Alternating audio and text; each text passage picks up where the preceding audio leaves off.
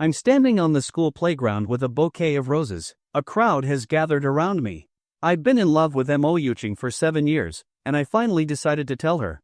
My heart was racing and my palms were sweating. There are whispers and laughter from all sides, but I'm only focused on her. The crowd around me is buzzing, discussing what's going to happen next. Mo Yuching appears with her friends. I step forward and hold out the roses to her. She looks at me and says I was only a friend to her. Laughter erupts in the crowd, and I feel everything crumble inside. Mo Yuching turns and walks away, leaving me alone with the bouquet of roses. After she leaves, I stand in a daze as the crowd slowly disperses. I feel like the whole world has collapsed, but I can't just stand still. I toss the roses into the nearest trash can and decide to walk away from this place. On the way home, my thoughts are jumbled as I try to realize what just happened. In the evening, to forget myself, I go to a bar. The atmosphere there seems lighter, and for a moment I feel better. I order myself a drink, hoping to drown my sorrows. But suddenly I see Mo Yuching with another guy. They're sitting in the corner, laughing and drinking.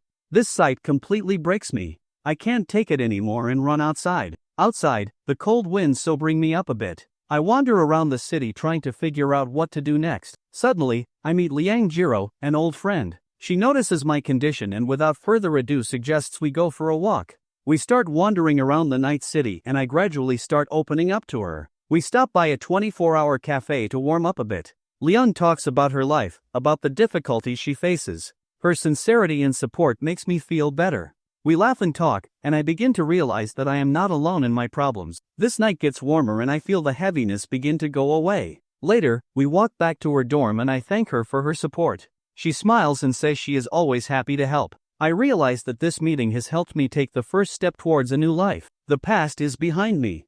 New opportunities and challenges lie ahead of me, and perhaps a new love. But the next day, I get an unexpected twist. I get a message from Mo Yuching. She wants to meet and talk. My heart starts beating faster again. Why does she want to see me? Could this change something in my life? I decide to go to this meeting, not knowing what lies ahead. And it all started like this. Look, another clueless guy is confessing to Mo Yuching, but this guy is actually pretty good looking. He's my type. Yeah, he's not bad, but look at who the girl is. She's stunning, and her family is loaded. Stop watching, it's never going to work out. I heard they've known each other for a long time. He's been chasing her for quite a while. Sigh, just another lovesick fool. In the end, he'll be left with nothing. At this moment, Hangcheng had just entered spring. The plants were only beginning to sprout new buds, and the surroundings still felt somewhat barren. Yet, even on this empty school field, a crowd had gathered to witness the spectacle. Chen Lu silently listened to the mockery around him. He was well aware that, right now, he was nothing more than entertainment for them. Standing in the middle of the field, he held a bouquet of roses in his hands, watching as the girl slowly walked toward him. She was universally acknowledged as the most beautiful girl in school, the one he had pursued for a full 7 years. Mo Yuching. The weather was still chilly, and the cool breeze kept brushing against Chen Lu's flushed cheeks. It also swept through Mo Yuching's jet-black, waterfall-like hair and ruffled the hem of her milky white dress. It was as if temperature had no effect on her. Her delicate collarbones and snow-white, smooth neck were still exposed to the cold. Mo Yuching's expression remained indifferent. Her lips were slightly pursed, and her beautiful almond-shaped eyes shimmered like an autumn lake, making it impossible to look away. Heaven had been exceptionally generous to her, bestowing her with exquisite, icy beauty. Every frown and smile of hers was mesmerizing. Chen Lu exhaled and took a step forward. In truth, he never wanted to confess like this, it felt like emotional coercion. But even more than that, he didn't want Mo Yuching to brush him off again. Yes, this kind of public confession put a lot of pressure on the one being confessed to. But Mo Yuching, that wouldn't apply to you. To everyone, you are untouchable. You are the moon among the stars. The line of people you've rejected could probably stretch outside the school gates. No matter whether the one confessing was worthy or not, each rejection only made you shine even brighter. As expected, just like he had anticipated, Mo Yuching remained unbothered despite the growing crowd. However, since the one confessing this time was him, she furrowed her brows ever so slightly. How long have you been chasing me? Her cold voice, mixed with the chilly wind, entered Chen Lu's ears. Exactly 7 years as of today. She did not let him speak first, and Chen Lu, understanding her, did not shout out any grand declaration of love. Because this was already his second confession. The first time was in high school. Mo Yuching had said she wanted to focus on her studies. Chen Lu understood. So, he gave up on attending universities in other cities and followed her to the same college. But when he realized that their relationship had not changed at all, even in university, he had already figured out the answer. If two single people, knowing each other for years, never get together, then they never will. Especially since they weren't just ordinary friends. They had known each other since they were kids. True childhood friends. And so, he just wanted closure, to put an end to these 7 years of being a pitiful, lovesick fool, desperately chasing after any scraps of attention. I worked hard for 7 years just to be worthy of you. 7 years is too long, Miss M.O. Even I get tired. Isn't it time to finally put an end to this undefined relationship of ours? At last, M.O. Yuching parted her lips, pulling Chen Lu out of his thoughts. Yes, 7 years, Chen Lu. Her expression was indifferent, her tone icy. It's been so long, and you still haven't realized that I never liked you? Let's just stay friends. If you bring this up again, we won't even have that. Chen Lu looked up at the overcast sky, surprisingly calm. Friends? So you expect me to stand by and watch you be with someone else? Watch you get married and have children one day? M.O. Yuching, I love you, but I'm not that pathetic. M.O. Yuching didn't say anything else. After scanning the crowd with her cold gaze, she turned and left, leaving behind only an elegant yet merciless silhouette. M.O. Yuching, I love you. I've loved you for 7 years. Chen Lu shouted at her retreating figure, disregarding the eyes of the crowd. Just as the murmurs of onlookers grew louder, he let out a self-deprecating laugh and spoke again, his voice much softer this time. But never again. Then, he turned around and walked away, back to the crowd, alone and dejected. Like a gambler who had lost everything in a final, desperate bet. And yet, amid the sorrow, Chen Lu suddenly felt a sense of relief. Not being loved. It sounded simple, but in reality, it was an impassable chasm. Wealth, looks, personality, those were things one could work on. But love? You can't force someone to love you. Chen Lu thought of this and forced a smile at Jiang Chao, who had been waiting for him. Jiang Chao was his best friend, practically a sworn brother. He had a strangely charismatic presence, and since he always brought breakfast for his roommates after his morning run, they jokingly called him boss. The best is yet to come. Jiang Chao patted his shoulder reassuringly. We didn't even prepare a celebration, you know? Because whether you succeeded or not, it was never about you not being good enough for her, it was about her not being good enough for you. Chen Lu glanced at the trash bin, which was filled with discarded confetti poppers, and chuckled without saying much. Let's hand these roses out to the little kids on the way back. No point in wasting them, they'll probably love them. Sigh, I told you, with a personality like yours, whoever ends up with you will be lucky. Jiang Chao made a face of mock disdain. Not to mention, you're actually pretty decent in every way. Does she really think just being pretty is enough? Every time she had a problem, who was the first person she called? And who was always the one solving those problems? If I were a woman, I'd drag you straight to the courthouse for a marriage certificate. Alright, I was touched until you said that last part. Chen Lu glanced around. Where are the other two? You guys are taking me out for drinks, aren't you? Of course. You know me too well. Let's go take your mind off things. Jiang Chao grinned and pulled him toward the school gates. By then, the sky had darkened. Streetlights flickered on one by one, and food vendors had already gathered near the entrance. Each of their modified tricycles was strung with small, bright bulbs. Insects fluttered around the lights, while the sizzling oil released waves of mouth-watering aroma. These street stalls had long become a lifeline for university students fed up with cafeteria food. Watching Chen Lu's sorrowful expression, Jiang Chao spoke in a deep voice. You two have known each other for so long. If she truly liked you, she would have said yes long ago. Stop torturing yourself. You're smarter than this, Chen Lu. Why are you so stubborn about this one thing? Chen Lu stared blankly into the distance, his lips curling into a complicated smile. I won't chase her anymore. Those 3 words carried all the strength left in him. Hidden within his relief was immeasurable grief. Really? I traded half my life for this realization. If I even think of looking back, I might as well be dead. Chen Lu quickly followed Jiang Chao to a nearby hot pot restaurant. Seeing the place packed with people, Chen Lu became even more certain that everyone had made reservations in advance to celebrate for him. After all, when guys eat together, they usually just find a random food stall. It's unlikely a group of men would go out for hot pot together, right? Chen Lu's expression was somewhat despondent, completely oblivious to the surrounding noise. What a pity. I failed. Noticing his other 2 roommates, Zheng Haoyu and Li Xinian, waving at him from afar, he walked over and took a seat. No one mentioned what had happened earlier that day. This was an unspoken understanding among men when no one knew how to offer comfort. They simply raised their glasses again and again. After a while, the familiar tune of cannon rang out. Chen Lu glanced at his phone, and upon seeing the caller's name, his heart trembled slightly. There was no way she was calling to change her mind, to reconsider and accept his confession. She probably just assumed I would still be her friend. Chen Lu knew that as long as he answered the call, he could continue to stay by Mo Yuqing's side as he always had, watching her dazzling beauty like the glow of a bright moon. And then, it would be as if nothing had happened today. But he really didn't want to pick up. He was exhausted. "Hey, that waitress with the low ponytail, what score would you guys give her?" "With the mask on, I can't see her face properly. Her outfit is way too plain, and those bangs are too long. Her figure is decent, but I'd only give her a 5, Jiang Tao said casually as he lit a cigarette. Chen Lu frowned in disgust. "You're so childish." Then, without another word, he declined the call and turned his gaze toward the busy figure moving through the restaurant. The girl didn't seem very old, probably under 170 centimeters tall. Since the hot pot restaurant was quite warm, she was only wearing a white t-shirt and jeans. The design on her t-shirt had faded from repeated washing, and her jeans were noticeably worn out. Though her clothing was ordinary, it couldn't hide the graceful curves of her body. However, her long bangs covered much of her face, and she walked with her head down the entire time. It seemed Jiang Chao's rating of 5 was solely based on her figure.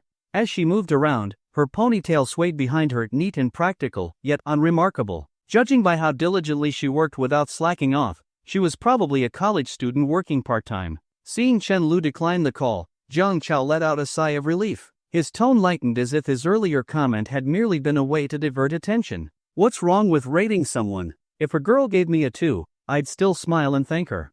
I'm not the type to have double standards. Besides, just yesterday, I helped an old lady cross the street. I'm a good guy, okay?" Chen Lu had no interest in continuing the conversation. He simply locked his phone screen and downed his drink in silence. Pressing the side button of a phone wasn't a big deal, yet at that moment, it felt like an enormous effort. "This is the first time I've ever ignored your call, even though you've hung up on me countless times. Sometimes, you didn't even answer just because you weren't in the mood." How dare he not answer? Mo Yuqing's eyes brimmed with tears as she bit her lower lip, her slender fingers repeatedly tapping the screen. "I've rejected him before, so why is he ignoring me now? What's wrong with just being friends? Weren't we fine like this before?"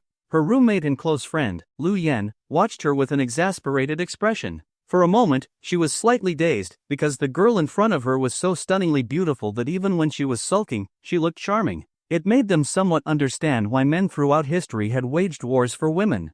"Even when I fought with my parents, he still answered my calls at 2 in the morning. I'm going to ask him what's going on." With that, Mo Yuqing hurriedly changed out of her lacy nightgown and threw on some clothes, not even bothering to fix her messy hair before heading for the door. Just as her hand grasped the doorknob and her roommates thought she had finally come to her senses, she turned around, stormed back inside, and plopped onto her bed with a pout. "I'm not going to chase after someone who ignores my calls." Although Lu Yan had been trying to talk sense into her ever since she got back to the dorm, she still walked over again, placing a hand on Mo Yuqing's shoulder. "Yuqing, this is the last time I'll try to convince you. If you actually like him, it's not too late to change your mind. Chen Lu has pursued you for 7 whole years. Just from what I've seen since I met you, whenever you call him, he brings you food, no matter how late it is. My own boyfriend wouldn't even make me brown sugar ginger tea during my period, but you always had it. Which other guy would learn to cook all your favorite dishes just for you? On the surface, you're the class president, but most of your responsibilities were handled by him. Even though you've taken it for granted, not everyone gets good morning and good night messages every single day. And..." Lu Yan hesitated, stopping herself from saying you can't live without him. No matter how close their friendship was, some lines shouldn't be crossed. After all, she was Mo Yuqing's friend, not Chen Lu's. What she had already said was pushing the limits of loyalty. But deep down, she firmly believed it. Back when they first started college, Mo Yuqing's personality had caused her to be completely isolated from her dorm mates. It was only thanks to Chen Lu's efforts to mediate that the other 3 girls eventually warmed up to her, allowing Mo Yuqing and Lu Yan to grow close. Chen Lu had been pursuing her, yet he had always maintained a respectful distance from other girls. There was even a time when he stood outside their dormitory in the pouring rain for an hour just because she was upset. The 3 of them had watched, feeling both moved and helpless. And yet, none of it seemed to have touched Mo Yuqing's heart. Lu Yan glanced at the stunning girl in front of her, who was pouting like a child. She suddenly felt like an anxious eunuch watching an indifferent emperor. Chen Lu had both emotional intelligence and good looks. While his family background wasn't as privileged as Mo Yuqing's, it wasn't bad either. It wasn't as if he lacked admirers. but he had only ever been devoted to her. Mo Yuching, his infatuation with you is practically one of his only flaws. I don't like him. I didn't like him before, I don't like him now, and I never will. Mo Yuching buried herself under the covers without even taking off her clothes, leaving only a cascade of long hair spilling out. She had never truly understood what it meant to like someone, but her pride instinctively rejected the idea. Lu Yan exchanged glances with the other two roommates. Their dear friend was driving them insane. Mo Yuching was actually a kind and generous person. She had even bought Chen Lu the latest laptop for his birthday. But she had no idea what Chen Lu truly wanted. She had never once responded to his love, dragging him along for 7 whole years. Yuching, you'll regret this. Soon, you'll realize something's missing when you, so sheltered from the world, finally have to face it on your own. He'll come back to me. Just like always. I've known him for so long, I understand him better than anyone. Meanwhile, across town, while Chan Lu was drowning in sorrow, his roommates had started drinking themselves into a frenzy. Stop wasting your time. How many 7-year stretches do you have in your life? Sticking to just one tree, don't you think that's unfair to all the other amazing women out there? Zhang Chao patted Chen Lu on the shoulder. So that's your excuse for being a player? Chen Lu frowned slightly. I just want to spread love equally. Yeah, right. Smash. Just as Chen Lu was about to retort, the sharp sound of shattering glass cut through the restaurant. Are you blind? Chen Lu turned his head just in time to see a young man angrily standing up, pointing at the part-time waitress and shouting. The girl trembled in fear, and the hot soup she was carrying splashed onto her arm. Strangely, even under these circumstances, she did not dare to say a word. She only lowered her head deeply. Every time the young man shouted, the girl would flinch, her eyes visibly welling up with tears, though she did not dare to let them fall. This guy must be crazy. The glass clearly fell because he did not place it properly. Zhang Chao squinted his eyes and complained. Without hesitation, Chen Lu stepped forward and gently pulled the girl behind him. He had never been one to seek attention, but he was definitely not the type to just stand by and watch. Otherwise, he would not be able to sleep at night thinking about it. It was not her fault. You are making a scene for nothing, Chen Lu said, sizing up the drunk young man. The man seemed to be about the same age as him. A girl sat beside him, and 3 other young men were seated across from him. Seeing a couple after his failed confession only made Chen Lu angrier. There was a campus card from Yuhang University on the table. It seemed they were from the same school. No matter how high the admission standards are, they still cannot filter out the scum. What does this have to do with you? If you want to fight, just say it. Seeing the young man pick up a beer bottle and glare at him aggressively, Chen Lu remained calm and turned to glance at the others sitting across from him. Not a single one of them spoke up to tell the truth. Instead, they looked at him with malicious intent. Chen Lu was a little surprised. Seriously? Even in a situation like this, they were willing to go along with it? At that moment, the restaurant manager rushed over, and several bystanders had already raised their phones to record the scene. Without warning, Chen Lu put his arm around the young man's shoulder and pointed toward a security camera in the corner. There are cameras, brother. Then, he gestured toward Zhang Chao and the others who had already stood up and spoke in a low voice. You are from Yuhang University too, right? We are from the law department. The one wearing glasses is a student council officer.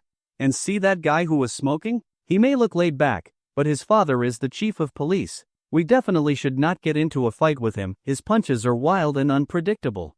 And worst case scenario. I am just saying worst case, while you are getting a lecture from the police, he might be sitting in his dad's office playing video games. So let us not provoke them. The young man was at a loss for words and stared at Chen Lu in a daze. Are you not afraid your student council friend might lose his position? Chen Lu blinked innocently, looking him straight in the eye.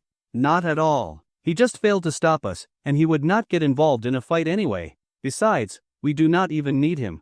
But I believe we are all civilized people. We run into each other on campus all the time. How about we get to know each other over a drink? Looking at Chen Lu raising his glass, the young man nervously swallowed.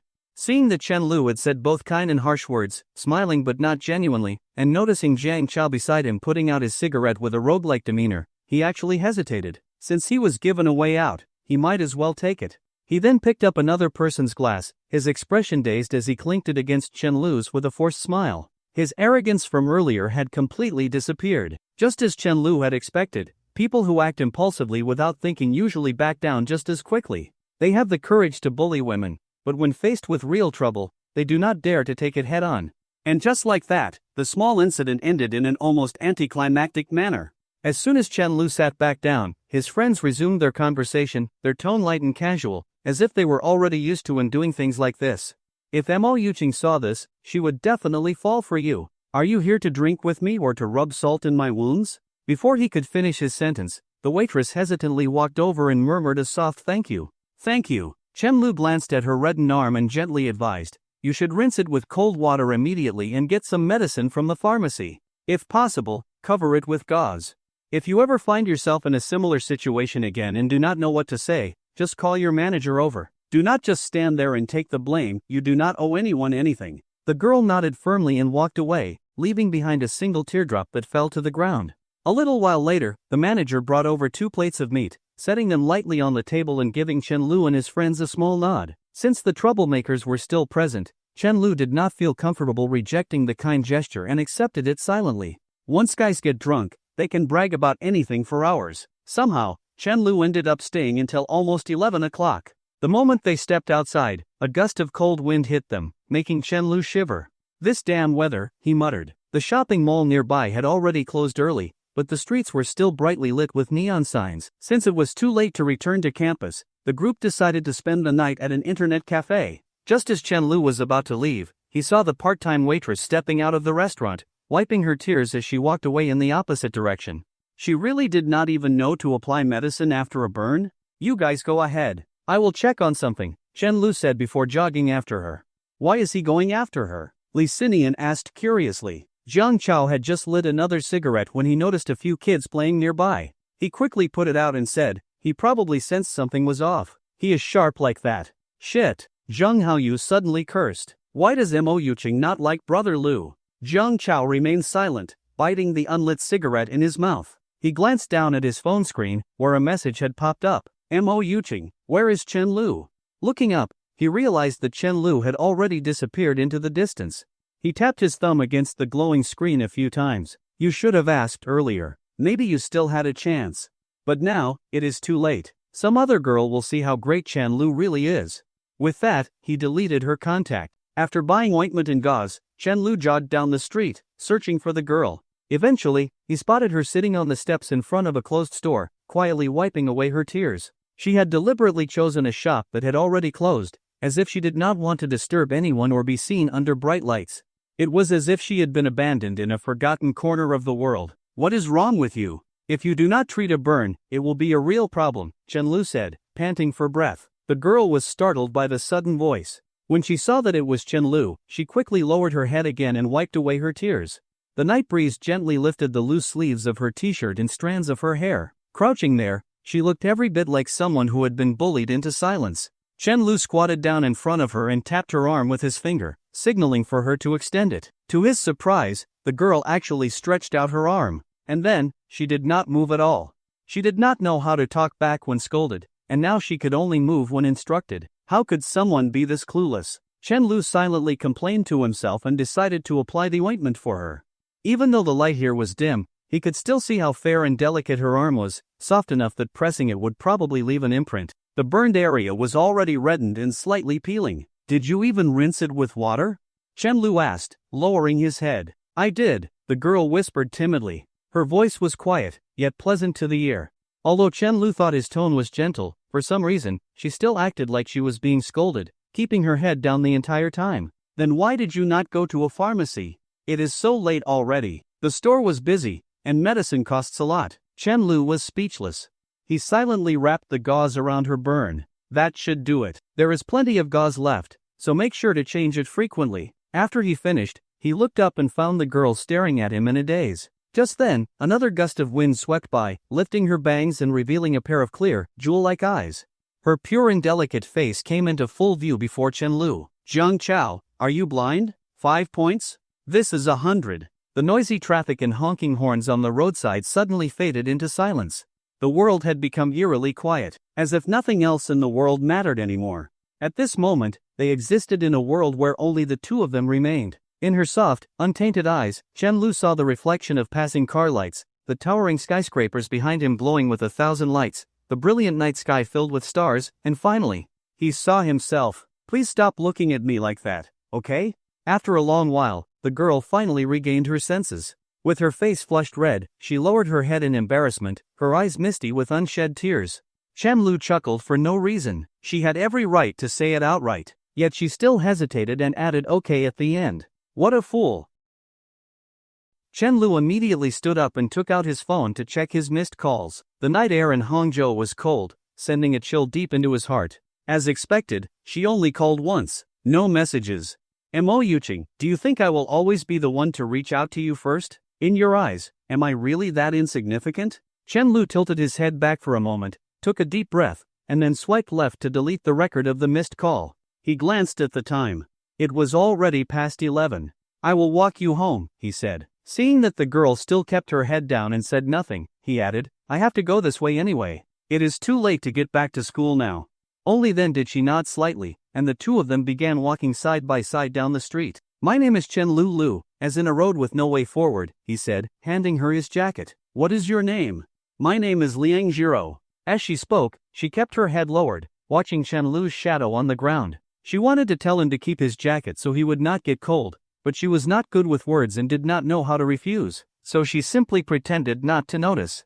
After all, she had not looked up at him even once. He would not realize that she had been watching his shadow the entire way, right? When she still did not say anything, Chen Lu simply draped the jacket over her shoulders. It is fine. I am not cold. Seeing that she was about to take it off, he reached out and adjusted the collar for her. Why are you so foolish? You are freezing, and you still say you are not cold. It is going to get colder tomorrow. Make sure to bring a jacket with you. The weather will probably not stabilize until after the Qingming festival. Thank you. Even though Liang Jiro's voice was still soft, Chen Lu could hear the shyness and gratitude in her words. For some reason, his heart felt warm. So even for something this small, there are people who will actually say thank you? Chen Lu was momentarily dazed. He had draped his jacket over Mo Yuqing countless times, but not once had she ever thanked him. Not even once. Also, I am not foolish. After a long silence, Liang Jiro suddenly said with great seriousness, All right. Liang Jiro seemed to have a quiet personality, and Chen Lu was not in the mood to talk much either. The two of them walked in silence. With nothing else to do, Chen Lu took a closer look at this girl who seemed a little insecure. When their eyes had met earlier, he had been genuinely struck by how beautiful she was, which made him even more curious. Why would a girl this beautiful want to hide herself? Why do you always keep your head down? And why do you have such long bangs? Chen Lu yawned as he spoke. You should be more confident. In all my life, I have only met one other girl as beautiful as you. Even if there are still brainless guys who would try to bully you, at least there would be a greater chance that someone would step in to help. After a long pause, Liang Jiro finally replied, this way. I do not stand out as much. Chen Lu understood now. From the way she had hesitated over the cost of medicine earlier, he had already guessed that she probably did not come from a wealthy family. For a girl with her personality, being too attractive was not necessarily an advantage. Looks only became an asset when paired with family background, like in Mo Yuqing's case. They walked for a long time, but for some reason, it felt like only an instant had passed. Eventually, Liang Jiro led him to a bus stop. I will wait for the bus here, she said softly. Once I get off, my home is very close. Chen Lu checked the time. Even though they had not dawdled, they had already walked for over 10 minutes. Do you go through this every day? Chen Lu tried to imagine it and immediately felt exhausted. Houses that are a little farther away are cheaper to rent. Then why do you not find a job closer to home? I can earn a little more here, even after deducting travel expenses. Chen Lu silently nodded. It seemed like whatever he asked, she would answer truthfully. It was kind of fascinating. That must be tough. Just as he said that, the bus arrived. With a hiss, the doors slowly opened. Liang Jiro turned to speak, but before she could finish, she saw Chen Lu press his index finger against his lips, as if saying. Then, with a soft smile, he watched as she stepped onto the bus. Only after sitting down did Liang Jiro suddenly realize she was still wearing his jacket. But by then, the bus had already started moving. She quickly stood up and lightly tapped on the window in a panic. Your jacket. I will return it to you. Seeing her finally raise her voice in a moment of flustered urgency, Chen Lu found it amusing. He simply waved his hand with a smile. But the moment the bus drove away, his smile suddenly froze. How is she going to return it? Even though Chen Lu's reflection was no longer visible in the window, Liang Jiro still stared blankly at the lower right corner of the glass. No one would have guessed that 1,000 years later, there would still be a foolish girl holding on to an impossible hope. Another cold gust of wind blew by, and she instinctively curled up in the jacket. It was so warm. Without thinking too much, Chen Lu hailed a taxi to go home. Both he and Jiang Chao were locals, so if they wanted, they could avoid returning to the dormitory every day. But to maintain a good relationship with their families, they still chose to stay in the dorm most of the time. Driver, Lijiang Garden. Oh, that far? I got lost, that is all. As he gazed at the hazy night sky, Chen Lu slowly pulled out his phone.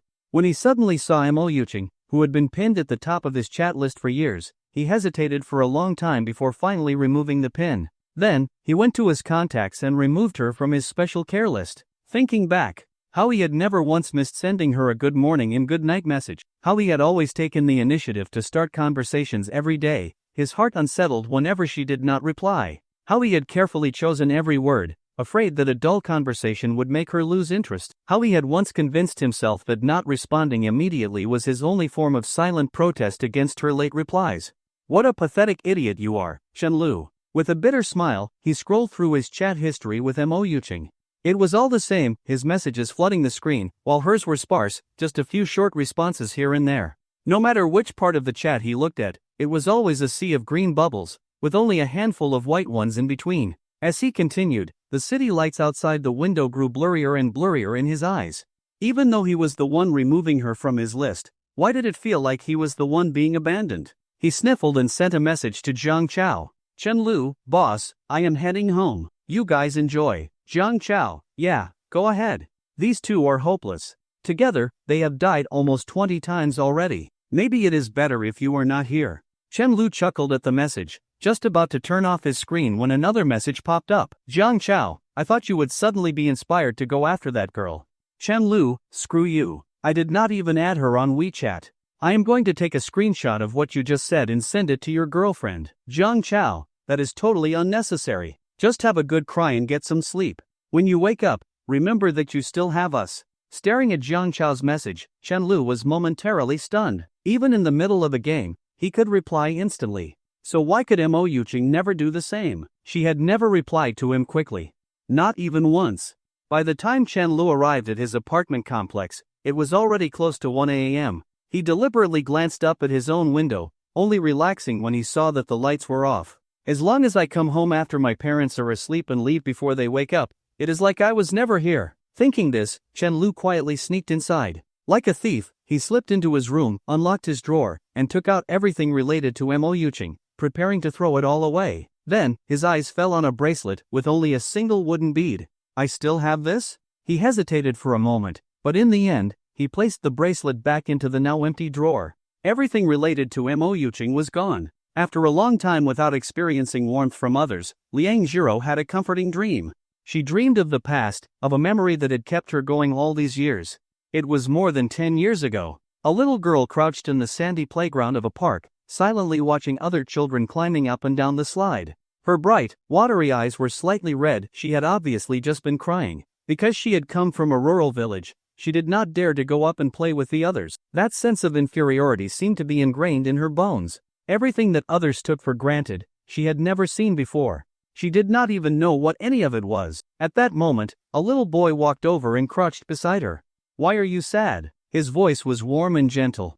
It was the first time since arriving in this city that someone had spoken to her like this. Because my dad has an illness that cannot be cured. As she spoke, her eyes filled with tears again, her expression full of grievance. It was her first time visiting the big city she had always imagined, but it was nothing like she had pictured. All Hangzhou had was the endless honking of cars and the sharp smell of hospital disinfectant. There were people everywhere, yet the distance between them felt impossibly vast. Unlike her village, no one would offer help unprompted. She could only follow her worried mother through the hospital, trying to figure out how to register, how to pay for treatment. Seeing the helplessness on her mother's face when people ignored her, she wished more than anything that she was already grown up. The boy silently nodded. After a long pause, he pointed to a group of children blowing bubbles in the distance and said softly, "At times like this, it is best to distract yourself. Do you want to play with a bubble machine? Just press a button, and lots of bubbles will float out. It is really fun. My family is poor. I cannot afford one." The little girl lowered her head even more. "Luckily, I happen to have two." The little boy spoke excitedly, then shoved the only bubble machine he had into her hands. His eyes, still childlike and innocent, showed no sign of deceit or reluctance. "One for each of us. Seeing her hesitance, the boy grinned and added, "The other one is at home. It is even better than this one, so I do not want to bring it out, someone might break it." "What is your name?" The little girl hesitantly believed him, rubbing her tear-stained eyes. Even though she knew she would never see him again, she still wanted to ask. "I am Fire Dragon Hero," the boy declared proudly, then stuffed all the fruit candies in his pocket into her hands. "If you ever feel sad, just eat a piece of candy. Here, for you."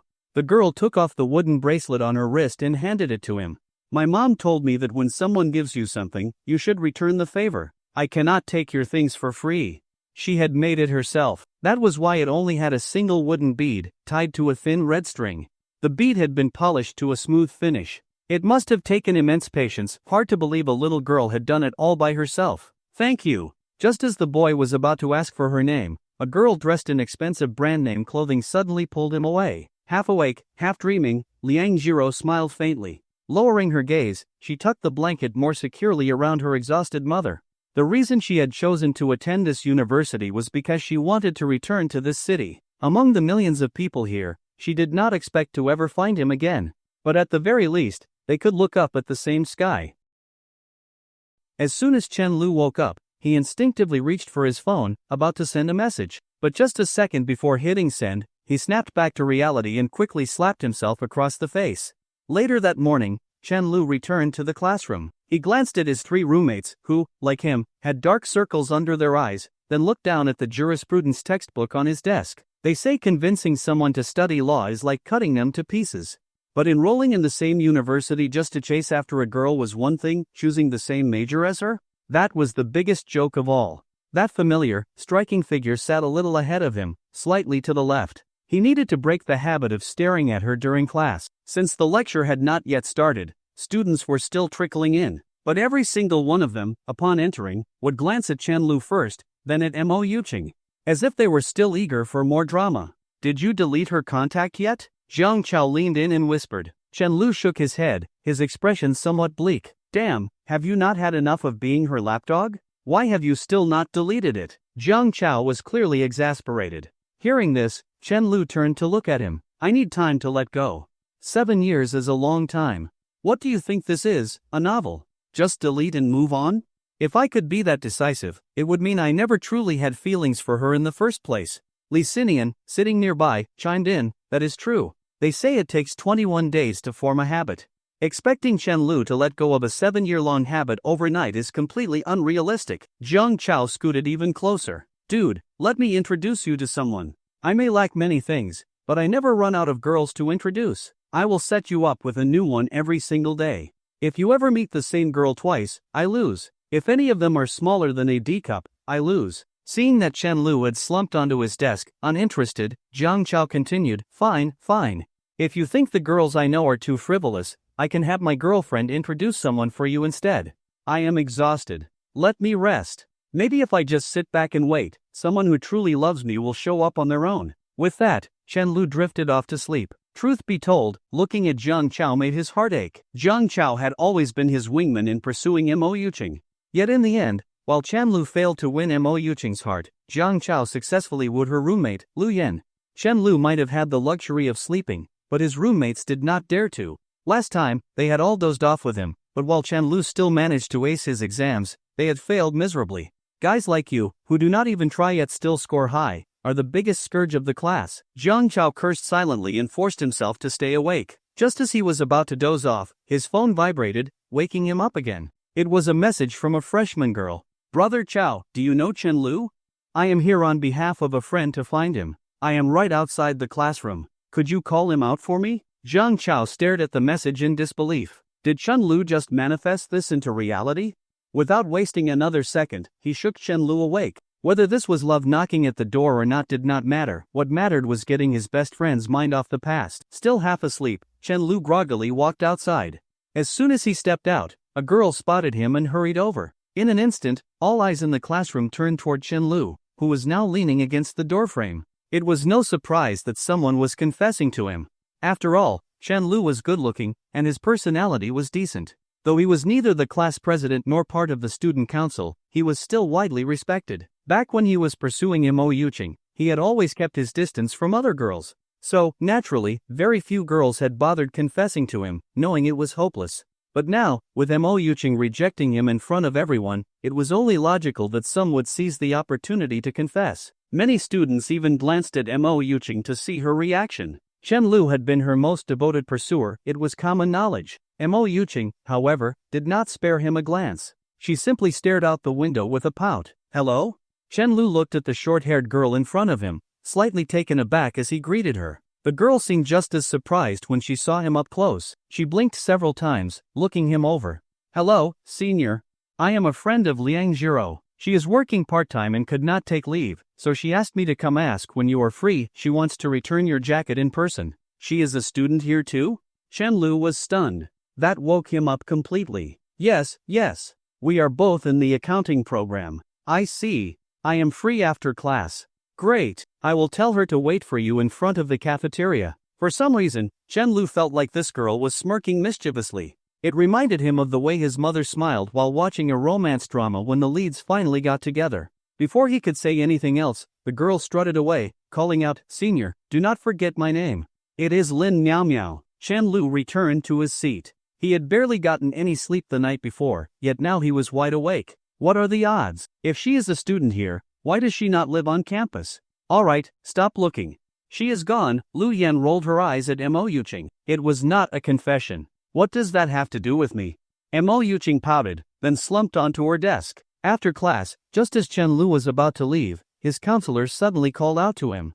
Their counselor had only recently graduated with a master's degree, yet for some reason, she had already adopted a mature, authoritative style, exuding the presence of a strict high school homeroom teacher. She was not the easiest person to deal with, but since Chen Lu was efficient at handling tasks, she tended to be lenient when approving his leave requests. The price? Occasionally being roped into doing free labor. "Chen Lu, come help me with the student roster."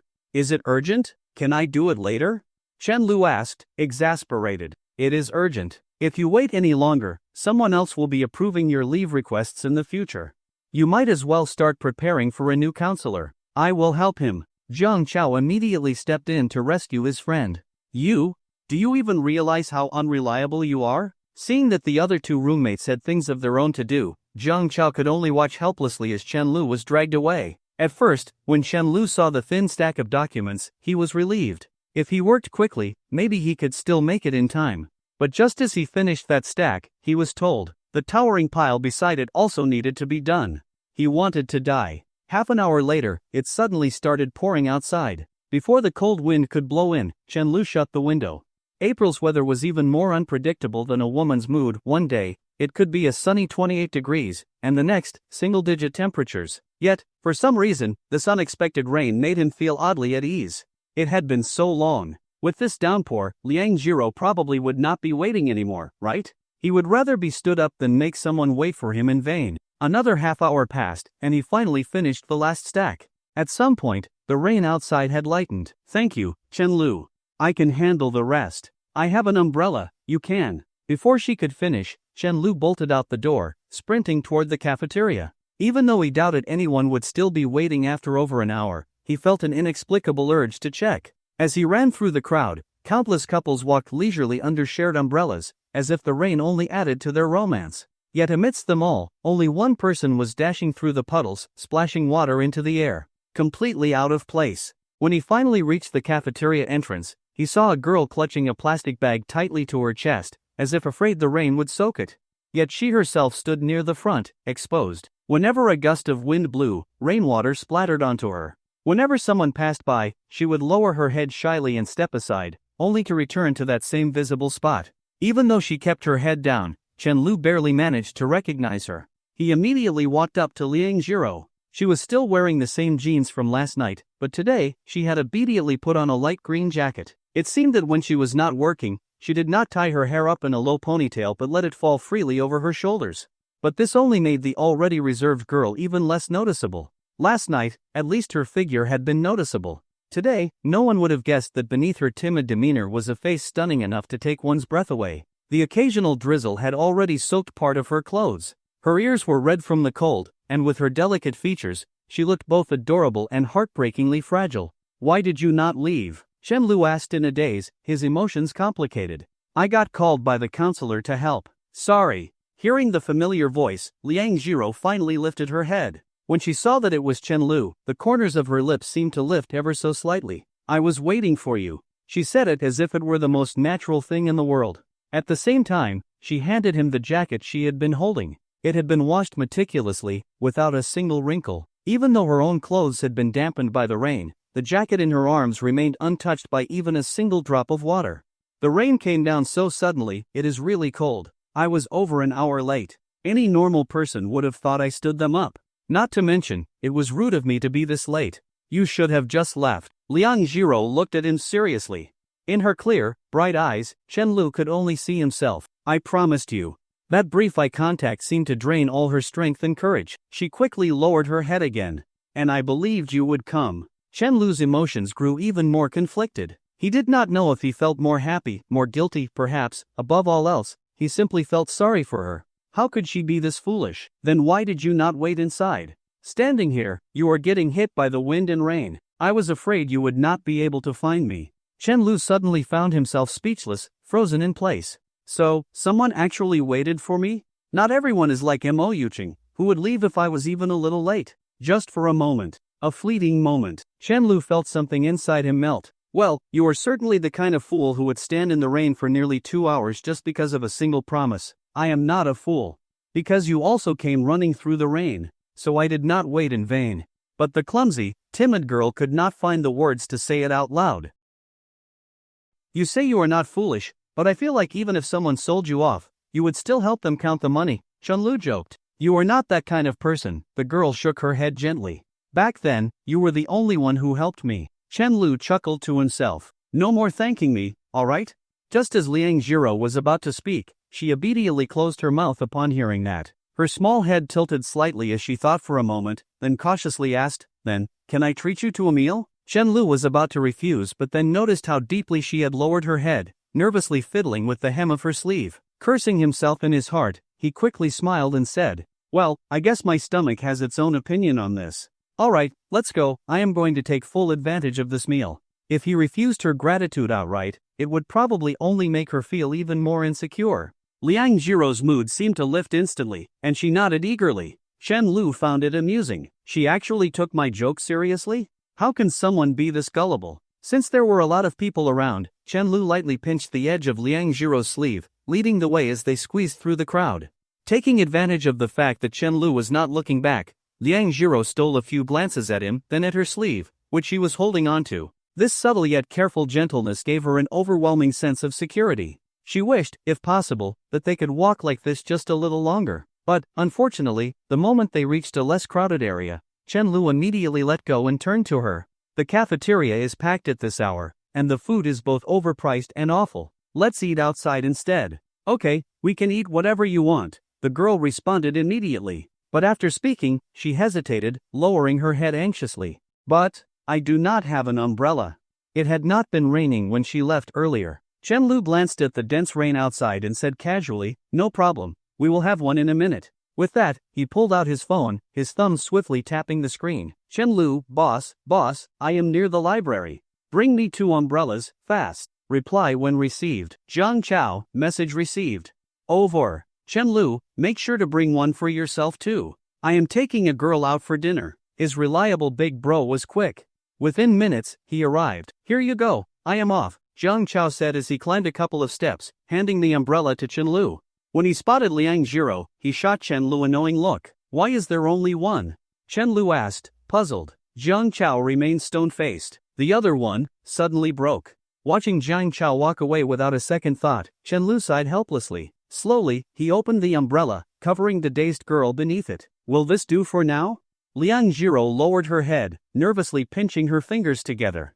After a brief pause, she let out a soft and quietly followed behind him, looking small and well-behaved. The two of them walked side by side under the same umbrella, gradually merging into the crowd. Noticing that Liang Jiro seemed too shy to speak, Chen Lu did not initiate a conversation either. Silently, they strolled through the fine drizzle. Raindrops pattered against the umbrella, masking the sound of the girl's rapid heartbeat. This was the first time she had ever walked so closely beside a boy, let alone shared an umbrella with one. After a while, Chen Lu led her outside the school gate and stopped in front of an old street. This is the place.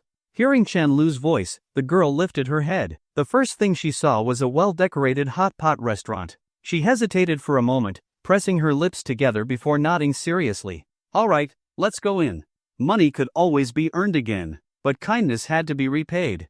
Especially when Chen Lu was the first person who had ever stepped forward to help her. Not there, Chen Lu pointed at a different place. Who eats hot pot in the middle of the day? He gestured toward a small noodle shop beside it. This place has been open for over 20 years.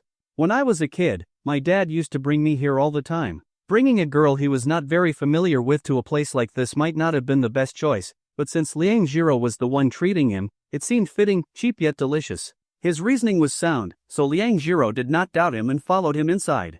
Even with the rain outside, the shop was still packed with customers, mostly students from Yuhang University. Clearly, no good restaurant could escape the eyes of modern college students. Chen Lu did not rush, simply watching as Liang Jiro scanned the QR code to pick 2 bowls, a total of 28 yuan. Only freshmen still foolishly stick to eating in the cafeteria. Chen Lu chuckled. Try it. Tell me if it is good. Liang Jiro handed him a pair of chopsticks before lowering her head, eating in small, delicate bites. Every now and then, she would sneak a glance at Chen Lu, then quickly look away. Chen Lu gazed at the timid girl in front of him, lost in thought. Ever since their first meeting, everything between them had unfolded in the strangest ways. He did not know whether he had stepped into her world or if she had stepped into his. But one thing was certain, she had added a unique color to his life. He had never imagined that Liang Jiro would actually wait for him in the rain for over an hour, afraid he would not find her. Even now, that warmth still lingered in his heart, like a pebble dropped into a still lake, sending ripples that refused to fade. It is good, right? Chen Lu asked with a smile. Although Liang Jiro ate quite gracefully, her small mouth was still puffed up like a little hamster's. At one point, her innocent gaze accidentally met Chen Lu's. In an instant, like an ostrich burying its head in the sand, she quickly lowered her head again. A faint, almost imperceptible blush appeared on her cheeks, as if convincing herself that if she could not see him, then he could not see her either. It seemed that girls never wanted to look like gluttons in front of others. Watching her, cheeks puffed out like a little hamster, Chen Lu could not help but smile. Resting his chin on his hand, he silently observed her. Then he glanced outside at the drizzle, feeling as though time had slowed, life becoming calm and peaceful.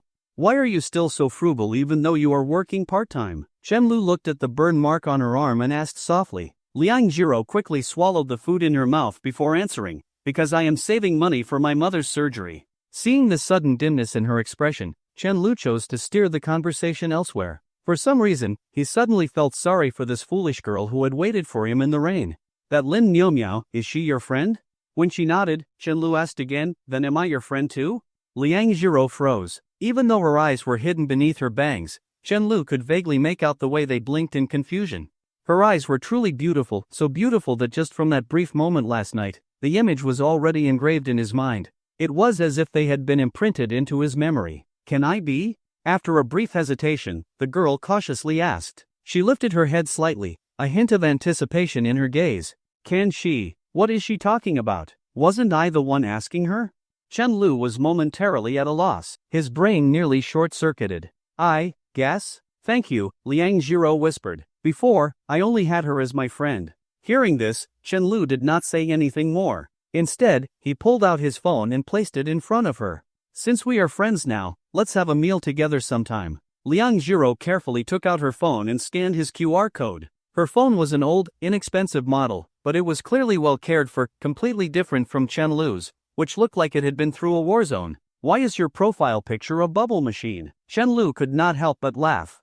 That was way too odd. He had already thought Jiang Chao's profile picture of Koan was abstract enough, because someone gave it to me. I used to have one too. This model was pretty expensive back when I was a kid. I once gave mine away, and my mom beat me black and blue when I got home. Chen Lu laughed as he spoke, but the laughter soon faded. He thought of that little girl who had probably lost her father. Then he looked at the girl in front of him, scrimping and saving every penny just to afford her mother's treatment. This world really is not kind at all. On the other side, as soon as Mo Yuqing walked into the cafeteria, she immediately drew countless gazes. Unlike Liang Jiro, she never wore the same outfit twice. Even though it was drizzling outside, she was dressed in a slim-fitting, light camel-colored high-neck knit sweater paired with a black long skirt. Her perfect proportions were accentuated to the fullest, and with her long, straight black hair, she exuded an air of sophistication and elegance. Even though her shoes were slightly muddy, no one was paying attention to them. Her slender waist was enough to draw all eyes upward. However, those who were observant might have noticed that this pampered young lady had barely been touched by the rain. She probably did not go out much on rainy days. Beside her, Lu Yan was more practically dressed in a thicker jacket and jeans. Even so, her natural beauty still shone through. But walking next to Mo Yuching, she was completely overlooked. Mo Yuching felt a little nervous today. She wanted to prove to Lu Yan that she could live just fine without Chen Lu. But the moment she stepped inside and saw the long line stretching across the cafeteria, her brows immediately furrowed. Does Chen Lu really have to wait in lines this long just to get my meals? She did not think too deeply about it. After all, she could easily afford to order takeout every day. But out of sheer stubbornness, she insisted on coming to the cafeteria herself. She had to pick up her own packages, register for her own classes, handle all her class duties herself. As she listed out her little acts of independence, she felt a hint of embarrassment, because for most people, these were things they had always done on their own. While standing in line, Mo Yuching absent-mindedly wiped Lu Yan's hair with a napkin as she asked where her favorite dishes were served. It took them nearly 10 minutes just to get Mo Yuching's favorite sweet and sour pork ribs. Lu Yan did not mind, but Mo Yuching was already fed up with waiting. She felt like she was going crazy. The place was unbearably crowded, filled with the sounds of people chatting and laughing. On top of that, some students were blasting tacky internet videos on their phones without headphones. The sheer noise made her ears ache. Just as she was about to ask where to get another dish, she suddenly spotted Chen Lu. But there was a girl sitting across from him, a girl completely different from herself. She was not complaining to Chen Lu about every little annoyance in her day. She was simply sitting there, quietly eating her meal. Every now and then, she would steal a glance at him. And Chen Lu, he was resting his chin on his hand, watching her. They were not talking much, yet. Why do they look so close? Why is Chen Lu having a meal with another girl? He has always only spent time with me. Mo Yuching stood frozen, her chest tightening. She felt irritated, annoyed, furious. He should be looking at me like that. His gentleness has belonged to me alone all these years. Lu Yan noticed a moment later than Mo Yuching.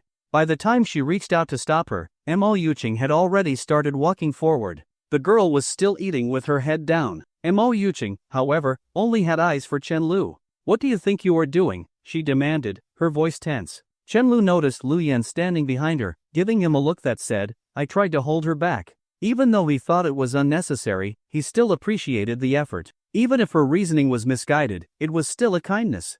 As you can see, Chen Lu replied calmly. Is there a problem? You like me, do you not? Then why are you having a meal with another girl? This is what you call liking someone? Although her voice was soft due to the cafeteria setting, her anger was unmistakable. You are right, I did like you, Chen Lu said, his tone turning cold, surprising even himself. In the past, being this close to Mo Yuching would have made his heart race. But now, he felt nothing. So this is what it means to be completely dead inside. You were the one who rejected me, he continued. You only gave me two choices, either keep being your pathetic little lapdog, or stop being friends altogether. As you can see, I chose the latter. Because I am tired. He let out a self-mocking chuckle. I am not some saint. Knowing there was no future with you, why would I continue treating you like a queen? His icy words struck her deep. For some reason, she suddenly felt like crying. She did not understand why, but her vision blurred, and tears welled up in her eyes. Mo Yuching wanted to hold them back. She wanted to smirk and brush it off, but she had never been one to suppress her emotions. Ever since she was a child, she had always let her feelings run free, waiting for someone to comfort her. And now, she had failed. In the end, she could only let the tears fall while pretending not to care. Fine. No problem. Even if you eat with 10 girls at once, it has nothing to do with me, she said with forced nonchalance. As long as you are happy. Then she reached up and tucked a loose strand of hair behind her ear, her delicate fingers brushing away the tears on her cheek. Since you would not take my calls, do not expect me to ever pick up yours. I will never answer. Not even once. All right, Chen Lu nodded. So then, what exactly was your reason for coming here to confront me? Mo Yuching froze. You cannot even explain it yourself, can you? We are not even friends anymore. This is none of your business. Mo Yuching stared at him, dazed. Suddenly, Chen Lu felt like a complete stranger to her. A stranger she had just met for the first time. From the moment Chen Lu gave her that first bouquet of flowers to now, 7 years had passed. If she counted from when they first met, they had known each other for over a decade. But no matter how far back she searched her memories, Chen Lu had never looked at her like this before. There was not a single trace of warmth in his eyes. Not even the faintest glimmer of light. Why? Why is he looking at me like this? The Chen Lu she knew had always smiled at her, no matter how upset she was. Where did that Chen Lu go? You were never like this before, she murmured. Before Mo Yuqing could even process what she was saying, the words had already escaped her lips. Mo Yuqing, if you want to talk about the past, then let me tell you properly. Chen Lu looked at the girl he had loved for 7 years and asked, what were you like back then? I once invited you to dinner, and you agreed. That night, I waited for 3 hours. I waited until the restaurant closed, but you never showed up. Later, when I asked you about it, you said you had forgotten. Do you remember that? You probably do not, but I do. I remember the way people looked at me, their amused, mocking eyes. In the past, I humbled myself like a dog, trying to please you. And what did I get in return? 2 rejections. I wanted to be your boyfriend, not a dog at your side. But now, I do not want anything anymore. I just want to keep my distance from you. Whether it was because she was shocked by Chen Lu's cold expression or because she simply did not know how to argue back, Mo Yuqing said nothing. She only wiped her tears in silence. Chen Lu did not react either. He simply sat there, watching her quietly. So this is what they call tears like pear blossoms in the rain. Turns out, when a beautiful girl cries, it really does look like this. Of course, seeing the girl he had loved for 7 years crying in front of him felt strange, but Chen Lu held himself back. Yen, let's go get pickled fish, Mo Yuqing said, her voice choked with tears as she turned away with red-rimmed eyes. Pickled fish is in the East cafeteria, not here, Lu Yen whispered as quietly as she could, feeling a little awkward. Then let's hurry over. Wait, but your other favorite dish is here. Mo Yuqing froze. So this is how Chen Lu ran back and forth every time he brought me food? Lu Yen seemed to guess what she was thinking and simply shrugged. Although Lu Yen could tell that Mo Yuqing was beginning to realize how much effort Chen Lu had put in for her, she was still unwilling to be the first to lower her head. Even after seeing another girl by Chen Lu's side, even after discovering just a small fraction of how difficult things had been for him, Mo Yuqing still refused to give in. She turned around and walked away, without hesitation, without looking back, without saying a word, and she even walked in the wrong direction. You are going the wrong way. We need to go the other way. Lu Yen stood in place, glancing at Chen Lu, who remained motionless, and then at Mo Yuqing, who was storming off in the completely wrong direction. With a deep sigh, she quickly ran after her. Chen Lu had seen this expression before. It was the same look his mom had whenever the main leads in a drama walked past each other without realizing their feelings. Watching Mo Yuqing wipe away her tears as she left, Chen Lu felt a mix of emotions. This was the first time he had ever made her cry. So she actually can cry because of me? But it did not matter anymore. I want to move on. He repeated those words over and over in his heart. Then, he continued sitting there, playing with his phone. Only this time, he mindlessly opened and closed random apps, his fingers tapping aimlessly. Because 7 years was too long. Letting go was not going to be easy. Even if it hurt. Even if it took another 7 years of pain. I will not look back. I never thought that all the time I spent on you was nothing but a sunk cost. After Mo Yuqing left, she continued experiencing the realities of life, but Chen Lu no longer cared. Soon, she would realize that by the time she finished running back and forth to buy all the food she wanted, she would be too exhausted to even have an appetite. She would discover just how frustrating it was to pick up packages from various collection points scattered far apart. She would find that getting a seat in the library was not as easy as she thought. She would learn that no matter how beautiful she was, getting leave approved by the counselor was still nearly impossible. At this moment, she was like the little mermaid in a fairy tale who had just stepped onto land. Every step she took was painful. Chen Lu slowly walked out of the cafeteria and looked up at the sun, which had just broken free from the edge of a dark cloud. The sunlight was warm on his skin, and with the rain having just stopped, the air was crisp and fresh. The rain has stopped. The situation earlier seemed to have been beyond Liang Jiro's comprehension. She kept her head down and remained silent. Chen Lu's thoughts were a mess as well. He could not understand why Mo Yuqing had made such a scene in front of him. Or rather, he had a vague idea, but he did not want to acknowledge it. She is just not used to living without someone worshipping her. Chen Lu took a deep breath of fresh air, feeling the cool breeze on his face. With a self-mocking smile, he said, "That was the girl I pursued for 7 years. I never got a single response, yet I still held on for 7 years. Pretty stupid, huh?" To his surprise, Liang Jiro simply shook her head earnestly. Then, she reached into her pocket and pulled out a small fruit candy. Since Chen Lu was taller than her, she had to lift her delicate hand slightly, her fingers opening like the petals of a flower. Chen Lu carefully took the candy, looking at her in curiosity. "Why are you giving me this?" he asked. "Because I do not want you to be sad." Her voice was soft, gentle, and sincere. Chen Lu froze. The cold wind blew against him as he stood there in a daze, but it could not cool the warmth in his heart. He never would have thought that, of all things, the one thing that brought him the most comfort in these past few days was someone giving him a piece of candy. It took him a while to snap out of it. Sniffling slightly, he asked, "By the way, why do you live off campus? Our dorms are pretty cheap, are they not? I have to take care of my mom." "I see. Where are you headed now?" "I will take you." Chen Lu's voice was gentle. The green apple-flavored candy slowly melted in his mouth, filling it with sweetness. And along with it, something in his heart seemed to melt as well. "There is no need. I am going to work. It is far from here."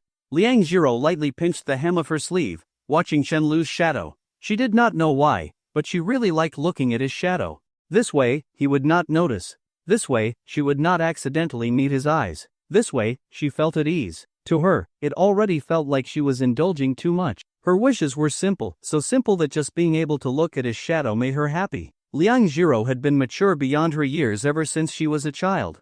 After her father passed away, she became even more so. With her mother falling ill, she could not afford to be selfish. She could not afford to act willfully. She could not afford to be ignorant. Suppressing her desires had become a habit. Studying relentlessly and working tirelessly to pay for her mother's treatment had become her way of survival. She had no hobbies of her own. Unlike other girls her age, she did not care about makeup or skincare. She did not understand fashion, nor did she want to spend time picking out clothes. Just being able to look at the boy who brought a sliver of light into her dim world was enough for her.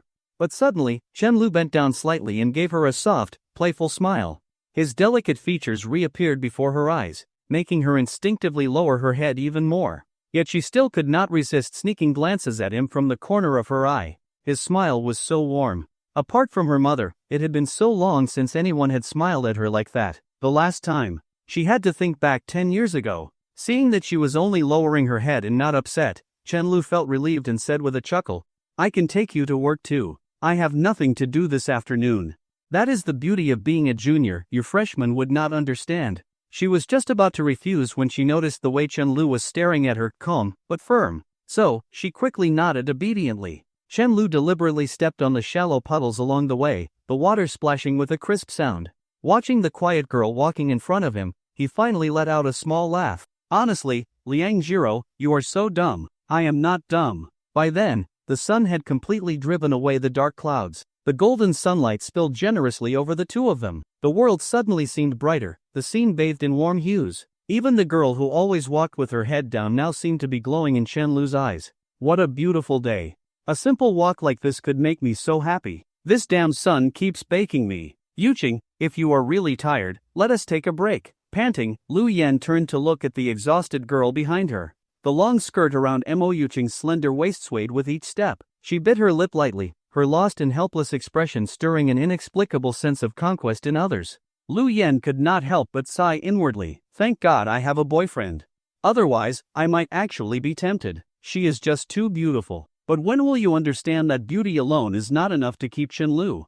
When will you let go of your pride? Yes, you have the privilege of being this confident, but this is not how love works. Mo Yuching seemed not to have heard her at all. Holding two packages in her arms, she stared blankly ahead, moving forward like a wind-up doll, swaying with every step. Her legs ached, and her mood had hit rock bottom. After running around all afternoon, she had finally bought all the food she liked. But by the time she sat down to eat, she was too exhausted to have any appetite left. It was not about the money, she did not care about that. But the fact that she had put in all this effort only to be too tired to enjoy the results made it all feel like a complete waste. Only now did she realize just how many things she had been ordering online. She used to buy whatever caught her eye, never once considering how much of a hassle it would be to actually pick everything up. And then there was her confrontation with Chen Lu earlier. Her thoughts were a mess, her mind completely consumed by that unremarkable girl. Is she prettier than me? Why was Chen Lu eating with her? Why has Chen Lu changed so much? The people I have rejected so many times never changed their attitude toward me, so why did he? But soon, she pushed all those thoughts aside. Whatever. Chen Lu will come apologize on his own, just like he always does. And when he does, I will not forgive him so easily this time. After dropping Liang Jiro off, Chen Lu wandered around West Lake for a while, letting his mind settle. It was already late at night by the time he returned to the dorm. Just as he placed his hand on the doorknob, he heard his roommates chatting inside. "You guys think Chen Lu has a shot with that girl from the hot pot restaurant? He has been gone since lunchtime." Jiang Chao's distinctively raspy voice was easy to recognize. "You are mistaken. I think you are underestimating Chen Lu." The other two roommates immediately objected. "Fuck, he should have moved on sooner. I was really worried he would hang himself on that dead-end love like an idiot." Jiang Chao cursed with a laugh. Then, the dorm fell into silence, apart from the rapid clacking of keyboards. "Boss, why do you sound like an old mother?" Chen Lu pushed open the door, smiling bitterly. The moment he stepped inside, 3 pairs of scrutinizing eyes locked onto him. "You bastard, spending the whole day with a girl." "It was nothing. We ate, then went our separate ways. I was alone after that." Chen Lu climbed onto his bed. "We are innocent, all right?" With that, he closed his eyes, ignoring their sarcastic teasing. But a moment later, he suddenly sat up and pulled out his phone. He hesitated for a moment, then sighed before lying back down. Out of habit, he wanted to send someone a good night message only to realize there was no one left to say it to. His gaze drifted to the strange bubble machine profile picture. Almost without thinking, he clicked on it. He was about to casually ask, "Did you get home safely?" But before he could type, he saw the words, "Typing." What a coincidence. Raising an eyebrow, Chen Lu waited to see what Liang Jiro was about to say. 10 minutes later, he was still staring at the same typing message. His expression slowly turned into that of an elderly man staring blankly at a phone on the subway. He closed WeChat, then reopened it. The moment he refreshed the app, the typing message disappeared, returning to just her ID. Did WeChat just glitch out on me? Fresh out of the shower. Fresh out of the shower, Liang Jiro looked as delicate as a lotus emerging from water. Her hair was tied up, and she wore a loose white t-shirt paired with home shorts. Her flawless face was breathtaking, and the wide neckline revealed her snow-white swan-like neck. Her slender, smooth legs were impossible to ignore, and the subtle rise and fall of her chest made it difficult for anyone to look away. However, her arm was oddly wrapped in several layers of plastic wrap. Her clear, bright eyes stared blankly at the empty chat window between them. She typed, deleted, retyped, and deleted again. As time passed, the corners of her lips, which had unconsciously curved upward, slowly fell back down. Her breathing grew more rapid. When she finally looked at the time, 10 minutes had already passed. 10 minutes, and she still had not figured out what to say. What am I even doing? Frustrated and embarrassed, Liang Jiro rubbed her face, tossed her phone aside, and rolled around on her bed twice before finally burying her face under the blanket. Her delicate legs kicked at the air. "He cannot see me, right? No one would stare at our chat window for 10 whole minutes, right?" She both wished that Chen Lu would not accidentally check their conversation and see her hesitation. Yet she also felt disappointed at the empty chat screen between them. Someone like him, so good-looking, so kind, must have plenty of people to talk to. Chen Lu's warmth was like the rain in spring nurturing others without making a sound. He never crossed any lines, never made a fuss. He simply gave, quietly and without expectation. Most importantly, he never put any pressure on her. When he gently held onto her sleeve in the crowd, it made her feel safe, like all she had to do was follow him, and nothing else mattered. But then, she remembered the girl she had seen in the cafeteria that afternoon. That princess-like girl. She was truly beautiful, dressed in clothes that looked expensive, yet fit her so perfectly that Liang Jiro did not even dare to lift her head and look at her for too long. Her eyes radiated confidence, pride.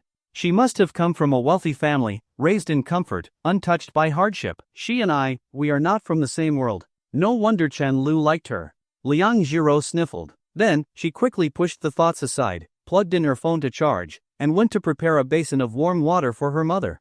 After her father's passing, she had long since learned how to bury all her emotions deep inside. Standing in front of the bathroom mirror, she carefully checked her reflection, making sure there was nothing unusual about her expression.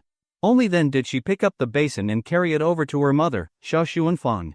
Ever since Xiao Xuanfang was injured in a hit-and-run accident years ago, she had lost almost all sensation in her legs. The doctors had said that only surgery could improve her condition, and even in the best-case scenario, she would barely be able to walk with crutches. But that was not the real issue.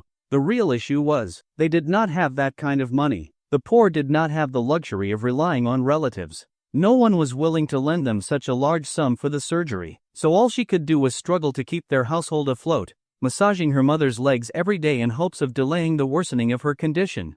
until she could prove she had the ability to repay a loan. Burying all her emotions once more, Liang Jiro forced a smile at her mother's weary face. Then, she lowered her head and began washing her mother's feet. Xiao Xuanfang looked at her daughter, her eyes suddenly welling up with tears. This foolish girl, who had only just entered university, should have been enjoying her youth. Yet she had been forced to shoulder the weight of the family for so many years. The more sensible and mature her daughter was, the more Xiao Xuanfang's heart ached with guilt. When Liang Jiro was little, she had been so full of life. She loved to dress up, loved pretty little dresses, just like any other girl her age. She would giggle and ask silly, childish questions. But after her father passed, Liang Jiro changed. It was as if she had grown up overnight. She no longer smiled as brightly. But she almost never cried in front of her mother either. Xiao Xuanfang still remembered the day she saw little Liang Jiro standing against a wall, watching other children playing and laughing. She had stared for a long, long time. Then, she had silently turned around, walked into the kitchen, and started preparing dinner. That moment had crushed her heart, suffocating her with pain. More than once, she had thought about ending it all, just so her daughter would no longer have to bear this burden. But she was too afraid to imagine Liang Jiro being left alone in this world. Could Jiro handle it all by herself? Every day, Xiao Xuanfang made up her mind. Every day, she hesitated.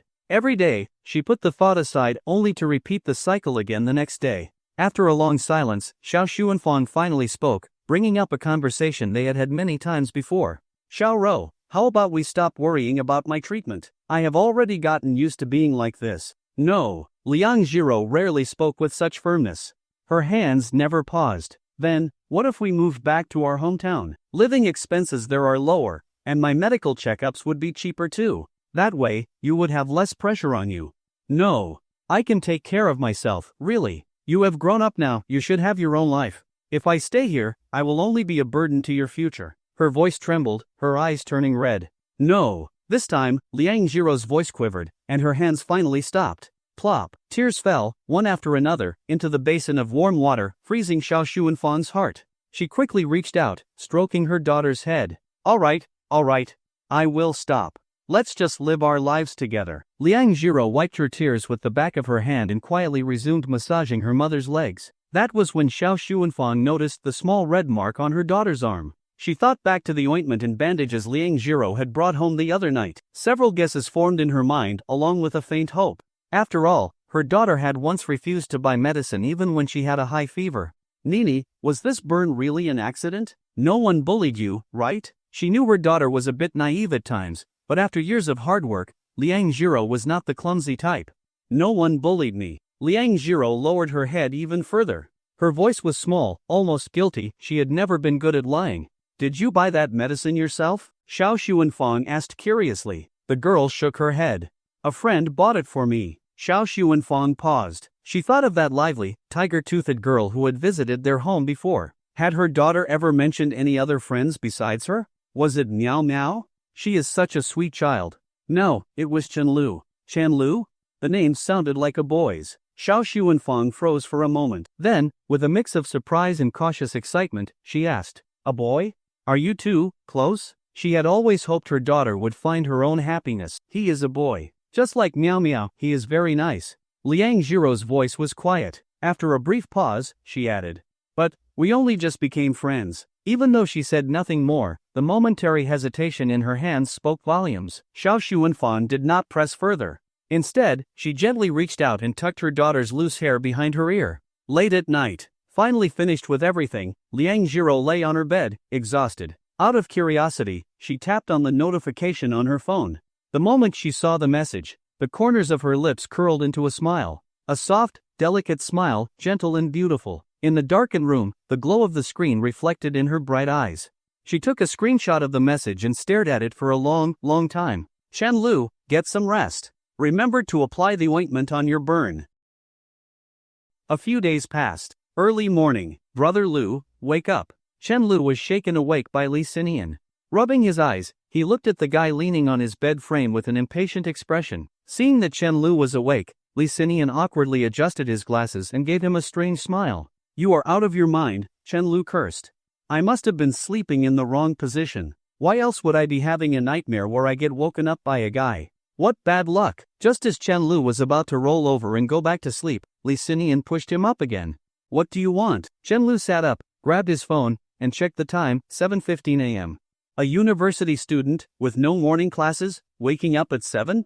What kind of sin did I commit to deserve this? Do me a favor, just like during the freshman welcome gala, help out with the club that's preparing for the performance. Lee Sinian sounded extremely sincere. This time, it is the university's centennial celebration, so it is going to be even busier. I really cannot handle it all myself. Chenlu glanced at Zhang Chao, who was still asleep, lowered his voice, and whispered, "Are you even human? You are asking a guy who has not even gotten over his breakup to help you? Come on, if you do not help, I will have to suffer the pain of losing you." Lee Sinian looked genuinely anxious, probably having just received the notice. This was obviously one of those fools who believed in the nonsense that student government is a great place to gain experience. Even if he managed to become an officer, he was still just a more competent fool. The two stared at each other for a moment before Chen Lu slowly blinked and said, "Who even are you? Why would losing you affect me in any way?" Seeing Lee Xinyan's defeated expression, Chen Lu smirked. "Call me something nice, and I will consider helping you." Despite his teasing, he was already getting up to change. "Father, I will treat you to 2 rounds of all-you-can-eat seafood after this." Chen Lu was so startled by the sudden outburst that he almost tripped. "What the hell, are you serious? I really do not have time. The university leaders keep changing their minds every 5 minutes." Lee Sinian let out a long sigh. "I told you joining the student government was a mistake. I told you that trying to get a head start for the civil service exam was nonsense. Now look at you, suffering." Chen Lu walked toward the bathroom to wash up while Lee Sinian trailed behind him like a shadow, listing all the tasks that needed to be done. "I mean, I am doing pretty well, all things considered," Lee Sinian mumbled, a little embarrassed. Chen Lu glanced at him through the mirror while brushing his teeth, making Lee Sinian immediately shut up.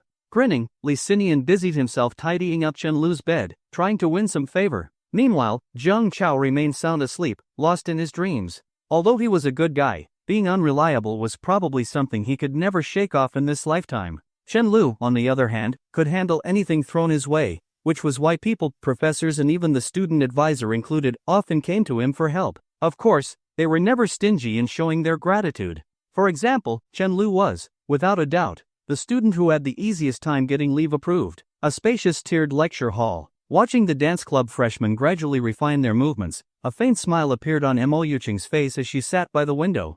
But the smile quickly faded, and her expression darkened slightly. She seemed a little absent-minded. Even though she had already quit the dance club in her second year, she had still been invited back to help guide the performance they were preparing. It seemed like a lot of attention was being placed on this centennial celebration. Mo Yuqing stretched out her long legs, clad in thick black stockings that effortlessly drew attention, and gazed at the few wisps of white clouds in the sky. Her thoughts inexplicably drifted to the past. Since childhood, aside from her studies, her mother had constantly pushed her to learn all sorts of things: guqin, keyboard, dance, advanced mathematics. It had been exhausting, but she had always had Chen Lu by her side, available at her beck and call, which made it somewhat bearable. Every time her lessons ended, she would call Chen Lu to accompany her, and he had never once refused. Even during summer break, when he stayed at his hometown, he would take a 3-hour bus ride just to wait outside her tutoring class. But now, something seemed different. Why did things change all of a sudden? Mo Yuqing could not figure it out.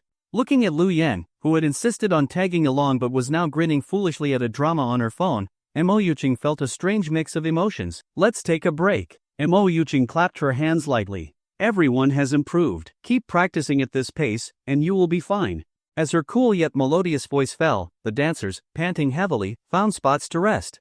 No one objected to Mo Yuqing's guidance. After all, not only was she more beautiful than most celebrities, but her dancing was also breathtaking, like someone who had stepped straight out of a painting. However, they also never got too close to her, as she was simply too proud. Talking to her always carried a sense of distance that was hard to describe. Even though she had generously bought them all expensive desserts, it still felt somewhat awkward. At that moment, a freshman with a ponytail cautiously approached her. "Senior Yuqing, for some reason, the props and speakers we requested still have not arrived. Do you think you could help us with that?" The girl looked disappointed. As a freshman, she took the opportunity to perform in front of the entire school very seriously. "You used to be in the dance club, and you are also the class representative, so I thought I would come to you. I will see what I can do." Mo Yuqing answered somewhat helplessly, feeling troubled. Even though she held the title of class representative, she was completely clueless about handling such matters. Chen Lu had always handled everything for her. Back when she performed on stage as a freshman, aside from practicing and performing, she had not dealt with anything else. Chen Lu had taken care of everything. The entire process had been smooth and effortless. It was only now that she realized just how much work was actually involved. I feel like having some milk tea. I will go buy some. What does everyone want? Lu Yan, noticing Mo Yuqing's discomfort, stepped in to change the subject. No need, Senior Lu Yan.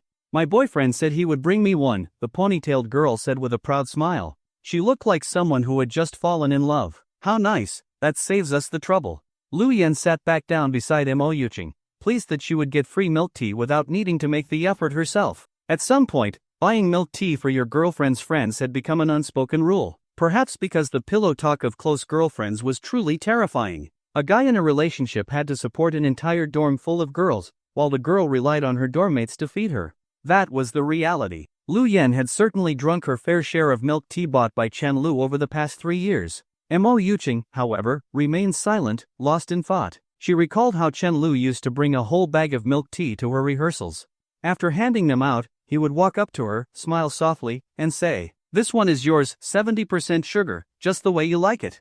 I only asked them to add a little coconut jelly." And in that moment, she had felt like a princess adored by a prince straight out of a fairy tale, envied by everyone around her. Before long, the freshman's boyfriend arrived. The guy looked around the room from the doorway, and as soon as she saw him, the girl ran toward him excitedly. But then she realized he had only brought 1 cup of milk tea. A moment later, she dragged her boyfriend outside, half embarrassed, half annoyed. Whether she would simply remind him or argue with him was anyone's guess. Mo Yuqing could not help but chuckle at the scene. So foolish. If it were Chen Lu, he would have asked in advance how many people were here. Wait, was Chen Lu really that much better than other guys? The moment that smug smile crept onto her lips, it suddenly vanished. She realized that no matter how good Chen Lu was, he no longer belonged to her. Lu Yan, noticing the shift in her best friend's mood, gently placed a hand on her slender shoulder, as if about to say something. Listen, do not hesitate to speak up if you need something. If you are too polite, people will keep putting you off. Be firm but respectful, and keep following up. Chen Lu entered, carrying a speaker, accompanied by the dance club's vice president, who was struggling under a pile of costumes.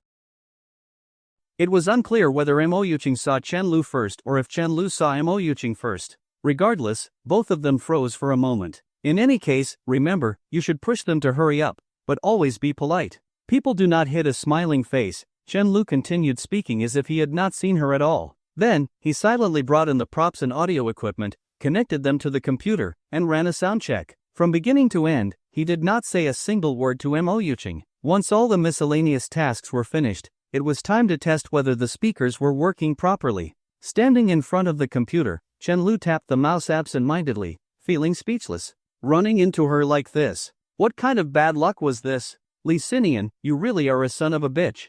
What Chen Lu did not realize was that, to the dance club girls who had been worrying about this issue for days, his arrival was like a god descending from the heavens. Not to mention, he had handled everything alone with such effortless efficiency, as if it were second nature. In the eyes of these freshman girls, all they saw was a senior who was both handsome and gentle, with a clear and reliable way of speaking.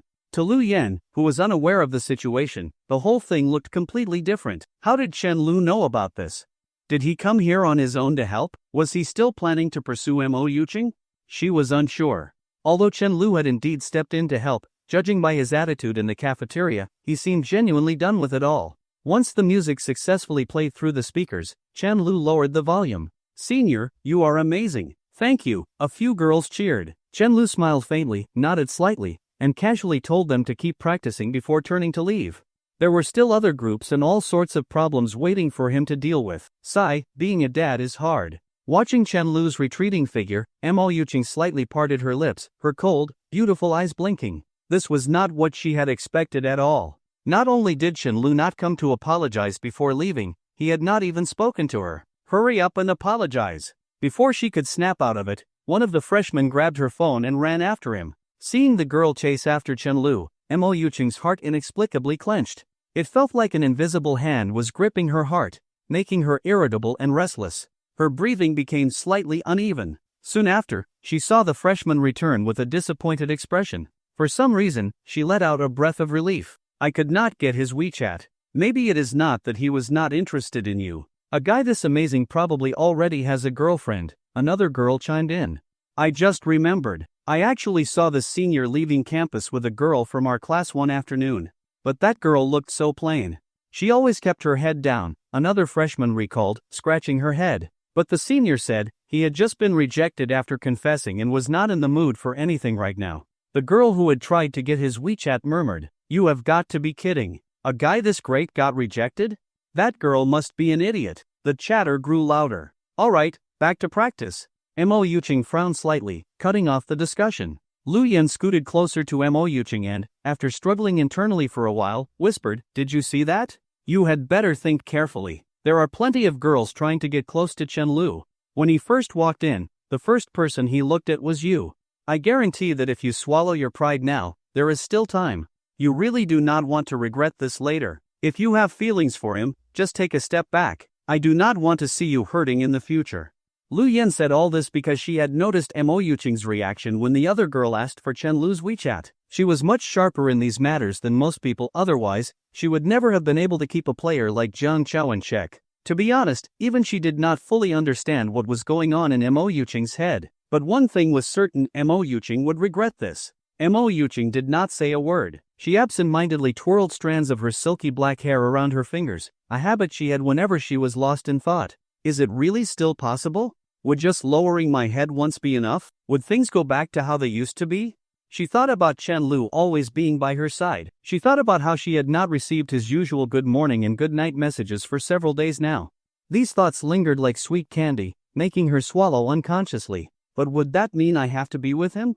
Do I even like him? Mo Yuching did not know the answer. She felt like she had never truly liked anyone before. After a long internal struggle, she seemed to make up her mind. Under Lu Yan's expectant gaze, Mo Yuching bit her lip lightly and slowly said, "Impossible." Mo Yuching had never bowed her head in her entire life. She was going to wait for him to apologize. Chen Lu had been running around all morning, feeling that far too many freshmen these days were just pampered fools. At noon, he grabbed a quick bite in the cafeteria, coldly Sinian to curse him out for a bit to vent his frustration, and then went back to work in the afternoon. 1 dad and 2 all-you-can-eat seafood meals, definitely worth the hassle. Looking at the messages on his phone, he pondered which clueless freshman he should go help next. The drama club is putting on a stage play? Interesting. Are they not afraid of social death? Chen Lu could not understand it. People are bound to die one day, but social death should never be the cause. As he walked across the field, he saw couples openly displaying their affection and silently expressed his disdain on behalf of all the single people out there. Suddenly, a strangely dressed girl bounced up in front of him and poked him with a folding fan. "Hello, senior." Her voice was lively and sweet, but her cosplay outfit made it impossible for Chen Lu to recognize who she was. "Who are you?" he asked. "I am Lin Miao Miao." Chen Lu took a step back and glanced at the sunshade nearby. Only then did he realize this was where the drama club had gathered. So, he sat down in one of the white plastic chairs under the shade, scanning the area for a familiar figure. Last night, Liang Zhiro had mentioned she would be helping out, so she should be here. Not recognizing her right away felt a bit awkward, but Chen Lu quickly came up with a solution. "I know who you are. I was asking who you are cosplaying, Kamizato Ayaka. Does it look good? The costume just arrived today, so I figured I would wear it out and have some fun." Lin Miao struck a victory pose, showing off her signature tiger tooth as she took a selfie. "It looks great," Chen Lu responded casually, though his gaze never left the figure in the distance working diligently. Liang Zhiro had her long hair tied into a ponytail, carefully arranging the props for the performance. Every now and then, she would use the back of her hand to wipe the sweat from her forehead. Lin Miao, of course, noticed this too. She pursed her lips, both amused and annoyed, but said nothing more. She knew that although she was a bit flat-chested and perhaps a little too youthful in appearance, her looks were not bad. But what could she do? Liang Zhiro was just too stunning. Chen Lu simply sat there, waiting to see how long it would take for the clueless girl to notice him. And just like the night he had stared at the typing indicator, 10 minutes passed with no success. "People are already taking breaks, why are you still working? Are you an idiot? You are here to help, not to do everything yourself. Are you part ox or what?" Liang Zhiro did not chat with anyone around her, she just kept her head down and focused on setting things up. She moved tables, arranged phone props. Who knew what kind of elaborate production the drama club was planning? Chen Lu was getting impatient, slightly regretting not stepping in to help earlier. "You are in the drama club, right? Liang Zhiro is just here to help, so why are you slacking off?" Chen Lu raised an eyebrow at Lin Miao. I am not feeling well, Lin Miao Miao smiled lightly, changing the subject. By the way, did you come here looking for Liang Jiro? How did you know she would be here? Chen Lu shook his head. I did not know. I came to help. Li Xinian could not make it. Then, clearing his throat, he added, so, what do you all need help with? Lin Miao Miao nearly exploded. Help? Then why did you sit here for half an hour while I stood next to you? Do you have any manners? Are you even human? Senior, you came to help, but you just sat there? I thought you were just here to hang out, she fumed. That was my seat. Oh, come on, you have Liang Jiro helping you, Chen Lu joked. She is really good to you, so busy with her part-time job yet still making time to help out. If it were the clueless Liang Jiro, she probably would not have caught the underlying tone in Chen Lu's words, but Lin Miaomio was different. She got it instantly. And rather than being annoyed by his passive-aggressive remark, a playful smile appeared on her face. I am treating her to a big meal after this.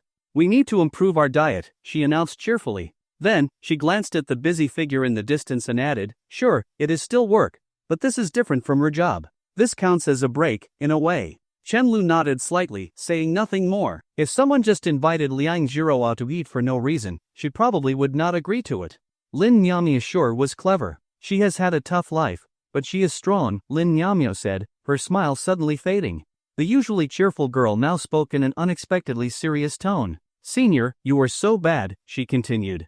That senior named Mo Yuqing and Liang Jiro are probably the two most beautiful girls at our university. Chen Lu's eyebrow twitched slightly, and he let out a bitter laugh. She sure knows a lot. When I first went to help, I did not even notice what she looked like, Chen Lu admitted honestly. She should not be this beautiful, Lin Miaomio said, forming a frame with her hands as if taking a picture of Liang Jiro. She is fragile. Almost anyone could hurt her. That is why I do not want just anyone barging into her life. Keeping a low profile was the safest choice. It used to be a little secret that not many people knew, but now you found out. She then turned back to Chen Lu with a teasing smile. Good thing you seem like a decent guy, senior. What do you mean seem like? Chen Lu retorted, getting a sense of Lin Miaomio's personality. She truly cared about Liang Jiro. If you were only being nice to her because of her looks, you would not be a good person, Lin Miaomio said, tapping him with her fan again. Now, tell me, why are you being so good to our Jiro?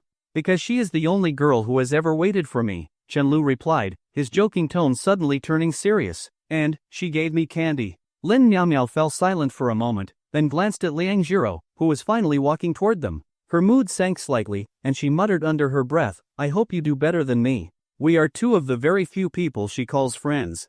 I doubt anyone else will be able to reach her heart. As Liang Jiro approached, Lin Miaomio quickly changed the subject. Want to help out with her? I will treat you both to dinner afterward. Chen Lu blinked. If I do not help, can I still eat? I have a weak stomach, you know. I need to eat soft meals. Lin Miaomio rolled her eyes at Chen Lu and said nothing more. Chen Lu rested his cheek on one hand, both amused and exasperated. Liang Jiro, are you part ox or something? Do you not know how to take a break? Hearing this, Liang Jiro, who had been hesitating over how to greet him, suddenly felt a strange sense of relief. I am not tired. He actually started by mocking me, now I do not have to think about how to say hello. With Lin Miaomio, she could just naturally grab her arm. But Chen Lu was a boy. As she lowered her head and thought, a bead of sweat rolled down her delicate cheek and landed on her chest. She was not lying. After seeing Chen Lu, she really did not feel tired anymore. You call that not tired? Chen Lu retorted. The moment he said that, he noticed that Liang Jiro's eyes were slightly red. Then, after glancing at Lin Miaomio, who looked a little guilty, he was even more confused. What is wrong? Chen Lu stepped closer and bent slightly to meet Liang Jiro's gaze, which was half hidden behind her hair. Liang Jiro instinctively wanted to take 2 steps back but stopped herself, thinking that would be rude to Chen Lu. Before she could even process it, she found herself frozen in place. All she could do was shake her head vigorously. And no, nothing at all. Her voice was soft, and for some reason, hearing it made Chen Lu's heart feel inexplicably warm. You do not seem like you are fine at all. But he quickly came up with a way to handle the situation. He put on a serious face and said, Are we not friends? You will not even tell me this? Then he sighed, looking as if he were deeply hurt. Forget it, I was just being delusional. I guess I misplaced my trust. Lin Miaomio, seeing that there was no point in hiding it, snorted with laughter.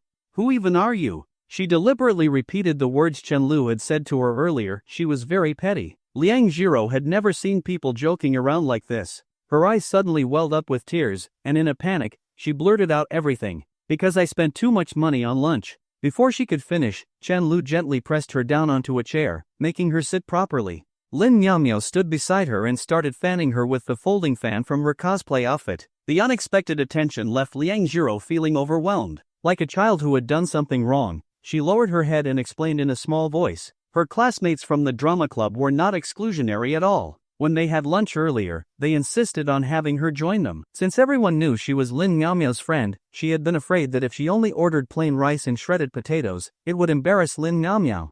So, unlike usual, she did not pick the absolute cheapest dishes. And just like that, her lunch ended up costing over 30 yuan.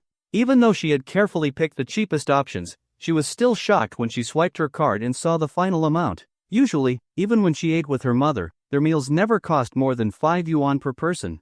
The money needs to be saved for my mom's surgery. She did not leave a single bite of food, even though she felt so full that she wanted to throw up. When her classmates complimented her on her impressive appetite, she had no idea how to respond. Thinking about it again, Liang Jiro felt like a terrible person, someone who was using money meant for her mother's treatment to indulge herself. Tears welled up in her eyes once more. Guilt filled her heart, pressing down on her chest so heavily that she could barely breathe. Seeing her trying to hold back tears, and Lin Miao looking equally distressed, Chen Lu ran a hand through his hair in frustration. "What a bunch of idiots," he muttered. "They were just being kind. It is my fault," Liang Jiro whispered, embarrassed to contradict someone, especially Chen Lu. Chen Lu glanced at her and smirked. "You are the biggest fool of them all. And you have such a kind heart. No one will ever surpass you in being an idiot." Hearing that, Liang Jiro pursed her lips, lowered her head even further, and felt incredibly embarrassed. But she did not dislike the way Chen Lu spoke to her. In fact, she liked hearing his voice. Especially when he spoke with that slight chuckle, it made her feel warm inside. Chen Lu suddenly became curious. "So why did you not cry when you treated me to lunch?" "You are different," Liang Jiro replied earnestly, fingers intertwined as she kept her head down. This time, it was Chen Lu who found himself at a loss for words. "So, when you paid for that expensive meal, it was fine, but when it was for yourself, it was not?" A faint smile tugged at his lips. "I feel oddly honored. Even if, in the end, I still paid for it myself." After a while, as Liang Jiro's mood began to settle, the embarrassment of having confessed her feelings to Chen Lu took over. Chen Lu turned his gaze toward the distance. The drama club members were still rushing about, setting things up. A few were flipping through their scripts, huddled together in discussion. From time to time, students in sportswear jogged past. Many of them had their eyes drawn to Lin Miao's cosplay outfit. One guy in a blue tracksuit had already run 5 or 6 laps, and every time he passed by, he stole a glance. He was practically about to drop from exhaustion. What a lunatic. Even when I was simping, I was never this ridiculous. Chen Lu glanced up at the scorching sun hanging high in the sky, squinting as the brightness stung his eyes. The temperatures in April and May were unpredictable. He patted Liang Jiro's head, then glanced at Lin Miao before heading toward the drama club members.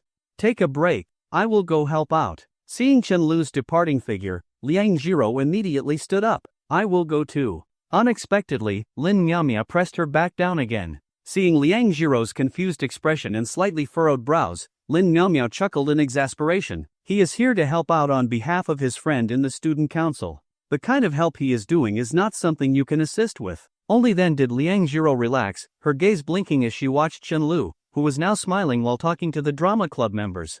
Soon, a small circle formed around him. They chatted and laughed, handing him scripts and discussing something with great enthusiasm. Unlike herself, who had sat silently through lunch, Chen Lu seemed to be able to talk to anyone, and everyone was willing to listen to him.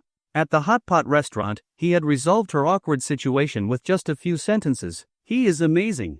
From a distance, Chen Lu suddenly pointed in their direction. Startled, Liang Jiro quickly lowered her head. "Yeah, that girl earlier had a blood sugar drop. You all know Lin Miao is unreliable," Chen Lu said as he put his hand down and continued. "If she comes to help out again, just humor her a bit, then tell her to go find somewhere cool to sit and stay out of trouble." No wonder she looked so pitiful, one of the guys nodded knowingly, clearly buying into Chen Lu's nonsense. "Wait, but I thought people with low blood sugar were supposed to eat a lot." A girl who did not seem particularly bright tilted her head in confusion. Chen Lu smiled. "As for the remaining issues, I will talk to my friends. Even if there are props or costumes that the school cannot provide, you should not have to pay out of pocket." The group was momentarily stunned before breaking into wide grins. Some of them were not first-year students, so they knew very well that if it were not for Chen Lu, they would not be getting such a good deal. After all, the default response to everything was always limited funding. Thank you so much. Chen Lu sighed helplessly. If you are going to thank someone, thank those two girls. They pestered me non-stop until I had no choice but to come. Since he had no real connection with the drama club members, he figured he might as well pass the favor on to Lin Miao. After finishing up, Chen Lu returned to the shade of the umbrella. Now he kind of understood why Li Xinian enjoyed being in the student council. It was all about the power trip. And honestly, this feeling? Yeah, it was something else.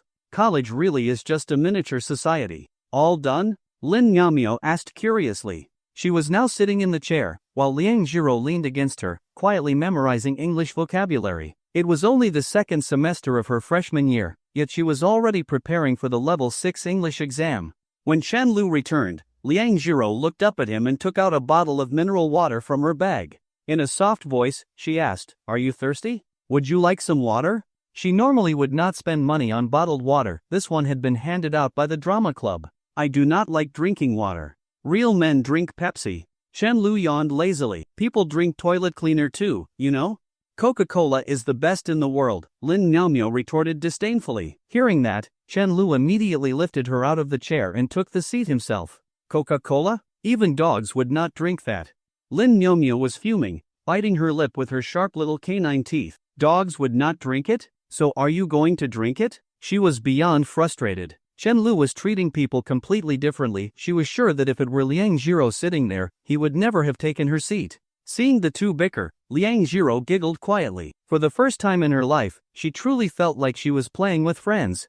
Even if it was just two of them. But she was so happy that she started wondering if this was all just a dream. For as long as she could remember, she had always been the one standing on the sidelines, watching others laugh and chat together. Happiness and laughter had never belonged to her. "Should I go back and help now?" Liang Jiro checked the time and asked. "No need." Chen Lu, slouched in the chair, reached out and grabbed her wrist. Her arm was just as soft as it had been that night. Though she was thin, there was still a gentle warmth to her skin. Before he even realized it, Chen Lu gave it a light squeeze. Though he quickly let go, Liang Jiro's face turned as red as a small tomato. She was confused and a little nervous. But I came here to help." The place where Chen Lu had just held her wrist felt even hotter than when she had burned herself. "We have already helped a lot. Even if we just sit here and relax, they still owe us their gratitude." Chen Lu was too lazy to explain everything. "Instead of worrying about that, why do you not fan me for a bit? Your best friend needs your help too." "Oh, okay," Liang Jiro replied softly. A moment later, Chen Lu, eyes half closed as he rested, suddenly felt a soft breeze gently cooling his face. He glanced sideways and saw that Liang Jiro was actually fanning him. She seemed to think he wanted to sleep and was carefully controlling the strength of the breeze, making it gentle and soothing. What kind of god-tier treatment is this? Feeling the vibration of his phone in his pocket, Chen Lu slowly opened his eyes. The gentle breeze was still brushing against his cheeks. He glanced at the time, 5 p.m. 2 hours had already passed. Damn, I actually fell asleep. These kinds of naps always felt like time travel, especially when you hit snooze in the morning, close your eyes for what feels like a second, and wake up with no clue how much time has gone by. Li Xinian, your father is exhausted because of you. When the hell are you going to drop dead? Chen Lu swore that, initially, he had only wanted to close his eyes for a moment to experience the luxury of being fanned by someone. Never in his wildest dreams did he expect to actually fall asleep in just a few seconds. Rubbing his eyes, he turned to the side and saw Liang Jiro. One hand was holding her phone as she diligently studied English vocabulary, while the other hand continued fanning him gently. Even though he could not clearly see her eyes at this angle, he could still tell from this distance her skin was flawless, her face smooth, and the shallow dimples on her cheeks made her look particularly charming. A few strands of her hair were stuck to her face with sweat, and her t-shirt clung to her body, revealing a strange light blue hue. However, she seemed completely unaware, her small mouth opening and closing as she silently recited words. It seemed that she had been sitting in this exact position, not moving for the past 2 hours. Chen Lu's emotions grew complicated: joy, guilt, gratitude, and helpless amusement toward this foolishly kind girl. He had no idea which feeling was the strongest. Just then, their eyes met. Chen Lu instantly stood up, gently pressed Liang Jiro back into her seat, and took the fan from her hands. Startled, the girl looked at him in confusion, not understanding what he was doing. Before she could say anything, Chen Lu had already started fanning her. The cool breeze brushed against her face, and Liang Jiro finally closed her eyes, which had grown sore from staring at words for too long. "You do not have to." I am not hot, she said softly, secretly squeezing her sore arm, which had grown numb from holding the fan for so long. Sit still. Otherwise, I might not be able to resist slapping myself to death. Hearing the unexpected seriousness in Chen Lu's tone, Liang Jiro stopped arguing. She slowly closed her eyes and inexplicably found herself enjoying this moment. Before she met Chen Lu, Hongzhou had been unbearably cold. But after meeting him, the weather suddenly felt much warmer. Especially now. The sunlight was comfortably warm on her skin, and the breeze from the fan was refreshing. She had never experienced anything like this before. Your phone, she cautiously reminded him. Since he had woken up, his phone had been ringing non-stop. It must be something important. I do not care if the caller is the Emperor of Heaven himself. I am going to fan you first. Chen Lu muttered as he fished out his phone to check the caller ID. Let's see which bastard is disturbing my nap. I swear, if it is. Hello? Mom. His voice instantly softened. Oh, so you still remember I am your mother? The irritation in her voice was obvious. That one sentence was enough to make Chen Lu shudder. His hand, still holding the fan, trembled slightly, causing the fan's edge to smack against Liang Jiro's cheek. The girl remained silent. Still half asleep, Chen Lu felt guilty and instinctively reached out to rub her face. But as soon as he realized what he was doing, he quickly withdrew his hand. Liang Jiro, already feeling a little warm, now had cheeks that were practically burning red. She pressed her lips together and lowered her head, afraid that any sound she made would be heard through the phone. This sudden reaction made Chen Lu want to tease her, but his conscience got the better of him, and he gave up on the idea. Besides, if his mom heard a girl's voice in the background, she would definitely interrogate him endlessly. Going to college in another city is not easy, huh? Coming home is such a hassle for you? Do you even know how many days it has been since you last came back? I just went back a few days ago. Oh, and why was I not informed? Well, you were asleep, and I did not want to wake you. So now you are sneaking into your own home like a thief? Your little sister is in a critical stage of high school, and you, as her big brother, are doing nothing to help. Come home in the next few days.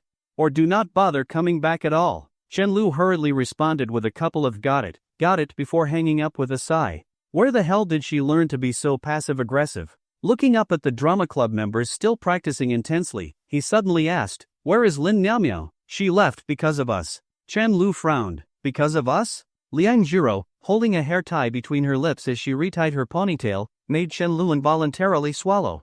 To be fair, this kind of action could probably mesmerize 80% of guys. She told me to stop fanning you. I said I was not tired, and then she called us shameless lovebirds before storming off to take a nap in the dorm. Liang Jiro sounded somewhat distressed, still trying to figure out why Lin Miaomiao had gotten upset. She was joking, Chen Lu reassured her. Seeing the girl relax at his words, he ruffled his own hair in exasperation. Do you never get tired? You said you needed me, she replied seriously. Chen Lu's heart nearly stopped. Never mind. Since she is gone, there is no reason for us to stay here either. Do you have anything else to do later? I have a part-time job after this. Hearing those words, Chen Lu suddenly felt like he had been living too idly. Some people had to work part-time 7 days a week, while he spent his parents' money without a second thought. Is this really okay? No, it is not. Chen Lu yawned again. Alright, take a break. I will fan you for a while longer, then take you to your job. Liang Jiro pressed her lips together, saying nothing. She willfully closed her eyes, indulging in a warmth she had never experienced before. She wanted to carve this moment into her memory, etching it deep into her dreams. Just this once, it should be okay, right? Time passed, second by second, minute by minute, as they chatted back and forth. Liang Jiro gradually became more talkative around Chen Lu. Hey, speaking of which, Lin Miaomiao does not act, and she does not help out either. Why does she come here every day? Yawning, Liang Jiro formed her lips into an O shape and said, she is the vice president. Chen Lu cleared his throat. Oh, that makes sense, then. Thinking about it, it was not surprising. Someone who casually wandered around in cosplay had to be one of the backbone members of this group of socially fearless oddballs. They continued chatting for a long time. Even though the questions Chen Lu asked were all over the place and had little substance, Liang Jiro answered each one seriously. There was an inexplicable sense of peace in the moment. Half an hour later, Chen Lu gently woke up the drowsy Liang Jiro, ready to take her to her part-time job. As they walked across the sports field, their shadows stretched long under the setting sun. Chen Lu's arm ached terribly from holding the fan for just half an hour, and this fool said she was not tired. Who would believe that? Looking at the girl walking beside him, his emotions grew more complicated. Just as he was about to say something, Lin Nyamyo approached them, giving him a sharp glare. "What are you staring at?" Chen Lu asked. "You finally woke up, huh?" Lin Nyamyo scoffed. Seeing their direction, she figured out what they were doing. "Go ahead and take her.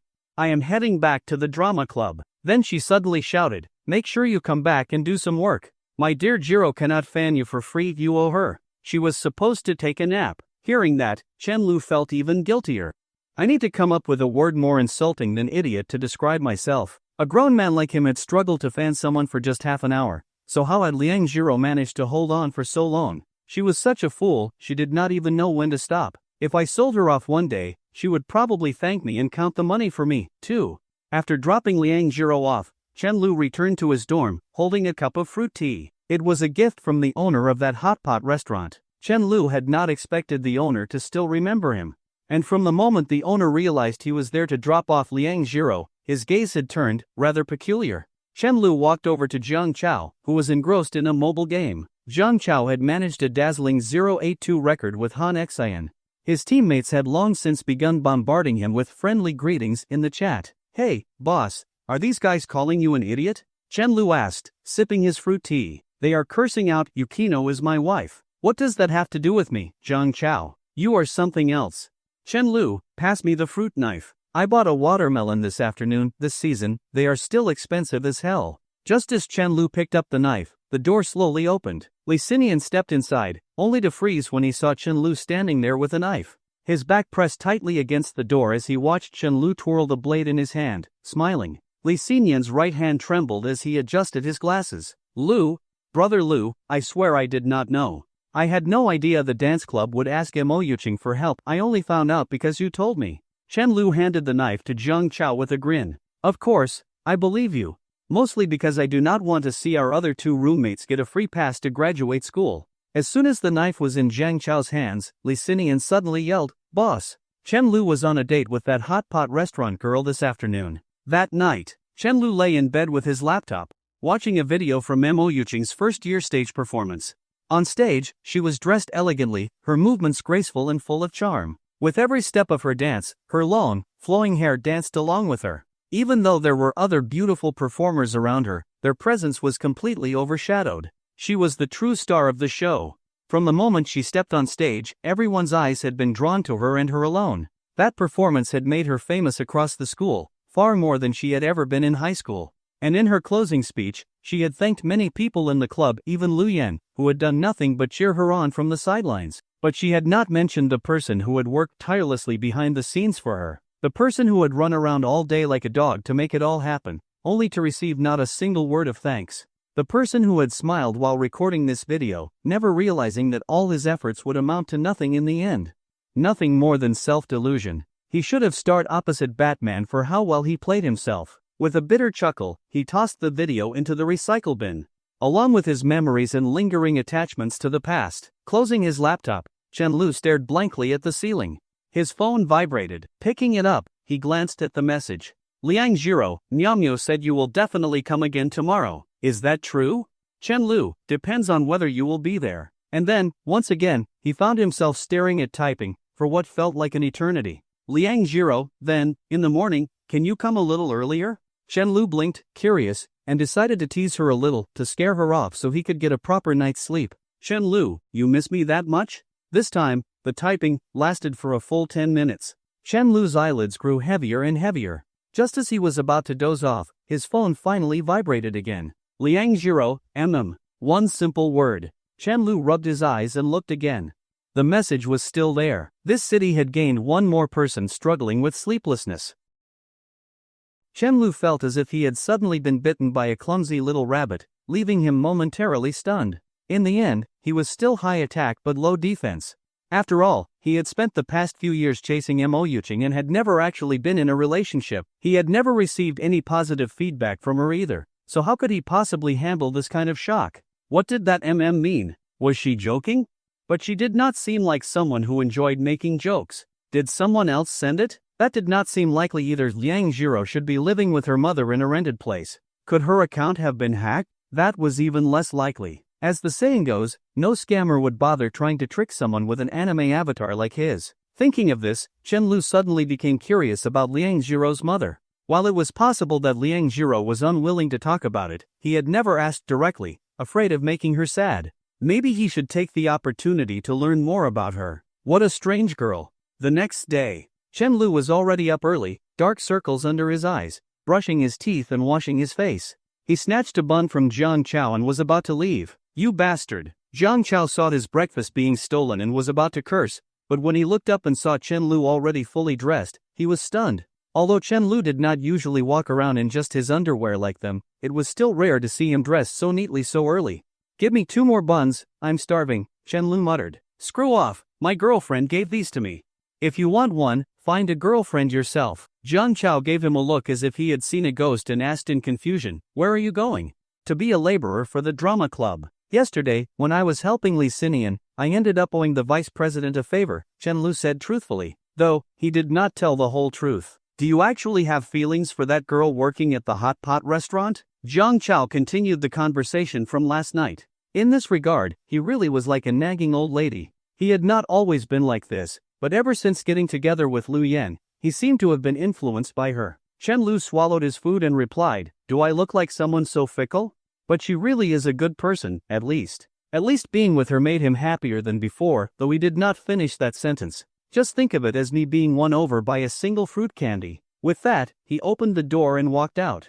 The weather was nice today, not too hot or too cold at this time of day. The clouds drifted high in the sky, and the air was fresh. Getting up at 7 2 days in a row. As a college student, I really have fallen, Chen Lu thought to himself as he arrived at the drama club's training grounds. Seeing that he had arrived before Liang Jiro, he felt relieved. "Since she wanted to see me early, I should not make her wait." "Senior, your panda eyes are way too obvious," Lin Miao Miao, who had dressed normally today, commented. She looked more like a high schooler now. Of course, that was partly because she was the flat-chested princess. Chen Lu glanced at her, lounging in a chair, and felt uncomfortable just looking at her. "Vice President, there's a cockroach on your chair." "Ah!" Lin Miao Miao screamed and immediately jumped up, nearly executing a full set of lightning-fast kicks. Chen Lu casually pulled the chair over and sat down comfortably. "You!" Lin Miao Miao wanted to curse him, but when someone called her over, she swallowed her anger. "No, I can't beat him up, or Liang Jiro will be sad." Watching her leave, Chen Lu felt even more at ease in the chair. A stolen seat is always better than your own. He had indeed come here planning to be a laborer, but that did not mean he wanted to stand around waiting for Liang Jiro. Another 15 minutes passed, and Liang Jiro still had not arrived. This made Chen Lu curious. She did not live in the dorms, but she had insisted on coming early. Just as he was beginning to wonder if he had been deceived, he saw a frail-looking girl slowly making her way over with a lunchbox in hand.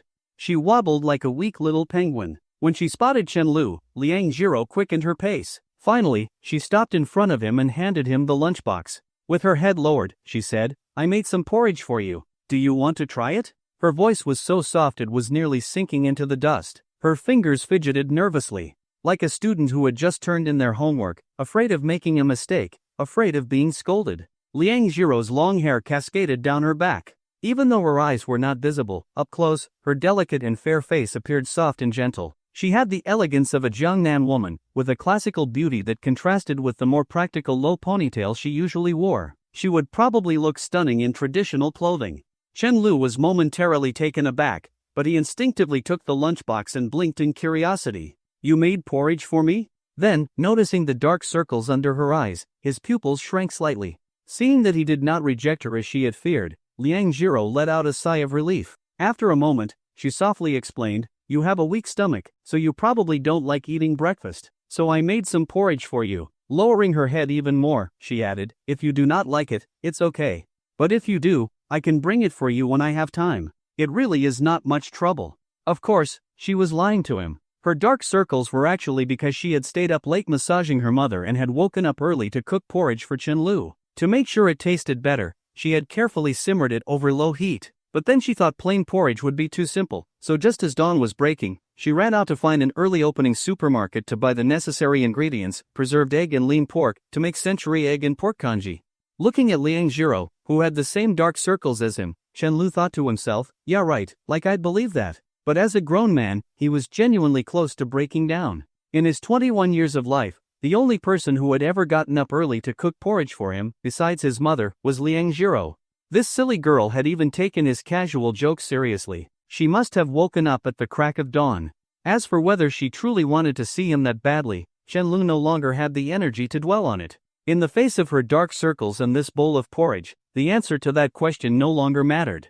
Chenlu had never been able to handle the taste of century eggs. As a child, he had even thrown up from them. But this time, he still forced himself to finish the whole bowl. He deliberately took big mouthfuls, making it seem like he was enjoying it immensely. Besides, he actually was quite hungry. Jiang Chao, see this? Can your girlfriend do this? Suddenly, Chenlu was puzzled. Wait a minute, why did the century egg not taste so bad this time? Watching Chenlu wolf down the porridge, Liang Jiro finally felt a sense of relief. She tucked a strand of hair behind her ear, already thinking that if Chenlu liked it, she would make it for him again whenever she had time. Because of her father, she absolutely hated stomach illnesses, so she did not want Chenlu to suffer from them. If he skipped breakfast just because he was lazy, then she would simply have to put in more effort. After all, they were good friends. You didn't sleep well? Liang Jiro asked tentatively. Take a wild guess whose fault that is, Chenlu said, carefully closing the lunchbox before lazily yawning. The girl fell silent. She had a strong feeling he was hinting at her. To be honest, after she sent that last night, she had nearly wanted to die. She hesitated for ages, wondering if she should retract it. But then she was afraid that if Chenlu had already seen it, retracting it would just make things even more awkward. Then, after hesitating a little longer, she became even more convinced that he must have seen it, making her even more terrified of deleting it. Why on earth did she send that message on impulse? All because Chenlu just had to ask, do you really want to see me that much? Liang Jiro's eyelids fluttered, and her vision became hazy. Can I just move to Mars already? Why did today's Liang Jiro have to take responsibility for what yesterday's Liang Jiro had done? Liang Jiro, Chenlu called out. The girl lifted her head slightly, looking somewhat puzzled. Thank you. Chenlu had thought for a long time but could not come up with anything better to say. But it did not matter. No matter how eloquent he could be, this silly girl, who could not even catch the joke about his bad stomach, probably would not understand anyway. Come to think of it, there was one thing he had been right about yesterday: soft rice really was delicious. Liang Jiro responded in a soft, sweet voice, unusually cheerful. All her exhaustion and sleepiness seemed to vanish instantly with that simple thank you. On the way here, she had hesitated countless times, almost turning back more times than she could count. She had imagined every possible scenario. Maybe Chenlu would politely decline. Maybe he would say it did not taste good, or worse, maybe he would think she was being ridiculous. So many wild thoughts had gone through her head, but deep down, she felt that Chenlu was a kind person. If anything, he would probably force himself to drink it just to spare her feelings. While that would not make things too awkward for her, she did not want him to do it out of obligation. Thankfully, it seemed like he genuinely liked it. Chenlu gulped down several large sips of water until the taste of the century egg was completely gone. He stretched lazily, his gaze settling on the girl in front of him. His expression was unreadable, but his eyes were gentle. Liang Jiro mustered her courage to look at him, and for a brief moment, their eyes met. Then, as if fleeing, she quickly looked away. Neither of them mentioned that "do you really want to see me that much?" question again. Why do you keep looking at me? After a brief pause, the girl finally could not take it anymore. She turned her face away, head lowered, her voice shy and hesitant. Stay still. Chenlu rubbed his forehead, as if deep in thought. I said, stay still. Oh, okay. Liang Jiro was confused, but she immediately stood still in front of him, letting her left arm hang down while her right hand gripped her left arm.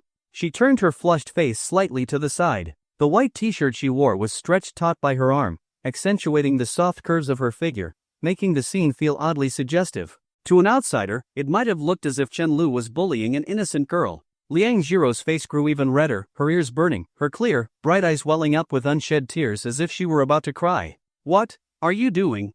Her voice trembled slightly, carrying a hint of nervousness, like a frightened little animal. Chenlu was both amused and exasperated by her reaction.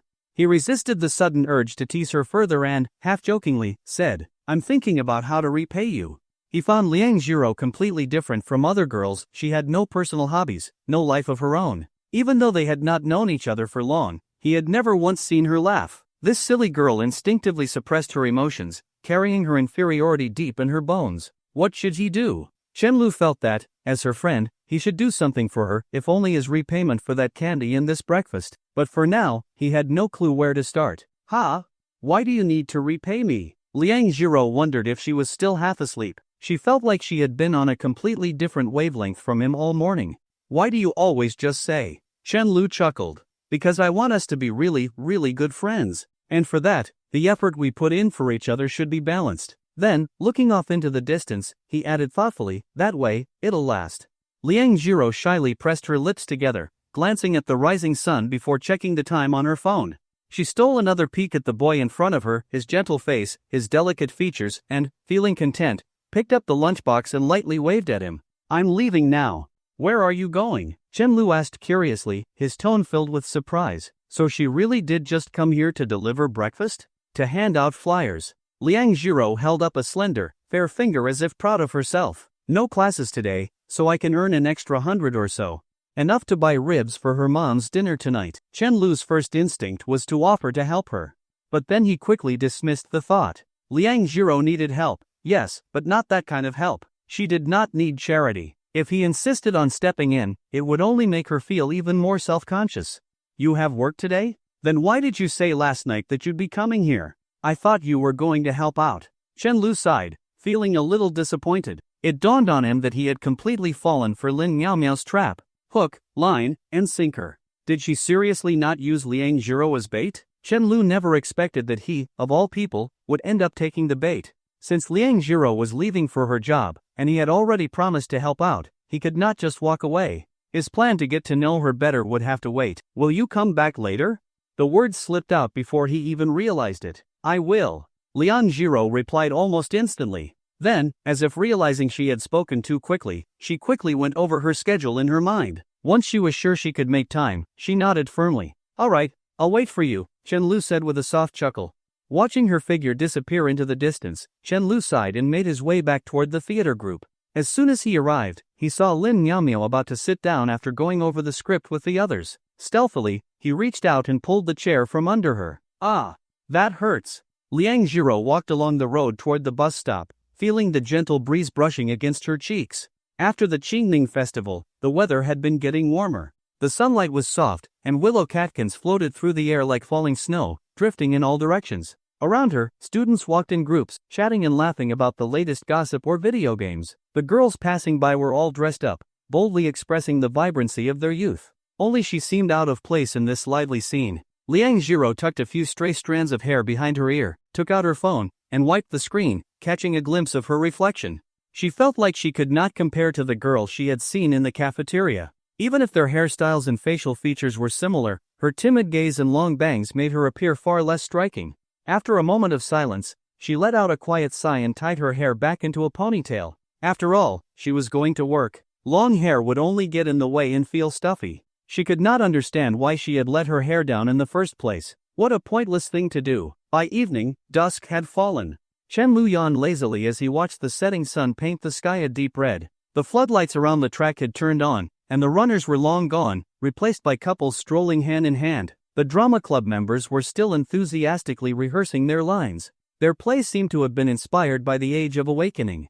The script they were preparing depicted the awakening and transformation of students at this university during that era. Through the perspectives of a few students, the play showcased the ideological changes of that time, starting from initial ignorance to ultimately following in the footsteps of revolutionary pioneers. Chen Lu had a deep interest in history beyond his coursework. When he was not needed as a laborer, he actually enjoyed discussing possible revisions to the script with the writers.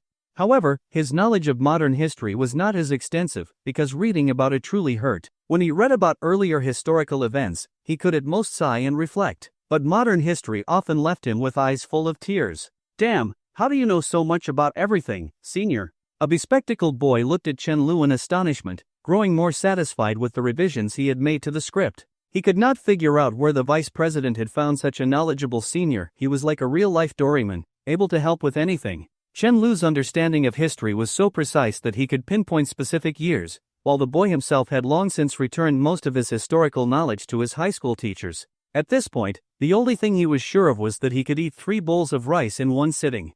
When you have nothing better to do, you learn a bit of everything. Whether or not there are any fruits, there's no harm in giving a tree a shake. Chen Lu shrugged as he lifted a speaker, then joined the others in moving the equipment back inside. Just then, a girl struggling to carry some props wobbled toward him. It was Liang Jiro.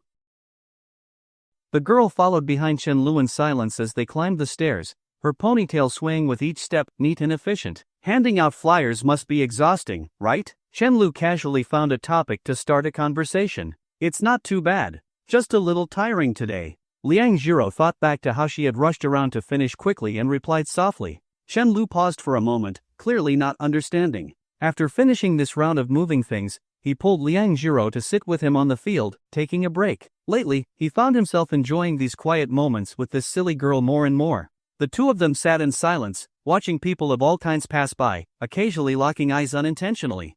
Many people felt a sense of melancholy at sunset, and Chenlu was no exception. You really have a tough life every day, he said slowly, watching the sky burn red. Is your mother's illness very serious? Can you tell me about your family? From the beginning, Liang Jiro had always answered whatever Chenlu asked. This time was no different. She wrapped her arms around her knees and spoke slowly about her home. My father passed away when I was little. A few years after that, my mother got into a car accident and became paralyzed.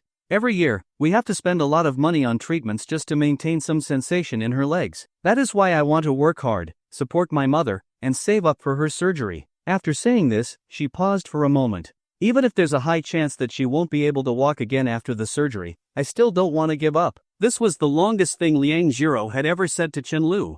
Her voice was calm, as if she were telling someone else's story. She had already accepted it. She had made peace with it. Silence fell between them once again. In Liang Jiro's eyes, Chenlu's face became blurry, as though she were looking at him through a veil of mist. She had never told anyone about this before. She was afraid of the pity in their eyes, afraid of becoming a topic of conversation, afraid of being reminded of her own helplessness and weakness. But she was willing to tell Chenlu, because she knew that he would not look at her that way. Before meeting Chenlu, she had been holding on for too long, barely making it through each day. That was why, when she finally spoke, she could not stop. She realized that she was becoming more and more attached to his kindness, like a drowning person clutching onto a floating piece of wood.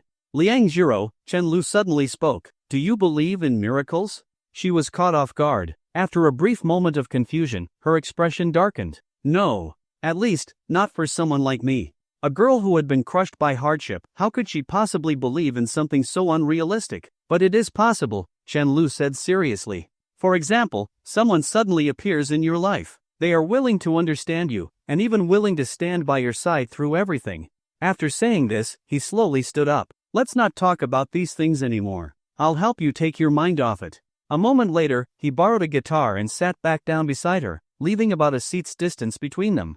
What do you want to hear? He raised an eyebrow.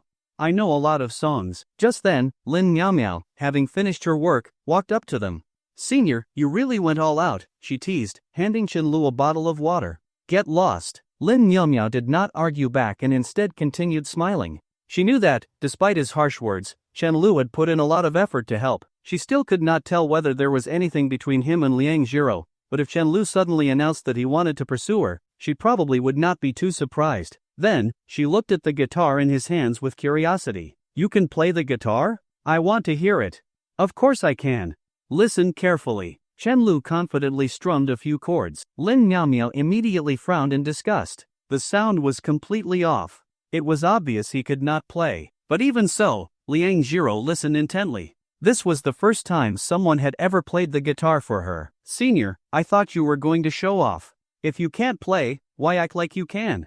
Lin Miao Miao rolled her eyes in exasperation before walking away, losing interest. Anyone could randomly strum some chords, she could do that herself. Watching her leave, Chenlu turned back to Liang Jiro and smiled. Then, he started playing again. This time, his fingers moved smoothly over the strings, producing a clear, beautiful melody. Liang Jiro was stunned. She had not expected that he had been pretending just now. Now that the annoying one is gone, listen carefully. This is just for you. At his words, her heart skipped a beat. A strange happiness welled up inside her, but as soon as she realized how selfish the feeling was, her face turned red with guilt. For the first time, she was not just the pillar of her family. For the first time, she was not just the one carrying all the burdens. At this moment, she was simply a girl, someone who could be cared for, someone who could experience youth, someone who could be happy. The sky seems like it is about to rain. I really want to live next door to you. For you, I'll sing this song. It has no particular style.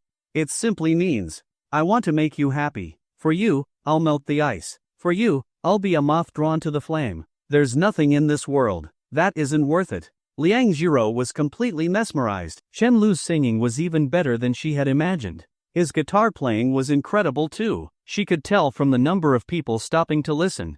Soon, the crowd grew larger, and she lowered her head even more. Suddenly, Chen Lu reached out and gently lifted her chin with the back of his hand, making her look at him. I'm singing just for you, you can't keep looking down. By the time he finished a few songs, the sky had turned completely dark. The onlookers had all left, but Liang Jiro's cheeks were still burning. There had been too many people watching, and Chen Lu had not let her lower her head even once. I spent 7 years as a lovesick fool. Do you know what I learned? As she was still lost in her thoughts, Chen Lu looked toward the distant streetlights, took a sip of water, and spoke softly. Liang Jiro glanced at him in confusion. If you let people look down on you, then you have already lost. I don't mean right now, he continued, but one day, you will leave school. When that time comes, you won't be able to hide in your own little world anymore. So, no matter how long it takes, you have to learn to hold your head high. Like I do now. He turned to her and smiled gently. Our families love us. We are not less than anyone else. You are your mother's precious treasure. You should learn to love yourself. He was saying this to himself as well. He had once nearly become the lowest kind of lovesick fool, caring more about a girl than about his own parents. I hope you can grit your teeth and lift your head until you have the courage to look anyone in the eye. You are already doing great. Since you got into this university, you will be able to find a good job after graduation. You will definitely be able to give your mother a better life. You will become someone incredible. I want to become incredible, Liang Jiro whispered, her voice so soft that it was almost inaudible. Chen Lu nodded. You will. Really? Instead of giving empty words like believe in yourself, he hesitated for a moment before gently brushing aside her bangs, looking directly into her eyes. Just like on the night they first met. The evening breeze lifted strands of her hair as his voice reached her ears. You have worked so hard, I know that. But you have to hold on and keep going. And if you ever get too tired, just turn around and look. I will be right behind you.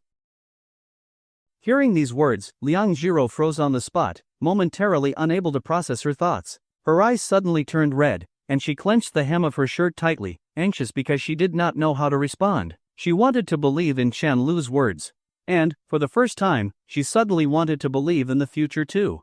Seeing the girl struggling to hold back her tears, Chen Lu panicked. Hey, do not cry. Am I really that bad at singing? Now it was his turn to be confused. He did not think his singing was that bad.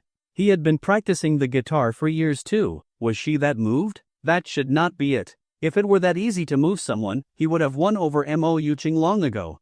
After all, Mo Yuqing never had any reaction when he played for her. He could not begin to understand the ripples his words had stirred in Liang Jiro's heart. Really? She asked again, her voice trembling with tears. She had not even realized that she had already asked the same question just moments ago.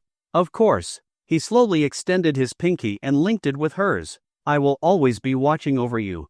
So you must not disappoint me. Glancing at the time, he asked, is it time for your part-time shift at the hot pot restaurant? Liang Jiro nodded. There seemed to be a hint of reluctance in her eyes, but it quickly faded. I will play one last song, and then I will walk you there. I can go by mice. Just listen. Mo Yuqing and the members of the dance club were walking toward the sports field together. They had just finished practice and were planning to take a stroll before heading out for hot pot. These tall, slender girls walking side by side became a dazzling sight against the evening backdrop. Yuqing, was that guy who confessed to you earlier someone who has liked you for a long time? It seemed like it was not his first time. A dance club member leaned closer, gossiping excitedly. That guy was quite handsome. Back in high school, he would have easily been one of the most popular boys in class. They had not expected Mo Yuqing to reject him so bluntly, without even the slightest change in expression. I do not know. I do not remember him, Mo Yuqing answered truthfully. She had thought about it for a while but could not recall who he was. She had only learned his name from the message notification on WeChat. You really have a lot of admirers. I am so jealous. I wish I knew what it felt like to be pursued by so many people. Speaking of which, I found a video of your old performance on the university's website. You looked absolutely stunning. Are you sure you do not want to rejoin us? The girl chattered on, but suddenly, she realized that Mo Yuqing had stopped walking. Turning around, she saw her standing motionless. Yuqing? What is wrong? Following her gaze, the girl saw a young man playing the guitar for a girl with a plain and ordinary appearance. Her impression of this senior immediately improved, but all their curiosity was now focused on Mo Yuqing. Could there be some untold story between them? That could not be, right? They had barely spoken a word to each other at the cafeteria. Mo Yuching's long eyelashes fluttered like a butterfly's wings. She had not noticed how tightly her fists had clenched. She immediately recognized the girl sitting beside Chen Lu. It was the same one he had eaten with at the cafeteria. Chen Lu was playing his guitar with full concentration, occasionally glancing at the girl beside him, never once looking in their direction. Mo Yuching felt a strange discomfort in her heart, a vague sensation that something precious, something that belonged solely to her, was being taken away. He learned to play the guitar for me. He only picked it up because I liked it. It should be me sitting there beside him, not her. Fragments of the past flooded her mind. She had only casually mentioned once, while watching videos, that guys who played guitar looked cool. The next day, Chen Lu had started learning. At first, he was unaccustomed to using a guitar pick, and for a while, she often saw him with bandages wrapped around his fingers. Later, during a self-study period when the teacher was absent, he had suddenly pulled out a guitar, stood on the podium, and, amidst the excited cheers of their classmates, boldly called out, "Mo Yuching, listen closely." From that moment on, whenever she came across a song she liked, she would casually forward it to Chen Lu, and by the next day, he would have learned it. But now, he was playing for another girl. If their encounter at the cafeteria had merely unsettled her, this time, she felt a real, undeniable sense of crisis. The fear that Chen Lu was about to be taken away. In all her years, she had never experienced this feeling before, and for the first time, she associated a word with Chen Lu: loss. Chen Lu was far more resolute than she had imagined. Ever since she rejected his confession for the second time that day, she had never heard from him again. He had not reached out, not once. Unlike before, when he would always apologize first after their arguments, the boy who had followed her like a shadow for years. Was he really going to leave her? "Yuching? Are you all right?" A girl waved a hand in front of her face, looking puzzled. Mo Yuching finally snapped out of it. "I am fine. Let us go." Seeing her slightly pale face, no one pressed further. Instead, they quickly changed the subject. "What should we eat for dinner? There is a new Hay de Leo nearby. Should we try it?" "Hay de Leo is such a scam," another girl grumbled. "You guys go ahead. I need to head home." Mo Yuching turned around and walked swiftly toward the campus gates. She did not want Chen Lu to see her. "You are not coming with us?" "Next time. My mom just got back from abroad today. I only plan to walk with you all for a bit before leaving." Watching her figure disappear, the girls exchanged glances. Mo Yuching arrived at her doorstep, took a deep breath, and knocked. She had not lied, her mother had indeed told her she would be returning today. It had been a year since she last saw her. Ever since her parents divorced when she was little, her mother had been constantly traveling abroad. She wanted to experience, just once, what it was like to come home and have her mother open the door for her. It was something she had never really had before. Knock, knock, knock. No response. Her already low spirits plummeted. She knocked again, but still, there was only silence. With no other choice, she entered the passcode and let herself in. The house was nothing like she had imagined. The lights were off. There was no one waiting for her. Like always, the first to welcome her home was not a person, but the dim glow of the motion sensor lights. Mo Yuching bit her lip and collapsed onto the sofa without even bothering to take off her shoes, like a deflated balloon. After a long while, she finally gathered the strength to take out her phone and call her mother. The room was completely dark, with only a faint light coming through the window, barely illuminating the surroundings. The already spacious living room now felt even quieter and emptier. Mo Yuching stared intently at the screen of her phone, her face expressionless. After a moment, she squinted and lowered the brightness. The dim glow from the phone cast a soft light on her delicate face, like a spotlight in the darkroom, fully exposing the helplessness and dejection in her expression. After several rings, the call was finally answered. A cold and serious voice came through. "Hello? Mom, you did not come back?" Mo Yuching's voice was slightly hurried, carrying a hint of grievance. "No, something urgent came up. I will come back later." Hearing no response from Mo Yuching, the voice on the other end continued, "Cheer up, sweetheart. Uncle Lin is in the country right now, and he wants to take you out for a meal. Let him keep you company, alright? I have been with him for so many years now. You should start accepting him." "I will not. I can be on my own. Do whatever you want, it has nothing to do with me." Mo Yuching fought back the lump in her throat. "You and him, and your new child, live your lives however you want. You do not have to care about me." "What nonsense are you saying? You are old enough now. How can you still be so immature? Have I not loved you enough? Do you know how many kids would kill to have the life you have? Have I ever refused to buy you anything you wanted?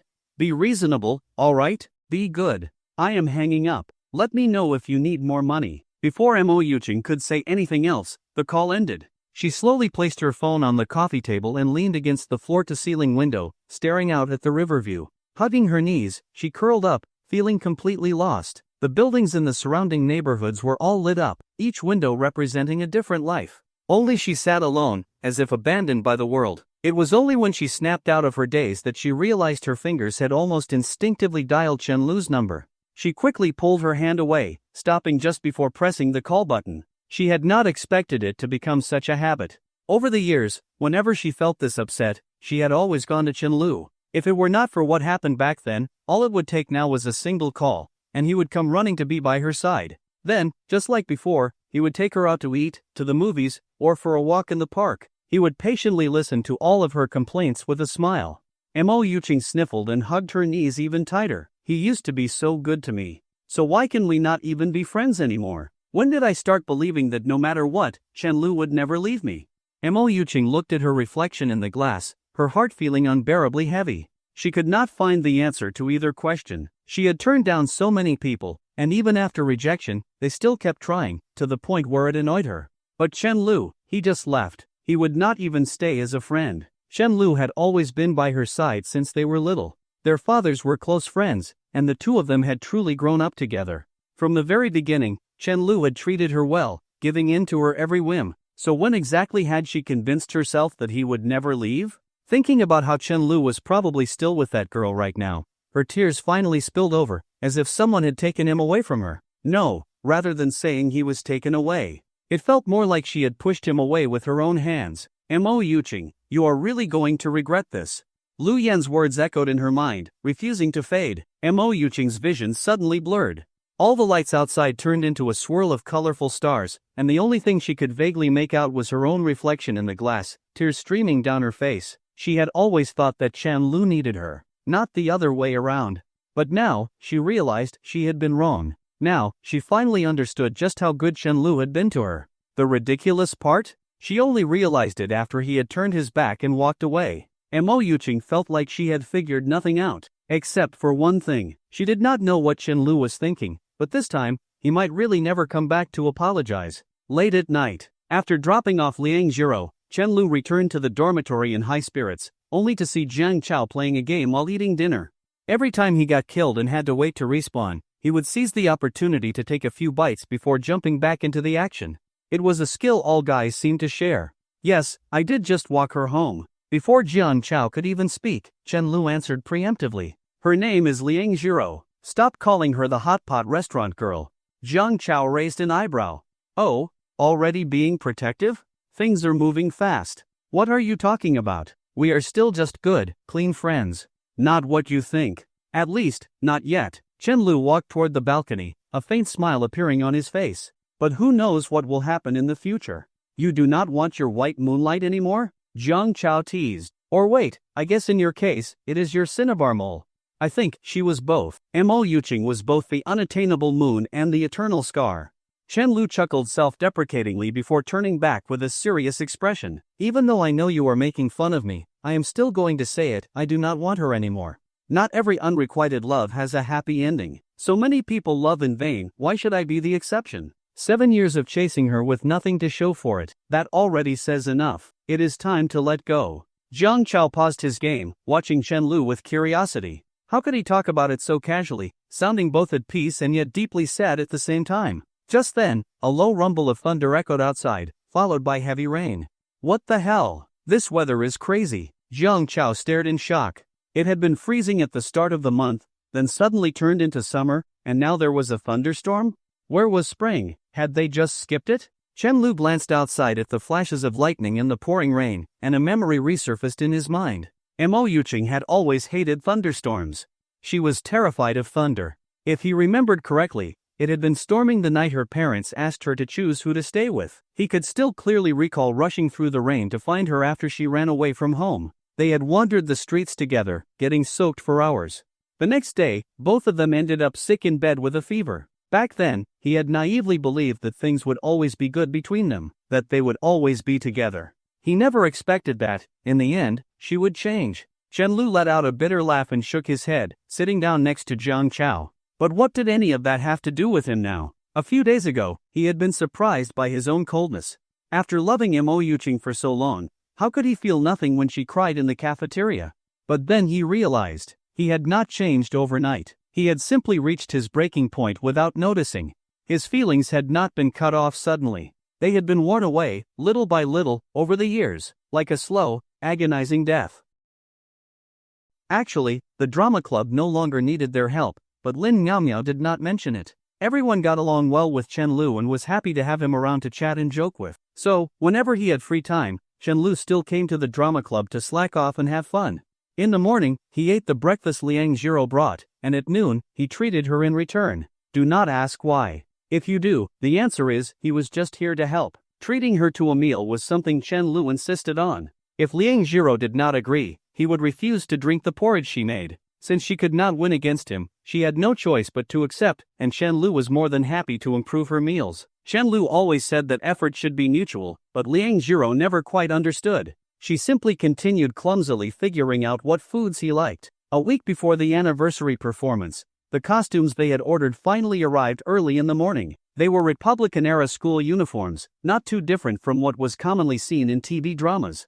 The men's uniform was a gray Zhongshan suit, while the women's uniform consisted of a blue top and a black skirt. Very classic. Excited, Lin Miaomia grabbed a men's and a women's outfit and ran over to Chen-lu and Liang Jiro, wanting to ask if they wanted to try them on.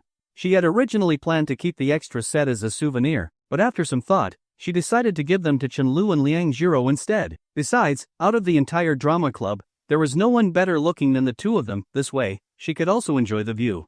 But as she approached, she saw the two of them sitting side by side. Chen-lu was motionless, staring at his phone, while Liang Jiro was resting her head on his shoulder, sleeping soundly. She had probably unconsciously leaned over after dozing off. Once she woke up, she would definitely die of embarrassment. Chen-lu put a finger to his lips, signaling for silence. Then, he turned slightly to glance at the sleeping girl, catching the faint fragrance of her hair, feeling both amused and helpless. Liang Jiro had only been sitting here for a short while before she fell asleep and, for some reason, ended up leaning against him. His heartbeat had not calmed down since. With school and work nonstop every day, she must be exhausted. He thought to himself. Lin Miaomiao did not say another word. She simply shook the men's uniform at him and mouthed, "For you." Chen-lu shook his head, refusing. Then she pointed at the women's uniform and then at Liang Jiro.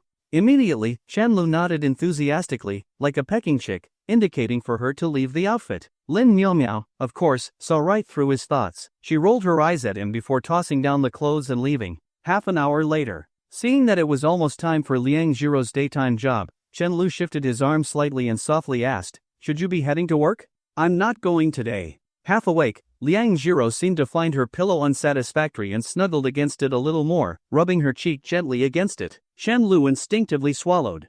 Why? He found it strange, he had never seen her take a day off from work before.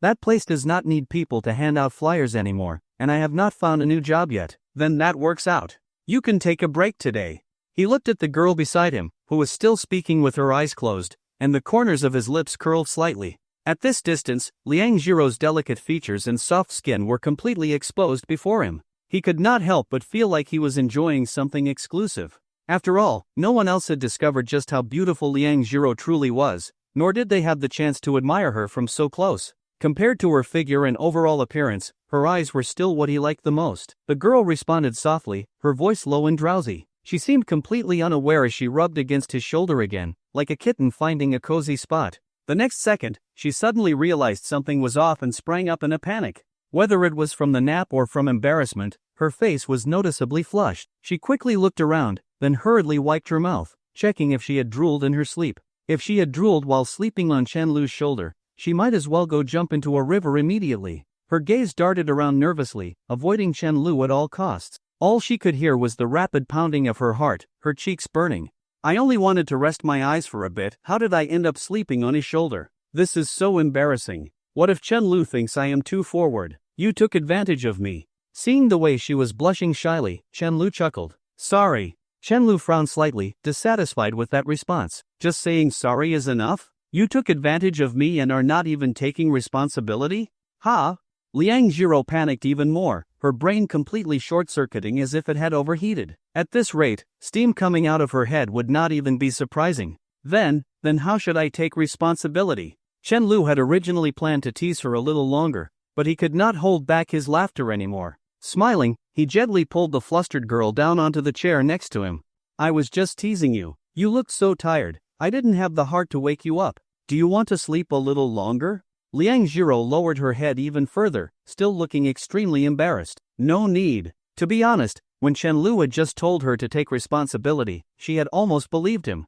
She had spent a long time thinking about how exactly she should take responsibility. After all, back in her hometown, what she had done could already be considered quite improper. Even with the internet being as advanced as it was now, kids from rural villages were still far less open-minded than those from big cities. Seeing how others acted was one thing, whether she herself could accept it was another. I'm really sorry. Liang Zhiro still felt that her actions had been a bit inappropriate. That made Chen Lu feel a little confused. According to how things usually played out in TV dramas, the female lead should have just blushed shyly and pretended nothing had happened. Why was she apologizing over and over again? Resting his cheek on his hand, Chen Lu continued teasing, if you really feel guilty about it, then next time, let me rest on your shoulder instead. That way, we'll be even. No, we are friends. We can't do that. But we're best friends. Even best friends can't. But we're completely innocent. What's there to be afraid of? Chen Lu said with a serious face. Hearing this, Liang Zhiro was stunned for a moment, feeling like she was about to be completely led astray by him. She hurriedly shook her head. Even if we're completely innocent, good friends still shouldn't do that. No, good friends can. Chen Lu kept a straight face. You have to repay me at least once, right? Isn't it normal for good friends to help each other out? Liang Zhiro was completely bewildered, her eyes blinking rapidly. Just once? She asked cautiously, afraid that Chen Lu would raise his price once she agreed. She looked so pitiful that Chen Lu could not help but want to tease her even more. All right. Seeing that his goal was achieved, Chen Lu did not push the matter further, just in case Liang Zhiro fully woke up and realized what he had just tricked her into agreeing to. Lowering her head in embarrassment, she said nothing and quietly removed her hair tie to redo her ponytail. Her jet black hair cascaded down her back like a waterfall, looking smooth and glossy without a single split end. Chen Lu could not help but wonder how this silly girl managed to take such good care of it. If you're not working, how about not tying your hair up all the time? I think you look really nice with it down. The moment Chen Lu said this, he regretted it a little, feeling like he was overstepping. But to his surprise, Liang Zhiro agreed immediately. All right. She put the hair tie around her wrist like a bracelet and gently adjusted her hair, sitting obediently beside Chen Lu, looking soft and delicate. At that moment, she finally noticed the unfamiliar-looking clothing next to her. Curious, she picked it up and examined it. Lin Niumyo gave it to you, Chen Lu explained. Want to try it on? Liang Zhiro was startled for a moment, then immediately shook her head like a rattledrum. Even though it was normal clothing, she still felt it would be strange to wear. You should try everything at least once. Chen Lu shamelessly continued coaxing her. We talked about this before, didn't we? You need to learn to be more confident. This is part of the plan. Let's just give it back to her later. Liang Zhiro lowered her head deeply, feeling her face grow even hotter as her thoughts spiraled out of control. Why does he keep pushing things further? I already agreed to let him rest on my shoulder next time. Liang Zhiro, what are you doing? You can't keep lowering your boundaries. You have to learn to say no. Finally, the girl made up her mind. But just then, Chen Lu suddenly leaned close to her ear and whispered, if you're too shy, you can just let me see. You wouldn't want your good friend to be sad, would you? The warm breath against her ear sent a tingling sensation through her entire body, making her delicate waist go weak. The shy girl had no idea how to react or where to hide. After a long internal struggle, as if under some kind of spell, she gave a tiny nod. Liang Zhiro messaged Lin Niumyo on WeChat, asking where they had changed clothes. Then, she quietly led Chen Lu to a spacious, empty classroom. Lin Niumyo had specifically reminded her that this was a professional classroom and did not have surveillance cameras. Chen Lu followed behind her silently, feeling as if the two of them were secretly doing something mischievous. But the clothes were proper, and they were decent people. When they reached the door, Liang Zhiro adorably poked her head in, glanced left and right to make sure no one was around, and finally relaxed. Why you keep watch at the door, okay? Liang Zhiro stepped inside and left the door slightly ajar, whispering to Chen Lu. Got it. Chen Lu leaned against the wall and smiled at her. Still uneasy, Liang Zhiro added, and you are not allowed to come in. Chen Lu put on a face of sudden realization.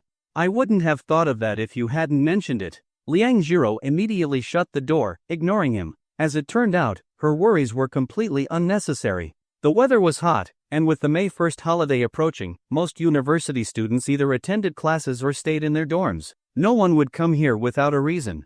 In all this time, Chen Lu had not seen a single person. The entire corridor was empty. He ended up waiting idly for nearly 10 minutes, so bored that he started counting the tiles on the wall. Chen Lu checked the time on his phone and was startled by how long it had been. Did it really take girls this long to change? She had not passed out in there, had she? Liang Jiro, did you fall asleep? Chen Lu asked with concern. I'm coming. Finally, the door slowly opened. Liang Jiro lowered her head as she stepped out in front of Chen Lu, saying nothing, likely out of embarrassment. Her long hair cascaded down her back, and she wore a snug light blue short-sleeved blouse. The neckline was quite low, with a row of diagonally placed buttons that she had fastened all the way up. She paired it with a black skirt that hugged her figure. The outfit accentuated her already striking curves even more. Chen Lu's gaze was instinctively drawn to her chest. Sensing where he was looking, Liang Jiro turned her face away slightly and subtly tugged at the fabric near her neckline, whispering, "It's a little tight." Chen Lu suddenly felt heat rushing to his nose. Looking at the girl standing before him, beautiful as if she had just walked off a film set, he gently brushed aside her long bangs. His movements were careful, as if he were afraid of making her uncomfortable.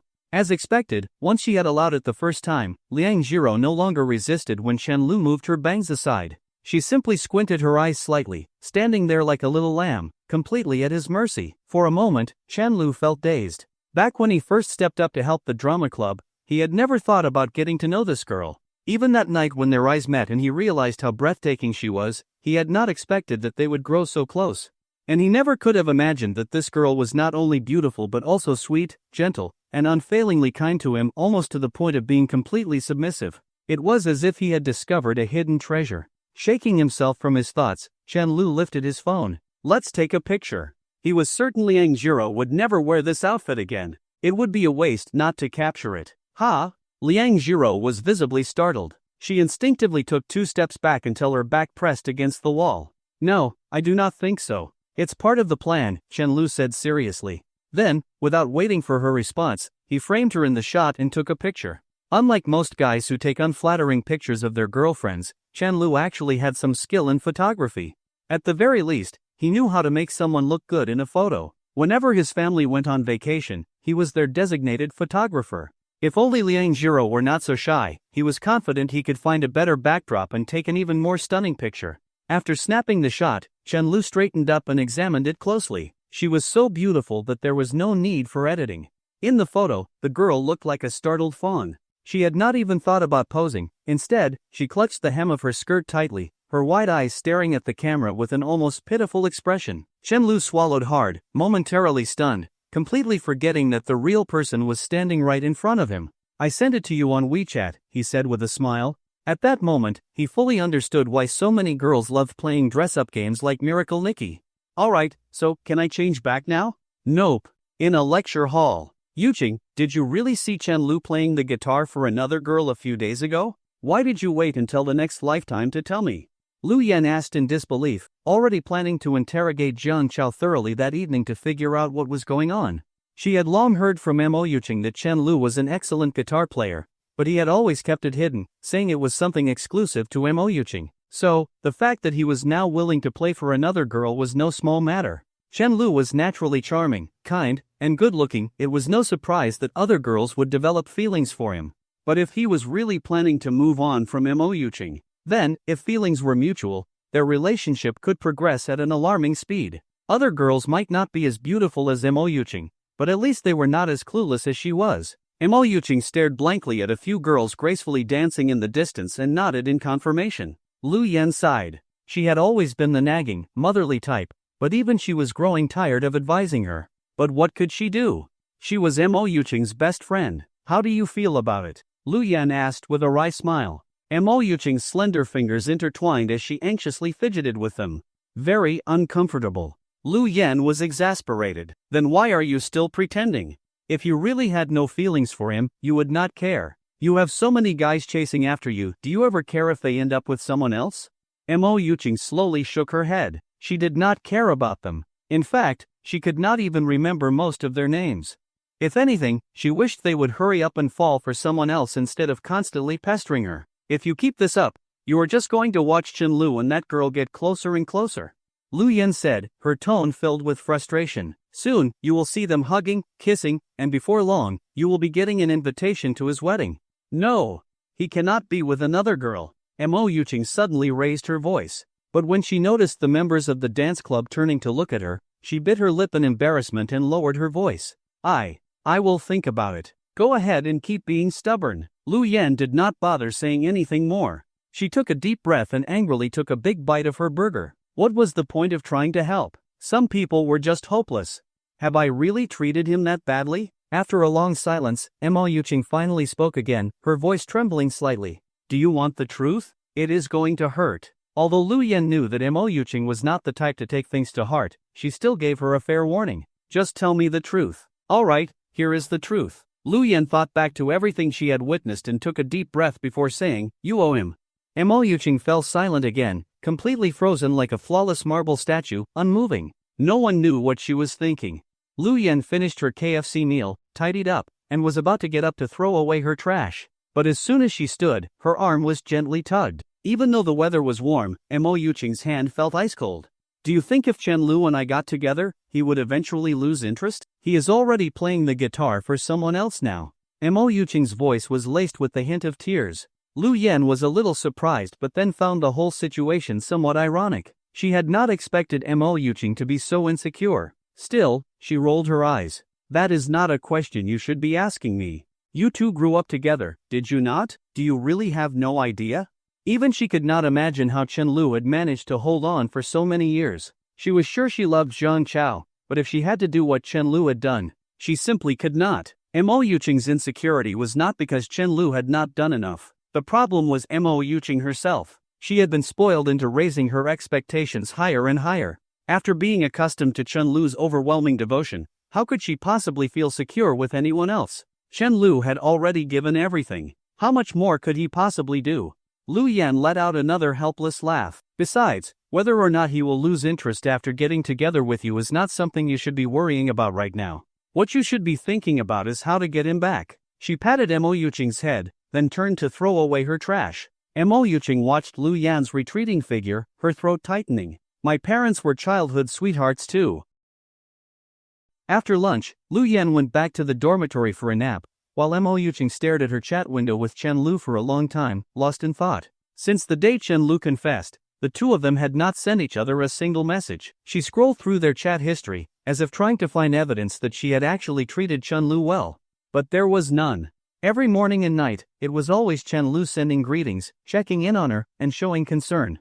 It was always him. Her responses were often brief, just one or two words, and sometimes, when she felt annoyed, she simply ignored him. Chenlu would often remind her to dress warmly when it was cold, but she had never once sent him a message like that. She had no excuse. It was simply habit. After so many years, she had grown used to it. So used to it that she took it for granted and forgot to be grateful. Mo Yuqing rubbed her slightly reddened eyes, stood up, cleared her throat, and slowly said, "Can I join your performance this time?" "Of course." The others immediately agreed without hesitation. They did not know why their senior suddenly changed her mind, but having her in the program would definitely attract a lot more attention, both for her dance skills and her looks. Mo Yuqing quickly caught up with the choreography without any difficulty. For her, this level of dance was not challenging. She only needed to run through the routine a couple of times to get it right, but throughout practice, she kept getting distracted. She suddenly had the urge to see Chenlu. Aside from being in class, this was the longest they had gone without seeing each other. And for the first time, Mo Yuqing found herself missing him. But she had no reason to see him. That realization hit her like a wave of dizziness. It was like waking up from a long dream. From childhood until now, no matter how unreasonable it was, Chenlu had always been there for her. Whenever she wanted to see him, she never needed a reason. But now, it was different. Now, she had to think of one. During break, Mo Yuqing sat on the podium with her head down, feeling conflicted and unreal, as if the beautiful dream she had been living in was truly over. Even if she had never felt that it was particularly beautiful before, there was still a chance, right? Chenlu would not really leave her. Mo Yuqing silently comforted herself, all while thinking of an excuse to ask Chenlu to meet her. The night had fallen, and the bright moon hung high in the sky. Chen Lu returned to the dormitory in high spirits, feeling unusually relaxed. As soon as he stepped in, he noticed that Jiang Chao had inexplicably drawn the curtain around his bed. Not bothering to ask why, Chen Lu shifted his gaze to Li Xinian, who was sipping porridge. Better not pull that curtain, he did not want to witness any anti-aircraft guns in action. Drinking porridge at night? Are you on some kind of health regimen? Chen Lu mocked. Li Xinian remained unfazed. Boss's girlfriend ordered porridge for him tonight. So? Chen Lu did not get his point. I do not have a girlfriend, so I bought it for myself. Jiang Chao, that bastard. Fuck him. Li Xinian grumbled a few more curses before finally venting his frustration. Then he turned to Chen Lu with a grin. Want some? We are both pitiful guys without girlfriends to buy porridge for us. Chen Lu scratched his cheek with his index finger, hesitating to mention that someone actually made porridge for him every morning. If he said it out loud, he would be dead. With no other choice, he walked over and took a sip. The next second, he dashed to the bathroom to spit it out. What the hell? Why does your century egg taste so nasty? Chen Lu felt nauseous. Are you stupid? That is how century eggs taste. No, they are not. The ones Liang Jiro made were not like this. Chen Lu rinsed his mouth, now even more curious about how he had managed to finish the bowl of porridge she had made for him. Though he was intrigued, an involuntary smile curled on his lips. Seeing Chen Lu packing his things, Li Xinian asked curiously, "What are you doing? Tomorrow is May Day, right? I am going home for a bit." Chen Lu continued stuffing books and other unused items into his bag. Rather than calling it packing, it was more like unloading. Every time he went home, he simply brought back whatever felt unnecessary in the dorm. Unlike others who had to haul a bunch of luggage, he barely needed anything. After all, if he really wanted to go home, a short taxi ride would take him there in no time. Bringing a bag was just a show of respect for his roommates. Wow, I almost forgot you are a local. Li Xinian chuckled. Yeah, it is just that I cannot bear to leave you guys, my dear sons. Just as he finished speaking, Li Xinian suddenly leaned in and poked him lightly. Let me tell you something interesting. Chen Lu turned his head, signaling for him to continue. Today, Mo Yuqing's side reported another issue. I went to check it out, and after a long struggle, I realized they had just plugged the speaker wires in the wrong way. And this is supposed to be interesting? Chen Lu paused, feeling confused. Hold on, I have not finished. Do you know what she said when she saw me? She said, "Why is it you?" Detective Li Xinian adjusted his glasses, looking as if he had unraveled a great mystery. I suspect she deliberately mixed up the wires, hoping you would be the one to come. She still does not know you have stopped helping me with these things. Chen Lu scoffed, threw his bag aside, and collapsed onto his bed. You are crazy. I would sooner believe our boss could suddenly learn how to study than believe Mo Yuqing would have a change of heart. Li Xinian saw that Chen Lu had already closed his eyes, so he walked over and slowly pulled back Jiang Chao's curtain. Looking at Jiang Chao, who was staring intently at his laptop and even taking notes from time to time, Li Xinian muttered to himself. But, our boss is actually studying. At that moment, Mo Yuqing had just returned to her empty home. After changing into a thin, lace-trimmed nightdress, she curled up on the sofa, hugging her long, slender legs, her mood sinking. She did not want Chen Lu to date someone else, yet she was not ready to chase after him herself. For the first time in her life, she truly understood what it meant to be caught between fear of loss and fear of commitment. And at that moment, she finally, completely realized. She did like Chen Lu. She had always wondered where Chen Lu found so much time each day. How was he able to worry about her endlessly, day after day? Now she understood. It was never about having free time, it was about how much he cared for her. He cared so much that he constantly worried if she was upset or unwell. He cared so much that he knew her cycle better than she did. After sitting in silence for a long time, she picked up her phone and typed out a message for her social feed. I hope I do not have to lose something to realize how much I cherish it. This was a hint meant for Chen Lu. She hesitated for a long time but still could not bring herself to send him a message directly, not even a simple goodnight. This was the first update she had posted in over 2 months. The last one was on her birthday. Mo Yuqing tapped on that old post, her thoughts growing even more tangled. It was a picture of a beautiful bouquet of roses. Bright red petals bloomed as if they would never wither. And of course, they would not, because they were made of paper. Back then, Chen Lu had spent nearly half a month preparing for her birthday party, and in the end, he had given her that handmade bouquet. 33 roses, every single one meticulously folded by his own hands. She could still remember the envious stares from the other girls around her. Within minutes of her new post, an overwhelming flood of comments appeared. Feeling down, senior? Let me take you to a movie. Are you hinting at me? Even though you rejected me, I am still waiting for you. Mo Yuching, if you are sad, take a walk. I am already on my way to your dorm. Regretting it now? Just say the word, and I will be in Hangzhou tomorrow. Reading these comments, Mo Yuching nearly choked. She hurriedly deleted the ones from people she had long forgotten. She did not even remember these guys, so why did they still remember her? The girls' comments were slower to come in, but at least they did not make her blood pressure rise. Sending you a hug, Qingbao. Pluck the flower while it blooms, do not wait until there is only an empty branch left. Lu Yen, knowing the whole story, simply replied with a sighing emoji, her way of expressing frustration at Mo Yuching's foolishness. Mo Yuching let out a long, disappointed sigh and kept refreshing her feed. For the first time ever, she was anxiously checking the comments under her post, because she was waiting for one person. No matter how passionate the responses were, they were not the one she wanted. She wanted to see Chen Lu's reply. Even just a like would be enough. She waited and waited, but it never came. Feeling uneasy, she opened Chen Lu's profile. His feed was still completely empty, he had never posted anything. But there was one difference. His background photo had changed from a silhouette of her to a picture of Pikachu. The night deepened, and one by one, the lights in the buildings outside flickered off until everything was swallowed by darkness. The once proud girl fell asleep waiting, but the reply she longed for never arrived. Cold moonlight streamed through the window, illuminating the bouquet of folded paper roses on the coffee table, making them look eerily elegant. And behind that bouquet, the sleeping girl lay curled up on the sofa, breathtakingly beautiful. The moonlight traced the contours of her delicate face, her fair neck, her smooth, snow-like legs, and the faint tear stains on her cheeks. May 1st, early morning.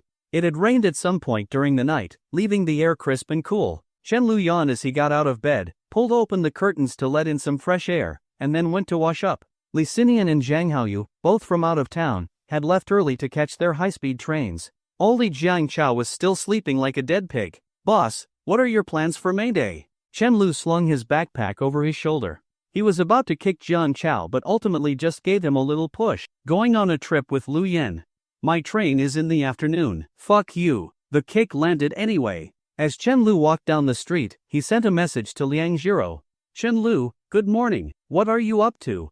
Liang Zhiro, just got dressed. About to head to work, she always replied quickly. The moment Chen Lu sent a message, he would get a response almost instantly. Every time he asked what she was doing, she would seriously answer. Chen Lu, found a new job?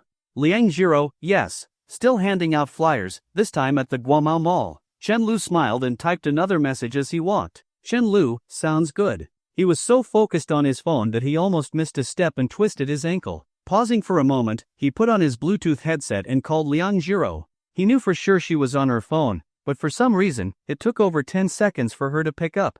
Then, her soft voice came through the receiver. Hello. She sounded groggy, as if she had just woken up.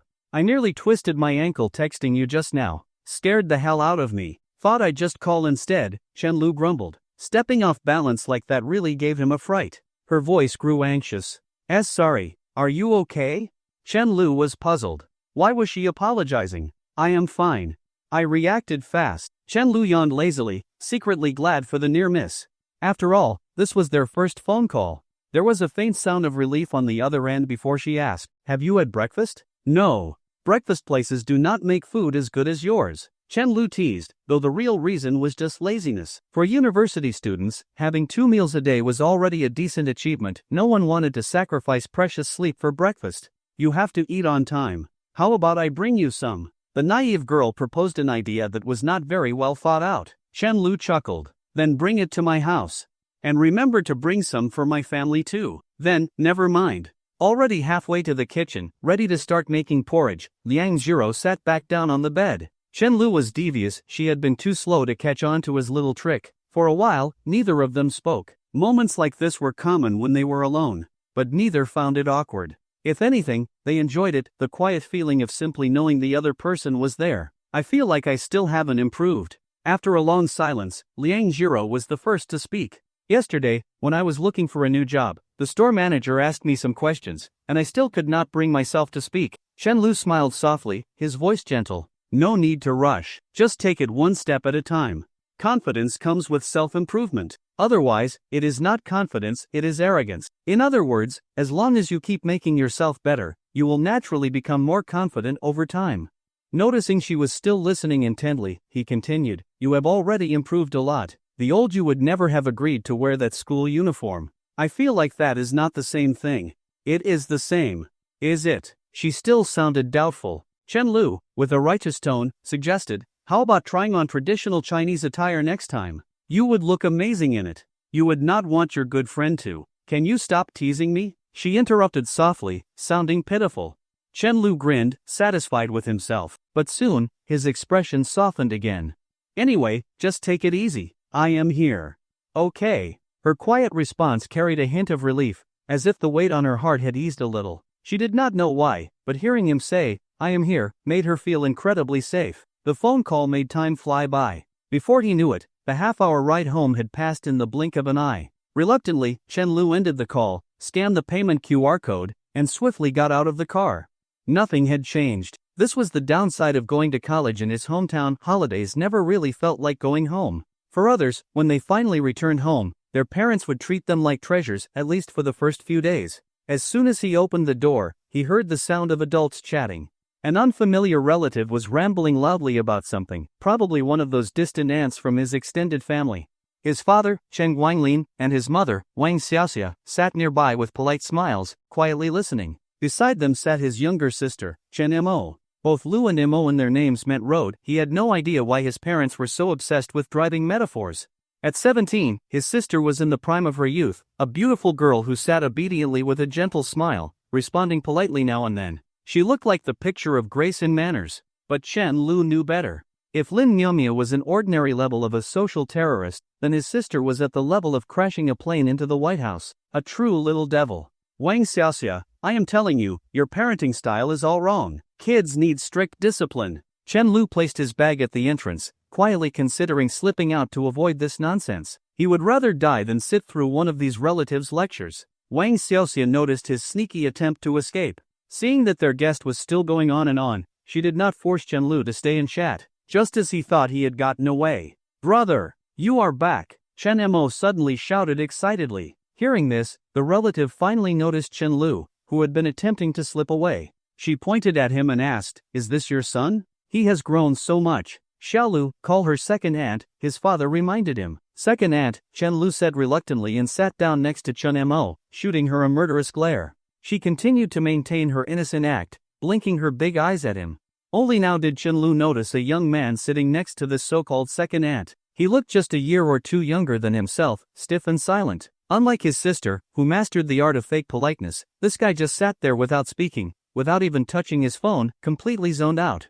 Since the guy had no intention of greeting him, Chen Lu was more than happy to ignore him. Instead, he pulled out his phone and asked Liang Zhiro what she was doing. Seeing her brother take out his phone, Chen Mo followed suit and started watching absurd videos. Curious, Chen Lu glanced over, then frowned. You little troll, bring that phone to court when your trial starts. You see what I mean? Kids these days cannot live without their phones. Second aunt sighed dramatically, shaking her head. Do you see this, Wang Xiaoxia? Video games are nothing but spiritual opium. They are ruining the youth. Chen Lu was dumbfounded. That is the ninth art, you ignorant fool. And besides, I am a university student. Wang Xiaoxia continued to smile gently. Despite her age, she had barely any visible signs of aging, exuding a soft and warm demeanor. These two kids are nowhere near as well behaved as your Xiao Hao, she remarked before changing the subject. But I still feel that you should not be too strict about these things. As long as they do not lose themselves in it, a little entertainment is fine. Oh no, that is not right. Online experts say this is a disaster waiting to happen. It must be avoided at all costs. Second aunt spoke with absolute seriousness before proudly patting her son on the shoulder. My boy is in college now, and I strictly control his screen time.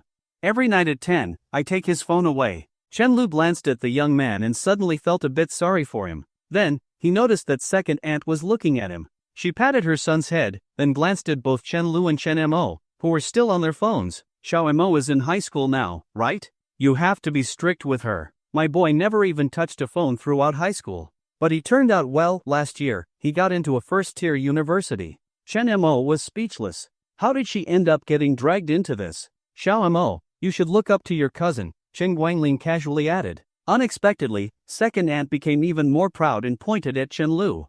And you, as her older brother, should set a good example. Spend less time on your phone and focus more on studying. College is not an excuse to slack off. Chen Mo clung to Chen Lu's arm and smiled sweetly. My brother is great. He is the perfect role model. Second aunt scoffed, unimpressed. Taking a sip of water, she asked, where is Xiao Lu studying now? Chen Lu cleared his throat. My university? It is nothing special, just Yuhang University. It is close to home. A brief but awkward silence filled the room. Chen Mo exchanged a glance with Chen Lu, silently complimenting their teamwork. Yuhang University was a top 10 school, saying it was nothing special was just pure flexing. Chen Lu looked at the young man sitting beside second aunt. His expression remained blank, making it impossible to tell what he was thinking. Poor guy. Raised by controlling parents who saw him as the embodiment of their unfulfilled dreams, forced to swallow the poison called "it is all for your own good," turned into nothing more than a puppet. As for his own passions and aspirations, no one cared.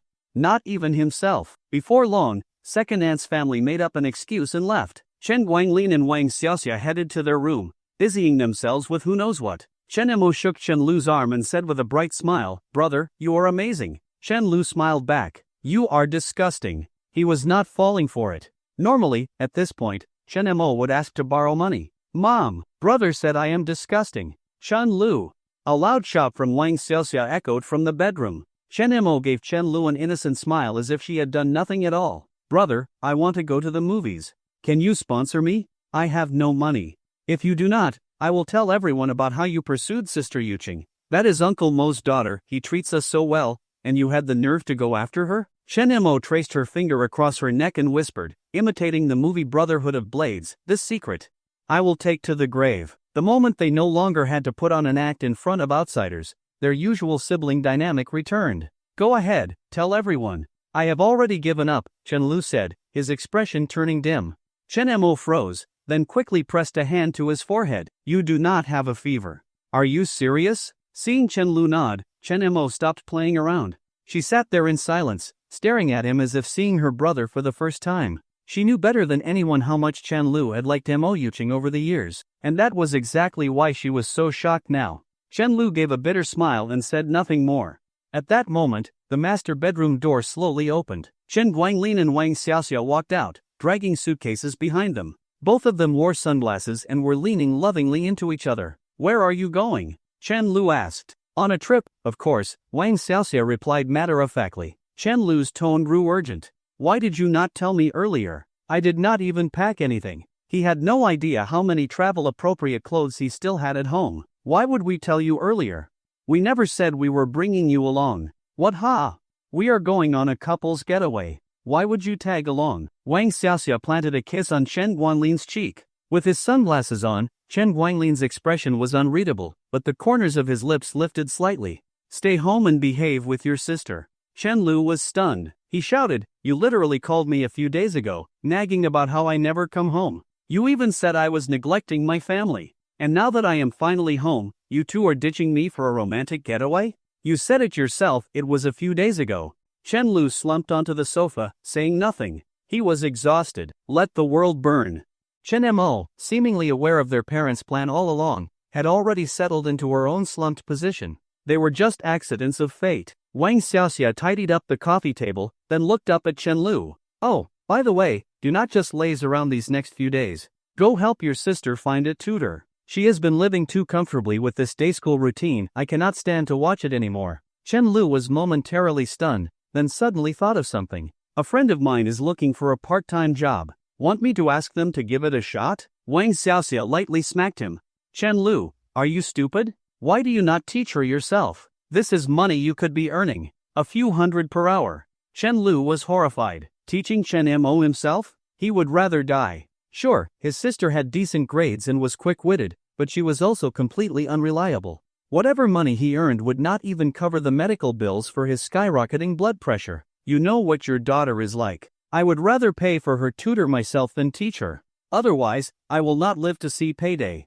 Wang Xiaoxia patted her son's head, looking at him with satisfaction. All right, deal. The tutoring fee will be deducted from your living expenses. Ask your friend to give it a try. With the house door shutting heavily behind them, only two abandoned children remained in the living room. Though Chen Guanglin and Wang Xiaoxia had always been this way, the siblings still felt a little complicated about it. What did you do to piss off Mom? Chen Lu asked irritably. Chen Mo looked completely innocent as she shook her head. I just dropped a tiny bit in my rankings. How tiny? A dozen or so places. In the whole school? In my class. Chen Lu laughed out of sheer disbelief. And what were you up to? Nothing, really. Just messed up on this month's exam. I told Mom I will do fine next time, but she does not believe me. Chen Mo slumped back onto the sofa, stretching her legs onto the coffee table, looking utterly resigned. After a few seconds, she suddenly sat up straight, hugging herself defensively. Wait a minute. Is this friend of yours a guy or a girl? Are you sacrificing my dignity for the sake of your friendship? First of all, no one would be interested in you.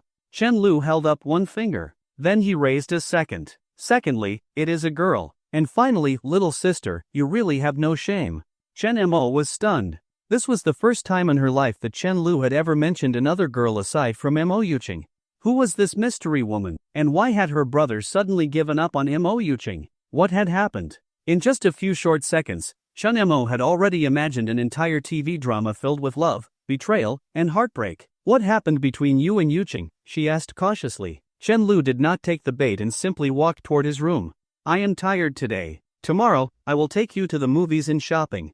In return, you tell Mom that you are okay with my friend tutoring you. After all, you do not actually need a tutor. Anyone will do. Nighttime, inside a hotel sea view room. Wang Xiaoxia lay staring at the chandelier above, murmuring softly. Middle-aged couples always seem to have endless conversations at this hour. Guess what Xiao Lu talked to me about tonight? Unbelievable, he actually asked how much I was planning to pay. I was already planning to pay the full market rate, even if it is just his friend.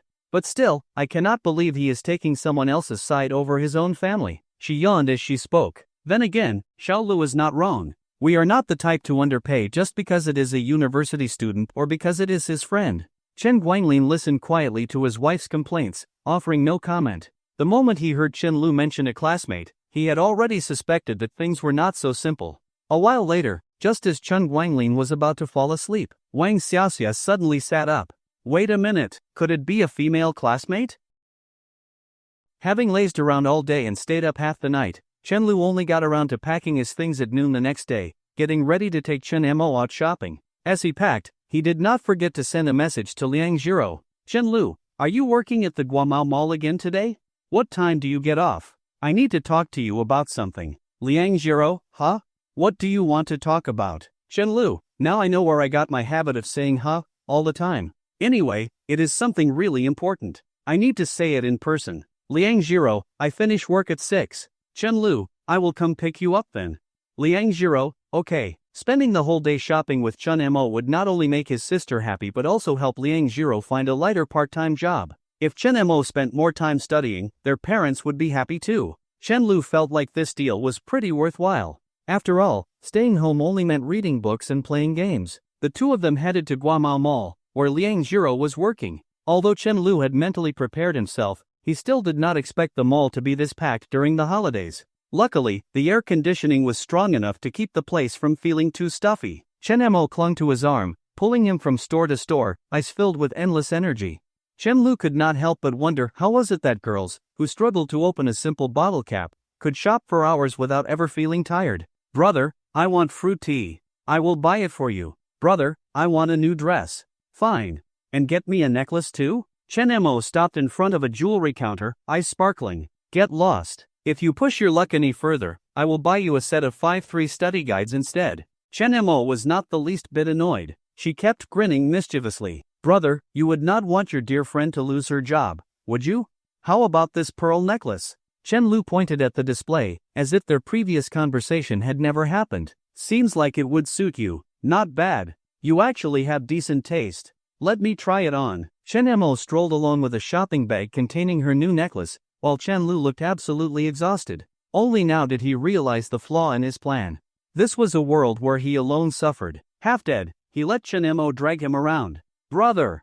Look over there! Chen Mo's eyes lit up as she pointed toward a milk tea shop. That's Snowman. A person in a mascot costume stood near the shop, looking like a fluffy little snowman, wobbling as they walked. Whenever a customer entered or left the store, the snowman would bow slightly in greeting. It was actually quite adorable. But the most hypnotic part was the store's background music, playing the endlessly looping, I love you, you love me. Chen Mo grabbed onto Chen Lu's arm. Let's go take a look. How old are you? Chen Lu muttered, but his body still followed her toward the shop. As they approached, the snowman noticed them. Seeing how closely Chen Mo clung to Chen Lu's arm, the snowman hesitated, pausing mid-bow. Soon, the siblings stood right in front of it. "Hello, I would like 2 cups of hand-peeled grape tea," Chen Mo said excitedly, stroking the snowman's plush arm. But the snowman did not respond. Chen Lu, who had been checking his phone, looked up and saw the mascot staring at him. He tilted his head in confusion. "Hello?" Chen Mo tried again, wondering if it was impolite to touch the mascot. As a girl, it was hard to resist petting cute things. Only then did the snowman hurriedly nod and hand over their order number. Chen Mo took the slip of paper and joked, "Such a cool and aloof snowman." Then, Chen Lu suddenly remembered something. Did Liang Jiro say she was working here today? He had walked through nearly every floor of this mall and still had not seen her. "Sis, when is Mom coming back?" Chen Lu asked casually, raising his voice a little. "Didn't I tell you? The day after tomorrow. Why are you asking all of a sudden?" "No reason. Just forgot for a second." After getting their drinks, the siblings turned to leave. "Bye-bye." Chen Mo waved to the adorable snowman. Regardless of what the person inside looked like, girls had a natural fondness for cute things. Chen Lu glanced at the snowman and gently patted its head before walking away with Chen Mo. It did not matter if the person inside was Liang Jiro or not, bringing it up was harmless. In the off chance that she did have feelings for him, she might feel hurt. Better to avoid that if possible. He did not want to break this silly girl's heart. Soon after, Chen Lu doubled back, watching the snowman from a distance. "Brother, why are you still looking at the mascot?" Chen Mo asked curiously, already forgetting about the snowman as her mind was now occupied with the upcoming movie. Chen Lu stood there, expressionless, just thinking. Chen Mo did not bother questioning him further and found a seat to check her phone while waiting for the movie. The snowman continued to stand diligently by the shop, looking rather serious about their job. Unlike the other employees handing out flyers, this snowman seemed incredibly shy. Each time they finished greeting a customer, they would quickly retreat to the side. Only in the brief moments when no one passed by would the fluffy snowman dare lean against the wall to rest. Then, at the sight of another approaching customer, they would wobble forward again, clumsy yet endearing. There was a high chance it really was Liang Jiro inside. Chen Lu knew very well that even though the mall had central air conditioning, being inside that mascot suit was probably stifling. The thought made his heart ache a little. His mind was filled with images of Liang Jiro's silly, innocent face. Should he go help her? For a moment, the idea crossed his mind again. He had thick skin, he did not mind. But somehow, he felt that doing so would only have the opposite effect. After all, Liang Jiro was doing her best, just as they had agreed.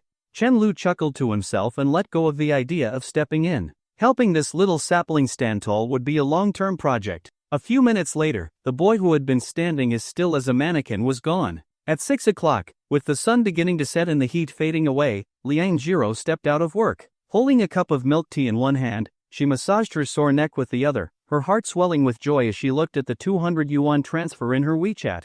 Her hard-earned wages for the day. Once the ache in her neck eased, she removed her hair tie, letting her hair fall naturally over her shoulders. Chen Lu said he liked it this way. That was when she noticed her phone battery was down to 2%. She glanced at a nearby charging station but decided against it. That would cost several yuan. Instead, she used the last bit of battery to send Chen Lu a message, confirming their meeting place. Chen Lu sat in a cafe on the first floor of the mall. The atmosphere was excellent, and since it was still early, the place was quiet and peaceful. Like the background music playing softly in the store, the cafe itself had a Victorian-style decor. The tables, chairs, and tableware were all elegantly classical. The only flaw was that the lighting was a little dim. After a short while, a long-haired girl timidly walked in. Sitting in the corner, Chen Lu waved at her, signaling her to come over directly. This was Liang Jiro's first time entering a place like this. She had always thought such cafes were fancy and expensive, far beyond her reach. Now that she was here, she realized the prices were indeed high, but not as shocking as she had imagined. "Why do you always arrive before me?" Liang Jiro asked, feeling a little embarrassed as she took a seat across from Chen Lu. It seemed that, except for the day she delivered clothes to him, Chen Lu was always the one waiting for her. Even when she brought him breakfast every morning, she always thought she was early, yet each time she would find him already sitting in their usual spot, waiting. The thought gave her an inexplicable sense of importance and warmth. "Just a habit," Chen Lu replied with a soft chuckle. It really was a habit of his. The only difference was that some people cherished his efforts, while others did not. When he noticed the hair tie still wrapped around her wrist, his smile deepened. He had only mentioned it casually before, but this silly girl had actually remembered. I was actually at the mall earlier, shopping with my sister. It is a pity I did not run into you. Liang Jiro pretended to be unaware. Really?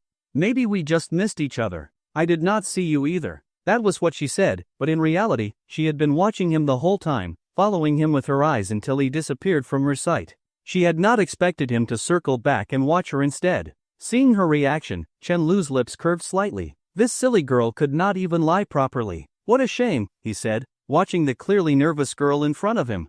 Now he was completely certain it had been her in the mascot costume earlier. Being stared at like that made Liang Jiro incredibly uneasy. She quickly took out the shopping bag she had prepared, trying to change the subject. She carefully placed the bag on the table and murmured in a voice as soft as a mosquito's, "This is for you." Chen Lu was taken aback. His eyes lit up as he looked at her. Now she had no escape. Not changing the subject meant enduring his gaze, and changing the subject still led back to him looking at her. Overcome with embarrassment, she lowered her head, unable to meet his eyes. Without hesitation, Chen Lu took the bag and opened it. This album is beautifully designed. He genuinely liked the pocket watch-inspired design.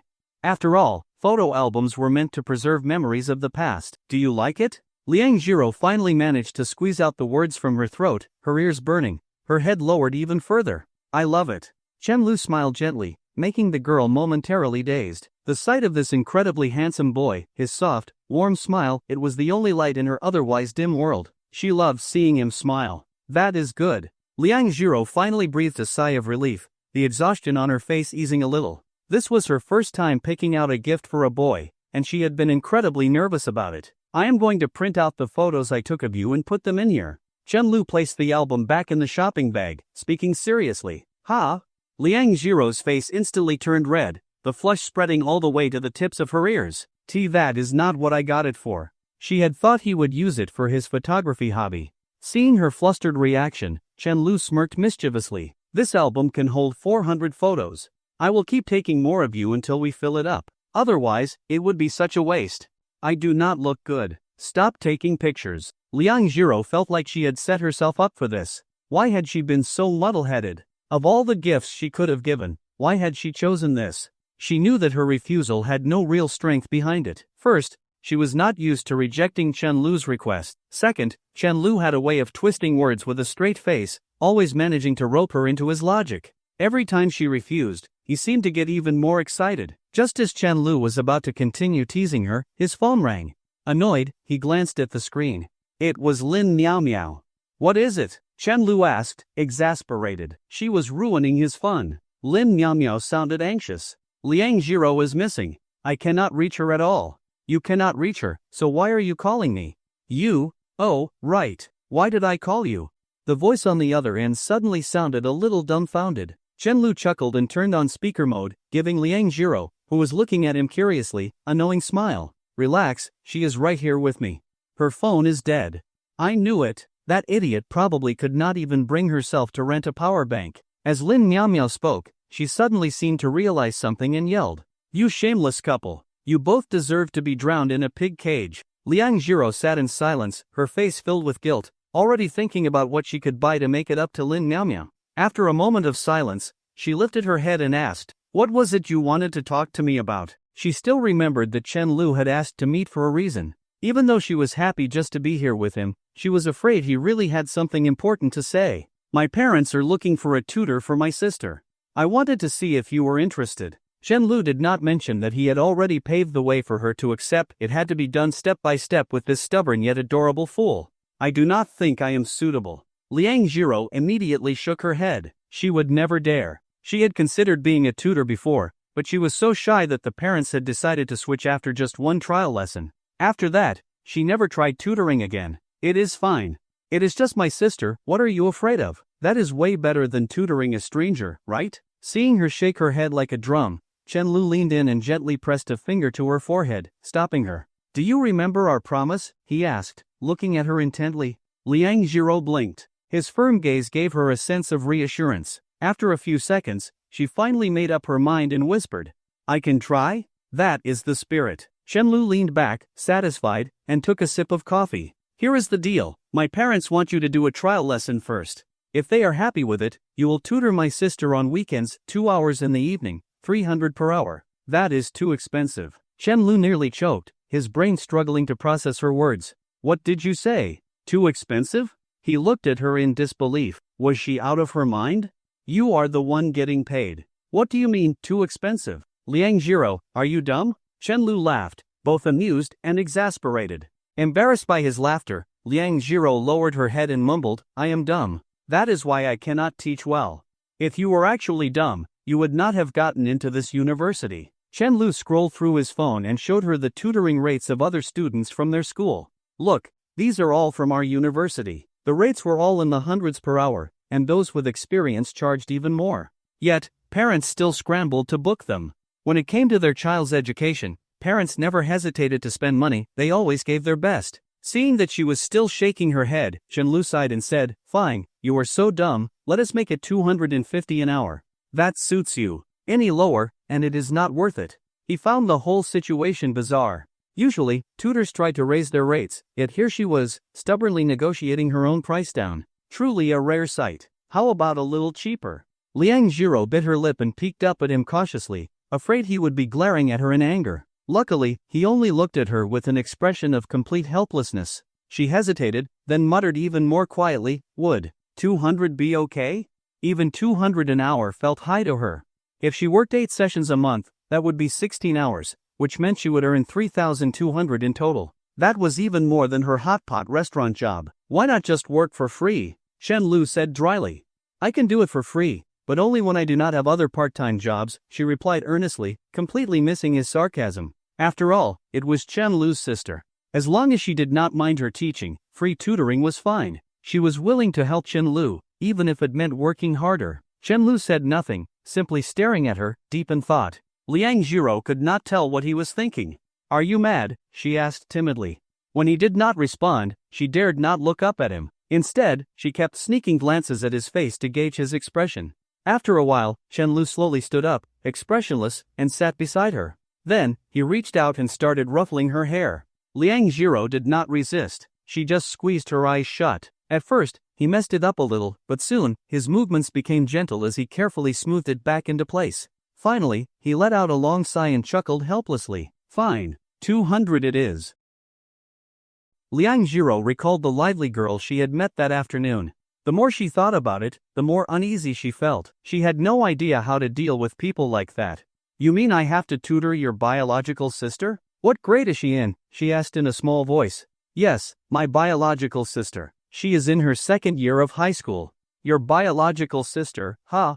For some reason, hearing that made her feel a little happy. Her mood instantly brightened. Why are you not tutoring her yourself? You are so good at everything, she continued. Hearing that made Chen-Lu feel incredibly pleased. There was not a single man in the world who could resist a girl calling him amazing.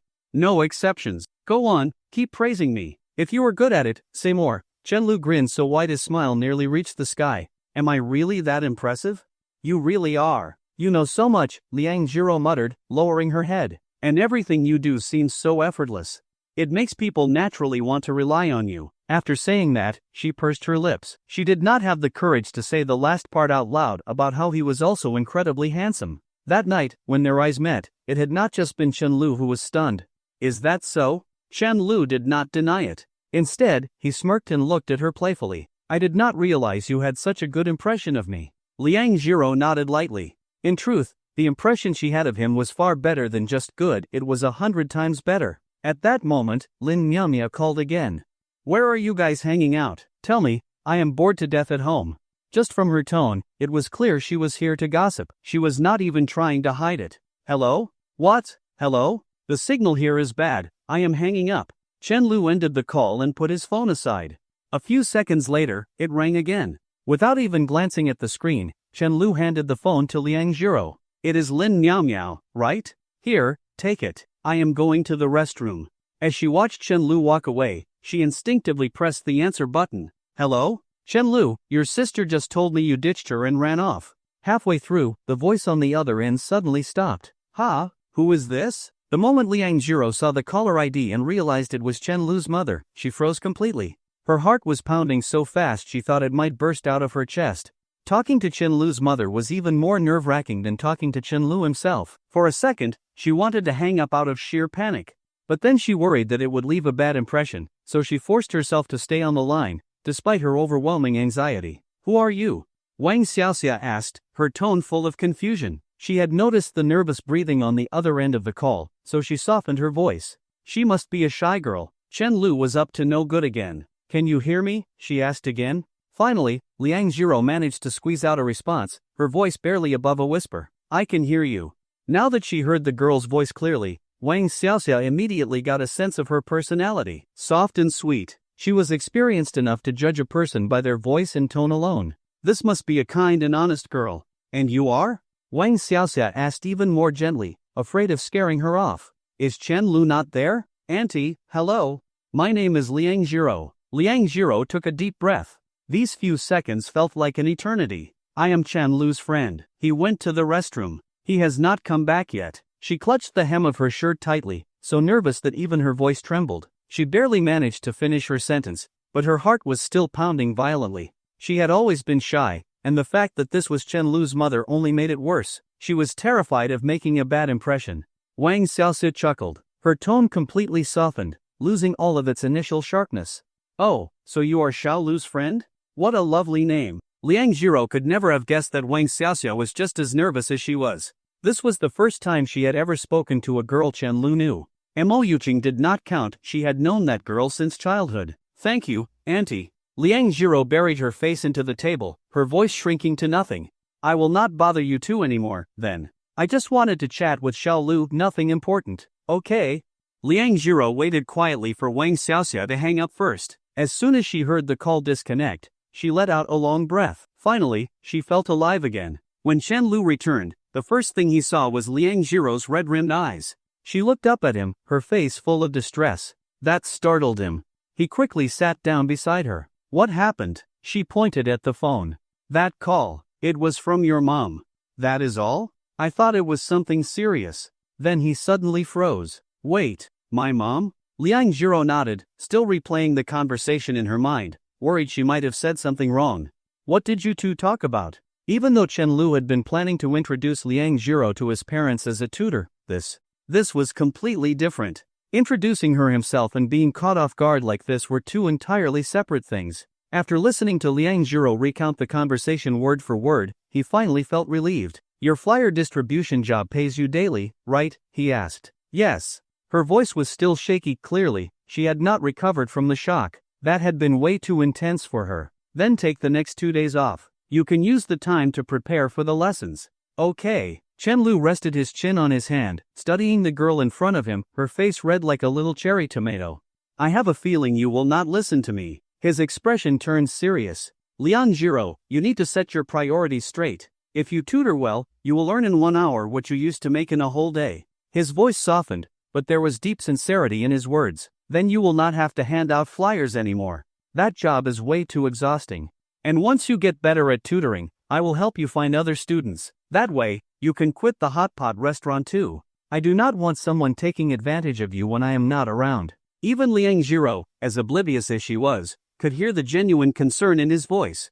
Especially the last sentence. It hit her heart directly. Tears welled up in her eyes, blurring her vision until everything was indistinct. For the first time, she realized how beautiful it was to have someone who truly cared about her. It was so overwhelming that her tears slipped down, one by one, eventually forming a steady stream.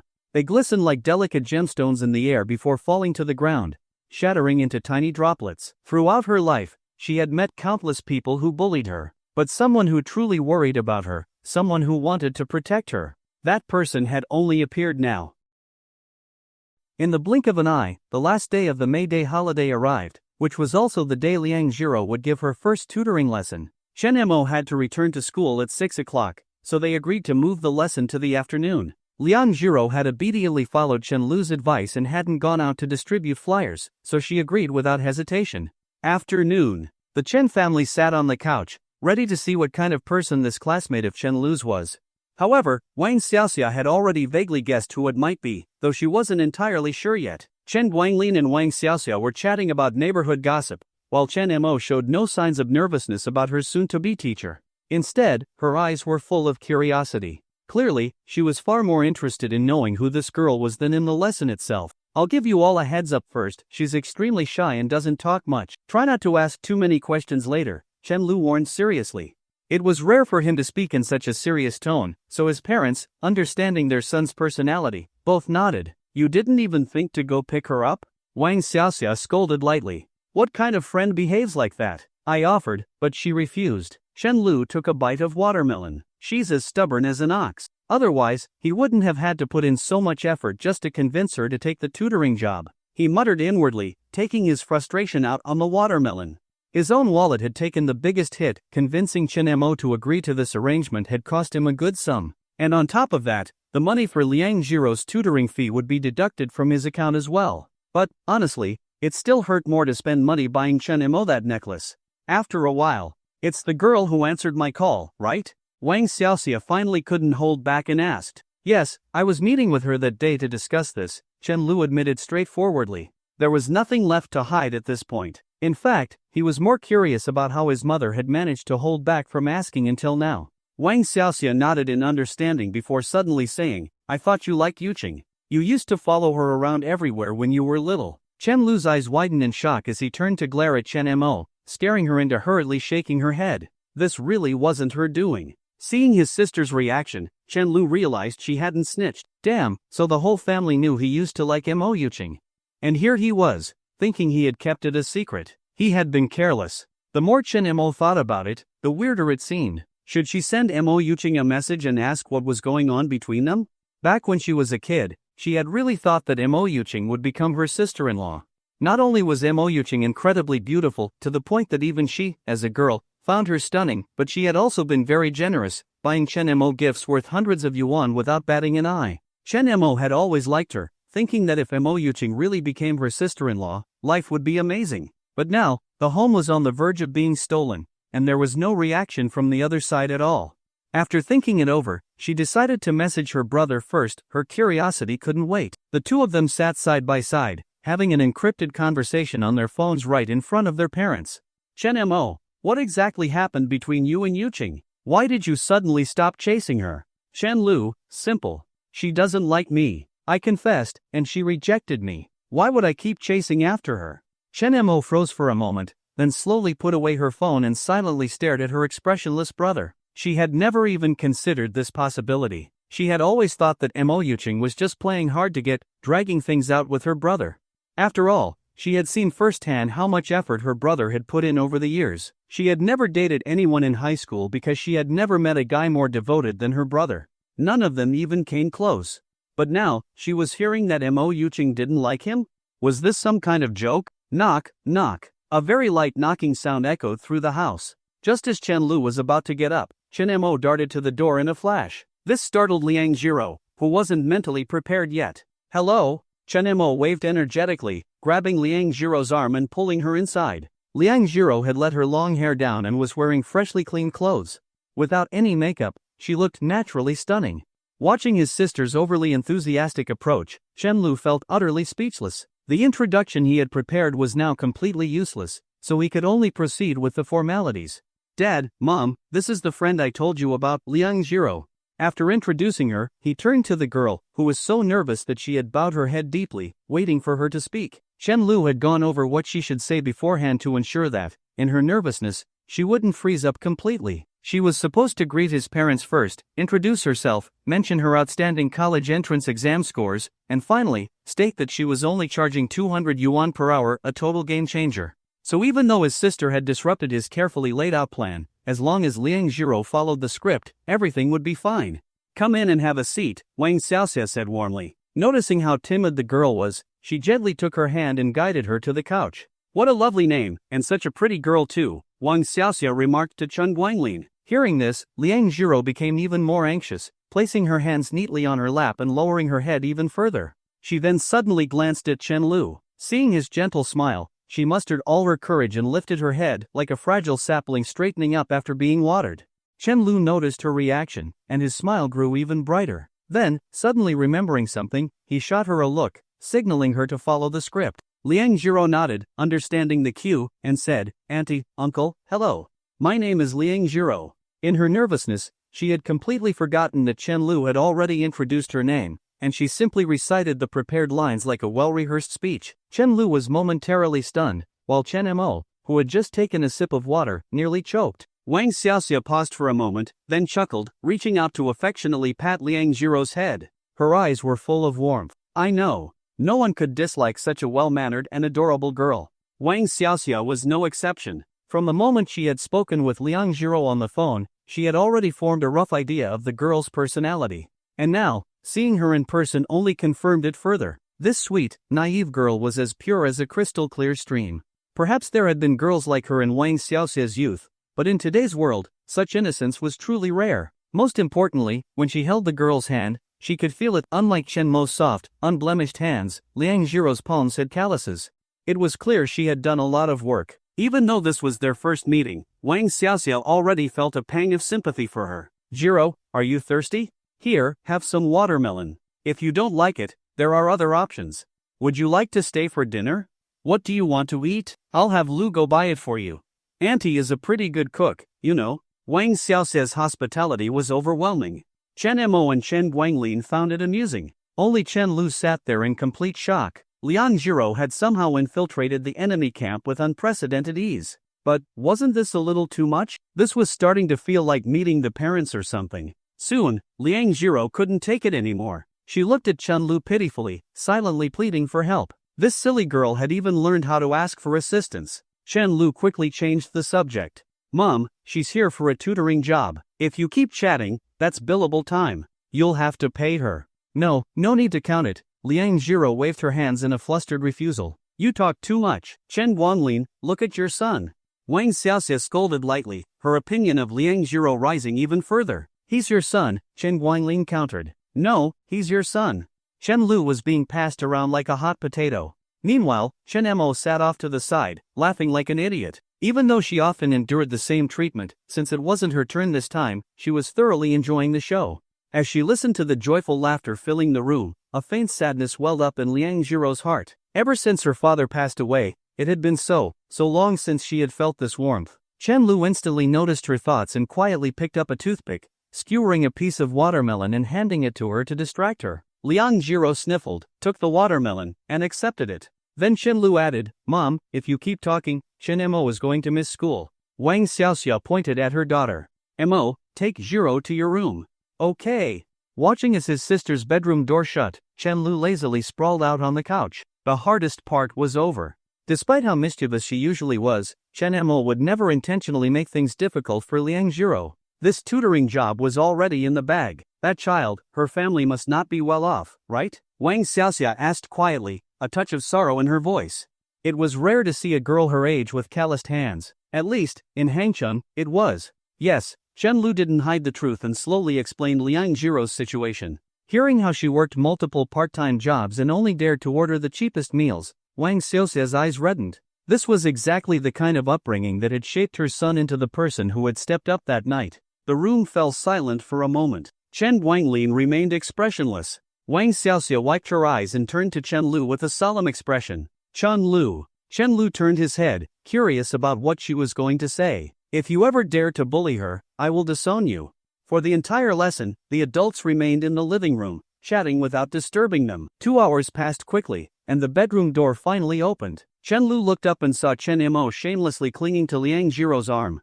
Sis, how is your English this good? If I had met you earlier, I would have mastered it already. She spoke so loudly that everyone in the living room could hear her. Seeing the satisfied smiles on his parents' faces, Chen Lu smirked to himself. He didn't even know how well Liang Jiro had taught, but just based on Chen Mo's reaction, that necklace was worth it. Despite Liang Jiro repeatedly declining, Wang Xiaoxia didn't press her to stay for dinner. Instead, she called out to Chen Lu. Lu, take her home. I was planning to. Chen Lu got up and headed toward the door. Take your dad's car. Got it. Chen Lu grabbed the car keys, then glanced over to see Chen Mo still clinging to Liang Jiro. What's going on? When did you two get so close? Chen Mo rolled her eyes at him. None of your business. Then, turning back to Liang Jiro, she hugged her tightly. Sis, if my brother is threatening you, just blink twice. I swear I'll come rescue you. Ha? No, he treats me very well. Liang Jiro said seriously. Seeing her slightly shy expression, Chen Mo suddenly wished she were a boy. Chen Lu flicked Chen Mo's forehead in annoyance and led Liang Jiro out the door. The door closed gently behind them, and the two stood quietly waiting for the elevator. Liang Jiro held onto her canvas bag, looking a little conflicted. "What is it?" Chen Lu, sensitive to the girl's emotional shifts, asked. "I thought for a long time yesterday but couldn't decide on what to bring. It's my first visit, and I didn't bring anything." Chen Lu couldn't help but laugh. "It's no big deal. You're there as a tutor, after all. If you brought gifts, it would really look like you were a bride visiting her in-laws for the first time." He leaned in closer, locking eyes with her. "I see how it is. So you're this eager to marry into my family?" Liang Jiro quickly turned her face away, her breathing becoming slightly erratic. "That's not what I meant. Was my sister behaving?" He changed the subject. "Yes, she was actually quite serious," Liang Jiro said softly, hoisting her bag onto her shoulder. "But she made me chat with her for a long time before she agreed to study." "What did you two talk about?" "She told me not to tell you." Chen Lu frowned in discontent, giving her a stern look. "Are we not best friends anymore?" The girl nodded slightly. "Then are you going to tell me or not?" His expression remained serious. "Don't be mad." "I'll tell you," Liang Jiro panicked and quickly confessed, "she was asking about us." Before she could finish, Chen Lu placed a finger against her soft lips. "All right, I'm just happy to know you're willing to tell me. As for what you two talked about, that's your little secret." He smiled gently. "You don't have to say anything you don't want to." Liang Jiro blinked, a little confused, "But there is nothing I wouldn't want to tell you." They arrived at the parking space, and Chen Lu started the car while Liang Jiro obediently sat in the passenger seat. Of course, this was a non-negotiable request from Chen Lu. Like taking care of a child, he reached over, pulling the seatbelt around her chest and buckling it securely. Liang Jiro remained completely still, afraid of making any unintentional physical contact. She only sneaked a few glances at him from time to time. There was something strange about this feeling. "Why do you look so nervous? You don't trust my driving?" Chen Lu chuckled as he reversed the car. Then, he suddenly froze. Even though the girl was wearing a loose t-shirt, the seatbelt pressed tightly against her chest, accentuating her curves. She shifted slightly in embarrassment, trying to adjust her posture to make it less obvious. Chen Lu cleared his throat. "Tell me the location. I'll set the GPS. Let's stop by the supermarket near my house. I need to buy some groceries." "All right." Half an hour later, the car pulled up in front of a supermarket. Watching Liang Jiro unbuckle her seatbelt, Chen Lu felt a little conflicted. It had taken them this long by car. How many bus transfers had she needed to take? He had miscalculated. He should have just convinced her to let him pick her up. They entered the supermarket together, with Liang Jiro carrying a shopping basket and checking items on the shelves while Chen Lu followed beside her silently. It felt new to him, like they were running errands as a couple. "What's for dinner?" Chen Lu asked. The girl thought for a moment. "Let's buy some fish." "I don't like fish." He shamelessly played along. The unsuspecting girl blinked at him. "Then, what do you want to eat?" Chen Lu chuckled. "I'm just messing with you. I'm not eating at your place." Liang Jiro finally realized she had been tricked. She turned away, continuing her shopping. Chen Lu was always teasing her, but she didn't really mind. She picked out a smaller fish and a few vegetables, intending to prepare a better meal than usual. For every item she picked, Chen Lu would ask how she planned to cook it. She patiently explained each time, never getting annoyed. The two of them continued their back-and-forth conversation as they walked through the store. But ultimately, a supermarket, like a shopping mall, couldn't hold a guy's interest for too long. Chen Lu's attention soon drifted elsewhere. For instance, to the kiddie rides at the supermarket entrance. They might have been childish for elementary school kids, but for university students, they were just right. He stood there watching as children climbed onto the small rides, waiting for Liang Jiro to finish shopping. Before long, she returned, arms full of groceries. Without a word, Chen Lu took the plastic bags from her. "Let's go. I'll walk you to the entrance." They had barely taken a few steps when he felt a light nudge on his shoulder. Curious, he turned around. Liang Jiro was holding out a bottle of Pepsi, hesitating slightly before offering it to him. Chen Lu was momentarily stunned. She even remembered this? Not only that he liked cola, but which brand he preferred. "Thanks. I got you a room temperature one. Just make do with it." Liang Jiro lowered her head, her voice still timid. "Your stomach is not in great shape, so drink less cold stuff, okay? I'll listen to you." As they chatted, they walked into a dimly lit alley, where the towering steel buildings blocked most of the sunlight. After passing through, they arrived at an old residential building. Unlike Chen Lu's home, which had only 2 units per floor, This row of apartments had at least 5 or 6 doors. Just as Chun Lu was curiously looking around, a loud argument suddenly broke out. Don't you have a daughter? Tell her to come back and pack your things. Once you're done, you'd better get out of here. Ma'am, isn't there still more than half a year left on our lease? You can see I can't walk properly. Moving would be too difficult. Can't you make an exception? I've already made an exception. I'm refunding the rest of your rent in full and even giving you a few days to move out. What more do you want? This is my house. If I tell you to leave, you leave. A middle-aged woman, slightly overweight with permed hair and sunglasses, was yelling at a frail woman in a wheelchair. In stark contrast to the wealthy-looking landlady, the woman in the wheelchair appeared older, exhausted, and utterly helpless. She could not even stand to argue back. Liang Jiro froze for a moment before rushing forward, with Chen Lu following close behind. Mom, what happened? Liang Jiro gripped her mother's hand, her voice trembling. Feeling her daughter's familiar touch, Xiao Xuanfang snapped back to reality. When she saw the unfamiliar young man standing beside her, she hesitated for a second but still answered, "The landlady is kicking us out." The middle-aged woman shot a glance at the two newcomers, her aggressive stance unwavering. Why are you playing the victim? This is my house. What, just because you've lived here a while, you think it's yours? But our lease isn't up yet. We haven't even had time to find another place, Xiao Xuanfang said helplessly.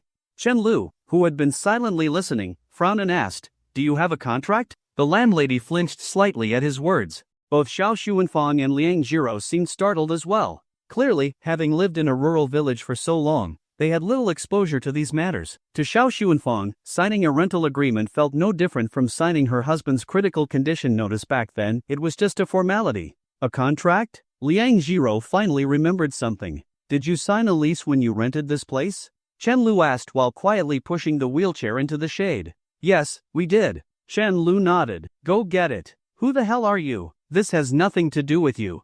The middle-aged woman snapped, her voice sharp. Chen Lu raised an eyebrow and smirked. That's my mother-in-law. What do you think? The landlady was momentarily stunned, her gaze shifting to the bag of fish in Chen Lu's hand, which made her believe him even more. Soon, Liang Jiro came running back out with the contract. Chen Lu took it from her and carefully examined it. The lease still had more than 6 months left. Judging by the contract's format, it was definitely handled through an agency. Yet, there was no sign of any agent here. Most likely, this woman had found someone willing to pay a higher rent and decided to push out the current tenants, assuming that a mother and daughter like them would be easy to bully. Picking on the weak, absolutely disgusting. Chen Lu did not even want to imagine what would have happened if naive, timid Liang Jiro had to deal with this alone. They can move out, he said, still looking at the contract, his expression unreadable. Both Liang Jiro and Xiao Xuanfang were stunned. Then, he added, but first, pay the penalty fee. It's stated right here, 30% of the contract price. The landlady's face twisted in anger. What does a kid like you know? Chen Lu remained unfazed, his tone relaxed. Ma'am, this is exactly what I study. You can take advantage of their lack of knowledge, but trying that with me? Won't work. He handed the contract to Liang Jiro. If you're pulling something like this, it means you either don't understand the law, or you just think they're easy to push around. I suggest you think carefully. If you want to make things ugly, we'll play along.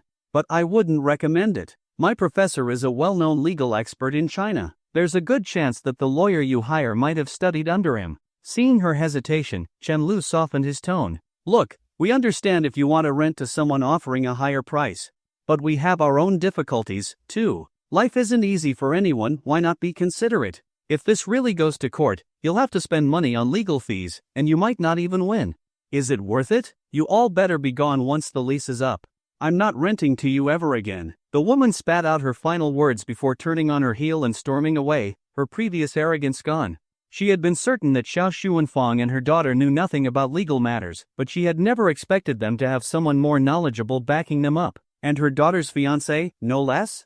As the commotion ended, silence returned to the alley, broken only by the occasional chirping of birds. Liang Jiro replayed Chen Lu's words in her mind. Somehow, they sounded familiar. That night, when he had defended her, he had used the same mix of force and reason. He's amazing. No wonder I always end up getting talked into things. No wonder I got tricked into wearing that outfit. Wait, did he just call my mom mother-in-law? Her face instantly turned bright red, like a little tomato, and she lowered her head, too embarrassed to speak. But she still managed to squeeze out a quiet, "Thank you. Are you all right, ma'am?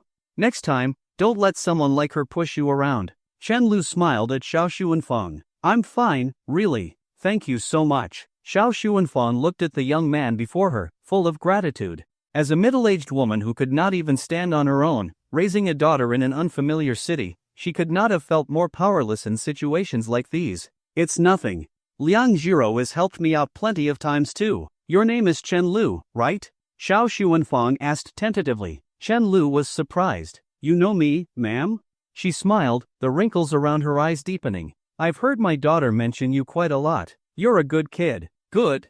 My mom is ready to throw me out any day now. Chen Lu handed the shopping bag to Liang Jiro and said seriously, I'm heading off. If anything happens, call me, I'll be there right away. Liang Jiro looked up at him, wanting to say something to make him stay, but the words got stuck in her throat. Instead, she reached out slightly, almost subconsciously. Stay and have dinner, Xiao Xuanfang said suddenly. Try some of Jiro's cooking. Chen Lu turned back just in time to see her outstretched hand. He hesitated for a moment, then smiled and said, all right.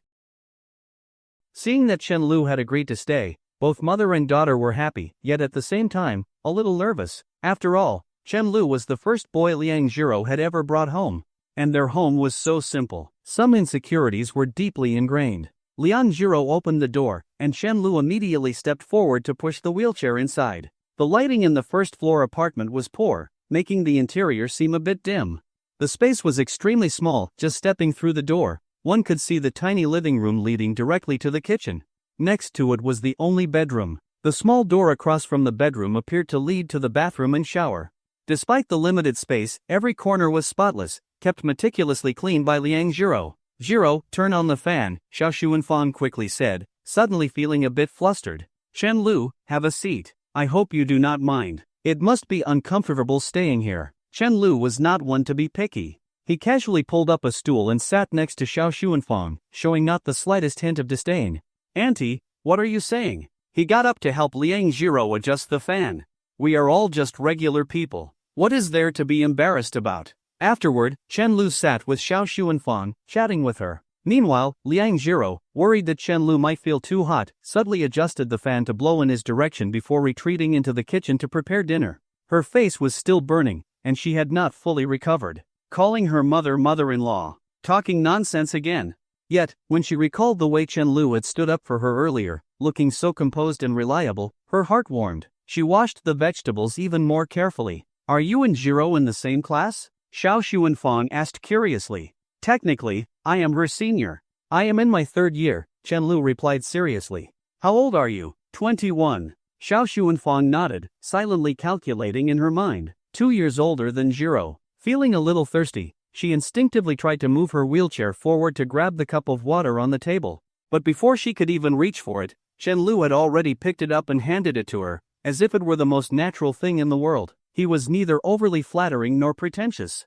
It warmed her heart, yet at the same time, she let out a bitter smile and glanced toward the kitchen. Jiro must have been troubling you a lot. She is a bit stubborn and slow-witted at times.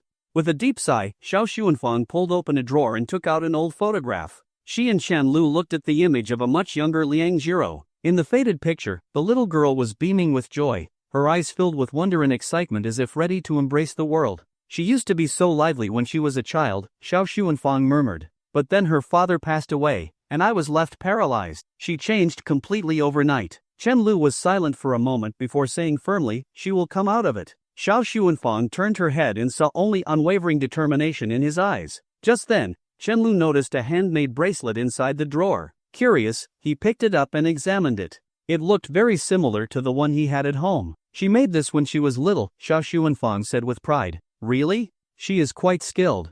So that kind of thing was popular back then too.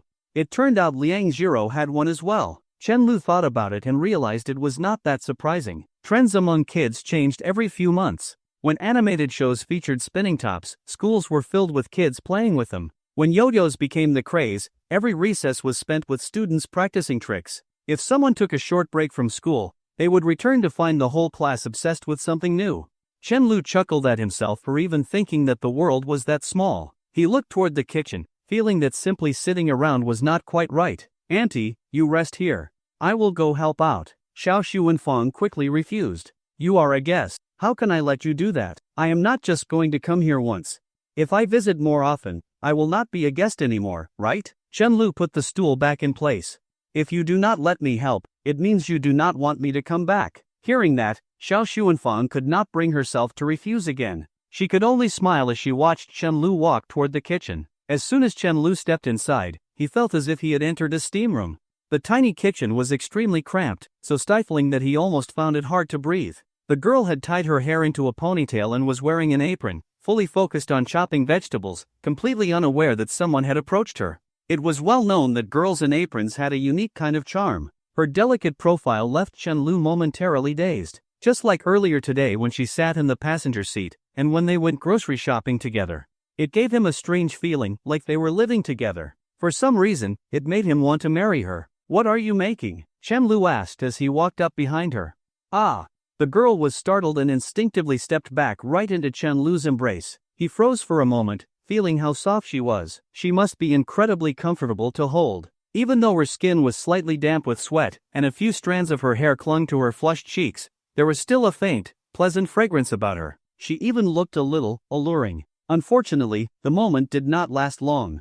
Realizing what had happened, Liang Jiro quickly straightened up, her face burning red as she hurriedly fixed her bangs. "You took advantage of me again. You will have to make it up to me next time," Chen Lu teased with a smirk. To his surprise, the girl suddenly turned around and looked at him with misty eyes, her voice carrying a hint of grievance.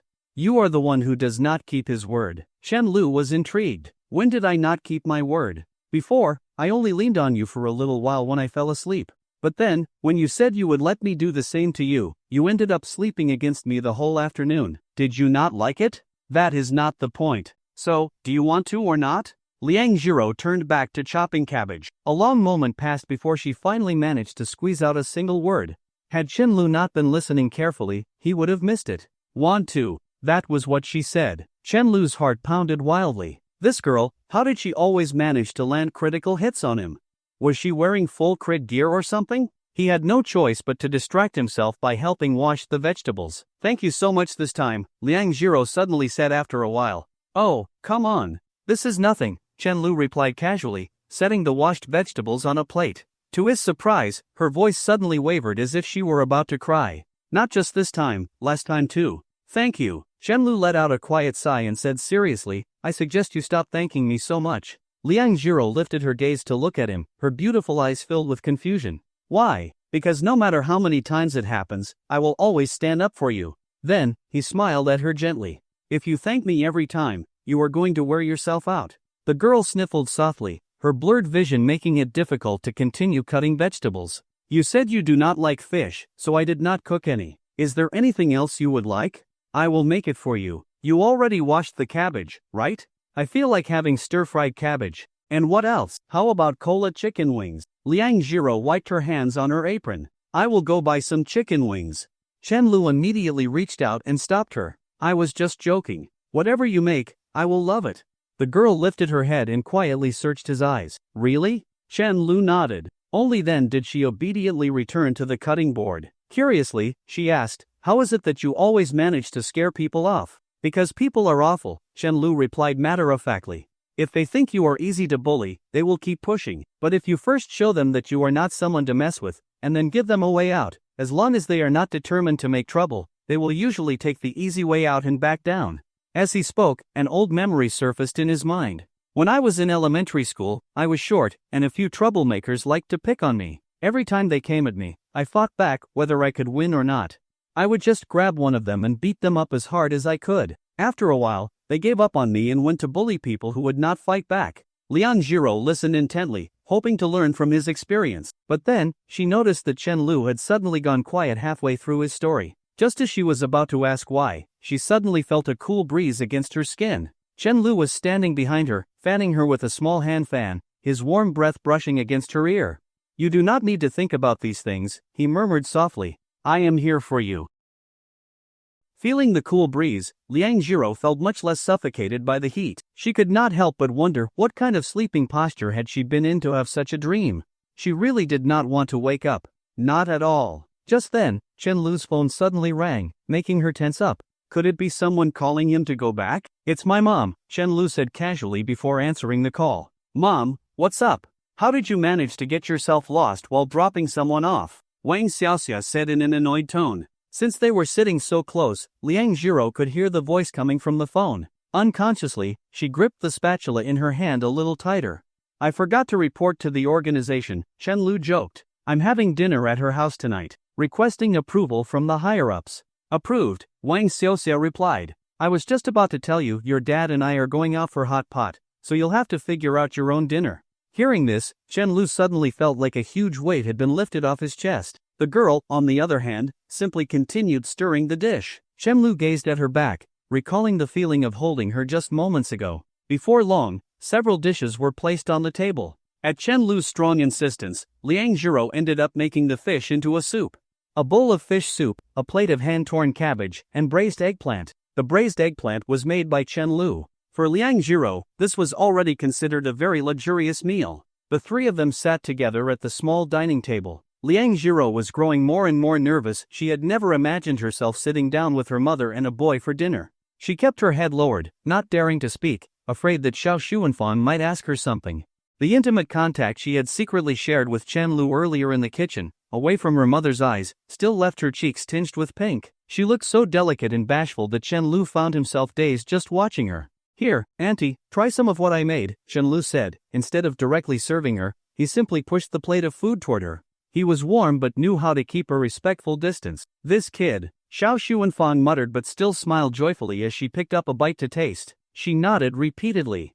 You even know how to cook? Liang Jiro also sneakily took a bite. Then another. Chen Lu stifled a laugh and said nothing. At that moment, he suddenly found it ridiculous as back then, he had taught himself to cook just to please Mo Yuqing. But was there really a need for that? Here was someone who would enjoy whatever he made, no matter how it turned out. Leaving aside the porridge she had made before, this was the first time Chen Lu had tasted Liang Jiro's cooking. It was truly delicious, and it seemed like she had adjusted the flavors to suit his taste. Clearly, this silly girl had remembered all his preferences from their casual conversations. Eat more, Chen Lu told Liang Jiro.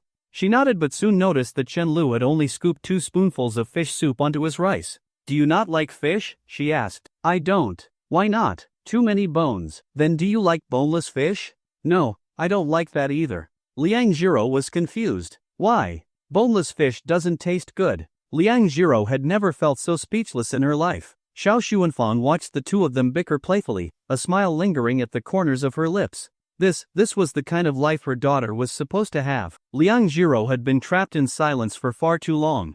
At this age, she should be falling in love, joking around with boys, and experiencing the sweet, youthful moments of life. And, the more she looked at Chen Lu, the more she liked this boy.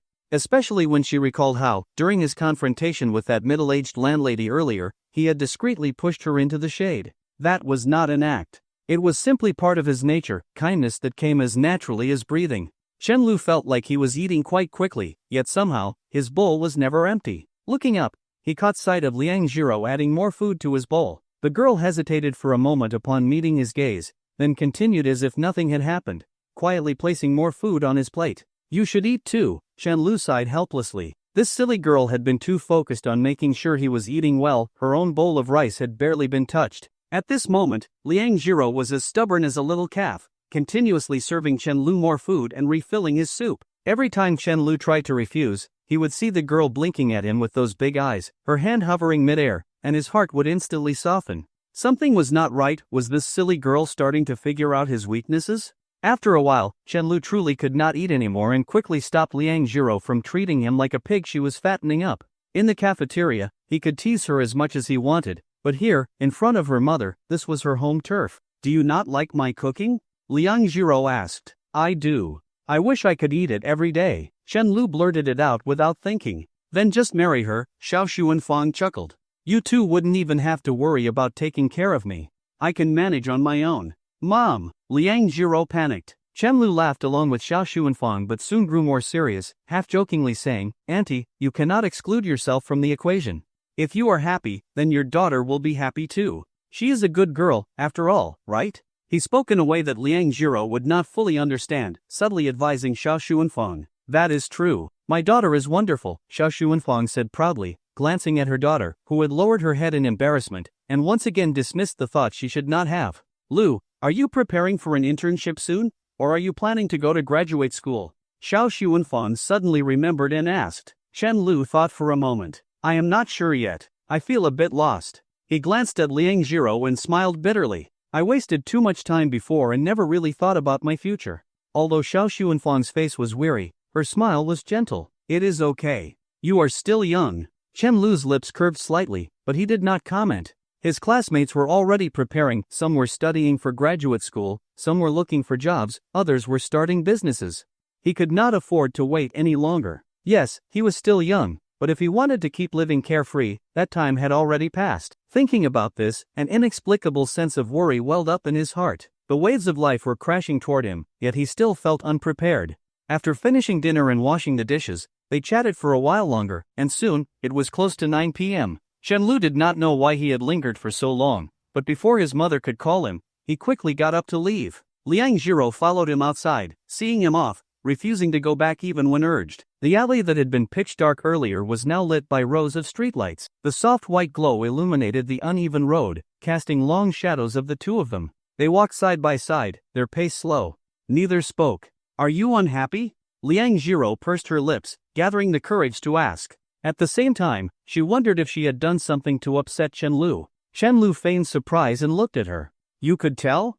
Do you want some candy? She asked. Yes. Chen Lu unwrapped a fruit candy and put it in his mouth, savoring the sweetness. He pressed the candy under his tongue and imitated the tone of a child. I am not unhappy. I am just not ready to grow up yet. This time, Liang Jiro understood. You do not have to worry. You are really capable. And also what? Chen Lu turned to look at her. Also, I will be with you. Silence fell again. Liang Jiro found it strange. Chen Lu was taller than her, yet she never felt like she had to catch up to him. So, she deliberately slowed her pace. Chen Lu still walked beside her. She slowed down a little more. Chen Lu still did not move ahead but remained just slightly behind her. Why do you always walk a little slower than me? Liang Jiro loved asking Chen Lu all sorts of random questions because he always seemed to know the answers and was willing to tell her. Even when he playfully tricked her with nonsense, she found it amusing. So that I can always keep you in my sight, Chen Lu said gently, stopping in his tracks. It is easier to handle any unexpected situations that way. I will stop here. Go inside now. Only when the boy's figure completely disappeared under the streetlight did Liang Jiro finally turn around and head home, reluctant to leave. Early the next morning, Chen Lu returned to school and headed to the drama club to meet Liang Jiro and enjoy his exclusive breakfast. He suddenly realized that he had been seeing this silly girl more and more often lately, and he quite liked it. But today was different. Lin Niamyo was also there. I had only been home for 2 days, and my mom was already itching to kick me out. Can you believe that? Lin Niamyo complained, puffing up her cheeks. Before the holiday, she was calling me every day, practically begging me to come home. But the moment I got back, she started getting annoyed with me. If I looked at my phone, she would say I was always on my phone. If I watched TV, she would say I was glued to the screen. So I thought, fine, I will do some chores. But then she said I was not cleaning the floor properly. I was going crazy. Just wait and see, before summer break, she will start saying how much she misses me again. Then she will keep asking when I am coming home, and when I do, she will just start nagging me all over again, and the cycle continues. Chen Lu quietly drank his porridge, listening to her vent. Liang Jiro did not know how to comfort her, so she simply held her hand gently. Oh, come on, that is nothing, Chen Lu said, finishing his porridge and looking at Lin Niamyo with disdain. Lin Niamyo glared at him. What the hell? How could he be so heartless? There was no way anyone had it worse than her. But then, Chen Lu slowly spoke in the tone of an experienced elder. This is just the life of a college student. You will get used to it. Before the holiday, my mom was also constantly calling me, rushing me to come home. So, early in the morning on the first day of break, I went back, all excited. And guess what I saw? My parents had just packed their suitcases, ready to go on vacation. He clapped his hands together and then slowly spread them apart. Without me. Lin Niamyo burst into laughter, and even Liang Jiro stared at him in surprise, clearly not expecting such a thing. Your sadness did not disappear, it just transferred onto your face, Lin Niamyo chuckled. Seeing someone more miserable than her instantly lifted her mood. Happiness really did come from other people's misfortune. As she laughed, she suddenly noticed Chen Lu reaching out his right hand to Liang Jiro, his expression sincere as he softly asked, I need comfort too. Can you hold my hand? Slap. Before Liang Jiro could respond, Lin Niamyo smacked his hand away. Liang Jiro glanced at Chen Lu, who was now shaking his hand in pain, and pressed her lips together slightly. Lin Niamyo immediately noticed and gasped in shock. Oh my god. You are actually feeling bad for him? She then turned to glare at Chen Lu. What kind of spell did you put on my Jiro? She is mine. You cannot do this. Chen Lu shrugged. I advise you to stay out of this. You shameless pair. I am going to lose my mind. After hanging out for a while longer, Chen Lu went off to class. His school had thoughtfully arranged an entrepreneurship course for third-year students. It involved lectures, group projects, and even a final presentation. They claimed it was voluntary, but attendance was mandatory. Very ironic. By evening, as darkness gradually took over the sky, the sweltering heat had finally eased into a cool, damp breeze.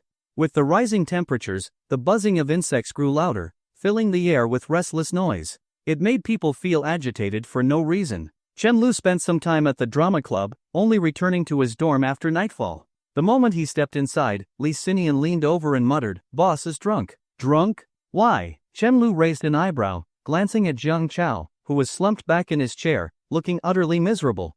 Li Xinian sighed. What else? He started talking about how his dad forced him to change his major again. This had always been a sore spot for Jiang Chao. Given that his father was a bureau chief, paving a path for his son's future was only natural. But in doing so, he completely ignored what Jiang Chao actually wanted. You are good at handling these things. Go and cheer him up. Li Xinian nudged Chen Lu. Chen Lu shrugged. How was he supposed to do that? Was there a chance that he, too, had chosen this major just to chase after Mo Yuqing? But since he had nothing better to do, and he was sure Jiang Chao was not actually that serious, he sat down to chat.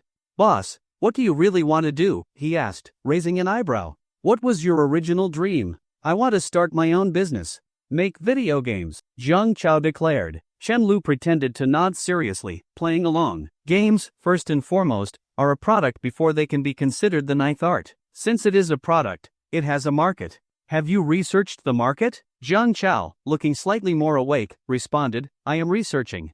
As long as you've played enough games, you already understand the industry to some extent. Domestic mobile games have a siphoning effect. Even industry professionals may not know much more than you do, Chen Lu said with a light chuckle. So you're saying I should start with mobile games? Jiang Chao sat up straight, growing more interested. Chen Lu shook his head. No, start with WeChat mini games. Whether your studio is just getting started as practice or you're aiming for your first pot of gold, it's a good fit. Short development cycles, quick returns, and most importantly, low investment costs. If it turns out to be unfeasible, disbanding the team won't be much of a loss. But if you realize your studio actually has potential, you can always move on to bigger projects later. What kind of game should I make? Jiang Chao continued asking. Chen Lu thought for a moment. There's one genre that meets all your needs. It doesn't require much investment or a large development team, and as long as you can make it fun, you're good to go. What is it? Chen Lu opened a well-known gaming platform, pointed at the computer screen, and said, roguelike. Jiang Chao's eyes widened as if he were Liu Bei listening to Zhuge Liang's strategic counsel. Suddenly, he grabbed Chen Lu's arm. Chen Lu, you've got the brains, everyone knows that. You don't need to invest any money or take on any risks. As long as you join, I'll sell my car and scrape together more funds, and we'll go all in on this. You'll be the brains behind it all. If you join, you'll be a partner, a major stakeholder. Jiang Chao took another swig of beer and continued, selling my car won't even make my old man say anything. Just take this as you humoring me, okay? If we fail, I'll go back and follow my dad's plans for me. Seeing Chen Lu remain silent, he kept pushing. You've seen The Wandering Earth, right? Guofan is my idol. I want to take a risk like he did. He has his sci-fi dream, and I want to make my own game. Chen Lu was stunned. He hadn't expected Jiang Chao to take his words so seriously. He sighed helplessly. Are you sure you believe in this idea? Or do you think I'm the reincarnation of Emperor Qin Shi Huang? He couldn't let Jiang Chao take this too seriously. After all, his perspective on the market was just one viewpoint. Besides, Jiang Chao's approach was still too naive. Chasing dreams wasn't the problem was blindly trusting that no one would be greedy, that you could just pull someone in without financial investment and let them take a share of the profits. Even if that person was himself. Most people in his position would have agreed without hesitation. After all, it was a no-risk investment. If they made money, it was pure profit, and if Jiang Chao ended up losing everything, they could just walk away like nothing happened. But Chen Lu wasn't that kind of person. Jiang Chao continued staring at him expectantly. Chen Lu sighed, I'll think about it. Maybe by the time you sober up, you'll have second thoughts. Only then did Jiang Chao finally let go. Chen Lu watched his friend, who was still full of fighting spirit, feeling a bit conflicted. For him, a simple, routine life was the best kind of life. Just then, Jiang Chao suddenly pushed the door open and walked out. "Where are you going?" Chen Lu asked. Taking the first step, Jiang Chao muttered. Li Xinian immediately ran after him but was shoved back inside. He turned to Chen Lu and complained, "What the hell is up with him? Why is he acting on impulse like this?" "I think he's been thinking about this for a long time," Chen Lu said seriously, still looking toward the door. "Hasn't he been talking about how his dad forced him to change his major since freshman year? But isn't this too much of a leap? If he said he wanted to open a law firm, I wouldn't even be this surprised." Li Xinian smacked his lips. Then, as if remembering something, he added, "Oh yeah. Now that you mention it, I do recall he's been researching this stuff for a while now." Chen Lu nodded. With his level of determination, he just might pull it off. Li Xinian didn't argue and instead started talking about his own plans. "I don't have such big dreams. I'm planning to take the civil service exam." "Sounds good," Chen Lu replied before lying back on his bed, staring blankly at the ceiling. A law student starting a game studio? Absolutely wild. But this also sent him a signal. It was almost time for him to make his own choice about the future.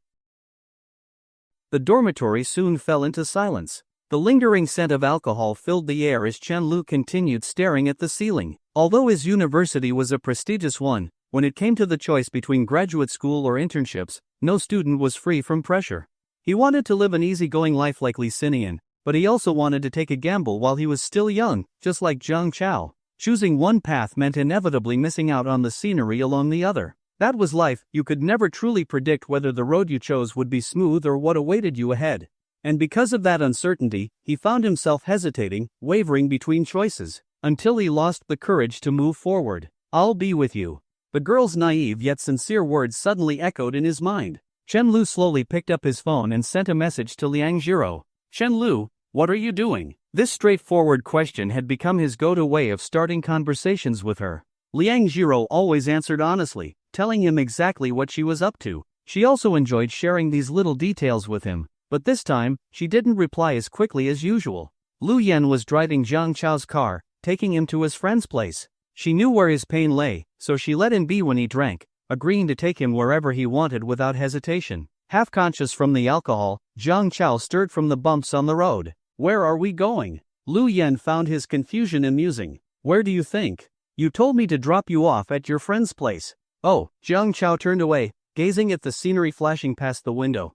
One car after another sped by, and in the distance, the towering office buildings remained brightly lit. People in the 21st century never seemed to rest at 9 o'clock at night. So this was what life without freedom felt like. Staring into the night, his expression turned unusually serious. "I want to take a gamble." "You already said that," Lu Yan replied, her voice filled with affection. Jiang Chao hesitated, resting his head against the window. "If I really go through with this, I might end up cutting ties with my family. And once I sell this car, I'll have nothing left. Would you still want me then?" Lu Yan gently turned the steering wheel, playfully clicking her tongue. "I actually dislike this version of you more." The Jiang Chao I fell for would never hesitate like this. Jiang Chao looked at his own reflection in the car window and smirked. The gloom on his face faded slightly. "Oh, and I also disliked the old you," Lu Yan added. "If you ever go back to fooling around like you did before we met, I'll break your legs." "Damn. I guess I'm stuck with you." He sat in the passenger seat, casually chatting with Lu Yan, completely unaware that someone was sitting in the back. Mo Yuqing listened to their playful banter, feeling an inexplicable pang of envy. When Jiang Chao needed Lu Yan, she was always there for him. But when she needed Chen Lu, she realized she had pushed him away with her own hands. Through the rearview mirror, Lu Yan caught sight of Mo Yuqing's conflicted expression. Mo Yuqing also shot her a glance. Lu Yan sighed. "By the way, has Chen Lu been spending a lot of time with a girl recently?" "Yeah. How did they meet?" she asked again. Jiang Chao thought for a moment before recalling. "It was the night your dear best friend rejected his confession. Our whole dorm went out drinking with him, and that girl was working as a waitress at the hot pot place we went to. Some guys were giving her trouble, and you know how Chen Lu is, he immediately stepped in and shut them down. The more he spoke, the more proud he seemed, as if bragging about his own friend. Then, when we left, the girl happened to be heading home too. Chen Lu noticed she had burned herself but hadn't treated the wound, so he ran after her. And on the way home, he gave her his jacket. Turns out she's also a student at our university, so she later looked for him to return the jacket. One thing led to another, and they just started getting closer." Lu Yan didn't say anything, only nodded silently while sneaking glances at Mo Yuqing's reaction through the mirror. Mo Yuqing bit her lower lip. The once proud look in her eyes was now filled with sorrow. What do you think of that girl? Lu Yan asked. Not familiar with her, Jiang Chao admitted. He thought back to the shy girl at the hot pot place and added, she seems really introverted. So much so that Chen Lu hasn't even introduced her to us yet. A girl like that, meeting someone like Chen Lu, she's lucky. Then again, I'd say Chen Lu is lucky to have met her at this point in his life. They all knew what this point meant, so Jiang Chao didn't elaborate, and neither of the girls asked, how's it going between them? Jiang Chao rolled his eyes. You don't have to ask on behalf of your best friend. The emperor is never in a hurry, but the eunuch always is. What if the emperor does get anxious? Jiang Chao hesitated. If the emperor gets anxious, well, then, he might as well hang himself from a crooked tree. Look at history, when emperors finally panic, it means things are truly beyond saving. As long as the fire isn't at their doorstep, they only focus on indulging in their pleasures. They're never really in a rush. After a moment of silence, the car arrived at its destination, and Jiang Chao got out. Lu Yan didn't start driving immediately. Instead, she quietly listened to the sound of the car door opening and closing, watching as Mo Yuqing slowly moved to the front seat. No words were exchanged. If you want to cry, just do it, Lu Yan said, hands still on the wheel, watching Jiang Chao disappear into the distance with the help of his friend. I'll cry later, Mo Yuqing muttered. What do you mean? Lu Yan turned to look at her in confusion. Mo Yuqing didn't answer. She pulled out her phone and opened her chat with Chen Lu. It had been over 10 days since either of them had messaged the other. Taking a deep breath, she hesitated for a moment before typing. My mom told me a few days ago that she was coming back from abroad, but when I got home, I realized she had lied to me. I was really upset at that moment. She used the same tone she used to complain to Chen Lu in the past. For the two of them, the meaning behind her words was clear. At that moment, I was really upset, but you weren't there for me. After all, ever since she was a child, Mo Yuqing had cried to Chen Lu countless times about her parents, venting her frustrations. And Chen Lu had always been there, always coming to her whenever she needed. Sure enough, just as she expected, this time, he did not reply immediately. So, the dream about you really is coming to an end. She waited for more than 10 minutes, but there was still no response. For the first time, she felt just how painfully long 10 minutes could be. This anxious waiting was torturous, making her restless. She was in a daze, unable to stop herself from imagining how Chen Lu must have felt all those times he waited for her reply. Another half hour passed, yet Chen Lu still ignored her. Tears finally slipped down Mo Yuqing's cheeks. She sniffled and sent him another message. If you keep ignoring me, I'll tell your mom. I'll tell her that you bullied me and that it was actually you who lost her platinum necklace. She was deliberately using the same playful tone they used in the past, even bringing up an old memory they once shared. This was the first time she had ever spoken to Chen Lu so cautiously, so deliberately. This time, he finally replied. But no matter how hard she tried to recreate their old conversations, Chen Lu was no longer the same as before. His words were cold, piercing straight into her heart. Let's just live our own lives like we have been these past few days. Let's let each other go. A moment later, another message arrived. I'm really tired. I just want to forget you. Mo Yuqing stared blankly at her phone, almost forgetting to breathe for a moment. She wasn't the only one stunned. Lu Yan, who had been watching from the side, was also momentarily at a loss for words. The contrast between this Chen Lu and the devoted, affectionate one from before was too jarring. It was hard to imagine just how deeply he must have been hurt. But Mo Yuqing was still unwilling to accept this. She continued typing. Why? We used to be so close. 10 minutes later. Her screen lit up again. Mo Yuqing wiped her tears away, her slender fingers trembling. She was even more nervous than when checking her exam results. You said it yourself, used to be. The car fell into a long, suffocating silence. The only sound that broke it was the engine starting up again. But even then, the quiet sobs in the passenger seat did not stop. Mo Yuqing's mind was flooded with countless memories. Memories she had long buried suddenly resurfaced, rushing back into her consciousness. Tears blurred her vision. She looked just like a child who had made a mistake, both regretful and afraid. She truly regretted it. And she was truly afraid. 1 hour later, Chen Lu was still staring at the chat screen, lost in thought. He silently read over Mo Yuqing's final message. Good night. After a long moment of contemplation, he let out a helpless chuckle. How ironic. Now that I have finally given up, you're the one chasing after me. I used to love you so much. But now, just let me go. At that moment, his phone vibrated again. He rubbed his tired eyes and checked the screen. Liang Jiro, sorry, I forgot to tell you earlier. I felt like you might be getting tired of kanji, so I made some steamed buns for you. If you ever get sick of anything, just let me know and I'll switch it up, but you can't skip breakfast. Chenlu smiled, feeling an unexpected sense of relief. He lightly tapped the screen and replied, okay. Early the next morning, a sober Jiang Chao returned to the dorm, rubbing his sore waist. As soon as he stepped inside, he was met with a shocking sight. All the beer he had left in the dorm was now just a pile of empty bottles. What the hell? Where's all my beer? It was all drunk by Chenlu. Fuck, Chenlu, why the hell did you drink so much? Jiang Chao cursed. Chenlu slowly sat up, shook his head a little, and threw the question right back at him. Why did you drink so much yesterday? Jiang Chao froze. I was in a bad mood. I was in a bad mood too. Hearing this, Jiang Chao had initially wanted to drag him down from the bed and let him experience what real suffering felt like, but when he saw the heavy expression on Chenlu's face, he gave up. All he could do was scratch his head curiously and sit back down on his bed. The dormitory curtains were still drawn, with only a few streaks of morning light slipping through the gaps and casting patches of brightness on the floor. Jiang Chao silently stared at the scattered light spots, lost in his own thoughts. Chenlu picked up his phone and exchanged morning greetings with Liang Zhiro, also casually asking what kind of filling was in the buns she had made. Then, he noticed something unusual. Mo Yuqing had also sent him a good morning. He thought about it for a second and decided to ignore it. To say he had completely let go? After growing up together and having liked her for so many years, it was impossible to just let go overnight. But to say he wanted things to go back to how they were? That was even more impossible. Thinking back, some people get tired after being together for 7 years. And yet, he had chased after her for 7 years. That was ridiculous. Hey, have you made up your mind or not? I'm not trying to get you to work for me. You don't have to overthink it. Jiang Chao interrupted his thoughts. If you don't like the idea of working under me, then fine, I'll work with you. But if we do it that way, you'll have to invest some money, otherwise, the others won't be able to accept it.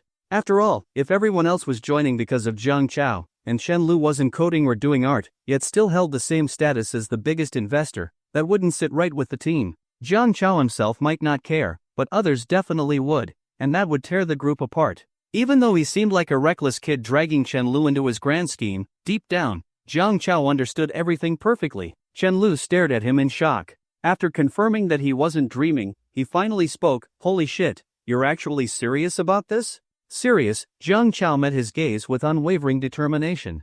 I'll think about it, Chenlu replied. What the hell are you afraid of? Jiang Chao scanned the dorm to make sure they were alone before continuing. Out of everyone in the past few years, you're the one I trust the most. Do you not trust me? Chenlu did trust him. Back when his account got hacked, and the scammer sent messages asking for money, Jiang Chao had rushed over in person, panting, holding a bank card, saying there were 50,000 yuan in it, money he had just asked his dad for. If you called him stupid, well, he had insisted on handing the money over in person.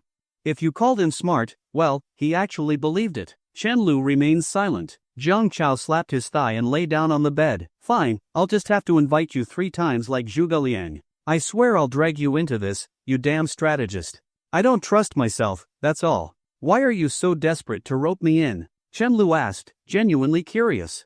What do you mean trick you? It's because I trust you, Jiang Chao said seriously. You're the only one who doesn't see your own strengths. I even talked to my girlfriend about it, and she has no objections. You really know more than the rest of us. You just spent too many years lowering yourself for Mo Yuqing. His voice turned stern. You need to lift your head and see yourself for who you are. Got it. Chenlu nodded and continued packing his things to head out. You've seen American Dreams in China, right? He pulled open the door, smirking. Yeah, why? Never start a business with your best friend, Chenlu joked as he stepped outside. As the door shut, Jiang Chao couldn't hold back and cursed, fuck you. I'm waiting for you. Chenlu arrived at the sports field to watch the drama club's final rehearsal. Tomorrow was the university's anniversary celebration. They had a full day of practice followed by a stage rehearsal in the evening. His opinion of these socially anxious weirdos had changed somewhat. At the very least, they were a group of socially anxious weirdos with dreams. Since the school didn't have extra rehearsal space, they were practicing under the scorching sun. By the time Chenlu arrived, Liang Zhiro had already been waiting for a long time, which surprised him. This was probably the first time he was the one running late. Maybe because it was the final day of rehearsals, Liang Zhiro wasn't standing in the same spot as usual. Instead, she had moved closer to the front, quietly watching the performance. Lin Miaomiao stood beside her, smiling in satisfaction. When Liang Jiro spotted Chen Lu, she immediately ran up to him and handed him the breakfast she had brought. But as she got closer, she caught a whiff of alcohol and frowned. You should drink less from now on, okay? As soon as she finished speaking, she realized she had instinctively grabbed Chen Lu's arm. Embarrassed, she quickly let go. Even though she was shy, she didn't step back. She stubbornly stood her ground, looking at Chen Lu with anticipation, waiting for his answer. All right. Chen Lu found it amusing and agreed with a smile. This little fool, so shy she could barely look at him, yet still forcing herself to stand her ground, was ridiculously cute. Hearing his response, Liang Jiro quickly lowered her head, feeling her face grow hot. After that, Chen Lu ate his breakfast while watching the drama club rehearse with Liang Jiro. He was surprised. Their performance was actually getting pretty decent. Even just their delivery of lines far surpassed that of many young actors on screen.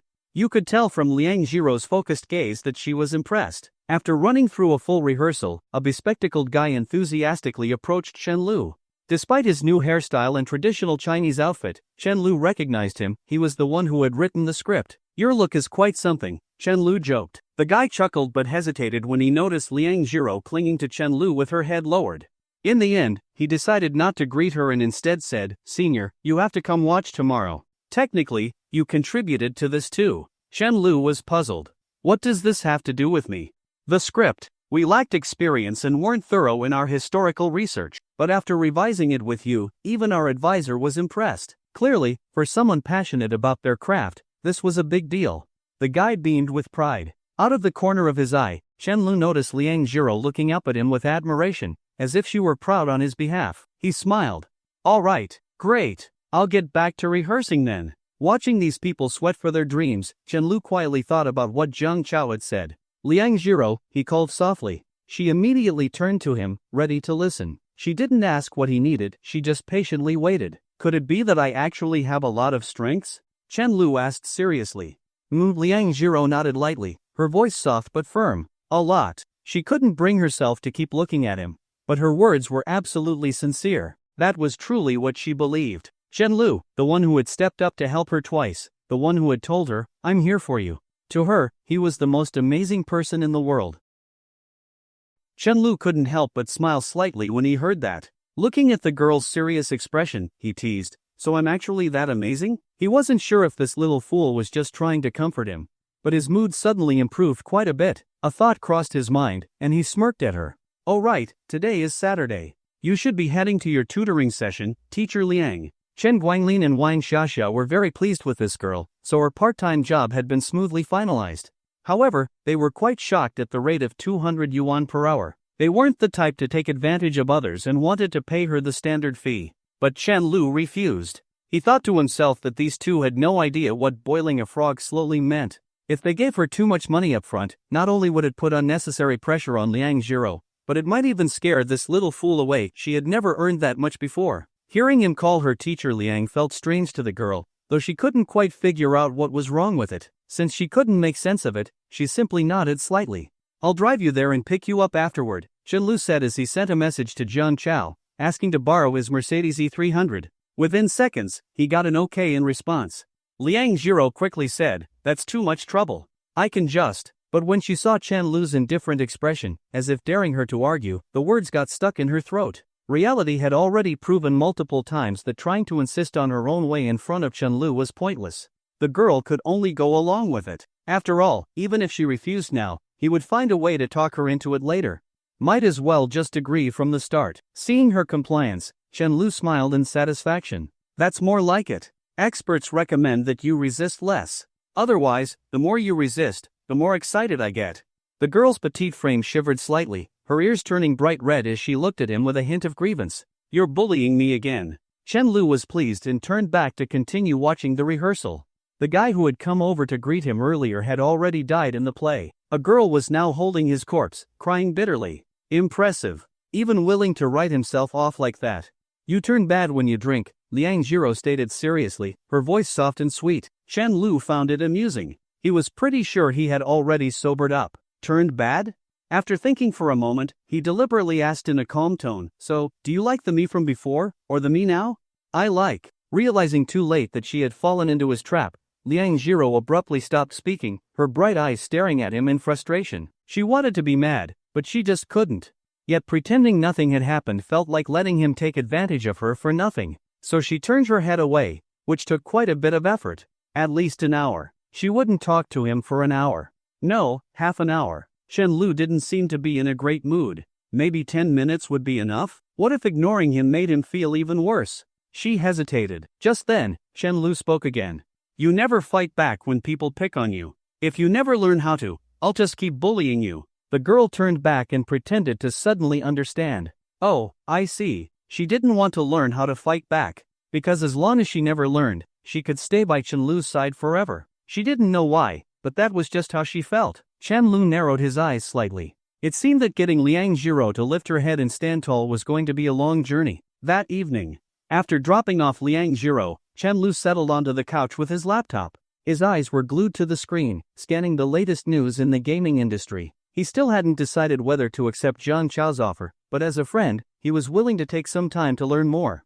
Meanwhile, in the study, Chen Mo and Liang Jiro sat side by side at the desk. Chen Mo was restless, spinning her pen, checking if her favorite web novel had updated. In contrast, Liang Jiro was completely focused on her carefully prepared lesson plan. She took this tutoring job very seriously. If it had been any other tutor, they would have had no chance of keeping this little devil in line. But Liang Jiro's earnest and diligent attitude made Chen Mo feel a little guilty about slacking off. After all, Liang Jiro had filled 2 entire sheets of paper with notes just for this one lesson, afraid that she might get nervous and forget something, wasting the session. Seeing the neat, beautiful handwriting covering the A4 pages, Chen Mo realized that slacking off too much would be rude. It was a case of one thing suppressing another. After going over the plan for the day, Liang Jiro looked up. Finish the set of grammar exercises first, and then I'll help you review the concepts. Before she could finish, Chen Mo quickly changed the subject. Big sis, your school has its anniversary celebration tomorrow, right? My night classes end early, so I'll come watch the performance. We're allowed to leave early for special events. Liang Jiro was curious. Each class had only been given 5 tickets for spectators, and even she had to ask Lin Miaomio for hers. How are you going to get in? As she spoke, she automatically started tidying up Chen Mo's books. At first, Chen Mo had felt too guilty to accept her help and kept refusing, but Liang Jiro would still quietly straighten things up from time to time. Eventually, Chen Mo gave up resisting. Her only rule was that Liang Jiro couldn't help clean her room. She might not have much of a conscience, but if her tutor was not only teaching her but also tidying up for her, she would feel way too guilty. She still couldn't figure out where her brother had found such a gentle and capable girl. No, she had to make sure this girl became her sister-in-law. Professor Yu at Yuhang University is my dad. Didn't my brother ever tell you? Chen Mo blinked, surprised. She had assumed Liang Jiro already knew. Liang Jiro froze. She wasn't sure if Chen Lu had technically told her or not. Back when he had dinner at her house, her mother had asked what his parents did. Chen Lu had simply said, "My dad is just an ordinary teacher." Who would have thought that ordinary teacher meant a university professor? But even someone as naive as her could sense the subtle warmth behind his words. After a brief silence, she said, "Then come find me tomorrow night. But only if you finish all your work ahead of schedule." Deal. Chen Mo barely held back a victorious grin and nodded eagerly. Even if she had to do twice the usual exercises, it would be no problem. She had been slacking off on purpose, giving Liang Jiro the impression that her pace was naturally slow. Many people ended up working overtime simply because they were too efficient, giving their boss the impression that they had untapped potential. But in reality, the best strategy was to appear diligent while only finishing work right before the deadline. She didn't know if this was something inherited, but she and her brother were the same, both sly in their own way. Finally, after weeks of preparation, the long-awaited university anniversary celebration had arrived.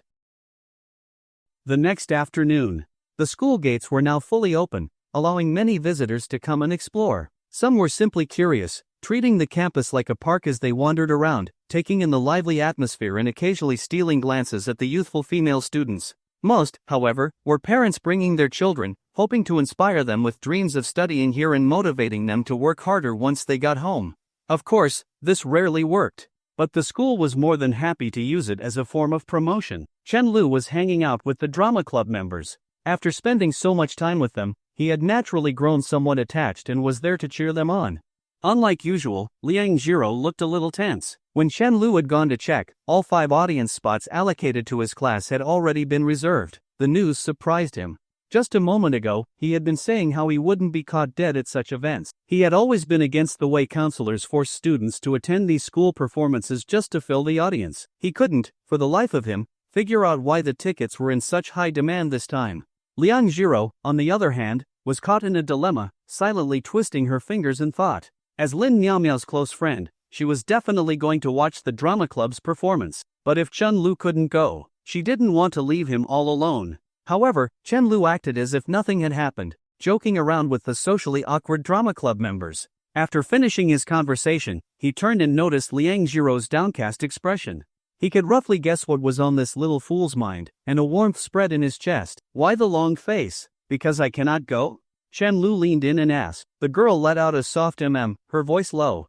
The fact that Chen Lu couldn't come was one thing, but what worried her more was how indifferent he seemed. It made her anxious.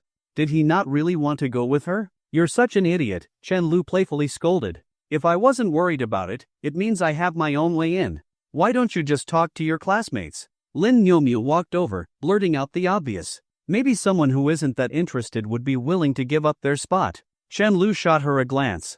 My dad teaches here, why would I need to go around begging people? But he had no intention of troubling Chen Guanglin over such a trivial matter. I'll just talk to the counselor.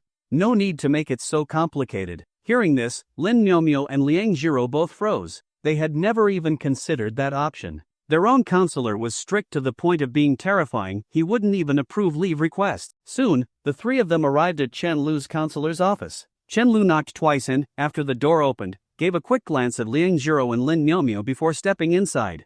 Hello, Professor. He paused for a moment, then casually said, if I didn't know better, I'd think you were a student yourself. The counselor rolled her eyes at him, but it was clear she enjoyed the compliment. Without asking, she picked up a pen, about to write him a leave slip. She wasn't that much older than the students, so she wasn't too formal with them. Since Chen Lu often got called in to help with various tasks, she was used to processing his requests quickly. But before she could write anything, Chen Lu hurriedly clarified, I'm not here to request leave. Then what are you here for? The audience spots for the performance are already assigned, right? I'd like to go too. Can you add me to the list? It's just one more person, it won't make a difference. He smiled. The counselor paused, then looked at him with an odd expression. I knew you'd end up going. Chen Lu was confused. Ha! She chuckled. After all, Mo Yuqing's name is on the performer list. Even his counselor knew about his past feelings for Mo Yuqing. Back in their freshman year, Mo Yuqing had wanted to run for class president just for fun. Chen Lu had been the one doing all the behind-the-scenes work for her.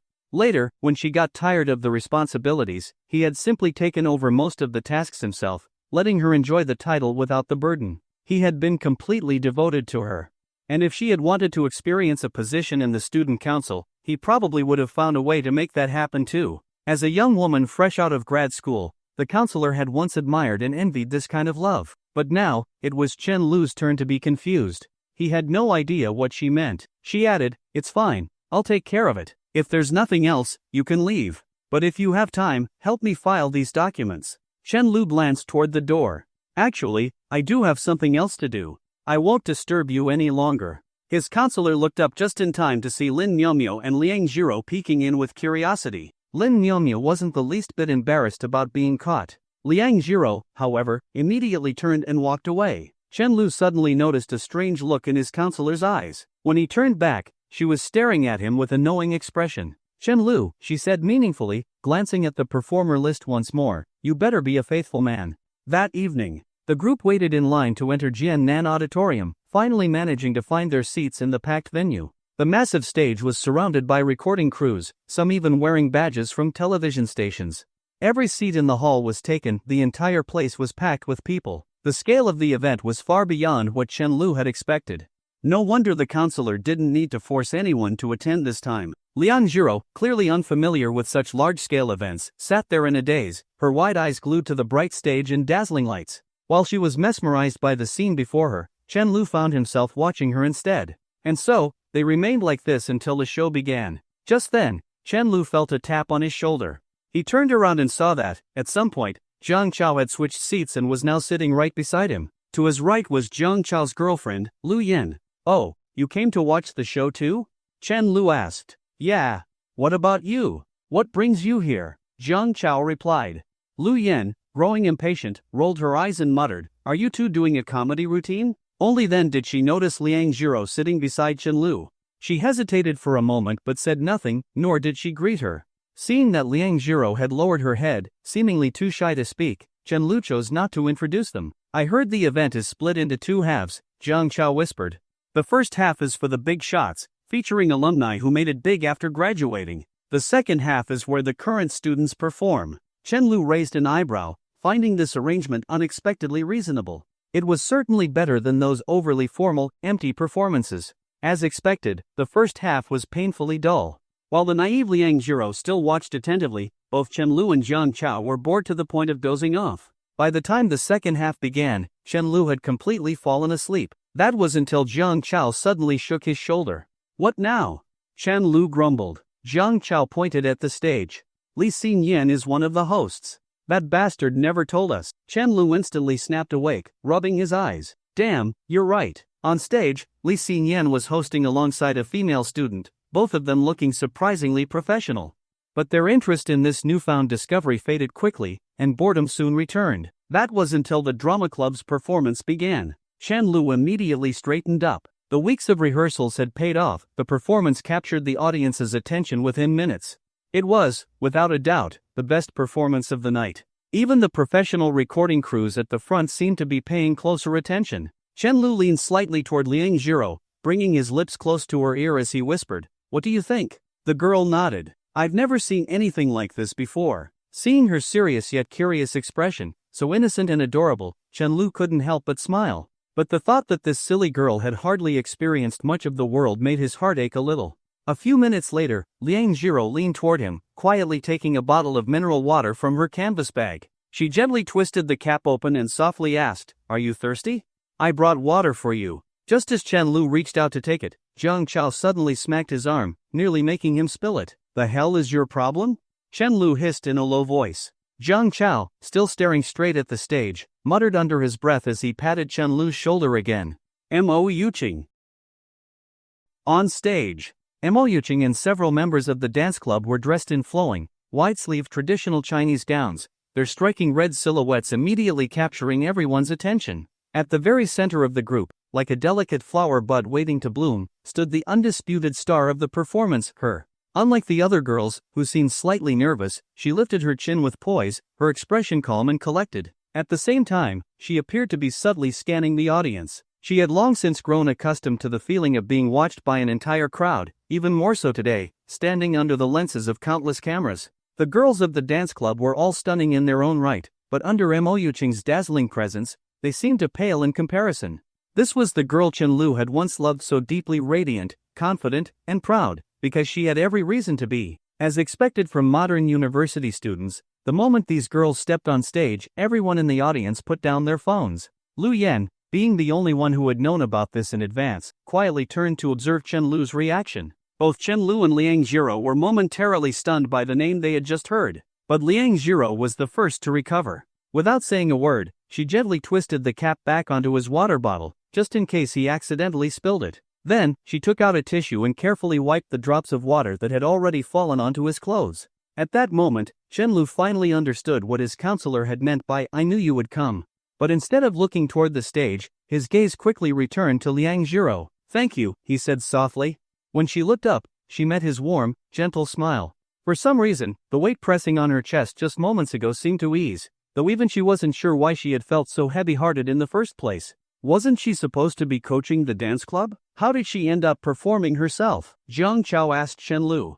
Seeing that Chenlu didn't respond, he turned to Lu Yan instead. "You knew about this all along, didn't you?" "Yes," Lu Yan answered simply. Jiang Chao chuckled. "Let me guess, she thought the others weren't good enough, so she stepped in herself?" Lu Yan shook her head in exasperation, her eyes locked on the stunning figure in the center of the stage. "She has a different reason," she said seriously. She knew. Mo Yuqing was dancing for Chenlu.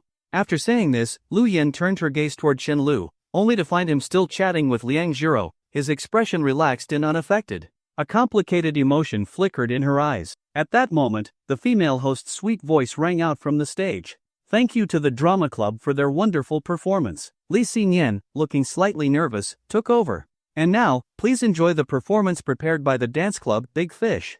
The two hosts stepped aside, leaving the stage to the dancers. This was a dance choreographed to the theme song Big Fish from the movie Big Fish and Begonia. As the prelude began, the girls shifted into position, making way for Mo Yuching, who stepped gracefully to the front. The moment she raised her right arm slightly, the audience erupted in cheers. With the melody, the dancers moved in perfect synchrony, their fluid movements as ethereal as celestial beings. Afraid you'll fly too far. Afraid you'll drift away from me.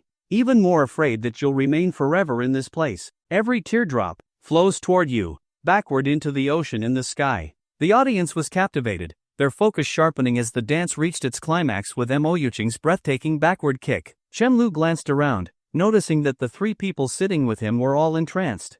With a faint smirk, he muttered, "I'm going to the restroom." "I'd advise against that," Lu Yan whispered just as he walked past her. "Why? What if she's dancing for you?" Chen-Lu paused for a moment, then continued walking. "I used to play guitar, and she didn't always stay to listen either." By the time the dance ended, Chen-Lu had just returned from the restroom.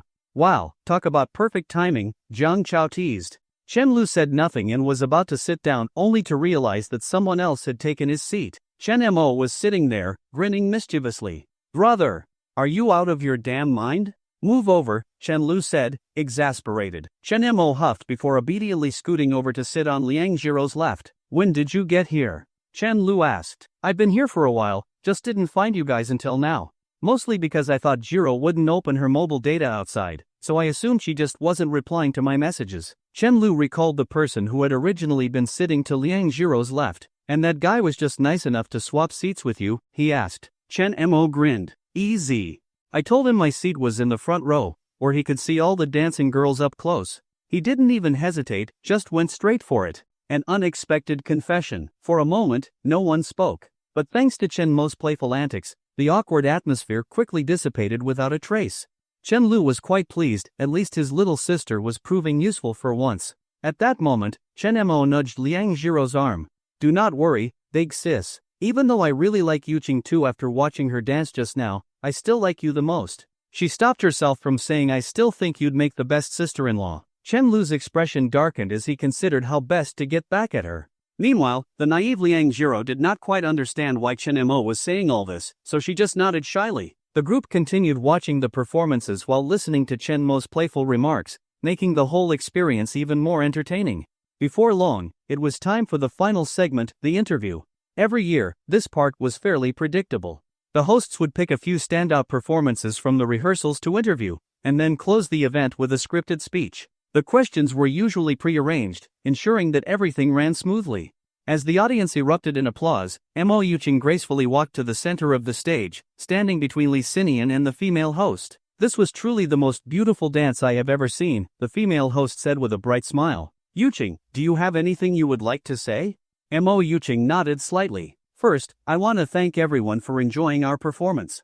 The moment she spoke, the auditorium was filled with cheers, even a few people shouting out their love for her. Chen-Lu, however, was staring at his phone, barely paying attention. He remembered it all too well. Years ago, this same girl had never once thanked him for all the effort he put in behind the scenes. "And next, I want to thank." Her voice suddenly slowed, stretching the anticipation in the air. Chen-Lu, the female host, and Li Xinian froze. This was not part of the script. "I should have said all of this back in my first year when I was on this stage for the first time," Mo Yuching continued. "But somehow, I only managed to say it now. I know it is late." A bitter smile appeared on her strikingly beautiful face. "Thank you for helping me so much. Thank you for always being by my side all these years. I cannot believe I am only realizing it now.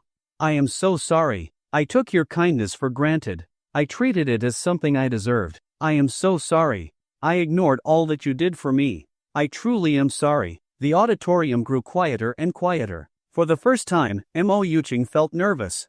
"I hope that when we have our graduation ceremony in the future, I can still see you by my side. Can I?" She then gave a deep bow toward the audience, as if apologizing for her own selfishness. Li Xinian, seeing his co-host standing there frozen in shock, cursed inwardly, "Chen-Lu, you bastard, you are really in deep shit now." He quickly stepped in to wrap things up.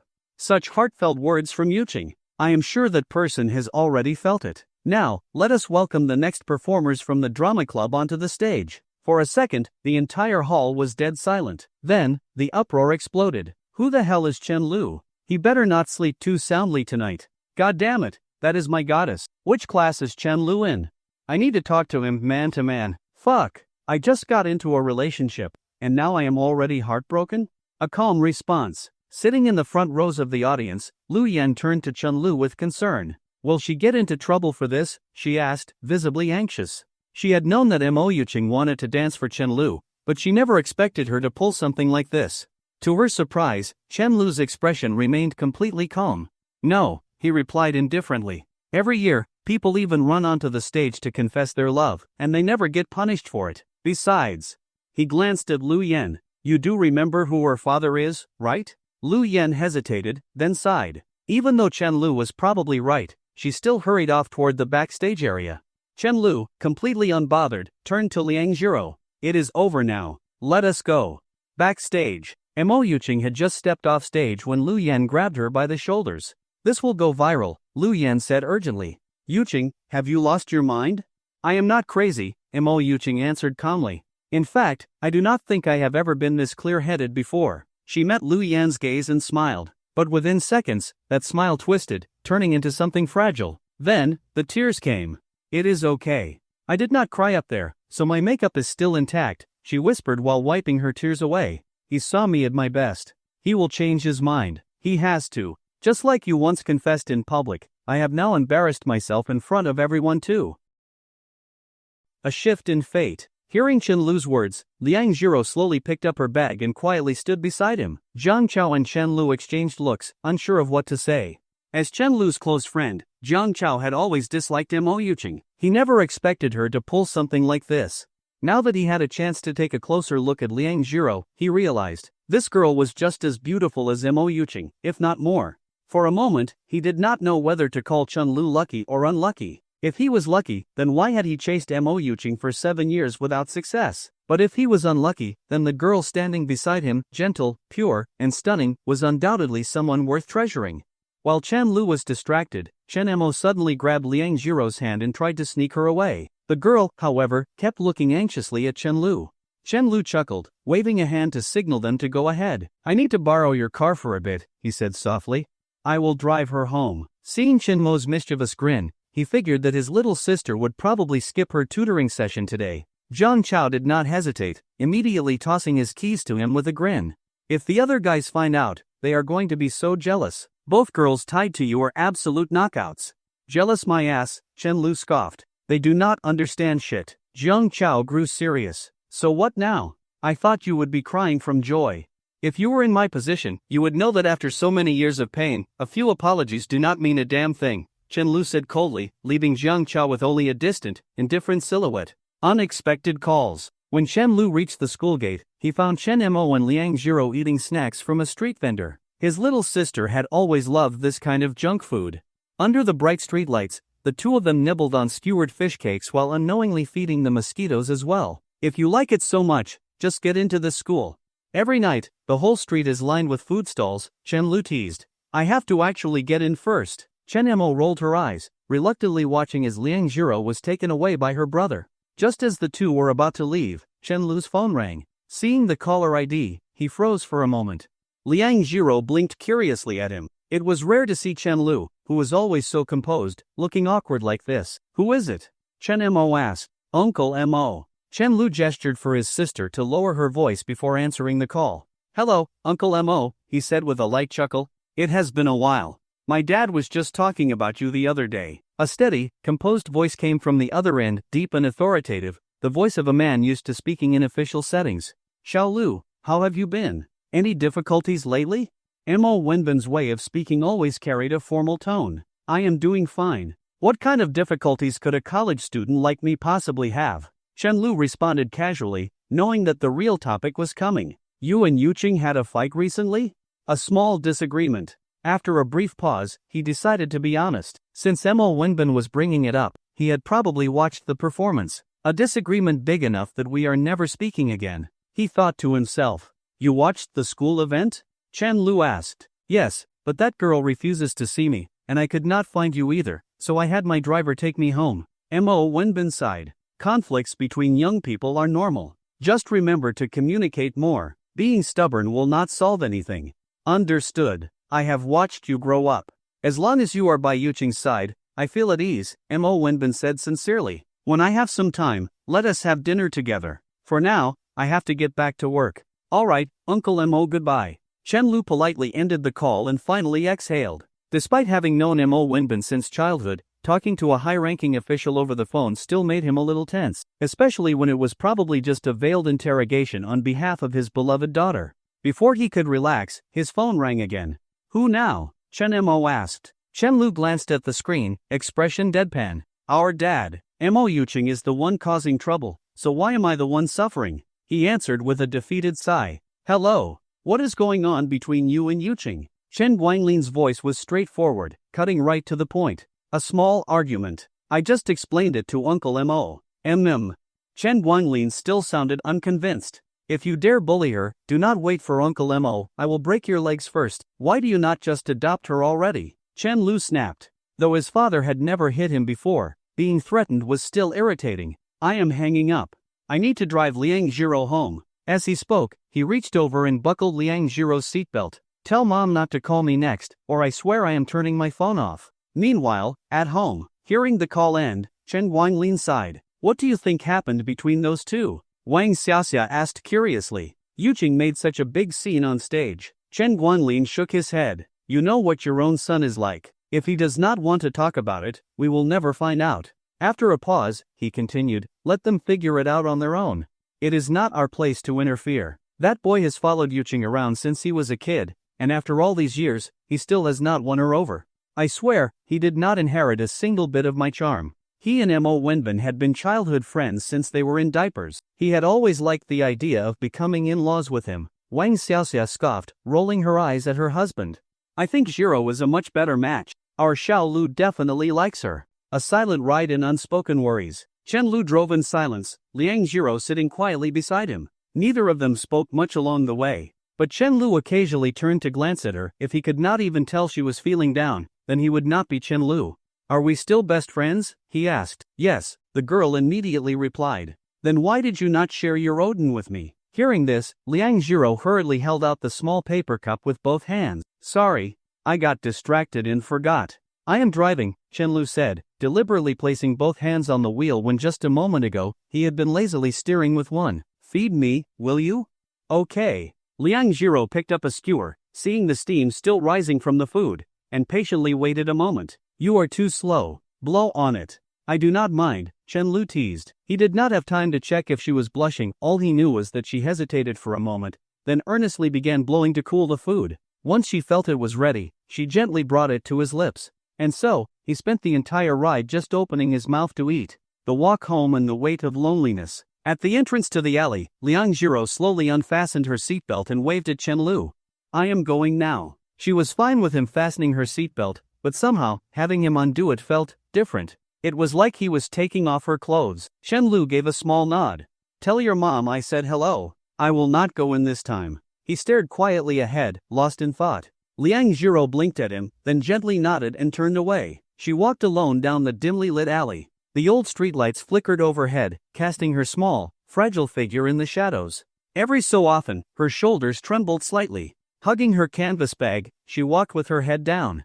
No matter how hard she tried to understand, she could not figure out why she felt this way, why it hurt so much. She just could not stop crying. She did not know why someone who had always been alone suddenly could not bear the thought of being without Chen Lu. She was like a famine survivor who had finally found food, terrified of going back to starving again. She was so afraid of losing him, so afraid that he would let her walk away alone again, just like earlier. Wiping away her tears as she walked, she slowed her pace more and more. She had to finish crying outside. She could not bring her tears home. She did not want to make her mother worry. A voice that shattered the silence. Suddenly, Chen Lu's voice rang through the alley, breaking the heavy silence. Liang Zhiro, lift your head.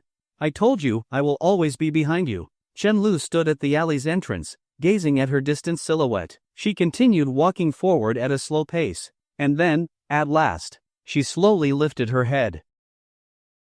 A decision in the rain. Chen Lu watched as Liang Zhiro forced herself to lift her head.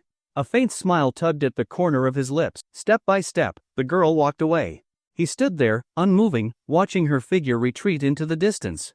Only when she disappeared at the end of the alley did he finally turn to leave. Just as he was about to return to his car, a light drizzle began to fall. Raindrops splattered onto the ground, leaving behind scattered imprints. The ones that landed on his face trickled down his cheeks, past his neck and Adam's apple, bringing a sudden chill. He had to admit, when he heard Mo Yuching apologize to him in front of everyone tonight, his heart had wavered. Standing there in the rain, staring ahead, he barely even registered that he was getting wet. Silently, he made up his mind. Since he had already stepped into this silly girl's life, he had to take responsibility until the end. The past should stay in the past. He had to forget everything that once was, cleanse his heart completely, and focus on one thing, finding a way to bring genuine happiness to this clumsy, kind-hearted girl. Liang Jiro was not Mo Yuching's replacement, and she never could be. Liang Jiro was simply Liang Jiro. Just then, his phone vibrated. Liang Jiro, hurry back, do not get caught in the rain. Shenlu,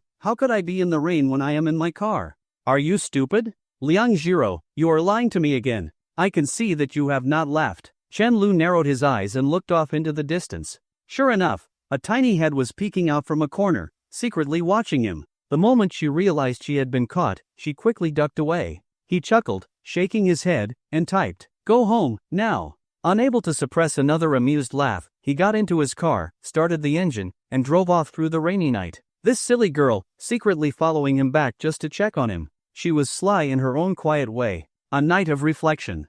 As Chen Lu drove back, he kept replaying in his mind the feeling of being fed by Liang Jiro earlier. It was the first time a girl had ever fed him.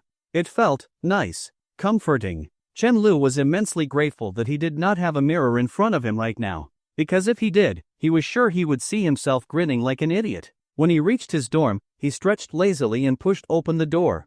"My dear sons, your dad is back," he announced loudly. Silence. The dorm was empty. What the hell? Where was everyone? Baffled, he scanned the room and quickly sent a message to the group chat. "Chen Lu, did you guys seriously go out to eat without me? Have I been abandoned? Li Xinyan, I am at a celebratory dinner, but it is for the post-show banquet. Zheng Haoyu, bro, you know me. I moved out ages ago." Jiang Chao said nothing. Then another message popped up.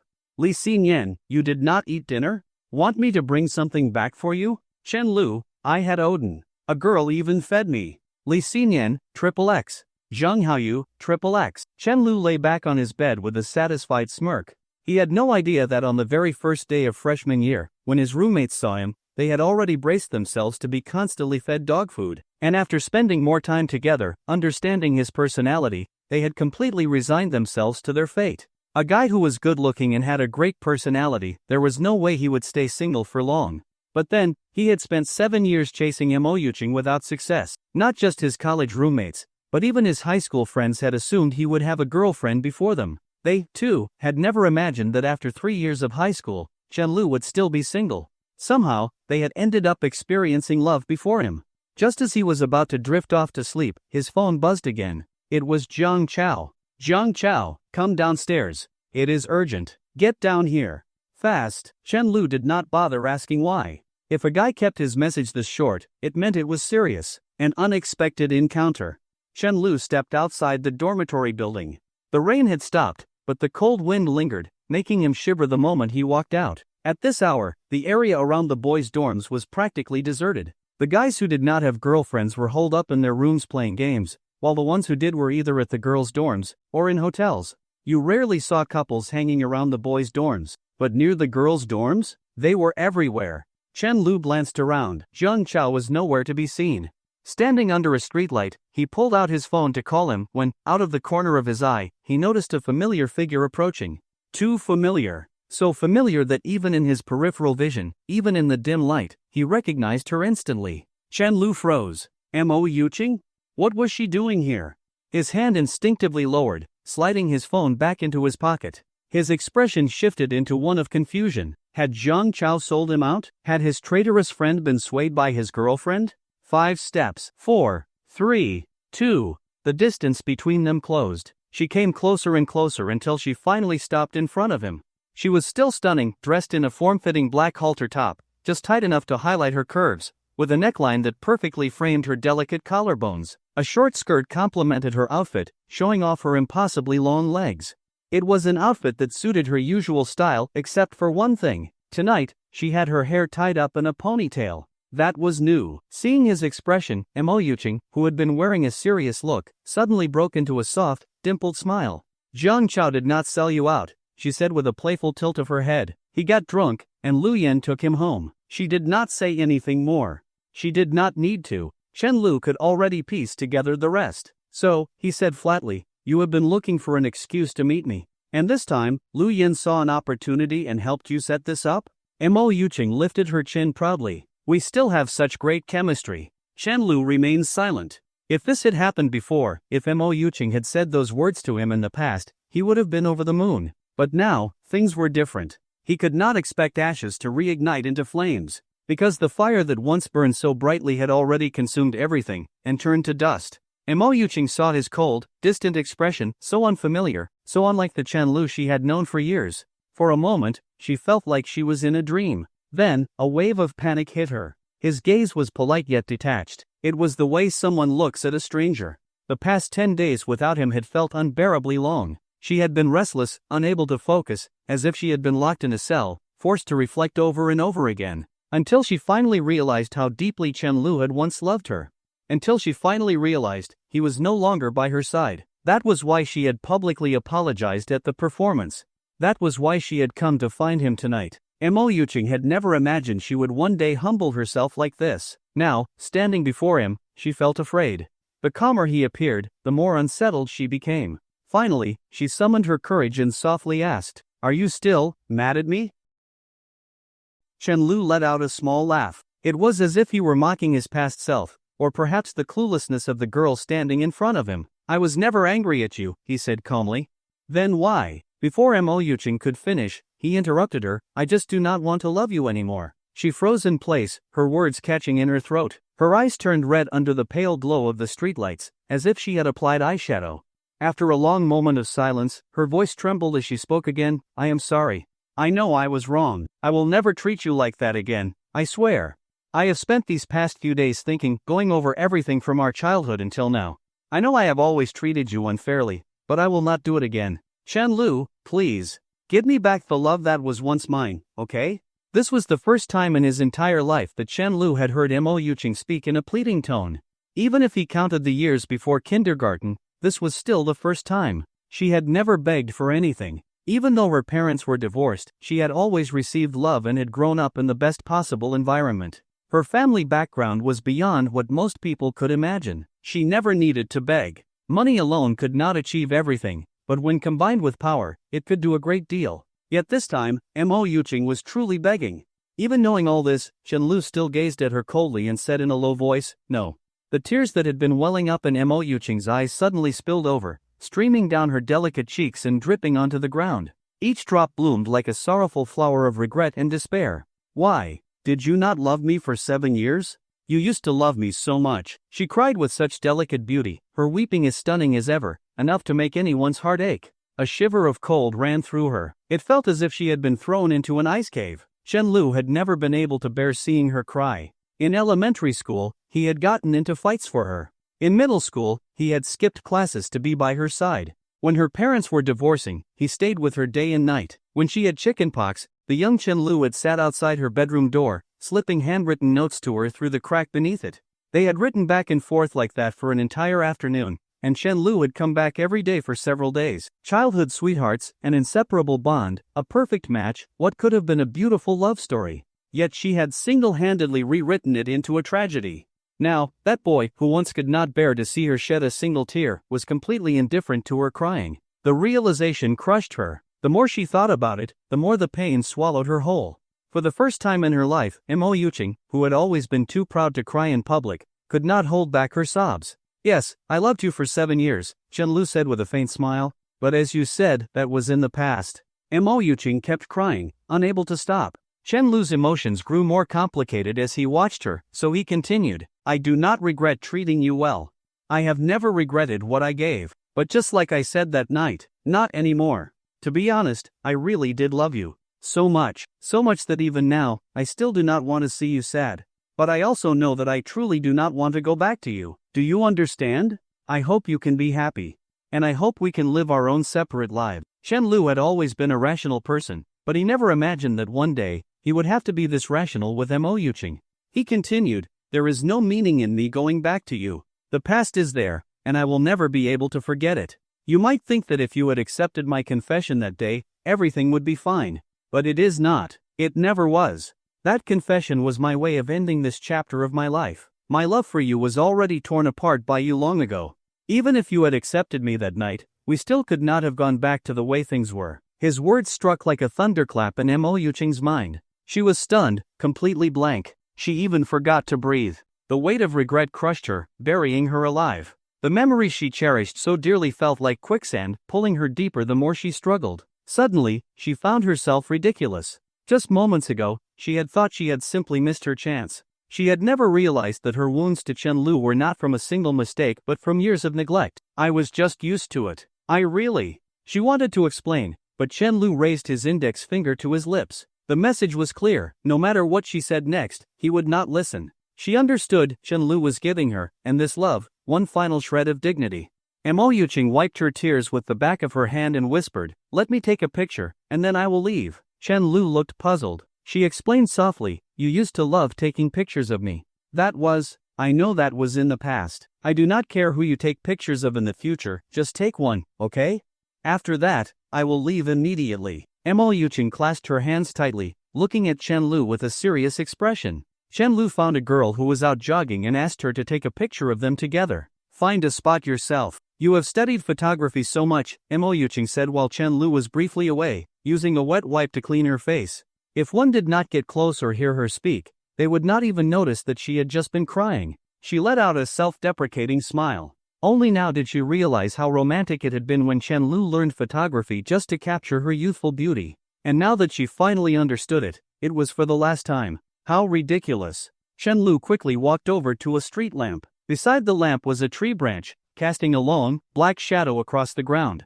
Naturally, he chose that spot. The lighting was good, and the meaning behind it was even better. He silently stepped onto the other side of the shadow, raising his head to face the camera. But the girl holding the phone hesitated for a long time without taking the picture. "Still not done? Am I that unphotogenic?" Chen Lu joked. The girl shook her head, looking troubled. "No, it is just that the young lady keeps wiping her tears." Chen Lu shifted his gaze. Sure enough, Mo Yuqing was continuously rubbing her tears away with the back of her hand, as if she simply could not stop crying.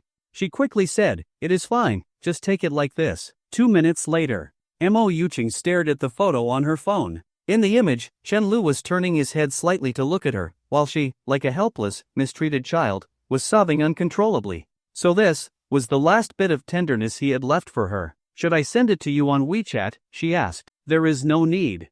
After saying that, Chen Lu turned and walked away. This time, it was his turn to leave Mo Yuqing with a cold and final silhouette. Why is it that the colder I act, the more desperately you try to hold on?" Chen Lu could not understand. He walked with his head down, realizing that the rain, which had stopped for a while, had started falling once again. Late at night, no matter how many times Lu Yan called, she could not reach Mo Yuqing.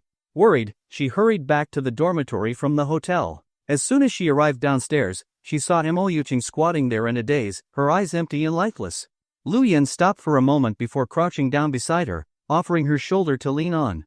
Mo Yuqing had barely managed to hold back her tears, but the moment she saw Lu Yan, they came flooding out once more. "I was wrong. I am sorry.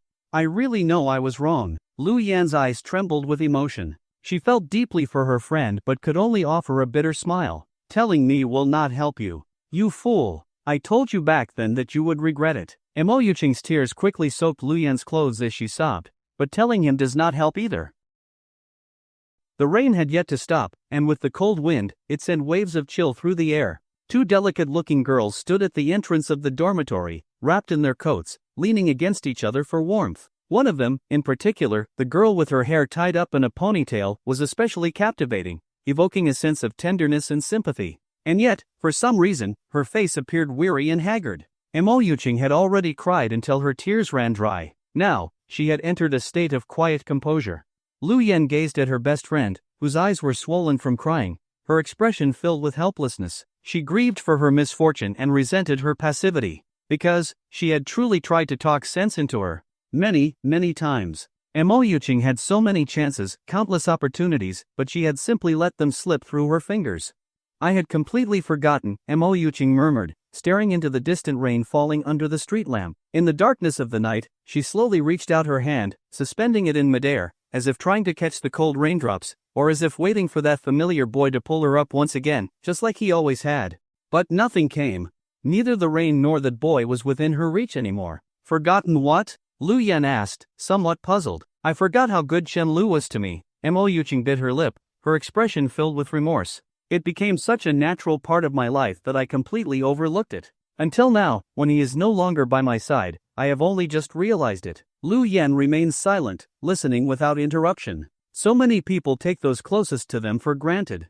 They treat the kindness they receive as something they are owed, while even the smallest favor from an outsider is met with endless gratitude and remembrance. The clearest example of this is rebellious children and their parents. No matter how fiercely they argue or push their family away, they will always come to realize, sooner or later, that in this world, the only people who truly love them unconditionally are their parents. And once they step into society and are forced to face its harsh realities, they will finally understand, beyond their parents, no one will coddle them forever. Mo Yuqing suddenly curved her lips into a faint smile, as if she had recalled something amusing. But just as quickly, tears slipped down her cheeks again. If only he had been a bad person, she whispered. If he had argued with me more, maybe I would have realized sooner just how terribly I was treating him. Lu Yan furrowed her brows, somewhat exasperated. So you were saying that if Chen Lu had not been so nice, he would have won you over?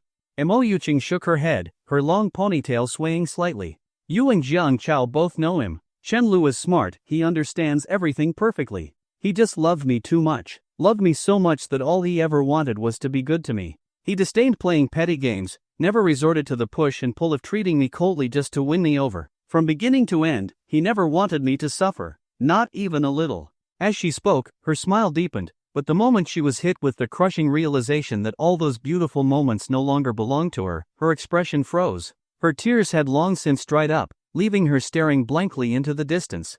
Let's go to sleep. After a long silence, Mo Yuqing slowly stood up and reached out her hand, pulling Lu Yan up with her. That night, Mo Yuqing lay in bed, listening quietly to the sound of rain against the window. She did not sleep at all. No one knew what she was thinking. Noon, the next day. Chen Lu was woken up by the ringing of his phone. Miao Miao is asking if we want to go out for dinner tonight. It's the drama club's celebration banquet. Although Liang Jiro was puffing out her cheeks in protest because Chen Lu had skipped breakfast, her tone remained as gentle as ever. However, hidden deep within her words was a hint of hesitation. Chen Lu thought for a moment, yawned, and asked, "Do you want to go?" He knew this naive girl was extremely shy, and he also knew that she did not know how to refuse people. If Liang Jiro was unwilling, he planned to turn down the dinner and instead arrange a small gathering with just Lin Miao Miao in a few days. That way, with no unfamiliar faces around, Liang Jiro would not be as nervous. Some things could not be rushed. The girl on the other end of the line had clearly never expected to be asked this question and was momentarily at a loss for words. Seeing that she remained silent, Chen Lu patiently explained, "You don't have to feel bad about saying no. This dinner isn't what you think it is. We aren't the main characters tonight, it doesn't matter if we go or not. If you feel uncomfortable being in a big group, just say you're not going. Then tell Lin Miao Miao that in a few days, I'll treat both of you to dinner. Don't worry, skipping this dinner won't hurt your friendship. We won't be in the wrong for doing this." Liang Jiro was not sure if she fully understood, but her mind kept replaying that one word, we. "Do you want to go?" Chen Lu asked her again in a soft voice. The girl hesitated for a moment before finally responding in a quiet voice, "I don't want to."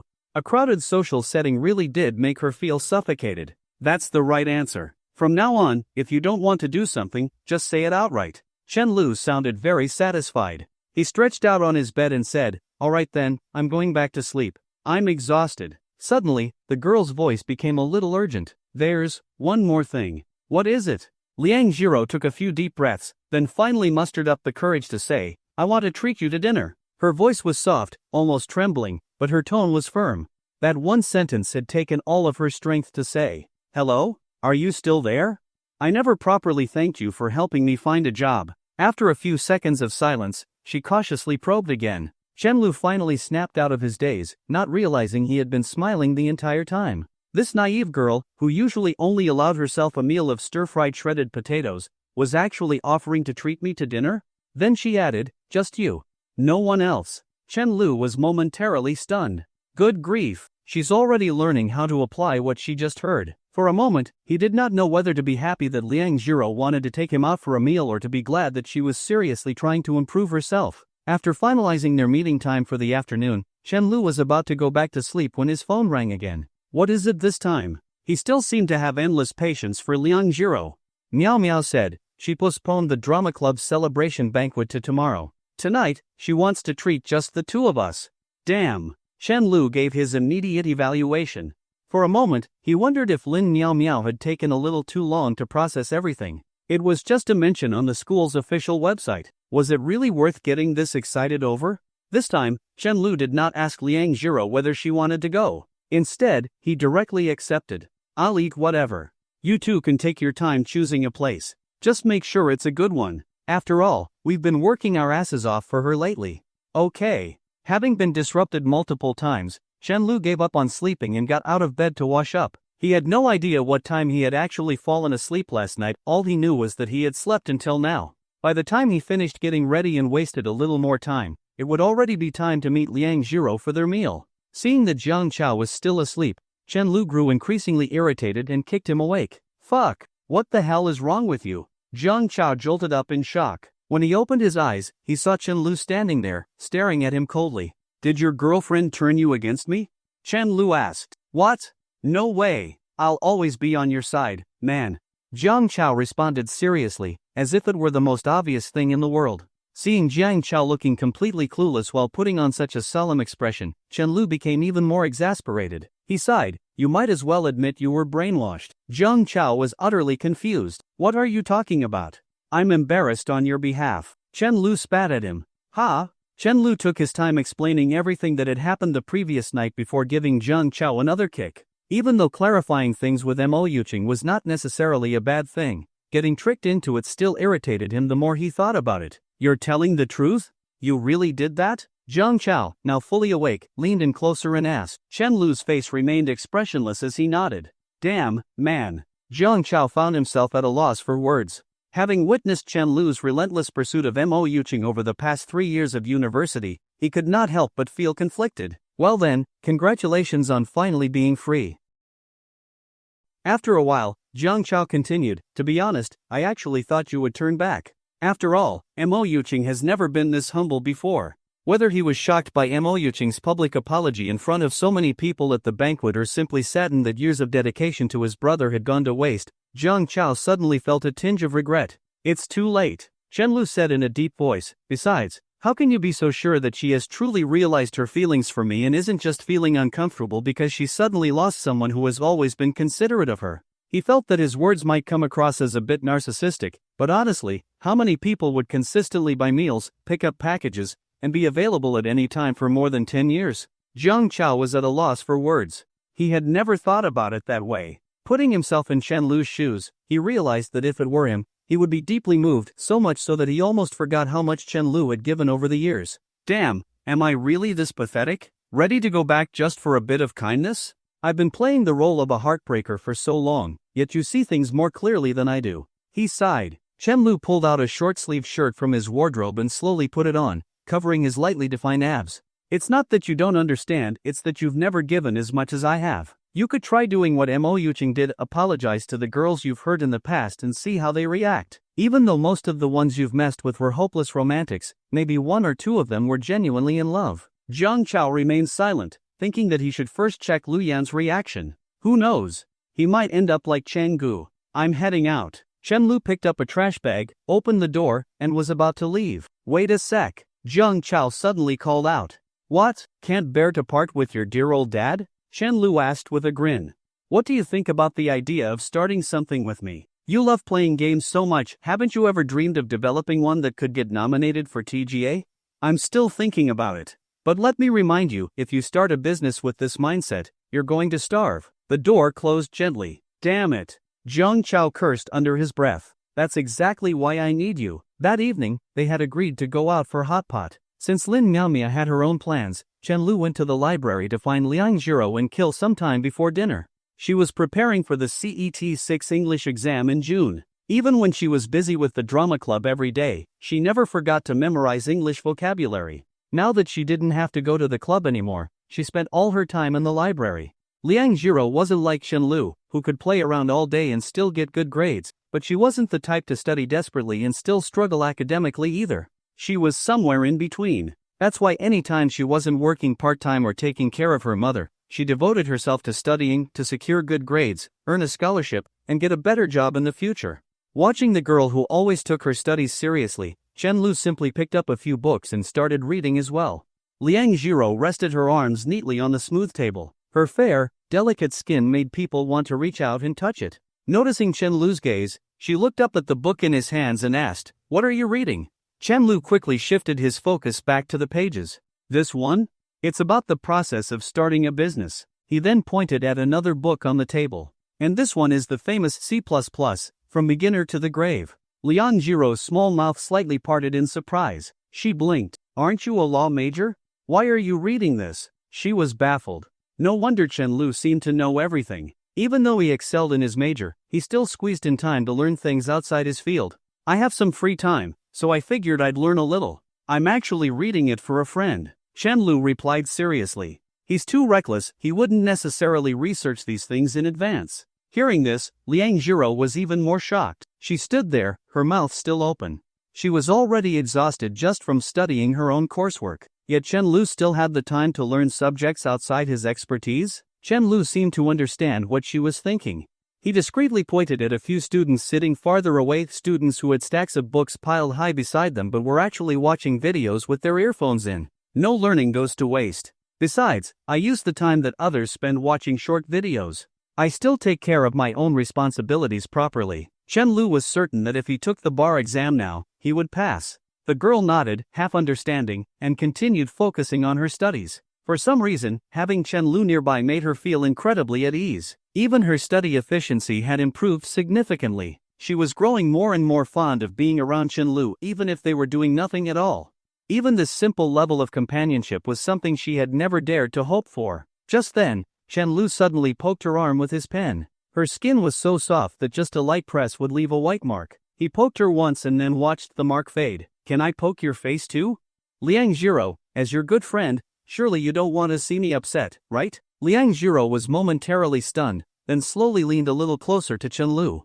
That way, he wouldn't have to stretch his hand too far. That night, the two of them walked into a hot pot restaurant near campus. As soon as they entered, they saw Lin Miaomia waving at them cheerfully, completely ignoring the curious stares of people around her. Liang Jiro lowered her head and sat next to Lin Miaomia, while Chen Lu took the seat directly across from her. "You got here pretty early," Chen Lu joked. Lin Miaomia made an exaggeratedly shocked expression. "How did you know I was on the school's official website?" Chen Lu froze. "Did I say that? Didn't I just say she arrived early?" Before he could respond, Lin Miaomia swiftly pulled out her phone. She didn't even need to search, her unlocked screen was already displaying the school's official website. A group photo of the drama club and a video of her being interviewed were featured on the homepage. Since the content aligned with the school's values and was well prepared, it had naturally been selected as a promotional piece for the anniversary celebration.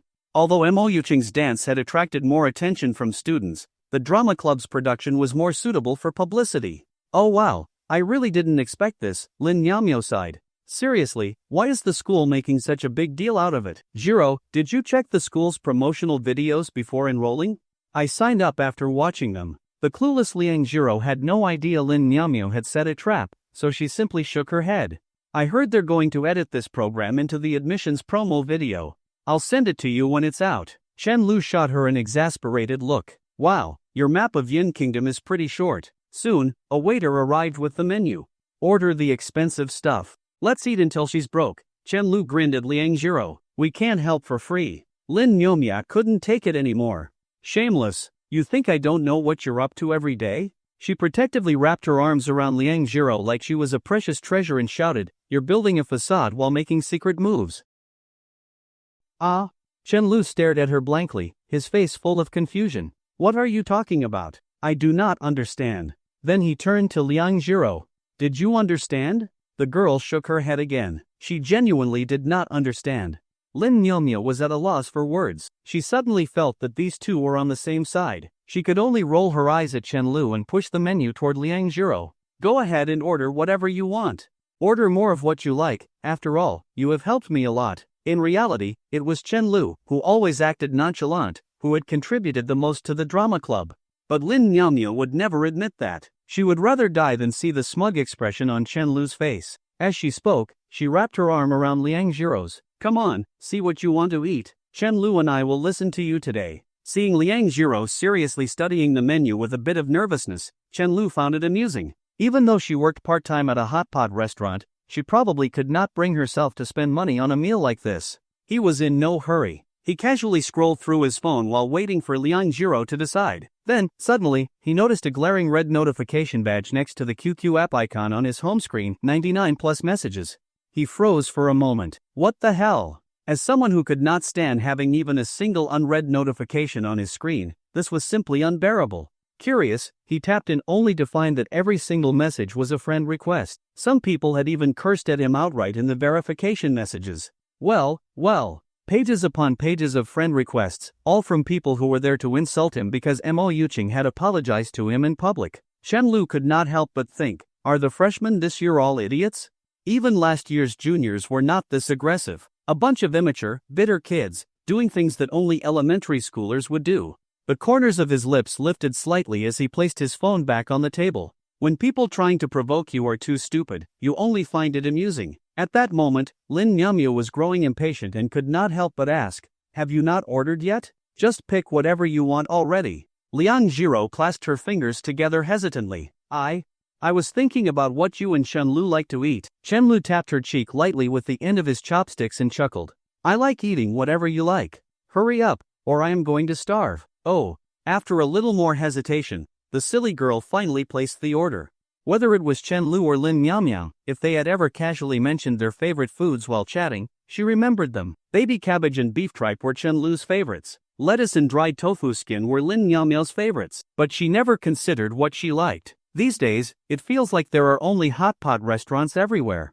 "It is hard to find proper restaurants now," Lin Miaomio complained after taking just a few bites. "It is either hot pot or barbecue. If not, then it is all-you-can-eat hot pot or all-you-can-eat barbecue."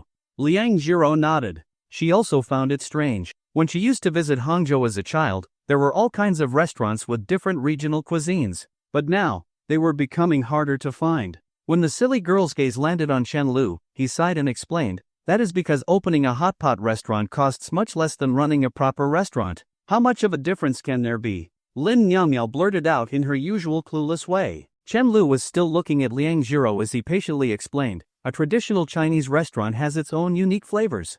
Even if you are the owner, you still have to rely on the head chef. If the chef quits, the entire menu's taste could change, and you might lose a lot of customers. On top of that, training chefs takes time, and their salaries are another challenge. But with a hot pot restaurant, it is different. As long as you have the soup base ready, anyone can run it. There is no need for chefs, so all the effort can go into training service staff." That is exactly how Hey De Leo became successful. "So, according to you, Chinese restaurants are going to disappear soon?" Lin Miaomio did agree with Chen Lu's reasoning, but she still felt the need to argue.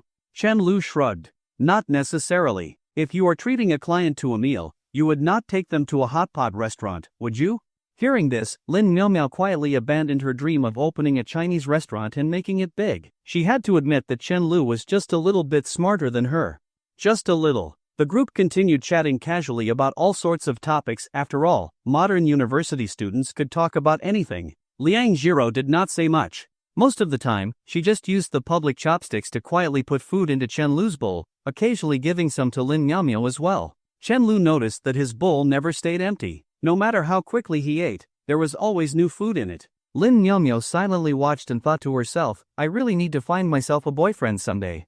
Before long, Chen Lu could not hold back anymore. "How much have you actually eaten? You have just been putting food in my bowl." He grabbed a pair of unused chopsticks and started poking Liang Jiro's cheek. This time, he applied a little more pressure, making the girl instinctively blink on that side.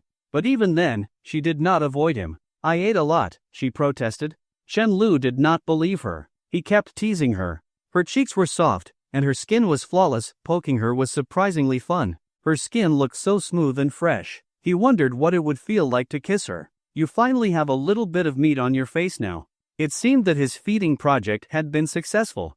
At first, he was pleasantly surprised, but soon his expression darkened slightly. He frowned and asked in a serious tone, "Is your fringe longer than before?" It was already long before. Why are you growing it out even more? Liang Jiro lowered her head and fidgeted with her fingers, so that I do not get bullied as easily. Chenlu was not a girl, and the girls he knew had all been pampered and protected growing up. Even if he could guess, he could not fully understand what Liang Jiro had gone through because of her striking eyes. In the past, she had never deliberately grown out her bangs, but even when she kept her head down, people still noticed her beauty and wanted to take advantage of her. The way they looked at her made her skin crawl. Some even approached her, forcing her to run away. Every time it happened, she would grow her bangs a little longer. Over time, they became the length they were now. Alone in this city, as the only pillar of support for her family, she could only hide herself, hoping to avoid unnecessary trouble. And it worked. These days, few people looked at her with ill intentions, but now, she had met a boy who would look into her eyes and smile at her. Chenlu stopped poking her cheek. Instead, he gently pressed his chopsticks against her forehead, as if reminding her to lift her head. It is okay. I already told you, when I am around, no one can bully you, he said with a gentle smile. Not even Lin Miao Miao. What does this have to do with me? Lin Miao Miao protested, stuffing a giant piece of baby cabbage into her mouth without caring about her manners. After that, she continued eating, unbothered. Liang Jiro gazed at Chenlu quietly. Her eyes wavered slightly, becoming a little misty. Her entire heart was trembling. Lin Miao Miao took a few more big bites, then patted her stomach lightly after swallowing. No one knew how she managed to eat so much without gaining any weight. Not only was she not chubby, but even the parts that should have some weight did not. Chen Mo looked more like an adult than she did. Liang Jiro was different. She was not chubby either, but the places that should be full were undeniably eye-catching. At that moment, Lin Miao Miao suddenly raised her glass of juice and said, "Come on, let's celebrate our drama club's first successful performance." "Shouldn't you save that for tomorrow?" Chen Lu asked curiously. Lin Miao Miao froze for a second. "Oh, right. If I say it today, what will I say tomorrow? If I say it again, it will not feel the same." Seeing her blank expression, Chen Lu could not help but laugh at her. He raised his glass of cola and gave Liang Jiro a look. Catching the cue, Liang Jiro also lifted her own glass. Chen Lu cleared his throat. "Then, let us toast to our meeting." Lin Miao Miao grinned, revealing her cute little canine teeth. Cheers! By the time they left the restaurant, it was already past 8 in the evening. As soon as they stepped outside, a wave of heat hit them in the face. The streets were still bustling with neon lights and lively chatter. The barbecue stalls and outdoor dining tables nearby added to the atmosphere of the city's nightlife. Many drunk people were making a ruckus. Skewers of meat remained untouched on their tables, while peanuts and edamame continued to disappear. The humid air, thick with the scent of summer, announced the season's arrival. Chen Lu exhaled and turned to Lin Miao Miao. "Are you heading back on your own, or do you want to come with me to drop off Liang Jiro first?" Lin Miao Miao smiled, then shook her head. "I will just get a taxi home. It is not far anyway." She knew that Chen Lu was not particularly insisting on taking her home. Besides, as Liang Jiro's best friend, even though she was not sure what was going on between her and Chen Lu, it was best to maintain some distance. Some friendships felt lively and fulfilling when filled with banter, but taking a step further could ruin everything. For her, Chen Lu was one of those friends. Just as Chen Lu was walking Liang Jiro toward the parking area, Lin Miao Miao suddenly waved him over. "Come here, I have something to tell you." Chen Lu found it strange but still walked over with a puzzled expression. Liang Jiro continued walking toward the car. Seeing Lin Miao Miao's serious expression, Chen Lu joked, "We are not a good match. You should give up now." Lin Miao Miao was stunned for a moment and nearly forgot what she was originally going to say. Furious, she shouted, "Chen Lu, you shameless bastard." Chen Lu suddenly took a couple of steps away, pretending he did not know her. Curious, she turned her head only to see that a bunch of people at a nearby barbecue stall were watching her with great interest. "Never mind. Forget what I said. Chen Lu is not even fit to be a friend." Once the onlookers lost interest and looked away, Chen Lu walked back and asked, "What did you want to tell me?" He had a rough idea of what she wanted to say. It was probably about emojuching. After all, Lin Miao Miao had witnessed everything up close. If he were the kind of guy who jumped between relationships, as Liang Jiro's only close female friend, she would naturally have to deal with him, the so-called scumbag. Lin Miao Miao put on an unusually serious expression and said, "You better think carefully." "So, you are saying that if I do not leave her side now, she will not be able to lead me anymore?" Chen Lu glanced toward Liang Jiro and asked softly. Lin Miao Miao was momentarily taken aback. She had not expected him to understand everything without her even having to say it out loud. No wonder people liked talking to intelligent individuals. Yes, and no. She rubbed the back of her neck and looked straight at Chen Lu. What I am saying is, she already cannot leave you. That silly girl's heart was too small, so small that it might only have room for one person in her entire life. When she looks at you in secret, her eyes shine. Chen Lu looked at her wordlessly, as if she was stating the most obvious thing in the world. Then, all of a sudden, he smirked. Do not worry. I will never leave her. Just as he finished speaking, Lin Miao's ride arrived. Chen Lu waved and walked toward Liang Jiro. As he walked, he thought to himself, Lin Miao is quite sharp, probably only a little less perceptive than Lu Yan. She genuinely cares about Liang Jiro too. I wonder how they even met. When Chen Lu reached Liang Jiro, he saw her pressing a mosquito bite on her arm with her fingernail. Pressing it horizontally, then vertically, forming a little X mark. Mosquito bite? Chen Lu asked. Liang Jiro nodded. My fault. I should have given you the car keys. He chuckled as he opened the car door and then asked, want me to blow on it for you? No need. Chen Lu did not say much more, but in his mind, he cursed the mosquito. Damn thing. If you had bitten me instead, I could have made her blow on it for me. He carefully pulled out the seatbelt and buckled her in. Did Miao have something important to say? Liang Jiro suddenly asked. Unlike other girls, she asked questions simply for what they were, no hidden meaning, no probing. She was genuinely concerned about whether Lin Miao had something on her mind, not about what they had talked about. But Chen Lu did not care whether she was testing him or not. He smiled and answered honestly, she told me not to leave you. Liang Jiro's mind completely froze. She lowered her head in embarrassment, her long, silky hair falling over her ears. Chen Lu could only see the tips of her reddening ears and the curve of her pale neck. Will you leave me?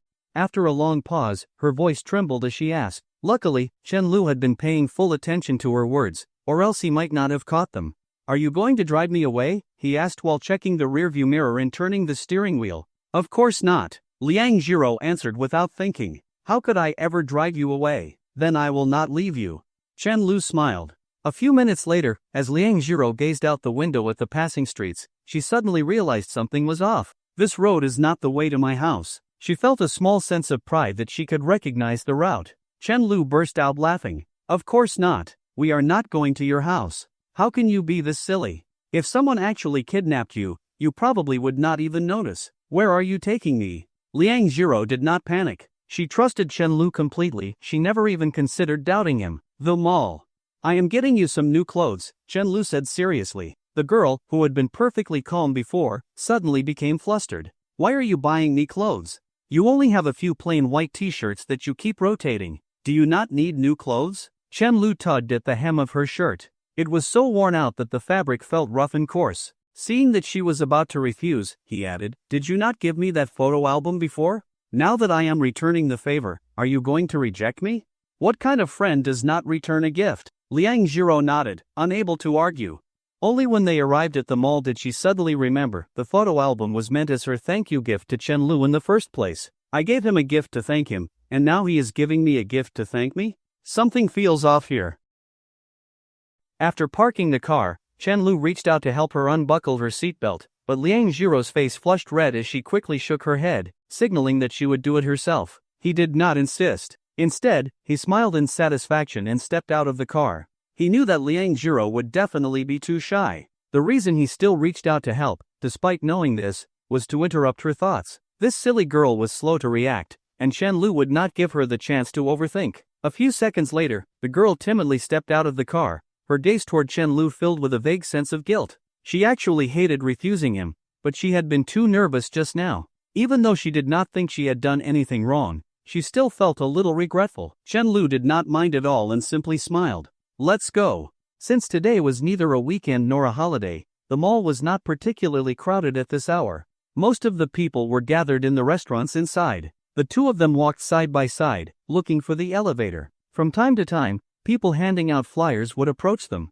Since Liang Jiro had done this kind of work before, she knew how tough it was, so she always accepted the flyers politely. Chen Lu, having seen Liang Jiro handing out flyers in the past, changed his usual attitude of only taking them when he felt like it and instead began accepting every single one.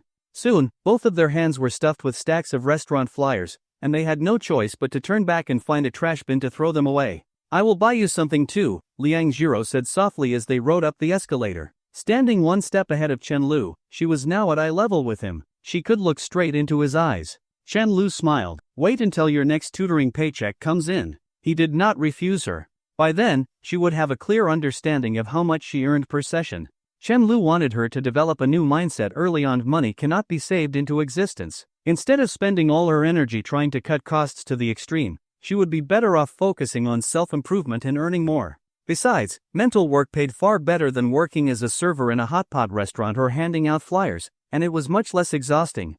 No matter how hard she worked distributing flyers all day, she would never make as much as she could by tutoring for just an hour. As long as she got started, once she received a few more tutoring paychecks of a few hundred yuan per hour, she would naturally understand the direction she should take. Some things could not be explained to this naive girl all at once; she would not fully grasp them. It had to be a slow, gradual process, like boiling a frog in warm water. That way, she would understand everything more deeply when the time came. Liang Jiro stared blankly at Chen Lu's smiling face, completely unaware of how many thoughts were running through his mind. She was simply surprised that he had agreed so easily. Feeling a little happy, she turned her head and started recalling his usual clothing style. She was so focused that she did not notice herself reaching the end of the escalator. The moment she felt her foot slip, she panicked and lost her balance, falling backward. Chen Lu sighed silently, reached out his arm, caught her, and gently pushed her onto stable ground. "Pay attention," he said softly. "Honestly, even if you just stood still and let the escalator push you forward, you would not have fallen. Panicking only threw you off balance." Chen Lu knew this very well, because he had tested it himself as a child. At first, he thought letting the escalator push him forward was fun, but after getting a serious beating for it, he stopped thinking it was fun. Oh, Liang Jiro still felt a lingering sense of fear. She was not sure whether she should be embarrassed first or feel relieved first. More and more, she found that being by Chen Lu's side gave her a strong sense of security. Chen Lu seemed to have a solution for everything. Even when they walked, he deliberately stayed slightly behind her, always keeping an eye on her in any sudden situations. Thinking about this, the girl quietly glanced up at Chen Lu's profile again. At that moment, Chen Lu was carefully examining the clothes around them. He had some experience shopping at malls, but not much. Every time, it was because his mother or Chen Mo had dragged him along. Chen Lu found himself at a bit of a loss. If the clothes were too expensive, this silly girl would definitely refuse them. But if they were too cheap, they might not look good. Finding something with the right balance of price and style might take a while. However, after grocery shopping together before and now shopping for clothes together, Chen Lu felt that this was a refreshing experience. Along the way, they saw many couples shopping together. To outsiders, he and Liang Jiro probably looked like one of them. Chen Lu stopped in front of a cream-colored French-style dress and asked, "How about this one? Do you like it?" He knew Liang Jiro's personality well; anything too revealing was not even within consideration. If he coaxed her enough, she might wear something a little daring just for him, but that would go against the whole point of buying her clothes. Liang Jiro slowly walked over. Instead of looking at the dress first, she sneakily glanced at the price tag. $588. It does not look good. The girl shook her head. Chen Lu let out a soft sigh. "Let us look at something else then." He continued browsing with Liang Jiro at a slow pace. If this had been Chen Mo instead, he would have been complaining non-stop by now. But for some reason, today, Chen Lu did not feel tired at all. Yet, no matter how many outfits they looked at, t-shirts, dresses, Liang Jiro kept saying, "It does not look good." Chen Lu remained patient and continued shopping with her for a while. Eventually, they stopped in front of a pale green long dress. It was not overly flashy, but the fabric and craftsmanship were clearly of much higher quality. The store sales assistant was particularly enthusiastic and quickly approached them. "Is this for your girlfriend?" "Sir, you have great taste. This dress suits your girlfriend's figure perfectly." The sales assistant was young, with a gentle smile, and she certainly knew how to talk to customers. Chen Lu turned to the girl beside him. "This one does not stand out too much." Liang Jiro continued pretending to examine the dress while sneaking a glance at the price. "Why does this one cost more than 600? That could buy so many meals with pork ribs." But it was really beautiful. The girl studied it carefully for a while, but in the end, she reluctantly looked away. "It does not look good. Let us find something else," she said with a hint of disdain. Chen Lu gave a helpless smile. "Try it on." "Huh?" Liang Jiro looked at him, confused. "We have been shopping for so long. Maybe you think it does not look good just because you have not tried it on yet," Chen Lu said seriously. "Trying it on does not cost anything. If you still do not like it afterward, we can pick something else." Unable to argue with him, Liang Jiro nodded. As she walked into the fitting room, Chen Lu swiftly turned and walked away, leaving the sales assistant looking puzzled. She immediately thought of those drama scenes where a scumbag boyfriend abandons his girlfriend. However, Chen Lu soon returned, carrying a shopping bag. He slipped the receipt into his pocket and handed a t-shirt to the sales assistant, speaking gently. "This shirt, please tell her later that it was part of a buy one get one deal." The sales assistant was stunned for a moment before she finally understood what he meant. Then she dumbly nodded her head. A short while later, the girl timidly stepped out. She was wearing the pale green, waist-cinching dress. Her long, waterfall-like hair cascaded down her back, and her slender waist and graceful figure were perfectly accentuated. Even though she was keeping her head bowed deeply, she was breathtaking. Her well-defined curves only made it impossible for anyone to look away. Chen Lu had always known that Liang Jiro had a great figure, but he had never imagined that beneath her usual loose white t-shirts, she had been hiding such an elegant silhouette. "Does it not look great?" Chen Lu smiled. Liang Jiro felt her cheeks flush with heat. She mumbled, "No, it does not look good." She had no idea whether Chen Lu was praising her or the dress. Although the longer she wore it, the more she liked it, the price was still beyond what she was willing to consider. She slowly lifted her gaze, hoping Chen Lu would quickly look his fill so she could go change back. But then, Chen Lu suddenly said, "We will take this one." The girl froze. This was not what they had agreed on. Chen Lu tricked her again. She looked up at him, her lips slightly pursed in grievance. Chen Lu smiled at her. "You think I cannot tell that you like it?" But he still spoke seriously. "It is a good deal. This store is having a promotion, buy one, get one free." Liang Jiro blinked her bright, watery eyes, unable to process the words for a moment. At that moment, the sales assistant quickly stepped in to smooth things over. She took out the t-shirt that Chen Lu had just bought and smiled. "Our store is currently running a promotion. For purchases over 600 yuan, we are giving away a summer t-shirt for free." Chen Lu took the shirt and deliberately held it up next to Liang Jiro. "Why do you not try this one on as well and see if it fits?" "It will fit," the sales assistant said with a smile. "I have been doing this for a long time. I can tell a person's size with just a glance." Chen Lu nodded. "Alright, pack it up." The sales assistant took a branded shopping bag from their store and carefully placed the t-shirt inside. Liang Jiro glanced at Chen Lu, then at the sales assistant packing the clothes, blinking in confusion. She did not notice anything unusual. She could tell whether the fabric was good, but she had no ability to judge prices based on clothing. Because she had never worn expensive clothes, she did not recognize brands either. Once everything was packed, Chen Lu picked up the shopping bag containing the new t-shirt and her old clothes, then turned to leave with her without giving her a chance to change back. After all, who knew when she would actually bring herself to wear the dress again? He might as well take the opportunity to enjoy the view while he could.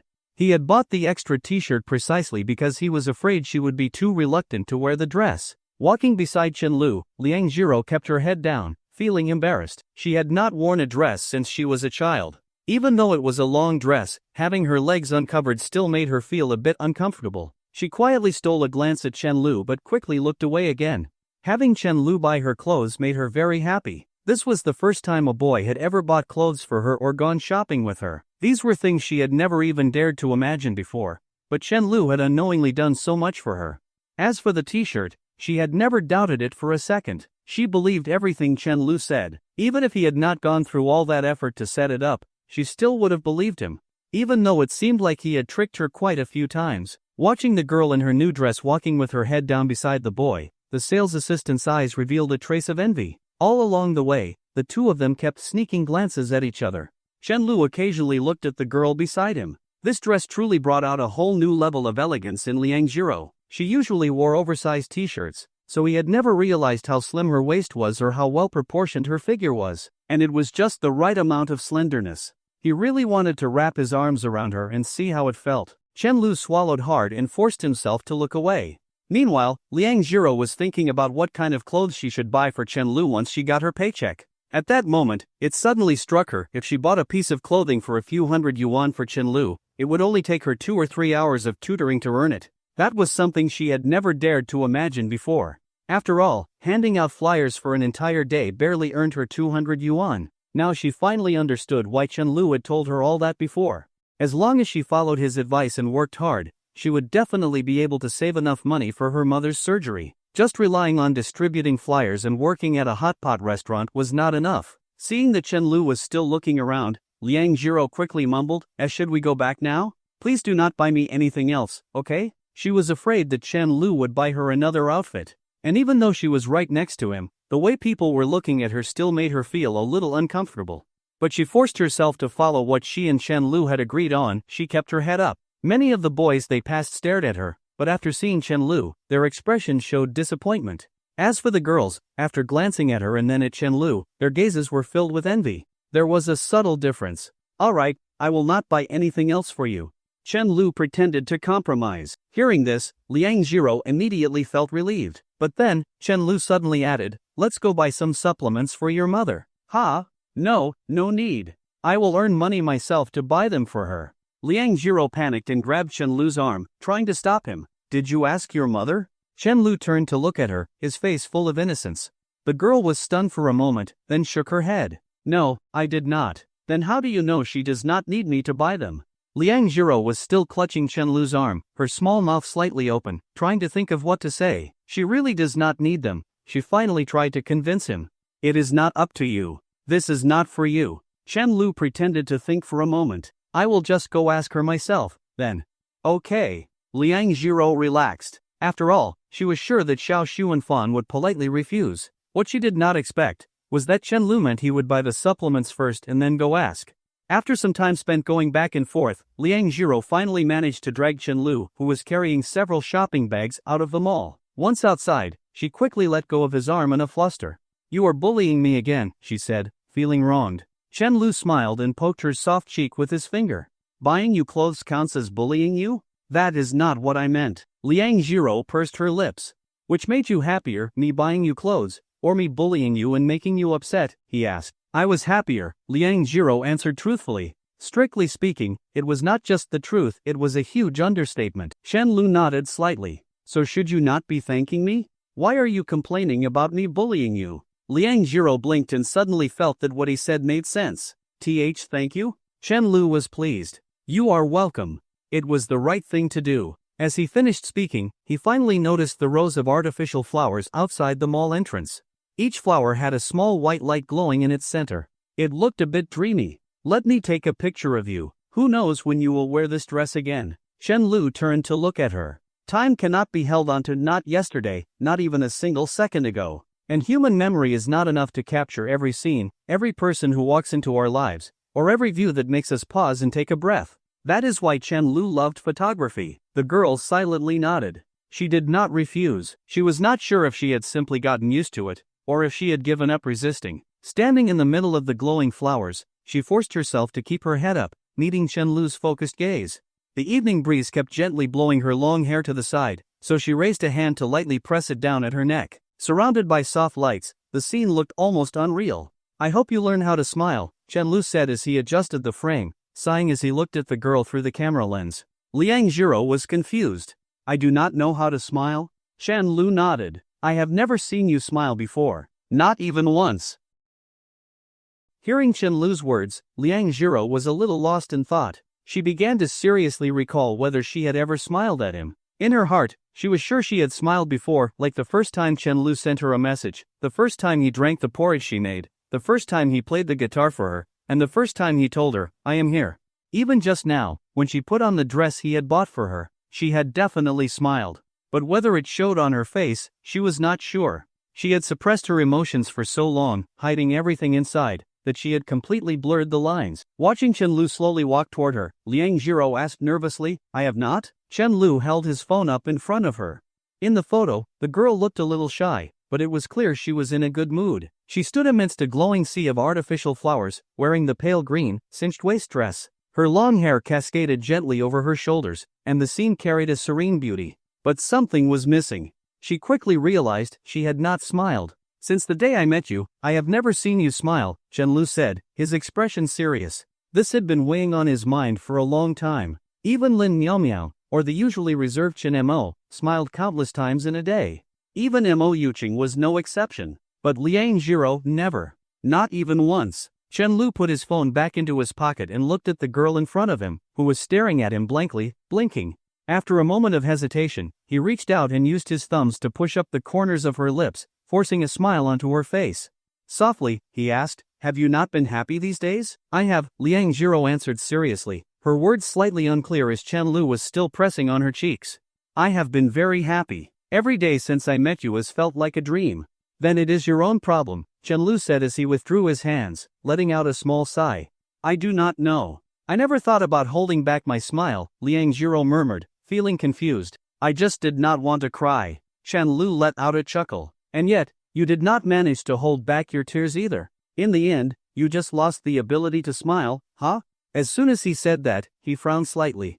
Thinking about it more carefully, although Liang Jiro often had tears welling up in her eyes, she rarely actually cried. Given her past, she was not much different from someone who had forgotten how to cry altogether. Take your time, Chenlu said softly, watching the girl lower her head. At that moment, he seemed to see that same girl from the hot pot restaurant again, the one who had been scolded constantly but had only let her tears well up in her eyes, too afraid to let them fall. You should stop suppressing your emotions so much. If you want to smile, then smile. If you want to cry, then cry. As he spoke, he lightly poked her cheek. After all, when you smile, I will smile with you. And if you cry, I will wipe your tears for you. So why hold back your tears?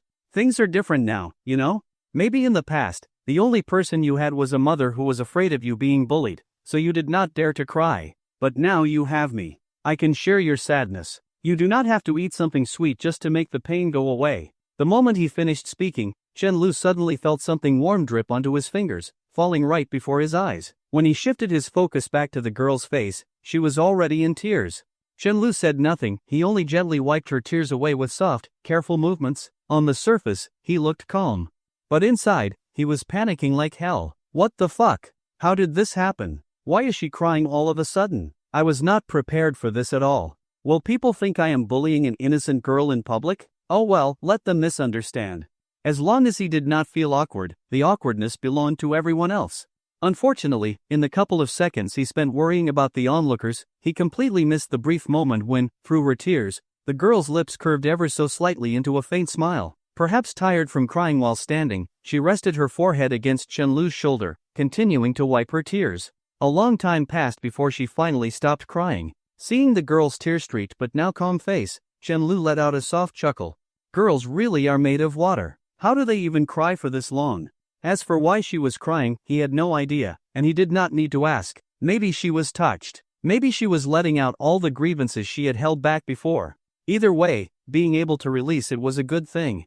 Under the night sky, the two walked toward the parking lot. You leaned on my shoulder for a long time. You need to pay me back, Chenlu joked, looking up at the moon emerging from behind the clouds. Then, next time, you can lean on me and cry?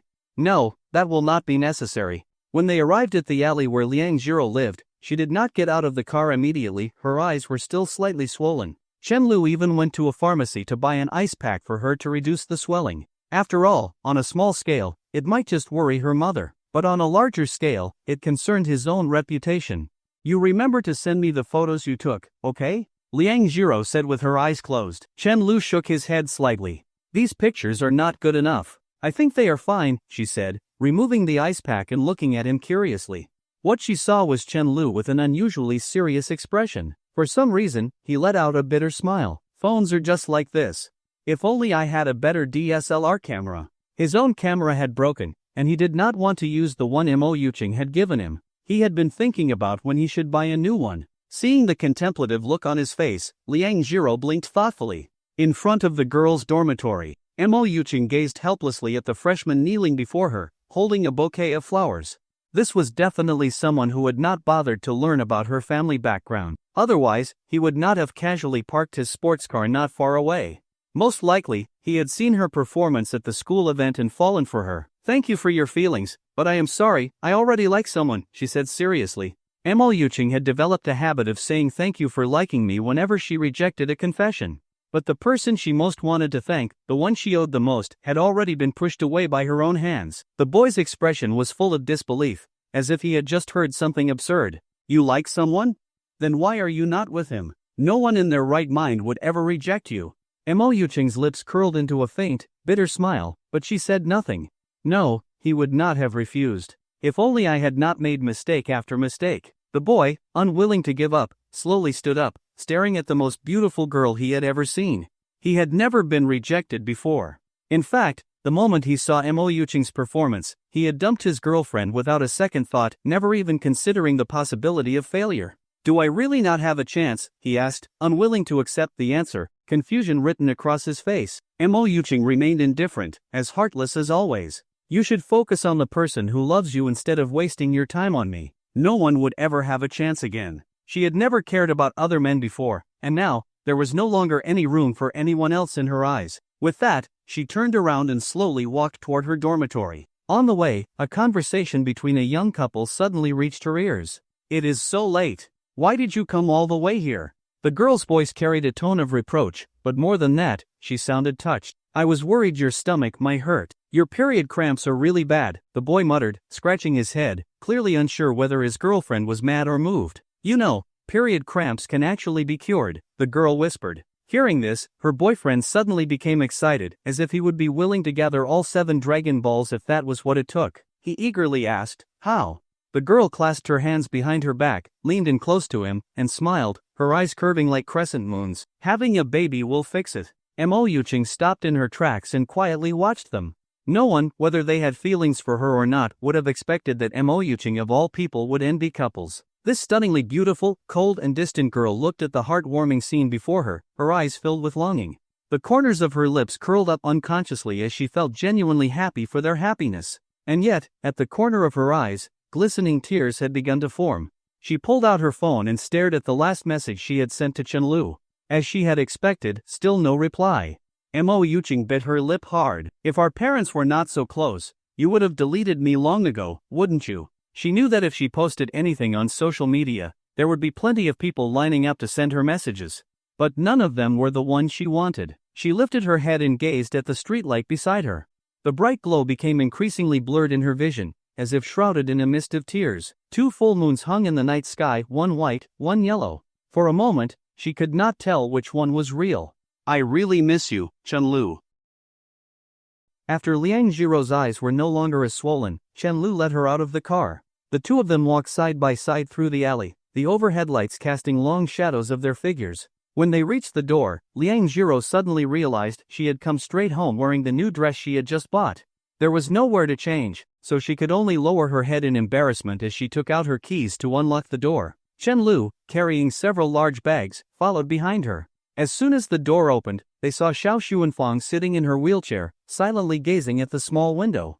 A faint stream of moonlight illuminated her figure, making her silhouette appear lonely. She was around the same age as Chenlu's mother, Wang Xiaoxia, yet she was rarely seen looking at her phone or watching television. Perhaps, for someone who had grown up in the mountains and could no longer walk, simply staring at the night sky was a way to pass the time. Chenlu suddenly felt a tightness in his chest. Why are you back so late?" Xiao Xuanfang's voice was filled with worry and longing, though there was little reproach in her tone. Just as Liang Jiro hesitated, struggling to find the right words, Chenlu spoke on her behalf. "Good evening, Auntie. We had dinner together tonight." The moment she heard Chenlu's voice, she seemed to relax significantly. She turned her wheelchair around. "As long as you are with him, I can be at ease," she said with a smile. But then, noticing the large number of bags Chenlu was carrying, she froze for a moment. "Why did you bring so many things?" While Liang Jiro fumbled in the dark to turn on the lights, Chenlu had already crouched down beside Xiao Xuanfang. He tilted his face slightly upward, deliberately lowering his gaze below hers. With a gentle smile, he said, "There was a sale at the mall today, so I bought you some supplements." Xiao Xuanfang looked troubled. "Auntie cannot accept so many things from you. You should save your money and buy yourself something nice to eat instead." Chenlu put on a pitiful expression. "That is not how it works, Auntie. You have already fed me before. And I plan to come over often in the future. Whenever my mom scolds me, I will come here for a meal. If you do not accept this, I will feel too embarrassed to come next time." Xiao Xuanfang instinctively reached out and gently patted Chenlu's head. All right, Xiao Lu, you can come whenever you want. But you must listen to Auntie, no more buying things like this in the future." It was only when she reached out that she realized something. Chenlu was much taller than her. To pat his head, she had to stretch her arm downward. Glancing to the side, she saw that he was kneeling on one knee beside her. His knee did not even touch the floor, making the position look quite uncomfortable. For a moment, she felt a little dazed. Chenlu was still chatting as if nothing had happened. If she had not reached out just now, she might have completely missed this quiet act of kindness. Her eyes grew slightly misty without her realizing it. "Auntie will always welcome you. Remember to visit often," she said gently. Hearing that, Chenlu quickly placed the bags in the corner, just in case Xiao Xuanfang tried to make him take some of them back when he left. Of course, How could I not, when Liang Jiro's cooking is so good? Xiao Xuanfang saw Liang Jiro, dressed in a new dress, pouring water for Chen Lu, and a faint smile unconsciously appeared on her somewhat weathered face. After dropping off Liang Jiro, Chen Lu prepared to return to the dormitory. He sat in the car, not rushing to start the engine. His index finger tapped rhythmically on the steering wheel as he quietly pondered. What exactly could he do to help Liang Jiro right now? It seemed that there was still a chance for her mother's leg to recover through surgery, but the cost was unknown. One thing was certain, it would not be cheap. At least, it was far beyond what this silly girl could afford in the next few years. But the real issue was that their relationship was not yet at the point where he could step in and handle something like this. If he overstepped, it would only make Liang Jiro feel completely indebted to him, creating an imbalance between them. That was not what Chen Lu wanted. He did not want to see this silly girl obeying him in everything out of a sense of obligation. Besides, although his parents were kind-hearted and might be willing to lend him the money, this was something he had to earn himself. Otherwise, it would not feel right. If it was not his own money, he had no right to spend it this way. He chuckled softly, started the engine, and sped off. Taking care of this silly girl was definitely going to be a long-term commitment. Step by step, it had to be done slowly. Halfway back, his phone started ringing. Surprisingly, it was Li Xinian calling. "Hey, Lu Ji. You tell me what you want first, and then I will decide whether I am your GE, Chen Lu said in a low voice. This guy never buttered him up for no reason. When he needed something, it was always Lu GE, but when he did not, it was good son. It is nothing major. I wanted to borrow some money. Li Xinian's tone sounded a little awkward. You are out right now? Chen Lu asked curiously. If he needed to borrow money, he could have just waited until he got back to the dorm, there was no need to call now. Li Xinian hesitated for a moment, then, as if feeling embarrassed, admitted, yeah, I am out treating someone to dinner, but the menu prices are scaring me, so I ran to the bathroom to call you. Chen Lu chuckled helplessly. How much? I will send it to you on WeChat. Li Xinian paused before replying, 2,000. How much? Li Xinian, are you out of your fucking mind? What the hell are you eating, gold? Chen Lu was so startled that he almost ran a red light. Li Xinian's entire monthly allowance was only about 1,000 yuan.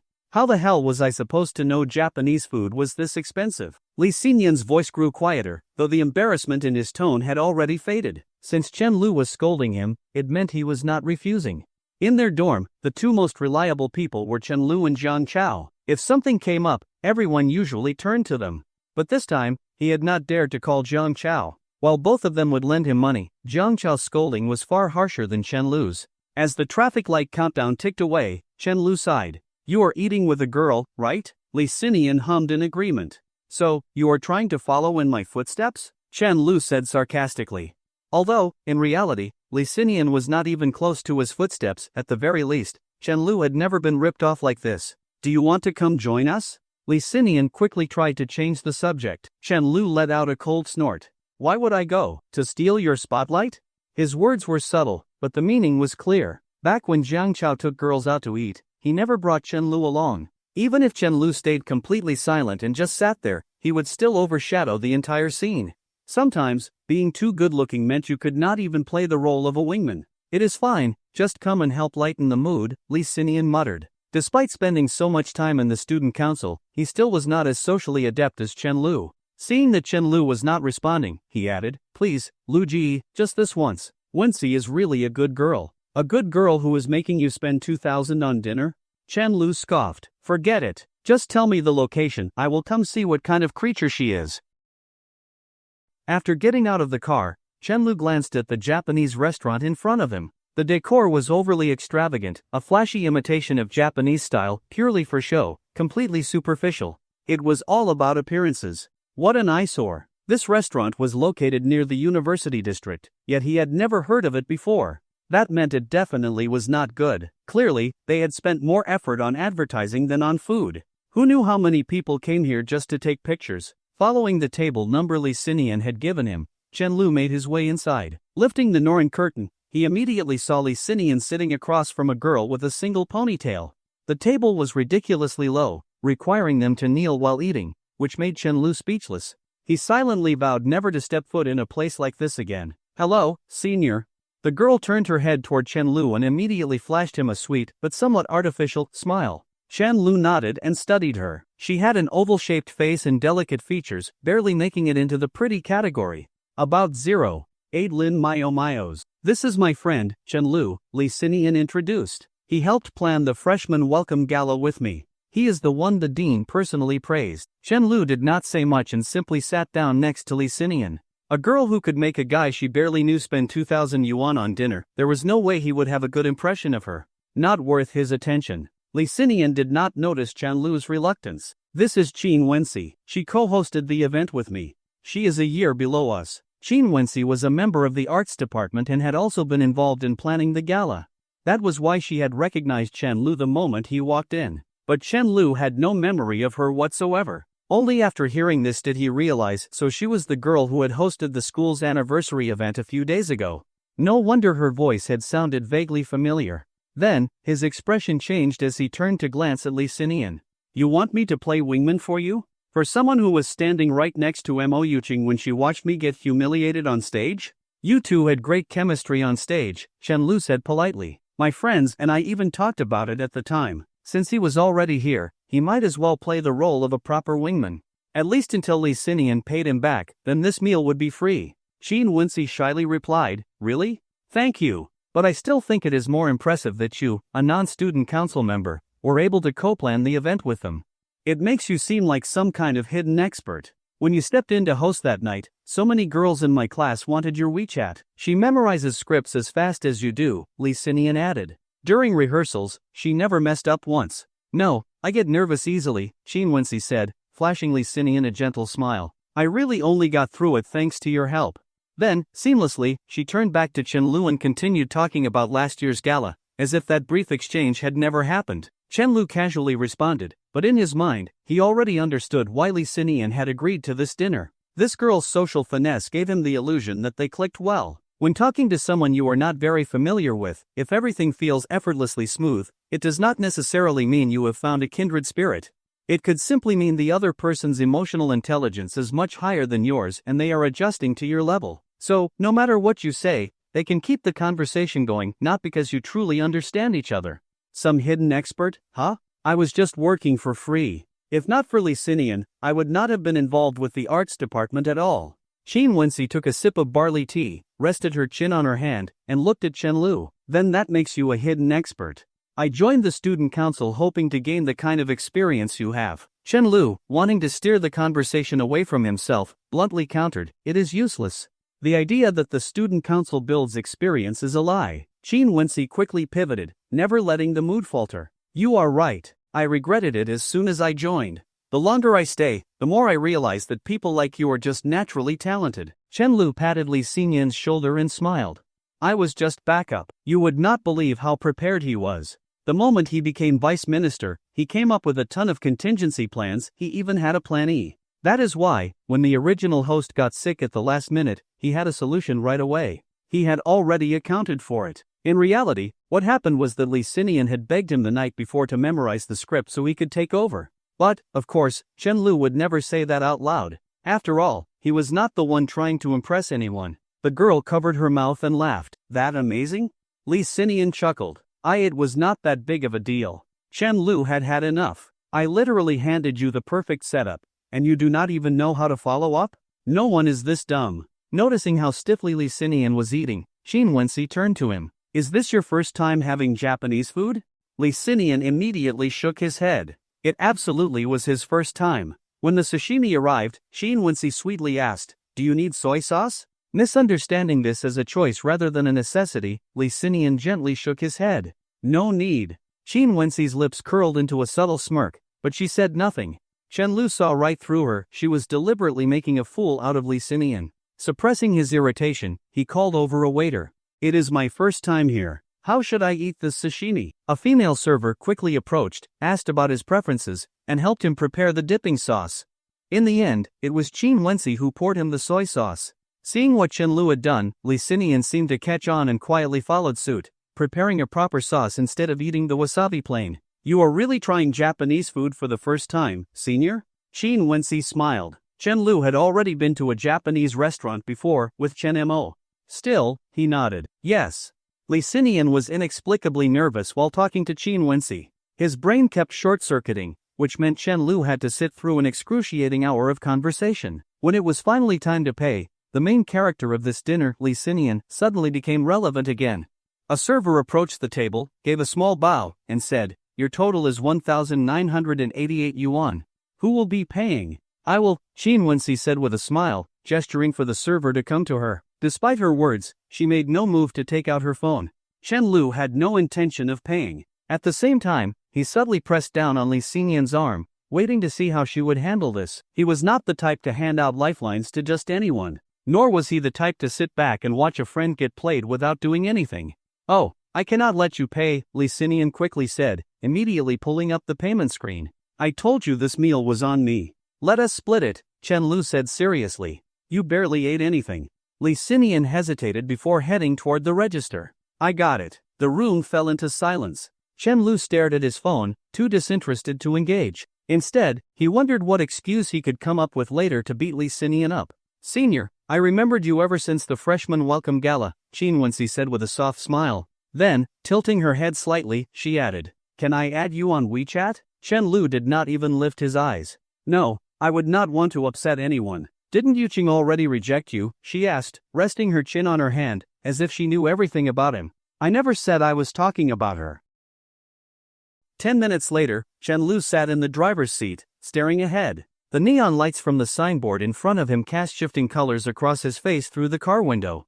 After seeing Qin Wenxi off into a taxi, Lee Sinian opened the car door and sat down beside him. Whatever they had talked about before parting, Lee Sinian still had a faint smile on his face, despite his earlier troubled expression. 2 seconds after the door closed, the lingering heat that had snuck into the car slowly dissipated. Chen Lu could not be bothered to look at him. Staring straight ahead, he said blankly, "When I take Liang Zhiro out for a meal, she cannot even bring herself to order a 10 yuan dish." Lee Sinian had not noticed all the details of the dinner earlier. He had not realized that Qin Wenxi had only pretended to pay. Instead, he assumed that when Chen Lu held him back, it was because he did not want him to spend so much money. So he silently listened to Chen Lu's words without refuting them. "This time, I covered for you. But if this happens again, do not come to me for money." "Damn it, I do not get it. You have a living example right in front of you. You think I used to live so carefree, huh?" Chen Lu felt a pang of regret. He had just taken another step away from his new camera. But there was no helping it. Over the past 3 years, Lee Sinian had been good to him. "My advice? Stay away from her. You two are not in the same league." Chen Lu finally turned to him, his expression serious. "While you were upfront paying, she tried to add me on WeChat. I refused." Lee Sinian thought for a moment, then said, "Maybe she just wanted to get to know my circle a bit better? Like how you added Lu Yen back then. I told her you were one of my closest friends, after all." "Bullshit." Chen Lu cursed, reversed the car, and spoke with even more irritation. "You are even more delusional than me. Think about it, would Lu Yen ever let Jiang Chao spend 2,000 on dinner for her? She wouldn't. If Jiang Chao spent 2,000 on Japanese food for her, Lu Yen would break his damn legs. And neither would Liang Zhiro. If she saw me spending that much on dinner for her, she would regret it so much she might cry." Chen Lu was too frustrated to take his usual patient approach. Lee Sinian, unwilling to accept being scolded, retorted, "What about Mo Yuqing?" The implication was clear. Chen Lu had also once gone to great lengths for a girl. He had no right to lecture others. Chen Lu's expression darkened. He did not want to revisit anything related to Mo Yuqing. "Mo Yuqing once bought me a camera worth over 30,000 yuan. Ask Qin Wenxi to buy you one," he said coldly. Lee Sinian immediately regretted speaking. He had not meant to hurt Chen Lu. He shut his mouth and stared silently out the window at the city lights. Chen Lu impatiently honked twice, urging the car ahead to move. After a while, he spoke again. "Love is not about inequality, it is about one person pushing boundaries while the other convinces themselves it is romantic." That was the last thing Chen Lu said to Lee Sinian in the car that night. The days passed uneventfully. Many third-year students, like Lee Sinian, were blindly throwing themselves into their final youthful pursuits. To them, stepping into an internship and joining the workforce marked the end of their youth. No one wanted to regret never having dated in college. Meanwhile, another group of couples was drowning in uncertainty about the future. One partner was too anxious, desperate to discuss the long term, while the other avoided thinking about it at all. Arguments were constant. This was the peak breakup season for college relationships. Early morning. Lee Sinian finished getting ready and was about to head out. Just as he opened the door, Jiang Chao called out to him. "What the fuck is wrong with you? She probably sees you as an ATM, and you are still running after her?" Jiang Chao looked at him like he was an absolute idiot. Didn't Chen Lu already tell you? She even tried to add him on WeChat behind your back. Li Xinian sighed. I still have a chance. Jiang Chao stared at him in disbelief. You are delusional. Chen Lu was right, you are even more far gone than he ever was. Unconvinced, Li Xinian countered, the girl I am chasing is not as pretty as Mo Yuqing, her family is not as wealthy, and she is not a campus beauty. So how am I worse than he was? Jiang Chao thought about Liang Zhiro for a moment, then chuckled and said nothing. Whether someone was easy to pursue had nothing to do with looks, Li Xinian was completely missing the point. People in love were fucking stupid. Except me, of course.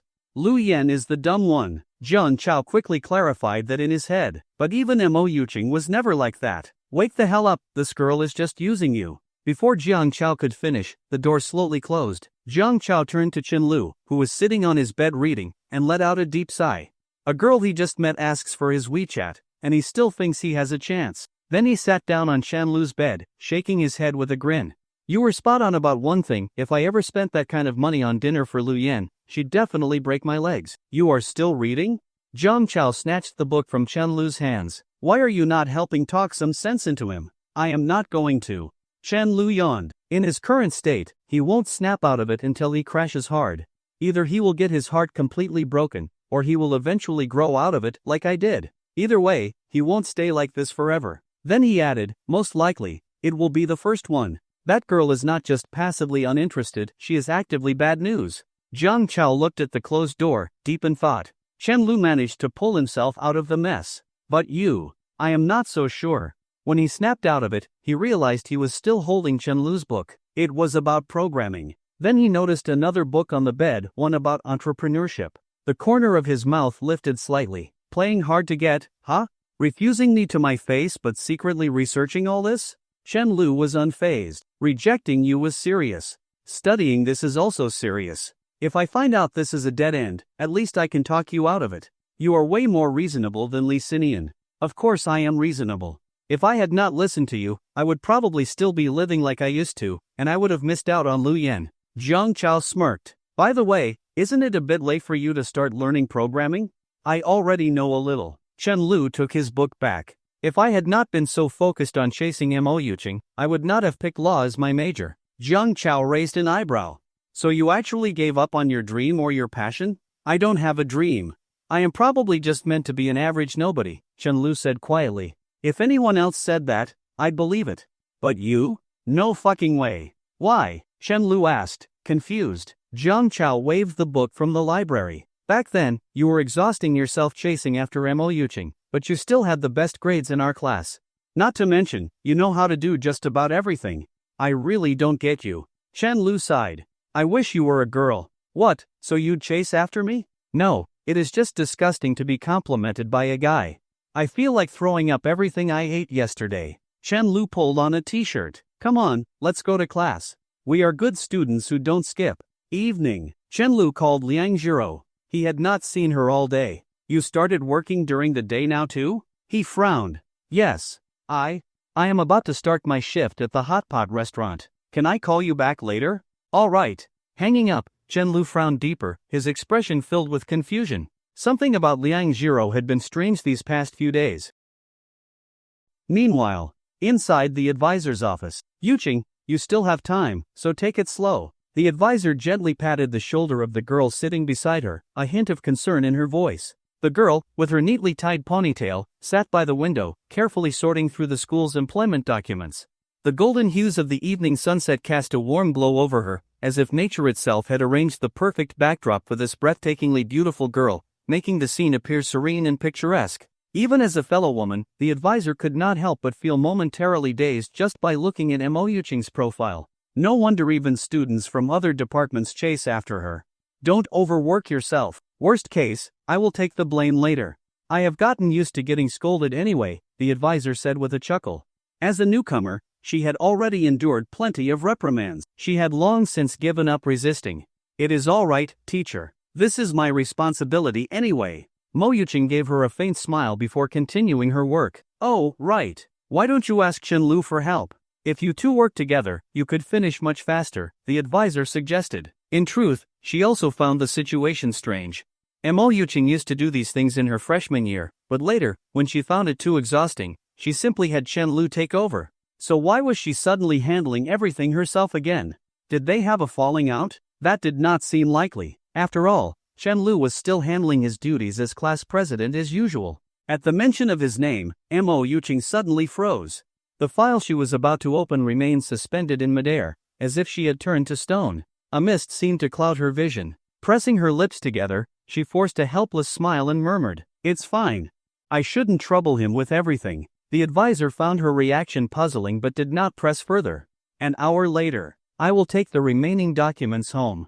Goodbye, teacher." After finishing her task, Mo Yuqing absent-mindedly gathered the paperwork in front of her, materials that students would need for their internship applications next month. Gently closing the door, she found Lu Yan waiting outside to take her to dinner. "You have been tying your hair in a ponytail lately, trying a new style?"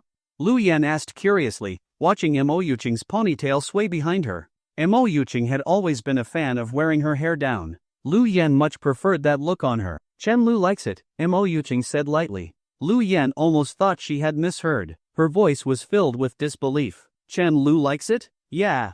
The other day, when I saw her, she had a ponytail." As she spoke, Mo Yuqing reached up and gently tugged at her own ponytail. The moment she let go, her silky hair cascaded down like a waterfall. Yet, no matter how beautiful she was, she could not hide the sadness in her eyes. Seeing her best friend so heartbroken, Lu Yan felt a deep ache in her chest. Her conscience told her that Mo Yuqing deserved to feel this way.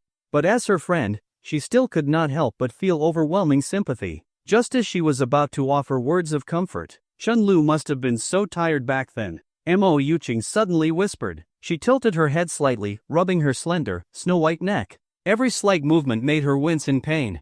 "And this is just after a couple of days. When I got tired and dumped all this work on him back then, how did he manage to endure it all on his own?" Chen-Lu had never once complained. Not even once. "Sit down. Let me massage it for you," Lu Yan said gently, pointing to a nearby bench in the hallway.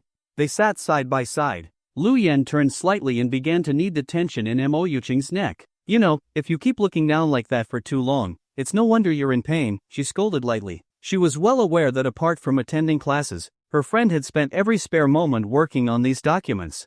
Mo Yuqing closed her eyes. The moment Lu Yan applied pressure, she let out a soft whimper followed by a single tear rolling down her cheek. "It hurts." Lu Yan sighed. "You probably slept with a stiff neck, and now, after keeping your head down for so long, it's even worse. Just bear with it for a bit. If we do not fix it now, it will be worse tomorrow. I will buy you some medicated patches later." She looked up after speaking only to see that Mo Yuqing's tears were no longer just a single drop. They had already formed a steady stream. She was stunned. How did Chen-Lu get through all of that back then? Mo Yuqing's voice trembled as she tightly gripped Lu Yan's hand. She sounded like a child who had just realized she had made a terrible mistake. "I even complained that he was too slow. How hurt must he have been at the time?" Lu Yan did not say anything. She simply continued massaging Mo Yuqing's neck, silently watching her cry. 10 minutes later, after a long silence, Mo Yuqing sniffled and murmured, "I will return everything to him."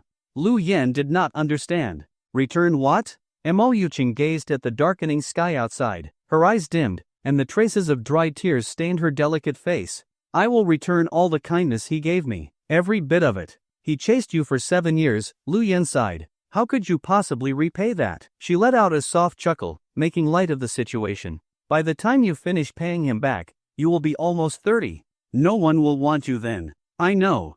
Mo Yuqing wiped her face with a wet tissue, then stood up and continued gazing out the window. "But it does not matter. I will return it all to him. Every last bit." For the first time, Lu Yan saw a look in Mo Yuqing's eyes that she had never seen before. She patted her on the shoulder. "Come on, let's get your medicated patches and grab some food." Mo Yuqing shook her head. "I want to go home first." "Is your mom back?" "No, I just want to go home." Lu Yan thought about the look in Mo Yuqing's eyes moments ago and felt uneasy. Firmly, she said, "Then I will go with you." Mo Yuqing smiled. "What's with that face? I know you're not going to do anything reckless." "There is nothing to be reckless about. I do not even deserve to be reckless." Under Lu Yan's insistence, Mo Yuqing finally agreed to let her drop her off. Lu Yan, in turn, compromised she would leave as soon as Mo Yuqing got home. Mo Yuqing leaned against the car window, staring blankly at the dark sky. Thick, heavy clouds loomed, suffocating the horizon. A sudden clap of thunder nearly startled her, snapping her out of her thoughts. "It's going to rain again. How annoying." Moments later, the car pulled up in front of Mo Yuching's residential complex, just as the rain started pouring down relentlessly. Mo Yuching grabbed her umbrella and slowly opened the car door. "Every time I drop you off here, I feel like life is unfair," Lu Yan joked. "A riverside apartment? Come on. I could work my whole life and maybe afford a bedroom here." The elegant figure of Mo Yuching stepped into the rain, opening her black umbrella. Raindrops pelted against it with sharp, rhythmic sounds. She turned back to Lu Yan, her dimples deepening as she smiled sweetly. "What's there to be unfair about? My home is your home." Lu Yan was briefly stunned. Then, laughing, she waved her off. "All right, I am leaving. Remember to use the medicated patches." Watching Lu Yan drive away, Mo Yuching finally turned and walked toward her building. Mo Yuching walked to the door, pressed her fingerprint against the scanner, and entered only to see a somewhat unfamiliar figure in the living room. It was a middle-aged man with glasses, slightly overweight, sitting on the couch watching short videos on his phone. Her so-called stepfather, Lin Jingming.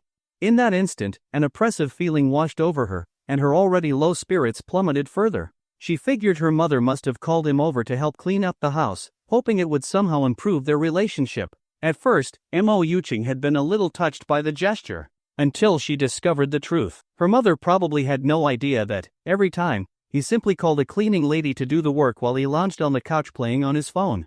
It was always the same. And every time, she would end up being questioned by her mother why was she not making an effort to get along with him.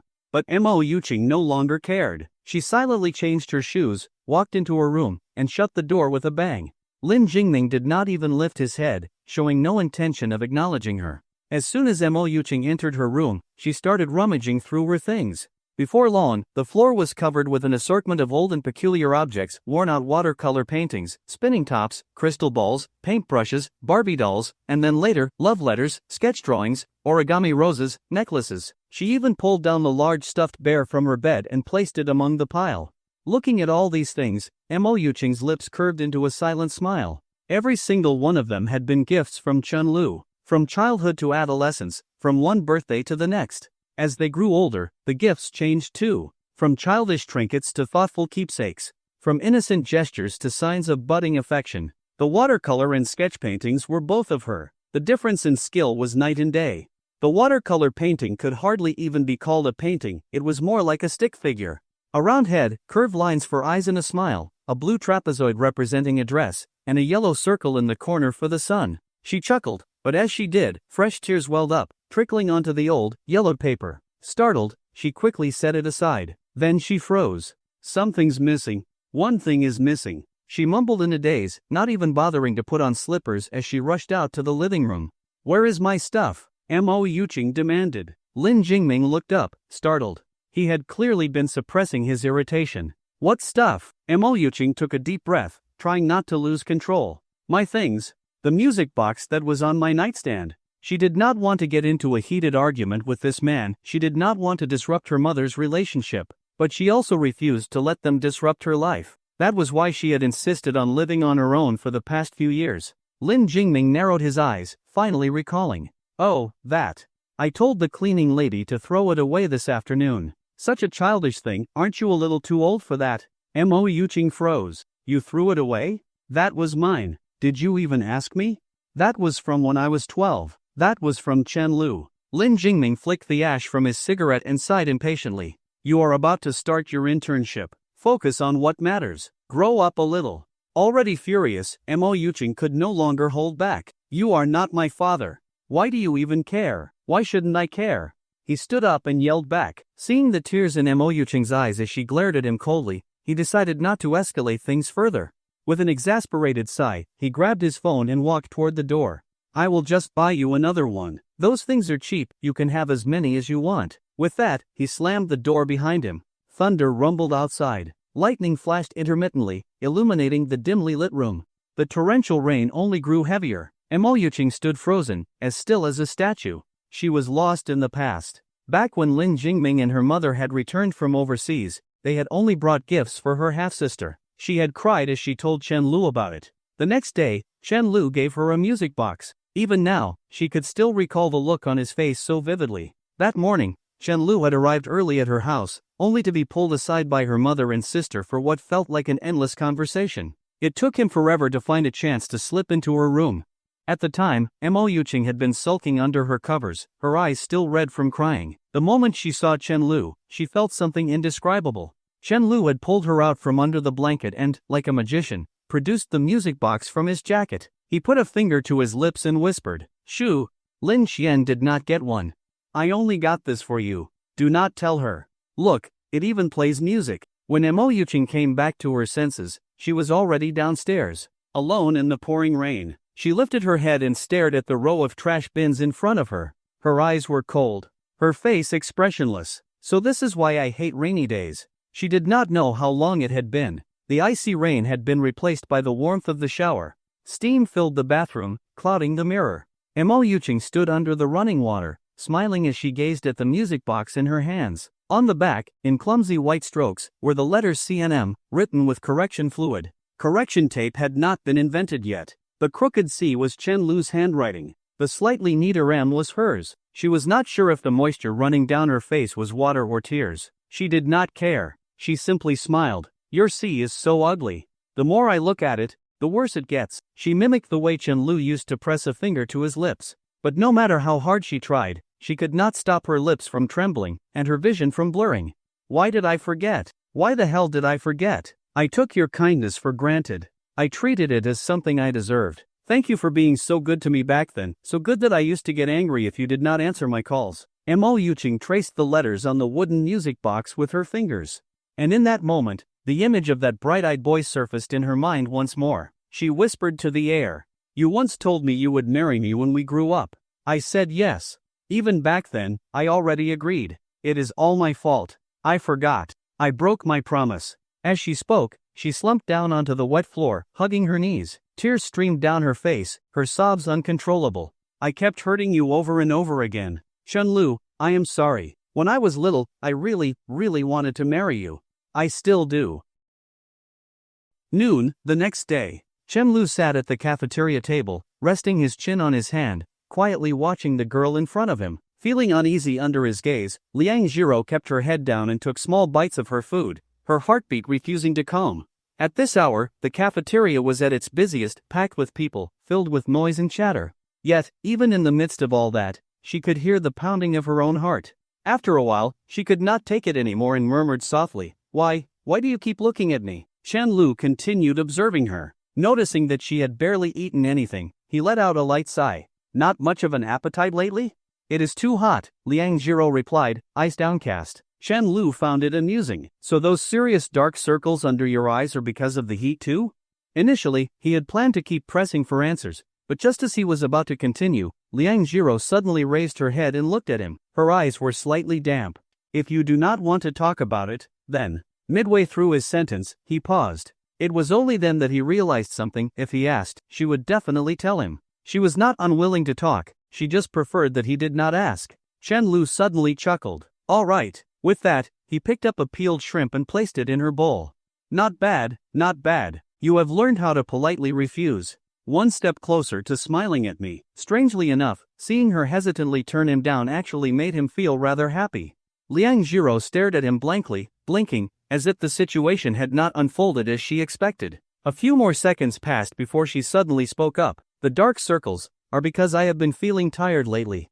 I want to work harder. I want to become someone amazing, sooner." Well, clearly, neither of them had anticipated this development. This time, it was Chen Lu's turn to be stunned. He blinked. "But I did not even ask? Why did you suddenly tell me?" He could not make sense of what was going on. The girl kept her head down, nervously fidgeting with her fingers, and said seriously, "Because I do not want to refuse you." Liang Jiro had a certain stubbornness about her, in the most unexpected ways. Chen Lu slowly reached out and tucked her bangs behind her ear, carefully studying her bright, clear eyes. They were just as beautiful as ever, pure and full of life, but the heavy dark circles beneath them made her look exhausted. "Do you have class this afternoon, or are you going to your part-time job?" Chen Lu asked. "I have work. You know, you cannot rush these things." Chen Lu's expression was tinged with worry. "Come on, finish your meal. Once we are done, I will take you somewhere quiet so you can rest for a bit. What is with that nervous look? Stop overthinking. I am a gentleman, all right? Do I look like some kind of creep to you?" After lunch, Chen Lu took her to a secluded pavilion he had only recently noticed. And why had he only recently noticed it? Well, it definitely had nothing to do with the fact that the drama club was no longer a suitable meetup spot. The pavilion was located in a more isolated area of their faculty, next to a large pond. On weekends, a few couples might stroll by, but on weekdays, it was practically deserted. It was quiet. Liang Jiro carefully took in the surroundings, her gaze lingering on the shimmering ripples of the pond as a gentle breeze swept across the water. The cool air was refreshing, dissipating the heat of the day. She had never known there was such a place on campus. Then again, she had never really taken the time to explore. Her schedule had never allowed for such leisure. As they entered the pavilion, they found a stone table in the center, flanked by 2 cylindrical stone stools. Wooden benches lined the perimeter, providing more seating options. Liang Jiro meticulously wiped off one of the stone stools for Chenlu, but before she could even finish, he casually hopped onto the stone table instead. She sighed helplessly and sat down properly. As soon as she did, Chenlu reached over and poked her cheek firmly. She puffed up her face in protest, only for his finger to press down again, deflating it like a balloon. I already told you before, this is a gradual process. What is wrong with balancing work and rest? Chenlu scolded. Your dark circles are so bad, and the weight you just gained is already disappearing again. If you keep this up, you are going to wear yourself out. Liang Jiro lowered her head, lips pursed, obediently accepting his lecture. Since Chenlu was sitting on the stone table, looking down at her felt oddly like standing at a podium and lecturing a student. He cleared his throat and said in a serious tone, "Student Liang Jiro, do you realize your mistake?" Liang Jiro nodded lightly in response, still staring at her fingers. She really did look like a little kid who forgot to do their homework and had to make excuses about leaving it at home. "I do," she murmured, her voice laced with guilt. Chenlu was pleased. "You have to say, Teacher Chen, I know I was wrong. If you do, I will forgive you. I know I was wrong. And, Teacher Chen." Her voice was soft, timid, tinged with both shyness and nervousness. Chenlu froze for a moment, then immediately took a deep breath. No, something was not right. Some strange, completely incorrect preference seemed to be awakening inside him. Quickly shaking off the thought, he cleared his throat again and said, "I am guessing you would not be comfortable lying down on the bench, so just rest here for a bit. I will wake you when it is time to head to work." He figured that if he had not brought her here, she might have just ended up dozing off on a cafeteria table instead. Without hesitation, Liang Jiro obediently lay her head down on the stone table, stretching her legs out underneath. As she adjusted, the hem of her pants shifted slightly, revealing her fair, slender ankles. Chenlu, being a normal male, of course, noticed immediately. Firstly, he was not into feet. Secondly, he was not into feet. It was just something that happened to catch his eye.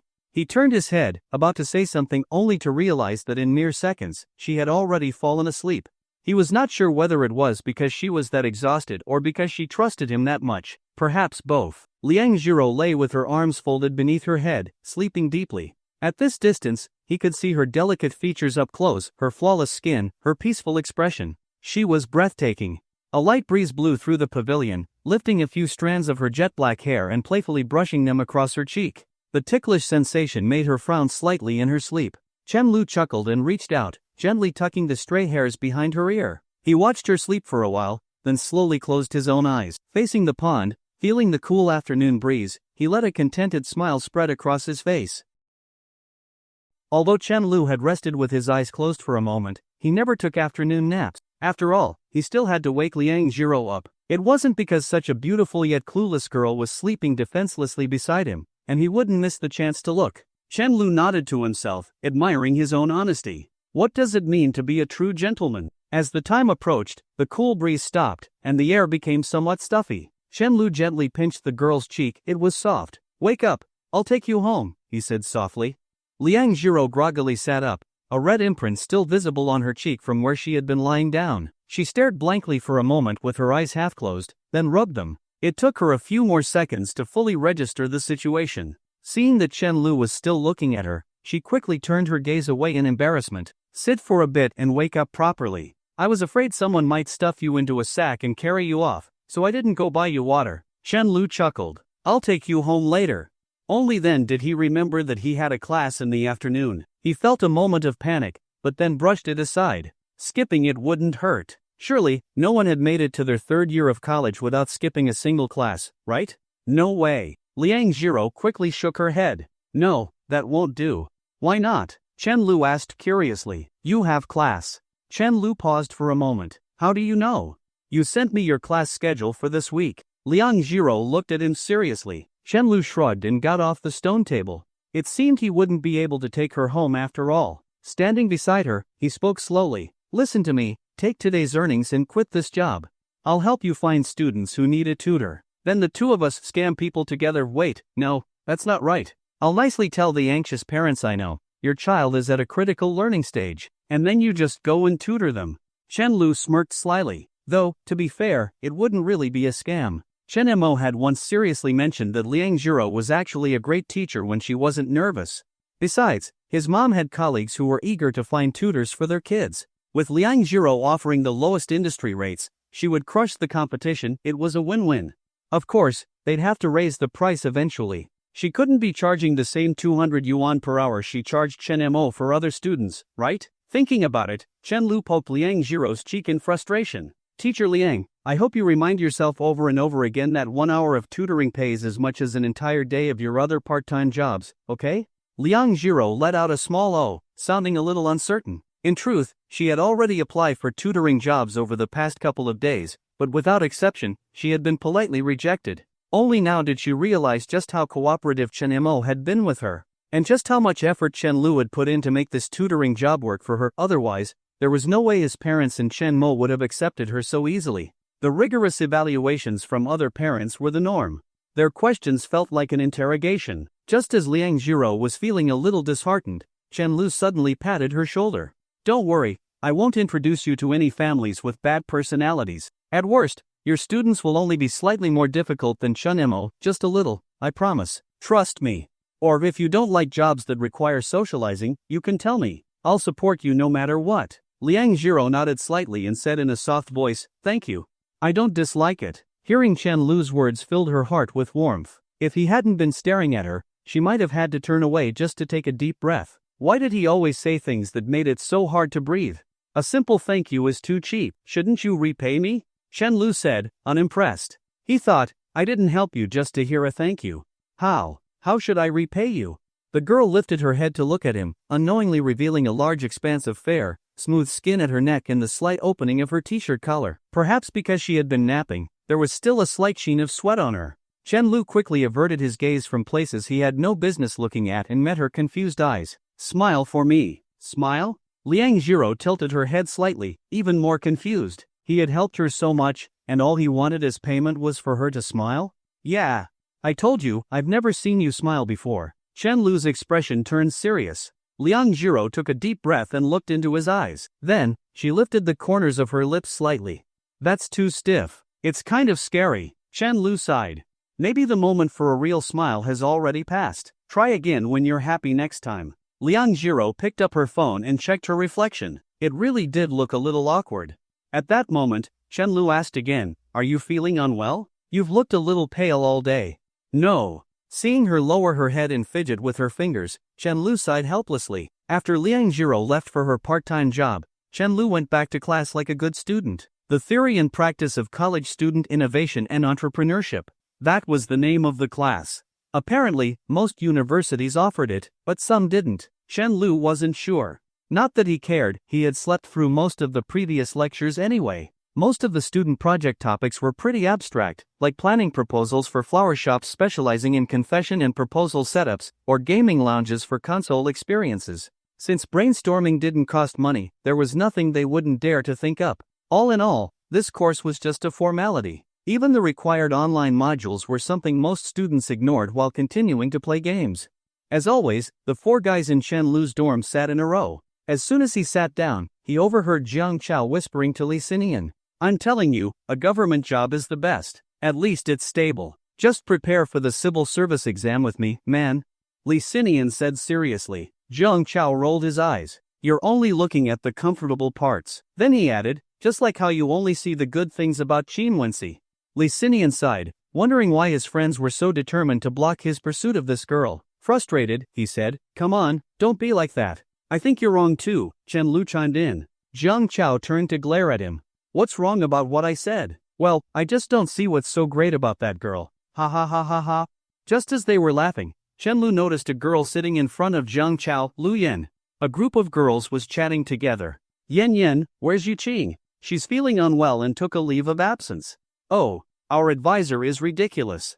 It was so hard for her to get approval for sick leave. We still have another class after this, so I can't visit her until tonight, Lu Yan said, getting angrier as she spoke. Chen Lu sighed. Forget it. Let's not mock him anymore. Who hasn't been infatuated with an unattainable girl before?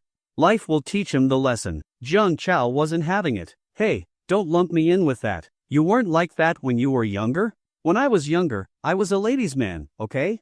Girls lined up to chase after me. Chen Lu nodded and turned to Lu Yan. Lu Yan, did you hear that? The girl didn't even turn around. She simply said 3 words, I heard. Jiang Chao froze, while the other 3 burst into laughter. Just as Chen Lu was catching his breath, his phone lit up with a new message. Chen Lu, this is Aunt Xiao. Jiro fainted at her job. The hospital just called me. But you know my situation, can I trouble you to check on her? I'm trying to find a way to get there. By the time Chen Lu processed the message, he was already on his feet. The entire class, including the teacher, stared at him in shock. Sir, my stomach hurts.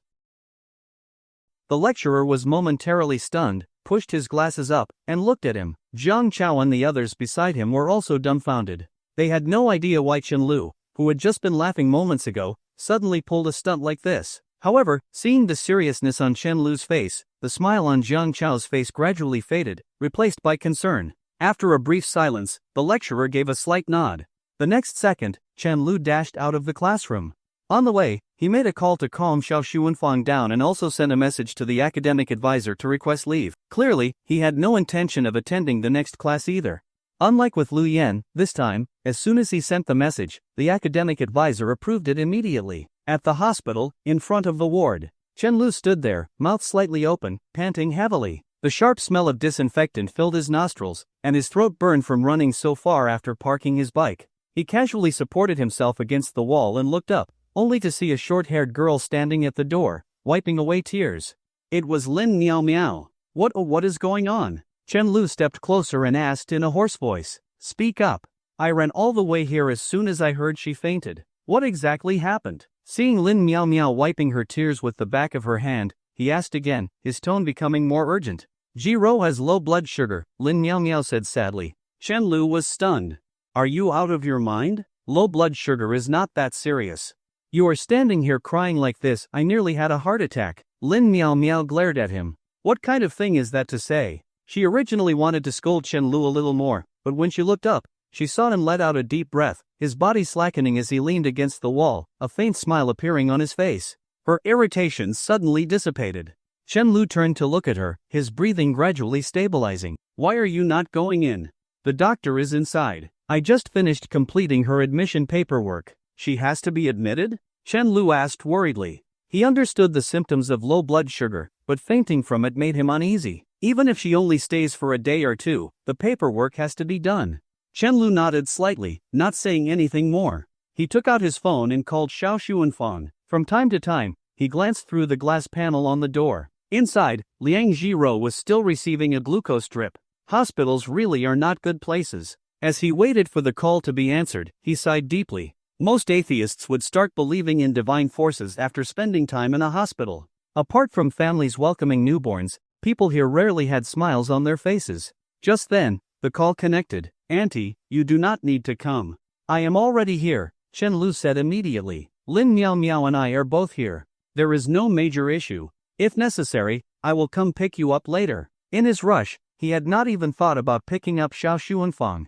His only concern had been checking on Liang Jiro's condition. Ah, all right. I really appreciate it, Xiao Xuanfang said softly. Her voice sounded exhausted, with a faint trace of tears. She had been trying to hail a taxi for a long time, but not a single driver was willing to take the trouble to transport her. She had no acquaintances in this area, and sitting in her wheelchair by the roadside, listening to the endless passing of vehicles, she felt helpless and lost. Only now did Chen Lu fully realize that Liang Jiro truly was the pillar of her family. She was not even allowed to fall ill. When he saw the doctor coming out, he quickly said, Auntie, I will hang up now. Seeing their anxious expressions, the doctor spoke calmly. It is not a major issue.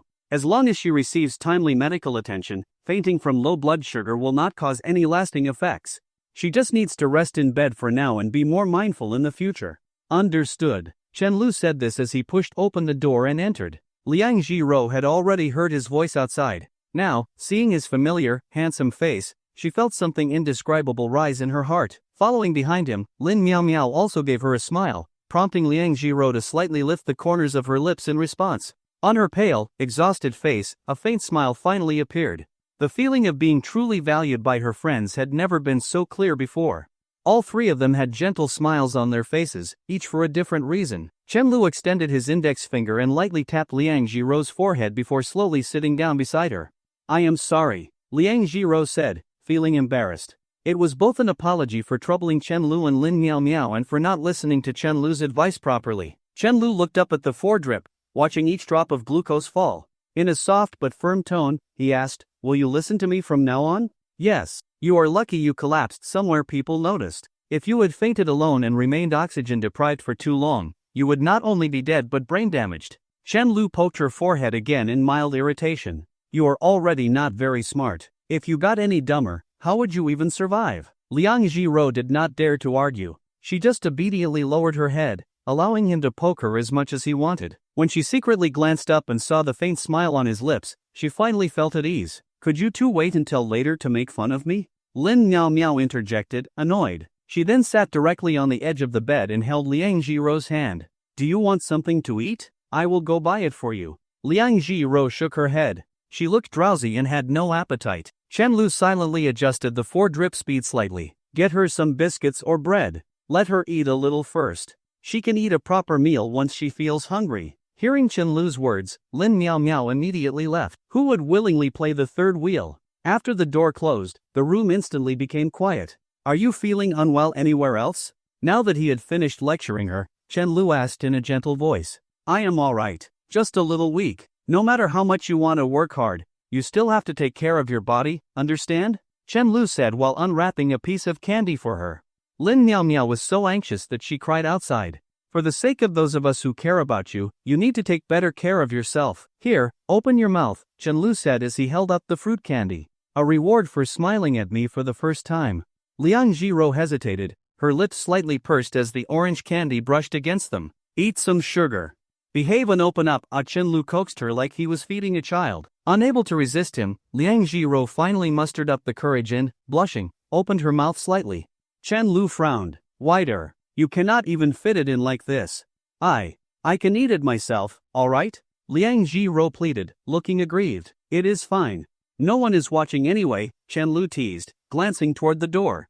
"If you keep hesitating, Lin Miao Miao might walk in and catch you." Just as he turned his gaze back, he felt a soft and slightly moist sensation on his fingertips. The candy was gone, and his hand remained in midair. A tiny bit of moisture lingered on his fingers, slightly cool, making him involuntarily swallow. Achievement unlocked, successful hand-fed candy. Under completely unexpected circumstances. He turned to look at Liang Jiro in surprise, only to see her pretty face tinged with red. She seemed to have realized something as well. She quickly turned away, avoiding his gaze. Liang Jiro struggled to regulate her breathing, afraid that he would hear how erratic it was.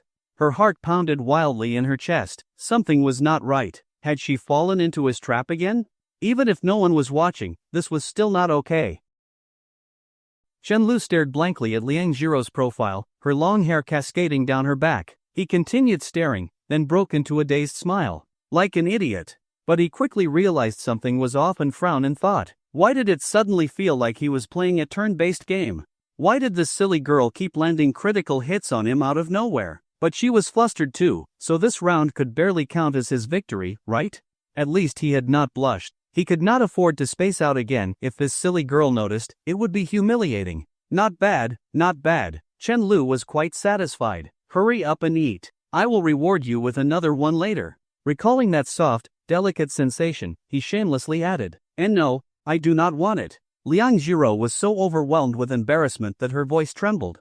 You tricked me again, she mumbled, feeling utterly wronged. This Chenlu always used a mix of coercion and persuasion to take advantage of her, constantly scheming and deceiving her. She had clearly been determined not to accept his feeding, yet the moment he mentioned the risk of Lin Miao Miao catching them in the act, she had panicked and lost the ability to think. And he even made a point of saying no one was watching. So evil.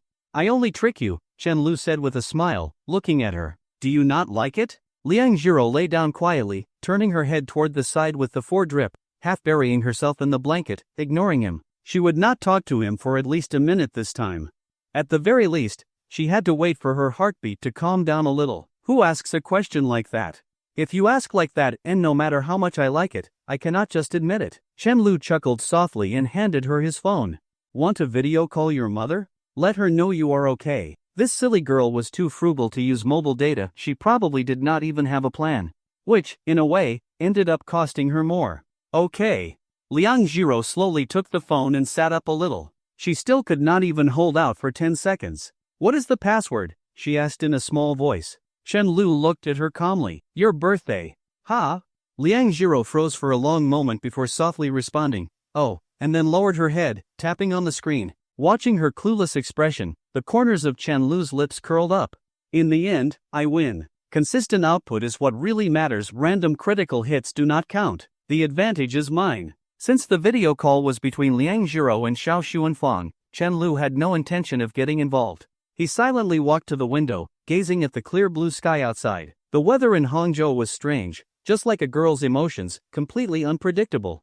It was often overcast in the morning, then bright and sunny by the afternoon, only for a sudden storm to arrive at night. Unstable and fickle. Naturally, while he was looking outside, he did not notice how the girl kept sneaking glances at him. To her, his silhouette was far more beautiful than the sky outside. Liang Jiro kept her description of her condition as light as possible to avoid worrying her mother. The weakness in her expression disappeared entirely. She was too used to this, she had grown up doing it. About 10 minutes later, Liang Jiro ended the video call and softly called Chen-Lu back. My mom told me to thank you properly. She murmured shyly. She had no idea how else to thank him. She felt like she would never be able to repay all the favors she owed him. I heard her, but you can just let it go. It is not like you are the kind of person who thanks others properly anyway, Chen-Lu said with a straight face. Liang Jiro was startled, feeling deeply wronged. Why am I not? Chen-Lu sighed sadly. I just fed you candy, and you did not even thank me. Do you know how tiring it is to unwrap candy? My hands are already clumsy, and I even had to hold back from eating it myself. Then, thank you. The girl mumbled pitifully and handed his phone back. That is more like it. See? She still had to thank me. Perhaps because she had not listened to him and ended up in the hospital, Chen-Lu found himself wanting to tease her even more. He slowly took back his phone and glanced at his last message to the class advisor. After a moment of hesitation, he decided to make a call. Soon, a crisp voice came from the other end. I already approved your leave. Did something else happen? Chen-Lu cleared his throat. Well, sir, considering how long I have been running errands for you, can you approve Luyan's leave as well? What does her leave have to do with you? The advisor sounded curious. It is like this, she is too embarrassed to say it, and, well, I do not feel comfortable saying it either. But it is a serious matter. Please approve it so she can go to the hospital for a checkup. I have worked hard for you these past 2 years, sir. She is my friend, after all. The advisor was momentarily fooled by his vague yet convincing words. After all, Chen-Lu rarely spoke so seriously. And thinking back to how efficient Chen-Lu had been in helping him avoid scoldings, he eventually agreed. Even though he had spoken with emotion and reason, Chen-Lu himself remained completely expressionless throughout the call. At the end of the day, he was just doing Luyan a favor. Anything beyond that had nothing to do with him. After hanging up, Chen-Lu put his phone back in his pocket and adjusted the 4 drip speed. You probably have not had an 4 in a while, right? If the flow is too fast, you might feel nauseous. Now that you have adjusted, it should be fine, he said gently, watching the glucose drip. I had IVs all the time when I was younger. I even learned how to remove my own needle in 1st or 2nd grade. My mom beat me up for it, he recalled. Liang Jiro tried to imagine Wang Xiaoxia hitting Chen-Lu, but she just could not picture such a gentle-looking woman doing it. She kind of wanted to see it. A while later, I am back. Lin Niumia pushed the door open and called out loudly. But the moment she stepped in, she saw the two of them gazing silently at each other. Chen-Lu's eyes were filled with a questioning look. Why are you staring at me? With a loud bang, the door was slammed shut. 2 seconds later, it was slowly pushed open again. I am back, Lin Niumio said coldly. She then walked straight to the bed as if nothing had happened, rummaging through her large shopping bag. What did you buy? Chen-Lu looked at her in surprise. Anyone who did not know better would think she was here for a camping trip. Snacks. Bread and biscuits for Jiro, and snacks for myself while I stay the night. Lin Niaomiao seemed very satisfied with her haul. After all, I am staying to keep her company. I cannot let you stay here alone overnight, can I? Just the two of you, a man and a woman. Chen Lu was convinced she was part hamster. Meanwhile, Lu Yan arrived at Mo Yuqing's house and knocked softly on the door. "Yuqing, it is me." Hearing no response, she knocked harder. "Open the door." Lu Yan knocked on the door with increasing urgency until, in the end, she had no choice but to take out her phone and call Mo Yuqing. No one answered. She called several more times before the door finally opened slowly. "Oh my god, lady, anyone would think you had gone missing," Lu Yan blurted out anxiously. "No." Mo Yuqing's voice was low and heavy, as if she had just woken up. She turned around and walked back to her room in an unsteady gait. The black lace nightgown she wore swayed lightly with her movements, and one of the thin straps had slipped off her shoulder, revealing a patch of fair, smooth skin.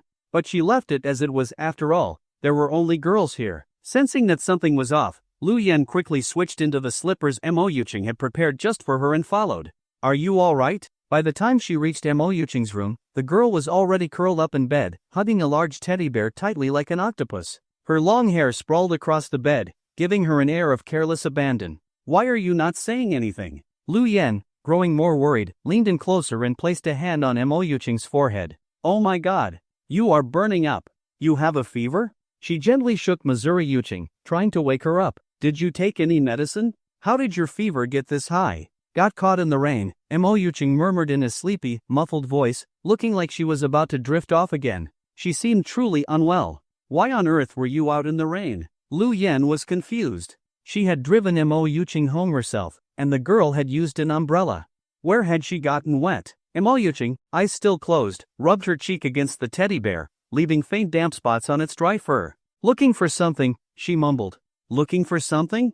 What could be so important that you had to search for it in the rain?" "Was not searching everywhere. Just in the trash can," Mo Yuqing answered drowsily, her breathing soon slowing into what seemed like sleep. "What did you just say? The trash can?" Lu Yan did not need a mirror to know that her face must look just like the classic subway, elderly man, mobile phone meme. An image suddenly formed in her mind: a torrential downpour at night, a breathtakingly beautiful girl, drenched and desperate, digging through a trash can? "Girl, are you out of your mind?" Her exasperated remark got no response. Mo Yuqing had fallen asleep again. Scanning the room, Lu Yan saw no sign of cold medicine or fever reducers. With no other option, she shook the girl again. "Did you take any medicine?" "No. I will be fine after some sleep. I have always been like this since I was a kid." Apparently irritated by the disturbance, Mo Yuqing turned over and pulled Lu Yan into bed with her, forcing her to lie down as well. Her entire body radiated heat, even her breath was warm. She wrapped her long, slender right leg around Lu Yan's lower body, keeping her locked in place. Lu Yan looked up only to see the perfectly smooth curve of Mo Yuqing's thigh, but she was not at all tempted. Instead, she sighed and wriggled free. "If you just sleep it off, you are going to burn your brain out." With that, she started searching for fever medicine and a thermometer. If there were none, she would have to go buy some. She had no idea what was going on in this girl's head. When Lu Yan had a high fever in the past, Mo Yuqing had taken care of her diligently. But now, when it was her own turn, she simply said, "I will be fine after some sleep." Lu Yan rummaged through the drawers for a long time before finally finding a small transparent box containing a thermometer and fever medicine. "Here, check your temperature." Fortunately, Mo Yuqing was more obedient while asleep than when awake, so Lu Yan did not have to waste much time before heading off to boil some water. A few minutes later, she returned with a cup of warm water and the medicine, setting them gently on the pristine white nightstand. But the moment she picked up the thermometer, her brows furrowed deeply. 39.2? Lu Yan looked up at Mo Yuqing, who was still hugging her teddy bear like an octopus, and scolded, "If I had not come, you would have burned yourself stupid. Take your medicine." Startled by the stern command, Mo Yuqing slowly sat up, lazily took the pills in the cup, and swallowed them in one go. Lu Yan let out a breath, pulled the curtains shut, and prepared to monitor her temperature. Good thing she had come in time. She still had no idea why their class advisor had suddenly messaged her, saying do not feel embarrassed. If you need to get checked, just get checked, whatever. At least she got the leave approved. She sat on the bed, scrolling through her phone in silence. "You are unbelievable, you know that? Going through the trash in the pouring rain." Lu Yan started laughing but then sighed in exasperation. "Seriously, what is wrong with you? What were you looking for? Did you throw away your property deed by accident?" "I was looking for something Chen Lu gave me," Mo Yuqing muttered, burying herself under the blanket, leaving only her hair sprawled across the pillow. "Let me sleep." Lu Yan froze for a moment before sighing helplessly. "Go to sleep." She looked at the sleeping Mo Yuching, her gaze growing more and more complicated. If you have this much devotion, why did you not act sooner? If you had done this before Chen Lu gave up on you, he would have proposed to you the very next day. What is the point now? Either you could not recognize your own feelings for Chen Lu, or you were so used to the overwhelming sense of security he gave you that you took it for granted until you pushed it too far, and now it is too late for everything. Any girl might struggle to understand love because of their parents' failed marriage, but you should not have. No one could ever treat you better than Chen Lu did. As she thought about this, she finally reached out and gently touched Mo Yuching's forehead. Sigh, in the end, I still feel sorry for you. At 8 o'clock in the evening, darkness had completely fallen. The room was pitch black, with only a faint sliver of light seeping in through the gap in the curtains. Mo Yuching slowly opened her eyes after the fever subsided, looking exhausted. You are awake? Lu Yan said softly. Here, drink some water. Sorry for making you come all the way here, Mo Yuching murmured as she took the cup and gulped it down in one go. Lu Yan, both amused and exasperated, looked at her. What were you dreaming about? Mo Yuching froze for a moment, then slowly shook her head. Nothing. Lu Yan did not believe her at all. If it was nothing, then why were you calling out Chen Lu's name in your sleep? You heard me, and you are still asking? Mo Yuching shot her a glance before hugging the teddy bear Chen Lu had given her even tighter. Did you not say you would come after class? I was not even fully awake this afternoon. She frowned slightly, trying to recall what had happened. Then, remembering that she had blurted out something about digging through the trash, she quickly turned to Lu Yan. If you dare tell anyone, I will take you down with me. Her voice was ice cold. If word got out that she had been rummaging through the trash, how would she even live that down? Just thinking about it made her stomach turn, the rain soaking through her clothes, the disgusting mix of smells. Lu Yan shrugged. I am not the type to run my mouth. I was not supposed to get leave in the first place, I had to wait until class was over. But as soon as the entrepreneurship lecture ended, the advisor suddenly approved my leave and even told me to get myself checked out properly. But all I told them when requesting leave was that I was feeling unwell because of my period. Mo Yuching was stunned for a long moment before burying her face deep into the teddy bear, holding it tightly as if she was using up all her strength. Her whole body trembled slightly. She muttered in a muffled voice, Chen Lu asked for you. What? Who else in his class has that good of a relationship with the advisor? Lu Yan thought about it and realized she had been too careless, there really was no one else it could be. I want to call him, Mo Yuching said with a bitter smile, taking out her phone and dialing the number that once could solve all her problems, but all she heard was a cold, automated voice. Sorry, the number you have dialed is currently on another call. As if all the strength had drained from her body, the phone slipped from her hand onto the bed. She did not say anything else, just buried her face back into the teddy bear, her shoulders trembling.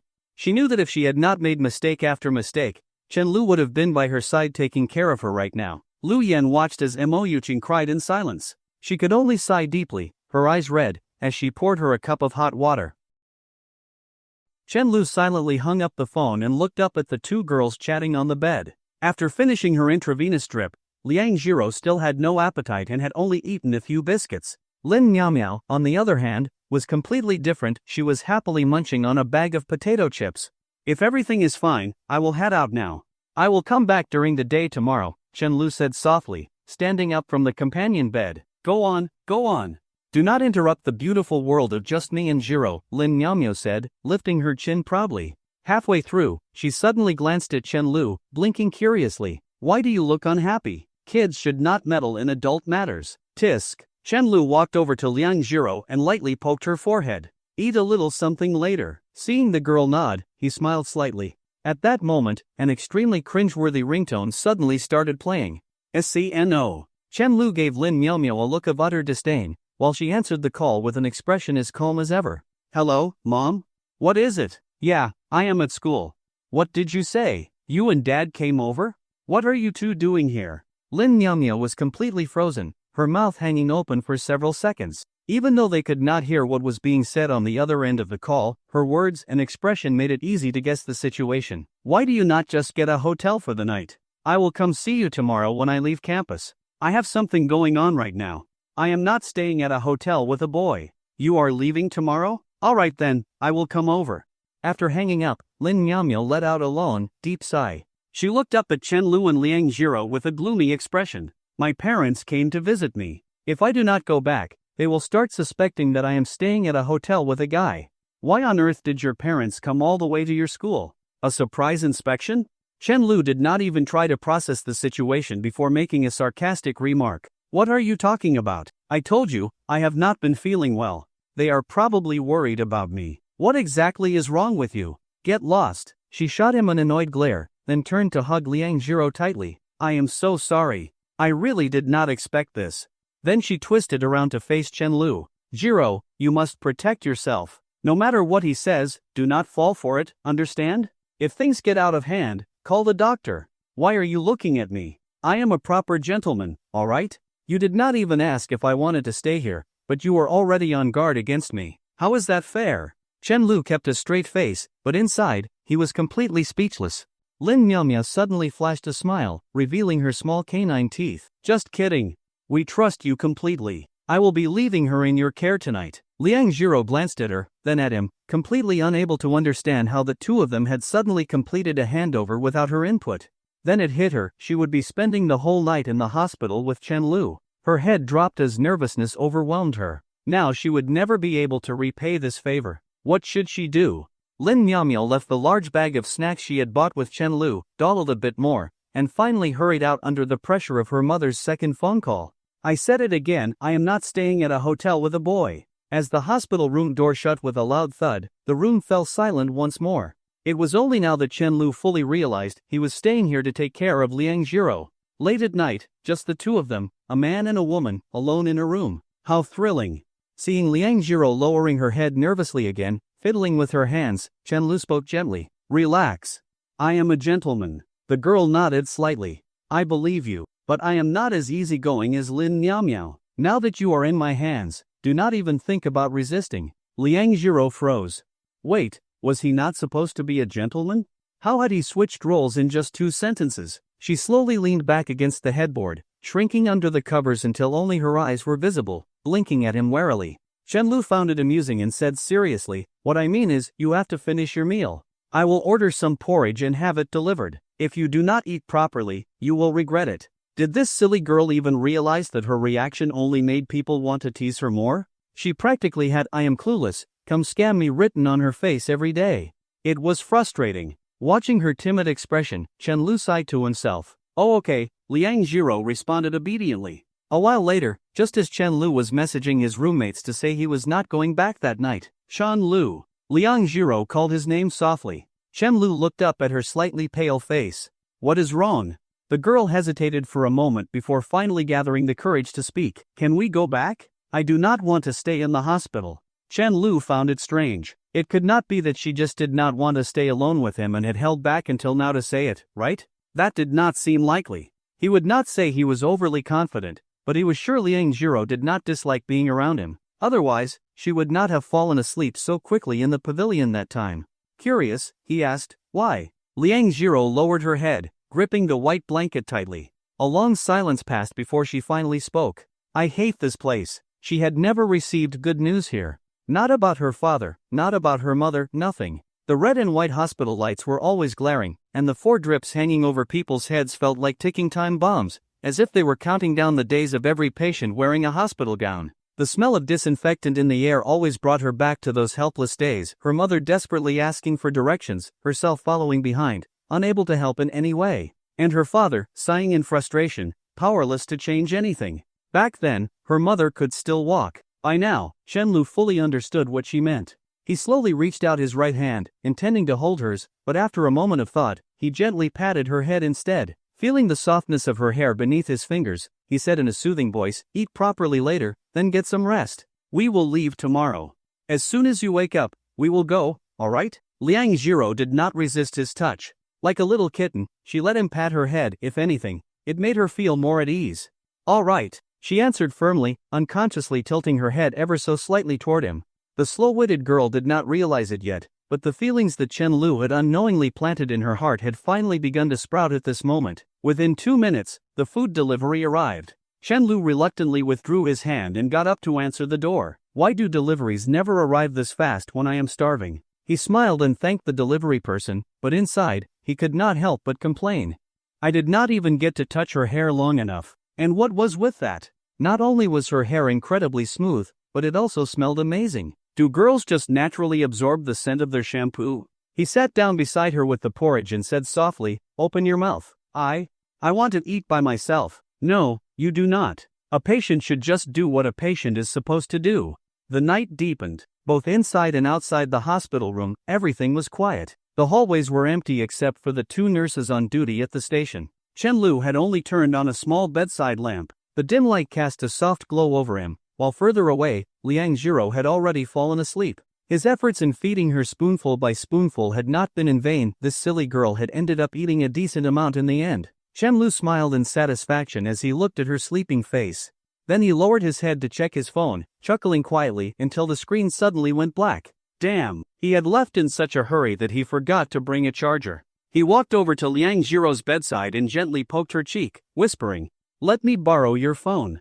I will use it to find a charging station." The girl let out a soft hum, her sleepy face rubbing against his fingertip. "Okay." Chen-Lu picked up her phone carefully. "What is your password?" "Your birthday." As soon as Liang Zhiro finished speaking, she drifted off into sleep, leaving Chen-Lu's hand frozen in place. "My birthday." After a few seconds, he finally withdrew his hand, turned around, and left the room. The strange smile on his face made the nurses at the station glance at him sideways. If he were not so handsome, they might have mistaken him for some kind of creep sneaking around in the middle of the night. Within minutes, he had rented a portable charger. Since he had left Liang Zhiro alone in the hospital room, he sprinted back, his figure zipping past the nurses' station in a blur. The 2 night shift nurses who had been chatting were startled again. "What is with all the weirdos tonight? I think it is the same guy from earlier." Back in the hospital room, Chen-Lu carefully closed the door without making a sound, afraid of waking Liang Zhiro. After plugging in his phone to charge, he walked over to her bedside, intending to put her phone back next to her. As he set it down, his thumb accidentally tapped the bottom navigation bar, and he caught a glimpse of her notes. It seemed to be filled with a lot of writing. Who knew what this silly girl had written? Chen-Lu was never one to pry into others' privacy, unless he saw his own name in it. Curious, he opened it, only to find that it was an expense log. One section recorded future expenses and her current income, while another tracked her past spending. At the very top, there was a detailed breakdown of all the costs related to her mother's medical checkups and upcoming surgery. Mom's surgery expenses. Skipping past all the medical costs, he finally found the entry with his name. Chen-Lu's DSLR camera. There was even a diary-like note beside it. "I hope Mom gets better soon so I can start saving up to buy a camera for Chen-Lu." He looked really sad when he mentioned it. When he noticed I was watching, he forced a smile. He probably thinks I am too naive to notice, but I do. I just want him to be a little happier. He is like a ray of sunshine in my dark life, so I want him to have a bright smile on his face too. "You can do it, Liang Zhiro. Keep going." Further down, she had listed things he liked and disliked. She had written down that he did not like eating fish or bitter melon, things he had casually mentioned in passing. And all he had done was complain once about how bad his phone camera was, yet she had actually turned buying him a camera into one of her goals. The phone screen's glow reflected in his slightly misty eyes. His pupils widened just a little. Her personal expenses were all listed at the very bottom.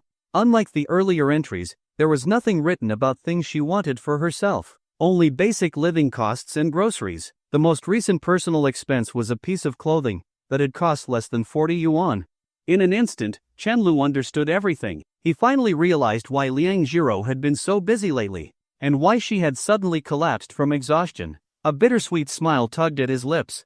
He looked down at the sleeping girl. Her breathing was steady, her chest rising and falling rhythmically, her face peaceful. This silly girl was like a person with 2 completely different personalities. She could list expenses for her mother and Chen-Lu in the tens of thousands, but when it came to herself, she hesitated to spend even a few dozen yuan. She probably had no idea how long it would take her to save up for these 2 goals. All she thought about was the sooner, the better.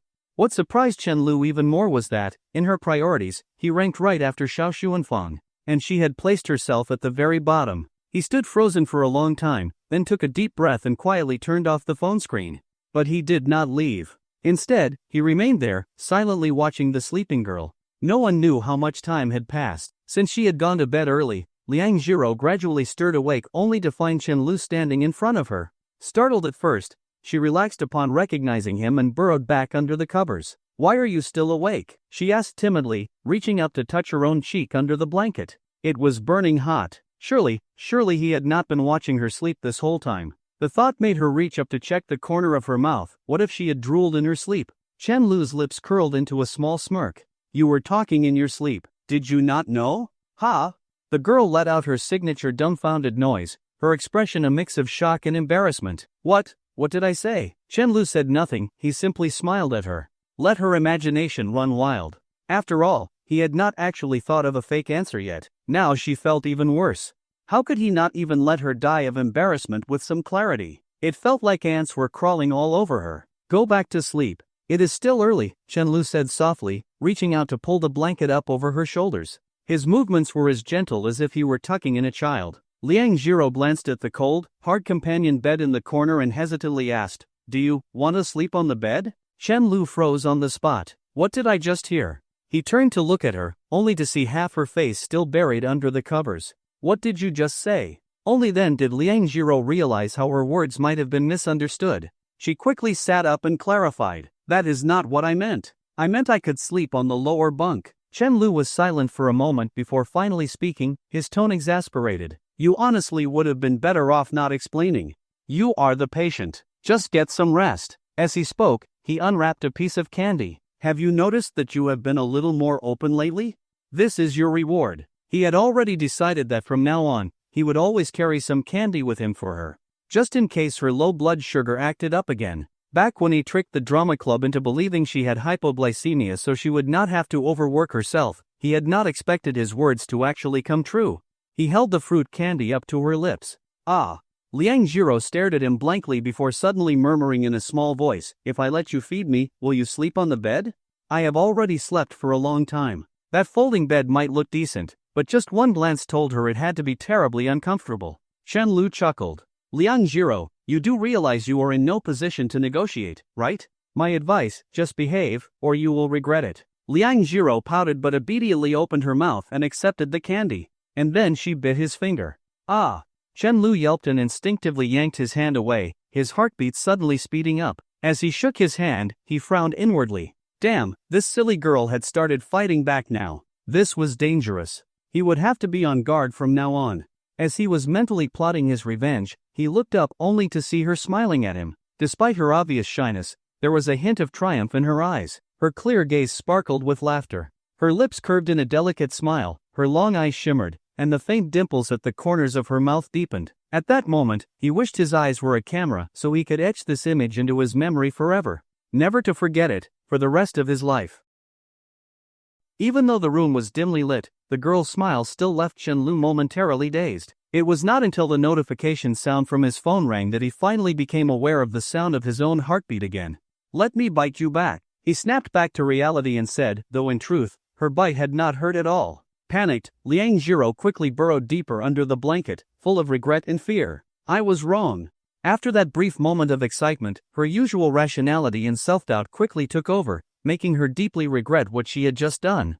Her cheeks burned with heat, and she felt so embarrassed she almost wanted to cry. Suppressing her emotions had always been an instinct, at least until she became fully capable of supporting her family on her own. But the emotional wall she had spent her whole life building in order to be strong for her mother had begun to crumble ever since she met Chen Lu, for reasons she could not explain. When a person finds a place where they can cry and be vulnerable, they inevitably become soft-hearted. Chen Lu let out a smug chuckle, deliberately playing the victor. I will let you off just this once. He had no intention of pushing her too far. The courage she had gathered was something precious, something that needed to be protected. It was best to let this moment pass as if nothing had happened. Naturally, he changed the topic, and Liang Jiro followed along, skipping over the incident. She let out an unconscious sigh of relief, her emotions gradually settling down. Some parts of Chen Lu's gentleness, she could clearly feel. Some, she had yet to fully understand. Liang Jiro sat at the edge of the bed, while Chen Lu sat on the chair beside her. With only a small night lamp on, they spoke in hushed voices, as if unwilling to disturb the stillness of the night. For a moment, he nearly forgot they were in a hospital. All he felt was the silence around them and the soft murmurs of the girl before him.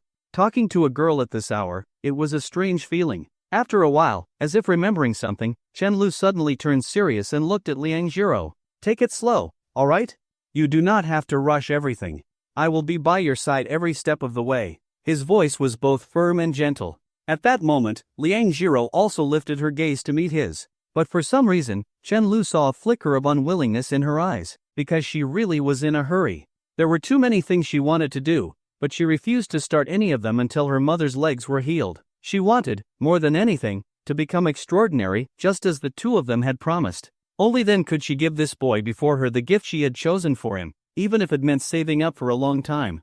By then, her mother would already be happy, and she, too, would have all the time in the world to pursue her own happiness, to do things that would make this boy happy. By then, she would finally be able to stay by his side without any hesitation. Chen Lu froze.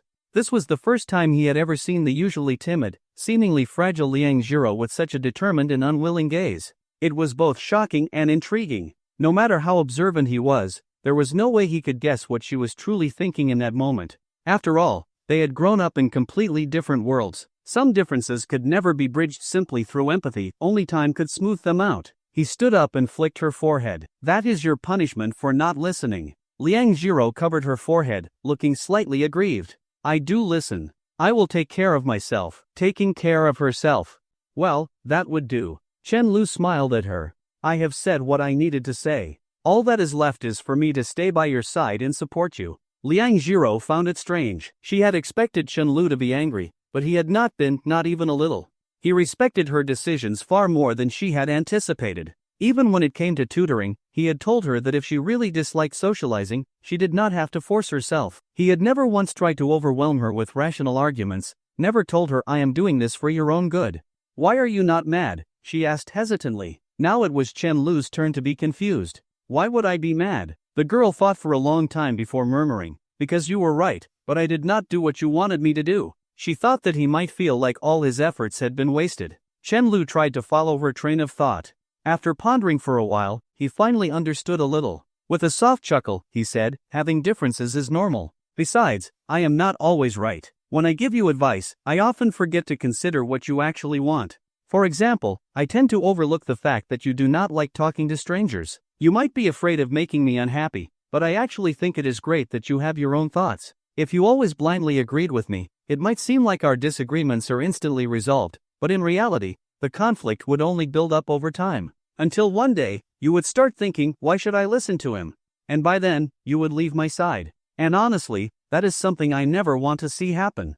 As he spoke, he lightly poked her soft cheek again. "No one has the right to make you change just to suit their preferences. Not even me. You only need to do what you want to do." Seeing the girl frozen in thought, he could not help but smile again. Slowly, he walked over to the hard, uncomfortable companion bed. "Get some sleep. Once you wake up, we will leave." Liang Jiro looked at his blurry figure, her eyes trembling slightly. "But I do want to change. I want to become the kind of person you like, just as you respect my wishes, I want to respect yours. The only reason I did not listen to you this time is because I want to reach that future as soon as possible." They exchanged a few more casual words before Chen Lu finally shooed Liang Jiro off to bed. As soon as he closed his eyes, he fell asleep almost instantly. That night was quiet and peaceful. Perhaps, even years from now, this memory would still remain vivid in their minds. One afternoon, a few days later. After class, Chen Lu stared at his phone, lost in thought as he waited for a reply from Liang Jiro that had not come for a long time. He recalled the messages he had seen in the part-time job group chat back when they were at the hospital. "I should check the parcel pickup station." With that thought, he slowly walked out of the classroom. Sure enough, outside one of the university's parcel pickup stations, he spotted Liang Jiro busily working. Standing at a distance, he silently watched her, once again suppressing the urge to force her to go home and rest. Just like that time at the shopping mall, he took out his phone and called her. "Hello? What is wrong?" Liang Jiro's soft voice came through. Chen Lu hesitated for a moment, suddenly unsure of what to say. The girl did not rush him, simply waiting quietly. For a few seconds, the only sounds in the call were their steady breathing. After a brief pause, he finally spoke. "You are just starting to recover. Make sure to get enough rest." "Understood. All right, I am hanging up now." "Ha? Oh, okay." The girl sounded a little confused but still agreed blankly. She had no idea why Chen Lu had suddenly called her. It was only at that moment that Chen Lu realized every time she answered his calls, she would press her phone tightly to her ear, holding it there even after the call ended, only reluctantly lowering it once the disconnect tone had rung several times. Meanwhile, Liang Jiro lay on the table to rest for a bit before standing up again, rubbing her sore neck, and weakly continuing her work. Chen Lu dialed another number. "Licinian, how much do students earn per month working at the parcel pickup station?" "How would I know?" "Of course, I know you would not know, that is why I am telling you to find out." Fine, I will ask around. 2 minutes later, Lee Sinian sent him a message. 1,400. That was how much a student earned per month working there. To buy the Sony DSLR camera sitting in her shopping cart, she would have to work for nearly an entire year. If a girl were willing to go this far for you, what would you do? Chen Lu asked himself. The answer came almost immediately. He raised his phone back to his ear, his gaze firm as he watched the distant figure of the girl, listening to the steady dial tone. Before the person on the other end could even speak, he said first, "Boss, let us do something big." "That is right. I agree." As soon as Chen Lu finished speaking, he silently moved his phone a little further from his ear. Sure enough, a deafening shout erupted from the other end. "Holy shit, you actually agreed?" Jiang Chao practically yelled, almost forgetting to chew the snack in his mouth. "Yeah," Chen Lu replied calmly, "but there are still some things we need to discuss. I will talk to you when I get back to the dorm." Jiang Chao was clearly excited. All right, I will be waiting." Chen Lu hung up the call and continued watching Liang Jiro for a while longer. The girl was still diligently sorting through the packages, carefully placing each one in its designated spot. Every so often, she would lower her head to read the labels closely, her long hair falling forward with the movement, and she would gently tuck it behind her ear. Chen Lu found it a little surprising. Ever since he had casually mentioned that he liked her with her hair down, she had hardly ever worn it in a ponytail again. Sensing something off, Liang Jiro glanced up toward the distance, feeling as if someone had been standing still for a long time. But when she looked around, there was nothing there. Only a gentle breeze rustled the green leaves of the nearby trees. The moment Chen Lu stepped into the dorm, Jiang Chao rushed up to him like a ghost. "Spill it." "Why this sudden change of heart?" he asked curiously. Chen Lu tilted his head, looking exasperated.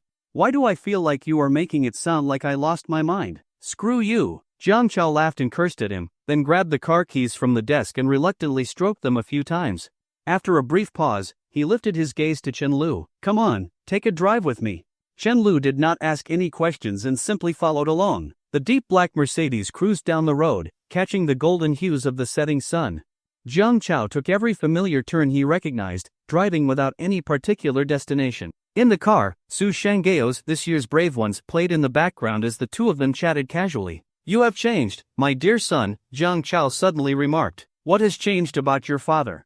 Chen Lu would never let himself be taken advantage of that easily. Among guys, it was common to subtly switch each other's titles when the other was not paying attention. Losing a few rounds did not matter, but as long as you won just once, no matter how old you were, it was enough to make you laugh like an idiot. Jiang Chao proudly tapped the steering wheel with his index finger, as if he was convinced that only with Chen Lu's participation could his plans actually work. "Of course, you have changed. You are no longer confused. Even just yesterday, you were probably still hesitating, wondering if you should slack off for the rest of your life or start working towards something." A smirk appeared on Chen Lu's lips. "So, you are admitting I am your father? Fuck off. I am being serious here. Still, I am your father." Chen Lu shrugged. Jiang Chao suddenly had the strong urge to swerve the wheel and crash the car, taking this bastard down with him. He had just started getting emotional, and Chen Lu just had to pull this shit. No sense of respect whatsoever. "Anyway, what changed your mind? Can you tell me?" Jiang Chao still could not contain his curiosity. Chen Lu gazed at the sun, now half hidden behind towering buildings in the distance, and smiled. "Because there is a fool working herself to the bone to buy me a camera. So it is only natural that I find a job for her sake, right?" After all, they were both simply doing their best to fulfill each other's wishes. It was the same thing. Jiang Chao frowned deeply, as if he had just taken a huge bite out of a lemon. "You are calling this a job? Oh, right. Speaking of that, I just remembered, let's partner up." "I will take the lead," Chen Lu said, his expression suddenly turning serious. "Do not worry, I am not going to freeload off you. I will put in my own money." It was precisely because he and Jiang Chao were close that he wanted to keep things clear. He had absolute trust in Jiang Chao. He was the type of person who, once he considered you a brother, would charge into battle ahead of you without hesitation. But letting Jiang Chao lead things? Absolutely not. If they followed his way of doing things, they would both starve to death. Jiang Chao was so startled by the statement that he almost dropped the cigarette from his lips. He had thought Chen Lu, with his serious expression, was about to say something huge. "And here I thought you were going to say something important." "That is it?" he scoffed, full of disdain. "I told you before, even if you did not put in a single cent, I would still follow your lead." Chen Lu chuckled and looked out the window. "Guess I am kind of important, huh?" After a while, he added, "You really trust me, huh?" Unreal. Jiang Chao rolled down the window and slowly exhaled a puff of smoke. It is almost June now. Once September comes, and the new batch of freshmen arrives, we will have known each other for 3 years. Maybe that is not a long time, but you really are my best brother. That is the main reason I trust you. The secondary reason is that you are actually capable. I am not an idiot. Do you think I would cling to you if you were completely useless? Of course, I see your ability, but honestly, that is just a bonus. Jiang Chao seemed eager to emphasize that their bond was more important than any practical benefits. When did we actually become close? Chen Lu suddenly asked. Jiang Chao seemed to recall something and let out a quiet chuckle. Now that I think about it, when we first started college, I really could not stand you. I thought my looks would make me unstoppable in university, that I would have girls lining up for me. But as soon as I walked into our dorm, I saw you. Fuck. Even now, when I think about it, I feel like you deserve to die. Because of you, I could not get close to any of the girls in our class until I finally got with Lu Yan. Then, when our class advisor let us elect a class representative, I stood up, saw you did not stand up, and instantly felt at ease. Saying that, he punched Chen Lu lightly. Then I found out you secretly helped Mo Yuching instead. I really could not stand you back then. And after that, Jiang Chao rambled on about the past but failed to pinpoint exactly when they had become close friends. Maybe it was after our first all-nighter at the internet cafe, Chen Lu suggested after thinking about it. The truth was, neither of them remembered when their relationship had changed. Most guys only remembered the anniversary of when they met their girlfriends. As for their best friends, no one really kept track. Then again, part of the reason why best friends stayed best friends was that forgetting such things never led to arguments. But none of that really mattered. At that moment, Jiang Chao suddenly pointed outside the window. Remember this place? Back when Li Xinian and I almost had a falling out, you dragged us both here that night to the internet cafe. Then, he froze. Shit. When did it turn into a foot massage parlor? Male friendships were odd. Case in point, the two of them had been aimlessly driving around for hours, ending up here by pure coincidence. By now, the entire city was lit up with thousands of lights. Occasionally, passing headlights cast flickering shadows on Chen Lu's face, leaving behind a strange sense of heaviness. Jiang Chao pulled over by a bridge, got out, and lit a cigarette. The tiny sparks glowed in the darkness as he took a deep breath. All right, I am not attached to this car anymore. I will sell it soon, and we will take our shot. I have no regrets about trying this out with you. Even if we fail, when I look back on this someday, I will just smile. At least I tried. And I did it with my best brother. Chen Lu tilted his head, looking at him like he was an idiot. Who the hell told you to sell your car? Jiang Chao was so shocked he almost put the lit end of his cigarette into his mouth. Then where is the money coming from? Chen Lu leaned against the railing, letting the night wind mess up his hair, and smirked. If I am here, then that means I have a way. Before Jiang Chao could even ask, Chen Lu pulled out his phone and scrolled through his notes, searching for the information he had gathered. There is an independent game development competition happening in Hangzhou soon. Only university students are allowed to participate, he said seriously. As long as we manage to place decently, we can apply for our university's entrepreneurship fund. That is a solid 100,000 yuan. If we push a little harder, we can probably secure a free workspace in the university's startup incubator. If all goes well, we will save a lot of money. Jiang Chao was stunned for a moment before realizing that, while Chen Lu had a solid plan, he had no team to execute it. What about the people we need? Jiang Chao asked. Chen Lu knew some programming, but Jiang Chao knew absolutely nothing. His role had always been that of an investor, just putting in money. Chen Lu was completely unfazed. That is easy. I know a bit of programming, so I count as half a person. We will find the rest from the neighboring college when the time comes. He turned around, leaning against the railing, and spoke softly.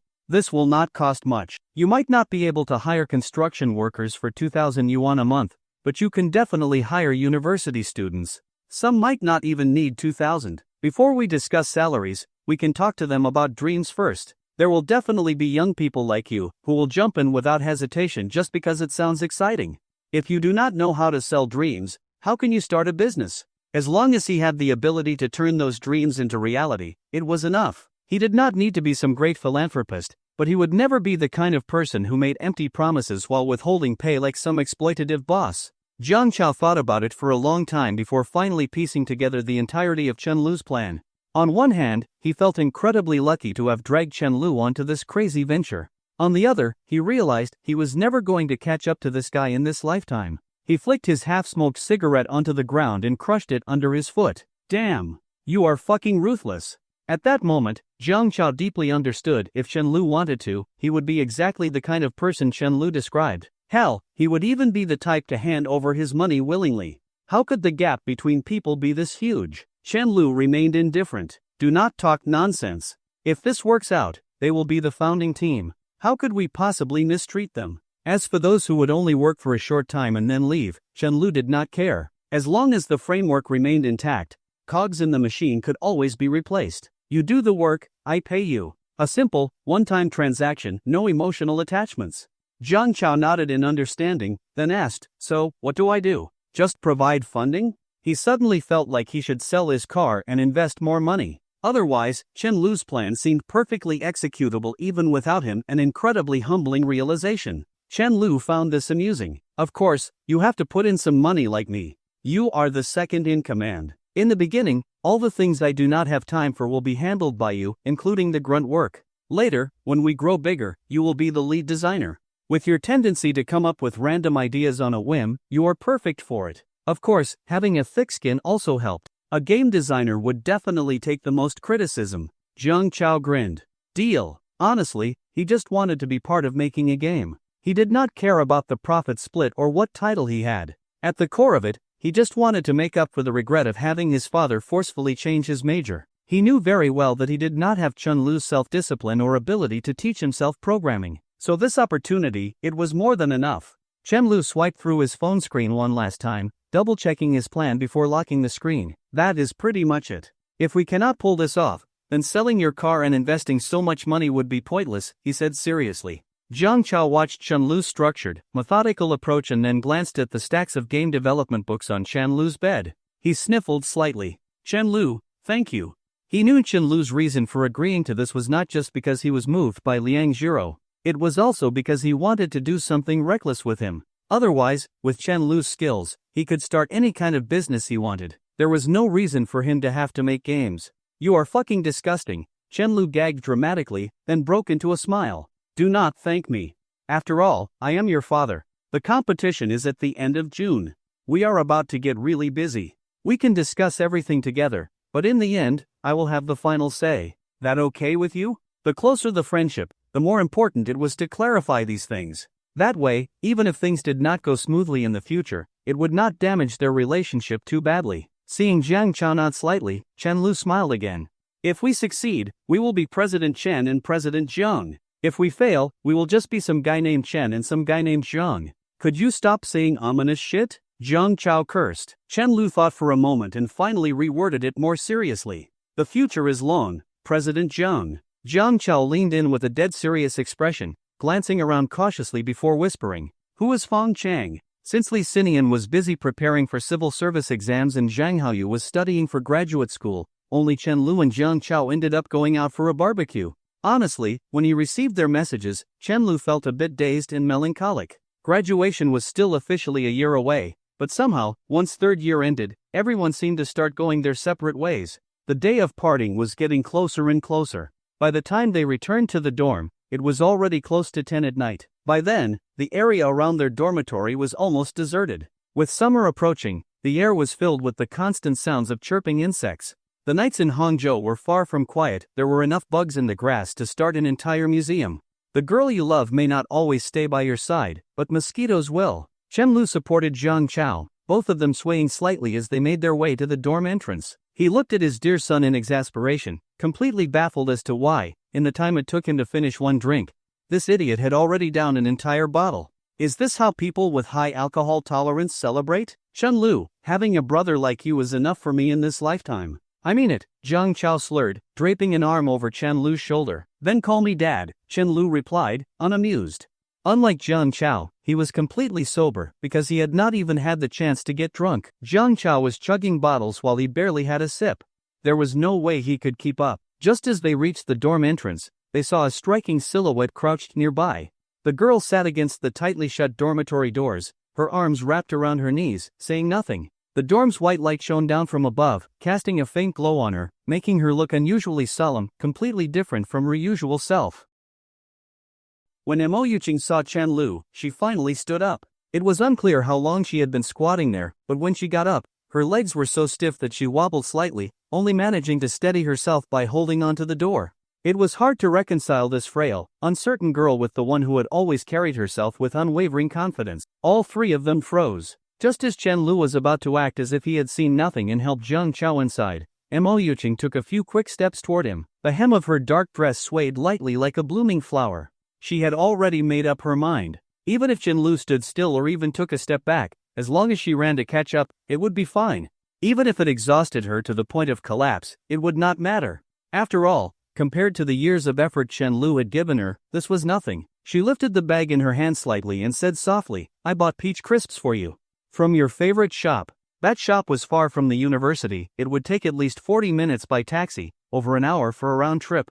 Chen Lu did not know how long she had traveled back and forth, nor how long she had been crouching here like an abandoned child, feeding the mosquitoes, drawing curious glances from passers-by. But he no longer wanted to know. If even boiling water at 100 degrees can cool and freeze over, how much more so a heart at only 37 degrees? The deeper one's love, the more absolute their heartbreak. His only remaining wish was to part on good terms. Jiang Chao, sensing the mood, sensibly staggered into the dorm by himself, leaving them alone.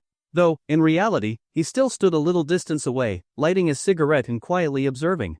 Chen Lu let out a soft sigh, making it clear that he had no intention of accepting the gift. Mo Yuqing's expression turned even more sorrowful. She cupped the bag of peach crisps in both hands and held it out again, pleading, Just 2 bites. 2 bites are enough, please?" She held back her tears. She had already anticipated this response, but now that it was truly happening, her heart ached as if pricked by countless needles, an unbearable coldness spreading within her.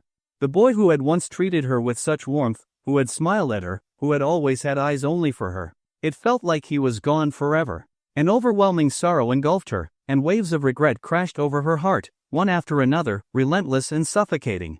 At the same time, she finally understood regret was meaningless. Chen Lu looked at the girl in front of him with an indifferent expression. "Forget it, I just ate. Besides, I do not like these," he said, sounding almost weary. Mo Yuqing froze. Her trembling hand slowly moved behind her back as she bit her lip. "But you have loved them since we were kids. I remember everything you loved to eat." Ever since childhood, even back in elementary school, Chen Lu had always been excited about peach crisps. Because of this, her mother often bought them for him, keeping some at home for whenever he came over to play. She trembled slightly. More than the thought that he no longer liked peach crisps, she was terrified of the possibility that he no longer liked her. Chen Lu let out a quiet, complicated chuckle. "You should think harder about this.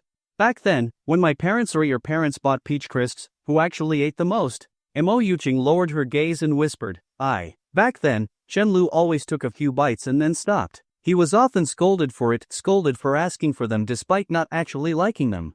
Yet he still insisted, every time, that he loved them. And she, like a clueless child, had never noticed a thing. She had trampled all over his kindness without a second thought. As Mo Yuqing stood there in a daze, Chen Lu's face was filled with exhaustion and helplessness. "Have you figured it out now?" he asked. Mo Yuqing nodded faintly. She bit her lip so hard that she tasted something metallic, bitter, salty. She was furious at herself. How could she only realize this now? Chen Lu said nothing more. He turned and walked toward the dorm entrance, leaving behind only one sentence. "Let us not bother each other anymore, for your sake, and for mine." He had barely taken 2 steps when he felt a sudden tug on his arm. "I do not want that." Mo Yuqing grasped his sleeve with one hand while using the other to wipe away the tears she could no longer hold back. "Please do not push me away. I am begging you. We grew up together. I never once imagined a life without you. I will make it up to you. I will treat you the way you once treated me." At this moment, she had abandoned all of her pride. Lowering her head meant nothing. As long as it could make Chen Lu change his mind, she was willing to do anything. For a brief moment, she held on to hope, until she saw Chen Lu let out a long sigh. "Let go," he said, his voice low. "Have some dignity." His meaning was clear. "You cannot hold me back if I want to leave. If you let go now, at least it will not be too humiliating." Under his gaze, Mo Yuqing's fingers slowly loosened, as if each movement took all her strength. She had never realized how much she craved being close to him until now. But she knew forcing him to stay would only backfire. It would only make him resent her even more. She could not let that happen, so all she could do was stare at him with blurred vision, trying to memorize his face just a little longer. "Go home," Chen Lu said. Then, without another glance, he walked away. His every step felt impossibly heavy. Mo Yuching stood frozen in place, not knowing how much time had passed before she finally turned and left. From the shadows, Lu Yan stepped out, watching her with a mix of helplessness and pity. "Look at it this way right now, it is normal for you to throw yourself at him and get nothing but cold rejection," she said. Mo Yuching looked at her lock screen, the last photo she had taken with Chen Lu. She wiped her tear-streaked cheeks with the back of her hand. She laughed through her tears, forcing herself to sound strong. "It is fine. This is just the beginning." She could no longer expect him to treat her the way he used to. At the very least, he had spoken to her. Lu Yan said nothing. She knew that Mo Yuching had never suffered this kind of humiliation before. And she also knew she deserved to.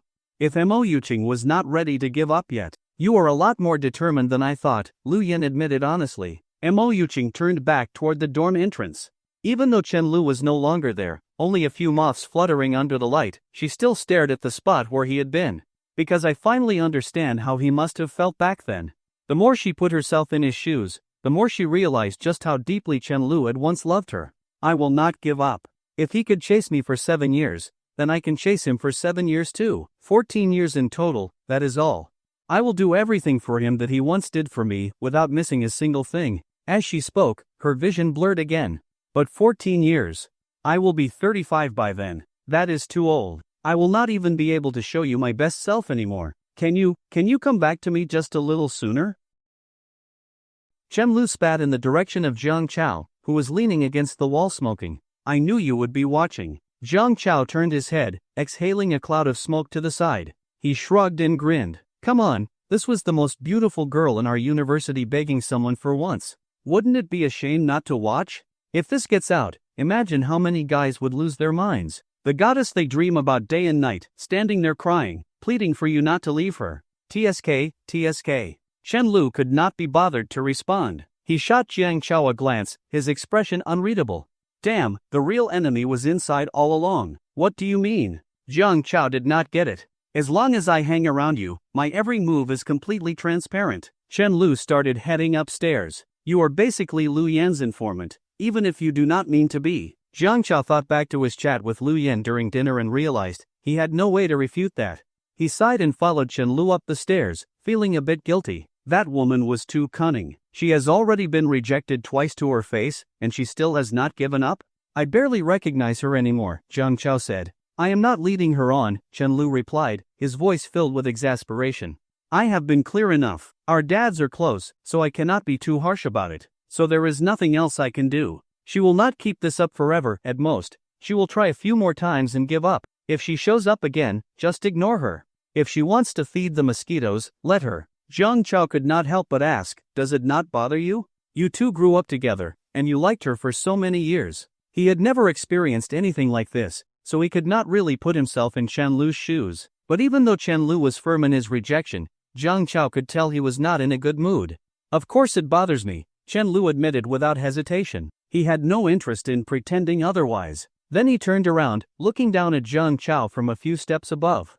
"But tell me, just because it hurts, does that mean I should go back?" Jiang Chao was momentarily stunned. Both Mo Yuching and Chen Lu had suddenly become strangers to him in this regard. The once persistent pursuer had become as cold as ice, while the unattainable goddess had turned into a desperate romantic. So devoted it was almost shocking. Love really was a strange thing, it was all just mutual torment in the end. "I think you are doing the right thing. The sooner she lets go, the better it will be for both of you." Jiang Chao nodded approvingly. "Once you both move on, you will not need to hurt her any further." Mo Yuching is not like Qin Wenxi. When Li Xinian eventually came to his senses, Qin Wenxi would not care. To her, it was just one less fish in the pond. That was the difference between the two. One had feelings but never responded to them. The other never had feelings to begin with. Chen Lu hummed in agreement, not refuting it. Who has not had regrets in their youth? The next afternoon, in a pavilion on campus, Chen Lu rested his chin on his hand, staring at his laptop with boredom. Across from him, Liang Jiro sat quietly, head lowered as she memorized English vocabulary. He was reviewing past submissions for the G-Bits Future Game Developer Competition, analyzing the commonalities between the entries. Compared to something like GWB, which required a finished game, this competition was much more suited for them. As long as they passed the preliminary selection, they only needed to produce a passable game prototype within 48 hours. With such a short development time, everything would come down to creativity. Their disadvantage as newcomers would be significantly reduced. They did not even need to win, just placing anywhere in the rankings would be enough to secure funding from the university. Chenlu absent-mindedly scrolled with his mouse, muttering to himself, "Coding is easy to handle, but art, that is going to be a problem. Nothing is ever simple." A lot of the judges were well-known gaming content creators and streamers. Maybe he could even get some autographs, especially from that 1.16-meter tall monkey. As he thought about it, he let out a deep sigh. One step at a time. The hardest part is always getting started. What is wrong?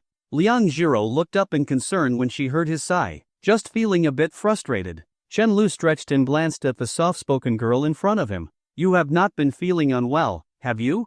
She shook her head. "No." "Good. If you end up back in the hospital, see how I deal with you," he grumbled. Liang Jiro still felt embarrassed whenever she remembered how he had fed her in the hospital. She quickly waved her hands. "I will not. Really, I will not." But just as she was thinking about it, Chenlu suddenly pulled a fruit candy from his pocket. Ever since she had fainted from low blood sugar, he had started carrying them around. Without taking his eyes off the screen, he casually unwrapped the candy with one hand and held it out to her. "Open up." "Ah." Liang Jiro immediately shut her mouth tightly, her face turning bright red. "I can do it myself." She reached out to take it, but Chenlu pulled his hand back. His expression became serious. "Are you disgusted by me?" "I am not." Liang Jiro pouted, feeling wronged. "Then why will you not eat it?" "Because." Before she could answer, Chenlu pressed the candy toward her again.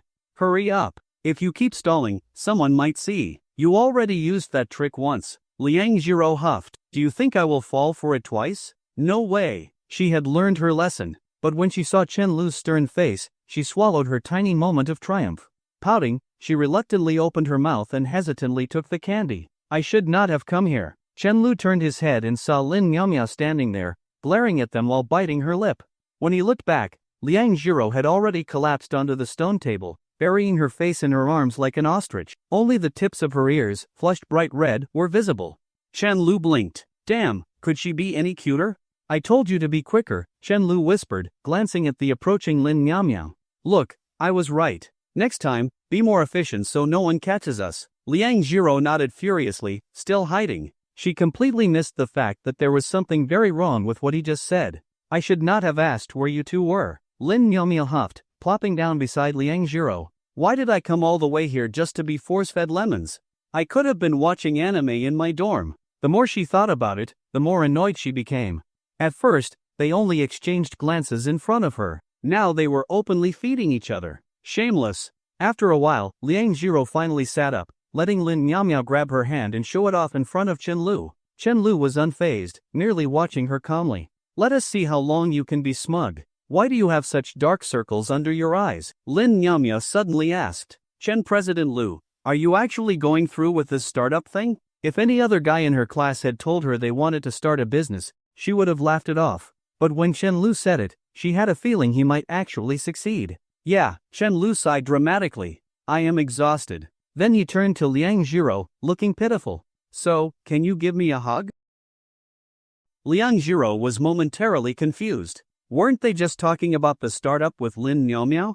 How did the conversation suddenly shift to her? "How what? Can you be any more clueless?" Chenlu chuckled. Sometimes, when this silly girl softly uttered an "huh," it was honestly too cute. Lin Miaomia froze for a second before dramatically throwing her arms around Liang Jiro. "What did you do to her while I was not around?" Chenlu was entirely unbothered by her "you look like a creep" stare. "Nothing like this when you are not here. This is exclusively for your viewing pleasure. Just getting you used to it in advance, so you do not overreact later. This is my painstaking consideration for you."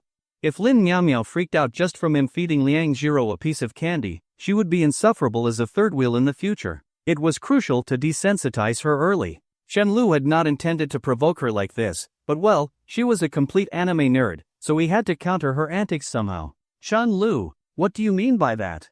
Lin Miaomia was so mad she kept biting her lip, her small fong pressing against it. Liang Jiro, on the other hand, could not concentrate on her English vocabulary anymore. Even after studying all afternoon, she still could not comprehend what Chenlu meant. What does he mean by "so she won't overreact later"? What exactly is going to happen? Chenlu kept his eyes on his laptop screen. "I am about to become the owner of a game studio. Mind your tone. Completely deadpan, he added. For all you know, if you cannot make it on your own, you might end up working for me. Lin Miao spat at him and squeezed Liang Jiro's shoulder. No need to suffer here with him. Come to my dorm and watch me draw. I am almost done with my saber piece, it looks so cool. Chen Lu, who had been lazily leaning back, suddenly perked up. He pushed himself off the stone table and asked, "You can draw?" Lin Nyamya cleared her throat and smirked. "How did you know I have been learning art since I was a kid?" Chen Lu had never seen anyone this smug before. Completely unimpressed, he sat back down, because a father always knows his children best. After getting played by Lin Nyamya last time, he had actually looked up how to counter this phrase. "You. If I wasn't afraid of upsetting my dear Jiro, I would drown you in West Lake." Chen Lu noticed the slight curve at the corner of Liang Jiro's lips and smiled as well. Then, more seriously, he said, "Jokes aside, I actually had no idea you could draw." Lin Nyamya found that odd. It never really came up before. "I was not going to introduce myself with hi, I draw. But you had no issue mentioning your name when you got on the university website, huh?" Chen Lu could not even be bothered to point that out. Right now, to him, Lin Nyamya was just a freshly grown leek ready for harvesting. "She is really good at drawing," Liang Jiro said softly. Chen Lu nodded. "Let me see?" Hearing that, Lin Nyamya opened her phone's gallery and slid it over to him. "Not bad, right?" She was one step away from putting on sunglasses and adjusting them dramatically. Chen Lu browsed through her illustrations, high-quality stuff, the kind that would easily earn thousands of followers if she uploaded her process online. The only issue? It was all anime fan art. He had no idea why she was not majoring in art. "This is really good." Chen Lu praised her without hesitation. "You knew." "I do not want to know, thank you." He cut off her usual bragging line before she could even finish. "You are this skilled. Why did you not choose an art-related major?" "Could not be helped. My academic scores were too good." Chen Lu shot her a cold look. Lin Miao chuckled and continued, "I wanted to, but art does not have great career prospects back home. My health isn't great, so I will probably have to move back after graduation. My parents do not care about me making a lot of money. They just want me to stay close to them." "Do you have any dreams?" Chen Lu asked seriously. Lin Miao tilted her head. "Dreams? Help me make some game assets. I will pay you 1,000 a month. The workload is minimal, so you do not have to worry." Lin Miao resisted the urge to lick her lips. She was tempted. She had always drawn just for fun and never considered making money from it. Let alone Chen Lu's money. The idea was pretty satisfying. She was already obsessed with mobile games. The thought of her artwork being part of a game made her very interested. Chen Lu could not read her thoughts, so he added, "Too low? Fine, 1,500. Given your workload, that is basically free money." Liang Jiro knew Chen Lu's budget was around 2,000, but at this moment, she had no idea who to side with. She glanced between the two, curious about their reactions. Chen Lu is so sneaky. He is reeling her in step by step. 1,500? Lin Nyamya was completely hooked. That was 2 whole premium gacha packs. Imagine how many characters she could get. Seeing her hesitation, Chen Lu relaxed. "Fine, flat rate 2,000. But if I need you to work overtime, you have to be available." "Deal." Lin Nyamya agreed instantly. She never even considered that Chen Lu's original budget was 2,000. She had basically signed herself into indentured servitude for free. They both nodded at each other, grinning, though for slightly different reasons. Chen Lu's grin widened as he placed a finger against his lips and made a shoe gesture toward Liang Jiro. "I will send you the names of a few games. Study their art styles," he messaged Lin Miao. Then, he smiled again. "Looking forward to working together." "Got it." Lin Miao jumped to her feet and skipped off toward her dorm, already thinking about how many gacha rolls she could afford now. Chen Lu watched her bounce away and could not help but sigh. Are university students really this easy to scam? Have they regressed to only caring about how much food they can buy? Suddenly, his business plan felt even more promising. When he turned back, he saw Liang Jiro pouting as she studied him. "No wonder I always get tricked by you," she muttered. "Relax, I would never scam you like that. Tricking her is just for cheap labor. I would never replace you. The only reason I would ever deceive you is to take advantage of you a little. Am I not being very honest?" Liang Jiro just stared at him, dumbfounded. Why is he suddenly telling the truth? Never mind. Studying English was so much simpler. The two of them quietly enjoyed each other's company, feeling the cool breeze that swept by as they focused on their respective tasks. Whenever they felt tired and looked up, they would see the person they missed the most right before their eyes, and in an instant, they would feel re-energized. The girl kept her head slightly lowered, a few strands of hair slipping from behind her ears and resting against her cheeks. She seemed so focused that she did not even bother to fix them. She looked both beautiful and gentle, creating a sense of warmth and serenity. However, when Chen Lu unknowingly lifted his head for the umpteenth time to glance at Liang Jiro, he suddenly realized that this silly girl had already fallen asleep. She lay quietly on her arms, her sleeping posture neat and well-behaved. Chen Lu turned his head and noticed that the breeze had become too cool. He wondered if it might rain later. If she kept sleeping here, she would definitely catch a cold. He could not be bothered to complain about this unpredictable weather. Walking over to her, he gently nudged her shoulder. "I will take you home.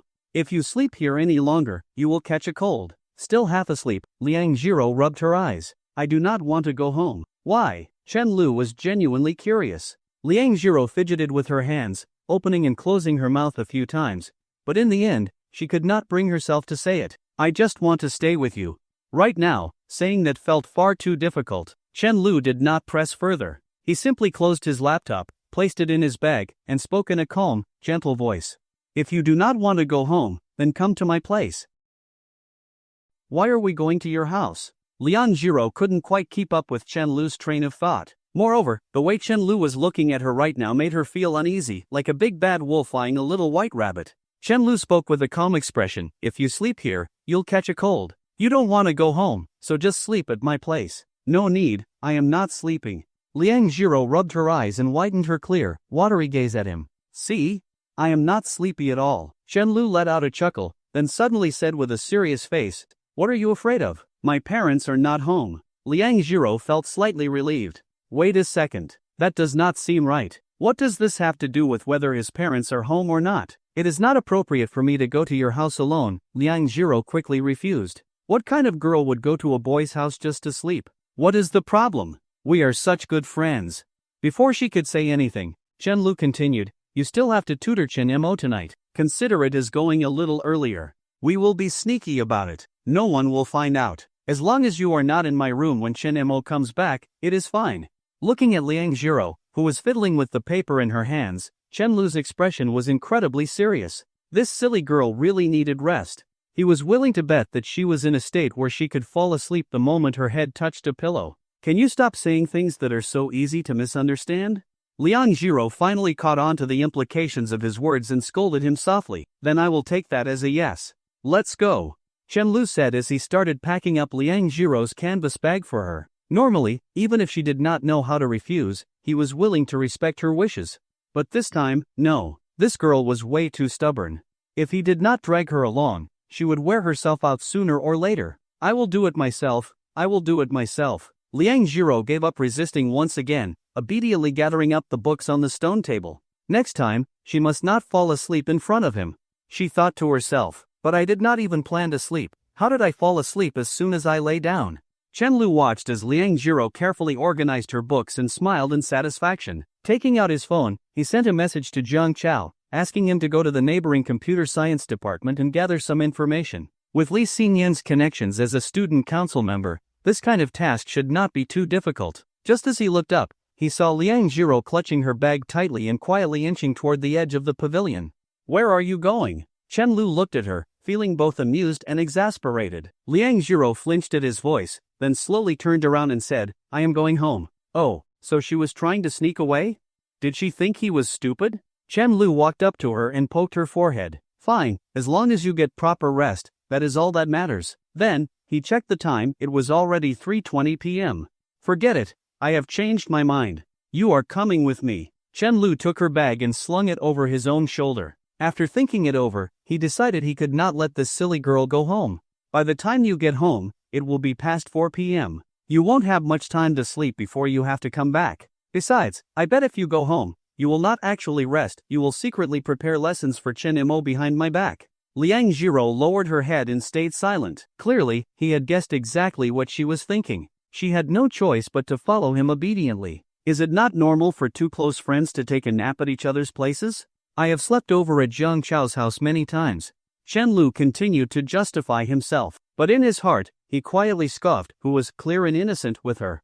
This little foolish frog could just stay in the warm water without realizing she was being slowly cooked. And so, the clueless girl was successfully tricked into going home with Chen Lu. Are uncle and auntie really not home? Standing at the doorstep, Liang Jiro still hesitated and looked up at Chen Lu. She knew there was no escaping now. She could only hope that they would not actually be caught, otherwise, there would be no way to explain herself. On the way here, she had mentally prepared herself countless times. It was not until Chen Lu showed her his chat with Chen Mo, where Chen Mo specifically told her to stay in her room, that she finally felt a little more at ease. Over the past few weeks, she had been getting along better and better with Chen Mo. Although, to be fair, it was mostly Chen Mo sticking to her and chatting non-stop.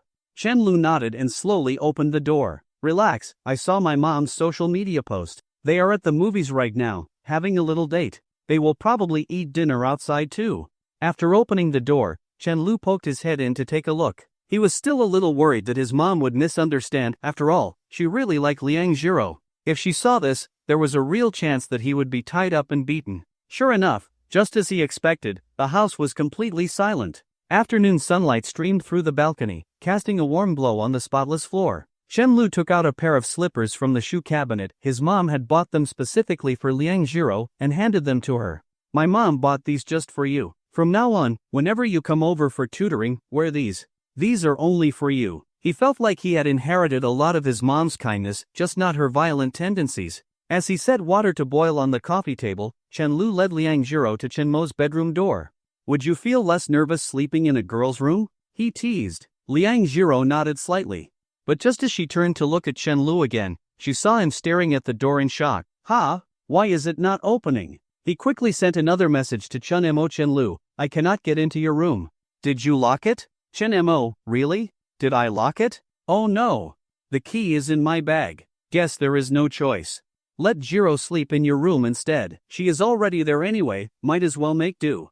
This is my fault. Look at the trouble I have caused. Sad bear emoji. Chen Lu stared at the message and fell into deep thought. There was no way Chen Mo had forgotten whether she locked her door or not. She had replied instantly. When did she even have time to check her bag? From now on, whatever she wants, I will just buy it for her. After all, I am her older brother. He handed his phone to Liang Jiro and said softly, go sleep in my room. Liang Jiro suddenly felt like she had walked straight into a trap, but she could not quite figure out where the problem was. She could only lower her head and walk toward Chen Lu's bedroom. She had been to his house for tutoring many times, but she had never set foot in his room before. Aside from regret and nervousness, there was also a tiny bit of anticipation. She swore it was just a tiny bit, not even a tiny bit. Chen Lu did not notice her nervousness. He simply opened the door and stepped aside, letting Liang Jiro enter first. The moment she walked in, she saw something completely different from what she had imagined. Chen Lu's bedroom was much tidier than she expected.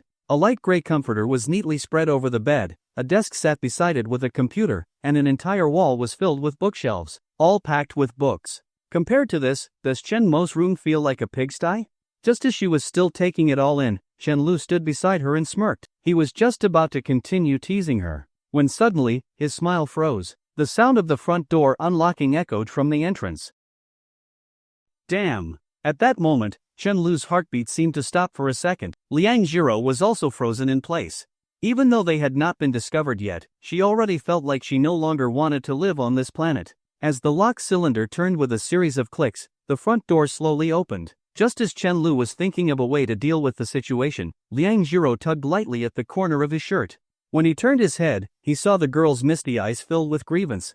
Where should I hide? She asked anxiously. Chen Lu almost choked on his own saliva. How did this silly girl's brain completely shut down the moment she got nervous?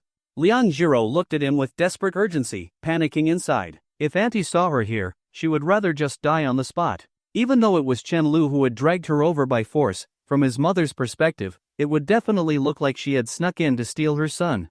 It is fine, do not panic. You are making it look like we are hiding in here because we did something shady, Chen Lu said, exasperated. Seeing her looking so tense, even he had almost been misled into thinking they had done something wrong. Just stay in the room for now. I will go check out the situation first. With that, he slowly opened the door and walked out into the living room, acting as if nothing had happened. Right at that moment, the kettle he had set to boil finished heating the water, conveniently giving him an excuse to step out. He poured a bit of hot water into a cup, then looked toward the entrance. Wang Xiaoxiao was just about to lower her head to change her shoes when Chen Lu quickly called out, Mom, why are you back? She was startled by his sudden voice and immediately marched over to flick his forehead. It is bad enough that you are never home because you are always at school. Now you are sneaking back in behind my back too? If you really do not want to see me, we can just live our separate lives. She pinched Chen Lu's ear, barely holding back her laughter. Why are you back? The way you are talking, you make it sound like you actually live here all the time. I was wrong. I was wrong. Chen Lu quickly admitted defeat, rubbing his ear. I saw your social media post earlier, and then you suddenly came back, so I was worried you two had a fight. He looked at Wang Xiaoxia with a sincere expression, appearing calm on the surface but actually panicking inside. Since he had not immediately brought Liang Zhiro out earlier, there was no turning back now. No matter what, he absolutely could not let his mom find out there was a girl hiding in his room.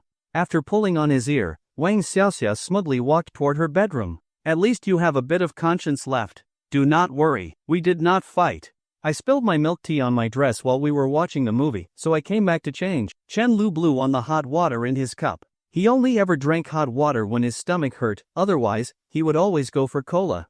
Unable to resist, he muttered, "You are a grown woman, why are you still drinking milk tea?" Wang Xiaoxia stopped in her tracks and gave him a gentle, almost angelic smile. "Xiaolu, how old is your mother this year?" Chen Lu was so startled that his hand trembled, nearly spilling the hot water. "Mom, you are 18. Wang Xiaoxia nodded in satisfaction. "Next time you run your mouth, I will kill you." With that, she slammed her bedroom door shut. Chen Lu let out a small breath of relief. Even though he had not actually done anything bad, the whole situation still felt incredibly nerve-wracking. A few minutes later, Wang Xiaoxia came out wearing a fresh dress, looking as youthful as ever. When she and Chen Mo went shopping together, people often believed her when she said she was Chen Mo's aunt. She had never gone through hardships, and her relationship with Chen Guanglin had always been strong. Even though her son was already 21, she still looked as if she had never aged. This was what love looked like in Chen Lu's eyes. Hardships seemed to be the only thing that nourished wrinkles. The more suffering one endured, the more easily time left its marks on their face. Liang Zhiro's mother was the perfect example of this. "You are not coming back for dinner?" Chen Lu asked curiously. "Just order takeout for yourself. Eat whatever you want, do not deprive yourself," Wang Xiaoxia said while changing her shoes, not seeing anything wrong with her words. "Then can I go eat out with you too?" Wang Xiaoxia refused without hesitation. "Go eat with your girlfriend. Why are you trying to crash our celebration for Lover's Day? If you keep provoking me, I will give you a grandchild. Good luck. If the girl's parents break your legs, do not come crying to me." With that, she closed the door and left. Chen Lu let out a deep sigh of relief. Fortunately, his mother had not noticed anything, especially not Liang Zhiro's shoes. Crisis averted. But why did his heart ache a little? He and his sister did not even look like their parents' biological children. His mom and dad were truly generous souls, adopting not just one but two kids. As he walked back to his room, that thought lingered in his mind. The moment he opened the door, he saw Liang Zhiro sitting on the edge of the bed, looking at him timidly. As soon as he stepped inside, she shuffled a little further away. Chen Lu found it odd. He had no idea that it was because she had overheard his words, "Believe it or not, I will give you a grandchild," and was now feeling extremely flustered. Not thinking much of it, he stepped forward and drew the curtains, adjusting the air conditioning to a comfortable temperature. Then, after checking the time, he grabbed his laptop bag and turned to leave. "I will be in the living room doing research. You sleep. Just turn the lock twice, and no one can get in from outside." Liang Zhiro noticed him clutching his stomach and asked softly, "Are you feeling unwell?" Chen Lu brushed it off. "It is nothing, just a little stomachache. I will eat some crackers, and it will be fine." As he was about to close the door behind him, he suddenly felt resistance. Curious, he let go, and the door was gently pulled open from the inside. Liang Zhiro pressed her forehead against the doorframe, took a deep breath, and finally spoke. Would you like something to eat? I can cook for you."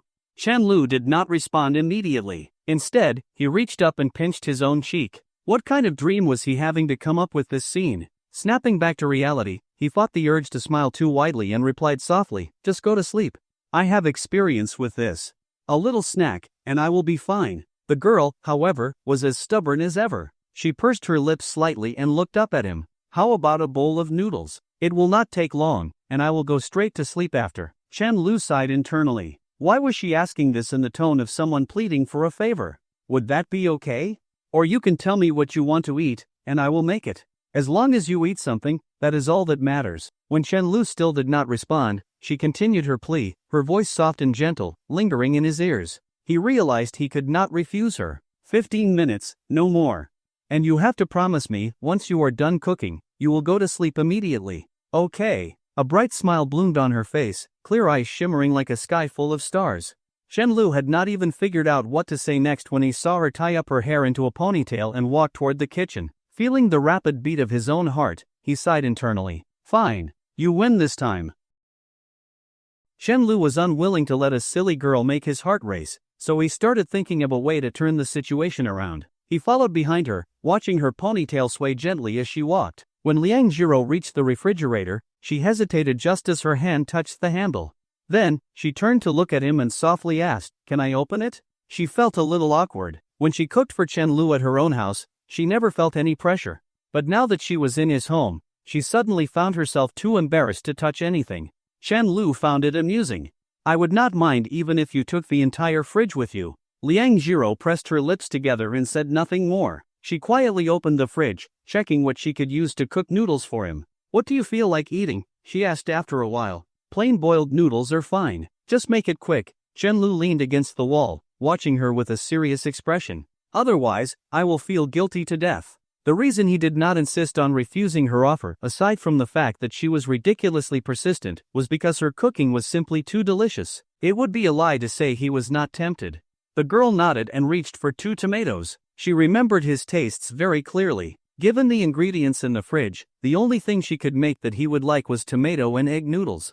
At least, that was what she had gathered from what Chen Lu had told her before. Seeing this, Chen Lu did not just stand around idly. He stepped into the kitchen and started filling a pot with water. He figured it would save this silly girl some trouble. Liang Jiro might have a great figure, but she was still delicate and did not seem to have much strength. She looked like she would topple over with a single push. He was lost in thought until he suddenly noticed the water overflowing from the pot. Quickly, he snapped back to reality and poured some of it out. "You do not need that much water," Liang Jiro gently chided, her tone soft and full of concern. Even this, she felt, was a waste. "I know." Chen Lu placed the pot back on the stove. "I just got distracted." Liang Jiro looked at him with concern. "Do you have something on your mind?" That made Chen Lu feel a little guilty, so he quickly made an excuse. "Not really. I was just thinking about how to fatten you up a little. Look how skinny you are." "Oh," Liang Jiro responded softly, not overthinking it. Chen Lu always seemed to care about her weight more than she did. By now, she had grown used to it. "You should go rest. Just lie down for a bit.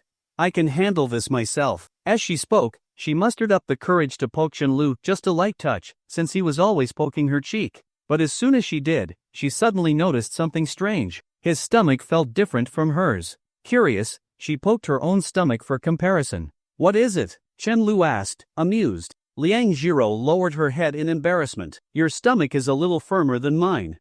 Chen Lu could not hold back a laugh. He lifted his t-shirt slightly, revealing his toned abs. For someone with his lean build, this level of definition was just right, visually appealing without being excessive. "Of course, I have abs, you know?"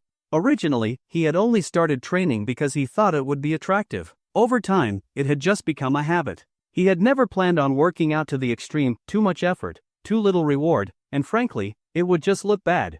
This level, where he could maintain it with occasional training, was perfect. Liang Jiro quickly turned away, feeling both shy and regretful at the same time. She had turned around too fast. When would she ever get another chance like this? She should have looked for a little longer. As soon as that thought crossed her mind, her face burned even hotter, and she started scolding herself internally. Chen Lu chuckled and patted his stomach twice. Instead of walking away, he sat down nearby, watching her. "Oh, right. You still have not let me poke you back," he reminded her. "Come on, let me poke your stomach once." Liang Jiro shook her head vigorously. "No way. Liang Jiro, are you seriously getting away with this for free? That is not fair." "You poke my face all the time," she retorted. Chen Lu was unfazed. "Your face is your face, your stomach is your stomach, and I never stopped you from poking my face. Go ahead, poke as much as you want." Liang Jiro ignored him, focusing on her cooking. If she kept talking, she was bound to fall for his tricks again. Her cheeks still felt warm. This trait of hers was so frustrating. It made her seem too easy to tease. The steam from the pot rose up, making her face feel even hotter. She took 2 steps back, only to suddenly freeze in place, afraid she might bump into something. She turned around anxiously, checking to see if she had knocked anything over. Then, it finally dawned on her, this was Chen Lu's kitchen. There was plenty of space. She did not need to be so careful. And she definitely did not need to stand right in front of the hot steam, roasting herself alive. For a moment, they fell into a comfortable silence, no longer teasing each other. For some reason, watching Liang Jiro moving around the kitchen always filled Chen-Lu with a warm, indescribable feeling. Something between admiration and contentment. The last time he had seen her cooking at her own house, he had suddenly felt an impulsive desire. He wanted to marry this silly girl. Not because he loved her cooking that much, but because he loved this feeling. With her personality, she would insist on handling everything herself. He could picture it already, coming home after work, watching her carefully pick out groceries, carrying the bags for her while yawning, helping her out in the kitchen, only to get chased away when he got too cheeky. Just imagining being able to tease her every day made the corners of his lips curl up. This silly girl would never let him do housework, so he had to take on everything else. A girl like this, if she could really be his wife, he would have to cherish her with all his heart. Liang Jiro, Chen-Lu murmured, snapping out of his thoughts. She turned back to look at him, her ponytail swaying slightly. What is it? You look really beautiful from behind, he said sincerely, the kind of beauty he could never get tired of, no matter how long he looked. Liang Jiro froze, then quickly turned back to her cooking, mumbling under her breath, pervert. Though she scolded him, deep down, she felt a little happy. When other men complimented her looks, it usually made her uncomfortable. She had encountered too many sketchy people while working part-time. But when Chen-Lu said it, she felt something different, something warm and sweet. Watching the noodles floating in the pot, she could not help but smile again. Even though she had just called him a pervert, Chen-Lu only laughed. He loved moments like this. The kitchen was filled with the sound of boiling water. The two of them stood there, one in front, one behind, both smiling to themselves in silence. After a while, a thought suddenly struck Chen-Lu. This was the first time Liang Jiro had ever called him that. He could not help but ask, "You are picking up new habits fast. First, you learned how to smile at me. Now, you are calling me a pervert. What if one day you learn to yell at me?" "I will not," she replied instantly. But this time, she did not turn around to look at him. She was too shy. And yet, she needed him to believe her. Lowering the heat on the stove to reduce the noise, she bowed her head deeply. After gathering all her courage, she finally whispered, "I could never bear to." "Really?" Chen-Lu asked, feeling rather pleased. The girl gave an almost imperceptible nod and continued focusing on her task. Chen-Lu stretched lazily and sat down at the coffee table to continue his research. Since all the participants were university students, as long as he put in some effort, he had a fair chance of securing a decent ranking. He did not feel too much pressure. If he succeeded, that would be great. If not, it would still be a valuable experience. While Liang Jiro was cooking in the kitchen, Chen-Lu sat in the living room, sipping hot water like a well-behaved patient and taking notes. This scene remained unchanged for about 10 minutes until Liang Jiro brought a bowl of noodles to him. "Go get some rest," Chen-Lu urged her softly. Liang Jiro nodded slightly, but before heading to Chen-Lu's room, she leaned over to glance at his laptop screen.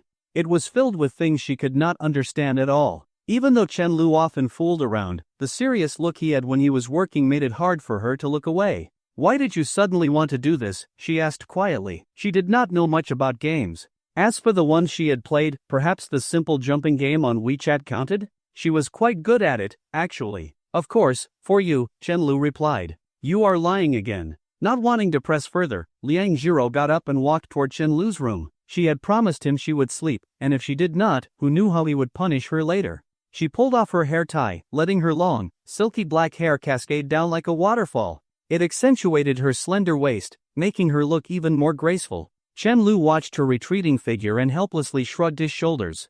These days, even telling the truth was not enough to be believed. Sigh, the world had changed. People were no longer as they used to be. Although he had always pursued self-improvement for his own sake, the reason he suddenly wanted to start a business was indeed because of Liang Jiro. On a small scale, if things went well, he might be able to help her solve her current problems.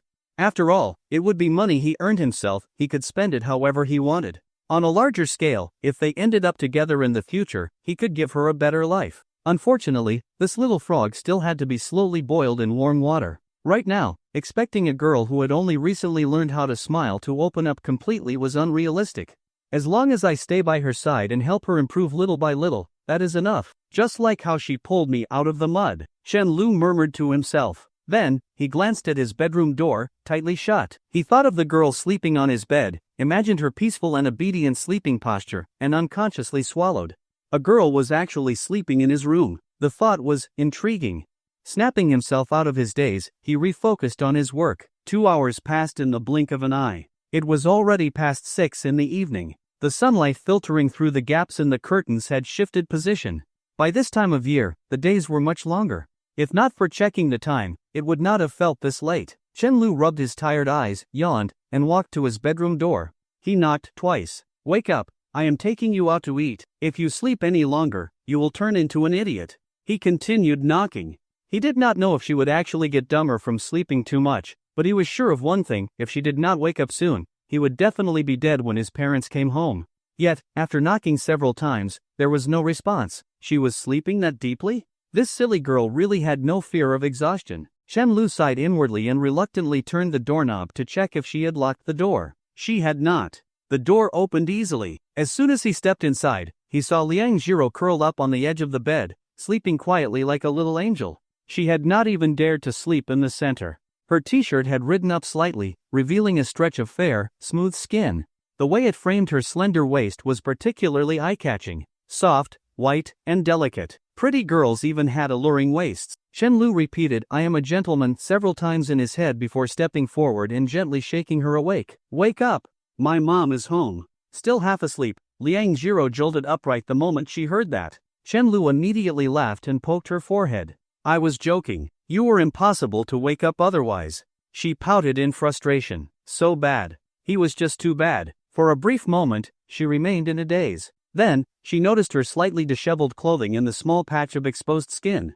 She blinked, looked up at Chen-Lu, and saw him struggling to avert his gaze. Flustered, she dove under the blanket. She never wanted to face the world again. Then, a horrifying realization struck her. This was Chen-Lu's blanket. Exhausted. That was it. The world could just end now. Seeing her reaction, Chen-Lu could not help but chuckle. All right, get up now. I am taking you out to eat." "Why are we eating out?" Liang Jiro peeked out from the blanket and looked up at him. Chen-Lu replied as if it was the most obvious thing in the world. "Because today is May 20th. As for Chen-Mo, who would return home later to find no dinner, Chen-Lu did not spare a thought. She was old enough to fend for herself. She could find something to eat. For a moment, Liang Jiro did not quite understand. But friends do not eat out together on May 20th. They do if they are really, really close friends, Chen-Lu said seriously. "Last year, I had dinner with Jiang Chao." She believed him. "Oh," she murmured. She stayed under the blanket for a bit longer, making sure her clothes were properly arranged before she finally crawled out.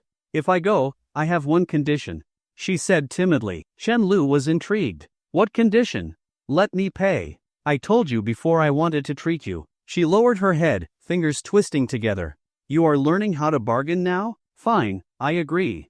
Go wash up." "Okay." Chen-Lu returned to the living room, pondering where to take Liang Jiro for dinner while waiting for her to finish freshening up. Just as he was contemplating the pros and cons of pixel art styles, the door at the entrance suddenly made a sound. A chilling sound. "Oh, fuck. No way." Chen-Lu stood up and looked toward the entrance, determined to see who exactly had arrived. If it was Chen-Mo, that was still manageable. If it was his parents, he might as well start considering where to be reborn in his next life. Soon enough, a girl with a high ponytail bounced inside and flung her school bag several steps ahead. Chen-Lu let out a breath of relief, sat back down on the sofa, and muttered, "You act like an elementary school kid." Chen-Mo grinned at him, then darted over and clung to his arm, acting cute. "Brother, I want to go to a concert this summer." "Go ahead." "But I don't have money." "Perfect, neither do I."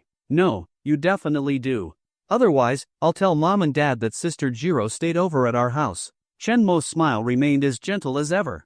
"And I'll also tell Sister Jiro that you once mistook my compressed facial towel for a milk tablet and almost ate it." "Shut up." Chen-Lu was speechless. "Fine, if you can get the tickets, I'll go with you. Happy now?"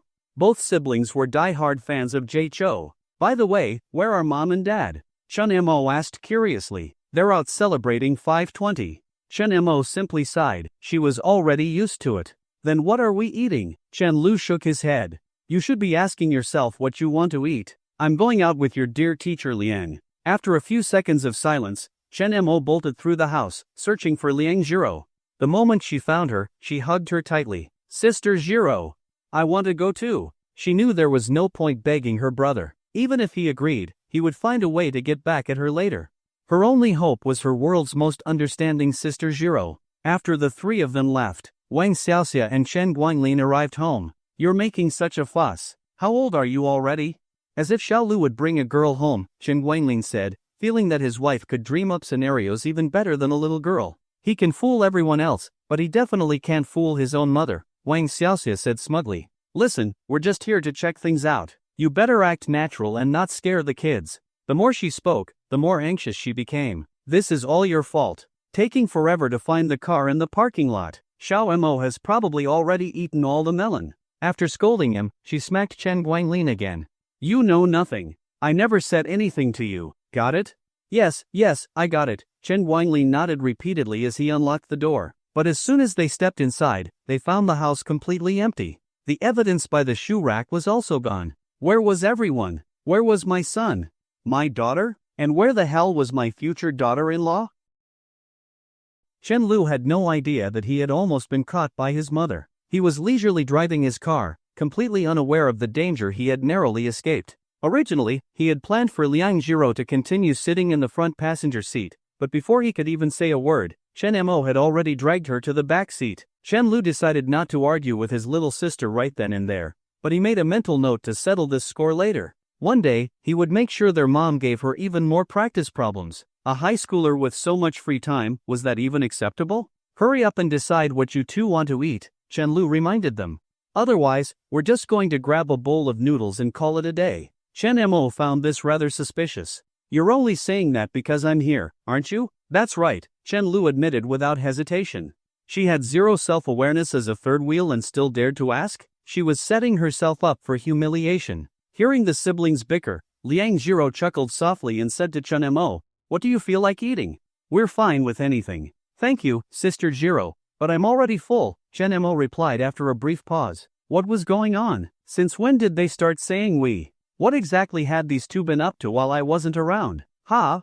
Did you eat before coming back? Liang Jiro was a bit surprised. She suddenly felt like all the time she had spent thinking about what the siblings liked to eat had been completely wasted. She had really wanted to treat them to a meal. Her part-time jobs had been exhausting lately, but at least she had made quite a bit more money. No, I mean I'm full from watching you two shove your love in my face, Chen Mo teased, clinging onto Liang Jiro's arm like a lazy little koala. This girl, who was a serious competitor for her future sister-in-law, was sometimes just adorably clueless. Liang Jiro quickly turned her face away, scolding softly, don't say nonsense. Just tell me what you want to eat. Chen Lu cut off Chen Mo's nonsense before she could get too carried away. He had been carefully simmering things in warm water, and this dumb little sister was here stirring up trouble. For a girl like Liang Jiro, who was both insecure and overly sensitive, being too direct could easily backfire. The more she tried to face her feelings, the more she might resist them. Even if she did fall for him, she might end up suppressing her emotions, afraid of dragging him down into the struggles of her life. Right now, the pressure on her was still too much. She had yet to live even a single day for herself. Let's go for barbecue, Chen Mo suggested enthusiastically. You don't get a say, Chen Lu dismissed her mercilessly, watching Liang Jiro's reaction through the rearview mirror. Liang Jiro let Chen Mo cling to her and replied gently, let's listen to Chen Mo. I'm fine with anything. She didn't mind this kind of interaction. After all, she barely had any friends. Just having someone treat her like this already made her feel incredibly happy. Ever since she met Chen Lu, every day had felt like a dream, so much so that she was afraid of waking up. If this all turned out to be nothing but a dream, she was sure she would cry for a long time. She watched as the scenery outside the window rushed past in a blur, lost in thought. From time to time, she would steal a glance at Chen Lu's side profile. Only by doing this could she feel a little more at ease. Aside from her mother, this handsome and gentle boy had already become her entire world for this lifetime. As she stared at his profile in a daze, a sudden wave of sorrow surged through her chest, making it hard to breathe. She was finding it increasingly difficult to suppress her feelings. But she knew she wasn't someone who had the right to indulge in such desires. Chen Lu's figure grew more and more blurred in her vision. She bit down on her lower lip, her eyes filled with frustration and helplessness. She was terrified that by the time she finally became strong enough, she would have already missed her chance with him. Why? Why did I have to meet you at the weakest point in my life? Sister Jiro, what's wrong? Did my brother bully you? Chen Mo turned her head and saw Liang Jiro's teary eyes, immediately panicking. She quickly grabbed a tissue and smacked the driver's seat hard. Brother!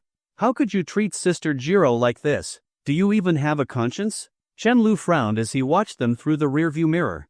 If it weren't for the fact that this area was bad for parking, he would have stopped the car immediately to check on Liang Jiro. You have so little faith in me? Chen Lu was exasperated. He racked his brain but couldn't figure out what he had done wrong. At this rate, he was going to end up recalling every bad thing he had ever done since childhood. If not you, then who? You think I bullied her? Sister Jiro, do not be afraid. We will never bow to tyranny, Chen Mo declared, looking into her eyes. I will make sure Dad and Mom hang him up and beat him, and I'll even record a video for you.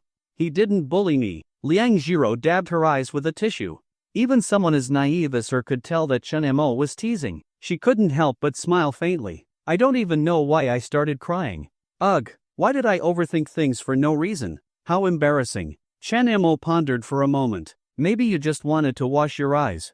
Sometimes I purposely find really sad novels or dramas just to make myself cry a bit. When I watched Goodbye, My Princess, I cried my eyes out. Sister Jiro, have you seen it? Liang Jiro shook her head, eyes still red. She had never had time for things like that. Whenever the people around her talked about these topics, she never understood a word, which was one of the reasons she had always struggled to fit in.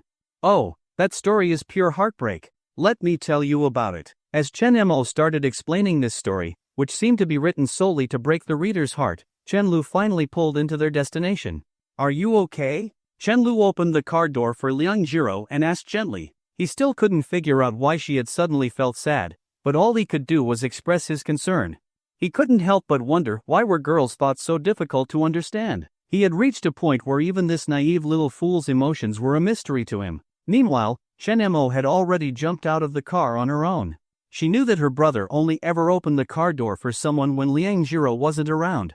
I'm fine. Liang Jiro avoided looking at him, embarrassed, and stepped out of the car. Just as she was about to escape, Chen Lu gently took her by the arm. This time, he didn't even have time to notice how soft her skin was. His focus was entirely on her. The girl froze in place. A few seconds later, she slowly turned around. Her heart clenched. She was terrified that he would ask her why she was upset. If he did, she wouldn't know how to answer. But at the same time, she also didn't want to hide anything from him. That kind of contradiction would crush her. Luckily, Chen Lu seemed to understand that she wasn't ready to talk about it. Instead, he said, "Then smile for me. If you do, I'll believe that you're okay, and I'll let it go." Liang Jiro tried her best to look at him. Too shy to force a smile, she puffed up her cheeks and made a cute pout instead. She knew she wouldn't be able to smile just yet, so she had to bluff her way through. Chen Lu chuckled, poked her cheek with his finger, and led her inside. Even in front of Chen Mo, he didn't let go of her hand. Watching Liang Jiro walking with her head down in the restaurant, so shy that she didn't dare to lift her gaze, Chen Mo wished more than ever that she had been born a boy. If she ever reincarnated as a guy, the first thing she'd do would be to claim her best friend for herself before anyone else could snatch her away. She entertained the thought quietly, trailing behind the two of them. If she had known it would be like this, she wouldn't have come at all. This free meal was turning out to be a real struggle. She had already had enough of swallowing lemons. The three of them found an empty table and sat down. Chen Mo took the seat next to Liang Jiro and shot her brother a strange look. Meanwhile, Liang Jiro kept her head lowered, lightly gripping the spot on her arm where Chen Lu had just held her. She couldn't stop replaying the sensation in her mind. It felt like her skin was burning. Every time Chen Lu touched her, the places where their skin met seemed to bloom into flowers. In this not-so-special day that had, at some point, been given a special meaning, the restaurant was full of couples, their laughter and chatter filling the air. The scent of grilled meat mixed with the slightly greasy aroma of hot oil. After some brief conversation, Chen Mo and Liang Jiro started discussing what to order. Chen Lu rested his chin on his hand, watching Liang Jiro's focused expression, and found himself thinking something was off. Just a while ago, when he turned around in the car, the silly girl had been on the verge of tears, and it had really startled him. Still, he had to admit she was quick to adjust her mood. Now she was just going about things as usual. Probably something she had trained herself to do from a young age. If it were Chen Mo, she would have been in an emotional slump for a while. What do you want to eat? Liang Jiro looked up at him. Chen Lu smirked slightly and chuckled. Teacher Liang is really considerate. I don't mind. I'll just eat whatever you two eat. Bro, do you have some kind of special fetish? Chen Mo stared at him blankly. How did you just pull that out of nowhere? Liang Jiro nodded in agreement with Chen Mo's comment. He even made me call him Teacher Chen before. Ugh. Chen Mo looked at him with utter disgust. Seeing the two girls smiling so faintly, Chen Lu found he didn't really mind being the target of their jabs. This silly girl had become a bit livelier compared to when they first met. Back then, he never could have imagined that this girl would walk into his life and change him so much. Looking at Chen Mo and Liang Jiro sitting close together, Chen Lu sighed. Sigh, if only we could switch places. I want to experience having a beautiful and gentle private tutor too. Chen Mo glanced at him, unimpressed. Bro, that kind of theme belongs in a certain type of film. You should stick to just watching it. Why are you taking it seriously? Chen Lu blinked innocently at her. What are you talking about? I don't understand. Then he turned to the dazed-looking Liang Jiro and asked with a perfectly serious expression, did you understand? You definitely weren't thinking anything good. Liang Jiro answered just as seriously. Even though she hadn't fully understood, after spending so much time with Chen Lu, she had learned to read his expressions pretty well.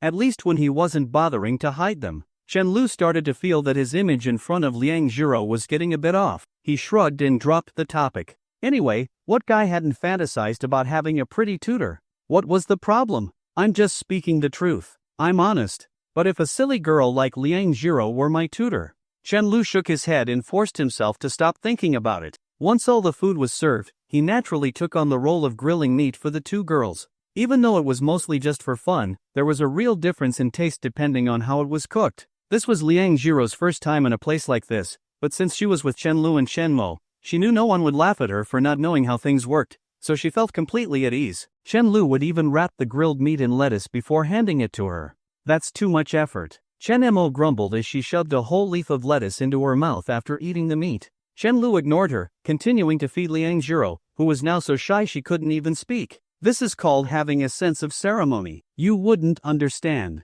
Isn't it all just lettuce and meat in the end? What difference does it make whether you eat them together or separately? There is a difference. Chen Lu's eyes carried a hint of amusement. When you're feeding someone, this way makes it seem more thoughtful. But you wouldn't get it, after all, no one's ever fed you. Chen Mo was livid. She clung to Liang Jiro's arm, whining, Jirojia, feed me too. All right. Liang Jiro mimicked Chen Lu's actions from earlier, preparing a bite and feeding it to Chen Mo like she was feeding a child. Chen Lu looked at his sister's smug expression and rolled his eyes. If she fed you, she has to feed me too. Liang Jiro was feeling a little dizzy from all the teasing, but she still nodded obediently. Okay. A while later, Chen Mo glanced at Liang Jiro and curiously leaned in to whisper in her ear. How far have you and my brother gotten? Liang Jiro immediately tensed up. Don't say things like that. We're just good friends. Completely innocent. Chen Lu clarified. Chen Mo nearly had a brain malfunction. Good friends? What kind of good friends walk into a restaurant arm in arm? She shot her brother a glare as if saying, how are you this useless? If you won't do anything, I will. Chen Lu ignored her and simply responded with a helpless look. More than half an hour later. All right, time to head back. You have class, Chen Mo. Chen Lu checked the time and got up. Chen Mo made no move to get up, looking at Liang Jiro pitifully. Jirojie, you're the best. Can I take a break today? Liang Jiro hesitated. You say that every time. Chen Mo slumped onto the table like she had no strength left. Future sister-in-law refused to let her skip class today, -1 point. It was getting worse. They were already speaking in sync. How was a single person supposed to survive this? The three of them didn't linger outside. Before long, they arrived home. As soon as Chen Lu opened the door, he saw his parents sitting in the living room. Wang Xiaoxia sat there with a stern expression, looking like she was about to conduct an interrogation. But the moment she saw Liang Jiro, her face instantly lit up with a smile, her change in expression faster than flipping a page. Zero, you're here. She pulled the girl over to sit beside her.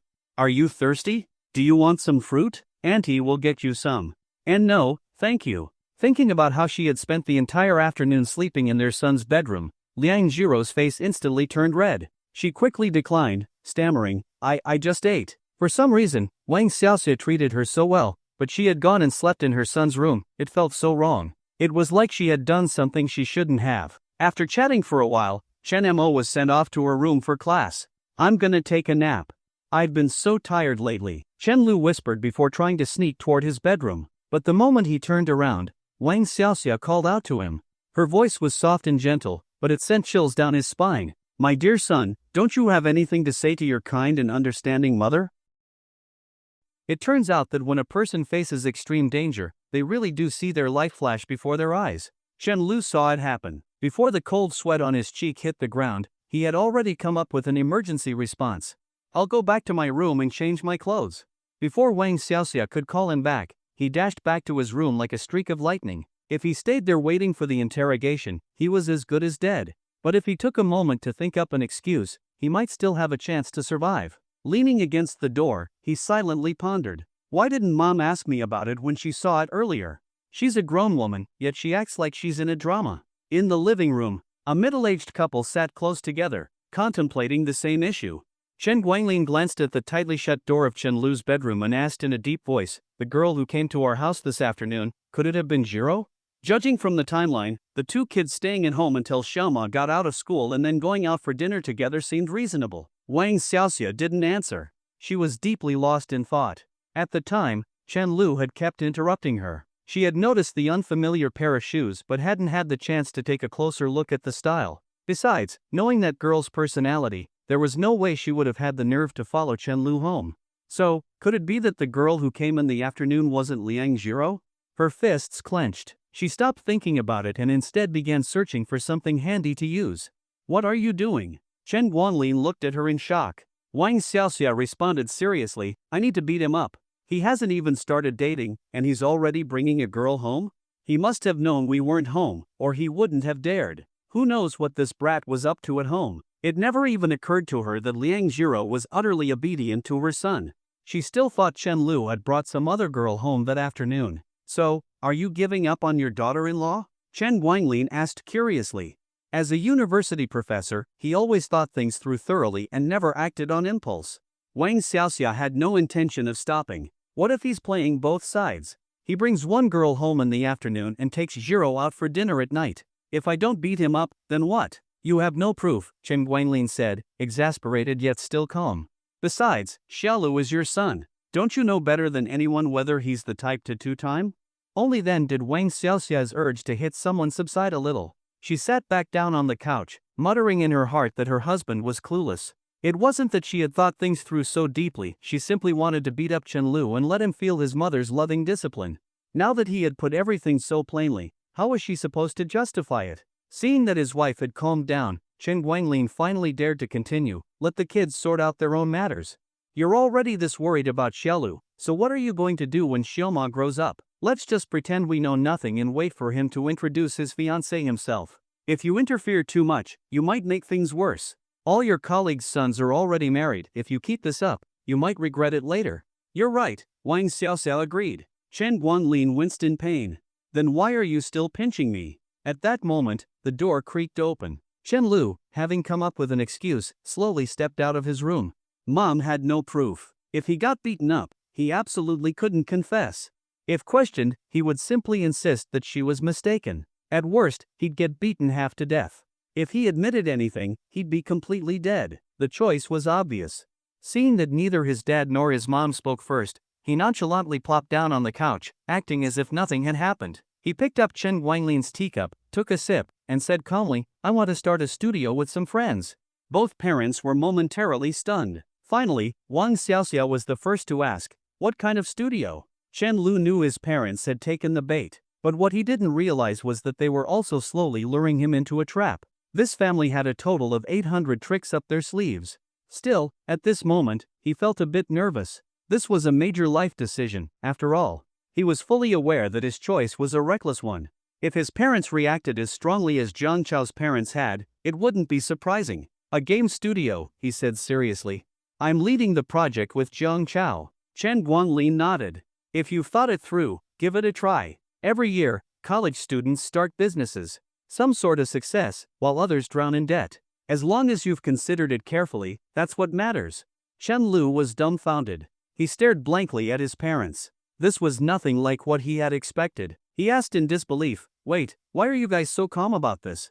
Aren't you supposed to say, if you mess around, I'll break your legs?" Then he turned to Wang Xiaoxia.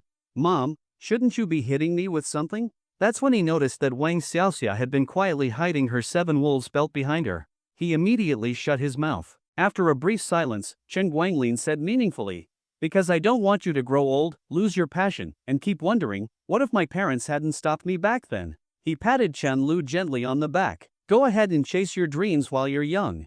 Your mom and I worked hard to give you and Xioma that opportunity. If you're a rock, we'll be the wind that helps you soar. If you're just a sparrow, we'll be the branch that shelters you from the storm." Be bold, if you fall, I'll catch you. All you have to do is get back up. Chen Lu was silent for a long time. He sniffed, then smiled. I appreciate the support, and it's touching and all, but why are you guys making it such a big deal? I'm still taking the bar exam. If this doesn't work out, I'll just find a regular job. Wait. Dad, was there something you wanted to do back then, but Grandpa and Grandma didn't let you? He suddenly asked, curious. Chen Guanglin chuckled, shaking his head. He took Wang Xiaoxia's hand, feeling the once soft skin that had become rough over the years.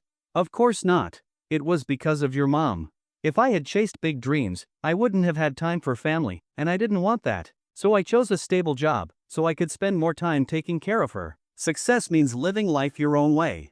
It doesn't have to be about a big career. Living an ordinary life with the person you love, that's a kind of success too. I'm out. Without another word, Chen Lu got up and went back to his room. He hadn't expected this turn of events. Just a while ago, he had been laughing at Chun Mo for being lovesick. Now it was his turn. Karma sure came fast. That's also a kind of success, huh? Lying on his bed, he stared at the ceiling, mumbling his dad's words. When he closed his eyes, he suddenly saw Liang Jiro, timidly waiting for him in the rain. Then he saw her, dressed in the skirt he had bought for her, crying into his chest. And then, gathering all her courage, forcing a smile at him, he jolted upright. Shit, something's wrong with me. Chen Lu did not know when he had dozed off in a daze. Researching various things over the past few days had completely exhausted him. He had no idea how much time had passed when the notification sound from his phone abruptly pulled him out of his sleep. He quickly glanced at the time and was relieved to see that it was not yet time to take Liang Jiro home. The message was from Jiang Chao. Jiang Chao, actually, the bigger the fish, the smaller the fish. Do you know why? Jiang Chao, the bigger the fish, the more bones it has. The more bones it has, the less meat there is. So, the bigger the fish, the smaller the fish. Chen Lu, go to hell. He could not be bothered to entertain this lunatic any further. Gazing at the misty night outside the window, he resumed pondering the thoughts he had before falling asleep. When exactly did this silly girl make me fall for her completely? He still could not figure it out. There were just too many memories. Maybe it was from that day when Liang Jiro stood there, half-soaked, timidly waiting for him for almost 2 hours. That was when the seed had already been planted. She made him more confident, pulling him out of the swamp of self-doubt. That day, this silly girl used her actions to tell him that there was someone willing to wait for him, even in a torrential downpour. Later, she proved to him again with her actions, perhaps there really was a girl whose eyes were filled only with him. All he had to do was turn around, and he would see her. Meanwhile, after receiving a curse from Chen Lu, Jiang Chao put down his phone, bored, and glanced at Li Xinian, who was visibly nervous, and Xin Wenxi, who sat beside him. They were currently having dinner at a hot pot restaurant. Following Chen Lu's instructions, Jiang Chao had immediately brought Li Xinian with him to the neighboring department to recruit talent. With Li Xinian making the introductions, their recruitment message had quickly spread through the various computer science department groups, something an average person's social reach could not achieve. As for the price, it was serving as Li Xinian's wingman. Jiang Chao was speechless. Back when Li Xinian was in the student council, he loved dragging either him or Chen Lu along to help him maintain appearances. It seemed that, to him, knowing people like Jiang Chao or Chen Lu was something worth bragging about. But what Jiang Chao had not expected was that this habit had extended even to his dates. It was obvious that Li Xinian felt extremely inferior in front of this girl. And that was how the path of a hopelessly devoted fool began. The more Jiang Chao observed, the more displeased he became. Based on his past experience as a player, Xin Wenxi's level of interest in Li Xinian was not even as high as her interest in Chen Lu. It was entirely possible that she had initially befriended Li Xinian as a stepping stone to get closer to Chen Lu. After all, the only reason there had been so few girls chasing Chen Lu in the past few years was that he had been publicly pursuing Mo Yuqing and had maintained a certain distance from other women. Otherwise, given Chen Lu's looks and personality, Jiang Chao did not even want to imagine it. Wow, you and Senior Chen Lu are starting a business together? That is amazing, Xin Wenxi exclaimed. Jiang Chao nodded slightly without saying anything. He knew that even if he stayed silent, the conversation would not go cold. Someone was eager to keep it going. Seeing this, Li Xinian quickly responded, he has always been like this throughout college, getting sudden whims here and there. It is normal. Jiang Chao sighed inwardly. Li Xinian had never realized that he was never the focal point of these conversations. Ever since this girl had seen his car, her attitude had instantly become much warmer. And this was a girl who had spent 520 Chinese Valentine's Day with Li Xinian.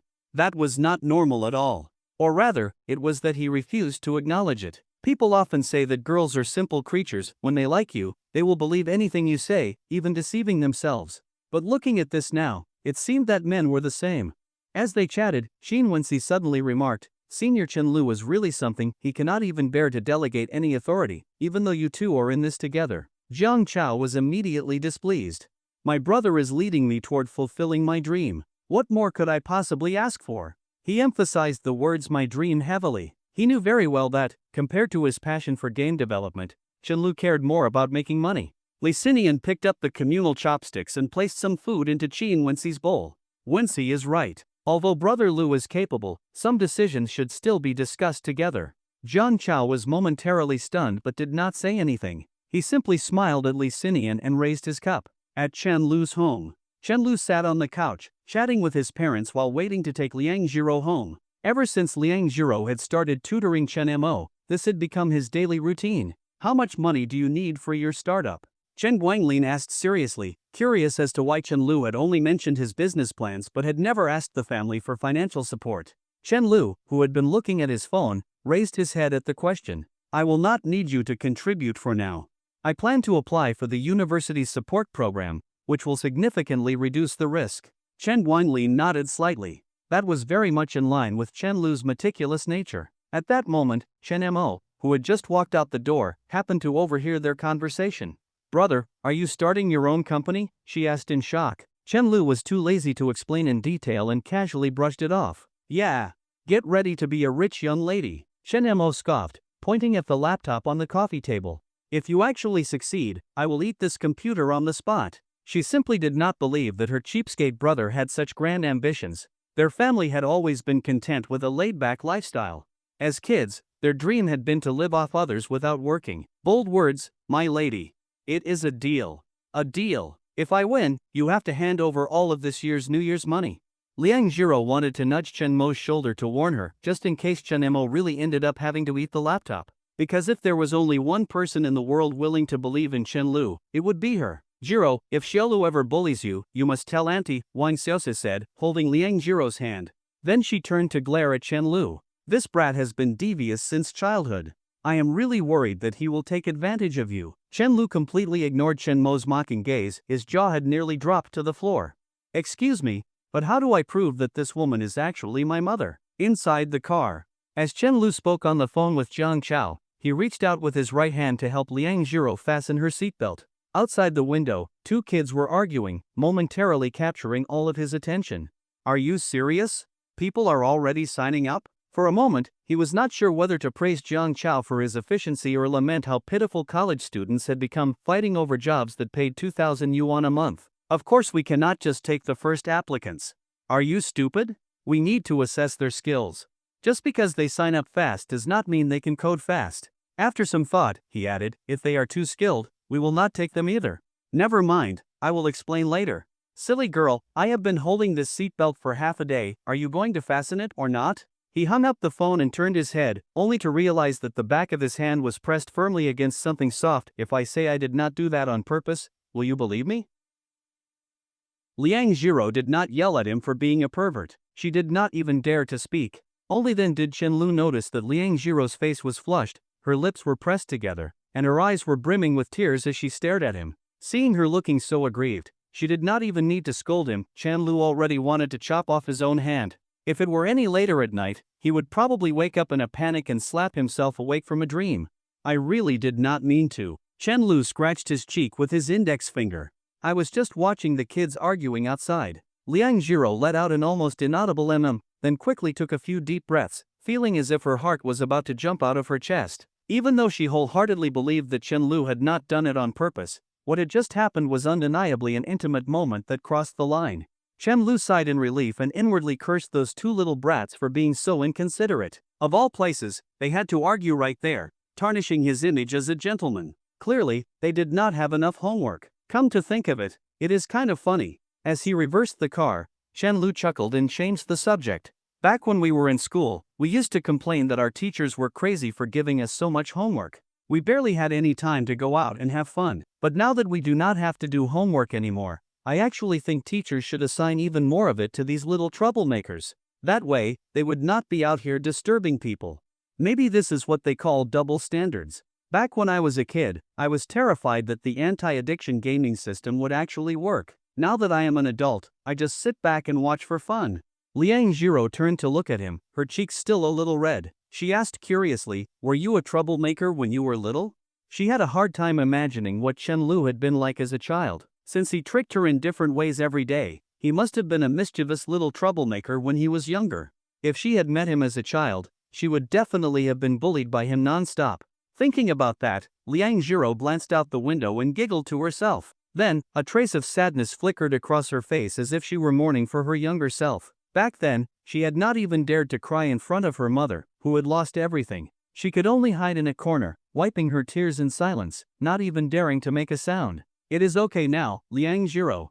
As she recalled those painful memories, she whispered in her heart to her past self, "One day, you will meet a boy as warm as the sun.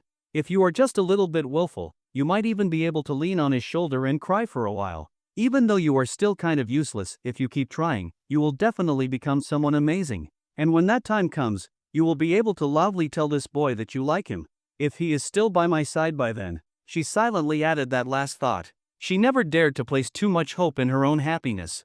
When she snapped back to reality, she realized that Chen Lu was still talking. "I got spanked a lot as a kid for playing around too much," Chen Lu said as he fiddled with the GPS. "My family used to live near the People's Hospital." "That is where you were hospitalized last time, right?" "There is a park nearby. Back when I was in elementary school, I played there all the time. No matter what games the kids played there, I would always dominate." He did not have the nerve to mention how he even bribed others when playing hide and seek. But when it came to games like King of Fighters, no one in that area could beat him. Liang Jiro paused for a moment. "The one with the long bridge?" Her memories of that park had long since faded, but that long and oddly crooked bridge had left a deep impression on her. "You even know that? You have been there before?" Chen Lu was a little surprised. "I went when I was little." She did not say anything more. She did not want to remember the past, losing her father, sitting alone in the park corner, utterly helpless. Her way of letting go of the past was not by making peace with it, but by burying it away, never thinking about it again.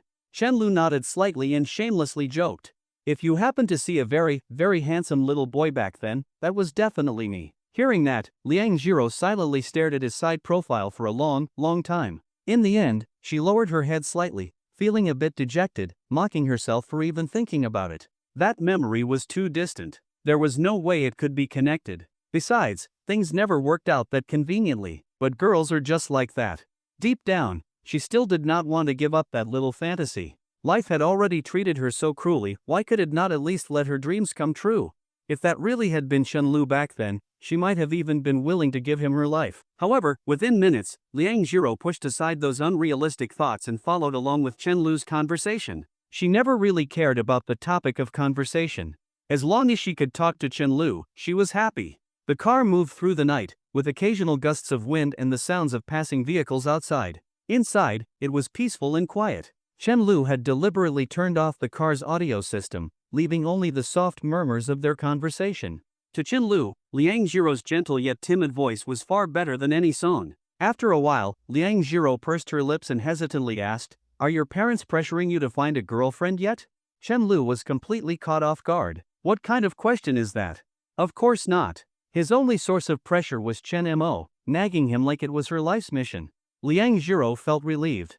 Only then did she slowly unclench the hand that had been tightly gripping the hem of her clothes. She subconsciously muttered under her breath, "That is good. What did you say?"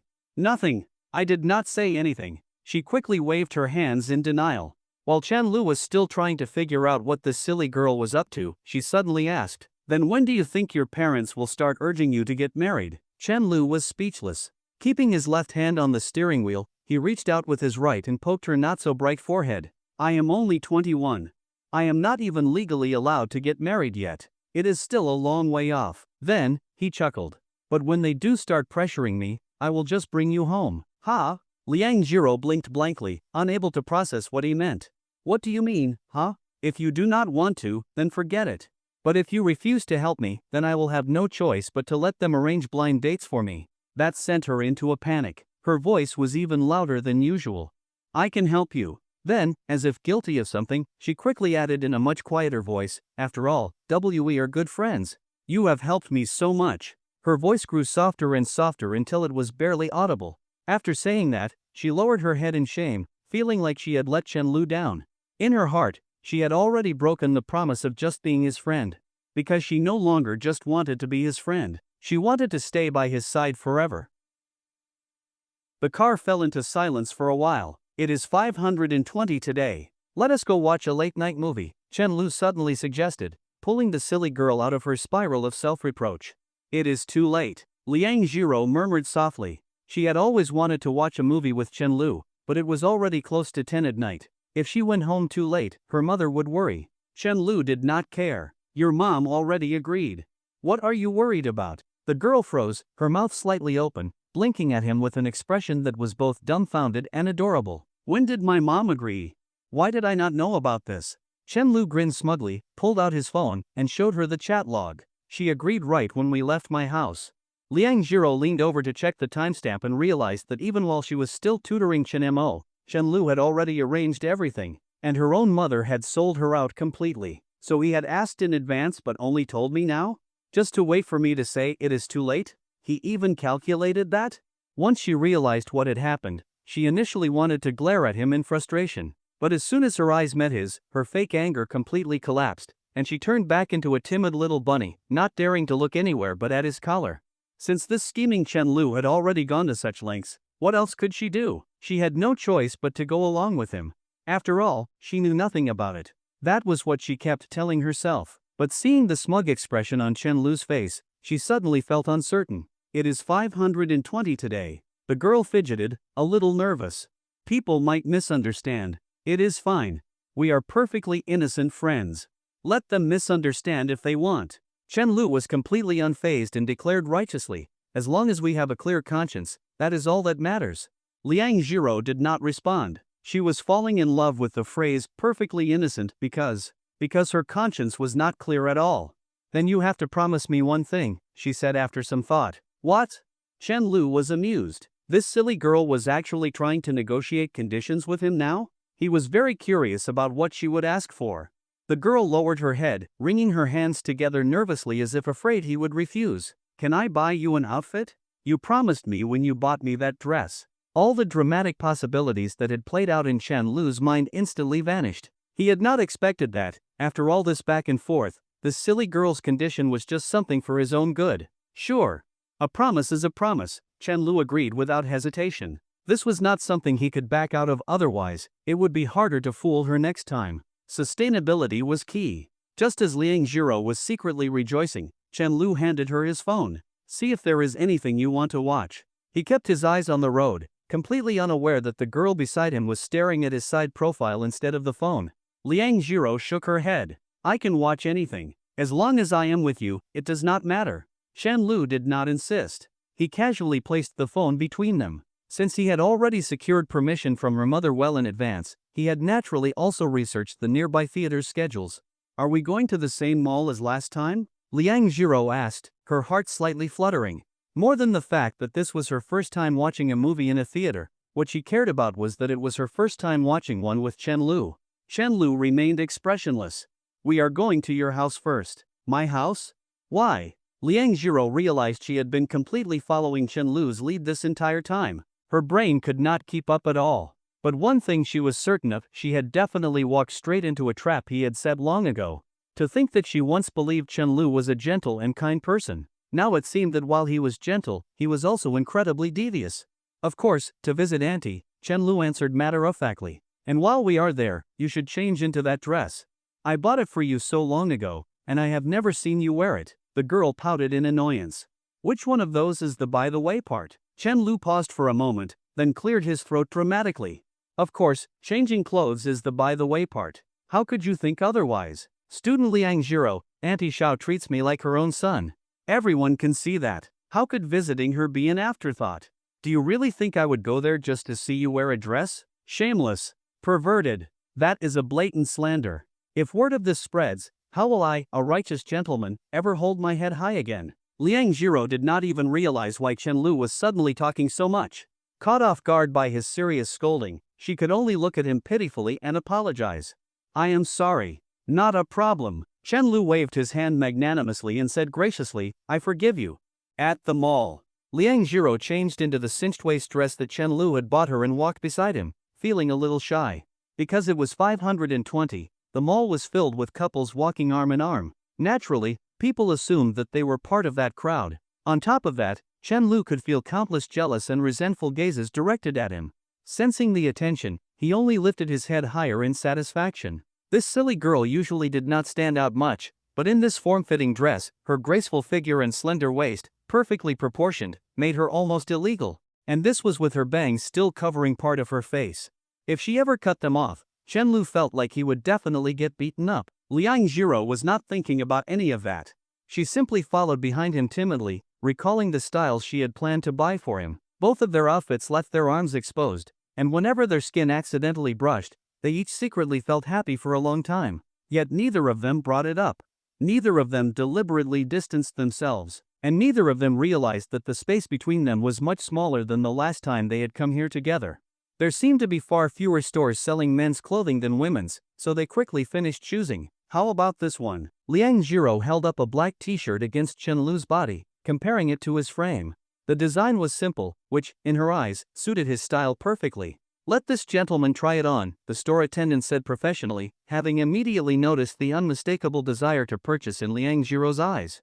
Chen Lu lazily walked up to her. Is this not enough already? He did not know why, but when he was picking out clothes for Liang Jiro, he had enjoyed it like it was a dress-up game, and he never got tired of it. But now that he was shopping for himself, he already wanted to die.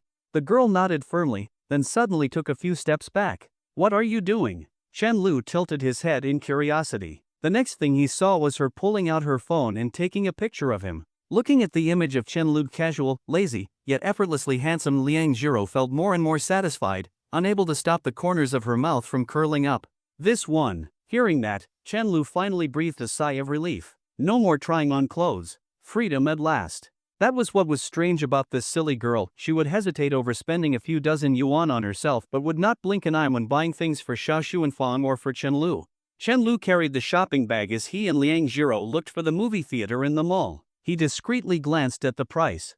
198 yuan. For a men's t-shirt, that was already quite expensive. If he were buying clothes for himself, he would never even consider it. The only times he wore things at this price point were when Wang Xiaoxia or Chen Mo bought them for him. And now, there was Liang Jiro. This is kind of expensive, he said, his heart aching. He knew all too well how exhausting her part-time jobs were.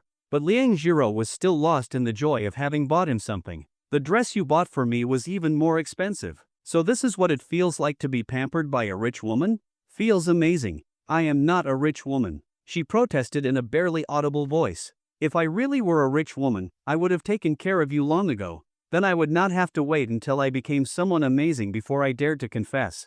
Chen Lu tapped her forehead lightly and said with meaning, you will be in the future. Come on, let us go watch the movie. Okay, the girl responded softly, continuing to obediently follow beside Chen Lu. Noticing a milk tea shop nearby, Chen Lu pulled her toward it. Even though this silly girl might still think they were just innocent friends, some things needed a sense of occasion on a day like this. Chen Lu looked up and saw a sign that read, Couples Promotion, second cup half price. Is this a special promotion just for today? Chen Lu asked curiously. Yes, it is only available today and tomorrow for couples who come here to buy milk tea, the staff member replied politely. Liang Jiro turned her head toward Chen Lu. Do you want one? Chen Lu felt like this silly girl was getting dumber by the day. He was both amused and exasperated as he met her gaze. If I did not want one, why would I bring you here? The girl let out an almost inaudible oh and then mumbled, then, 2 cups, please. Whether it was pretending to be a couple to buy milk tea or getting a second cup at half price, both made her very happy. So there really were moments in life that gave you the best of both worlds. Perhaps because Liang Jiro's expression was so shy and hesitant, the staff member could not resist gossiping a little. Excuse me, but are you two a couple? Just as Liang Jiro was nervously trying to figure out how to answer, she suddenly felt her slender wrist being gently held. The warmth of his touch spread like an electric current through her entire body, surging straight to her heart and making it race uncontrollably. Even with the noisy background, she could hear the pounding of her own heartbeat. For a moment, her mind went completely blank. Of course we are, Chen Lu replied with a light chuckle. Do we not look like one? Liang Jiro lowered her head, turning her face away, only daring to look at Chen Lu's clothes instead of his eyes. You do. The young staff member smiled. You are a perfect match, truly a handsome man and a beautiful woman. I have never seen such a good-looking couple before. Chen Lu responded politely but did not say anything more, because his acting had already reached its limit. Even though he was only holding her arm, the feeling in his heart was indescribable. He could clearly feel how soft and delicate Liang Jiro's skin was, and even when he unconsciously squeezed her arm slightly, the girl simply stayed still, obediently letting him hold on. He wished he could hold her hand like this forever. Seeing the staff member turn around to prepare the milk tea, he finally took a moment to glance at Liang Jiro beside him. The girl had her head lowered, staring at something, but her flushed cheeks were already as red as a little cherry tomato. She took a few deep breaths, her voice trembling slightly as she asked, "Are you not done yet?" "Just a little longer. Hold on a bit more." Her heart finally began to calm down slightly. She sneaked a peek at their hands, and a strange feeling welled up inside her. Just for a little while, it should be fine, right? Just this once. She did not even know who she was asking for permission. After hesitating for a few seconds, she finally gathered her courage and gently squeezed his hand back. The moment she did, Chen Lu, who had been looking quite smug just moments ago, completely froze. Now Liang Jiro panicked. Like a child who had suddenly realized they had done something wrong, she quickly shifted her gaze away, pretending as if nothing had happened. She had a feeling that Chen Lu was rubbing off on her, and she was about to turn into a little troublemaker herself. Just as she let out a small sigh of relief, Chen Lu, seemingly unwilling to let things slide, squeezed her hand in return. Liang Jiro knew she had started it, so she felt too embarrassed to say anything and could only let him have his way. Fortunately, the staff members soon brought over the milk tea, and Liang Jiro finally saw a ray of hope. She admitted that she did like the feeling of Chen Lu holding her hand, but this was simply too overwhelming. Her heart could not take it, especially when she noticed that some people were looking in their direction. She wished she could find a hole to crawl into, so she lowered her head as much as possible, pretending to be invisible. "If I cannot see you, you cannot see me." But instead of letting go, Chen Lu nonchalantly unlocked his phone with one hand to prepare for payment. "I can do it." Liang Jiro hurriedly spoke up. She did not even notice that she was also only using one hand to take out her phone, and it was her left hand, no less. The staff member pointed to the photo wall behind them and smiled. "Would you like to take a picture together? If you do, your order will be free." Liang Jiro was completely stunned. What kind of milk tea shop was this? A half-price discount for couples and now free milk tea for a photo? The staff member seemed to notice her confusion and quietly explained, "Our boss really loves setting up these kinds of promotions. Besides, you both look amazing together. It would be a waste not to take a picture." Chen Lu nodded. "Whether it is free or not does not matter. What matters is that I get a copy of the photo." "Of course. Deal." Liang Jiro stared blankly at Chen Lu, blinking in confusion, not fully understanding the situation. Then she was suddenly pulled closer as they took a photo together. Chen Lu looked at the instant film picture that the staff member had just taken with a Polaroid camera, his smile practically reaching his ears. Though he could not help but notice that in 10 out of 10 pictures, Liang Jiro always turned her face slightly away, completely avoiding the camera. Somehow, that only made her look even more shy and adorable. The more he looked at it, the more he liked it. He hooked his little finger around the milk teacup, holding both his phone and the photo between his fingers, struggling to balance all three things in one hand. For some reason, he just could not seem to remember that he had another free hand.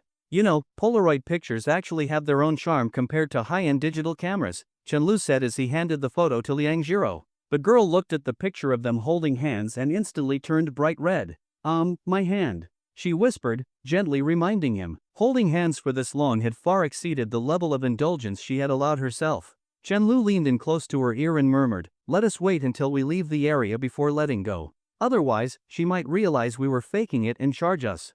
"All right." Liang Jiro believed him. She only believed everything Chen Lu said. It was not because she wanted to hold his hand a little longer.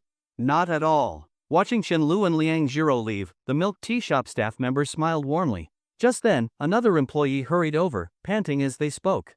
"Sorry, Lu Jia, something came up at home. You can dock my pay however you see fit." The staff member casually waved a hand. "It is fine. As the owner, playing the role of an employee once in a while is actually quite fun. You know what? I just saw the most handsome guy ever. And the girl with him was incredibly cute. I am obsessed." As she spoke, she pinned the newly taken photo onto the store's photo wall. At the top of the wall, written in glowing marker, were the words, "May all lovers find their happily ever after." Shipping random couples like this will only get you in trouble, the real employee muttered in exasperation. Meanwhile, Chenlu finally sat down in his seat at the movie theater and at last remembered. He still had another free hand. After sitting down, both of them instinctively let go of each other's hands at the same time. Seizing the moment while Chenlu turned his head, Liang Jiro quickly rubbed her burning cheeks. How could you dare to hold his hand back? This is so embarrassing. Great. Now there is nothing innocent about this at all. Chunlu is so good to you, and yet, how could you take advantage of him like this? She scolded herself in her mind. Even after she had calmed down, the feeling of Chenlu holding her right hand still lingered, making her unconsciously clench and unclench her fingers in the air twice. Even though she had been incredibly nervous the entire time, she had also really liked it. So much so that after letting go, the emptiness in her palm left her feeling as if a part of her body was missing. If she ever recalled this moment in the future, she might even wake up laughing from a dream. Or maybe right now was more like a dream. Even in her dreams, she had never been this happy. She thought to herself, then gathered her courage to steal a glance at Chenlu, only to meet his gentle smile. Like a startled deer, Liang Jiro immediately lowered her head. However, her initial shyness was quickly overwhelmed by the excitement of being in a movie theater for the first time. She kept looking around curiously, glancing here and there like a little child. Chenlu simply watched her quietly, finding her cuter with each passing moment. The theater was very dim, but she could tell that almost every seat was filled. Most of the audience was made up of couples, and the playful chatter between them never seemed to stop. Liang Jiro had no idea how Chenlu had managed to get tickets for the center seats under these circumstances. Surely, he had not bought them several days in advance? Just as she was thinking about this, she suddenly noticed something shocking. Everywhere she looked, it was always one man and one woman sitting together, without exception. Her silly mind could not help but feel that none of these people were really here to watch the movie. After all, nobody was even looking at the screen. Then, she suddenly caught sight of a couple already kissing each other. Startled, she quickly withdrew her gaze and sat up stiffly. That was the end of her observations. That was probably very rude of me. Blushing, she mumbled, fidgeting with her fingers, feeling like she had been impolite. Chenlu rolled his eyes at her. Who cares? These couples watching the movie do not even care about the security cameras. Do you think they would be afraid of being seen kissing by you? The girl did not quite understand and asked, What do you mean? Nothing. I do not know anything. Chenlu cleared his throat. Just sit tight. The movie should start soon. Okay, Liang Jiro nodded obediently. Good girl. Here, have some popcorn as a reward. As he spoke, Chenlu held a piece of popcorn up to her mouth. He had no idea if this silly girl had simply given up resisting or if it was because of the darkness of the theater, but in the end, she obediently opened her mouth and ate it. Chenlu smirked in satisfaction. His efforts were paying off. Come to think of it, he never usually bought popcorn when watching movies. He had only bought it today because he was with Liang Jiro. But watching a movie could never be as fun as feeding this silly girl. Not even half as fun. Feeling proud of himself, he picked up a piece of popcorn and was about to eat it, but just as he brought it to his mouth, his wrist was suddenly grabbed by Liang Jiro. What is it? Chenlu looked at her in confusion. There, might be saliva on it, the girl muttered, staring off to the side, not daring to meet his gaze. It was too dark just now. She was almost certain that her lips had accidentally touched Chenlu's fingers. But how am I supposed to know which fingers I fed you with? Chenlu replied casually, feeling as if his reaction speed had never been this fast before. The girl blinked. Was it not these two fingers? Are you sure? Chenlu asked again. Liang Jiro suddenly lost confidence. Her body even seemed to soften a little. Not sure. Chenlu spread his hands. Then what am I supposed to do? Using my left hand would be inconvenient, and the movie is about to start. I cannot exactly run outside to wash my hands, can I? As he spoke, he took a sip of milk tea, using the moment to think of how else he could build on this situation. After a pause, he added, Forget it. It is fine. If I do not eat, I do not eat. It is not like I will wake up in the middle of the night craving it and start crying. The girl pursed her lips slightly. After thinking for a long time, she leaned close to Chenlu's ear and whispered, I will feed you. Her voice was so soft, as if she was afraid someone else might hear. Hearing her gentle and delicate voice, Chenlu's whole body shivered. Even a succubus whispering in his ear could not compare to this. Okay, he agreed immediately. Liang Jiro carefully picked out a piece of popcorn that looked nice and full, cautiously bringing it to Chenlu's mouth. Her heart was pounding out of control. We are just good friends. This is innocent, she kept repeating to herself in her mind. But she could not even get through the sentence twice before she realized. This is not innocent at all. Chen Lu, on the other hand, did not hesitate. He ate it right away, looking like he was enjoying himself immensely. Noticing that the piece of popcorn in her hand was gone, Liang Jiro was momentarily stunned. Then, for some reason, she felt a small wave of happiness.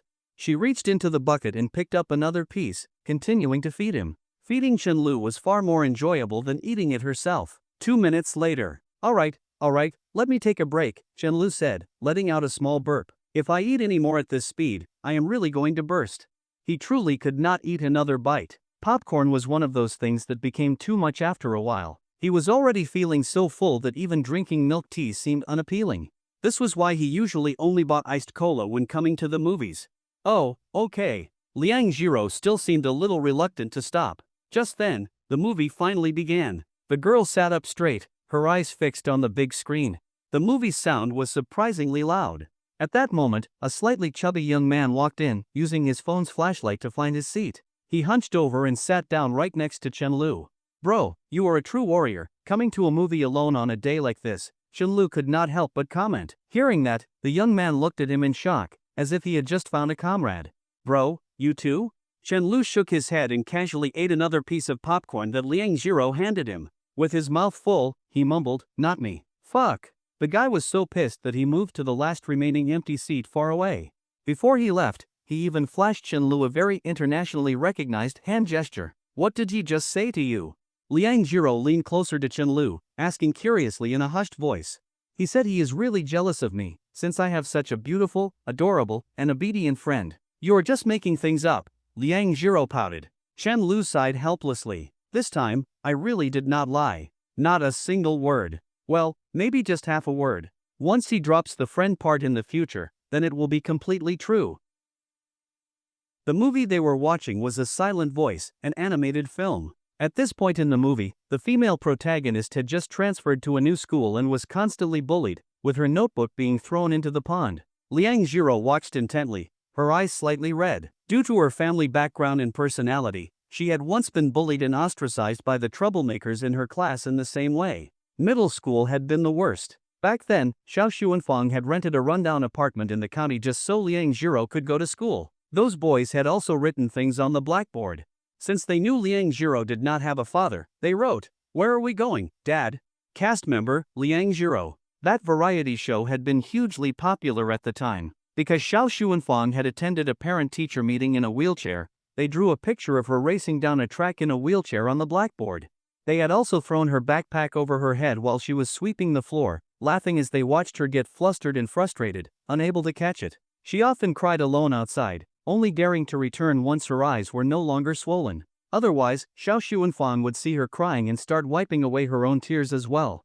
As she watched the movie, she found herself constantly worrying about the protagonist. Malice was like a murky, bloody liquid, it always flowed toward those who stood the lowest. And for someone as shy, self-conscious, and quiet as Liang Jiro, she had naturally become the perfect target for these rebellious teenagers' cruelty. Since she had no real friends in class, the few who had defended her out of kindness had also been isolated for being different, eventually choosing to become bystanders. Her middle school experiences had made her talk and smile less and less. Growing up had only made her bangs longer and longer. All her suffering had shaped the person she was now. Meanwhile, Chen Lu had only one thought about the first half of the movie. I really want to beat those kids up. That was just the kind of person he was. Otherwise, he would not have stepped in to help Liang Jiro back then, despite barely knowing her. Adjusting his sitting position slightly, he casually remarked, "Next time, should we try a couple's seat? These chairs are awful for long movies." "Do not worry, we will still keep our distance and remain perfectly innocent." His attention had barely been on the movie. Instead, he had been watching the girl's side profile the entire time. Even in the dim theater, to Chen Lu, her clear, jewel-like eyes seemed to shine. "I do not want to." Liang Jiro shook her head. She figured those tickets must be expensive, and who knew how Chen Lu would take the opportunity to tease her?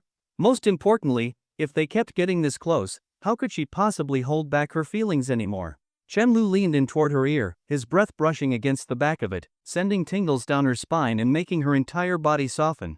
"Why not? Do you dislike me that much?" "I do not dislike you. Having been tricked by him too many times, Liang Jiro had developed a sharper sense for his schemes. This time, she caught on quickly, but she could never actually scold him, so she could only put on a fierce face and glare at him for pushing his luck. You are the worst. She knew that Chen Lu's teasing was different from other people's. No matter what, his actions always came from a desire to make her happy. Thinking of this, she let out a soft to express her protest against his mischief. But that was all. She could never truly stay mad at him. Chen Lu thought she looked adorable pretending to be mad. He chuckled awkwardly and decided to quit while he was ahead. The firewood had been added, it was just a matter of waiting for the water to heat up. With nothing else to do, he went back to watching the movie while feeding her popcorn. From time to time, the girl stubbornly fed him some as well. After a while, she moved a little closer, gazing into his eyes. Thank you, she suddenly whispered. Chen Lu had not even swallowed his popcorn yet, looking at her in confusion. Thank me for what? For letting me meet you. Her voice trembled slightly, tears welling up as she smiled. That sobered Chen Lu up instantly. Every time she said things like this, his heart clenched painfully. But the water was not even that hot yet, was it? He hurriedly wiped her cheek, only relaxing a little when he confirmed that the tears had not started streaming down. Why are you crying? He asked anxiously. Liang Jiro sniffled. You promised me I can cry if I want to. All right. Chen Lu chuckled softly, gently comforting the little crybaby in front of him. Then can you at least tell me why? What made you sad? He found it strange. As he wiped her tears, he murmured, if you really want to thank me, it would be better if you smiled instead. Obediently, she forced out a slightly awkward smile. Chen Lu reached out and lightly ruffled her hair. That is more like it. Liang Jiro wiped her tears with the back of her hand, her smile finally looking more natural. I feel like I only know how to cry in front of you. She felt a little embarrassed. It was as if all the strength she had worked so hard to build over the years was melting away for no reason. It does not matter, Chen Lu said nonchalantly. I already told you, you can cry whenever you want when you are with me. His mind was suddenly filled with the memory of their first meeting, that night when Liang Jiro had hidden in a dark corner, wiping her tears alone. To be honest, back then, aside from thinking it was pitiful, he had not felt much. But looking back now, it felt like his heart was being stabbed with a knife. If only I had met you sooner, Liang Jiro murmured, her voice heavy, like a child who had just finished crying. She looked at Chen Lu's shoulder, wanting to rest her forehead against it, but in the end, she only dared to lean against the very edge of her seat. Her tear-filled eyes trembled slightly as she clenched her right hand. Fate in the heavens seemed to love playing cruel jokes on her, letting her grow up through so much pain, only to introduce her to the person she loved most at a time when she felt the most powerless. Just then, Chen Lu looked at her with a soft smile, his gaze serious. We met at just the right time. I should be thanking you too for barging into my life when I was at my lowest. His gentle, magnetic voice echoed in her heart, like a stone dropped into a still lake, sending ripples through her soul. The dim glow from the screen reflected on his face, leaving her completely entranced. Really? She asked timidly. When have I ever lied to you? Chen Lu replied earnestly. Then he quickly added, except when I am teasing you. Tears still glistened at the corners of her eyes, but she smiled. That smile carved itself deep into Chen Lu's heart. At least you know. You were the one who said you were willing to be tricked by me. As he spoke, he playfully pinched her cheek. Maybe because they were in a movie theater, their movements were a little closer than usual. I always have been. In the darkness, the long-haired girl in a pale green dress smiled radiantly. Chen Lu froze, forcing himself to stay calm as he nodded. That nearly killed him on the spot. Meanwhile, Liang Jiro focused on the movie again. As for Chen Lu, he could not focus on it at all. His heart rate would not go down. It was over. That silly little fraud just murdered him. By the time they walked out of the theater, it was already past 11 at night. Side by side, they stepped out of the cinema. Chen Lu casually tossed the empty popcorn bucket into a trash bin and swore never to eat that stuff again. It was just too much, especially when paired with milk tea. This movie was really good. Liang Jiro was still immersed in the emotions of the ending. Her thoughts were simple, seeing others happy made her happy too. Yeah, even though the male lead's actions were a bit questionable at the start, I really liked how they redeemed each other in the end. Chen Lu had not been fully focused on the film, but he still remembered the main plot. No wonder people are always chasing after love. The girl nodded slightly, then lowered her gaze. But not everyone is that lucky. That is why love is essential for humanity as a whole, yet a luxury for the individual. You always manage to sum things up so perfectly, Liang Jiro murmured, stunned. Chen Lu shrugged. I just made that up. As soon as they stepped out of the dark shopping mall, a wave of humid heat hit him in the face, mixed with the sound of cars passing by on the road. It felt like going from the Arctic straight into a tropical rainforest, stuffy and unbearable. Some nights were cooler, while others felt like being stuck in a sauna. It all depended on the mood of the heavens. Just as he was about to complain, Liang Jiro gently poked his arm. I need to go to the restroom, the girl said, a little embarrassed. Chen Lu was not sure if she was going back into the theater or looking for a public restroom, so he asked, "Do you want me to walk you to the entrance?" She quickly shook her head. "No need. Then I will just wait here. Walk around a bit, otherwise, you will get eaten alive by mosquitoes." After saying that, she hurried off, clearly wanting to get it over with as quickly as possible. Chen Lu stood under the pale white glow of the streetlights, taking in the late-night atmosphere. Thinking about it now, it had been a long time since he had been out this late. He smiled slightly as he watched her figure disappear around the corner. Then, as he snapped back to reality, he noticed a mosquito landing on his arm. Smack! Damn it! Why have these cursed creatures not gone extinct yet? Chen Lu complained inwardly. He genuinely could not understand what purpose these disgusting insects served in the ecosystem. Their entire existence seemed to be dedicated to pissing people off. As he thought about it, he stretched his arm out under the streetlight. Question: what does a guy do when he is bored out of his mind? Chen Lu's answer: use himself as bait to fish for mosquitoes. In no time at all, he had already swatted 4 more mosquitoes off his arm. 5 enemy planes down. I can apply for ace pilot status now, he muttered to himself out of sheer boredom. Just then, a shadow approached. Thinking it was Liang Jiro, he looked up only for his expression to instantly darken. Yo, senior. What brings you here? A guy with permed hair greeted him, his tone laced with mockery. Chen Lu could not be bothered to respond. He simply raised a thumb and pointed behind him, toward the cinema's night show entrance. But the guy did not seem inclined to leave. Instead, he grabbed the hand of the girl beside him and sighed dramatically. Spending $5.20 alone at a movie, huh? Then he chuckled. No need to be a pathetic simp, right? Chen Lu smiled back, just as unfriendly. Like you never tried chasing after someone yourself. He still remembered this guy well. Back in school, he had pursued 2 girls, one of whom liked Chen Lu, and the other was Mo Yuching. In the end, he had failed to win either of them and had even been caught by his ex-girlfriend cheating while still in a relationship. Now, after failing, he was trying to shift the blame onto his so-called rival? How original. How insecure. Go back to Gotham, buddy. Batman says he will not fight you anymore. Chen Lu thought to himself but outwardly maintained a nonchalant expression. How long have you two been together? Since the start of the semester, so almost half a year now. Man, I never expected it, someone like you, ranked among the top in the law school, spending $520 alone, past midnight, just watching a movie by yourself. He gave a thumbs up. You must be the aloof type. I get it. Not at all. The real issue is that you saw the light early enough. Chen Lu smiled. I should have learned from you, stopped chasing after someone sooner. Would have saved me a lot of trouble. Originally, he had no intention of engaging with this idiot. But if someone kept delivering themselves to him on a silver platter, he was not about to just let them walk away unscathed. A little patience was fine, but a second time? That was just asking for trouble. The guy froze, quickly glancing at the girl beside him. When he noticed her unhappy expression, he immediately started walking toward the cinema. Just as he was about to enter, Chen Lu grabbed his arm. You are not one of those seamless transition types, are you? Chen Lu looked at him seriously, his tone full of curiosity and disbelief. Because I remember at the end of last semester, you were still chasing after Mo Yuching. I even heard you stayed in Hangzhou for a summer job just because of her.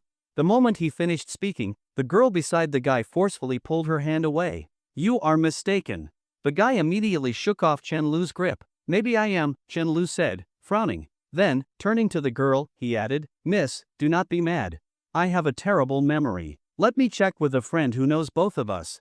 We cannot let my faulty memory cause problems between you two, he declared righteously. From the moment this guy had walked into his trap, Chen Lu had never planned on letting him off easily. He never went out of his way to provoke others, but those who provoked him multiple times usually ended up regretting it. Unnoticed by the 3 of them, a girl in a long dress stood nearby, silently watching the scene unfold.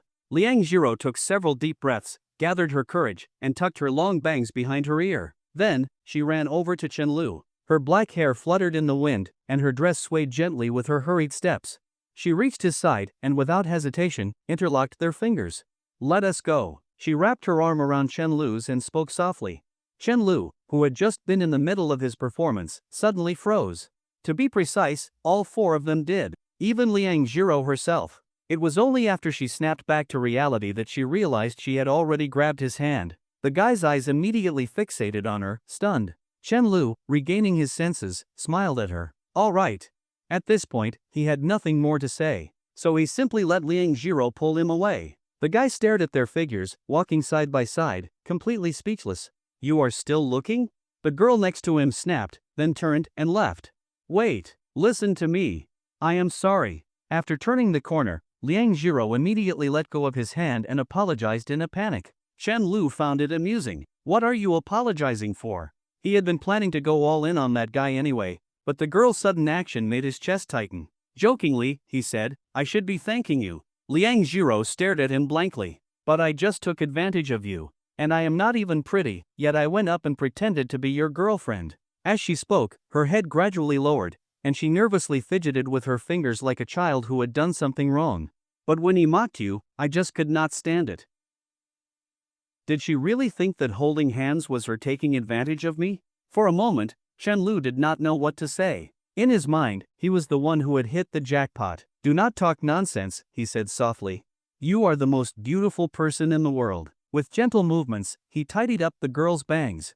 He could not imagine how much courage she had mustered and how many internal struggles she had gone through to do what she just did. After all, if he had not seen it with his own eyes, he would never have believed that Liang Jiro would do something like this. And she did it for him? Chen Lu felt a little dazed, his gaze fixed on the girl's face. Her eyes shimmered like a flowing autumn lake, warm and captivating. The evening breeze occasionally lifted strands of her hair, making them sway gently along with the hem of her dress. She seemed to be entirely immersed in the soft embrace of the night, as if giving this midsummer evening a special meaning. Chen Lu suddenly realized that the once irritating sound of cicadas around them now felt cheerful and melodious. Really? Liang Jiro paused in the motion of pinching her fingers, staring blankly at Chen Lu. The corner of his lips lifted ever so slightly as he replied with the utmost sincerity, certified by experts. Upon hearing this, all of Liang Jiro's nervousness and unease melted away, replaced by pure joy. Whether it was being praised for her beauty or knowing she had helped Chen Lu, both made her so happy that she wanted to roll around on her bed in excitement. A woman adorns herself for the one who loves her. She only felt truly beautiful when praised by Chen Lu. Chen Lu did not know under what circumstances other people decided to protect a girl for a lifetime or what their reasons were, but for him, that moment had already arrived. Now that he thought about it, this silly girl had long since become an inseparable part of his vision for the future. Who is really the frog in the boiling pot here? Chen Lu muttered to himself. Glancing at the time, he gave her a gentle smile. Come on, I will walk you home. He wanted to take this silly girl for a longer walk, but considering that her mother might be worried, he ultimately decided to take her straight back. After all, their relationship was not officially confirmed yet, but it would not take much longer. Chen Lu had made up his mind. He wanted to spend his whole life with the world's most adorable fool. He wanted to make sure that this girl, who would give him all her warmth even if she were drowning in quicksand, would never have to suffer again. With a smile, Chen Lu slowly reached out his hand toward her and teasingly asked, Still think you are taking advantage of me? If you feel like you have not taken enough, you can hold on a little longer. I am pretty easy to push around. Liang Jiro let out a small huff and turned away. No way. What kind of person was he? How could someone actually get addicted to being taken advantage of? She could not understand it at all. In that case, let us switch, Chen Lu said with a serious expression, deliberately twisting the logic. Since you will not take advantage of me, I will have to take advantage of you instead. After thinking it over, he continued, even though you did it for my sake, you cannot just take advantage of me for nothing. You need to take responsibility. Return the favor. As he spoke, he pretended to grab her hand. Sure enough, just as he was about to succeed, she swiftly dodged and ran off. I will not take responsibility. You are just freeloading, he called out while deliberately running just a bit slower than her. So what if I am? She rarely laughed so freely. She could not even remember the last time she had laughed like this. There were moments with Chen Lu when reason was completely overpowered by emotions. She simply could not help it because she liked him too much. Trying to stay rational in front of the person you love is an incredibly painful and difficult thing.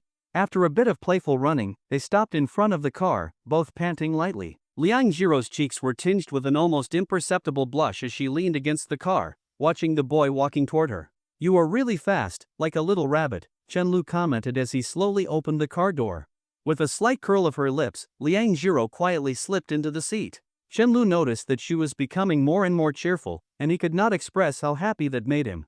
After getting in and starting the engine, he glanced at Liang Jiro, who had already forced herself back into a composed state. He let out a helpless smile. This silly girl always ended up thinking about sad things after smiling for a while, remembering the immense pressure weighing down on her. If it were not for that pressure, who would not love to laugh? The first thing a person does in life is cry, but laughter is also an innate human gift. I am telling you, you better smile right now, or you are not going home tonight. Ha! Boys' dormitory. Jiang Chao was lazily chatting with Lu Yan, while Li Xinian was anxiously waiting for a message from Qin Wenxi. He could not focus on anything, one moment watching 2 minutes of anime, the next flipping through a few pages of a novel, but in the end, nothing was registering. Chen Lu was lying in bed, thinking about how to trick that silly girl Liang Jiro into becoming his girlfriend. After a while, he suddenly said, "Boss, we need to finalize the team as soon as possible. I have to make this plan work." Chen Lu was not even sure whether he was saying this to Jiang Chao or to himself.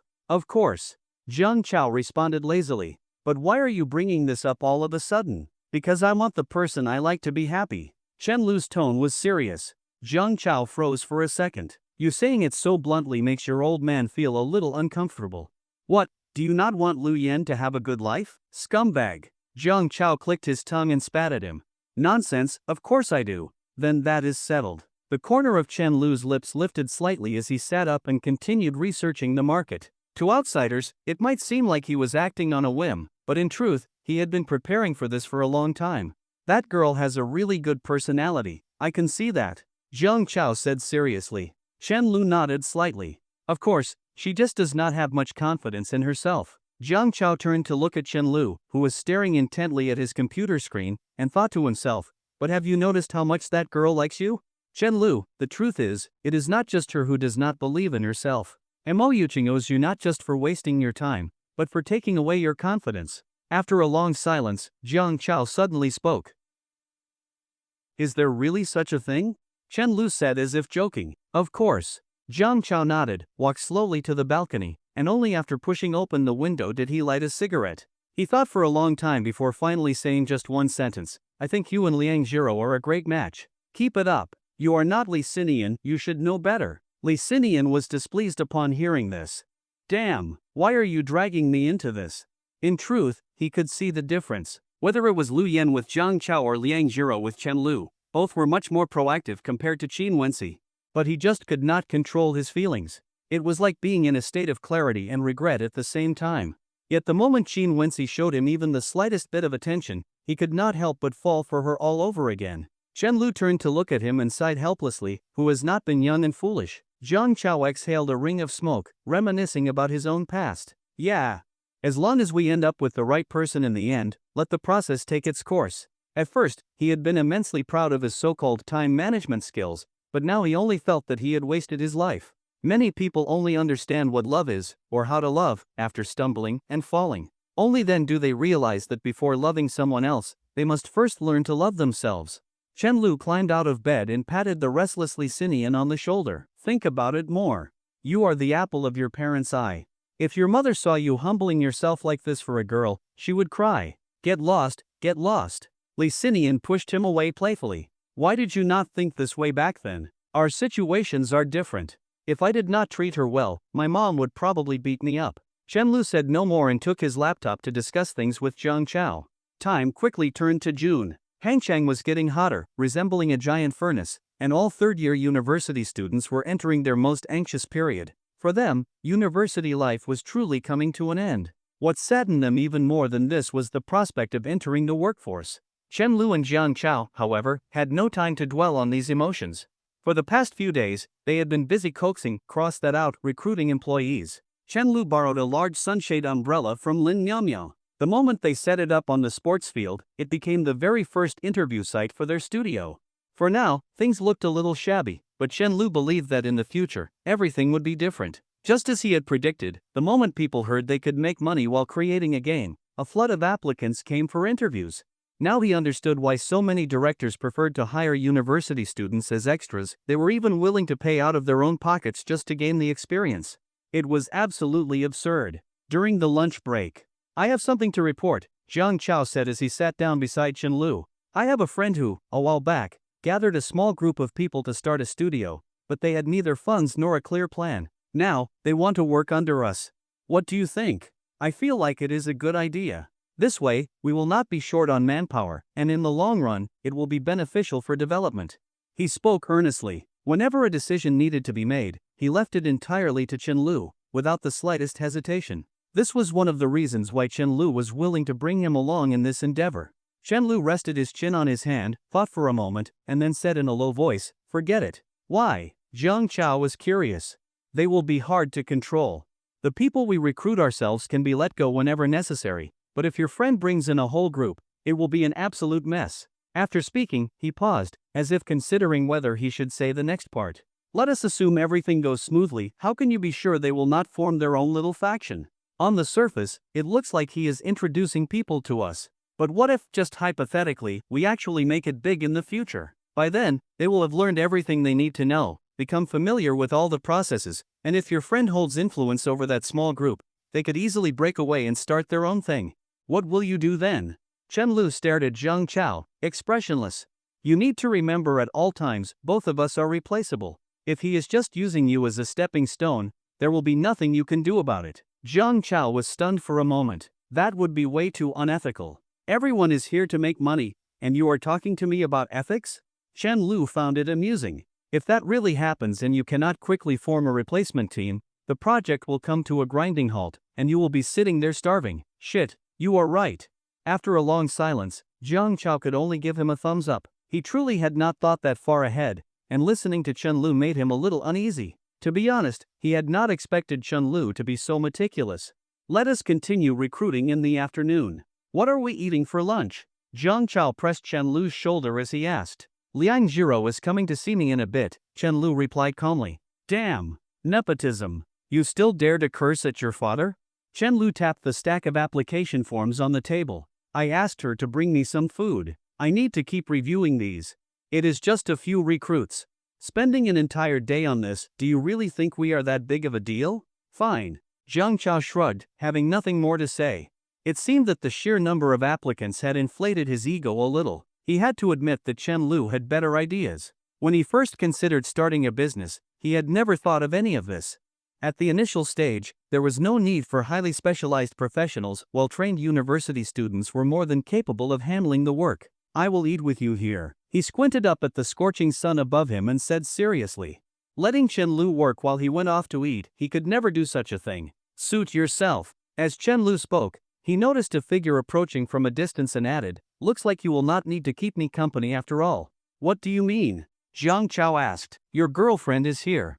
Lu Yan walked over, casually greeted the two of them, pulled out a plastic chair, and sat down. I came to see how things are going and get a glimpse of the world of entrepreneurship, she said with a light laugh. After all, this is the first time someone around me has started a business.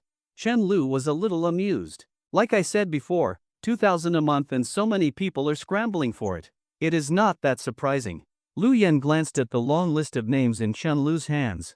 For them, this is just a part-time job. 2,000 is actually a lot. The jobs at the campus mailroom are exhausting, and they only pay a little over 1,000 a month. This also proves that there are still many people with dreams, Jiang Chao insisted. Maybe not 10 or 8, but at least 1 or 2, right? As they were chatting, Liang Jiro came running over, carrying a bag of food. Chen Lu quickly took the bag from her, pressed her down into a chair, and pulled out the small electric fan he had snatched from Lin Miaomia to cool her down. He looked both concerned and helpless. Silly girl, why did you run so fast in this heat? Are you not feeling hot?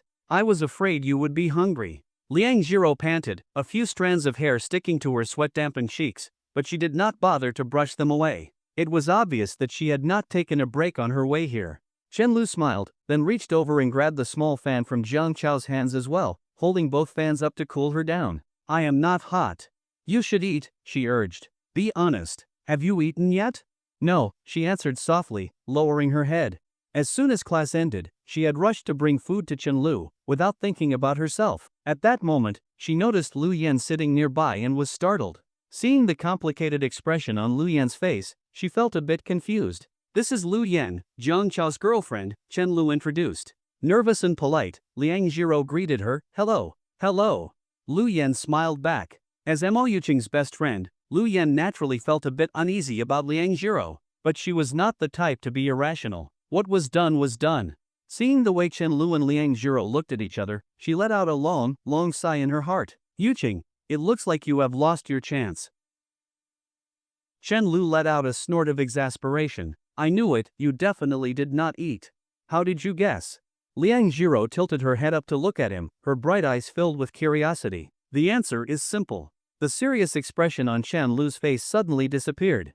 Because you are dumb. A fool would obviously forget to eat. I am not dumb. The girl pursed her lips in grievance. She had expected some brilliant deduction. In the end, he just called her stupid. Unacceptable. I am actually very smart. I even bought all the things you like to eat. Only an idiot would not remember such things. As she thought about it, she leaned back in her chair and lightly bumped her head against Chen Lu.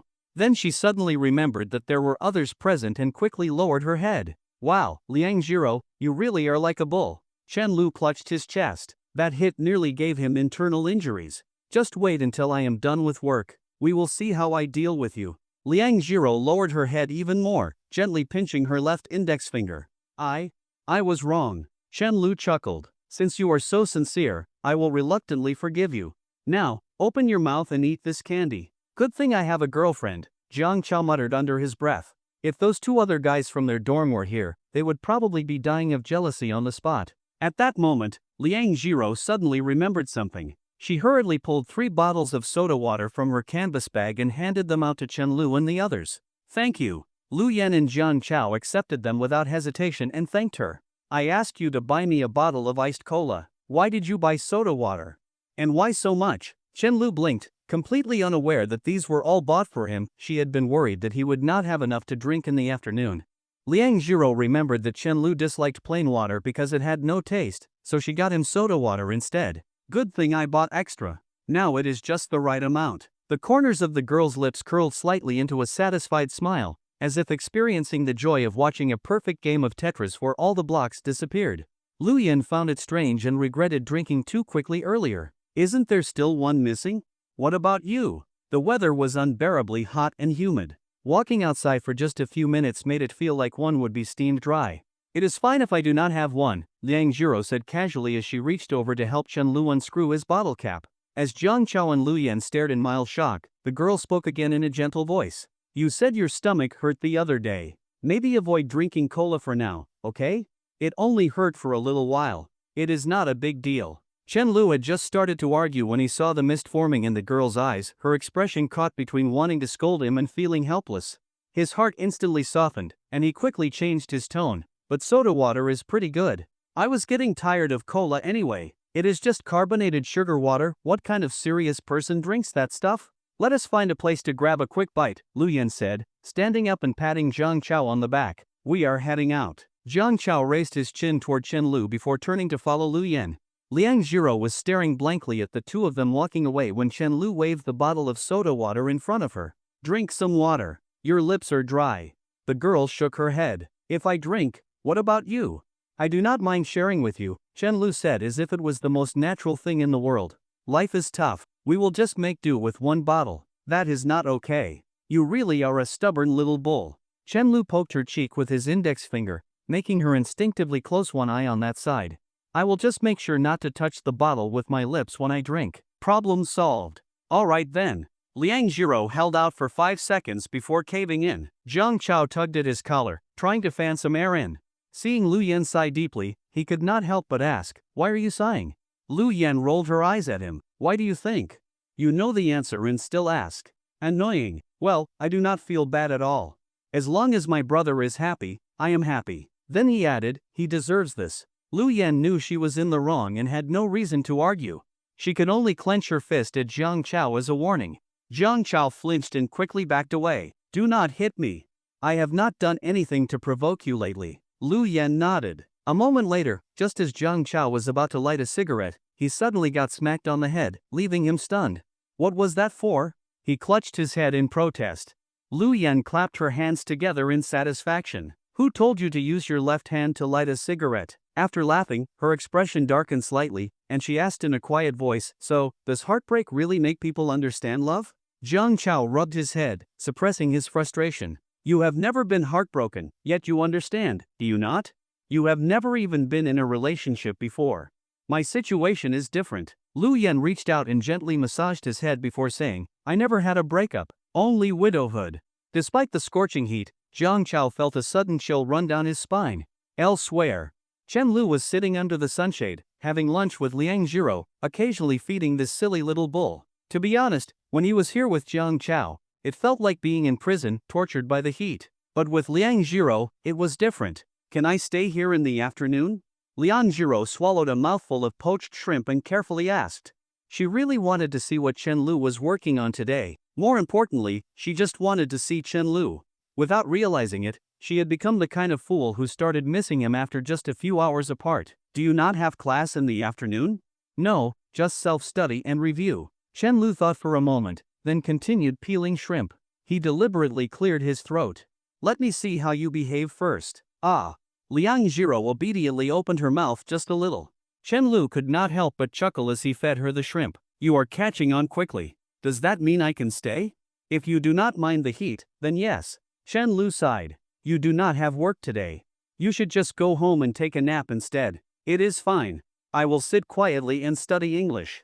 I will not disturb you, the girl quickly reassured him, as if afraid he would send her away. You might get mistaken for the boss's wife. Liang Jiro lowered her head slightly and turned her face away. In a soft voice, she muttered, You are just talking nonsense again. Lately, she felt like Chen Lu had been deliberately teasing her more and more, making her blush and her heart race.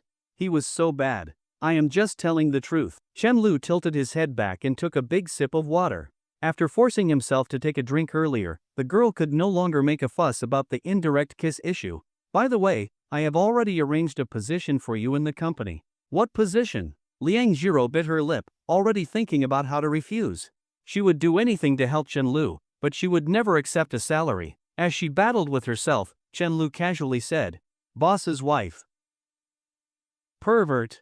Liang Jiro shot Chen Lu a glare as he smirked mischievously, then quickly averted her gaze, refusing to acknowledge him. Why was he bringing that back up again? Had that joke not already passed a few sentences ago? Are you taking the CET-6 exam in a few days? Chen Lu asked. Yes. The girl immediately replied. In the afternoon, Chen Lu continued conducting interviews, while Liang Jiro sat quietly beside him, memorizing English vocabulary and occasionally glancing up at him. When he was busy, she simply watched him in silence, not disturbing him. When he was not, she would take out tissues to wipe his sweat and sometimes even pick up the small fan to cool him down. Her every action, and even the look in her eyes, was filled with endless warmth. Whenever Chen Lu noticed, he would snatch the fan and direct the airflow toward her. But as soon as he was distracted, she would resume fanning him. Back and forth they went, repeating this little game. In this male-dominated field, quite a few onlookers watching this scene felt like they wanted to drop dead on the spot. It was as if they were innocent little puppies walking down the street, only to get kicked out of nowhere for no reason. Why did finding a part-time job mean getting force-fed public displays of affection? What was wrong with the world? Did single people not deserve to live in peace anymore? Minute by minute, time passed. Before they knew it, they had reached the last interviewee. Chen Lu glanced behind him to confirm there was no one else left and let out a deep sigh of relief. Finally, it is over. If he had known it would be this exhausting, he should have set up an online group chat to filter applicants in advance. Honestly, he had wanted to quit halfway through.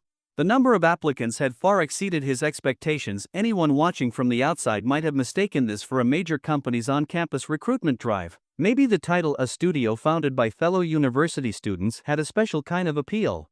Success rate aside, who did not dream of starting from scratch? Hello. Which programming languages are you proficient in? Do you have any relevant experience? How familiar are you with different types of games? Chen Lu's voice was slightly hoarse as he asked the questions in a purely formal manner. As the interviewee introduced himself, Liang Jiro considerately handed Chen Lu a bottle of water she had just bought. Chen Lu took a large gulp while listening. I do not have any relevant experience yet, but I have played all sorts of games. The one I play the most is. The bespectacled young man suddenly held his phone sideways in front of him and struck a dramatic pose, as if activating some kind of battle armor. Primitive man, activate. Chen Lu immediately sprayed out a mouthful of water, coughing uncontrollably. All right. I do not care what you play. He cleared his throat. You seem to know quite a bit. Leave your contact information. You will pass if you make it through the next round of testing.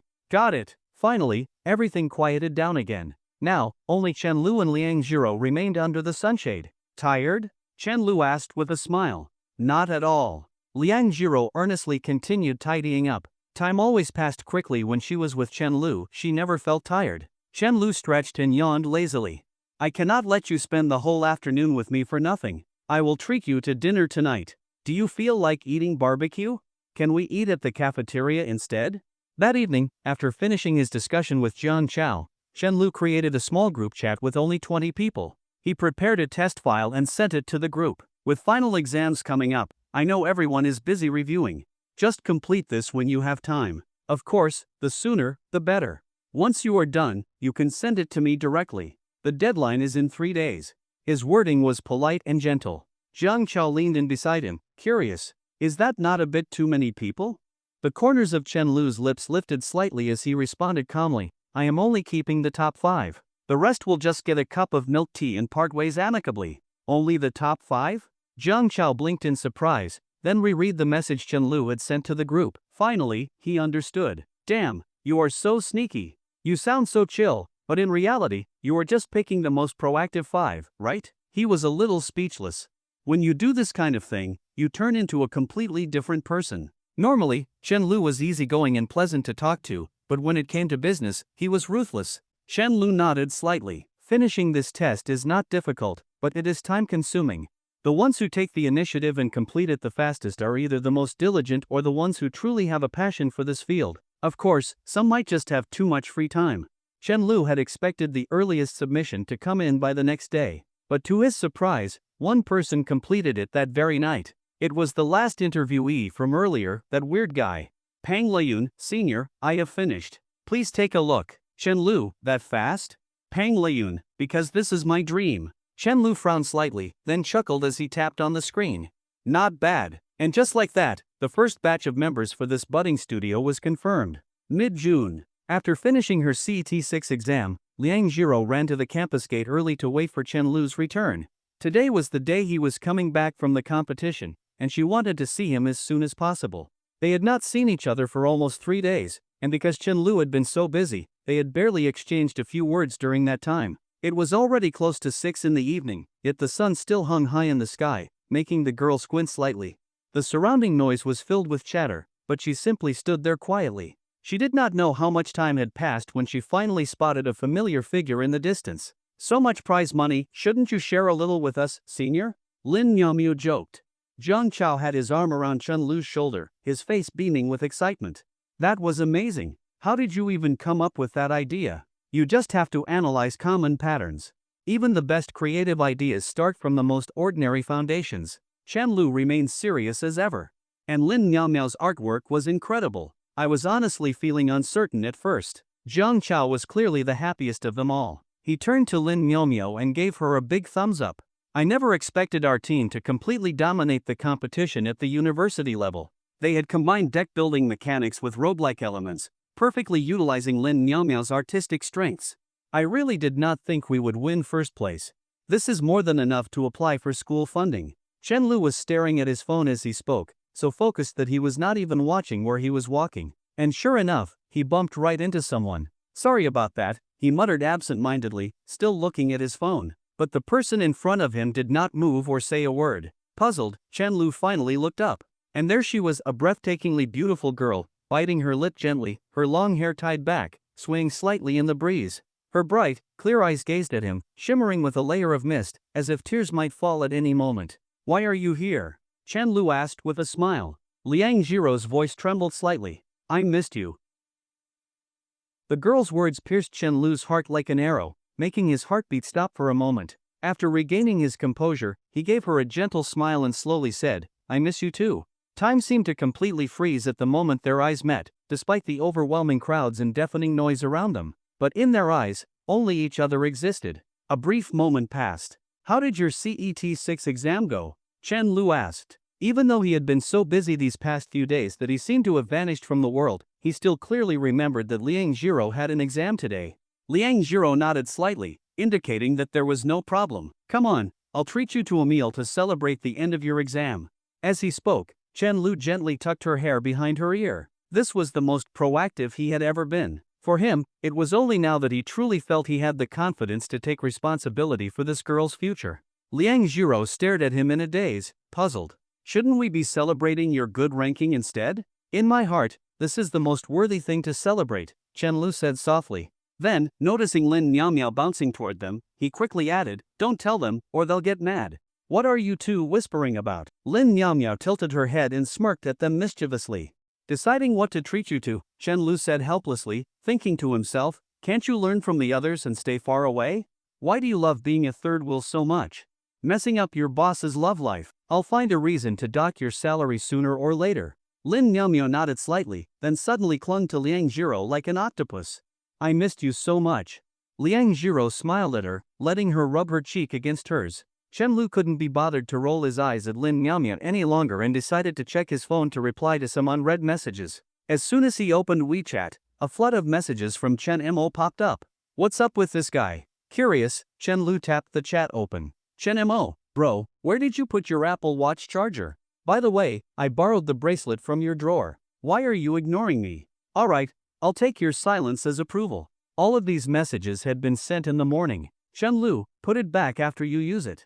"But why are you suddenly borrowing my stuff?" As soon as he sent the message, Chen Mo replied, "Chen Mo, I happened to find it while looking for your watch charger. Thought I'd wear it for good luck. If I mess up another exam, I'm dead." "But you know what? I think it worked. I guessed on 4 multiple choice questions in my English test, and they were all correct." Chen Lu felt a surge of joy and started typing faster. "Seriously? I've always wanted to be an only child." "Chen Mo, get lost." After replying to all his messages, Chen Lu looked up at the group. "Have you decided what to eat?" "My treat. There are so many of us." "Let's go for stir-fried dishes," Lin Miao suggested. "Something expensive," Pang Leyun chimed in. Jiang Chao's grin nearly reached his ears. "The more expensive, the better." As Chen Lu watched the lively discussion about where to eat, Liang Jiro leaned closer to his ear and whispered, "I still have to tutor Chen Mo tonight." Her concern for Chen Mo's studies had long exceeded the level of an ordinary tutor. If Liang Jiro had a younger sibling, she wouldn't even care this much. "Teacher Liang, can't you take your job a little less seriously?" Chen Lu found it amusing and playfully tapped her forehead with his index finger. "Do you want to spend time with her, or with me?" "With you." Liang Jiro trailed off, realizing she was being a very irresponsible tutor. Now it was Chen Lu's turn to lean into her ear and whisper, "Don't be nervous. Being in social settings with more people is part of the plan too." "Alright," Liang Jiro replied, a little tense. Whenever Chen Lu got too close to her, she felt weak all over, but she was too embarrassed to say anything. He smirked. "Don't be afraid to talk to those people you don't know. You outrank them." At first, Liang Jiro didn't get what he meant. She blinked at him in confusion. Then she remembered he was referring to her position as the boss's girlfriend. Her face immediately flushed red. Her fair skin was naturally delicate, making it easy for her to blush. She pouted slightly, feeling wronged. They hadn't seen each other for days, and yet the moment they met, he was teasing her. "Do you say things like this to other girls too?" she asked impulsively. "Of course not," Chen Lu replied with absolute seriousness. Liang Jiro pursed her lips, feeling inexplicably happy. Just then, Chen Lu suddenly blew gently on her ear. "You're the only one I'll ever tease like this. Other girls wouldn't be as easy to tease as I am." Liang Jiro fidgeted with her hands, and an unbelievable thought surfaced in her mind. Could it be that Chen Lu likes me as much as I like him? At the hotel, Zhang Chao snatched the host's role from Chen Lu and chose an extravagantly decorated hotel. The group excitedly started ordering dishes. Chen Lu had never seen such gigantic lobsters before, but Zhang Chao was ordering like his life depended on it. He was really happy. And the already cheerful group was infected by his excitement, one after another getting even more hyped up. Chen Lu, however, remained relatively calm. To him, this success was just the first step. He had his sights set much further ahead. "Should we call Zheng Haoyu and Li Xinian? It's our celebration party, after all." While Chen Lu was deep in thought, Zhang Chao approached him, a cigarette dangling from his lips. Zhang Chao sighed. "You and I will always stay in touch, but with those two, every meeting is one less we'll have. Call them." Chen Lu didn't refuse. It was already mid-June. If those two weren't staying in Hangzhou, their next meeting would be at graduation. After 3 years together, the thought of parting was still bittersweet. Zheng Haoyu really is a one last meeting case. But Li Xinian? Not so sure, Chen Lu muttered. That guy was probably staying in Hangzhou to keep chasing Qin Wenxi.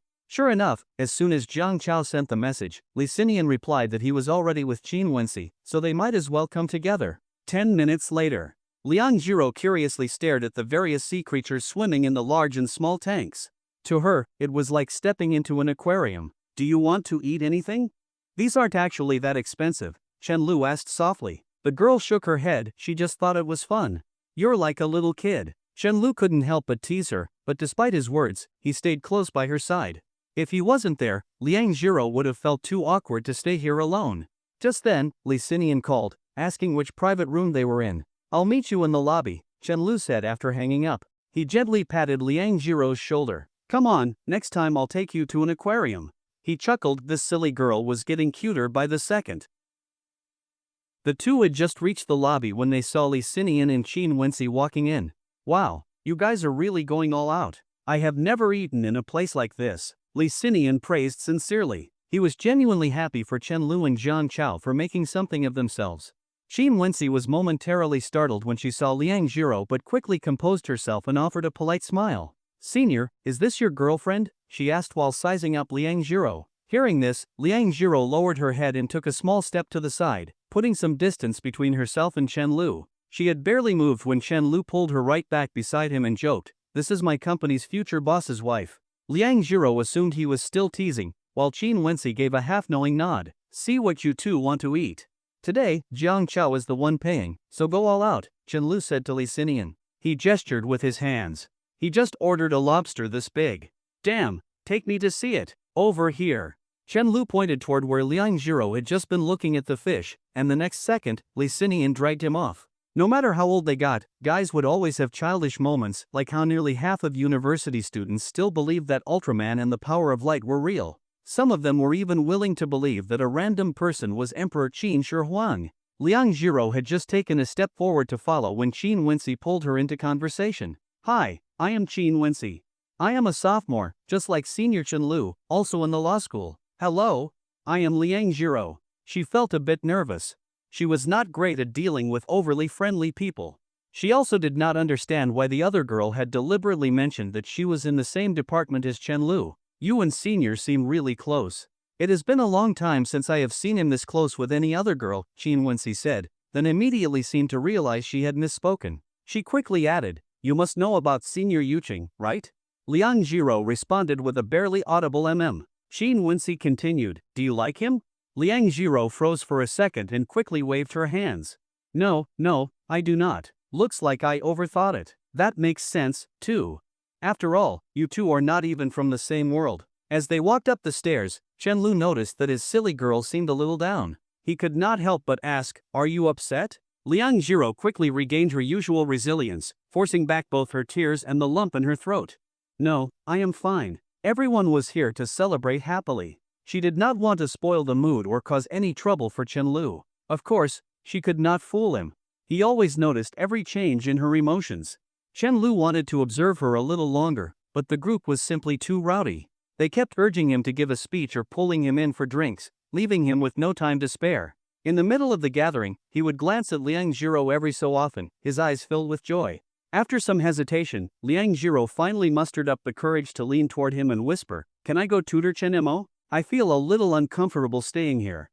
The trace of happiness on Chen Lu's face instantly disappeared. His brows furrowed slightly as he inconspicuously glanced toward Qin Wenxi. A moment later, he returned to his usual self and playfully poked Liang Jiro's cheek. If you want to go, then go. I will come find you later. Raising his voice, he called out, Lin Miao Miao, I have been drinking. Can you drive? Please take Liang Jiro home for me. Lin Miao Miao stood up and rolled her eyes at him. You are already bossing your employees around? Jiro, let's go. As the door slowly closed, Chen Lu smirked. Our future boss's wife is in a bad mood. While the group laughed, he continued in a joking tone, just remember, making me mad might not cost you your job, but upsetting the boss's wife will be the death of you. Jiang Chao snorted. She is not even your girlfriend yet, and you are already spoiling her?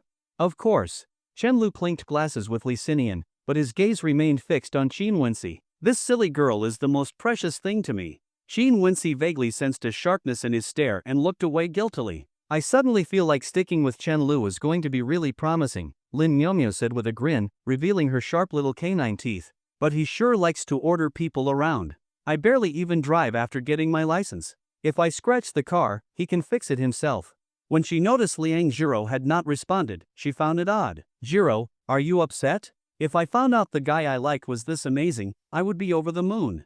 You are going to be a rich lady someday. In Lin Miao's eyes, these two were destined to be together. They were just too perfect, it was impossible not to root for them. We are not from the same world, Liang Jiro murmured, staring at the blurry taillights of the car ahead. She leaned weakly against the car window, feeling utterly drained, as if all the energy had been sucked out of her. Shin Wensi had spoken the one truth she had buried deep in her heart and never wanted to face. She had nothing. Worse, she had endless expenses. She was a burden. You both share the same values. How are you not from the same world? Lin Miomio sighed. You might have nothing now, but that does not mean you will not become better in the future. Love is different. If you do not hold on to it now, no matter how amazing you become later, the person you missed will still be gone. Liang Jiro suddenly felt a pinch on her earlobe. She turned to see Lin Miomio staring at her, waiting for a response. I do not want to miss out on him, Liang Jiro said, feeling wronged. I just want to wait until my mother is cured. You do not want him to bear this burden with you? Liang Jiro nodded, her voice choked with tears. Lin Miomio sighed with a helpless smile. Silly girl, you really are the best person in the world. After making sure her eyes were no longer red, Liang Jiro slowly knocked on Chen Lu's door. Chen Mo immediately rushed over and hugged her tightly. Sister Jiro, you really saved my life. I think I scored at least 120 on my English test this time. I will not get scolded by mom anymore. Liang Jiro was startled by his enthusiasm but did not push him away. She gently asked, really? Yes.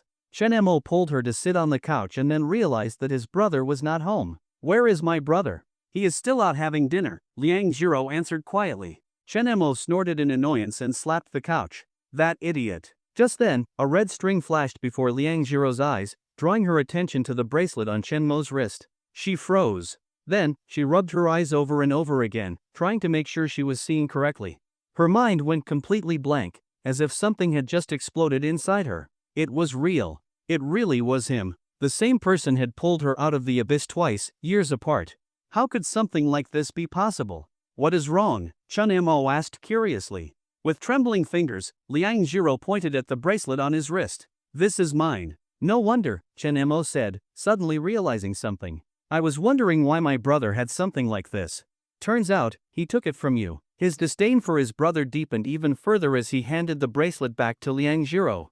She held it as if she were an expert appraising an ancient artifact, carefully turning it over again and again, unwilling to let go.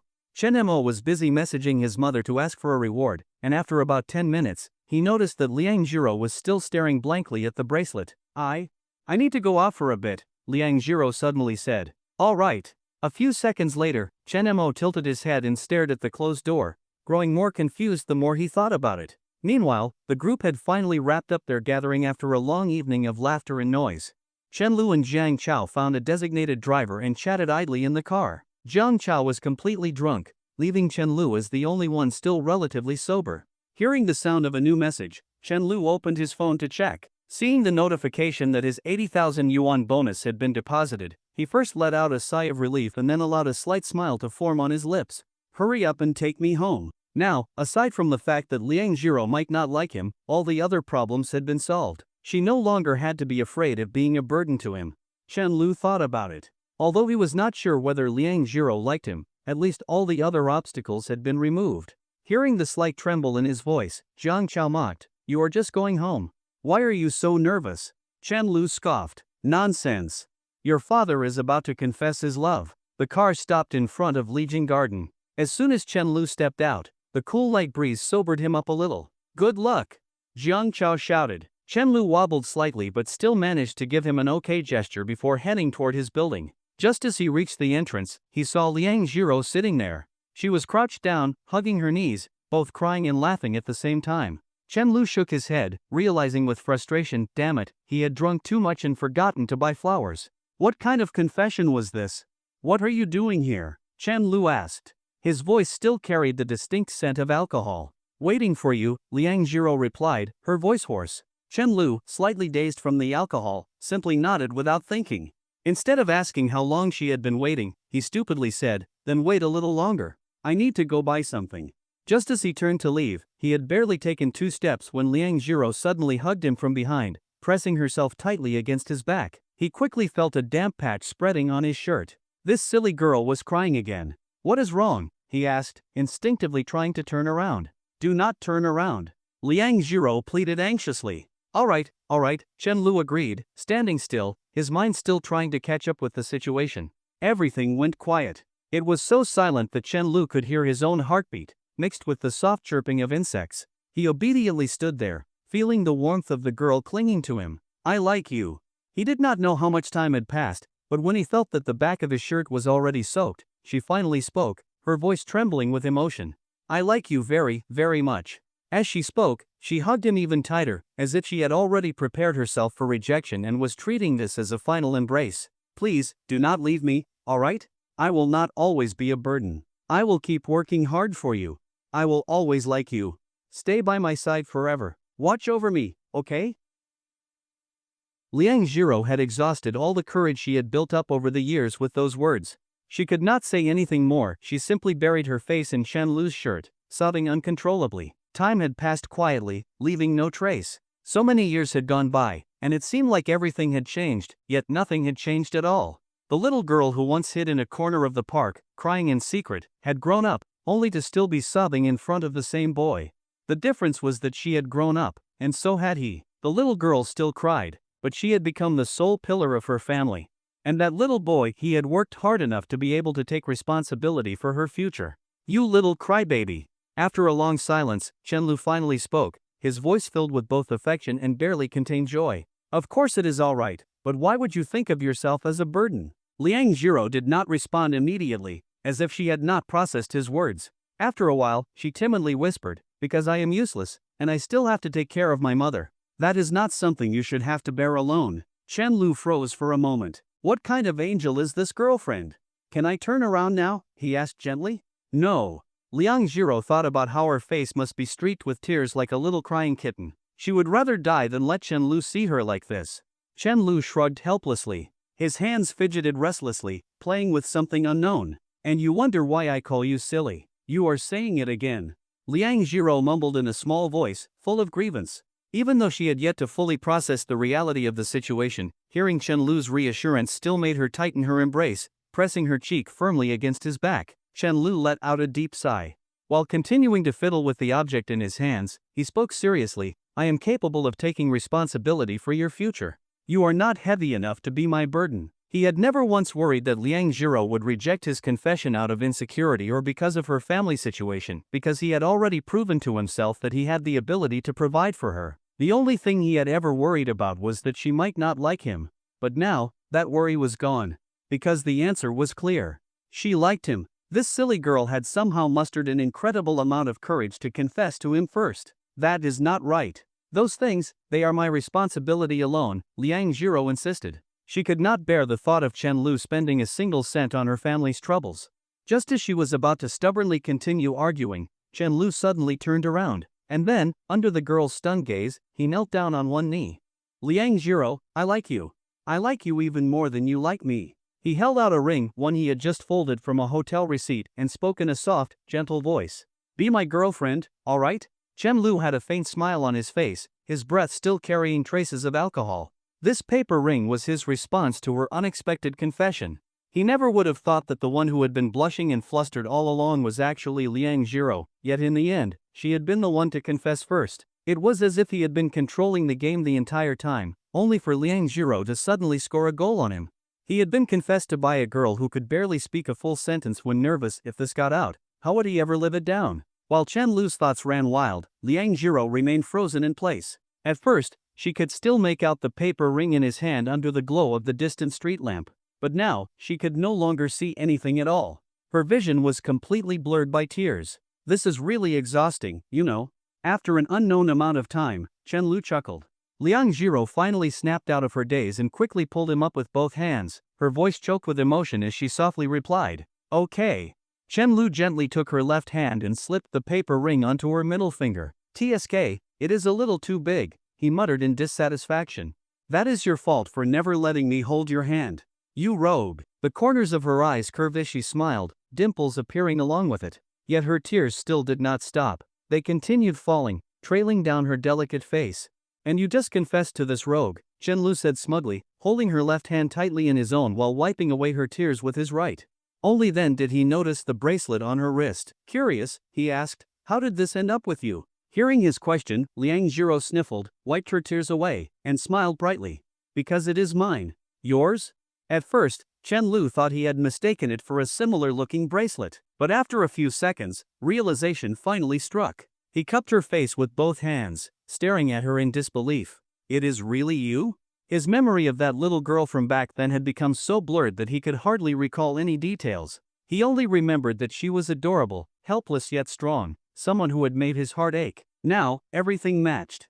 From that ridiculous bubble-blowing avatar she used to the identical bracelet he had once seen at her home, everything pointed to the truth. All these hints had not been enough for him to piece it together before. But now, the answer was so obvious. It really is me. Liang Jiro hurriedly wiped away her tears and smiled slightly. Thank you, not just for back then, but for now as well. Thank you. Thank you for holding my hand when I was most helpless. Thank you for coming back to me the night I was bullied. I should thank you too. No, never mind that, Chenlu said softly, holding both of her hands in his. You have had a hard time all these years. From now on, let's move forward together. Much later, Chen Mo sat on the couch, grinning as he scrolled through short videos on his phone. When he heard the sound of the door opening, he quickly put his phone away and pulled out his English textbook. Abandon. Drop the act, it is me, Chenlu said flatly. Hearing this, Chen Mo immediately tossed the book several meters away. You should have said so earlier. That was when he noticed Liang Jiro standing shyly behind Chenlu. Sister Jiro, you are back. Chen Mo spread his arms wide, ready to run up and hug her. Call her sister-in-law from now on, Chenlu said with a smirk. Chen Mo froze in place, his arms still outstretched. What did you just say? She just told me she was going out for a bit. How did she come back as my sister-in-law? Late at night. After sobering up a little, Chenlu suddenly jolted awake in bed, holding his forehead as his thoughts raced. Damn, was that a dream? For a moment, he genuinely could not tell whether everything had been real or just an illusion. He picked up his phone, ready to send Liang Jiro a message. He typed a few words, then realized the time. 3 in the morning. No way I am sending a message at this hour. Chenlu shook his head, silently scolding himself. Just then, his phone vibrated. It was a message from Liang Jiro. Why are you not saying anything? Startled, Chenlu looked around for cameras before realizing the silly girl must have seen the typing indicator. Shocked, he tapped his screen and replied. Chenlu, why are you still awake? No response. Chenlu, why did you stop talking? Liang Jiro, I do not know how to say it. Chenlu, what do you mean? A few minutes later. Liang Jiro, I am just so happy I still cannot sleep. Chenlu, I thought I was dreaming just now. Liang Jiro, I still feel that way too.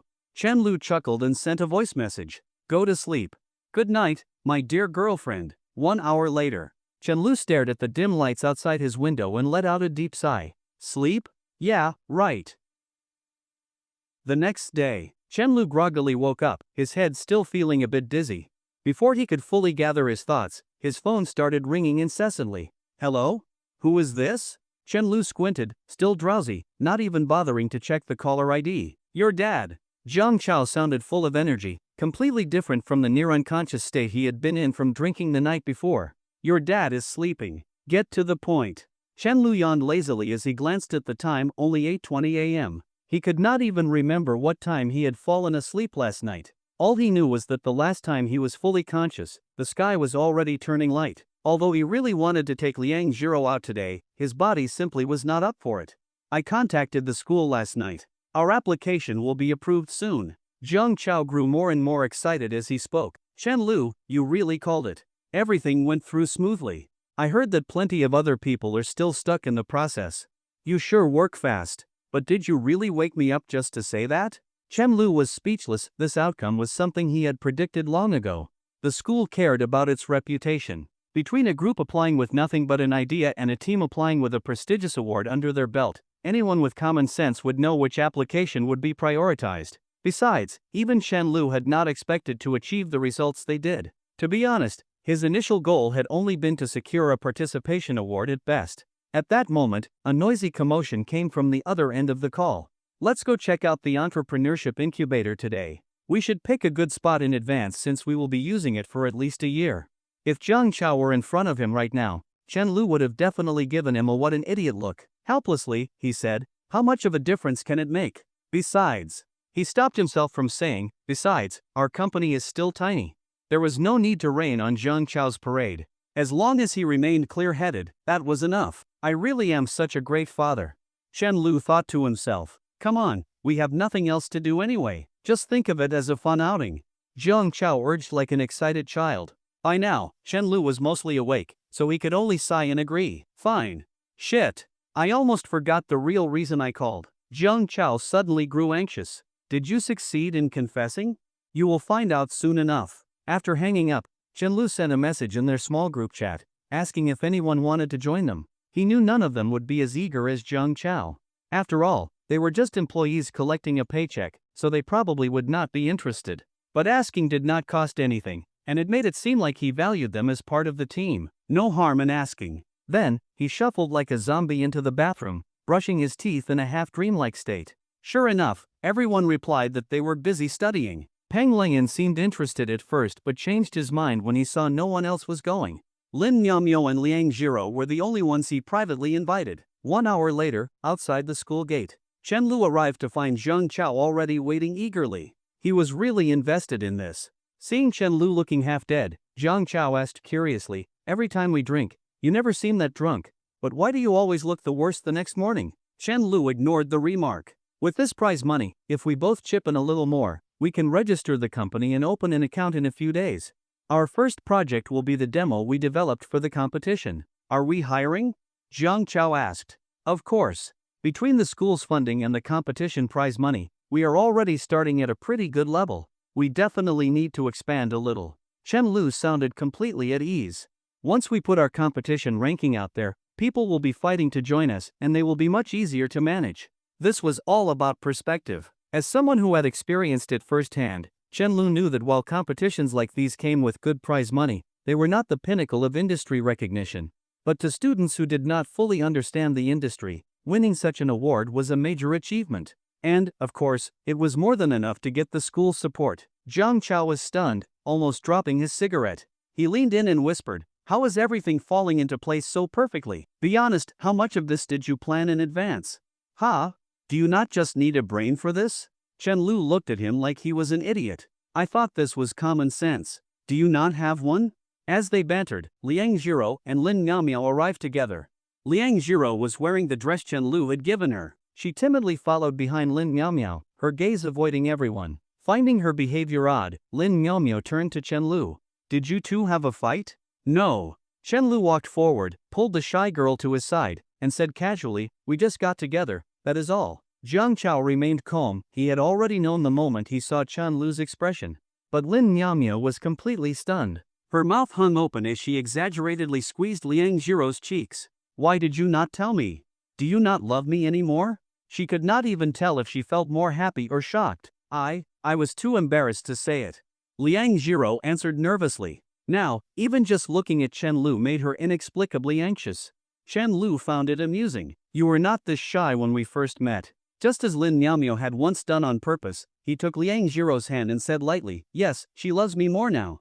The girl lowered her head deeply, offering no resistance, letting him hold her hand however he pleased. To passers-by, it probably looked like Chen Lu was harassing her. The snowflakes drift, the cold wind howls. Lin Miaomiao turned and glared at Jiang Chao, who was humming the background music. Shut up. After the initial shock and joy faded, only fear remained in Lin Miaomiao's eyes. How much more public affection will I have to endure now? She mumbled blankly. A short while later, they arrived at the school's entrepreneurship incubator, a modern, minimalist building. None of them had ever really been here before. After all, neither Chen Lu nor Jiang Chao had even considered this possibility until now. For Liang Jiro and Lin Miaomiao, it was an even more far-fetched idea. After Jiang Chao contacted the administrator, a friendly professor enthusiastically gave them a tour. While Jiang Chao and Lin Miaomiao excitedly explored every corner, Chen Lu and Liang Jiro followed quietly behind, standing very close together. I drank so much last night that I almost blacked out, Chen Lu suddenly remarked. Then, does your promise still count? Liang Jiro asked nervously. She felt like someone who had just won the lottery, terrified that she would wake up and realize it was all a mistake. It was all so perfect that it did not feel real, making her incredibly uneasy. Chen Lu found her reaction amusing. Of course, it counts. What, do you think I would go back on my word? Smiling, he extended his right hand toward her. Want to hold hands? Like a frightened deer, Liang Jiro glanced left and right, making sure no one was looking before she quietly placed her hand in his. The warmth of his touch made her heartbeat quicken. Overwhelmed with shyness, she turned her burning face away, not daring to meet his eyes. Why is he so straightforward? Could you at least pretend a little longer? I would even help you lie to myself. Chen Lu did not even have time to feel nervous before noticing the girl's expression and the slight tremble in the soft little hand he was holding. He found the situation both amusing and endearing. Why are you even more nervous now than when we first met? If someone did not know better, they would think I am bullying an innocent young lady. Liang Jiro bit her lip. Now, she fully understood what it meant to have a heart pounding like a frantic little deer. Her heart was thumping so hard it felt as if it would jump right out of her chest. Even though she had seen countless couples holding hands as if it were the most natural thing in the world, she herself was far from ready. You are bullying me, she muttered, looking aggrieved. Chen Lu looked at her teasingly. Be careful what you say, or I might get even more excited. Startled, the girl instantly fell silent, afraid that he might do something even more outrageous in broad daylight. Before they were together, he had already been bold enough to openly admit to taking advantage of her. Now, what was there that he would not dare to do?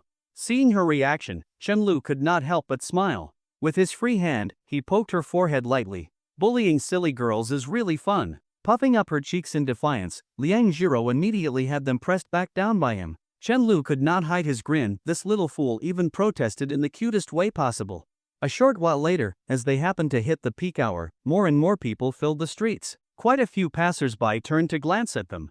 After all, such an attractive couple was not something you came across every day. People were naturally drawn to beautiful things.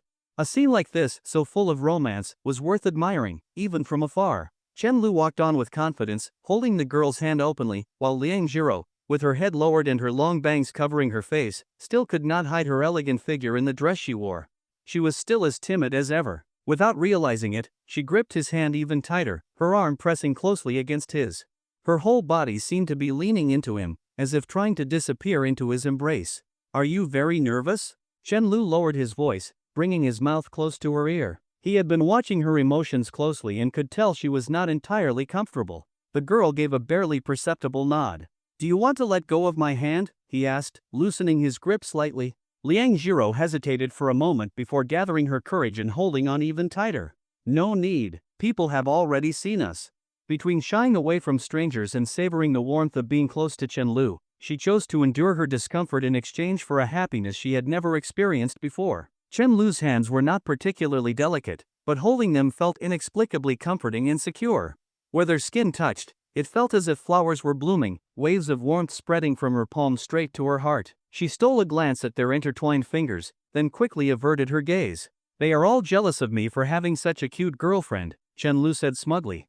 But they cannot help it. After all, my girlfriend is the most beautiful in the world. Do not talk nonsense. Hearing this, the girl pressed even closer to him, her soft voice laced with a gentle scolding. She did not know what was wrong with her. Whenever Chen Lu showered her with exaggerated compliments, she always protested, but deep down, she was elated. Chen Lu smiled, leading her as they slowly followed behind Zhang Chao. There was no need to take this tour too seriously. They would not be here for long anyway. But this little fool, she was going to stay by his side for a lifetime.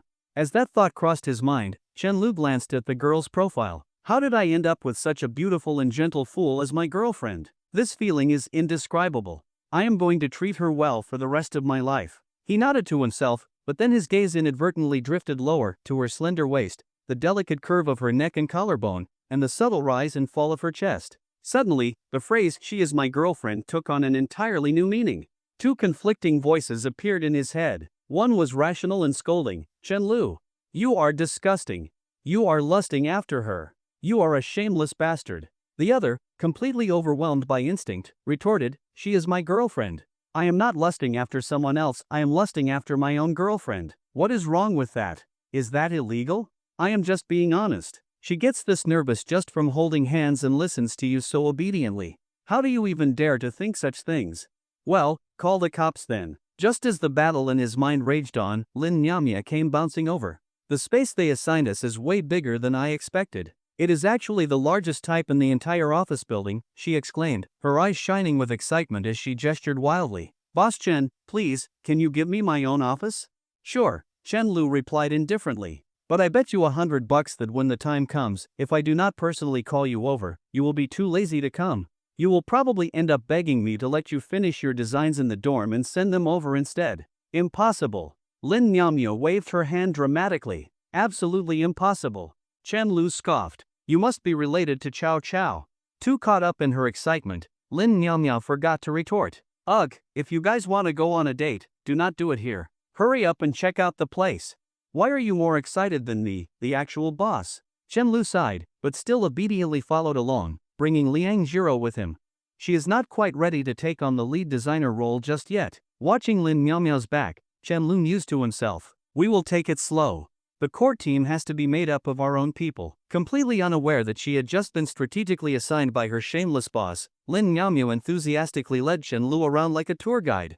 Jiang Chao and Lin Miaomio had picked an office on the 6th floor of the incubator, a spacious unit with floor-to-ceiling windows, great lighting, and nearly 200 square meters of space.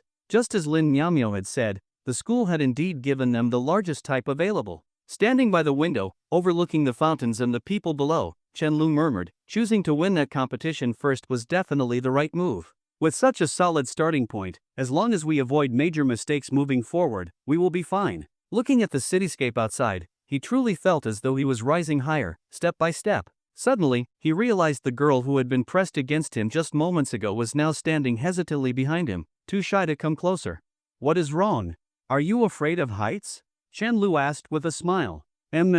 Liang Jiro responded in a voice as soft as a mosquito's whisper. At this height, she did not even dare to look outside. Chen Lu playfully pinched her cheek and joked, then I will put up some curtains in a few days and cover it up. This stupid window has no manners. Jiang Chao, who had just finished talking to the professor, overheard this and asked curiously, why cover it up? Chen Lu cleared his throat, pretending to be serious. Although he had no intention of actually doing it, teasing this fool was too entertaining. Because the boss's wife is afraid of heights. What the fuck, you really are shameless.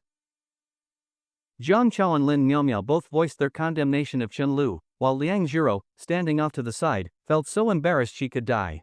She wished more than anything that she could turn into an ostrich and bury her head in the sand. Even though she knew Chen Lu was joking, deep down, she was still happy. She just could not understand how he managed to say things like that in front of so many people with such a straight face. He was getting more and more shameless. The supervising professor also chuckled at their antics.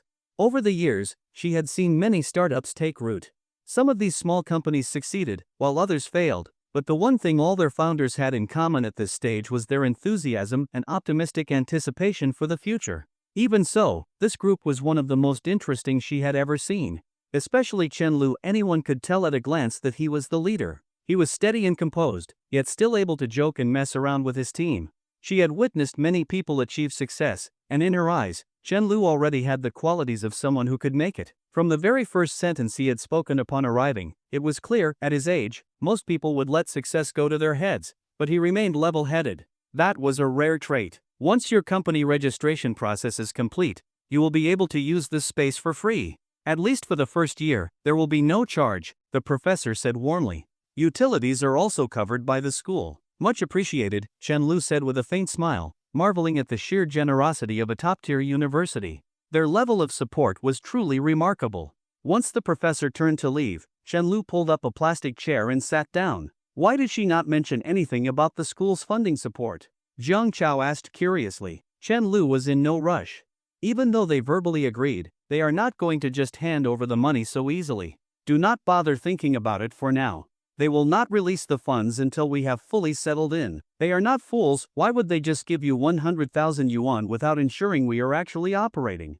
If you ask them now, they will just tell you it is still being processed. No matter how many times you ask, that will be their answer until we are up and running. The moment we prove we are functional, suddenly their process will be completed. Stretching lazily, he glanced over at Liang Jiro, who was being dragged around by Lin Miaomio. Are you done looking around? If so, I have things to take care of. What the fuck? What exactly do you consider serious business? Jiang Chao asked in exasperation. The way Chen Lu said I have things to take care of just did not sound right. Clearly, this was what counted as actual work, was it not? Both, Chen Lu replied seriously, his gaze still fixed on the girl in the light green dress. I intend to spend my life my own way. There is only one true definition of success: to live happily. Jiang Chao, still confused, nodded absent-mindedly. On the other side, I officially declare this my office, Lin Yamia proudly announced as she led Liang Jiro into an empty room. Her sharp little canine tooth peeked out as she grinned. Liang Jiro responded with a soft hum. The little fool had no real concept of what any of this meant. She had no idea how significant it was. Rather than worrying about how much money her boyfriend could make, she was more concerned about whether he had a stomachache today. Squinting against the sunlight streaming in through the window, Lin Yamia shut the door and joked, "By the way, how did Chen Lu confess to you? Come on, tell me everything. If you do not, I will not let you out." Liang Jiro nervously pinched her fingers. "I was the one who confessed first." "Oh, so you confessed first," Lin Miao started, then froze halfway through her sentence. Her eyes widened, her mouth hung open, and her expression grew increasingly exaggerated. She had not yet grasped the full meaning of confessed first, otherwise, her jaw would have dropped even further. "What did you just say?" Liang Jiro, growing even more nervous from her reaction, repeated softly, "I was the one who confessed first." Lin Miao finally processed reality. She took 2 steps back and leaned against the wall, regretting ever asking. "Why did I have to be so mature and set myself up for this wave of dog food?" She silently complained but could not help blurting out, "So my advice was actually useful." Liang Jiro nodded slightly, neither confirming nor denying it. In truth, it was a combination of Lin Miao's warning and the shock of discovering that bracelet that had completely shattered her rationality. Without both factors, she would not have done it. "And how do you feel now?" Lin Miao asked again. She was truly experiencing bittersweet joy, both envious and eager to hear more. "I am very happy," Liang Jiro answered simply. "He did not even react?" Lin Miao pouted. "He really got off easy. He folded me a ring out of paper." Liang Jiro was not trying to brag, she was just answering honestly. She took out her phone, and the first thing she saw was her lock screen, an old photo of her and Chen Lu at a bubble tea shop before they went to watch a movie. Opening her album, she found the picture she had taken of the paper ring. As soon as she saw it, the corners of her mouth lifted into a smile full of happiness. "He folded me a ring out of paper." This little fool was so easy to satisfy. No money needed to be spent, just a simple ring made of paper, and she would cherish it for a lifetime. Lin Miao leaned in to look and was stunned. "Damn, he really knows what he is doing." A moment later. Stop talking." Lin Miao clutched the doorknob for support, frantically motioning for Liang Jiro to stop. The story she had just heard was so shocking she nearly lost her balance. A childhood sweetheart who reappeared out of nowhere? What kind of fairy tale romance is this? How is this even real? Why do I never get this kind of luck? I cannot even remember the names of the kids I used to play with. And now I am stuck liking 2D characters. She wailed internally, reflecting on her past. The only childhood memory she could recall was happily munching on sunflower seeds while watching 2 boys fight. That was it. A few seconds later, Lin Miao took a deep breath and gave her poor best friend a bright, congratulatory smile.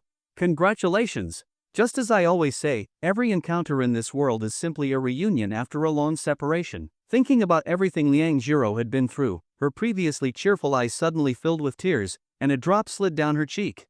She really deserves this. To Lin Miao, both reuniting with Chen Lu and finally getting together with him were things that had always been meant for Liang Jiro. Everything this girl had endured, Lin Miao could not even imagine going through it herself. Yet despite it all, this fool had gritted her teeth and survived, still holding on to a heart full of kindness. She knew very well that, in Liang Jiro's eyes, her best friend ranked even higher than herself. Whenever they went out to eat, Liang Jiro would always consider what she liked before ordering. Gently holding Liang Jiro's hand, Lin Miao spoke in a choked-up voice. "Jiro, do you know something? You are the girl in this world who deserves happiness the most. No one else even comes close." Liang Jiro was momentarily stunned before quickly pulling out a tissue to wipe Lin Miao's tears. Seeing Lin Miao smiling at her while crying, she suddenly felt like crying too.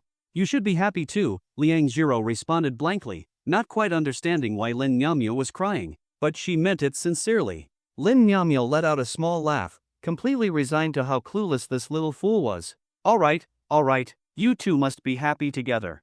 She knew that Chen Lu was more thoughtful than she was and far more capable. He would definitely take care of Liang Jiro better than even she could as her best friend. Why are they still not out? Jiang Chao, having grown bored of his phone, looked up and asked. Chen Lu was standing by the floor-to-ceiling window, gazing at the view outside. He shook his head. How would I know? Just as he finished speaking, the door slowly opened. Had enough of looking around? Chen Lu turned to the two girls with a smile. If you are done, let's go. Liang Jiro softly murmured an and obediently stood by his side. As they stepped out of the room, they saw a young man with rectangular glasses and slightly disheveled hair walking by. Chen Lu had just turned around when he heard the guy ask, "Are you new here? What do you do?" "Game development," Jiang Chao replied cheerfully. The young man nodded slightly, then naturally shifted his gaze away from Jiang Chao. "Who is the leader?" "I am." Chen Lu turned back, extended his hand, and took a moment to size him up. "Hello, I am Chen Lu, a third-year student." The other party shook his hand briefly and said, "I am Hong Wenjie, a year ahead of you. You are the one who won first place, right? No wonder you looked familiar. You are also in game development?" Chen Lu asked. "Yeah, let's keep in touch," Hong Wenjie said with a brief smile before turning and walking away. The group fell silent for a moment. "Damn, we have competition here too," Jiang Chao remarked in surprise. Then he turned to Chen Lu and noticed that his brows were slightly furrowed. "What is wrong? Is that a bad thing? After all, the school's resources are limited." Chen Lu paused for a moment before continuing, "But whether or not anyone tries to make a move against us, getting familiar with this industry's ecosystem in advance is not a bad thing for us." Jiang Chao nodded seriously. "You two go do whatever you need to. I will take Lin Miao back." He was not stupid. He had a vague idea why Chen Lu had brought Lin Miao here. Since Chen Lu considered her a core member, Jiang Chao needed to show that he valued her too. "Good, at least you understand. I did not bring you here for nothing," Chen Lu said with a mischievous grin. "What are we going to do?" Watching Jiang Chao and Lin Miao walk away, Liang Jiro asked timidly. At first, she had thought she was just here to accompany Chen Lu on a casual tour of the startup incubator. She had not expected the situation to turn out like this. Being alone with him made her even more nervous. She had not yet fully adjusted to her new role as his girlfriend. Chen Lu turned his head to look at her, a faint smile on his lips. "What do you want to do?" Just as Liang Jiro was about to answer, she suddenly remembered something else. She reached into her pocket, pulled out the bracelet, and held it out to Chen Lu. "Here, take your bracelet back." Chen Lu took it and examined it closely. Unlike before, the bracelet was now entwined with many strands of long, dark hair, making it look even more like a braided hair bracelet. He stared at it for a while, not quite understanding what it was supposed to mean. You do not mind it, do you?" Liang Jiro's voice grew softer and softer, completely lacking confidence. "This will protect you from misfortune," she explained in a low voice, wringing her hands together. She did not tell him everything. She did not mention that, according to the beliefs in her hometown, a girl who gives a boy such a bracelet is actually taking his misfortune upon herself. She had painstakingly woven this bracelet until 3 in the morning last night. If she told him the truth, he would definitely refuse to take it. "Superstitious nonsense," Chen Lu chuckled as he gently pinched her cheek. "How could I possibly mind? Thank you." Liang Jiro did not avoid him, letting him pinch her cheek as he pleased. Their faces were very close, and her bright, watery eyes gazed straight into his. She was adorable. As a young man in the prime of his youth, if he did not feel even the slightest impulse at this moment, something would be seriously wrong. Chen Lu swallowed hard and slowly lowered his head, intending to kiss her forehead. But just as he was about to do so, Liang Jiro suddenly pushed him away with great force. Caught off guard, he nearly stumbled to the ground. She only realized what she had done a second later and immediately looked like she was about to cry. Her eyes were filled with guilt and regret. "Sorry, I am so sorry. I did not react in time. I did not mean to push you away," she stammered in distress. "It is fine. I was being too hasty," Chen Lu chuckled, his rationality quickly regaining control. After all, they had only been together for 2 days. Liang Jiro took several deep breaths. Let's try again." "You sure?" The girl bit her lip and nodded before tightly shutting her eyes. Even though the mood had completely disappeared, Chen Lu still leaned down again, slowly and carefully. Just as he was about to kiss her, she suddenly stopped him again. He was confused for a moment, then he saw her taking deep breaths, her entire body trembling uncontrollably. She looked genuinely distressed, and there was even a layer of cold sweat forming on her forehead. Finding this strange, he reached out to wipe the sweat from her forehead and, feeling a pang of guilt, said, "Maybe I scared you too much." Hearing him apologize, Liang Jiro panicked even more. Her mouth opened and closed several times, but no words came out.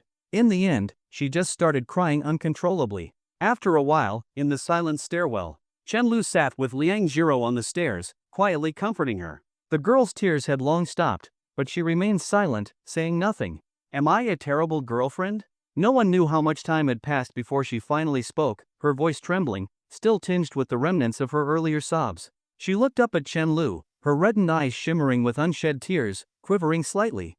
It was a sight that made one's heart ache. Do not say nonsense. Chen Lu gently tucked her hair behind her ear. It seemed she was comfortable with at least this level of closeness. Liang Jiro fell into silence again before softly saying, I will try my best. I will not make you wait forever. Silly girl, every couple has their own way of being together. We can take things at our own pace. Chen Lu had a feeling that her resistance to intimacy was likely for the same reason she kept her bangs so long. She was afraid.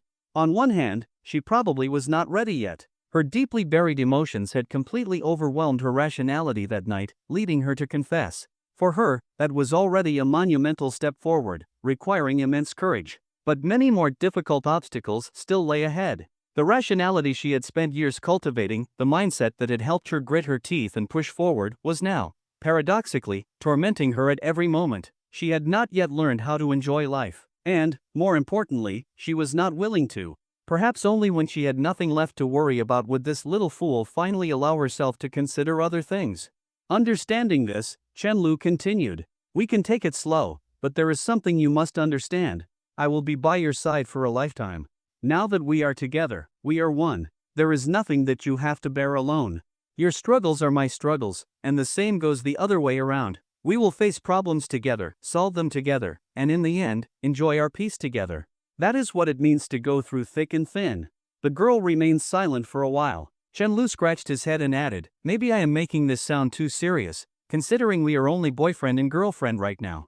But in the future, I really do want to marry. Before he could finish, Liang Jiro suddenly interrupted him, close your eyes. It is okay, I said there is no rush, Chen Lu said gently. But Liang Jiro, with tears brimming in her eyes, stubbornly shook her head.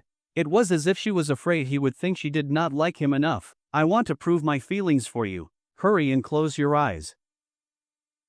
Chen Lu sighed helplessly. All right, he slowly closed his eyes. As darkness filled his vision, an inexplicable sense of nervousness crept over him.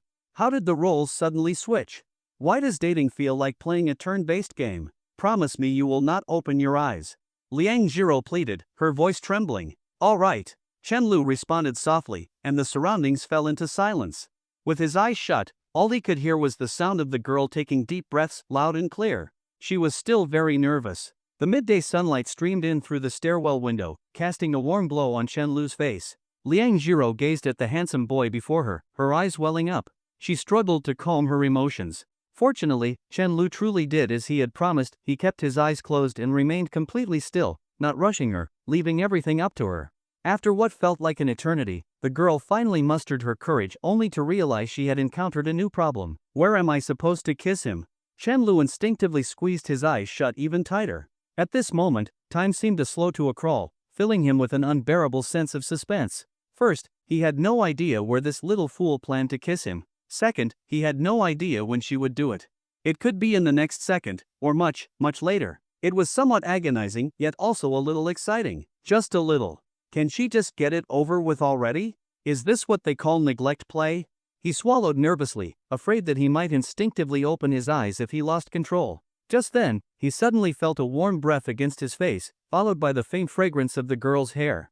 Liang Jiro's soft strands brushed against his neck, tickling his skin. Then, her delicate lips gently pressed against his neck. After 2 seconds, she slowly pulled away. That small patch of skin immediately felt cool and damp. Whether it was the breath she had exhaled onto his skin or the kiss itself, the sensation sent a wave of restlessness through Chen Lu.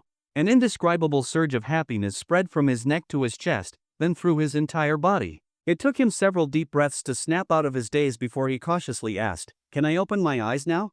"Wait a little longer, okay?" Liang Jiro's voice was tinged with helplessness. "Why? I am too nervous," she muttered. "If you cannot see me, I will not feel as nervous."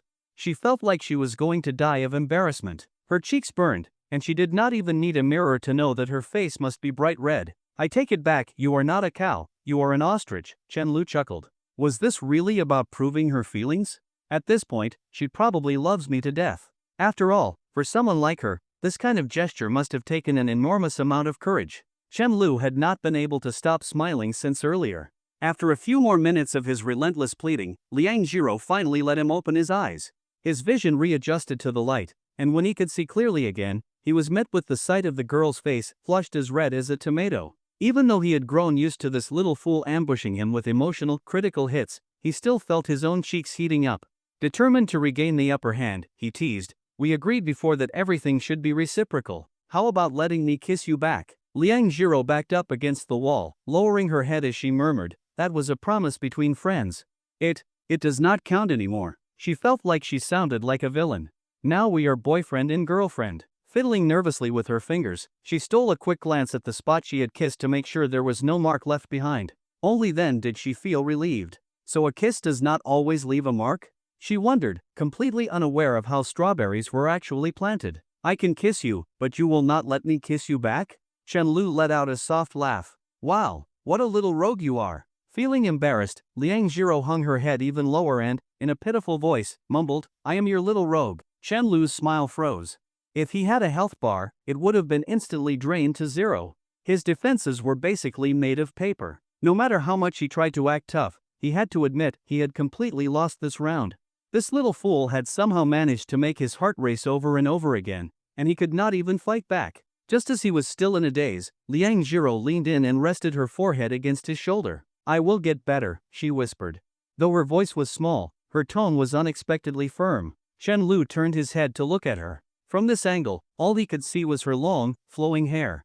"This is unfair. Isn't kissing someone's neck more intense than kissing their forehead? And that 'I will get better,' why did it suddenly sound so suggestive in his head? Was it too soon to start looking forward to the future?" The thought that such a girl was slowly becoming more and more willing to take the initiative for his sake was almost too much to process. A small smile crept onto Chen Lu's lips as he reached out to gently stroke her hair. "Take your time." Hearing those words, Liang Jiro nodded lightly and rubbed her head against his shoulder like a little kitten, feeling completely at ease. Her heartbeat, which had been racing moments ago, gradually settled. She wholeheartedly believed that the boy in front of her was heaven's way of making amends to her. It was only after meeting Chen Lu that she had started to feel happiness again. "I like you," she whispered. "I really, really like you." Her heart felt as if it was about to bloom. How could she not be moved by the fact that this boy was willing to stay by her side? Chen Lu's hand paused for a moment before he continued stroking her soft hair. "I like you too. I will do my best," Liang Jiro repeated, unsure of how many times she had said those words today, but for some reason, she just had to say them. "I know. There is no rush." Chen Lu responded with a gentle smile. "I will always be by your side, just like before." Every word she said went straight to Chen Lu's heart, making his nose tingle slightly. He swore that for the rest of his life, he would never let this little fool suffer even the slightest bit. "I will treat you well for a lifetime," he said, his expression unusually serious. Of course, he meant every word. But in the back of his mind, he was also thinking about how to get even next time. "It is just a matter of slowly turning up the heat. I know exactly how to do it." Although he had suffered a setback this time, that would not happen again. From now on, it would be her who gets flustered, not him. He was determined to make sure he would never again find himself in a situation where he had complete control over the game, only to have Liang Jiro sneak in at the last second and score on him like when she had confessed first. No kid cries forever. No one loses every time. This time, I am definitely going to win. Victory is mine. As Chen Lu snapped out of his triumphant daze, he saw Liang Jiro looking at him with a bright, gentle smile. At that moment, she was so breathtakingly beautiful that he could not even think of a proper word to describe her. All he could do was etch this image of her into his memory. Her eyes were still a little red, which only made her smile even more captivating. "Why did you suddenly start smiling?" Chen Lu found it odd. Liang Jiro leaned her head back onto his shoulder and whispered, "I just felt like smiling. And this is why I call you a little fool." The feeling of having her nestled against him like a kitten filled Chen Lu with immense joy. A cat could never be this adorable. Since it was still early, going home separately felt like a waste.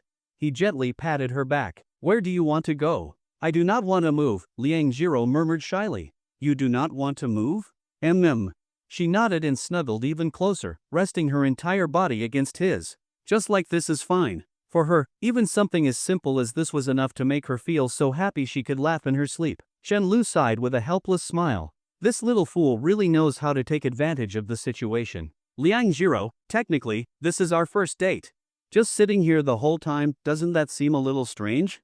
He tilted his head to look at the ostrich beside him, his voice gentle. He had wanted to do the typical couple activities, holding hands while strolling around, watching a movie. If not that, then at least a trip to an amusement park or a haunted house. Cliché? Maybe, but he still wanted to experience it. Spending half the day just sitting here felt abstract. Just a little longer, okay? Liang Jiro lifted her head and blinked at him with those bright, watery eyes, occasionally shaking his arm lightly. Alright, you can stay as long as you want. Actually, this is pretty nice. Chen Lu immediately changed his mind. It was sweltering outside. Who in their right mind would go out to play in this heat? That would be insane. Just for a little while, Liang Jiro giggled as she leaned back against his shoulder. I am not greedy. A little more time was all she needed. She would rather accompany Chen Lu and do the things he liked. Her face was practically glowing with happiness. It was the first time in her life that she had ever acted spoiled with someone, and it turned out to be such a joyful experience. Her father had passed away too soon, and after that, her mother had been exhausted all the time. She had no choice but to be strong. So whether it was watching other kids throw tantrums to get what they wanted, or growing up and seeing girls cling to their boyfriends and act cute, she would always tell herself she did not need that, and she should not think about it. She had never imagined that she would one day have someone she could rely on, someone she could act spoiled with. And, surprisingly, it seemed to work really well on him. As her smile slowly faded, she mustered her courage to look up at Chen Lu again. Sure enough, the moment she did, she found him already staring at her. She kept repeating to herself, just this once. Just this once. Then, she shook his arm again. Say you like me, please? In the end, her sentence came out awkward and clumsy. I like you, Chen Lu answered sincerely. Can you like me forever? Chen Lu had no idea what this little fool was up to, but he immediately responded, I will always like you. I want to stay like this all day. Okay. For the first time, the girl smiled sillily before adding, I want ice cream. The moment the words left her mouth, Chen Lu stood up. Wait here. I will go buy you one. Liang Jiro was startled and quickly pulled him back down. You should at least refuse me once. Chen Lu frowned slightly, tilting his head to look at her. Hey, that is odd. Liang Jiro, what kind of logic is that? She suddenly felt guilty and mumbled in a tiny voice, it does not feel real. I act spoiled just a little, and you agree to everything. It feels like a dream. All of this was completely new to her. Things she had never experienced before. Things she had never even dared to imagine. You are unbelievable. Chen Lu could not help but laugh. He flicked her forehead. Time to give me something in return. The girl froze for a moment. Then, hearing the words, give me something in return, she immediately tensed up. Now this feels real, she muttered. Little fool. Chen Lu sighed, then smiled as he gently pushed her bangs aside, gazing into her eyes. Her beautiful pupils trembled slightly, and in them, he could see his own reflection smiling back at him. Honestly, I am just like you. After a brief pause, Chen Lu spoke with absolute seriousness. As long as it makes you happy. His voice softened. Even if you wanted the stars, I would reach up and bring them down for you. The two of them really did stay by the stairwell, where no one passed by, until noon before finally leaving the startup incubator. Liang Jiro seemed to have absorbed enough energy from Chen Lu, looking completely content.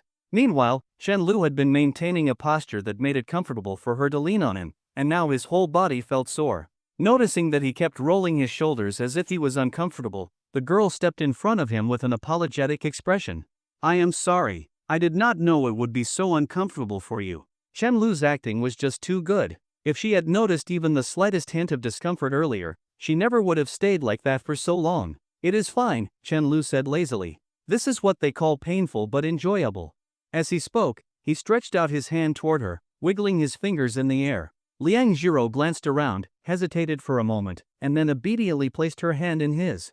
Good, good. You catch on quick. Chen Lu was very pleased as he held her hand and strolled along. Even though Liang Jiro still would not let him kiss her, he could tell that she was earnestly trying to change. After all, she had never once refused him when it came to holding hands, something she was now completely comfortable with. If he kept slowly boiling this frog, sooner or later, there would come a day when she would no longer be afraid. What are you thinking about? Liang Jiro asked curiously. I was thinking about when you will finally let me kiss you, Chen Lu answered truthfully. Do you really want to kiss me? Liang Jiro asked softly, testing the waters. She felt like even if she tied both of her hands behind her back, she could still keep herself under control. It is all right, Chen Lu replied nonchalantly. It is not like you can escape from me anyway. What he did not expect was for Liang Jiro to nod in full agreement. Ha! Why does that make me sound like the villain here? The two had originally planned to take a casual stroll and find a place to eat along the way, but somehow, without realizing it, they ended up walking for over half an hour. What was even more ridiculous was that neither of them had thought to mention it. Once they finally snapped out of it, Chen Lu hurriedly picked a random restaurant. Wait here for a moment. I need to step out for a bit. As soon as Liang Jiro sat down, she heard Chen Lu say this to her. Okay. She found it odd, but she did not ask any questions. A short while later, Chen Lu reappeared in front of her, wiping the sweat from his forehead as he handed her something. Here, ice cream. I remember you said this morning that you wanted some. Liang Jiro froze completely. At that moment, not only did she think of their future child's name, she even had an entire football team's worth of names planned. After lunch, Chen Lu was contemplating where they should go in the afternoon when he suddenly received a message from Chen Mo. Chen Mo. Good news. I did exceptionally well in English this time, highest score in history. Chen Mo. Bad news. I completely bombed biology. The corners of Chen Lu's lips instantly curled up as his fingers happily tapped across the screen. Chen Lu, nice. Pop the champagne. He had expected his cheap little sister to talk back as usual, but surprisingly, she did not. Chen Mo, brother, you are the best brother in the whole world. You definitely do not want to see me get beaten to death, right? Chen Lu frowned. Something was not right. Before he could even reply, his mother, Wang Xiaoxia, called him. Feeling Liang Jiro's curious gaze fixed on him, Chen Lu forced himself to suppress the tremor in his right hand and brought the phone to his ear. Hello, Mom? What is wrong? On the other end of the line, his mother's voice was eerily calm. I heard from Xiaomo that you are dating someone? The pressure of blood ties was something that could not be avoided. For example, right now, Chen Lu's heartbeat actually skipped a beat. Even though he was already a college student, he still felt more nervous now than when he got caught skipping class as a kid. He cleared his throat forcefully. Ahem, how about we talk about Chen Mo's grades first? Summer vacation is coming up soon, and when school starts again, she will be in her senior year of high school. You have really grown bold, huh? Dating someone without telling your family, starting a studio at school without saying a word. If it were not for your dad's colleague mentioning it, your father and I would have had no idea. Wang Xiaoxia had clearly tossed aside all thoughts of her daughter's exam results. Right now, all she cared about was interrogating her troublemaking son. Chen Lu had been very independent ever since he was little, but what made him hard to manage was that he was too independent. He always kept things to himself, leaving his parents constantly guessing what he was up to. As parents, sometimes they just wanted their child to rely on them more. I was planning to wait until everything was running smoothly before reporting back, Chen Lu admitted honestly.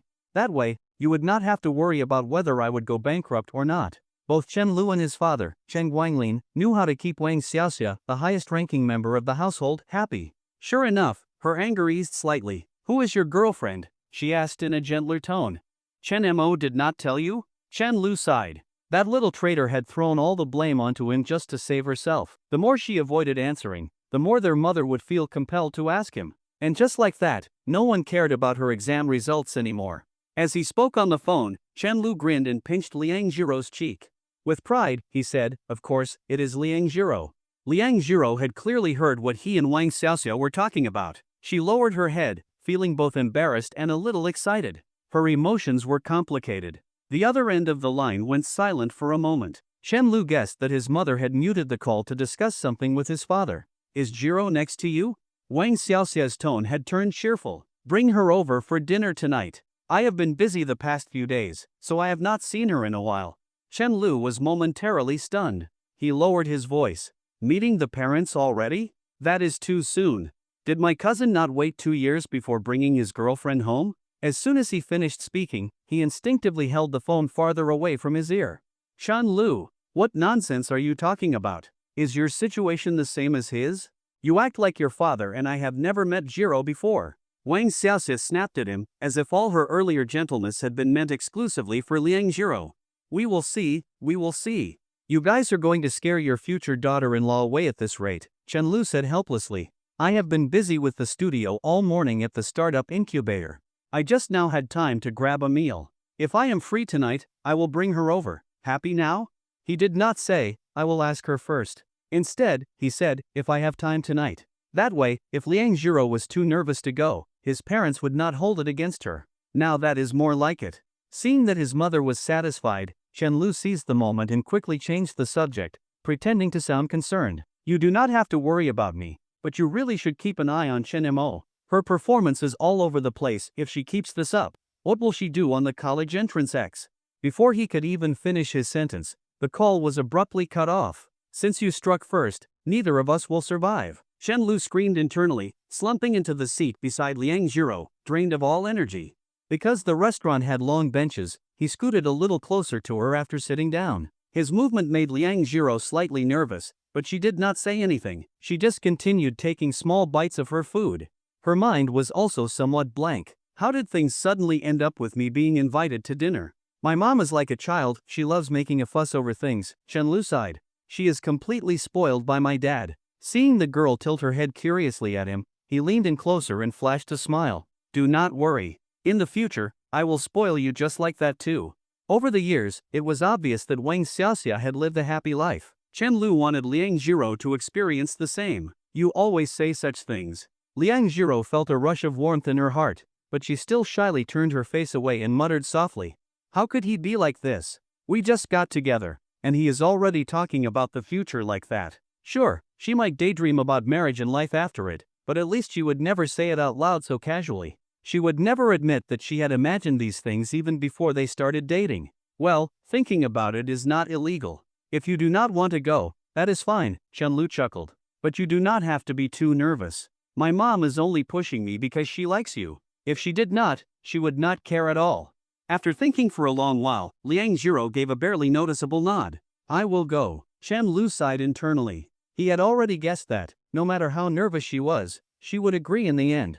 If someone was kind to her, she would rather suppress all her own discomfort than refuse them. Meanwhile, on the other side, Chen Guanglin closed his book and gently set it aside. Did I not tell you not to rush them? Why are you pushing now?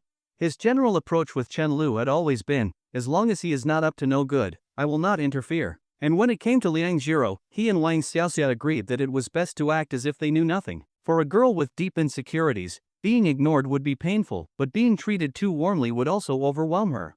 Wang Xiaoxia clearly had not thought about all that. Her mind was filled with one thing only. Her favorite girl had become her daughter-in-law. She grabbed onto Chen Guanglin's arm excitedly.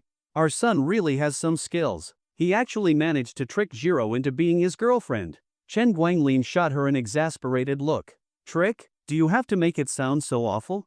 Ignoring him, Wang Xiaoxia continued rambling to herself. Xiao Lu is 21 this year. Zhiro is 19. By next year, they will both be old enough to legally marry. Is that not perfect timing? If that was not fate, then what was? The more she thought about it, the happier she became. Perhaps because she had also come from a difficult background, she deeply sympathized with everything Liang Zhiro had gone through. She wished she could treat the girl like her own daughter. She is still in college. Chen Guanlin groaned. He was utterly speechless. What kind of parent thinks like this? They just started dating, and you are already bringing up the legal marriage age? Do you not understand the concept of slowly boiling a frog? He suddenly let out a deep sigh. A little old lady is not someone you can reason with, he muttered under his breath. The living room fell silent. Dear, what did you just say? Wang Xiaoxia asked sweetly. Nothing. Chen Guanglin tensed up. His eyes darted toward Chen Mo's bedroom. Then, he suddenly shouted, Chen Mo. Get out here right now. What happened with your grades this time? After saying let's go, Liang Zhiro became more and more nervous. Her fair cheeks took on a light blush, making it impossible to resist the urge to take a bite. How is this silly girl so adorable? Chen Lu tilted his head, deep in thought. No, he had to find a chance to kiss her sooner or later. Give me your hand, Chen Lu said softly. Liang Zhiro hesitated. We're eating, and there are people around. She said that, yet before long, Chen Lu felt a soft, delicate hand quietly slip into his palm. The corners of his lips curled up, and he squeezed her hand lightly. Girls were truly miraculous creatures. How could their hands be this soft? It felt like he could never get tired of holding them. Chen Lu gently played with Liang Zhiro's fingers, marveling at the sensation. Then, he turned to look at the girl beside him. This silly girl looks soft all over. Hugging her must feel amazing. At that moment, the sacred voice in his mind chimed in again. This silly girl is so obedient. How could you? Shut up. She's my girlfriend. And with that, all voices in Chen Lu's mind reached a unanimous agreement to keep adding fuel to the fire. The unsuspecting little frog, unaware that she was being cooked, continued feeding Chen Lu bites of food from time to time. Chen Lu, now completely shameless, accepted every bite without the slightest guilt. As he ate, he also discussed the equipment needed for the studio with Jiang Chao. Jiang Chao, just run a network cable, and if you say we don't need computers yet, then we'll wait. By the way, what are you doing? Chen Lu, eating. Jiang Chao, then finish your meal first. We'll talk later. Chen Lu, it's fine. Just say what you need to say. Jiang Chao, how are you eating while typing? Chen Lu, my girlfriend is feeding me. Jiang Chao? After Jiang Chao stopped responding, Chen Lu shook his head helplessly. These young people today have such weak endurance. They can't even handle this? Is that all? With nothing left to do, he simply rested his chin on his hand and stared at his girlfriend. The more he looked, the more he felt that the heavens had been too generous with this silly girl. Not only was she incredibly beautiful, but she also had an amazing figure. Why are you staring at me like that? Liang Jiro mumbled softly, feeling a bit uncomfortable under his gaze. Chen Lu smiled. Because you're beautiful, of course. Liang Jiro gently scratched Chen Lu's palm with her fingertips. I'm already your girlfriend. Do you still have to keep complimenting me? It would be the same even if we were married. Chen Lu found her thought process fascinating. Do you think I'd stop being nice to you just because I got you to be my girlfriend? He felt her hand tighten slightly in his grasp. When he looked up, he saw her slowly open her mouth. I thought you wouldn't be so nice to me, she said softly. Because. Chen Lu leaned in, curious. Still avoiding his gaze, she whispered, because I could never leave you. Liang Jiro knew very well she would never be able to leave Chen Lu in this lifetime. Her heart was small, so small that it could only hold one person for the rest of her life. After a few seconds, she added, unless you stop liking me and tell me to get lost, really, really harshly. If that happened, I would leave obediently. I wouldn't cause you any trouble. As she spoke, she leaned gently against Chen Lu and closed her eyes. A quiet sense of pride filled her voice. But I would still love you. I love you so much, it's pathetic. Feeling embarrassed, she buried her face in Chen Lu's clothes, retreating into her usual ostrich mode. The two of them nestled together in the quiet restaurant. Good thing your boyfriend is me. Chen Lu took in the scent of her hair, shamelessly declaring, if it were someone else, they wouldn't even know how to take advantage of you properly. This silly girl is really clueless. Who just hands over their bottom line like that? Was she not just saying, you can do whatever you want to me? Even if you treat me badly, I won't leave? Just as Chen Lu was thinking this, Liang Jiro rubbed her cheek against his. You won't, she murmured. Then, she guided his hand onto the back of her own and snuggled into his arms. Is this okay? Chen Lu took a deep breath, trying to sound calm. For a moment, he felt like he was in heaven. Who could possibly resist a soft, beautiful girl willingly curling up in their arms? Beyond his surprise, he was also curious. Was Liang Jiro more like a little calf or a kitten? She nodded softly in his embrace. Now I don't feel so nervous anymore. Hearing Chen Lu's heartbeat quicken, she let out a quiet laugh. Chen Lu is so bad. He's obviously just as nervous, but he's pretending like he's completely fine. After regaining his composure, Chen Lu lightly held her in his arms. I didn't expect you to improve so quickly. Because I love you. Liang Jiro held on even tighter. Hearing the girl listening to his heartbeat, Chen Lu let out a deep sigh. Alright, if you keep this up, I'm really going to die. Let me catch my breath first. What the hell is going on? She was just a silly girl a moment ago, how did she suddenly turn the tables on him? He refused to accept this. But as he held the girl in his arms, he instantly surrendered to her warmth, no longer bothering to reclaim his dignity. Well, this isn't bad either, is it? After a while, Chen Lu suddenly said, let's get you a new dress sometime. This one is fine. Objection overruled. Worst case, I'll just buy one myself. You don't even know my size. The corners of Chen Lu's mouth curled up. He actually did know, but he still smirked mischievously and asked, then how about I measure it with my hands? Liang Jiro lifted her head, puffed up her cheeks, and put on a fierce expression. Before she could say anything, Chen Lu leaned in and said, Liang Jiro, do you know something? What? Chen Lu brought his lips close to her ear. The more you call me a pervert, the more excited I get. You. Liang Jiro was momentarily speechless. Then, like a little bull, she lowered her head and rammed it straight into Chen Lu's chest. As they stepped outside, they were met with scorching heat and blinding sunlight. Chen Lu squinted and realized that, in his excitement over holding Liang Jiro, he had completely forgotten to plan where they were supposed to go next. How about I cook dinner tonight? Liang Jiro suddenly asked, her voice soft and hesitant. Chen Lu nodded. You're catching on quickly. Will your parents be okay with it? She asked again. You cook so well. They'll definitely love it, Chen Lu replied confidently. Then he reached out, took her hand, and added, "And stop worrying about whether they'll like you or not. As long as I like you, that's all that matters." For some reason, the two of them never managed to actually go out and have fun that afternoon. Instead, they ended up back at the office, quietly cuddling for the rest of the day. That evening, after Liang Jiro spent half the evening mentally preparing herself, Chen Lu finally opened the door. The moment they stepped inside, Chen Mo rushed up to them, holding a Barbie doll in her hands. "Brother, look. This is the doll you bought me when I was 6 after saving up your allowance for a whole month. Bet you didn't expect me to still have it, huh? You really are the best brother in the world." This time, Chen Mo did not immediately run to hug Liang Jiro like she usually would. Instead, she blinked her big, bright eyes and looked up at Chen Lu with an adorably innocent expression. If someone who did not know her saw this, they would definitely melt on the spot. Chen Lu said nothing. He simply led Liang Jiro over to the coffee table, pulled his laptop out of his bag, and placed it down with a loud thud. Then he looked at Chen Mo, pointed at the laptop, and, with a completely blank expression, uttered a single word: "Eat." Chen Mo froze for a moment, then quickly clung to Chen Lu's arm. "Brother." Although Chen Lu had always been gentle with her since childhood, she was still terrified of being retaliated against. After all, an open attack is easy to dodge, but a hidden one is impossible to guard against. And Chen Lu was precisely the type to strike from the shadows. Most of the little schemes she had pulled, if not 8 or 9 out of 10, then at least 6, were tricks that Chen Lu had long mastered and discarded. Seeing that he was ignoring her, her brain worked at lightning speed before she suddenly threw herself into Liang Jiro's arms. "Sis-in-law." The moment those words came out, both Chen Lu and Liang Jiro froze on the spot. Seizing the opportunity, Chen Mo continued acting pitiful, her voice full of grievance. Sis-in-law, my brother told me to eat a laptop." "Don't call me that." Liang Jiro was utterly flustered, shocked, nervous, and secretly a little happy all at once. She hurriedly tried to stop this kind of socially terrifying behavior. "Help me, please." Chen Mo sniffled and looked up, her eyes glistening with unshed tears. "If you don't help me, no one will. I already got scolded so badly by Mom and Dad this afternoon. If my brother punishes me too, how am I supposed to survive?" Her voice trembled, as if she was truly about to cry, and she even managed to scare Liang Jiro a little. Chen Lu, however, was completely speechless. Anyone unaware of the situation would think she had suffered some great injustice.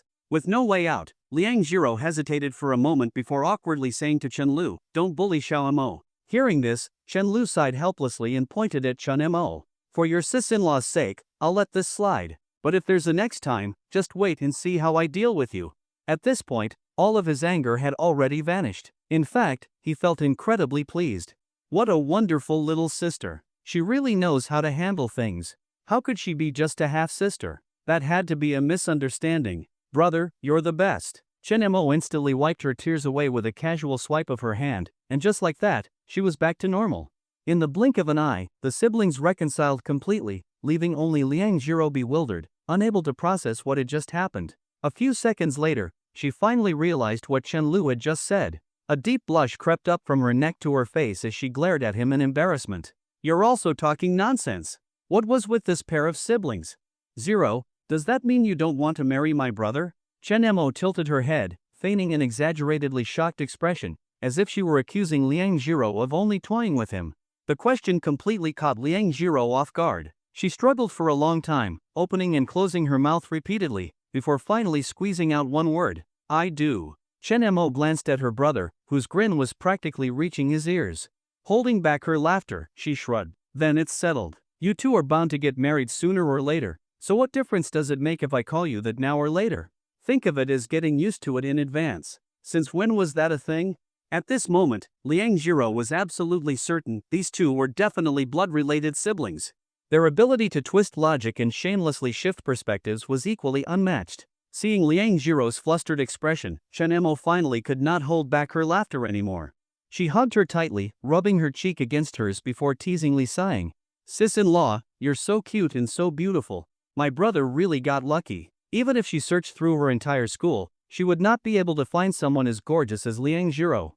After that, she let out a dramatic sigh, straightened her t-shirt, and leisurely walked toward her room. "I'll head back to my room now.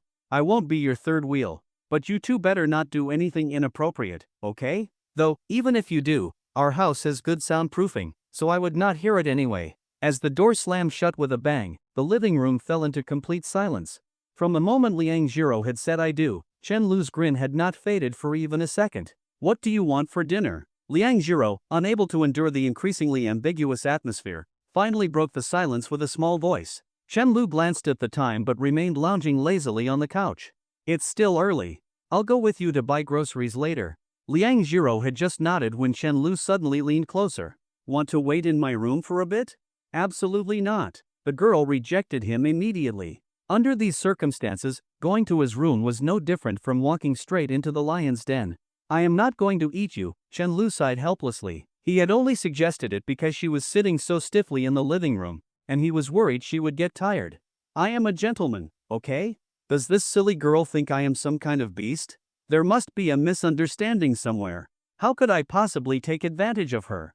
As he thought this, he subconsciously reached out and held her hand. The sofa in the living room was directly in front of the entrance, so Chen Lu truly did not dare to push his luck. For now, holding hands would have to do. After a short while, the two finally headed downstairs to buy groceries.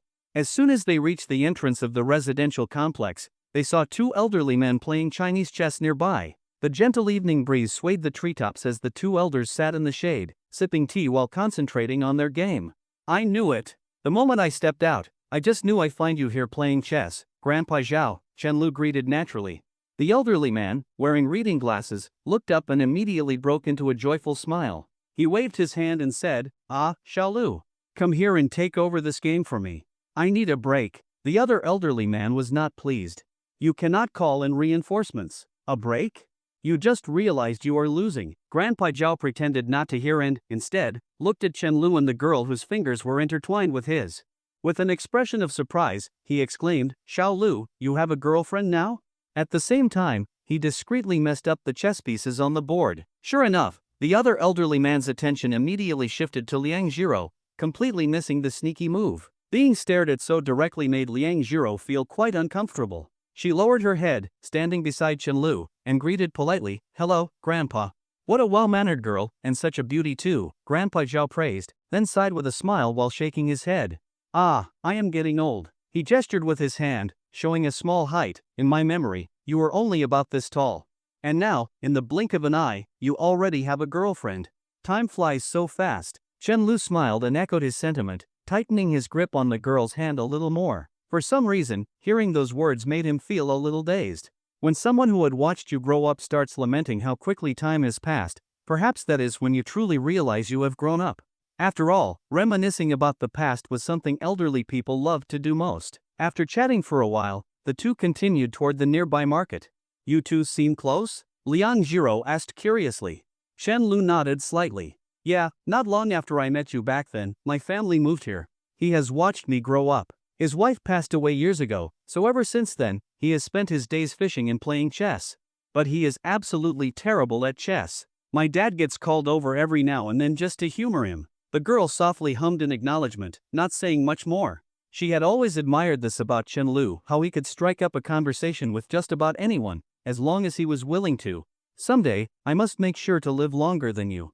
Just a little longer is enough, Chen Lu suddenly murmured to himself after a moment of silence. Liang Jiro found his words odd and turned to look at him, seeing his unusually serious expression.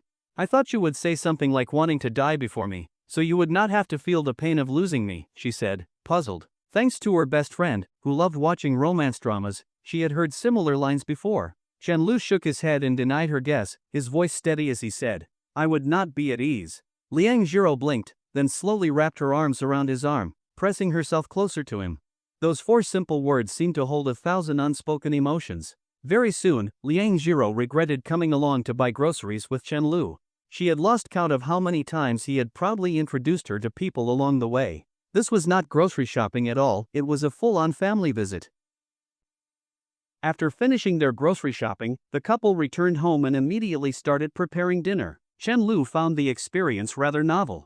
The last time they went shopping together, he had only been fantasizing about this moment, but now, he could actually hold this silly girl's hand while picking out vegetables. What a great feeling! After making a quick phone call to check on his parents' whereabouts and confirming they would not be home for a while, he rushed into the kitchen to help Liang Jiro. Hearing some unusual sounds, Chen Mo first excitedly pressed her ear against the door to eavesdrop. Only after listening for a moment did she peek her head out with a puzzled expression. What are you guys doing? Cooking, Chen Lu replied matter-of-factly. You are cooking? Chen Mo's excitement grew. She loved her brother's cooking, but he only made food for her after she begged him for a long time. Your sister-in-law is cooking. Let me tell you, her cooking is amazing. Liang Jiro had clearly given up struggling. Hearing Chen Lu say this, she only continued focusing on what she was doing. Chen Mo's excitement intensified, but instead of speaking, she simply pointed at the washed rice and then at the rice cooker. Chen Lu glanced at her, smiled, and said, "Get lost. How did such an upstanding family produce a little bandit like you?" Having had her request mercilessly denied, Chen Mo sulked off to the sofa, propped up her legs, and started scrolling through videos. Chen Lu shot her a middle finger before turning back to the kitchen. At that moment, Liang Jiro had tied her hair up into a high ponytail to make cooking easier, and Chen Lu could not resist the urge to gently grasp it. Just make something simple. We cannot eat that much, Chen Lu said as he washed the vegetables. This silly girl was sometimes like a little calf. Once she started doing something, she did not know when to stop. Okay. From start to finish, Liang Jiro found everything surprisingly easy because Chen Lu never gave her the chance to do too much. He took over whatever tasks he could. Do not mess with me. I am busy, she softly scolded, brushing off Chen Lu's hand as he played with her hair. How could he be so strange? Even playing with hair made him this happy. You will not hold my hand, so I have to play with your hair. Liang Jiro pursed her lips and gently asked, "Can you wait until later?" Chen Lu had originally intended to stop, but hearing her say it in such a soft and gentle voice only made him want to tease her more. Slowly, he stepped behind her and blew lightly against the back of her ear. A tingling sensation shot through Liang Jiro's entire body like an electric current, leaving her weak in the knees. You are always bullying me, she pouted, turning to face him. Seeing her slight pout, Chen Lu could not resist pinching her cheeks. You are so adorable. Who else am I supposed to tease? Then you can only tease me, the girl whispered timidly. Other girls might not cook as well as I do. It took Chen Lu a moment to process what she was implying. Had she not said something similar before? Other girls may not be as easy to tease as I am?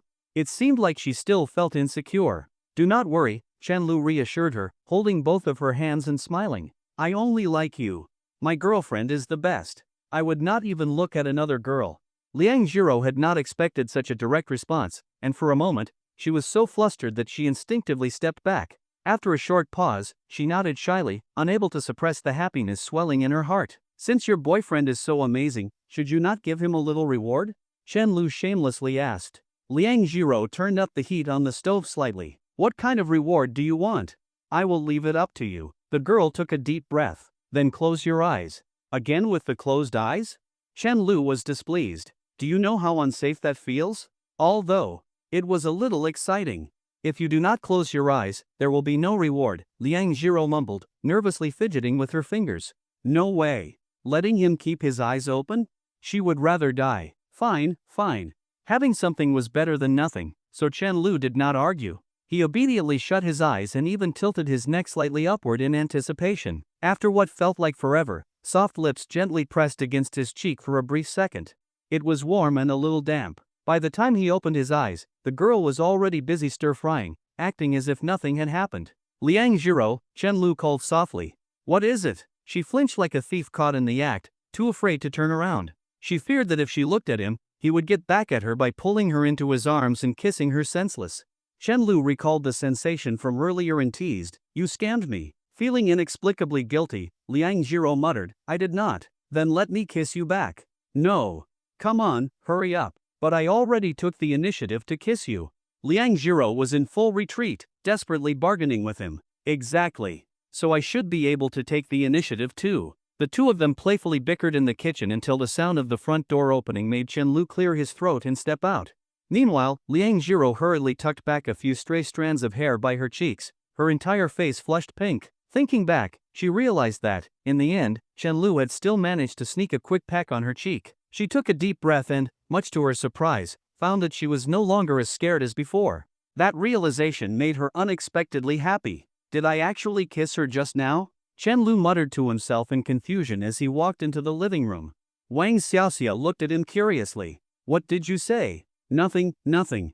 Chen Lu quickly changed the subject. I brought your daughter-in-law home. Wang Xiaoxia's face lit up with joy, and she immediately stepped forward without even taking off her shoes. Where is she? She is in the kitchen making dinner for you, Chen Lu said proudly. Before he could say anything else, Wang Xiaoxia had already rushed toward the kitchen, exclaiming, "Let me help! Let me help!" Watching his mother's eager back, Chen Lu let out a helpless sigh. At that moment, he heard his father sigh as well. "Why are you sighing?" Chen Lu frowned. Chen Guanglin slumped onto the sofa with exhaustion. "Your mother had originally booked an expensive restaurant. It took everything I had to convince her not to go." Then, as if afraid his son might misunderstand, he quickly added, "You understand, right?" Chen Lu nodded, then casually remarked, "You have completely spoiled your wife." Chen Guanglin lifted his chin and said, "I love my wife, and I do not mind. You may not even be able to do better than me in the future. Just watch me," Chen Lu said defiantly. "You two are unbelievable." Chen Mo suddenly shouted.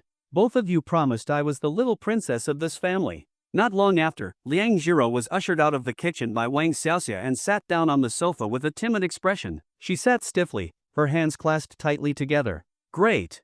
Just when she had finally started to relax, she had to switch roles, making her even more nervous than before. Before, if uncle and auntie did not like her, at worst, she would not be able to tutor Chen Mo anymore. But now, if they did not like her, she would not be able to be their daughter-in-law.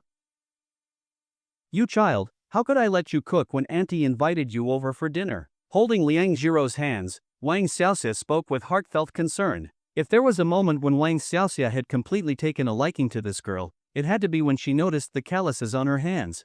Combined with her behavior and words, it was easy to tell what kind of person Liang Zhiro was. Liang Zhiro did not know how to respond at first. After thinking for a long time, she could only speak the truth. "I want uncle and auntie to like me."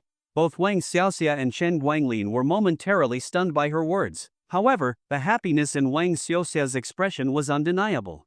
This girl was so honest it was endearing. "It is enough that you have the thought," Wang Xiaoxia said with a smile as she gently patted Liang Zhiro's head, growing fonder of her by the second. Chen Lu could not help but chuckle at his silly girlfriend's response. He turned to glance at Chen Mo, expecting her to look sour, but she was simply staring in shock. "Sincerity is the ultimate weapon, kid," he whispered into Chen Mo's ear.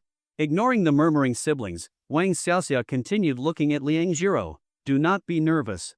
Auntie simply missed you. When Xiaolu mentioned you two were dating, I thought it would be nice to have you over for a meal."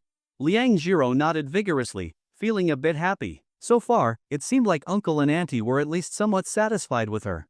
She anxiously speculated in her mind. "You do not disapprove?" Her voice was timid, almost inaudible, yet it had taken an immense amount of courage to ask. The moment the words left her lips, she regretted them. If only they were texting, then she could retract the message. But in real life, there was no unsend button. She could only face the consequences, so she mustered the courage to lift her head and meet Wang Xiaoxia's gaze. Wang Xiaoxia stared at her blankly for a moment before finally reacting, laughing as she asked, "Why would I disapprove?" She found this little girl's thoughts amusing, but this, too, was part of her charm. Once again, Liang Zhiro found herself at a loss for words. She lacked Chen Lu's ability to deflect conversations, so she could only continue voicing her inner thoughts. "Because I am actually quite useless." That was how she truly saw herself, so she simply said it outright. Then, in a smaller voice, she added, "And my family is not well off." She spoke whatever came to mind, as if she was being interrogated, naively laying bare everything about her family situation. Every single detail. Even now, she was just that honest. No one interrupted her. They simply listened in silence. Chen Guanglin and Wang Xiaoxia had previously only heard a brief summary from Chen Lu. Now that they were hearing the full story, they could not help but feel their noses sting. Meanwhile, Chen Mo, who had been completely oblivious, felt like she was listening to a tragic novel, the kind that ripped your heart out. After Liang Zhiro finished speaking, Wang Xiaoxia took a deep breath and seriously said, "First of all, I have never met a girl stronger than you, managing your family's burdens all on your own from such a young age." To Wang Xiaoxia, this was the first and foremost point that needed correction. Secondly, "I have always liked you. Financial circumstances can change with time and effort, they are not that important. The hardest thing is keeping a relationship strong. As long as you and Xiaolu love each other, why would I ever object?" "I love him very much," Liang Zhiro immediately replied. Then, she realized that the previous statement had not been a question directed at her. Instantly, she lowered her head in embarrassment. Wang Xiaoxia did not say anything, only smiling at her. "This is so embarrassing. Liang Zhiro, you idiot." She was so nervous she wanted to disappear from the planet. Perhaps acting on instinct, she turned to look at Chen Lu. To her surprise, he stuck out his tongue and made a funny face at her. Strangely enough, her anxiety, which had been overwhelming just moments ago, suddenly eased. Under his reassuring gaze, Liang Jiro found her courage again, lifted her head, and softly said, "Auntie, I would like to finish cooking." It was clear to her that Chen Lu's eyes were telling her, "I am here." As long as he was with her, she feared nothing. Chen Lu picked up the conversation, smiling as he said, "Your future daughter-in-law is an amazing cook." Not wanting to refuse the girl's kindness, Wang Xiaoxia had no choice but to agree. "Let Auntie help you." Just as she was about to stand up, Liang Jiro gently pressed her back down onto the sofa with a soft touch. "I can do it myself." With that, she turned and walked toward the kitchen. Watching her retreating figure, Wang Xiaoxia felt her emotions grow increasingly complicated. She just felt heartache. For a fleeting moment, she imagined what it would be like if Chen Mo had gone through something like this, and immediately, her eyes brimmed with unshed tears. It was a pain she could not even bear to think about, a sharp, slicing ache that made her feel cold and numb. "Xiaolu," she called. Chen Lu, hearing his mother's tone, quickly turned his attention away from the kitchen and looked at her with curiosity. "Go bring Jiro's mother over for dinner." "I already asked." "Auntie Xiao refused to come," Chen Lu said helplessly. Liang Jiro's occasional stubbornness was definitely inherited. Most of the time, Auntie Xiao was easy to talk to, but when she was firm about something, there was no persuading her. "You are quite considerate." Wang Xiaoxia sighed. As a mother herself, she deeply understood Xiao Xuanfan's feelings. She had probably spent countless nights in silent tears, consumed by pain and helplessness. For a mother, that was a fate worse than death. Even escape was not an option, because she was the only one her daughter could rely on. Chen Guanglin had remained silent the entire time. At one point, he had considered asking Chen Lu if he was truly serious about this relationship, but upon seeing the way his son kept glancing toward the kitchen, he realized his question was unnecessary. There was nothing more for him to contemplate. As a father, he had given Chen Lu the foundation to make his own choices without worrying about external pressures. Even if Chen Lu had chosen to work hard and build everything from the ground up himself, that was fine too. Thinking of this, he lazily leaned back on the sofa, waiting for dinner to be served. "I am going to help her," Chen Lu said. He had no idea what was going through his parents' minds. He simply walked into the kitchen and assisted Liang Jiro in preparing dinner. Before long, the two of them had placed 4 dishes and a soup on the table. Liang Jiro had not made her best dish boiled fish, because Chen Lu did not like eating fish. But she had a feeling that, very soon, boiled fish would no longer be her specialty.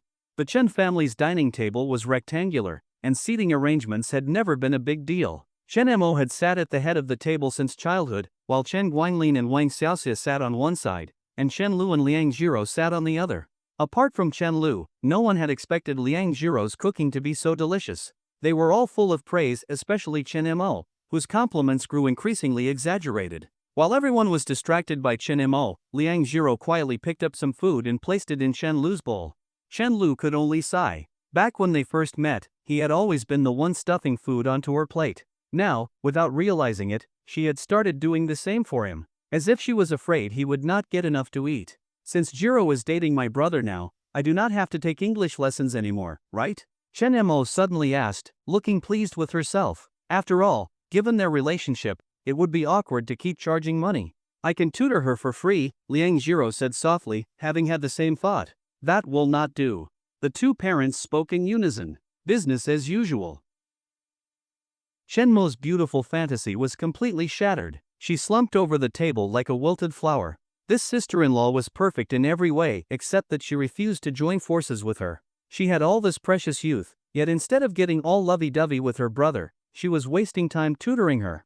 At the dinner table, Chen Lu skillfully steered the conversation, helping ease Liang Jiro's nerves once again. His care was always silent and unobtrusive. After the meal, Liang Jiro had planned to wash the dishes, but Wang Xiaoxia quickly took over the task. Chen Guanglin followed her into the kitchen, and the two of them began chatting about something. I want to see your photos." Sitting on the couch, Liang Jiro hesitated before making her request to Chen Lu. After all, childhood photos were considered borderline blackmail material for most people. She did not have high hopes that Chen Lu would actually let her see them. But Chen Lu was indifferent. "Come to my room and check them out." Curiosity ultimately triumphed over her fear of walking into the lion's den, and the girl nodded. The two of them slipped into Chen Lu's bedroom together. Liang Jiro sat obediently at the edge of the bed, watching as Chen Lu rummaged through his things. Before long, he pulled out a slightly yellowed, old-looking photo album. This is it, the album from when I was 100 days old to 12 years old. Girls seem to have an innate fascination with their boyfriend's childhood pictures. Liang Jiro was no exception. She flipped through them with great interest. Except for when she saw the photo of baby Chenlu running around naked. That made her a little shy. Soon, she reached the ones where he was a little older. The boy in the photo, with a gentle smile on his face, was exactly how she remembered him. I used to be the same height as you. She spoke proudly, her face unconsciously lighting up with joy. Even if Chenlu had not been that little boy from her past, she would still have liked him. But knowing he was gave her an even stronger sense of fate, a feeling that their happiness was meant to be. She was still a girl, after all. Even if she never actively sought romance, deep down, she appreciated it. A true warrior does not dwell on past glories. Why not talk about the present? Chenlu teased her while tidying his room. Liang Jiro, as if trying to make up for all the moments she had missed witnessing, flipped through every single page, studying each phase of his growth. Then, unexpectedly, the main subject of the album shifted from Chenlu to herself. Surprise and warmth filled her heart. Chenlu had printed out every single photo he had taken of her and even labeled them with dates. Now, looking at herself in her theater club outfit, standing there with her face turned shyly to the side, she felt a mix of emotions. Back then, she did not even know how to smile. And she had certainly never imagined that one day, she would become Chenlu's girlfriend. It all felt like a dream. At the very end, she found an A4 sheet of paper tucked inside. It was a pencil sketch. The girl in the drawing was holding a bag, standing in the rain, half of her body wet, as if waiting for someone. She was no artist, so she could not judge the skill, but she thought it was beautiful. And she could tell that girl was her. Liang Jiro stared at the drawing, her eyes blinking. Chenlu always did this. Their daily interactions were ordinary and unassuming, but then, out of nowhere, he would give her a breathtakingly romantic surprise, one so sweet she wanted to pack herself up and gift herself to him. Chenlu, now finished tidying up, leaned over and said, "I drew this when I had trouble sleeping." She looked up at him. "When?" "The day you first messaged me saying you wanted to see me. But you were the one who asked first." She mumbled. Chenlu grinned smugly. "But you still said it." She fell silent. At the time, she had wanted to dig a hole and bury herself after sending that message. Now, knowing that Chenlu still remembered it, she felt even more embarrassed. "Your face is really red." Chenlu leaned in closer, smirking. "My skin is thin. It turns red easily when I get warm." "Really? I don't believe you. Unless you want to kiss me." She stared at him warily. "Yes, I do." You just." She was completely thrown off. She had never expected Chenlu to be so blunt. Flustered, she rolled twice across the bed, escaping to the other side, then buried her face in the sheets, leaving only one eye peeking out to watch him. Chenlu chuckled, deciding not to tease her further. He handed her the drawing and said, "It's yours." If you think about it, this was the moment our love story began. After all, this silly girl was already his. There was no need to rush. Wow, I was so dramatic as a kid. Chenlu looked at an old photo of himself posing with a toy sword, cringing. Metro Grandpa cell phone. JPG. "Well, you were Flame Dragon Knight," Liang Jiro giggled. Chenlu nearly died of embarrassment. "Can you please forget that?" She laughed even harder. "No way. Honestly, I think Titan King was cooler. Or maybe Time King." Chenlu mused to himself. "By the way, you still haven't changed your profile picture, have you?" Lying on her side, she looked at him. "I think it's great. It was the first thing you ever gave me. It has meaning." When her cousin's kid broke it, she had cried for a long time. Chenlu sat next to her and pinched her cheek. "Is there anything in your head besides me?" Like a little kitten, she closed her eyes and rubbed against his hand. "Just you." Chenlu froze for a moment. Silly girl. Too cute. Maybe because she was worried about being misunderstood, Liang Jiro did not stay in Chenlu's room for too long. "Mom, I'm taking her home," Chenlu called out. Wang Xiaoxia and Chen Guanglin quickly walked over. This visit was a bit rushed, but according to our family's traditions, when a son brings his girlfriend home, we have to give her a red envelope. Chen Guanglin held out a thin, beautifully wrapped red envelope. It was obvious they had prepared it in advance. Seeing how nervous Liang Jiro looked, he smiled and said, "It's just a few hundred yuan, a small token. Think of it as our way of saying we approve of you." "Thank you, uncle." Liang Jiro accepted it with both hands, her eyes instantly welling up with tears. She had never experienced this feeling of being acknowledged before. And this was an acknowledgement that carried real weight. As soon as they stepped outside, she lightly tugged on Chenlu's sleeve. "What is it?" he asked. "I feel like I don't deserve uncle and auntie's kindness," she said, fidgeting with her fingers. "Ha? What are you talking about? They treat me so well, and yet, I'm still secretly fooling around with you. Her voice got softer and softer, as if she were confessing some grave crime. She was just that insecure. Even now, she still felt like she was dragging Chenlu down. But in Chenlu's eyes, or in any guy's eyes, it should have been the opposite. Yet, somehow, this silly girl thought she was the one benefiting from all of this. So what? If we're fooling around, then we're fooling around, Chenlu scoffed. You can always make it up to them by giving them a grandchild in the future. After dropping Liang Jiro off, Chenlu headed back to school to discuss some things with Jiang Chao. As soon as he reached the dormitory entrance, he saw Mo Yuqing waiting for him. He let out a deep sigh. Under the stark white streetlight, he slowly said, "Stop wasting your time on me. Liang Jiro and I are together now. If you never responded back then, why let late-arriving feelings torment you now? Move on, in the past is already behind us." His voice was heavy. Saying this much was already the most he could do for her. Mo Yuqing stood there, stunned. "What did you just say?" "I have a girlfriend now." Chenlu looked at the girl with a sorrowful expression and repeated the words one by one. Mo Yuqing finally snapped out of her daze, but her face still bore an expression of disbelief. At that moment, her mind was filled with images of that shy-looking girl standing happily beside Chenlu. Had they already held hands? Or even kissed passionately? No matter which scenario she imagined, it made her heart ache. If only she had been a little more proactive, all of this might have been hers. The boy standing before her now, his future seemed to have nothing to do with her anymore. All because she didn't know how to cherish him?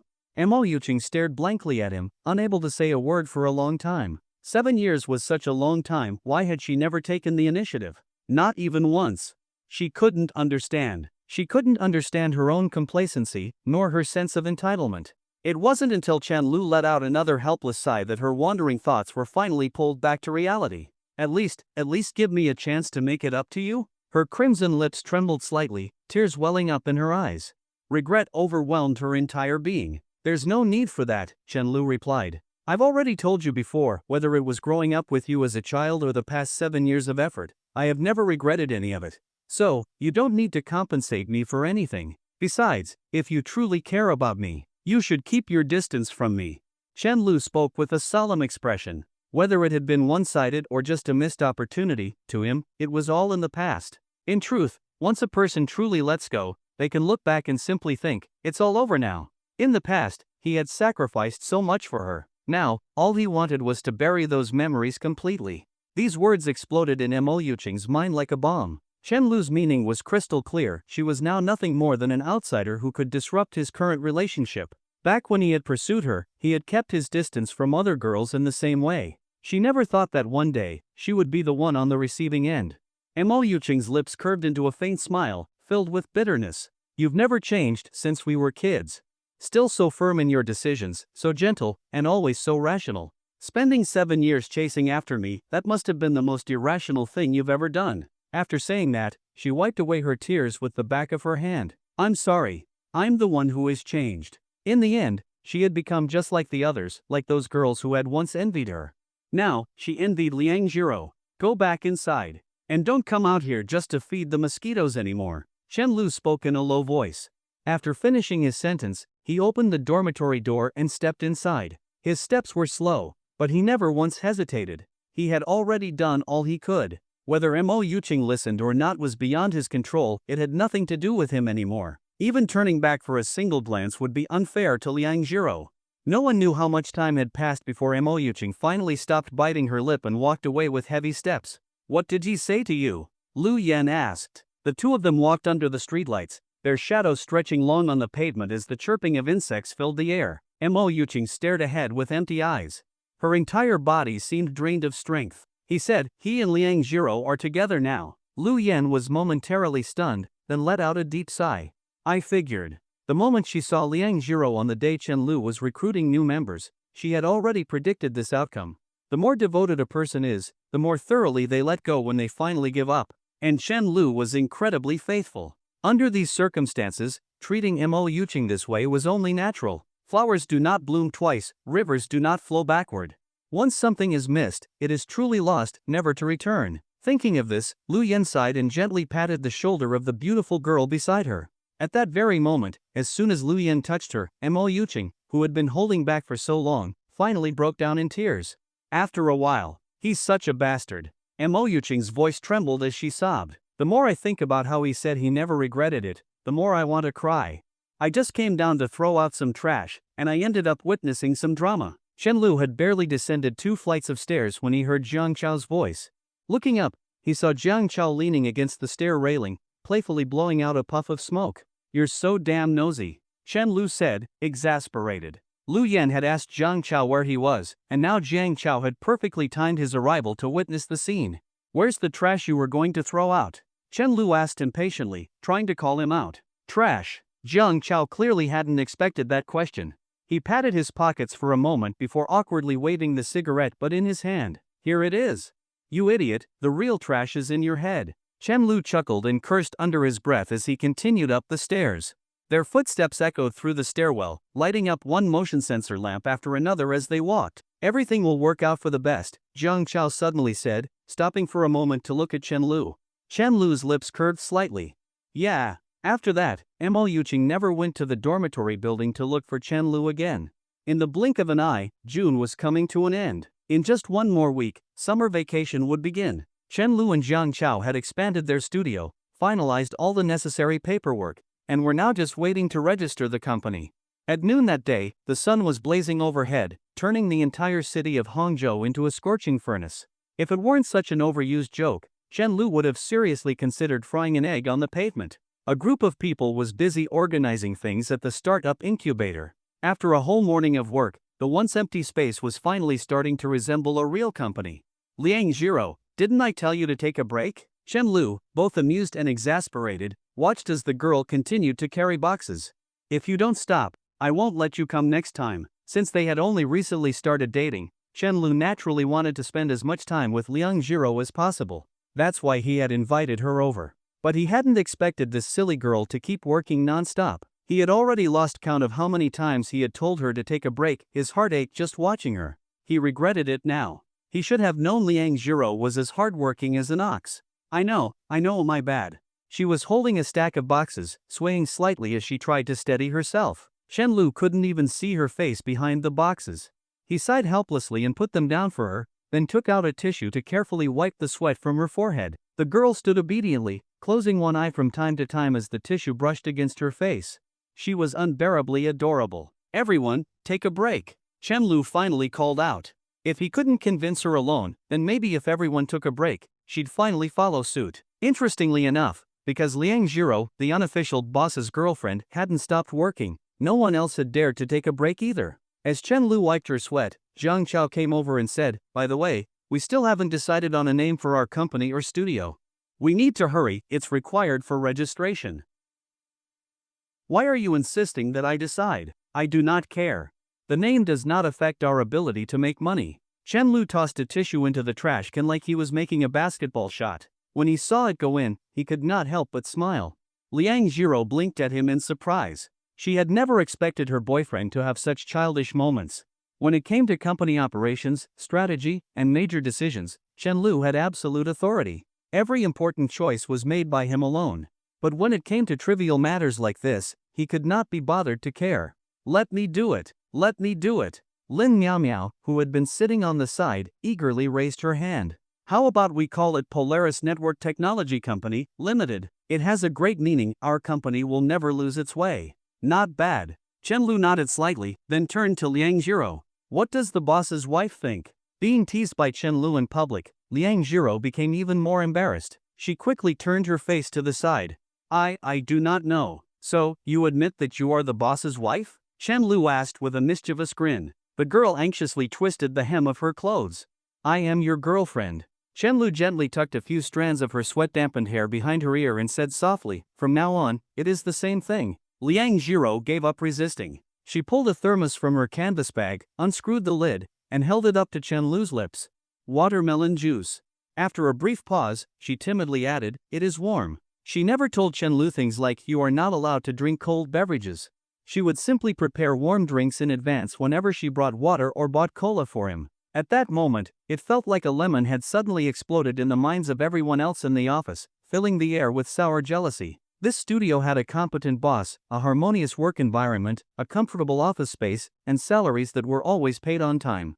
The only downside was that they constantly had to witness their boss's public displays of affection, and the frequency was extremely high. What about the name of the studio? Jiang Chao, unwilling to watch any more of this flirting, brought the conversation back on track. Chen Lu thought for a moment. Let's call it Yaoguang Studio. Pajun Star, it is one of the 7 stars of the Big Dipper. Sounds good. With that settled, Jiang Chao quickly walked away. Chen Lu handed the thermos back to Liang Jiro. You drink some first. Look at how dry your lips are. Liang Jiro stood up, leaned close to his ear, and whispered, I cannot drink it. Your period? The girl shyly nodded. Chen Lu gently poked her. Then why did you bring me watermelon juice instead of just packing hot water in your thermos? Are you silly? Do you feel unwell? His voice softened. This was his first time facing this situation as a boyfriend. It felt like a novel experience. It is not too bad. I just feel a little weak. Just as Chen Lu was about to say something, someone knocked on the door. He looked up and saw a middle-aged man with glasses and a slight bald spot standing at the entrance.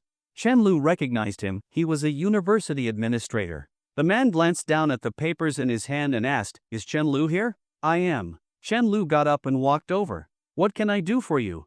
The man nodded at him before stepping aside, revealing a well-dressed middle-aged woman. She approached Chen Lu with a polite smile. For some reason, Chen Lu's first impression of her smile was that it seemed standardized. This is Ms. Yu Chunlan, an executive from one of Hangzhou's investment firms. She graduated from our university years ago, so you could consider her your senior. Only then did Chen Lu recall that she had spoken at the university's anniversary celebration. The company she managed was well known in Hangzhou. He had heard about it long ago. Nice to meet you. Let's have some tea and talk, Yu Chunlan said calmly. Chen Lu exchanged a glance with Liang Jiro, then gestured to Jiang Chao to join him before stepping outside. As soon as the office door closed, murmurs and whispers erupted throughout the studio. Damn, who is she? Even the university administrator personally introduced her. Our senior is way too impressive. Liang Jiro glanced toward the door, tilting her head slightly in confusion. Then she quietly screwed the lid back onto the thermos and continued tidying up Chen Lu's things. Inside the university administrator's office, Chen Lu sat calmly on the sofa, waiting for the conversation to begin. On the surface, he appeared composed, but in reality, he was completely puzzled. He had no idea why he had been singled out for this meeting, especially by such a high-profile investor. At his current stage, there was no reason someone like her should take notice of his small, newly formed studio. He had a clear plan and ambitious goals, but no one else knew that. Take it one step at a time, Chen Lu thought to himself. Yu Chunlan slowly set her teacup down and gave him a fleeting, assessing look. She had not specifically come back to China just for this studio, it was merely a coincidence. She had returned to visit her daughter and happened to pass by the university. That was when she remembered a student-led game studio that had recently won first prize in a competition. Of course, this achievement meant nothing to her. However, a few things had caught her attention. This was a law student who had crossed into the computer science department and gathered a team from scratch. That meant these people had never worked together before. Yet, despite their lack of prior collaboration, they had managed to develop a strong demo and win first place over teams with much more experience. That alone said a lot about the leadership skills, talent spotting ability, and industry acumen of the person in charge. During her conversation with the university administrators, she had also learned that they had only applied for school funding after winning the award. That was what had made her willing to spend 10 minutes meeting Chen Lu. It was simply an investor's instinct. Had it required more time, or had Chen Lu not been available, she would not have bothered. I have been keeping an eye on the competition you participated in, Yu Chunlan said. I find your studio quite interesting. Chen Lu smiled politely but did not believe a word of it. Yu Chunlan did not continue discussing the game. She knew that while she understood market trends, she was not an expert in game development. What were market trends? Anything widely recognized as valuable was a trend. Visionaries could predict them in advance, intelligent people adapted to them, and fools tried to force them. Instead, she shifted gears. I am not an industry insider, so I will not ask about your game's details.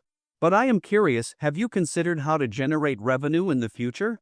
What are your marketing strategies? Have you thought about what level of success is needed to sustain your company? If your initial phase goes smoothly, what are your next steps? She was genuinely interested. In her eyes, this studio was just a bunch of kids. But she had a soft spot for talent, and she did not mind offering some guidance.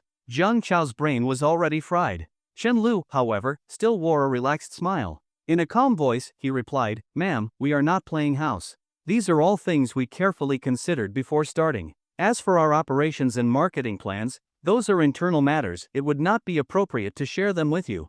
Yu Chunlan nodded. "What if I were to invest, starting with 100,000 yuan? Meanwhile, back at the studio, just as Liang Jiro was wiping down Chen Lu's desk, there was another knock on the door. A delivery man stood outside. "Is Miss Liang Jiro here?" Nervously, Liang Jiro walked over. "I did not order anything. This is your red sugar ginger tea." "I did not order this." The girl tilted her head, her voice carrying a clueless yet gentle tone. Lin Miao, looking exasperated, walked over and poked her on the head. "Silly girl, of course, your boyfriend ordered it for you. But was he not called away? That is exactly why he must have ordered it while he was busy. I am honestly touched." Lin Miao felt like she had turned into a bundle of jealousy. Other people's boyfriends could be on their way to discuss serious matters with university officials and still remember to order their girlfriend a cup of brown sugar ginger tea. Meanwhile, her own boyfriend was perfect in every way except he only existed on paper. Only then did Liang Jiro finally realize what was going on. She softly thanked the delivery person, carefully took the tea, and gently closed the door. She instinctively glanced at the receipt first, pursed her lips, and seemed a little distressed. "Seriously? Are you really feeling bad about your boyfriend spending money? You two are going to make me sick." Lin Miaomia could not take it anymore. She wanted to drag them both away and throw them into a river. Feeling embarrassed by the teasing, Liang Jiro lowered her head and quietly returned to her seat, trying to avoid drawing any more attention. But in reality, everyone in the studio was already watching her. She sat down, staring at the small bowl in front of her, speechless for a long time. It seemed like even the smallest things she casually mentioned, Chen Lu would always remember them. She recalled how, once, she had casually mentioned wanting ice cream in the morning. Hours later, even when it was time for lunch, Chen Lu still remembered. He even made a special trip in the scorching heat just to buy it for her. She had not given much thought when she mentioned her period, but Chen Lu had remembered. Even before going to handle something seemingly important, he still kept her in mind. So this is what it feels like to be truly cherished by someone. Liang Jiro smiled faintly and used the back of her hand to wipe away the tiny drops of tears in her eyes. "Invest in US?" Chen Lu could not help but be a little surprised. Even the man beside them, who had seemed calm and at ease until now, was visibly shocked. Jiang Chao was struggling to process what he had just heard. He wanted to yell, "Holy shit." Sure, his family was well off, but this was not the kind of money one could casually throw around. He still could not figure out what exactly had made this woman, this high-profile investor, take an interest in Chen Lu in their tiny studio. He had always thought his friend was impressive, but not to the extent that someone would immediately offer to invest this much money. Starting at 100,000 yuan, that wording alone was incredibly suggestive. Yu Chunlan's expression remained indifferent. The only thing that surprised her was Chen Lu's composure. He was only in his early 20s. As an investor, she had met countless entrepreneurs, both newcomers and seasoned professionals. Yet, the way this young man handled himself was something she had only seen in a very select few. Regardless of what he was thinking internally, at the very least, his reaction was adequate. With this in mind, she slightly increased the amount she was willing to invest. As long as she could secure a controlling stake in the future and place a manager of her choice within the company, she would be open to doubling or even tripling the initial offer. Finally, under her scrutinizing gaze, Chen Lu smiled and calmly spoke. "I appreciate your generosity, but for now, we do not need it." "Oh?" Yu Chunlan turned to look at him, the corners of her lips curving slightly. "You do not need it?" Chen Lu nodded politely and joked, "Our operating costs are quite low. For the foreseeable future, our expenses will remain within a controllable range, so we do not need that much funding yet. But who knows? Maybe someday, I will be the one begging you for an investment." Yu Chunlan recalled the number of people she had seen in the studio earlier. The smile on her lips deepened. She could tell which part of Chen Lu's words were true and which were just for show. The claim that their expenses were controlled was likely true. As for the claim that their operating costs were low, she was not so sure. This young man had ambition. That was interesting. All right. Yu Chunlan did not feel slighted. Chen Lu had turned her down very tactfully. Besides, investment was always a matter of negotiation, and she had her own agenda. Some people were willing to give up some control in exchange for growth. Some people were not. "It seems like you have a well-thought-out plan," For the first time, she gave a genuine compliment. Then she slowly stood up. I will not say much more. I hope we will have the opportunity to work together in the future. It was more of a well-wishing remark than an actual offer, because a small studio was in no position to collaborate with someone like her. I will do my best. Chen Lu smiled at her. As he watched her leave, he exhaled softly, finally relaxing. For some reason, this woman reminded him of a snake, constantly flicking its tongue, studying him from all angles. Mom, you made me wait 10 whole minutes. Outside the office, a girl with a ponytail pouted in protest. Yu Chunlan patted her head. I had a meeting with a student. The girl recalled the name her mother had mentioned on WeChat. Chen Lu? I have actually heard of him. That is right. I originally considered investing a little. Do you really think his studio has that much potential? The girl asked, intrigued. A studio run by college students? Yu Chunlan's expression remained indifferent. To be honest, very few make it out of that bloodbath alive. I have never seen one succeed with my own eyes. Then why even consider investing in him? This time, Yu Chunlan's expression turned serious. Because I am not investing in his studio. I am investing in him. Even if the studio failed, someone like him would always find a way to rise again. She flicked her daughter's forehead. Stop idolizing celebrities so much. You have a lot to learn. The girl rubbed her head, then curiously glanced toward the office. A university student running a business like this. Interesting. After some brief small talk with the university officials, Chen Lu and Zhang Chao finally stepped out of the office. Holy shit, that was a lot of money. Why did we not take it? Zhang Chao hurried after him, both curious and regretful. Chen Lu sighed and patiently explained. First of all, we actually have enough funds for now. Having enough money in the early stages is a good thing, but having too much can be dangerous. We do not necessarily have the ability to manage a company of that scale yet. If we get too ambitious too quickly, we will crash hard. After a pause, he smiled. Secondly, this is my child's dream. As long as I have control, we can eventually pursue whatever we want. If we gave that up, sure, we would not have to worry about money in the short term, but we would also lose the chance to chase our dreams forever. Zhang Chao suddenly froze in place. For a moment, he even forgot how to walk. His nose stung. For the first time, he thought maybe it was not so bad that his father had forced him to change his college major. A few seconds later, he snapped out of it and sprinted after Chen Lu. Wait up, Dad. When Chen Lu returned to the studio, he saw that everyone had nearly finished tidying up. Perhaps because they were all of similar age and the environment was comfortable, most people felt a strong sense of belonging. As a result, they were naturally more proactive in their work. Chen Lu cleared his throat. Everyone, take a seat. Let's discuss a few things. As he spoke, he walked over to Liang Jiro. Seeing that she had finished the drink he had ordered for her, a barely noticeable smile tugged at the corners of his lips. Let's talk about the next steps in our workflow. He looked up at the group, his voice steady and clear.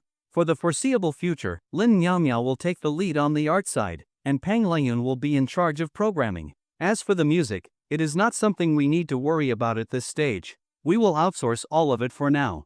Senior, what about summer break? Should I apply to stay on campus? Pang Leyun raised his head and asked. He was from another province and had even planned to rent an apartment nearby to stay through the break. His strong skills, combined with his dedication and passion for the project, were the main reasons Chen Lu chose him to take the lead. During summer break, you can work from home online. It will not be an issue, your salary will still be paid as usual. However, Chen Lu suddenly emphasized his next words. Everyone who has been here from the start knows that I do not care much about attendance. Whether you arrive late, leave early, or even work from your dormitory, I have never enforced strict rules. But the tasks assigned to you must be completed on time. At this point, his expression grew serious.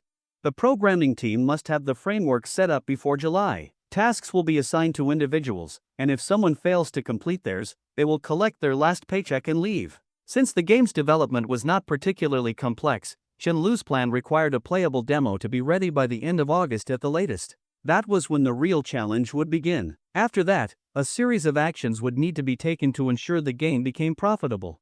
If they did not perform well this time, it would be difficult to secure additional funding from the university. That is all. For now, our company does not cover meals. I am heading out. Returning to his usual tone, Chen Lu took Liang Jiro's hand and led her out of the studio. Senior is usually so easygoing. Why does he suddenly sound so strict? A girl sitting next to Lin Miao muttered softly. She was not used to seeing Chen Lu, who was always gentle, speak so sternly. You will get used to it. He keeps things separate. Lin Nyamya shrugged as she continued sketching. As long as you complete your tasks on time, you could sit in his office and play video games right in front of him, and he would not care. The girl looked at her in disbelief. She felt like Lin Nyamya was speaking with too much certainty and could not help but ask, Nyamya, have you actually done that before? Of course. As they got into the car, Chen Lu habitually helped Liang Jiro fasten her seatbelt, just as he always did. Oh, by the way, are you going home for summer break? He remembered that her hometown was not in Yuhang province. If this silly girl went home, he would have to endure an entire summer without her. For a couple in the early stages of love, being separated for 2 months was as good as torture. Adjusting the seatbelt so it was not too tight, Liang Jiro shook her head. No, I am not going back. Besides, I do not really consider that place home anymore. After her father passed away, she and her mother had moved from place to place. Ever since she could remember, she had barely lived in her so-called hometown. What do you mean? Chen Lu asked, puzzled. I have nowhere to stay. My uncle's family took the house. She spoke in a calm, detached tone without sadness or anger. After my father passed away, my grandfather and uncle claimed that my mother was a curse who had brought bad luck to her husband. And since she could not give birth to a son, they wanted to drive her out of the house. They did want to keep me, though. You might think I am a bit slow, but I was actually worth a few thousand yuan. They were planning to marry me off someday to make a profit. My mother found out, grabbed a knife, and fought them off. That was how she managed to take me away. Chen Lu fell silent for a long, long time. He had never imagined that something like this could still happen in the 21st century. And the fact that it had happened to his own girlfriend made his emotions even more complex. He could not even begin to imagine how she had survived all these years. The bubble machine you gave me, it was broken by my uncle's son. For the first time, a trace of grievance appeared in Liang Jiro's voice. He said he had never seen one before and asked me to lend it to him. I did not want to, so he just snatched it away. By the time he returned it to me, it was already broken. She looked up at Chen Lu, her clear, bright eyes now covered with a thin layer of mist. After that, the only thing I had left was the photo in my mom's phone. Chen Lu gently stroked her cheek, wanting to say something but suddenly finding himself at a loss for words. After a moment, he finally spoke softly. I do not know how you managed to go through all that and still remain such a good person. You should have turned out even worse than them. If it had been him, he would have spent every day saying, "It is not my fault, the world is to blame," while doing as many bad things as possible. The girl stared at him blankly. Mom told me to be a good person. She said good people will be rewarded. Chen Lu let out a sigh, both helpless and cynical. That is just something bad people made up to fool good people like you. If that were really true, how could she have suffered so much? She should be the happiest person in the world. But it is true. Good people do get rewarded. For once, Liang Jiro seriously refuted him. As Chen Lu looked at her in confusion, she suddenly smiled sweetly, filling his heart with warmth. Otherwise, how would I have met you? Chen Lu twitched at her words, then chuckled and pinched her cheek. Fine, fine, you win. Can I hug you? Liang Jiro suddenly asked in a small voice. Even though so much time had passed, remembering those things still made her feel a little sad. Of course. Chen Lu found her unbearably adorable. From now on, do not ask. Just hug me. Oh. A little embarrassed, the girl murmured softly and unbuckled her seatbelt. Then she reached for the door handle. Where are you going? Chen Lu asked. I am getting out to hug you, she answered as if it was the most natural thing in the world. Chen Lu frowned. Can you not hug me in the car?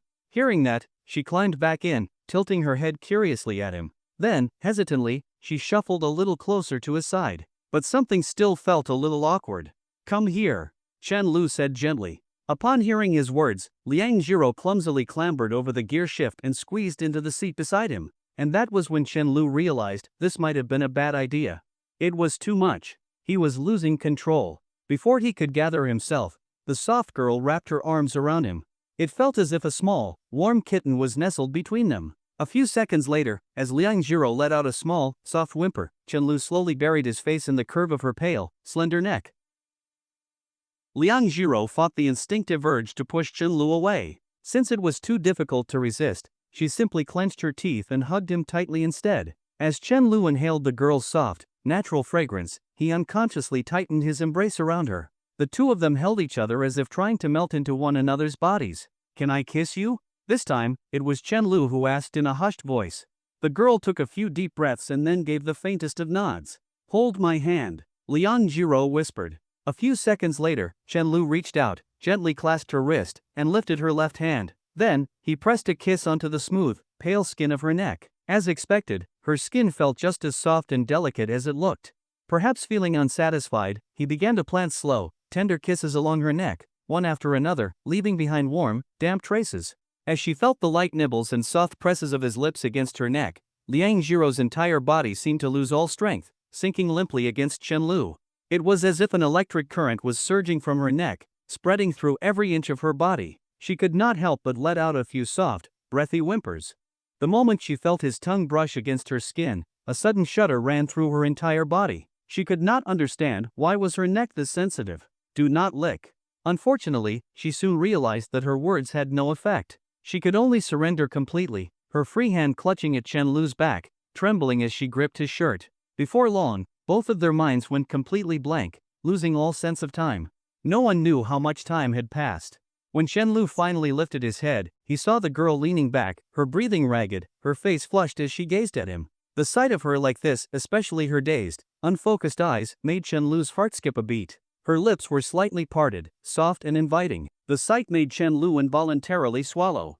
Perhaps sensing his thoughts, the girl looked at him with a hint of apprehension and pleaded softly, "Slow down, okay?" Chen Lu smiled at her. "All right." This silly girl had already tried so hard to go along with him, he could tell. Pushing her any further would truly make him a scoundrel. Hearing his agreement, Liang Jiro relaxed, snuggling comfortably into his embrace. How she wished time could stop in this moment. "This feels different from when I kiss you." After a while, she weakly buried her face in his chest, mumbling softly. Kissing Chen Lu usually filled her with happiness. This time, it still felt like happiness, but it also left her feeling dazed and lightheaded. It was a strange sensation. Chen Lu held the girl in his arms like a small kitten and murmured, "Just from kissing your neck, you are already like this. I do not even know how you will handle the future." Liang Jiro lifted her head curiously. "What do you mean?" "Nothing." Under the girl's innocent gaze, Chen Lu suddenly felt guilty and quickly looked away. Seeing his reaction, Liang Jiro leaned her head against his chest again, listening to the steady rhythm of his heartbeat. "Why are you so bad? Why do you always listen to my heartbeat?" Chen Lu could not help but complain. It made him feel strangely embarrassed. The girl chuckled softly in his arms, her face brimming with happiness. "Because I can tell that you like me." "Silly girl, you should listen to it normally. Right now, all you will hear is how much I crave your body. That is still liking me." Liang Jiro lifted her head and looked at him. "Unless, do you crave other girls too?" "Only you." For the first time, Chen Lu felt like he had been completely caught up in her logic. Damn it, without realizing it, he had been pulled to her level. "Why are you sitting like that?" Liang Jiro noticed Chen Lu's odd posture and asked curiously. Chen Lu coughed twice. "Do not ask about things you should not ask." After some playful back and forth, Chen Lu was finally convinced to go to the cafeteria with Liang Jiro. It was peak lunch hour, and the place was packed with people as far as the eye could see.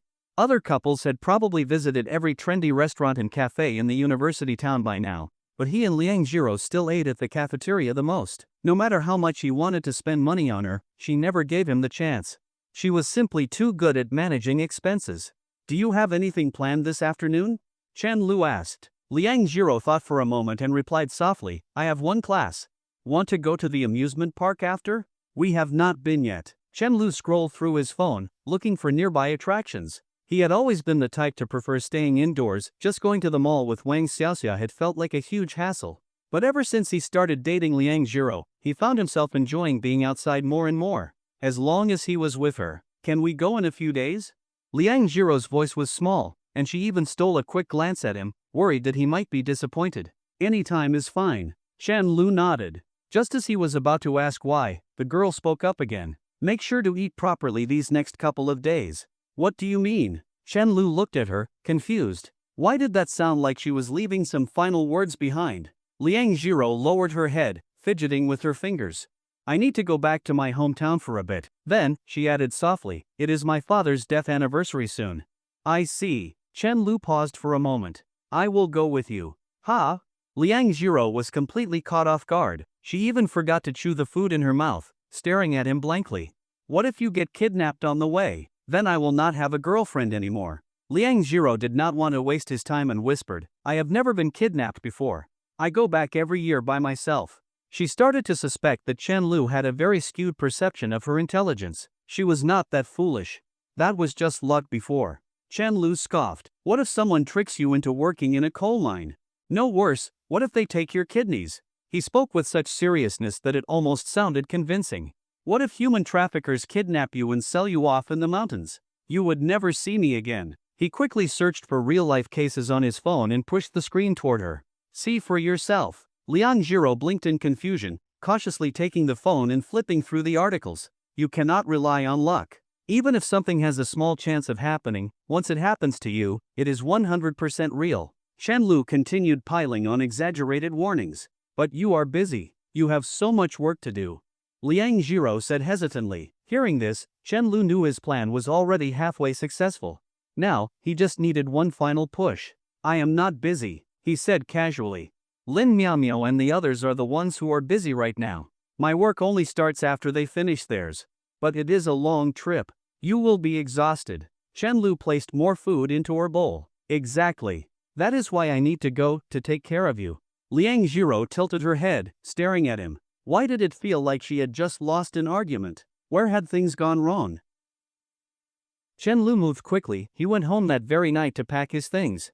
Since third-year students had to vacate their dormitories, he had already moved most of his spare clothes back home in advance. Well, a rare guest indeed. Wang Xiaoxia, who was sitting on the sofa reading a book, glanced up at her son and smirked as she teased him. What brings you home, young Master Chen? Chen Lu immediately felt a chill run down his spine. He sat down beside Wang Xiaoxia and started massaging her shoulders. I came back to see you, of course. I missed you so much.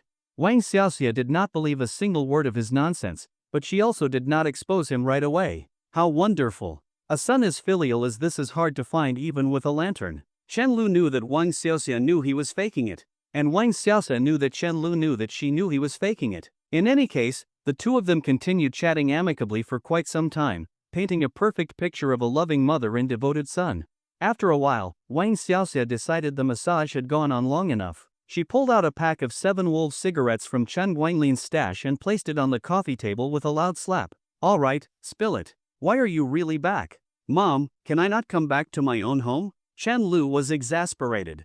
Do you ever come home for no reason? You only show up when you need something. Wang Xiaoxia shot him a glare. She knew, of course, that part of this was due to how she and Chen Guanglin had raised him. She and her husband often went off on trips together, and Chen Guanglin never liked restricting what Chen Lu or Chen Mo did with their time. It was only natural that their child had grown up to be independent. Back when Chen Lu was in high school, she had not minded not seeing him much. But over the past 2 years, she had started wishing he would spend more time at home. I must be getting old. Wang Xiaoxia sighed to herself. From passionate romance, to the routines of daily life, and now to watching the fruit of their love go off on his own adventures. Perhaps this, too, was a part of love. Not bad at all. Noticing that his mother seemed a little down, Chen Lu was no longer afraid of getting smacked. He quickly scooted closer. Once summer break starts, our studio will be working remotely. I will stay home every day and give you massages. Wang Xiaoxia rolled her eyes at him with a smirk. Oh, please. It is easier on my mind when I do not see you. Do whatever you want. She had never wanted to tie her child down. So, what did you come back for? Packing some things. Chen Lu finally told the truth. It is Liang Jiro's father's death anniversary. I am going with her back to her hometown. Wang Xiaoxia nodded slightly. Is it far from here? Chen Lu casually grabbed 2 sets of clothes from his room and stuffed them into his bag. Pretty far. We probably will not be back until the day after tomorrow or the day after that. Then go with her. I would not feel comfortable with her making such a long trip alone. Chen Lu suddenly felt a little sour. How come you are not worried about me getting kidnapped? You? Wang Xiaoxia chuckled. It would be a miracle if you did not end up selling off the kidnappers instead. Then, as if something came to mind, she glanced at him with a soft expression and said, You know, when your dad first went with me to visit my father's grave, he suddenly knelt down and said, From now on, I will take care of everything. I was so moved I nearly burst into tears on the spot. Chen Lu had never even seen a picture of his grandfather. Part of the reason Wang Xiaoxia treated Liang Jiro so well was because of her own past experiences. That is touching and all, but it really does not fit my dad's personality. Chen Lu clicked his tongue. No matter how hard he tried, he just could not picture the younger version of Chen Guanglin saying something like that. The mere thought of it was enough to make him cringe. If it were him, he would maybe think it, but he would never say it out loud, not even if someone threatened his life. Early the next morning, Chen Lu arrived at the entrance of Liang Jiro's home and knocked lightly on the door. He had barely knocked twice when the door swung open immediately. Liang Jiro stood there wearing the t-shirt Chen Lu had bought for her, paired with jeans. She was already washed up and fully prepared for the trip. Clearly, she did not want Chen Lu to waste even a second waiting for her. Seeing him, the girl nervously brushed her bangs aside and quickly stepped aside to let him in. "Good morning." She had no idea what to say, and before she knew it, those words had slipped out. "Did you miss me last night?" Chen Lu asked in a low voice. Blushing, Liang Jiro gave a small, embarrassed nod. She had actually dreamed about him last night, though the dream was not exactly appropriate. Chen Lu, shameless as ever, chuckled but quickly stopped teasing her. After all, he was standing in someone else's home. A few steps into the house, he saw Xiao Xuanfang smiling at him. Even the wrinkles on her face looked kind and gentle. The sight warmed Chen Lu's heart. "Xiao Lu, I told you not to buy anything." Xiao Xuanfang sighed helplessly. Chen Lu acted as if he had not heard her, setting down all the bags to the side. "Auntie, these are not from me. My mom asked me to bring them for you." Xiao Xuanfang paused for a moment, then hesitated before asking, "Jizhou went to your house for dinner before. She did not cause any trouble, did she?" "My mom absolutely adores Jizhou." Chen Lu grinned proudly, as if basking in shared glory. "I was honestly afraid that if she liked her too much, she might get carried away and adopt her as a goddaughter, then I would not have a girlfriend anymore." His words made Xiao Xuanfang laugh. "That is good to hear. That is really good to hear." She had been terrified that Chen Lu's family might dislike her overly introverted daughter or disapprove of their relationship due to their difference in social standing. She did not care how she lived, her life was what it was. But if she ended up dragging Liang Jiro down with her, she would rather die. No matter what, she just wanted her daughter to live happily. Meanwhile, Liang Jiro quietly scooped a bowl of porridge for Chen Lu and stood obediently to the side, her cheeks flushed as she listened to their conversation. At that moment, Chen Lu glanced at her with a smile and said, "My mom would definitely approve of us being together. I was more worried about whether you would approve." "Of course, I would approve. Auntie likes you very much, Xiao Lu." Xiao Xuanfang pushed her wheelchair forward and reached out to gently pat Chen Lu's head. She could have never dreamed that her daughter would end up with such a wonderful boy. Her daughter was undeniably beautiful, but her personality and family situation had held her back in so many ways. A little later, as Chen Lu was having breakfast at the table, Xiao Xuanfang called Liang Jiro into the bedroom. She leaned close to her daughter's ear and whispered, almost too softly to hear, "Why do you not let Xiao Lu take me back on the way? I will find a small place to stay, and the rest of the money, do not use it on my treatment anymore. You should stay here, focus on school, and have a good life with Xiao Lu. I will go back and stay by your father's side. From now on, you two do not have to worry about me anymore." She gently stroked her daughter's hair over and over again, savoring the smooth, soft strands. "Silly girl. No matter how kind-hearted other people are, they will always consider my condition in their decisions. I am useless. I have nothing to give you. The only thing I can do is lessen your burden." The moment she finished speaking, Liang Jiro took a step back, her breathing suddenly becoming erratic as she looked at her mother. Her expression was on the verge of turning fierce. But in the end, she was not the kind of person who threw tantrums. Instead, tears welled up in her eyes and streamed down her cheeks. "No.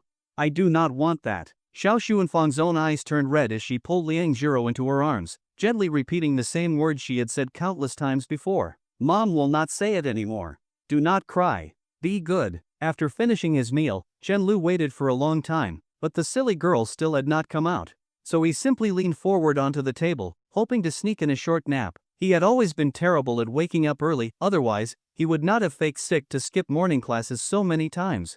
Just as he was about to close his eyes, he saw Liang Jiro slowly walk out, her eyes swollen and red. Xiao Xuanfang did not look much better. Chen Lu pretended not to notice and asked softly, "Shall we go?" Outside, Chen Lu glanced at the navigation app and frowned. Not only was the drive going to take 4 to 5 hours, but Liang Jiro's hometown seemed to be in a rather remote location. That was exactly why he had chosen not to take the high-speed rail. "How did you get there before?" he asked, frustrated. Hearing the estimated travel time from the navigation system, Liang Jiro felt an even stronger pang of regret for letting Chen Lu come along. She answered in a quiet voice, "I took the long-distance bus." "There is no direct route, is there?" "I had to transfer 3 times."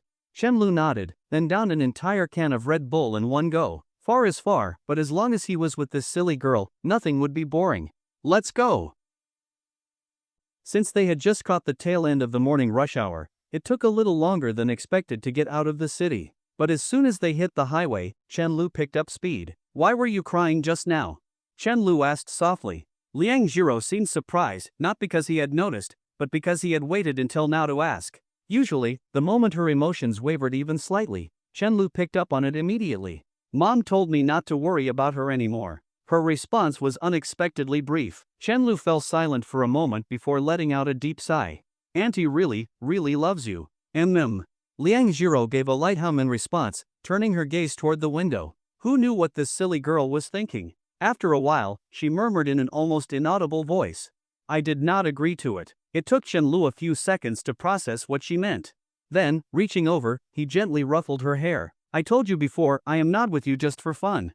I truly want to be with you for a lifetime. So whatever comes our way, we will face it together. I have thought this through, and I have no regrets." And more importantly, he kept his eyes on the road, his tone suddenly turning firm. "I have the ability to do this." Unlike Jiang Chao, who pursued the studio for the sake of his dreams, Chen-Lu had started it for a much simpler reason. He wanted to be capable of taking responsibility for Liang Jiro's future. He wanted to give her a life where she would not have to consider anything else, only whether she liked him or not. Loving someone wholeheartedly was no less noble than chasing a dream. After all, spending his life with the best girl in the world, was that not a dream in itself? "Liang Jiro, I love you. Do you love me?" he asked again. "I do.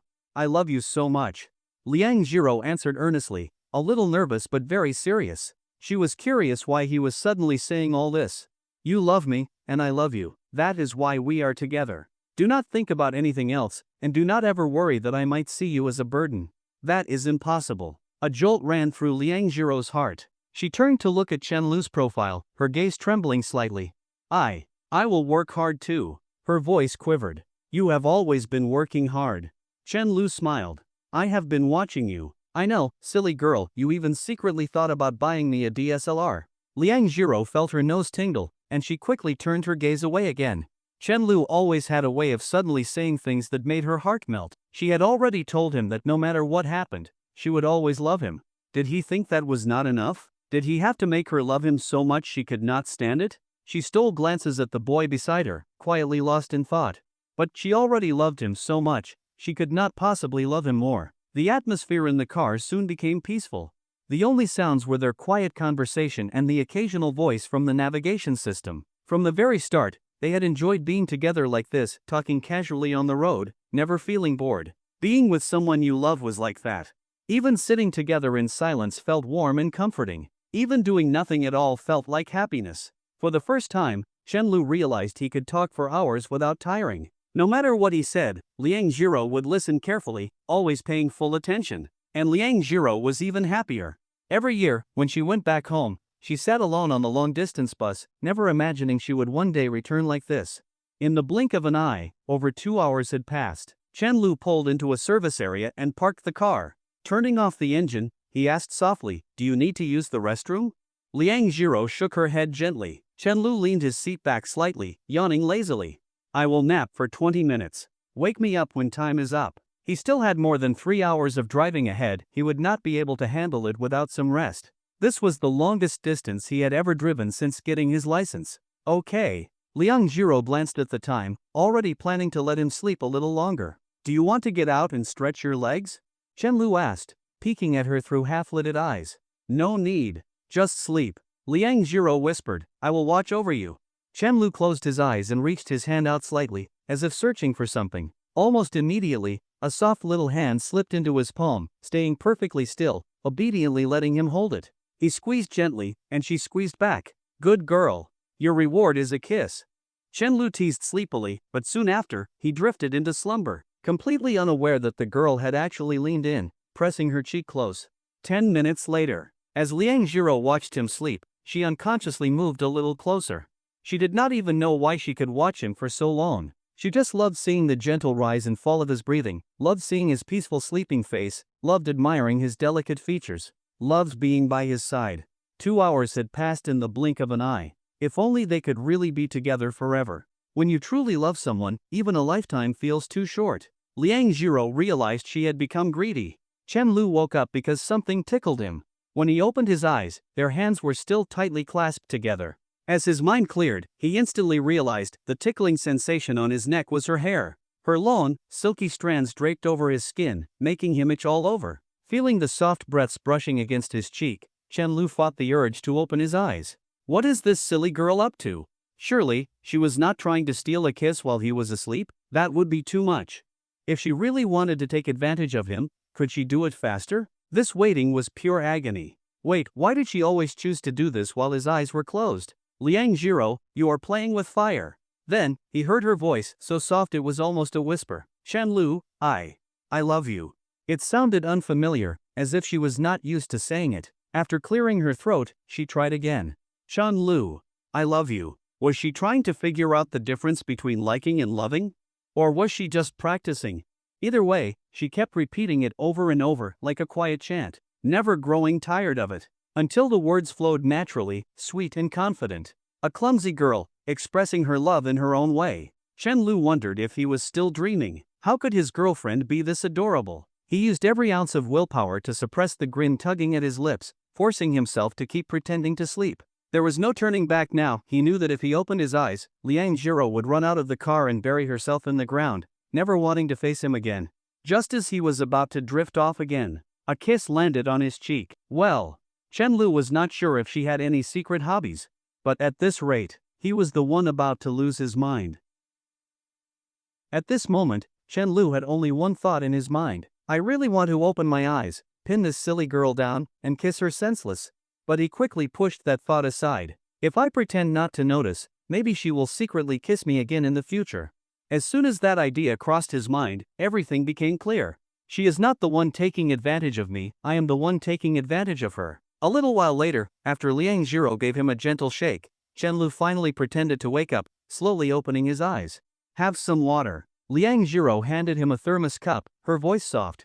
After sharing indirect kisses with him so many times, she had built up quite the tolerance.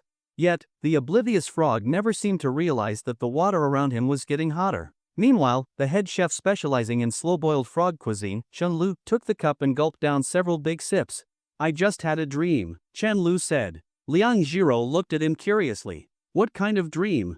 I dreamed that you secretly kissed me. The girl instantly averted her gaze, hurriedly sitting upright in her seat. Dreams are not real. Her fingers twisted together anxiously. Liang Jiro, look at what you have done. You were this close to being labeled a pervert. It was just a tiny stolen kiss, but she still felt like she was about to die of embarrassment. But soon, she convinced herself with another thought. It has already been 10 minutes since I kissed him. If he had woken up, how could he have kept pretending for so long? Chen-Lu was not that bored. Yes, that must be it. Chen-Lu let out a mockingly disdainful. Even if it was fake, I am happy. By now, it was almost noon. The blazing sun hung high in the sky, its glare making it difficult to keep one's eyes open. Chen-Lu grabbed a pair of sunglasses from the car and placed them on Liang Jiro. Then, he started the engine. Seeing her wearing sunglasses, he could not help but chuckle. You actually look pretty cool. This pure, adorable silly girl had a completely different kind of charm with sunglasses on. 3 hours later, Chen-Lu finally parked near Liang Jiro's hometown. Since the remaining roads were too rough to drive on, they had to continue on foot. Unlike the steel jungle of the city, the countryside had an open, vast landscape. The clouds drifted high, and the air was refreshingly crisp. It was the end of June. As soon as Chen-Lu stepped out of the car, he was greeted by an endless sea of golden wheat fields stretching to the horizon, blending seamlessly into the deep blue sky. He could not help but stop and take it all in. Whenever the wind swept through, the wheat swayed in unison, creating waves that rippled across the field like rolling tides. For a moment, he swore he could even smell the scent of wheat. It seemed that a love for farming was truly ingrained in every person from their homeland. Do you want to try some? Liang Jiro asked softly, stepping up beside him. She found it amusing to see him so captivated. So, even her seemingly all-knowing boyfriend had moments where he was clueless. How cute. You can eat this raw? Chen-Lu turned to her in shock. Although he had occasionally visited his father's hometown, he did not know much about farming. He had no idea that nature, just like playground slides and amusement parks, could provide children with a complete and happy childhood. Of course. The girl smiled gently, plucking a small head of wheat and rubbing it between her palms. When she opened her hands and blew softly, only a few grains remained. Here. Chen-Lu skeptically picked up a grain and popped it into his mouth. His brows furrowed deeper and deeper. It tasted strange. A little too tough. Seeing his reaction, Liang Jiro could not help but laugh. Wheat turns tough when it ripens.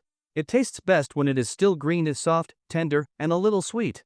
How much farther do we have to walk? Chenlu asked, watching as the breeze gently tousled her hair, making it sway along with the wheat field behind her. For a moment, he was mesmerized. Then, he suddenly realized her hair had grown longer again. He wondered if she had kept it long because she knew he liked it that way. Somehow, that thought made him feel strangely touched. We still have quite a way to go. Liang Jiro lowered her head, feeling a little guilty. Noticing that Chenlu was taking pictures of her, she mustered the courage to look directly into the camera.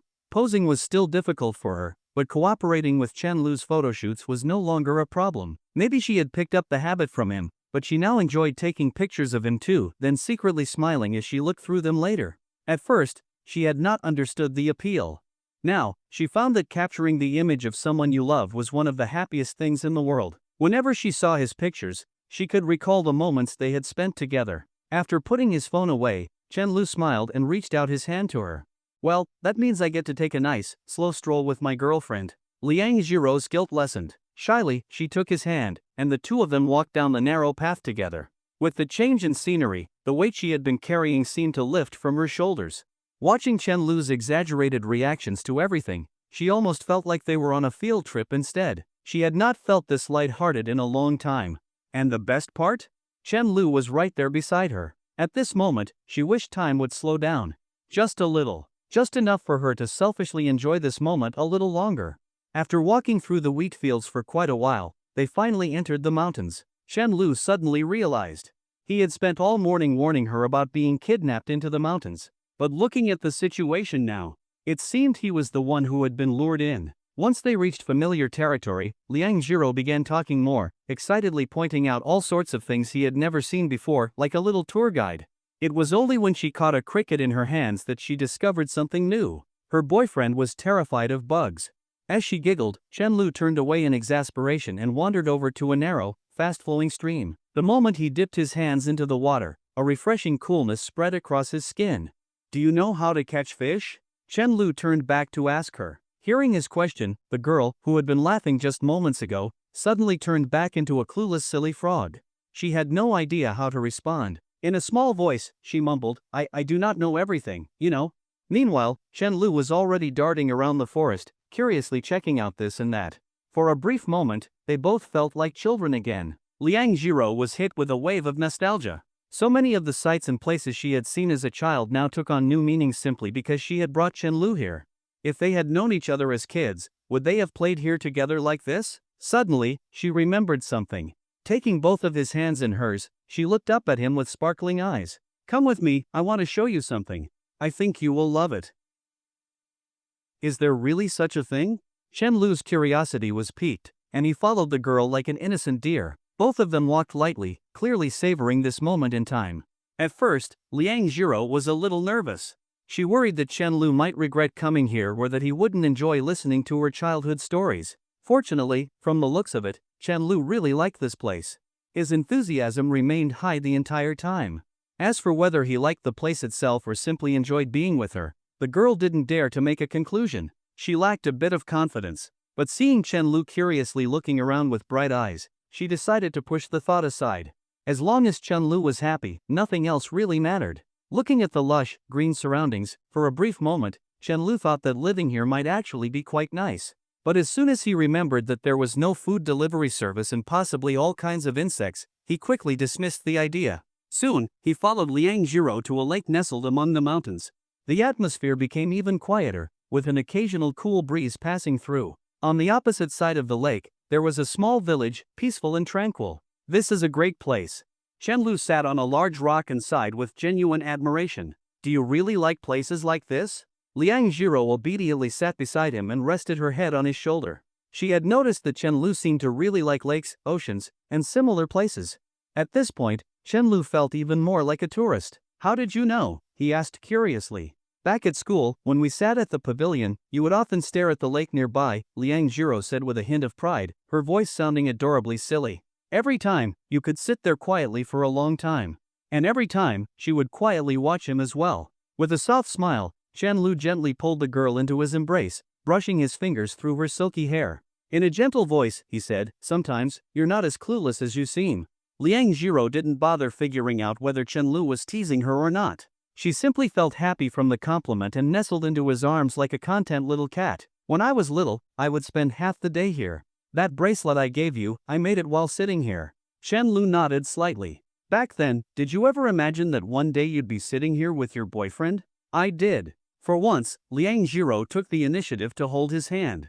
"When I was young, I thought that if I ever had a boyfriend, I would bring him to my favorite place. After all, I never had many friends, and this was the place where I spent most of my time alone." But what?" Chenlu looked down at the girl in his arms and asked curiously. Blushing, Liang Jiro buried her face into his clothes. "I just never thought my boyfriend would be this amazing." "Silly girl," Chenlu laughed and poked her cheek. He then looked toward the distant village. "Did you used to live there?" "Yeah.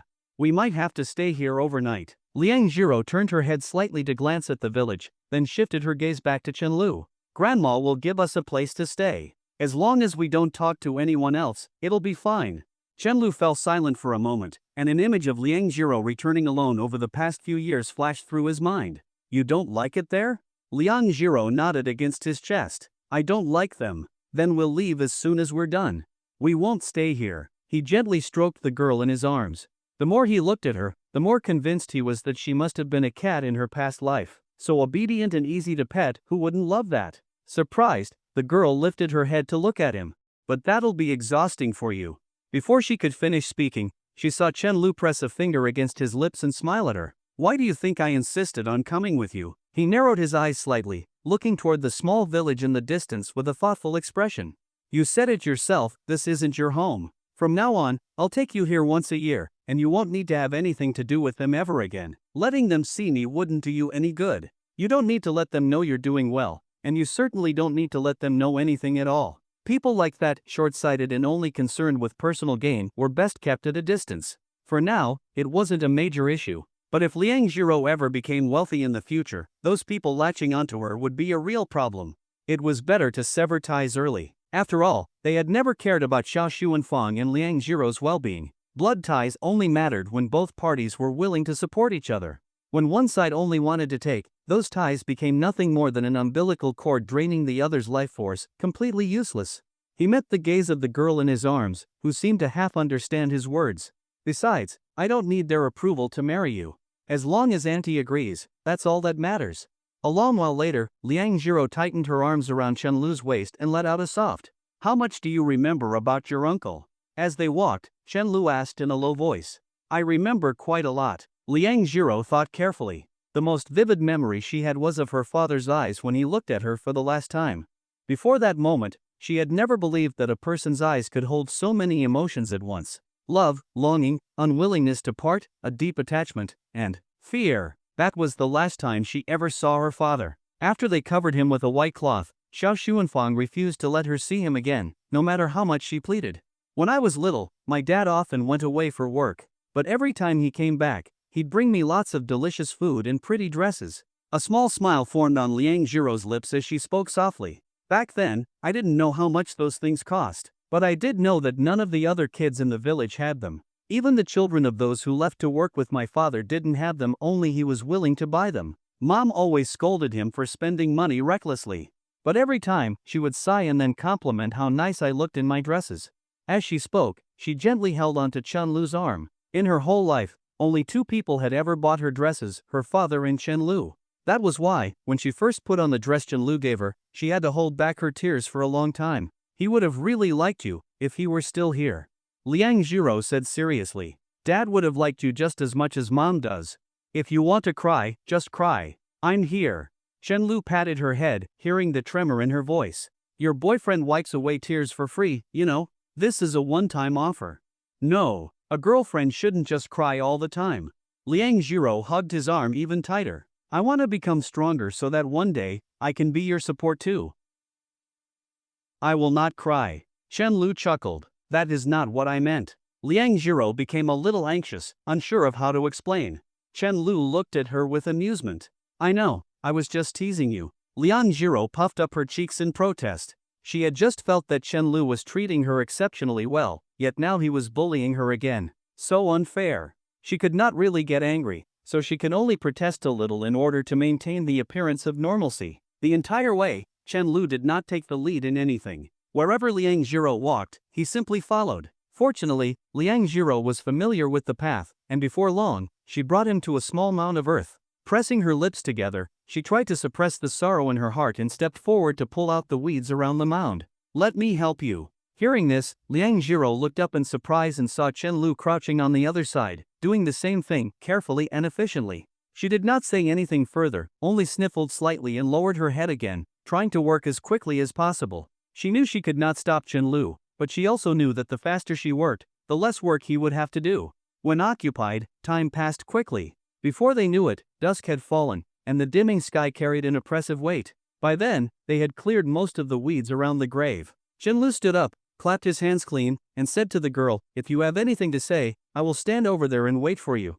Liang Jiro's gaze lingered on his dirt-covered hands for a long moment. Then, with a complex expression, she nodded. She reached into her canvas bag and took out the joss paper she had bought, using her fingers to draw a circle on the ground. From a distance, Chen Lu leaned against a tree and silently watched the girl. Minutes later, the only thing reflected in his eyes was the flickering flames. The firelight, dancing against the darkness, illuminated everything around it, casting a glow on Liang Jiro's delicate and beautiful profile, as well as the silent tears streaming down her cheeks. The heat from the flames made her eyes dry, and without realizing it, Liang Jiro blinked. She knelt quietly on the ground, gently patting the earth with her hand before finally speaking in a whisper. "Dad, I am sorry. I am still slowly saving up for Mom's medical treatment. No matter what, it looks like I will have to wait until after I graduate. I am still just as useless, but I really have tried my best. Oh, and Dad, I have a boyfriend now. He treats me really, really well. I really like him. But I promise, I am not just focusing on my relationship and neglecting Mom. Please do not blame me." Perhaps because she had finally spoken aloud her deepest vulnerabilities, her voice became choked with emotion. "If you are not mad at me, come visit me in my dreams. It has been so long since you last did. I am starting to forget what you look like." She mumbled softly, and in the corner of her vision, she suddenly noticed a figure standing beside her. The figure lowered itself, sinking down to almost the same level as her kneeling form. Chen Lu knelt down beside her as well. His movements were swift and decisive, without a hint of hesitation. "Hello, Uncle. My name is Chen Lu." In the girl's shocked and dazed gaze, he continued in a low, steady voice. "From now on, leave everything to me." Liang Jiro's lips parted repeatedly, but in the end, all the words got stuck in her throat.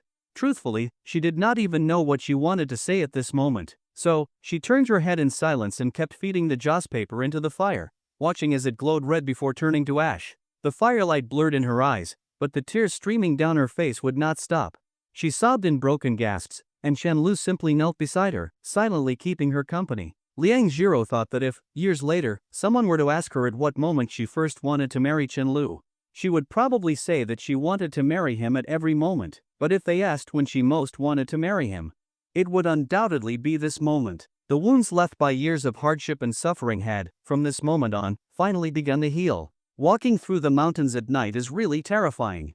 Chen Lu grumbled as he gently wiped the girl's tears with a tissue. The two of them sat in the car, and for once, Chen Lu turned on the car's audio system. Do not ask why if asked. The answer would be that he just suddenly wanted to listen to music. It definitely had nothing to do with gathering courage. Only now did he realize that moonlight could actually serve as a source of illumination. Unlike in the city, out here, when there was no moon in the sky, you really could not see your own hand in front of you. There was absolutely no light. "I cannot believe you are afraid of bugs," Liang Jiro said, her voice still carrying traces of tears. Chen Lu wanted to die from embarrassment. How could his lifelong reputation be ruined by a tiny bug? Can we forget about this? No.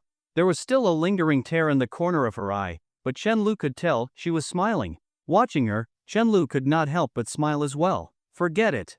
What use was a lifetime reputation? As long as this silly girl was happy, that was all that mattered. Actually, when I was a kid, I was not afraid of bugs. Chen Lu started the engine with a helpless expression. That was until I used a magnifying glass to observe their mouthparts, especially crickets and spiders. He shuddered slightly. Ever since then, I just could not handle them. I really cannot accept the thought of those things touching my skin.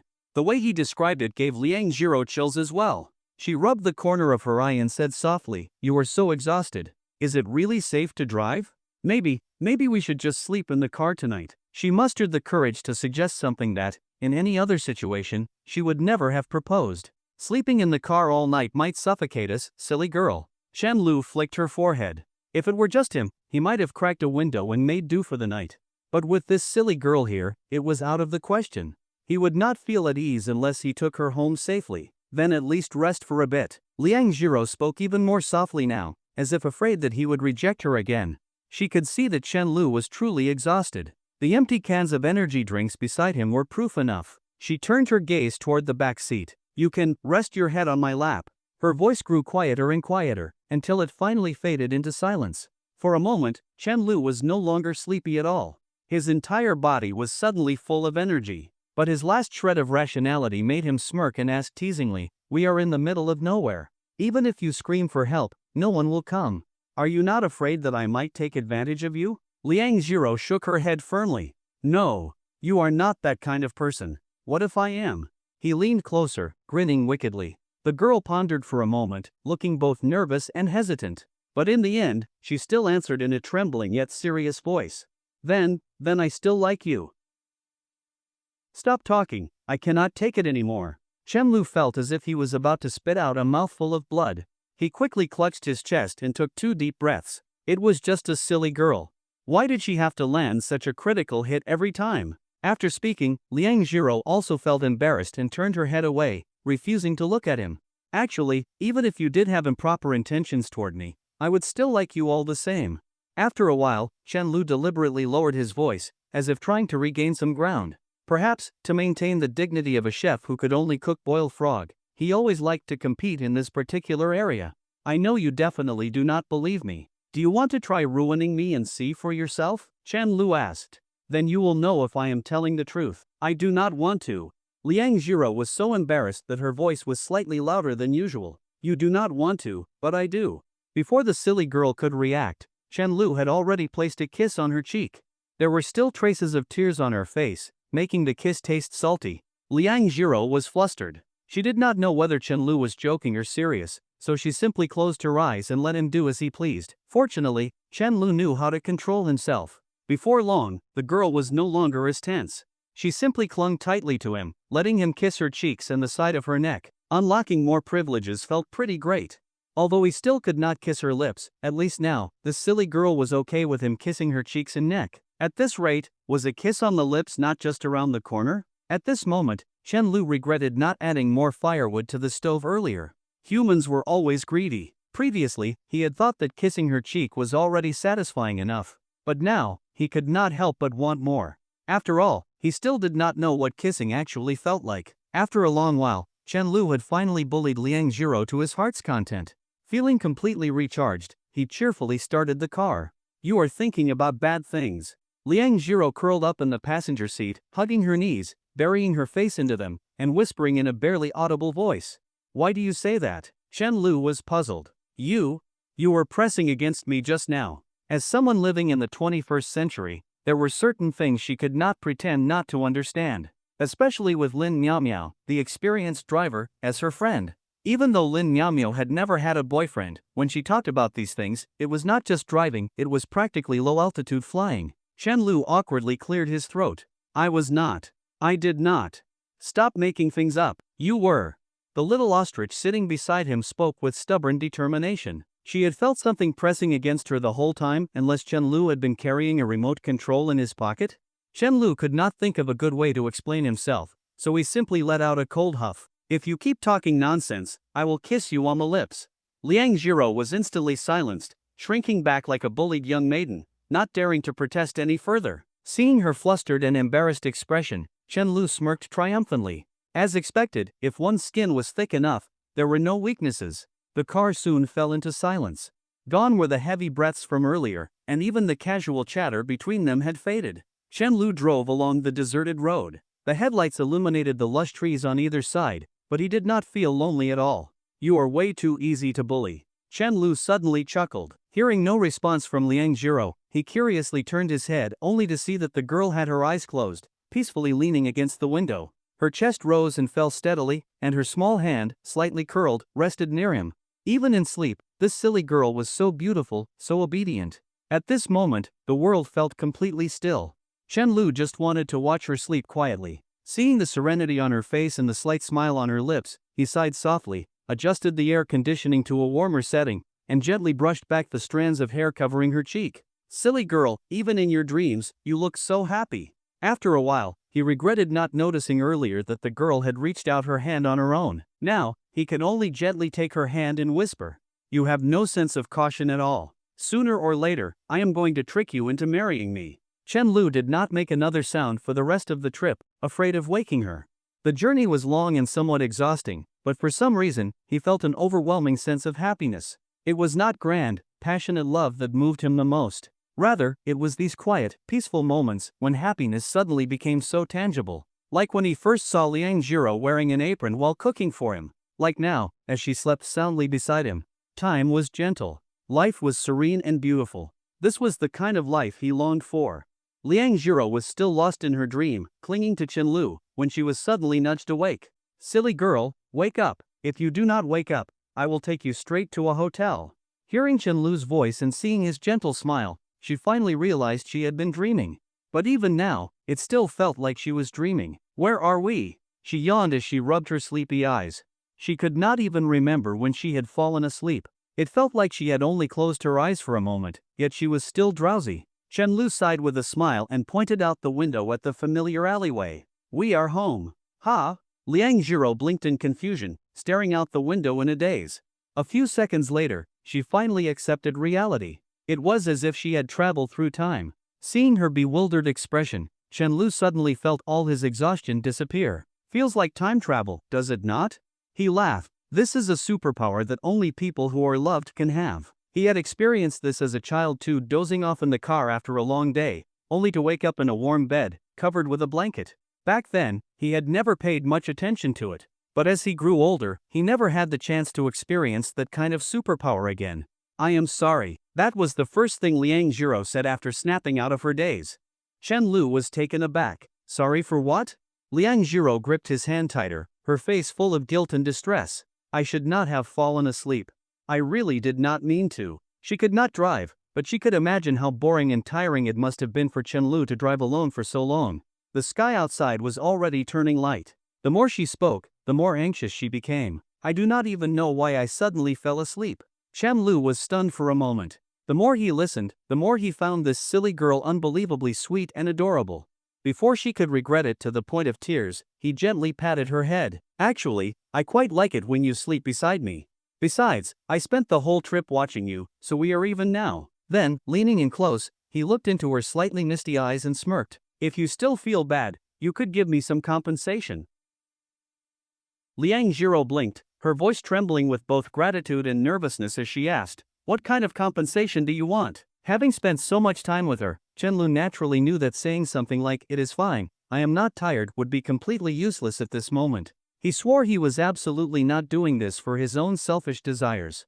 After sorting out his thoughts, Chen Lu raised a hand and pointed at his lips. Liang Jiro thought for a moment, then slowly shook her head. "No."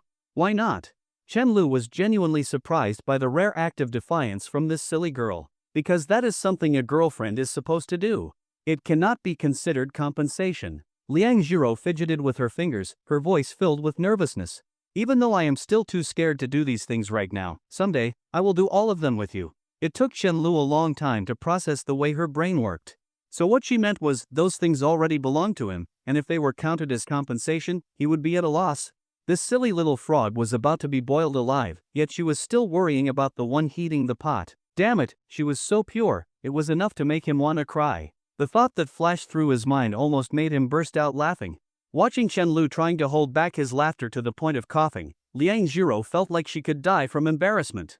"What are you laughing at?" she mumbled unhappily. She had been so serious about this. "Then give me something that actually counts as compensation," Chen Lu suddenly said. What do you mean?" Liang Jiro instantly regretted asking. This was something she should have decided on her own. Handing the choice over to Chen Lu was no different from sending a lamb into the tiger's mouth.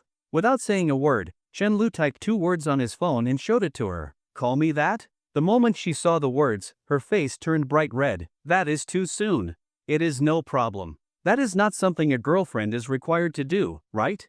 "Since it is not, it can count as compensation. Chen Lu's reasoning was so convincing that even he almost believed it himself. It is not like I will not call you that after we get married. Liang Jiro's voice grew smaller and smaller, sounding utterly defeated. Chen Lu stretched lazily, deliberately letting out a yawn. Since you will have to call me that eventually, just consider this an early practice round to make it up to me. Liang Jiro deeply regretted ever giving this bad man the right to choose.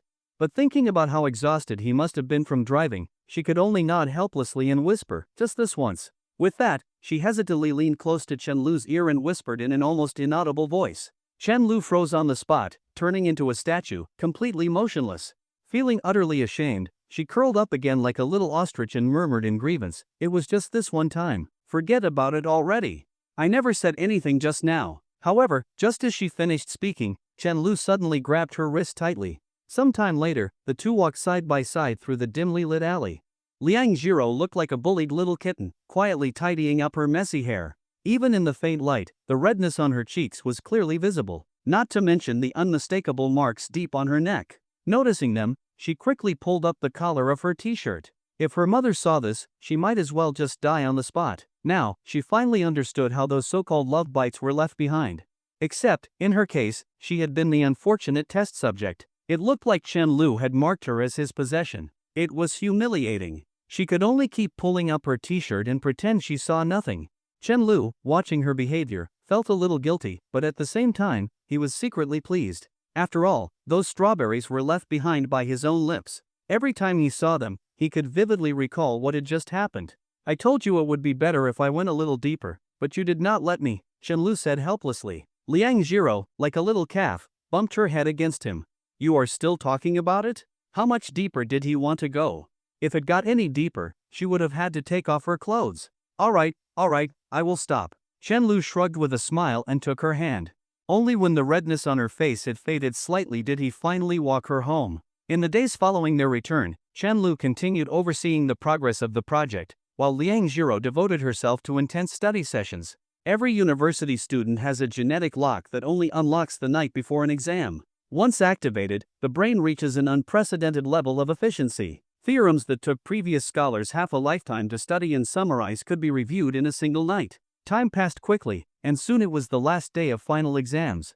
After finishing their tests, Chen Lu and Jiang Chao returned to the studio to continue their work. Neither of them took exams too seriously. For Chen Lu, failing a course was simply out of the question. His grades were always among the top in the class. As for Jiang Chao, he had long since stopped worrying.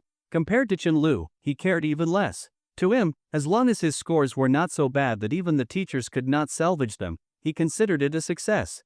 Everything else could be left in the hands of the great and selfless educators. "What is wrong? You do not look too excited." Chen Lu noticed Jiang Chao's gloomy expression and asked. Jiang Chao slumped in his chair. He reached for a cigarette but then remembered that his lighter had been taken by someone else, which made him feel even more frustrated. "Sigh, I had a fight with my girlfriend." Chen Lu kept his eyes fixed on the computer screen, scanning through the details with complete focus. "What was it about?" "Because I have been too busy lately and have not spent much time with her." Jiang Chao patted his desk with frustration. "But that has nothing to do with you. You never made me work overtime, it was my own choice." Chen Lu quickly distanced himself from the blame. He truly had not assigned Jiang Chao much extra work. It was the guy himself who had taken the initiative. Ironically, among everyone in the studio, Chen Lu, the team leader, seemed to slack off the most. But since he managed everything well, no one had any complaints. "Have you ever had a fight with Liang Jiro?" Jiang Chao suddenly asked after a pause. "No," Chen Lu answered without hesitation. "Seriously? She has never been mad at you?" "Never." Chen Lu spread his hands, looking smug. Forget fighting, he could not even imagine what she would look like when angry. Jiang Chao, feeling bitter, threw a paper cup at him and stopped talking. He was caught between two conflicting fears, worrying that his friend was struggling and worrying that his friend was living too well. "Chen Lu, you bastard. What kind of life is this?" A few minutes later, Chen Lu reviewed the progress of the art team, his expression turning complicated. They were working quickly, but Lin Miaomia was clearly shouldering too much of the workload. And no matter how one looked at it, that was not a good thing.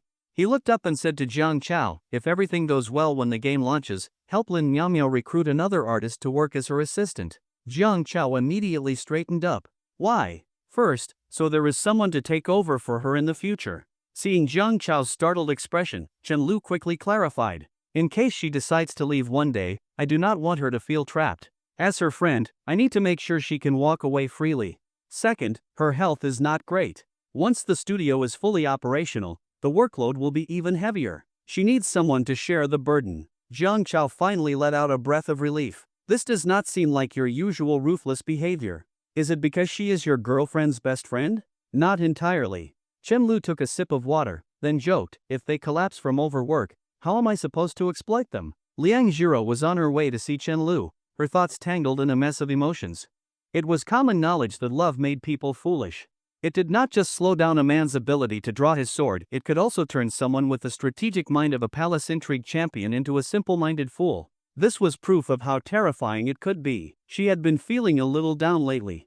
Because, for some reason, Chen Lu had suddenly started behaving himself. He neither took verbal advantage of her nor physically teased her anymore. It was as if he had become a different person. And strangely enough, she found herself missing their moments of hugging and kissing.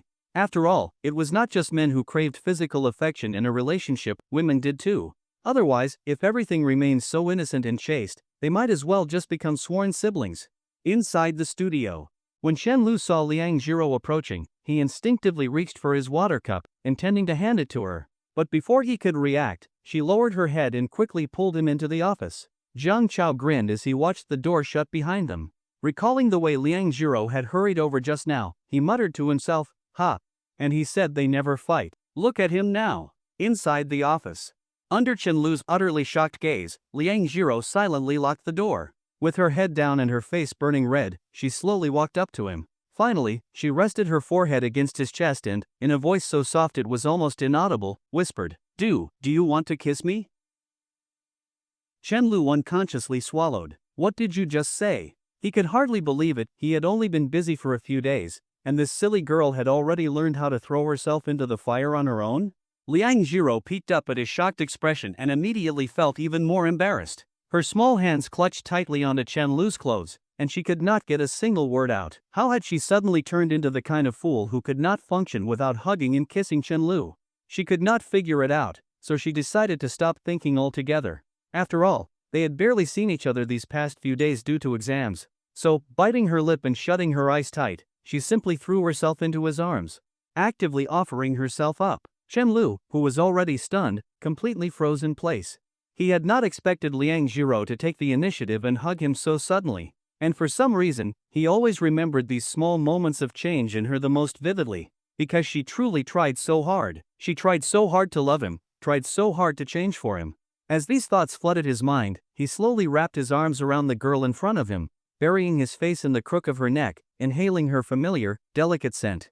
Her waist was so slender that she fit perfectly in his arms. A slight pull was all it took for her soft body to fall right into him. The girl did not resist, letting him hold her tightly. Then, she gently planted a soft kiss on his cheek. And after that, she simply buried her face in his clothes again. In that instant, the exhaustion from her sleepless nights disappeared completely. And so did the longing that had kept her tossing and turning at night. These past few days, both she and Chen Lu had been busy with their own things, giving her a true taste of what it felt like to miss someone. Even when she ate, she kept wondering whether Chen Lu was eating properly. Yet, she had not dared to message him to ask, afraid that he was busy and that she would seem too clingy. Chen Lu suddenly caught the scent of lychee candy, but he did not dwell on it. Instead, he earnestly responded to her, lowering his head to place a soft kiss on her cheek. Her skin was exceptionally smooth and soft and delicate. Kissing her was an absolute delight. Do not leave any marks, Liang Jiro reminded him, tilting her neck slightly to make it easier for him. All right. Chen Lu, professional boiled frog chef, strawberry plantation expert, and obedient boyfriend, could only listen to her request. A kiss was a kiss. What more could he ask for?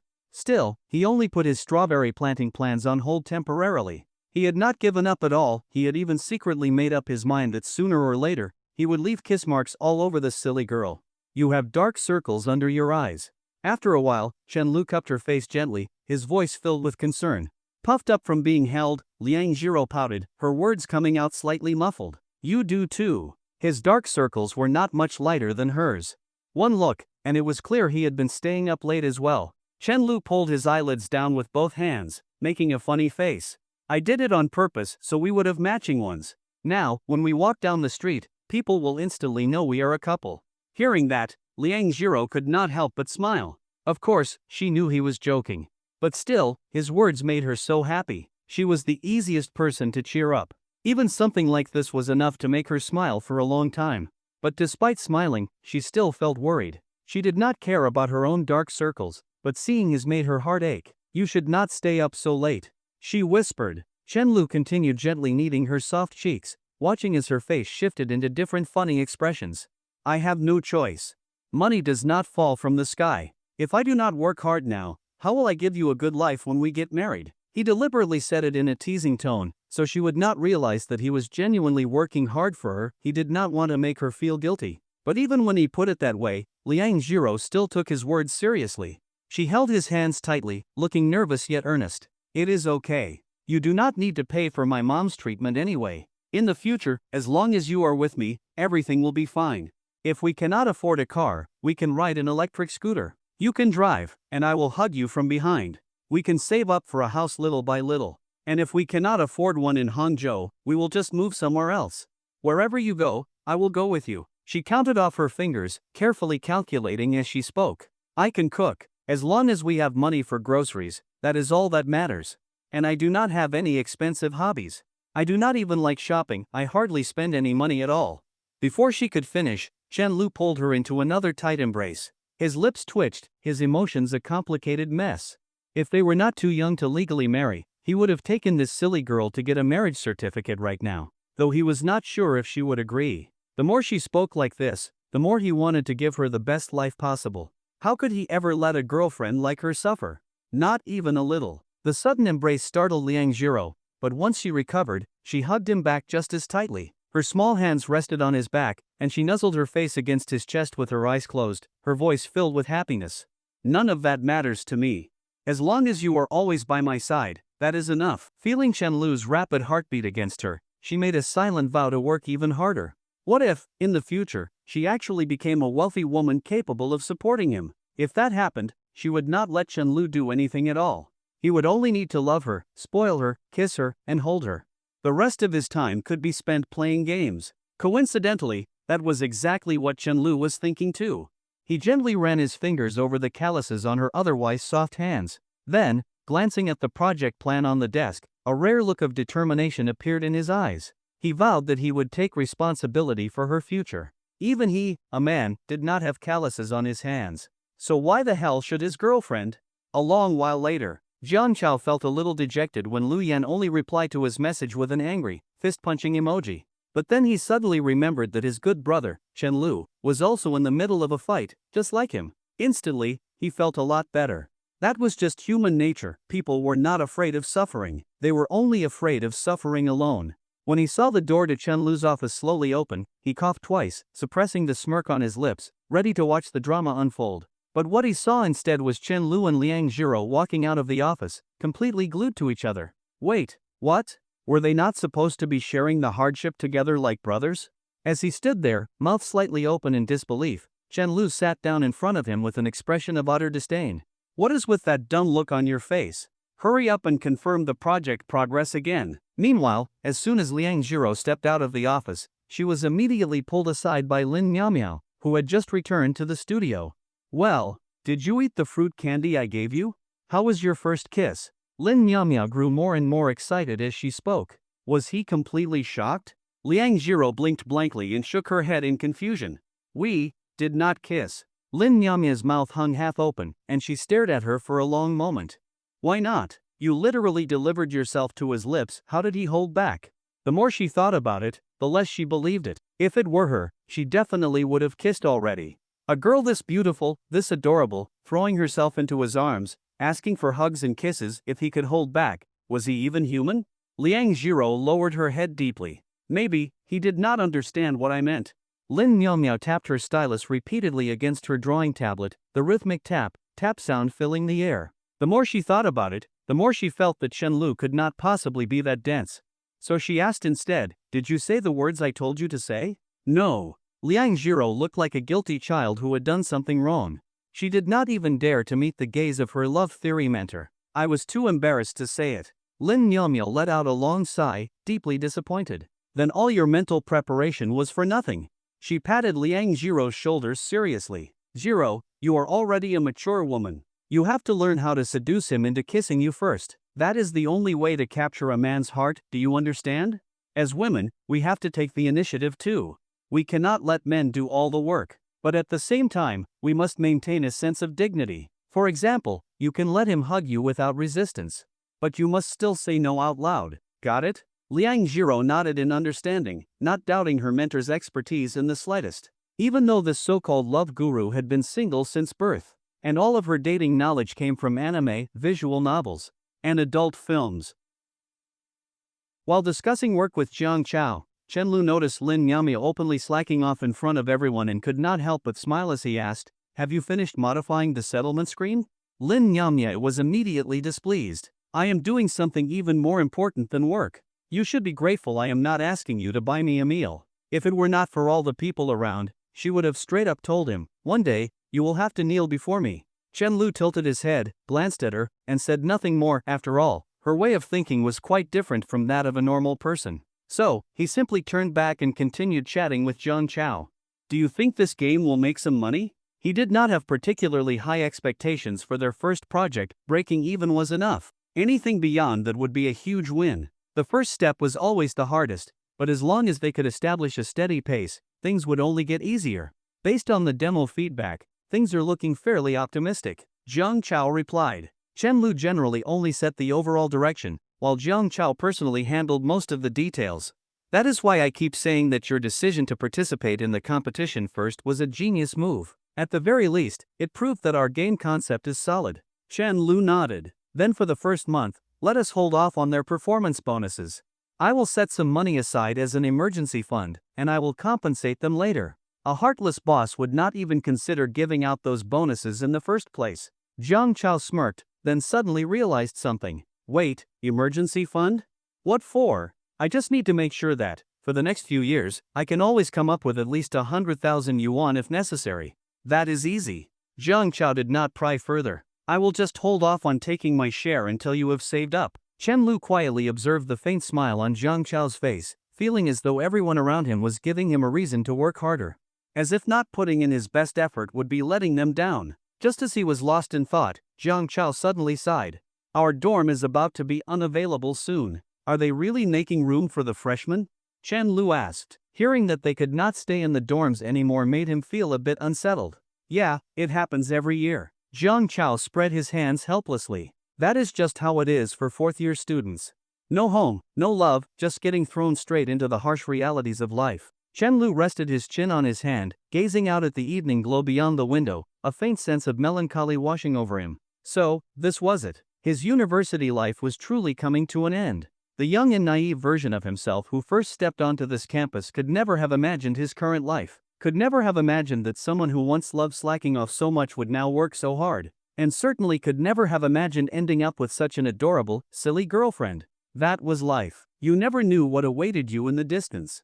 After the final exams, once everyone had gathered, Chenlu held a meeting to assign tasks for the summer break. By the time everything was wrapped up and most of the team had left the studio, Chenlu returned to his office and saw Liang Jiro lying on his desk, fast asleep. Perhaps the combination of studying and working had exhausted her. This silly girl could fall asleep at any moment. Chenlu chuckled, quietly turned up the air conditioning, and silently closed the door. After a moment of contemplation, he slowly dialed a number. Lu Ji, what made you think of calling me? Zheng Haoyu asked curiously. He had moved out a while ago, so he and Chenlu did not talk all that often. Chenlu casually picked a topic. Still preparing for the postgraduate entrance exam? Yeah, I do not have your kind of talent. Oh, come on, what talent? The only thing I do better than you is play video games. At least I do not go 0 to 8 when I pick Yasuo. On the other end of the call, Zheng Haoyu immediately fired up. Damn it, are you guys going to remember that one bad match for the rest of my life? Just get to the point already. Chenlu dropped the jokes and got serious. Where did you rent your apartment before? Once I finish up my current work, I am thinking about renting a place near campus. Commuting between my house and the studio every day is too much of a hassle. He had just gone through the team's summer break plans and was surprised to find that quite a few people were staying behind instead of going home. Jiang Chao was right, some people really did have dreams. And at this age, before life had beaten them down, having dreams and being willing to work hard for them was completely normal. Feeling touched, he immediately decided to give each person staying for the summer an extra 1,000 yuan in salary. After all, if they could launch the game earlier and catch the summer traffic peak, the extra money they could earn would far exceed a few thousand yuan. Since nearly half the team was staying behind, it would not look good if he was the only one not showing up. Unlike Lin Miaomio and Pang Liun, who were third years and could easily apply to stay in the dorms over summer, Chen Lu no longer had that option. Zheng Haoyu did not think much before agreeing. I will help you find a place. You have done me plenty of favors already. What kind of place are you looking for? A one-bedroom? Chen Lu looked at Liang Jiro, still fast asleep on his desk, and sighed softly. A two-bedroom. Moving in together was definitely too soon. He just wanted to make sure that once the new semester started, she would have a place to take naps during the day, so she would not have to sleep on a bench in the school pavilion with him every afternoon. The weather would start cooling down eventually, and he did not want her catching colds. There was no risk of things getting out of hand, after all. He had even managed to resist the urge to kiss her for this long. When you truly loved someone, of course, there was desire. But you wanted things to happen naturally, when both people were ready. Besides, this silly girl was already as sooner or later, there was no rush for anything. Got it. Zheng Haoyu did not ask further and simply hung up the phone. Listening to the disconnect tone, Chen Lu could not help but smile. Despite their different personalities, these guys really did treat him well. Such good sons. What a shame that graduation was approaching. Once Liang Jiro had rested enough, Chen Lu had a sudden idea and decided to take her for a walk around campus.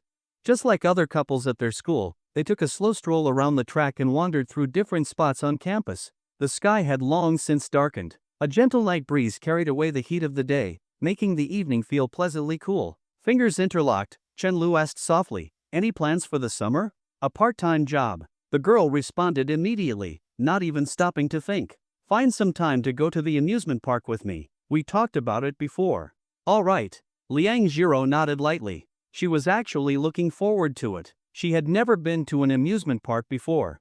Even going to the movies was something she had only recently done for the first time with Chen Lu. After spending so much time with him, the girlish side she had long buried was beginning to emerge little by little. She was a girl, after all. If life had not been so difficult, how could she have been indifferent to romance? Especially when she liked Chen Lu so much. In the blink of an eye, we are about to step into the real world. Chen Lu sighed. Curious, the girl tilted her head to look at him. Are you still feeling lost? I was before. Now, not so much. Chen Lu replied honestly. Just then, two girls in black stockings passed by. Chen Lu frowned slightly. In the middle of summer? Do they not feel hot? Liang Jiro gently clung to his arm and whispered, I told you before, I will always stay by your side. But what? Chen Lu asked. But could you stop looking at other girls? Hearing that, Chen Lu cleared his throat. I did not. Just as he was about to defend himself, he suddenly heard the girl's soft, delicate voice. If you like that kind of stocking, I can wear it too. But only for you to see. Chen Lu turned his head in shock, only to see the girl burying her face into his shoulder, too embarrassed to look at him. Are you serious? He was utterly stunned. Was this really happening? Liang Jiro had such beautiful legs. If she actually wore black or white stockings, he could not even begin to imagine.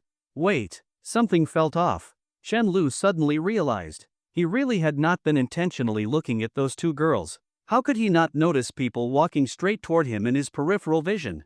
That was just basic awareness. I did not look. He quickly denied it again. Liang Jiro lifted her head slightly, glanced at him, then buried her face back into his shoulder. Who knew what was going through her silly little head? Looking directly at Chen Lu made her feel embarrassed, but somehow, hiding her face in his body did not.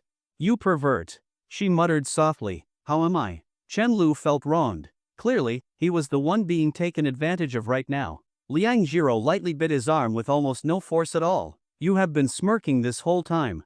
It was only then that Chen Lu realized he had been grinning uncontrollably. He quickly cleared his throat and shamelessly said, Well, I only act like a pervert with you. This particular line worked wonders on her, expert approved. Sure enough, Liang Jiro's gaze returned to him, her beautiful eyes filled with innocent foolishness. Really? Of course. Chen Lu looked deadly serious, as if he were saying something deeply righteous. But, are you actually serious about this? He asked again. Liang Jiro was instantly overwhelmed with embarrassment, unable to respond. How could he be this shameless? Did he really want her to say out loud that she would definitely wear it for him to see? No way. That would be way too embarrassing. Yes. A few seconds later, she could not bear to leave her boyfriend hanging and obediently answered him. The smile that had just faded from Chun-Lu's face reappeared instantly. Teasingly, he said, "I cannot help but feel like you keep feeding me empty promises, Miss Liang Jiro." They had not even kissed yet, and they were already discussing this kind of thing? I am not. Liang Jiro pursed her lips. I am really trying. No worries. I actually enjoy being strung along. Chen-Lu chuckled, tightening his arms around her just a little. It does not matter when. As long as it happens eventually. Liang Jiro let out a soft in response. She felt that Chen-Lu was particularly good to her in this regard. Though he occasionally made teasing remarks, he had never done anything she was uncomfortable with. Ever since that one time when she had been so scared that she had to take deep breaths to calm down, Chen-Lu had never let her feel afraid again. As she thought about this, she unconsciously shifted her entire weight against him. Because she knew, no matter what, Chen-Lu would always hold her steady. She was certain she had spent all these years waiting just to meet him. No, to meet him again. The next day, Chen-Lu lay lazily on his bed, staring at the clear blue sky outside his window. It was officially summer break. The dorms would no longer be available soon, and he would soon lose his identity as a student. Yet, for now, none of it felt real. It was because he had planned everything ahead of time. He had prepared so thoroughly that when the time actually came, it felt strangely uneventful. After all, he had been running the studio for a while now. Just as he was debating whether to head back to school to pack up his things, Chen Mo suddenly barged into his room. The door swung open with a loud bang, as if she had just retired from the FBI. Chen-Lu flinched, sitting up with an exasperated expression. Are you insane? Chen Mo had not even tied up her ponytail yet. She was holding a pile of fishing gear, with a bag of bait in her mouth, mumbling incoherently, "Bro, let's go fishing.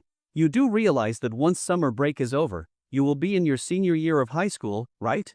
And do you not have finals in a few days?" Chen Mo spat out the bag like she was spitting sunflower seed shells, looking completely indifferent. And you did not say that back when you spent every night sneaking out to play video games during your own junior year? Did you forget who kept watch for you every night?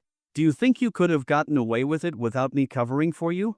Before she could finish, Chen-Lu had already pulled on his t-shirt and was reaching for her fishing gear. Let's go. Nice. The siblings walked into the living room, where Chen Guanglin was sitting on the couch, watching TV. For some reason, he was watching The Legend of the Condor Heroes again. Chen-Lu distinctly remembered that his father had been watching this same show when he was a kid. Now, he was old enough to bring girls home, and his father was still watching it. To this day, Chen-Lu could still sing the theme song. He had no idea why his dad never got tired of it. Maybe he did. But when that happened, he would just switch to watching Drawing Sword or Parents' Love instead. "Dad, where is Mom?" Chen-Lu asked. It was already 8 in the morning, and there was no breakfast. That could only mean one thing. Wang Xiaxia was not home. Chen Guanglin yawned and said nonchalantly, "She went on a trip." Chen Mo blinked in confusion. "Why did you not go?" "It was a company trip." "What would I do there?" he replied blankly. "Are you sure it is not because you made Mom mad, and she stormed off with her colleagues?" Chen Mo snickered, unable to hold back her laughter. "We are professionally trained. We usually do not laugh. Unless we cannot help it. Do not talk nonsense." Chen-Lu shook the fishing rod in his hand. "Come with us, Dad. Let's go fishing. You two go ahead. I will play some chess at the neighborhood entrance later." "All right. On the way." Dad seems kind of pitiful being home alone. Chen Mo stretched lazily in the passenger seat. Chen-Lu shot her a glance. "Do you really not know how they argue? This is just their version of showing off their love." Hearing that, Chen Mo fell silent. She then noticed that Chen-Lu had been staring at his phone for a while and impatiently asked, "Why are we not leaving yet?" Chen-Lu smacked his lips and continued typing. "I am asking your sister-in-law if she wants to go fishing. If Liang Jiro did not have a part-time job, she would definitely come whenever he called." Sure enough, she agreed immediately. After a moment of thought, Chen-Lu decided to invite Lin Miao as well. Otherwise, she would be stuck alone in a city where she had no family, being exploited by her cruel boss. Wait, he was the cruel boss. Never mind, then. But now that he thought about it, putting Lin Miao and Chen Mo together, Chen-Lu suddenly felt a headache coming on. What would happen if two top-tier socially terrifying individuals ended up in the same space? Why are we still not leaving? Seeing that her brother had already put down his phone yet had not started the car, Chen Mo urged him again. Sit in the back, Chen Lu said. Chen Mo whipped her head around, her long ponytail swinging. Why? Chen Lu smirked. Because we are picking up your sister-in-law first. I am your real sister. She is my future wife. Chen Mo clenched her fists. I have called you brother for years. Does your conscience not hurt? She will call me husband in the future. Chen Mo had no words. At least when her sister-in-law was not around, she was still her brother's little princess. That was what she told herself, as she reluctantly climbed into the back seat. What kind of world was this? Did single people not deserve to live anymore?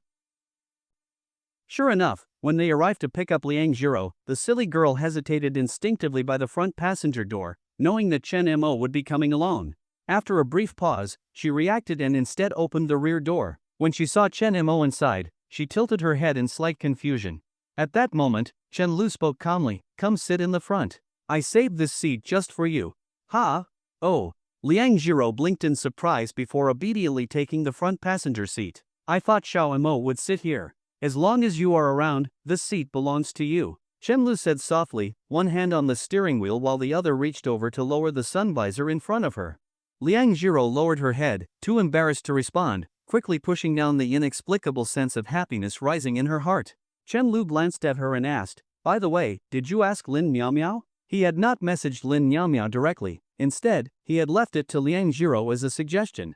Whether this silly girl would get jealous or not, he would not even allow the possibility to arise. Besides, it was better to let Liang Jiro be the one to extend the invitation, it would mean more to her. I did. She seemed really touched. Liang Jiro recalled how excited Lin Miaomia had sounded over the phone and replied softly. Chen Lu nodded. Then let's go pick her up. Chen Mo leaned forward between them, looking like a curious child as she asked, "Who is that?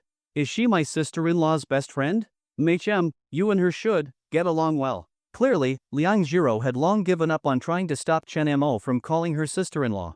It was pointless, these siblings were exactly the same. She simply could not handle them. Is that so? Chen Mo found it odd. Chen Lu sighed, regretting that he had not brought earplugs. Yes. You will find out soon. Since Lin Miaomio had applied to stay on campus, she was still living in her dormitory. Chen Lu made a turn and headed toward the university. More than half an hour later, the car stopped near the school gate. Hearing that they were going fishing, Lin Miaomio had deliberately dressed in a t-shirt and denim shorts, topping it off with a baseball cap. She casually hopped into the back seat. My parents nearly came all the way to Hangzhou to check on me. Being an only child really has its downsides. Lin Miaomio complained as soon as she sat down. I had to spend all of last night convincing them not to. It was only after she finished speaking that she noticed someone sitting next to her. Startled, she found herself locked in a wide-eyed stare with Chen Mo. Chen Lu caught the scene through the rearview mirror and could not hold back a chuckle. This is my sister. She will be a senior in high school after summer break. Oh damn, Lin Miaomio thought to herself. The only thing on her mind right now was, this family has insanely good genes. Hello, big sis. I am Chen Mo. My sister-in-law just showed me your artwork, you are amazing. Chen Mo beamed, scooting closer and even pulling up her WeChat QR code, radiating enthusiasm. Hello. Lin Miaomie was still processing everything. I am Lin Miaomio. Your name is so pretty. Chen Mo smiled, then tapped on her phone screen and sneakily set a new contact note for Lin Miaomio. 6 water big sis. Chen Lu smirked and sighed lightly. There is a saying that among scholars, there is no true number 1, among warriors, there is no true number 2. Apparently, social anxiety worked the same way. When two socially awkward individuals met, one of them had to be the most awkward. And right now, it seemed that his little sister had one. Not that this realization brought him any joy. After chatting with Chen Mo for a while, Lin Miaomia turned to Chen Lu and said, I had a sudden burst of inspiration last night, so I changed the style of the settlement screen. Check it out later. No problem. Chen Lu was a little surprised. Why are you working so hard? I told you guys to take a few days off, because I really like this environment. Lin Miaomio replied matter-of-factly. I have always been afraid of getting mistreated at work in the future. If I could just work here long-term, that would be great. So I have to work hard to make sure your studio does not go bankrupt. Exactly. If we are going to be exploited by a boss anyway, it might as well be by me and Liang Jiro. Chen Lu joked. Liang Jiro blinked at him in confusion. What does this have to do with me? Lin Miaomio snorted. If you ever start acting too heartless, I will just get Jiro to beat you up, right, Jiro? Liang Jiro hesitated, nervously fidgeting with her fingers. I will scold him a little.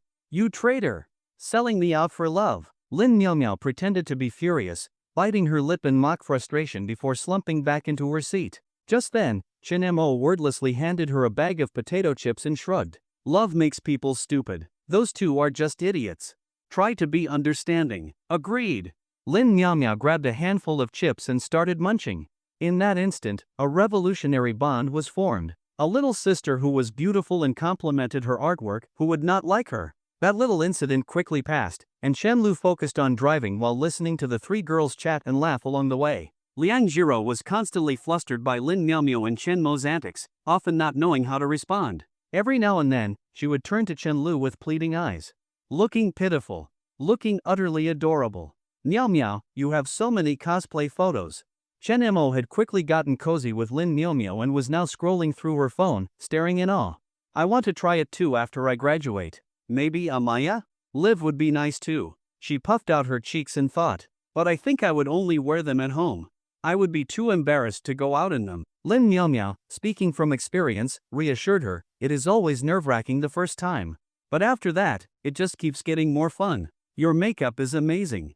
Even your natural makeup looks so good. I do not even know how to put on makeup. Chen Mo, another hardcore anime fan, was already completely won over. I had no choice. Reality forced me to learn. If I looked as good as Jiro, I would never bother with makeup. Actually, I do not think Jiro is suited for cosplay. Chen Mo mused for a moment before saying thoughtfully, I think she would look better in traditional Chinese clothing. As soon as the words left her mouth, both she and Lin Miaomiao froze for a second. Then, simultaneously, they turned to look at Liang Jiro. Come to think of it, she really did have that kind of classic beauty. Even the leading ladies in historical dramas did not look as good as her. There was always a touch of seductiveness in those actresses. But Liang Jiro had a pure, delicate charm that was completely different. I am not wearing it. Liang Jiro whispered nervously. Wearing it for Chen Lu alone was fine. But wearing it outside, she would rather die. How did you two team up so quickly? Chen Lu sighed, feeling utterly helpless. It was like they were one step away from becoming sworn sisters. When they arrived at the reservoir, the group began setting up their equipment in an orderly fashion. There was exactly one fishing rod per person. As for seating, Chen Lu had borrowed 2 small folding stools from Grandpa Zhao, the security guard, before leaving home, just enough for everyone. Since Chen Mo had checked the weather before coming, she knew that today was not particularly hot. In fact, by the reservoir, it was even a little cool. Though by noon, it would likely be a different story. That was just how Hangzhou's weather worked, unpredictable and unforgiving. While Chen Lu was staring blankly at the vast expanse of the lake, lost in thought, he suddenly felt a cool sensation on his arm. Turning his head, he saw that it was Liang Jiro applying mosquito repellent for him. The girl was stubbornly insistent on doing it for him. Only after she was done did she finally sit down obediently. I will bait the hook for you. Chen Lu crouched beside her, carefully attaching the bait to her fishing hook. Chen Mo smirked and leaned in mischievously. Brother, do not tell me you are going to embarrass yourself in front of your girlfriend by not catching a single fish? After all, fishing was purely a game of luck. Going home empty-handed was a common occurrence. Why else would people spend hours fishing, only to end up buying seafood from the market instead? Do not jinx it. Chen Lu shot her a glare. If I do not catch a fish, I will drain this whole reservoir dry. 1 hour later. Seeing the fish pile up beside Chen Mo and Lin Miaomiao, Chen Lu felt like dying. Even Liang Jiro had managed to catch one. Then he looked at his own bucket. He was done. Time for mass destruction. Why? Did fishing really have a beginner's luck mechanic? Then why the hell could Chen Mo catch fish? Staring at the still, mirror-like water, Chen Lu grew more and more frustrated. These damn fish, they only go for the girls. Brother, oh, dear brother, Chen Mo called out teasingly from afar. Keep up the good work. Shut up. Chen Lu felt even worse, turning back to stare at his motionless bobber. Just then, Liang Jiro gently poked his arm. Do you want to feed me a candy? She knew that ever since she had been hospitalized due to low blood sugar, Chen Lu always carried a few fruit candies with him. Without exception. All right. Chen Lu washed his hands with bottled water, then held the candy between his fingers. Before he could hand it over, the girl leaned in and took it into her mouth along with his fingertips. A few seconds later, she slowly pulled away. A cool breeze swept past, and the lingering dampness on his fingers felt unexpectedly cold. So what if you did not catch a fish? Liang Jiro gave him an impossibly sweet smile. You already caught me. Chenlu froze for a moment, then kissed the girl's forehead and chuckled, "That I guess I will just have to take you home with me." Liang Jiro had already turned her face away, too embarrassed to look at him. Not yet. It is only a matter of time. Chenlu kept his eyes on the fishing rod as he intertwined his fingers with hers. Since I caught you from the river, you better be mentally prepared. You are not escaping me in this lifetime. Who needed fish when he already had such a great girlfriend? Sooner or later, he was going to bring her home as his wife. Liang Jiro blinked in a daze. I am not stupid. I was never planning to run away. 6 water sis, hurry up and scoop it up. I am running out of strength. I am trying. Why is this stupid fish so slippery? Wait, what did you just call me? Stop pushing me and just get the fish. I cannot pull it up. Serves you right for calling me that. Ugh, it is too far, I cannot reach it. Hearing Lin Miaomio and Chen Mo bickering in the distance, Chen Lu turned to Liang Jiro and asked gently, fishing is fun, right? Yes. Liang Jiro nodded enthusiastically. Even though she had only caught 1 fish, she was beyond happy. Whether it was spending time with Chen Lu or being surrounded by friends, it was something she had never even dared to dream of before. Compared to that, whether she actually caught fish or not no longer mattered. As she thought about it, a small smile naturally curved on her lips. She turned to Chen Lu and asked, do I smile better now? Of course. You look amazing. Chen Lu sounded proud. Your boyfriend is doing a decent job, right? To this day, he could still vividly remember the first time he saw her smile, back at the hospital. He used to believe that human memory could never match the precision of a photograph, but now, he realized that was not true.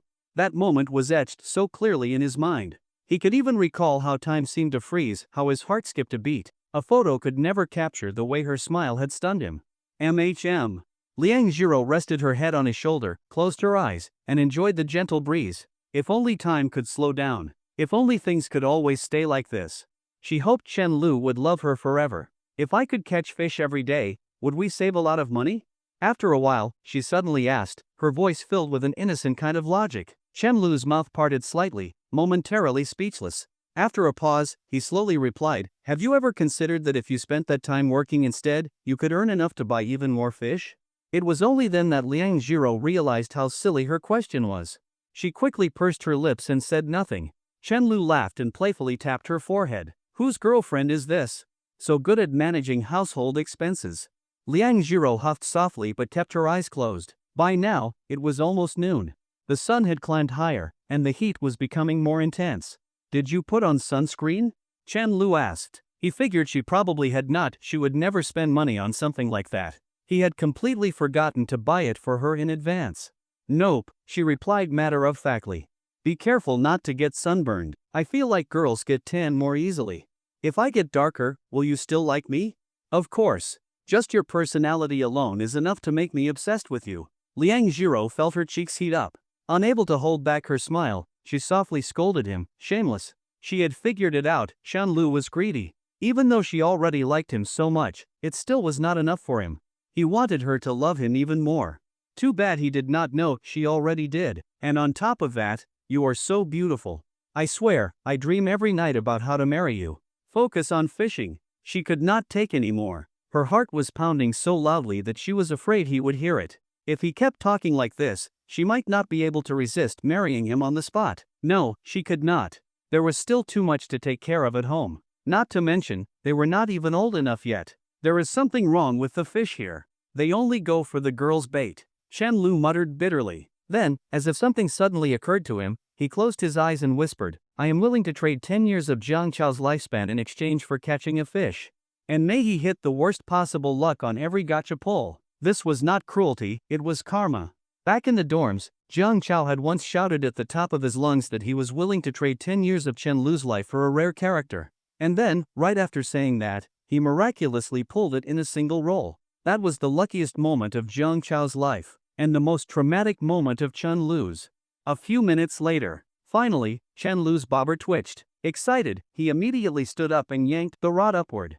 The fish in the reservoir were surprisingly strong. It thrashed in the water, swimming wildly, putting up a fierce struggle. But soon, Chen Lu realized, this fish was much larger than he had expected. Just from its strength alone, it was the biggest one he had ever hooked. Liang Jiro, quick, scoop it up, he shouted excitedly. Ah, okay. Liang Jiro had never done this before. She clumsily picked up the fishing net and stepped toward the water's edge. When she caught her own fish earlier, it had been Chen Lu who helped her scoop it up. Now that it was her turn, she was all fumbles. Unfortunately, the fish seemed to sense the danger. It dodged and weaved, keeping just out of reach. Experienced fishermen would not force the fish in a situation like this. Instead, they would periodically reel in the line, waiting for the fish to exhaust itself before making a final pull. Chen Lu knew this, but watching the fish dart back and forth so cunningly, he could not help but take it as a challenge. He started using more and more force. Liang Jiro, unaware that he was actually enjoying the fight, saw how much effort he was putting in and panicked even more. She stepped as close as she could to the water's edge and stopped. After a while, the fish's movements slowed. The splashes grew smaller as it was pulled closer. Seeing her chance, Liang Jiro quickly netted it, biting her lip as she struggled to lift it. Whether it was because the fish was tired or because the reservoir was full of perverted fish, the moment it was caught, it only flopped twice before going still. It was only when they pulled it out that they saw just how big it was. Almost the size of the one sold at the market. Chen Lu's grin nearly reached the sky. Quick, put it in the bucket. A fish this big. He would be bragging about this for a whole year. Even his dad, after all these years of fishing, had never caught one this huge. Liang Jiro nodded and struggled to lift the fish into the bucket. Since she had been holding the net from the far end, it took extra effort. But just as she placed it in, the previously docile fish suddenly started thrashing again. Startled, she instinctively stepped back. And then, her foot missed the ground. She blinked in silence, unable to react in time to even scream. Then, splash! The once calm water erupted into a massive wave. Just moments ago, Liang Jiro had been panicking about not knowing how to swim, yet now, she found herself lying on solid ground, momentarily dazed. Her wrist hurt a little. She had definitely been about to fall into the water. But someone had pulled her back. It took her a few seconds to process what had just happened. Then, suddenly realizing what it meant, she scrambled to her feet and ran to the water's edge. "Chen Lu!" she shouted as loudly as she could. It was, without a doubt, the loudest she had ever spoken in her life. Just then, a figure suddenly emerged from the water. Seeing that it was Chen Lu, she finally let out a breath of relief, though her eyes were now brimming with tears. She quickly picked up the fishing net beside her and handed it to him, afraid he would have nothing to grab onto. "It is fine, I know how to swim. I just slipped when I pulled you." Chen Lu brushed back his wet hair, revealing his eyes as he looked up at her with a grin. "Are you okay? Did I scare you?" The moment he saw her footing give way, he had instinctively lunged forward to grab her. He had managed to catch her. But in the process, he had lost his own balance and was flung into the water instead. They had essentially switched places. Normally, no one would have been able to react that quickly in such a situation. But Chen Lu had been watching Liang Jiro the entire time. Unfortunately, he had not realized that she had stepped so close to the edge. Liang Jiro shook her head and reached out to pull him up. She gripped his hand tightly and inspected him all over, as if afraid he had been bitten by a piranha, her worry written all over her face. Chen Lu, however, acted as if nothing had happened. He simply laughed and stared at the enormous fish he had just caught, completely ignoring his soaking wet clothes and the water dripping from his body. "Are you two okay?"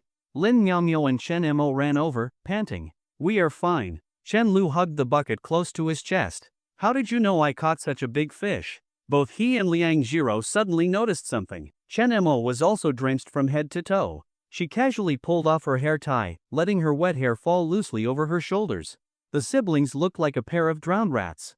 Seeing the confusion on Liang Jiro's face, Lin Miaomio sighed and explained, "She saw you about to fall and jumped straight into the water. Then, when she realized it was actually her brother who fell in, she climbed right back out." As she spoke, a bitter smile spread across her lips. "I am learning how to swim this summer." The helpless panic she had felt just now. She never wanted to experience it again. Chen Mo, on the other hand, was acting as if nothing had happened. She walked up to Chen Lu, and the two of them stood side by side, both still dripping wet, staring at the bucket. Water from their hair kept dripping into the bucket, causing the massive fish inside to thrash around anxiously. But both of them were grinning from ear to ear. "This thing is huge. Hurry up and take a picture. Take one now. I am posting this in the fishing forums later. Should we buy a fish tank? Then, when guests come over, we can tell them we caught it ourselves." "Are you dumb? Of course we are eating it.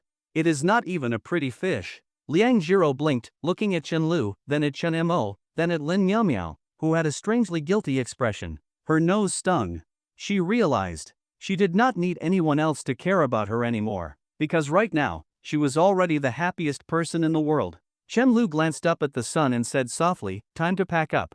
I need a shower, and then we are cooking this fish." Yay! Chen Mo looked at the fish, growing more excited the longer she stared at it. A fish bought at the market could never taste as good as one you caught yourself. Little crybaby, let's go. Chen Lu gently took Liang Jiro's hand. "You are cooking." Liang Jiro sniffled, then wrapped her arms around his wet sleeve and smiled up at him. "Okay." They bought a few towels to dry off a bit before heading back. Lin Miao Miao, feeling too embarrassed to follow them home, took a bucket and a fish and returned to campus.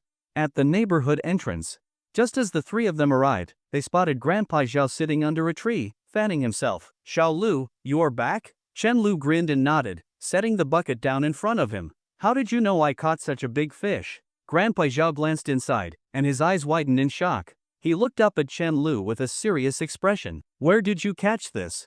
You sure you did not buy it from the market?" "At Chao Bay Reservoir." Grandpa Zhao's eyes lit up with excitement. "Take me with you next time." Suddenly, playing chess seemed completely uninteresting to him. "You got it. But for now, I need to go home and show off to my dad." As the three of them walked away, Grandpa Zhao watched their retreating figures. His eyes landed on Chen Lu and Liang Jiro's hands, naturally clasped together. Smiling to himself, he squinted up at the sky. "Ah, youth is wonderful. Wife, why did you leave so early? Little Lu has found himself a girlfriend now. She is such a lovely girl, but you will never get to see her." Chen Guanglin, who had just been considering what takeout to order, jumped up from the couch in shock when he saw the sorry state of his son and daughter. "Did you not go fishing? Did the fish drag you into the water?" Chen Lu set the bucket on the floor and replied with a blank expression. "No, Chen Mo pushed me in. My brother pushed me first." While the siblings bickered, Liang Jiro hesitated for a moment before softly saying, "Hello, uncle. That is more like it. You should come over more often." Chen Guanglin smiled and nodded. "Let us go eat out. What do you all feel like having?" As the head of the household, he certainly could not admit that he did not know how to cook. And making his future daughter-in-law cook for the whole family would be even more inappropriate. Chen Guanglin made up his mind he would just have to reluctantly dip into his savings. "No need. Your daughter-in-law is cooking fish for you," Chen Lu said matter-of-factly. Hearing this, Liang Jiro tensed up completely. She shot him a quick glance, both anxious and annoyed. Chen Lu cleared his throat and lightly kicked the bucket. The fish inside immediately started thrashing. "Look at the fish." Chen Guanglin walked over, full of curiosity. Then, he froze. "You bought this, right?" "Caught it. Bought it. I really caught it. They can both vouch for me." Chen Lu shrugged. "I do not believe it. Have you ever bought one like this? Do not talk nonsense." Chen Guanglin eyed his son and daughter's drenched clothes. It really did seem like they had gone into the water to catch it by hand. Those two troublemakers were definitely capable of something like that. Then, glancing back at the enormous fish, he clicked his tongue. He was a little jealous. 10 minutes later, after showering, Chen Lu walked into the kitchen and found Liang Jiro cooking. She had tied her hair up into a bun, revealing the smooth, elegant curve of her neck. She was focused on chopping vegetables, the rhythmic tap-tap-tap of the knife filling the air. Her slender silhouette looked both graceful and adorable, making it almost impossible not to want to hug her from behind. The first time Chen Lu had seen her like this, he had only dared to imagine it, but this time, he could do it openly. Startled, the girl trembled slightly in his arms. But instead of pulling away, she nuzzled against him like a cat. "When did you learn to swim?" she asked softly. Chen Lu thought for a moment. "Back in elementary school. I learned to swim because I fell into the water as a kid. Good thing your boyfriend is smart." He smirked. "I just held my breath and stayed still, and somehow, I floated back up." What he did not dare to say was that he had nearly drowned. In a swimming pool. Back when he was little, his dad had left him alone for just a moment to go to the restroom. By the time he turned back, Chen Lu had already wandered into the deep end. The moment his father saw him sinking, he had rushed over and yanked him out of the water. When they got home, Wang Xiaoxia had given him a proper beating. To this day, Chen Lu still believed that the pool's design was flawed.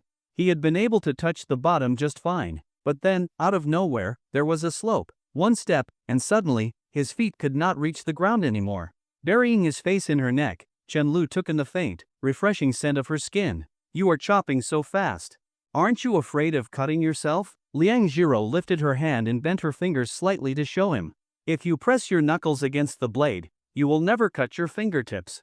Damn, I think I might be an idiot. Chen Lu stared at her fingers, unblinking. He knew how to cook, but he had never known this trick. Guess he still lacked experience. Picking up a freshly sliced cucumber, he popped it into his mouth and said, "Teach me to cook sometime. Your food is way too good." The girl turned around, tilting her head as she met his gaze. "You do not need to learn. I can cook for you for the rest of my life." At the beginning of July, the sun was scorching. The hottest days of the year were approaching, and waves of heat rolled through the streets. There were significantly fewer pedestrians than usual. Chen Lu sat in his office, analyzing the final adjustments for the new version of their game. They were at a critical juncture, about to find out just how much money this project could make. No one in the studio dared to slack off. Suddenly, there was a soft knock on the door. "Come in," Chen Lu said calmly. Lin Miaomio slipped inside, carefully shutting the door behind her. Then, she slumped into the chair across from him, looking utterly defeated. "What is it?" he asked curiously. The art team's work was nearly complete, there should not have been any major issues. Lin Miaomia cleared her throat and hesitantly asked, "So, I have this friend. He transferred 500 yuan to Qin Shi Huang, and then got blocked. Do you think he can get the money back?" Chen Lu's expression twisted as if he had just eaten a lemon. "What kind of nonsense is that? Qin Shi Huang has been dead for thousands of years." "Oh, right. It was not Qin Shi Huang. It was a scammer." Lin Miaomio quickly corrected herself. "So, does that mean my friend's money is gone for good? It is not even enough to file a case. Give up." Seeing Lin Miaomio sigh deeply on behalf of her friend, he added, "Well, there is one way." "What way?" Lin Miaomio's eyes lit up with hope. Chen Lu smirked. "Just send the scammer another 2,500 yuan. That way, once the total hits 3,000, you can file a case." Realizing he was joking, Lin Miaomio slumped even lower in her chair. "A whole 648 down the drain. How did your friend even fall for that? He claimed to be the reincarnation of Qin Shi Huang." He made it sound so convincing. Lin Miaomio stared blankly at the ceiling. "At first, I did not believe him. But then he asked me, 'Do you believe in me? Or do you believe in love?'" Chen Lu pressed a finger to his lips and shushed her. Then, with a dead serious expression, he said, "Actually, I am Emperor Wu of Han." "Truly? Get lost. Fine, I will believe in love from now on, okay?" Strictly speaking, believing in love will get you scammed even more. A scumbag will not only cheat you out of money but also take your body. At least Qin Shi Huang only took 500 yuan from you. By the time he finished speaking, Chen Lu was laughing so hard he had to clutch his stomach, nearly gasping for air. As Lin Miaomio stormed out, slamming the door behind her, he nearly burst into laughter again. Leaning back, he exhaled to calm himself. "Daring to show attitude to the boss? I should find an excuse to dock your salary." Just as he finished muttering to himself, his phone rang. He glanced at the caller ID, Uncle Mo. "Hello, Uncle Mo," Chen Lu greeted, then waited for the man to speak. Mo Wenbin chuckled. "So, Xiao Lu started his own company and did not even tell me? Did I watch you grow up for nothing? It is just a small operation. The whole team barely has 20 people. That does not matter. Every big company starts small. Once you expand a little more, I will bring you to a few business dinners. It will be helpful for your company's future development." "Uncle, you are too good to me," Chen Lu replied with a smile. He knew Mo Wenbin was not just being polite, the man had always treated him well. That said, whether or not he would accept the offer was another story. He had no intention of relying on Mo Wenbin's connections to grow his company. At least, not yet. After some casual conversation, Mo Wenbin suddenly asked, "What exactly happened between you and Yuqing? Mind telling your uncle?" Chen Lu hesitated for a moment. "I have been meaning to tell you in person, but I figured you might be too busy to meet. This is something that should be discussed in person, huh?" Mo Wenbin mused. "Do you have time now? I will send my driver to pick you up. We can have dinner tonight with your dad, just the three of us." Chen Lu glanced at the report Pang Lian had compiled. Just as he was about to respond, he heard Mo Wenbin's voice again, firm and efficient. "Actually, never mind. I have a last-minute meeting. We will talk later. Alright, take care. Uncle, if you want to have dinner with me, I will make time no matter what. Just call me when you are free." Chen Lu listened to the dial tone, waiting for the call to disconnect before placing his phone face down on the desk. His index finger tapped lightly against the surface as he fell into deep thought. Something felt off. What exactly did Uncle Mo want to say? As soon as Mo Wenbin saw the long-haired girl push open the door, he quickly ended his phone call, a rare hint of embarrassment flashing across his face. It was an expression that almost never appeared on him. Perhaps the reason it did now was because, aside from his many roles in life, he was also a father. Mo Yuqing bit her lip lightly and asked in a low voice, "Why did you call him?" "I just wanted to ask Xiaolu something." Mo Wenbin sighed, somewhat helpless. "You refused to tell me why you suddenly decided to go abroad, so I had no choice but to ask Xiaolu. If he really wanted to investigate, he could find out. But it would take time. And by the time he knew the truth, his daughter would already be gone. What would be the point then?" Mo Yuqing responded softly. She sat down on the couch, hugging her knees tightly. After a long silence, she finally murmured in a weak voice, "I like him." Mo Wenbin froze. Perhaps because he had not spoken with his daughter in so long, he kept finding himself caught off guard today. When someone had come to his office saying that a girl outside was claiming to be his daughter, he had nearly choked on his drink. Then, when she told him she was about to leave the country, he had almost lost his footing. Over the years, he had never remarried. Mo Yuqing was his only daughter. Of course, he loved her. Even though she had always blamed him for the divorce, even though she had refused to see him. "You like Xiaolu? That is a good thing, is it not?" Mo Wenbin stepped forward, smiling gently. "You two grew up together. Your Uncle Chen and I have been friends since we were kids, too. That boy, he is someone I watched grow up. He is far more capable than most of his peers, and I know he is devoted. Do you realize how many people will envy the love story you two share?" But as he spoke, his smile suddenly froze. Then, little by little, it faded, because his daughter's expression did not look right. "He has a girlfriend." Mo Yuqing rested her chin on her arms. A few moments later, she buried her face entirely. Realizing that this was not just some childish tantrum, Mo Wenbin became serious. His usual composure returned. Back in elementary school, Mo Yuqing had cried and whined about Chen Lu playing with other girls. But this was different. It was not the same at all. Because now, they had grown up. That does not make sense. Mo Wenbin frowned. No matter how he thought about it, something felt off. "I always felt that Xiaolu liked you." Mo Yuqing lifted her head. 2 silent streams of tears had already trailed down her delicate cheeks. "But I made him wait for me at a restaurant for 3 hours. But I always treated him coldly. Even when he looked disappointed, I never comforted him. Later, when he messaged me, I could not even be bothered to reply. I only talked to him when I needed something. He has always been someone who holds grudges, yet no matter how harsh I was to him, he never argued back." Her tears fell faster. Her lips trembled as she released them from the tight clench she had been holding. Then, suddenly, she cried out.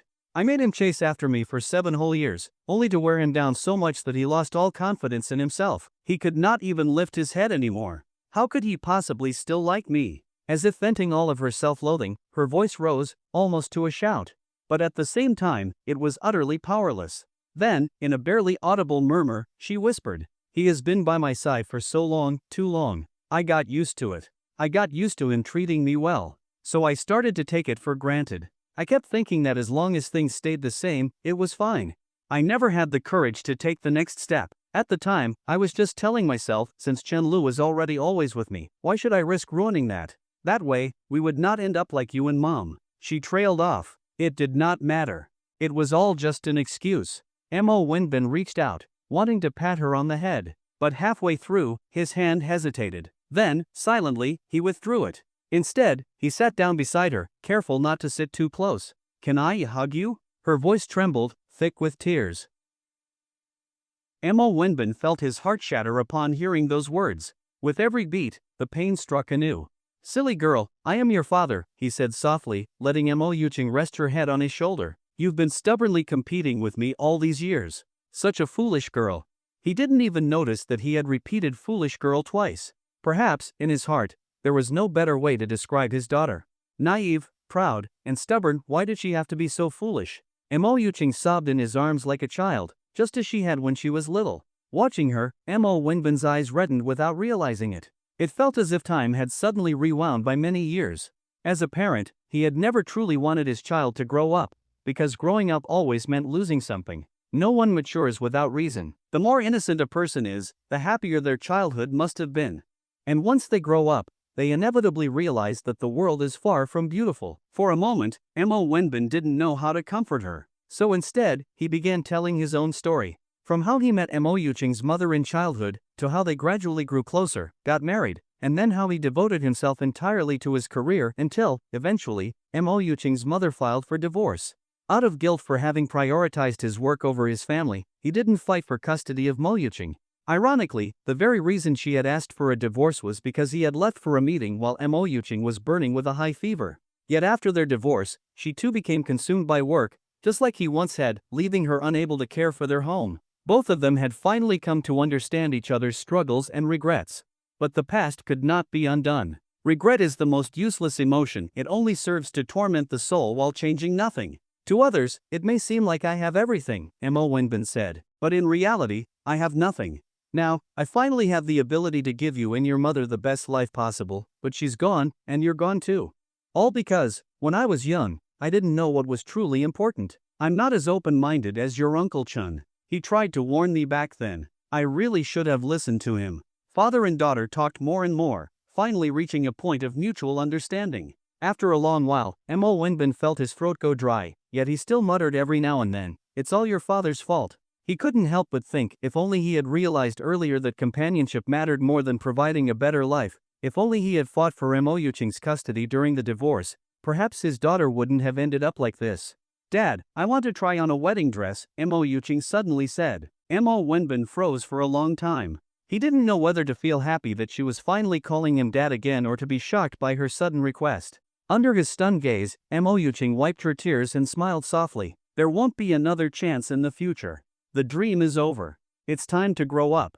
A few seconds later, Mo Wenbin understood what she meant. His lips parted and closed repeatedly, but in the end, he couldn't bring himself to say anything. He hadn't even untied his own emotional knots, how could he tell his daughter to let go? "I'll have the driver take you there," he finally said, then turned his gaze toward the window, tilting his head back slightly with a silent sigh. "Chen Guanglin, you really figured life out, didn't you? How did that guy always know exactly what he wanted? Are you really set on this?" Mo Wenbin asked in a final attempt to persuade her. "If you stay in the country, I can be here for you." It was the first time he had ever felt so envious of Chen Guanglin. Mo Yuching shook her head lightly. "When I was little, I made a pinky promise with him. We said we'd get married when we grew up, and that I'd become a great lawyer, the kind that helps people who can't afford one." She smiled, but the bitterness in it was unmistakable. "If I've already broken one promise, then I have to keep the other one properly." That afternoon, inside a lavishly decorated bridal boutique, Lu Yan looked at the wedding dresses, each with a price tag that could make someone gasp in shock. They might as well just rob people instead of pretending to be generous by gifting one, she muttered. Although, she had to admit, they were all stunning. She took out a wet wipe and wiped away the tear stains on her face, regaining her usual composure. As if she didn't know that Mo Yuching would be leaving the country tomorrow. "Here is your coffee," a sales associate said, handing her a cup. Lu Yan took it with a look of disbelief and quietly set it aside. Even if it was free, she wouldn't dare drink it. What if she accidentally spilled it on a dress? At that moment, Mo Yuching walked out in a mermaid-style wedding gown. She was dressed in pure white. The fishtail hem and cascading lace train accentuated her long legs and elegant figure. Sacred. Magnificent. Incomprehensibly beautiful. Lu Yan couldn't think of any other words. She was completely mesmerized. So beautiful. But she didn't look happy enough. "Yuching, you need to smile. If you don't, anyone can tell at a glance that you're just a fake bride. Does it look good?" Mo Yuching removed the veil, twirled gracefully, and asked with a lively expression. Lu Yan nodded. "It really does." Mo Yuching forced a faint smile and handed her the veil. "Come on, maid of honor, help me put it on." Lu Yan couldn't hold back her tears anymore. She knew that standing beside this fake bride, she would never become a real maid of honor. Her voice trembled with anger as she shouted, "Then why the hell were you so stubborn back then? Wouldn't it have been better if you had just woken up sooner? You had it in the bag. Chen Lu never owed you anything. How could you not realize that?" Her sudden outburst echoed through the spacious boutique, part frustration at Mo Yuching's past immaturity, part resentment over her selfish decision to leave. Mo Yuching tilted her head slightly. The delicate veil atop her head swayed gently. She took a deep breath, blinking away the tears that welled up. She smiled at Lu Yan, her eyes curving into crescents. "That's why I really regret it." Lu Yan fell silent. She could only lament how hard it was for people to truly cherish something before losing it. Unfortunately, time only moves in one direction. Some mistakes can be fixed after realization. Others cannot. She asked herself again and again, why? Why are people so childish sometimes? Why can't they realize the importance of something sooner? Why hadn't she been stricter in advising Mo Yuqing back then? Why hadn't she threatened to cut ties with her? Why hadn't she warned Chen Lu to just ignore her for a few months? But these questions had no answers. To cherish something is to not lose it, but only through loss do people learn to cherish. A closed loop. Mo Yuqing smiled, and tears slipped down her face. The two women stood there, gazing at each other as tears streamed silently. After a long while, Mo Yuqing led Lu Yan to a sales associate. "I'll take it." She pulled out a bank card from her bag. "Charge this one." Of course, the sales associate said with a slight bow. "Your fiancé will surely be very moved." Mo Yuqing smiled at her but said nothing. At this moment, after experiencing what it was like to buy a wedding dress, her little self-indulgent fantasy had finally come to an end. This dress would only end up in the trash. "You should try one on too," she suddenly suggested, feigning excitement. "Let me see what you look like in a wedding dress." Lu Yan could hear the meaning behind her words. She stood frozen like a statue for a long time before finally forcing out a single sentence. "Yuqing, I hate you."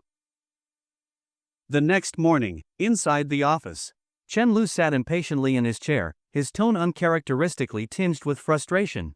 "I told you, I am not going. I have a girlfriend." "Mom, do you not like Liang Jiro? Why are you stirring up trouble like this? Just ordinary friends?" "Mo Yuqing and I are not just ordinary friends. Before I got together with Liang Jiro, I pursued Mo Yuqing for 7 years. Would it be appropriate for me to go? How do you expect Liang Jiro to feel? Even if I explain it to her, it still does not make sense." "Yes, she will definitely understand, but she has a fragile heart. Why put her through unnecessary turmoil?" After hanging up, Chen Lu turned on the air conditioner, pressed his fingers against his temples, and let out a deep sigh. This was absolutely pointless. At that moment, the office door slowly creaked open. Liang Jiro walked in, carrying breakfast for him, and quietly placed it on the table. Chen Lu paused, then asked gently, "How much did you hear?"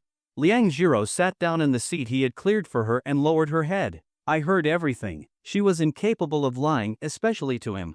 "Do not be upset. You must have heard me say I will not go," Chen Lu said softly, taking her hand in his. Liang Jiro pursed her lips, nervously fidgeting with her fingers, a habit of hers when she was anxious. "You should go." Chen Lu frowned. "Why are even you telling me to go?" He had not realized his tone was still a bit sharp. Quickly, he wrapped his arms around the girl beside him, afraid he had startled her. Chen Guanglin and Wang Xiaoxia had been taking turns calling him all morning, pestering him until he nearly lost his temper. He had originally wanted to avoid clarifying his history with Mo Yuqing, fearing it might strain the relationship between their families. But in the end, he had no choice but to spell it out. As expected, after hearing the truth, Chen Guanglin stopped trying to persuade him. Wang Xiaoxia, being more emotional, simply urged him to see Mo Yuqing one last time, saying that this might be the last chance. Liang Jiro finally lifted her head, her large, watery eyes locking onto his. With sincerity, she said, "Because I do not want you to be sad." Chen Lu's pupils contracted slightly. He tightened his embrace around her. "It is all right. I am not sad." It was true, he was not sad. But to say he felt nothing at all? No one would believe that. Even if it were just an ordinary childhood friend leaving the country, there would always be some lingering feelings. But there really was no reason to go. Wishing each other well from afar was the best possible ending. "But uncle and auntie will be sad, and you might regret it in the future," Liang Jiro whispered, her voice so small it was almost inaudible, as if afraid of making him angry. What if she never comes back? She had tried putting herself in Mo Yuqing's shoes. If she had to watch Chen Lu be with another girl, she would rather never return. Just the thought of it was suffocating. Seeing it with her own eyes would be unbearable, like a slow, cruel dissection of the heart. Chen Lu gently pinched her cheek, making her squint one eye shut. "Do you even know what you are saying? Fool, big fool. No one is sillier than you." Unhappy, Liang Jiro lightly bumped her head against his shoulder. "I am very smart." "Oh? And in what way are you smart?" Chen Lu asked. The girl continued. "If you have regrets, then this matter and that girl will always linger in your heart. I do not want that. I want to be the only one in your eyes, forever." She stared at their intertwined hands, feeling a little embarrassed. "Am I being selfish? It almost feels like I am treating you as my possession." Chen Lu planted a firm kiss on her cheek and laughed. "How is that selfish? That is completely normal. I feel the same way. I even get anxious about losing you." Her strange but endearing way of thinking no longer surprised him. After all, that was part of what made her so adorable. I am not afraid, Liang Jiro whispered, pressing her lips close to his ear. I will always be yours. Hearing that he felt the same way as she did made her a little giddy. After all, there was no room for anyone else in her heart, her entire world revolved around him. She was almost as foolish as he was. Yes, that was right. She used to be very smart, but Chenlu had made her this silly. Liang Jiro, you are too unfair, Chenlu said after being stunned for a moment, feeling slightly flustered. If you keep this up, do not blame me if I just take you home and marry you without your consent one day. You cannot marry me yet, I am not of legal age, Liang Jiro replied smugly. She knew exactly how many days were left until then. Chenlu scoffed. Then I will not get a marriage certificate. I will just take you home anyway. Liang Jiro thought he was being ridiculous. He always called her silly, but he was the foolish one here. She huffed lightly. I am not incapable of running away, you know. The moment those words left her lips, Chenlu pulled her into a tight embrace, pressing them close together. Then I will tie you up and take you home, make you wash my clothes, cook for me, and warm my bed every night. Liang Jiro lowered her head, letting him hold her without protest. Well, then there is nothing I can do. I am just a weak little girl with no strength to fight back. What else can I do but go home with him? After a while, Chenlu stepped out of the office, exhaling deeply. If she truly had no plans to return, then he would go. One last trip, then he would bid farewell to the past, and keep the promise he made to his silly girl. Just as he was about to leave, Jiang Chao approached, twirling his car keys. Where are you headed, buddy? Just so you know, I charge by the meter. Chenlu glanced at him. Why are you getting involved? I am picking up Lu Yan. The airport is pretty far from here. Chenlu said nothing. At least he did not have to drive. The car moved along the elevated highway. For a while, no one spoke. A sudden rush of heat hit Chenlu's face. He turned his head and saw Jiang Chao flicking cigarette ash out of the open window. Noticing Chenlu's gaze, Jiang Chao suddenly spoke. I do not think she will ever come back. Chenlu did not say much. Jiang Chao smacked his lips, as if sighing. She probably regrets it. I guess this is the price she has to pay for her past actions. When we were kids, I always thought TV dramas were too dramatic. Now I finally get it. We have grown up, Chenlu. First, we loved recklessly like children. Then, we learned to accept an unsatisfactory ending like adults. The past is just the past. This is good, Chenlu suddenly said. Jiang Chao was puzzled. What is good? Never seeing each other again is good. Chenlu gazed out the window, his expression calm.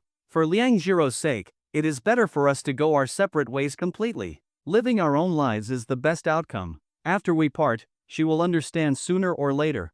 I neither love her nor hate her now. I just hope she lives well. Jiang Chao nodded in agreement. Looks like you do not need me to comfort you. I never needed it to begin with. At the airport, Lu Yan had even come out specifically to meet them and led them inside. Have you been crying? Jiang Chao asked, noticing the redness in her eyes. Do you need to ask? Lu Yan shot him a glare. What? I cannot be concerned about you. You are such a pain. What did you say? I said you are a pain. A pain to who? As the two bickered, Chenlu walked toward the security checkpoint. There were many people gathered to see their loved ones off, each group wrapped in their own stories. His parents were there, as well as Uncle Mo. Even Chen Mo had come. Mo Yuqing was laughing and chatting with Chen Mo, looking as if nothing was wrong. But the moment she saw Chenlu, her smile froze. Joy and sorrow appeared on her face at the same time, twisting her expression into something unnatural. She said something to the others, then slowly walked toward him. Everyone else stayed where they were, tactfully not following. Lu Yan and Jiang Chao also stepped aside. You came to see me off? Yes. They fell silent for a moment. Mo Yuqing stared at him, then smiled bitterly. It would have been better if you had never met me. Then she took a shaky breath, her voice trembling. But meeting you was the luckiest thing in my life. Her thoughts had never raced so quickly before, as if she was terrified of leaving this world with regrets. She kept trying to think of what else she should say. In the end, keeping my distance from you is the only way I can make it up to you. Mo Yuqing lowered her gaze to the floor tiles. I am sorry. It is all my fault for being so stubborn. In the end, all she wanted to say was sorry. Anything else would no longer be appropriate to say to a man who already had a girlfriend. She had made her mistakes, and she had to bear them herself. Chenlu let out a soft sigh and smiled. Back then, I did not understand either. I did not know how to love someone properly. I only knew how to be good to you. His smile was tinged with bitterness. That is all there is to it. It was not just the two of us who missed our chance. She is a good girl. I secretly watched her while she was working part-time. I wish you both happiness. Chenlu nodded slightly and murmured in response. He was not even sure if he made a sound. He could not exactly say again, it would be too awkward. Mo Yuqing glanced at the time. Her face paled slightly, and she quickly spoke up. Can I ask you one last question? Will you answer honestly? Chen Lu focused his scattered gaze back on her. What is it? Her tears finally spilled over, falling drop by drop onto the floor. For passers-by, it finally looked like a real farewell. Do you have any regrets? She asked quietly, her voice unusually cautious. Even just a little? If I had no regrets, I would not have chased you for 7 years, Chen Lu answered seriously. He did not understand why she would ask something so obvious. Mo Yuqing, who had been crying just moments ago, suddenly smiled. For a second, the boy standing in front of her overlapped with the one from her memories, the boy who had always been by her side. The images merged and blurred. It took her a long time to return to reality. You really have never changed. Never. But you are no longer mine. She quickly wiped her tears, making sure her vision was clear. She stared at him silently for a long time, as if trying to etch his face deep into her mind. A few seconds later, she turned her head proudly. I am leaving, and you did not even get me a farewell gift. There is no way I will miss you. Halfway through her stride, she suddenly spun around and made a silly face at him, just like she used to when they were kids. On the way back, from the rearview mirror, Lu Yan glanced at Chen Lu, who sat expressionless in the back seat. She had mixed feelings. Chen Lu, are you the most miserable person in the world right now? Or the happiest? You spent 7 years chasing after someone, only to miss your chance in the end. But 2 incredibly beautiful girls loved you. One of them even secretly tried on a wedding dress just for you. Lu Yan could not figure it out. Just thinking about how she might never see Mo Yuqing again filled her with pain. But she did not even know who to blame. If Mo Yuqing had accepted your confession back then, what do you think would have happened? Lu Yan asked in a low, exhausted voice. Chen Lu stared at the blue sky outside the window and thought for a moment. Then we would have broken up. Lu Yan was stunned. She had no words to refute that. Mo Yuqing only started changing after she had truly lost him. This outcome had been inevitable. Only those who understand how to cherish something can attain happiness. Like that girl. Lu Yan gazed out at the passing scenery, suddenly sensing something was off. This is not the way back, is it? She asked Jiang Chao, her voice trembling. I am finding you a place where you can watch her plane take off, Jiang Chao replied. On the plane. The announcement ended. Mo Yuqing let out a deep breath. After a brief moment of turbulence and acceleration, the blue and white metal bird soared into the sky. She looked out the window, watching as the city gradually shrank. She could still make out the buildings she had known so well. Absent-mindedly, she wiped at the window, only to realize the blur was not on the glass. She blinked, then wiped away her tears with the back of her hand. It is all right. I was once deeply loved by someone incredibly gentle. For 7 whole years. At the very least, I am the second happiest girl in the world, and that is enough. I will love you for a lifetime, I swear. I have already worn a wedding dress for you. How could I ever marry someone else? Goodbye, Hang Cheng. Goodbye, Chen Lu. No, on second thought. Let us never meet again. I will not trouble you anymore. As soon as Chen Lu opened the office door, he saw Liang Zhiro slumped weakly over the desk, looking dejected. Who upset my girlfriend? Hearing his voice, Liang Zhiro immediately lifted her head. The moment she saw Chen Lu, her eyes welled up with tears. She stood up, walked over to him, and wrapped her arms tightly around his waist. I was so scared you would not come back. How could that ever happen? Chen Lu chuckled, gently running his fingers through her long hair. And you were acting so carefree earlier. Were you just being silly? I just did not want you to be sad, Liang Zhiro said, growing more and more aggrieved. Chen Lu held her close, softly patting her back. My girlfriend is the best. As soon as he said that, he felt a damp patch on his shirt. Looking down, he saw Liang Zhiro silently sobbing. Please do not regret meeting me, I beg you. It took Chen Lu a moment to follow her train of thought. This foolish girl was probably afraid that he had chosen not to look back just because he was with her now. He smiled and said, how could I ever regret it? Meeting you is the kind of thing that makes me wake up laughing from my dreams. He took out a tissue and gently wiped away her tears. Come out with me for a bit? Where are we going? Liang Zhiro blinked at him with slightly reddened eyes, looking so delicate and soft that it made his heart melt. Chen Lu felt like she had gone through several phases lately. At first, this foolish girl almost never cried in front of him. Then, she would cry for a long time whenever she did. And now, she was like a passing thunderstorm, quick to arrive, quick to clear. It was fascinating how her reactions seemed to evolve along with their relationship. I need to tidy up the new apartment I just rented and move everything out of my dorm. He shrugged. From now on, your boyfriend will not really count as a college student anymore. Oh, alright. She was just about to grab her bag when Chen-Lu stopped her. But let me make one thing clear, you are only coming with me, not helping. I will not clean, Liang Jiro said hesitantly. But I can tidy up the place, right? She could not help but feel like she had picked up some bad habits from Chen-Lu. It must be his influence. Soon, the car stopped at the entrance of a residential complex near Yuhang University. The apartment Chen-Lu rented was on the 4th floor, not too high, not too low, in an old neighborhood that was just decent enough to live in. Unfortunately, despite his family owning several properties, none of them were close to the university. He really had no idea what his father was thinking. Liang Jiro obediently followed behind Chen-Lu. The moment they stepped inside, they were greeted by an eye-catching wooden sofa and a matching tea table. It had a distinctly traditional look. Chen-Lu immediately flopped onto the sofa, took out his phone, and leaned back, pondering what he needed to buy. Meanwhile, Liang Jiro inspected the fridge and the kitchen before curiously looking around the apartment. Why do you need 2 rooms when you are living alone? She asked in an adorably clueless tone. It is mainly for the extra space. If I am in a bad mood, I can switch rooms to sleep. Oh, alright. Liang Jiro did not think much of it and nodded absent-mindedly. Chen-Lu smirked to himself. Of course, he would switch to the other room sometimes, but by then, she might just be the one sleeping in it. Do you want to come here for naps at noon from now on? No. You will bully me. I would never. Chen-Lu felt like his image in her mind must have been completely ruined. I am not that kind of person, alright? Then at least cook for me when you have time, he said, deciding to take things slow. To his surprise, Liang Jiro agreed immediately. Okay.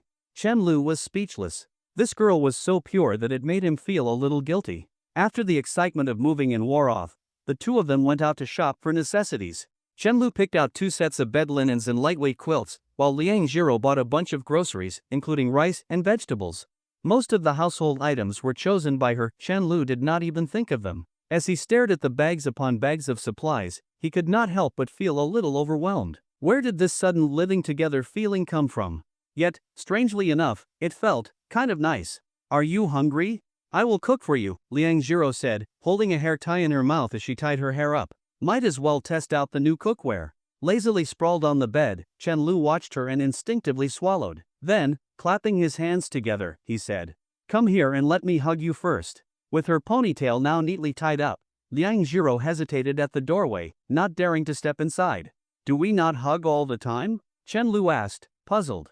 Liang Jiro fidgeted slightly. Hugging while lying down just feels a bit different. Not to mention, they were alone in an apartment, even though they had technically been alone together before. Do you not trust your boyfriend?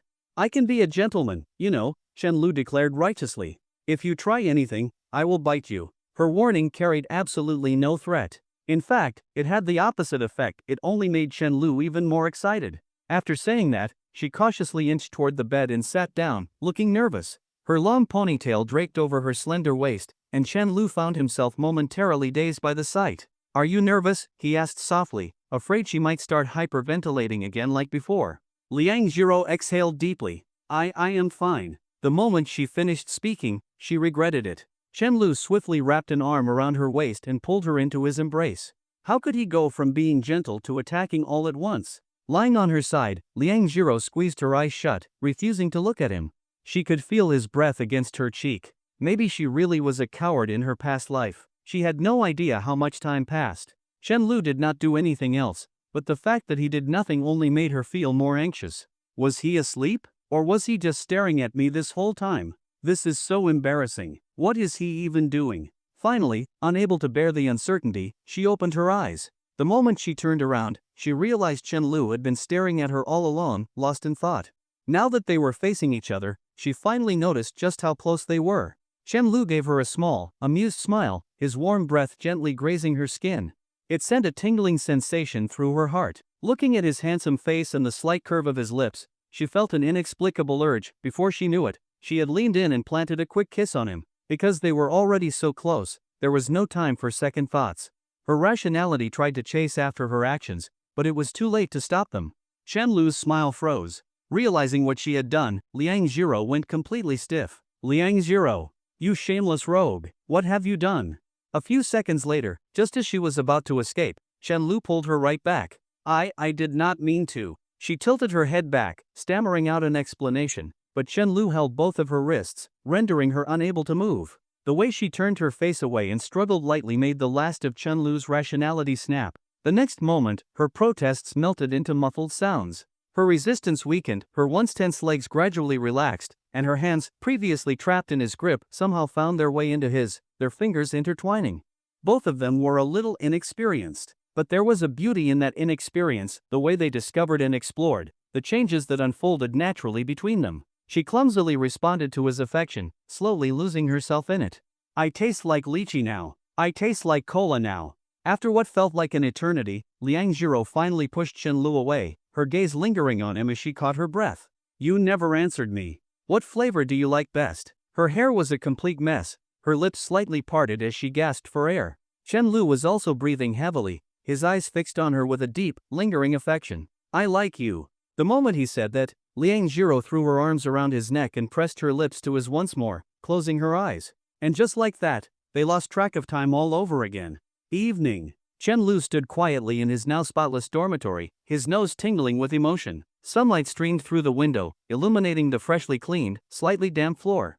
A few droplets of water glistened in the light. He had seen this scene before 3 years ago, when he had first stepped into this room. Everything was so familiar. Back then, he had entered with excitement and anticipation. Now, he was leaving with nostalgia and reluctance. In the empty dormitory, it was almost as if he could see Jiang Chao sitting there, drinking while venting to Li Xinian about how his father had forced him into a major he did not want. Back then, Jiang Chao had been reckless, numbing himself every day. He could almost see Zhang Haoyu sitting behind him, watching him play games while occasionally glancing at his textbook, always regretting not going to the same school as his crush. For some reason, all the everyday moments he had nearly forgotten surfaced so vividly, playing out in front of him like illusions. Chen Lu curled his lips into a small smile. I really was the best father figure to you guys. After a long pause, he slowly closed the door. The dormitory was now spotless, as if no one had ever been there. Early the next morning, while Liang Zhiro was still brushing her teeth, she suddenly heard the sound of the door opening. Then came a familiar voice she had dearly missed. Good morning, Auntie. Xiao Lu, you are here. She froze in place, completely caught off guard. She did not even realize that the toothpaste foam, mixed with water, had dribbled down from the corner of her mouth. She had spent so much effort trying to push yesterday's events out of her mind only for them to come flooding back all at once.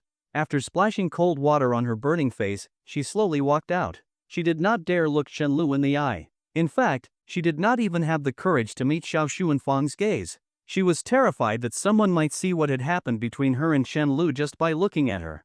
It was strange, back when they had first gotten together, she had already felt more nervous around him than before. But now that they had kissed, things felt even more different. She wished she could dig a hole and bury herself in it. Yet, despite her embarrassment, she could not stop sneaking glances at Chen Lu's lips. The more reckless she had been yesterday, the more she wanted to die of embarrassment today. Meanwhile, Chen Lu did not seem to care at all. He kept chatting with Xiao Xuanfang, occasionally flashing a teasing smile at Liang Zhiro. She was wearing casual homeware, shorts and a loose-fitting top, rubbing her sleepy eyes. She looked adorably dazed. She only dressed like this at home, where she felt comfortable. And it had to be said, this foolish girl really did have beautiful legs. Slim where they should be, soft where they needed to be, perfectly balanced in every way. Of course, Liang Zhiro noticed that Chen Lu was staring at her. Her cheeks, which had just cooled down, instantly burned again. She fidgeted anxiously, but she could not just run off and change her clothes, it would be too obvious. So, she pressed her legs together and shuffled aside as discreetly as possible. Chen Lu, stop looking. Just stop. Just leave already. I will go out with you, alright? Mom, why are you smiling at me? This is so embarrassing. And then, as if to make things worse, Chen Lu suddenly turned to Xiao Xuanfang and asked, Auntie, is there breakfast? Of course. How could I let you go hungry? What? Chen Lu, you shameless bastard. The morning sunlight streamed into the alley, accompanied by the occasional chirping of birds. Even though it was already July, the air was still pleasantly cool at this time of day. Walking side by side, Chen Lu wore an expression of utter satisfaction, his steps light and carefree. After all, his relationship with Liang Zhiro had progressed beyond just being boyfriend and girlfriend. Well, not exactly. They were still boyfriend and girlfriend, just not as innocent as before. They had kissed. And not just a simple kiss, they had tasted each other's tongues. Not to mention, Liang Jiro had even eaten fruit candy and drank cola just for him. Thinking about how wild things had gotten when he lost control, Chen Lu almost felt a little embarrassed himself. And kissing was definitely addictive. Yesterday, they had kissed for over 2 hours. Just as he was feeling proud of himself, a sudden force slammed into his lower back, making him stumble forward. There was only one person who would do that, his bull-headed girlfriend, Liang Jiro. He turned around, pretending to be angry. Looking guilty, Liang Jiro lowered her head and mumbled, "Well, you bullied me first. My lips were swollen yesterday. I wonder if my mom noticed." Chen Lu smirked. "Oh?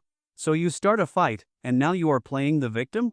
She refused to say another word. She knew exactly what he meant by starting a fight. She had been the one to initiate the headbutt. But she was also the one who had started the whole thing yesterday. Which meant, she had no right to blame him for getting carried away. This was so embarrassing. Chen Lu leaned in, gently touching her lips. "Why do they still look a little swollen? Am I imagining things?" Pouting, Liang Jiro stared at him with a mix of frustration and grievance, only making him want to tease her even more. "You were the one who kissed me first, remember?" Chen Lu said, trying to shift the blame. "Do not say it. Do not say it," she cried, absolutely mortified. He was too much. If looks could kill, she would have headbutted him into oblivion. Seeing her preparing for another charge, Chen Lu quickly shut up.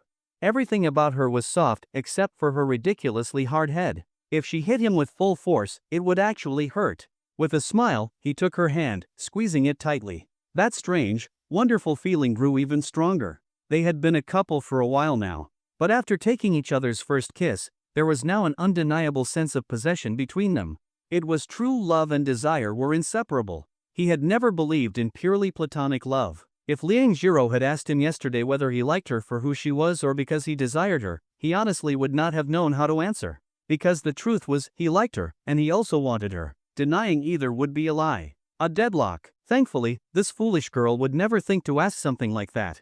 Smiling to himself, Chen Lu suddenly asked, "I stole your first kiss. Do you not feel anything about that?" "Not really," Liang Jiro replied honestly. She had already accepted her fate. She was going to be completely devoured one day. Aside from feeling embarrassed, she did not regret it at all. After all, it was Chen Lu. She had not let someone else take advantage of her, so what was there to feel? What, was she supposed to admit that she had actually been really happy? No way. Meow Meow had told her that girls should always be reserved. Even if they really wanted to be hugged, they still had to refuse at least once. But for some reason, yesterday, the more she resisted, the more excited Chen Lu became. Where had Meow Meow even learned all of this? Now she was starting to doubt her so-called expert love advisor. "All I ask is, next time, can you keep your hands to yourself while we kiss?" She puffed up her cheeks slightly as she looked at him. Chen Lu hesitated. "If I said it was a natural instinct for guys, would you believe me? All guys do this. It is impossible to resist." This foolish girl could be surprisingly smart at times. Like how yesterday, she had spent most of the time holding his hands, stopping him from moving anywhere else. Seeing her skeptical expression, he quickly added, "If you do not believe me, I can call Jiang Chao and ask him right now." "I believe you. I believe you," she panicked, grabbing his arm. "I trust you, just try to control yourself next time, alright?" How could he even think of asking someone else? If he made that call, the whole world would know they had kissed. Chen Lu stifled his laughter and put his phone away. Of course, he had never actually intended to ask, but it was nice having Jiang Chao as a scapegoat. "My dear bro, you really are the best wingman." As they reached the end of the alley, Liang Jiro asked softly, "Where are we going?" "To find a place to eat you up," Chen Lu teased. Her eyes lit up. She clung to his arm, swaying gently. "Let's go somewhere crowded," she said, brushing against him just like Meow Meow had taught her. "Please? Pretty please?" Chen Lu paused for a long moment. Then, suddenly, he turned to her with a devilish grin. "All right." Just as she sighed in relief and let her guard down, he tilted her chin up with his fingers and slowly leaned in. "I am never trying to be clever again." Did you enjoy the story, guys? I hope you did. Support this video with a like and a comment. I'd really appreciate it. Thanks for watching and see you next time.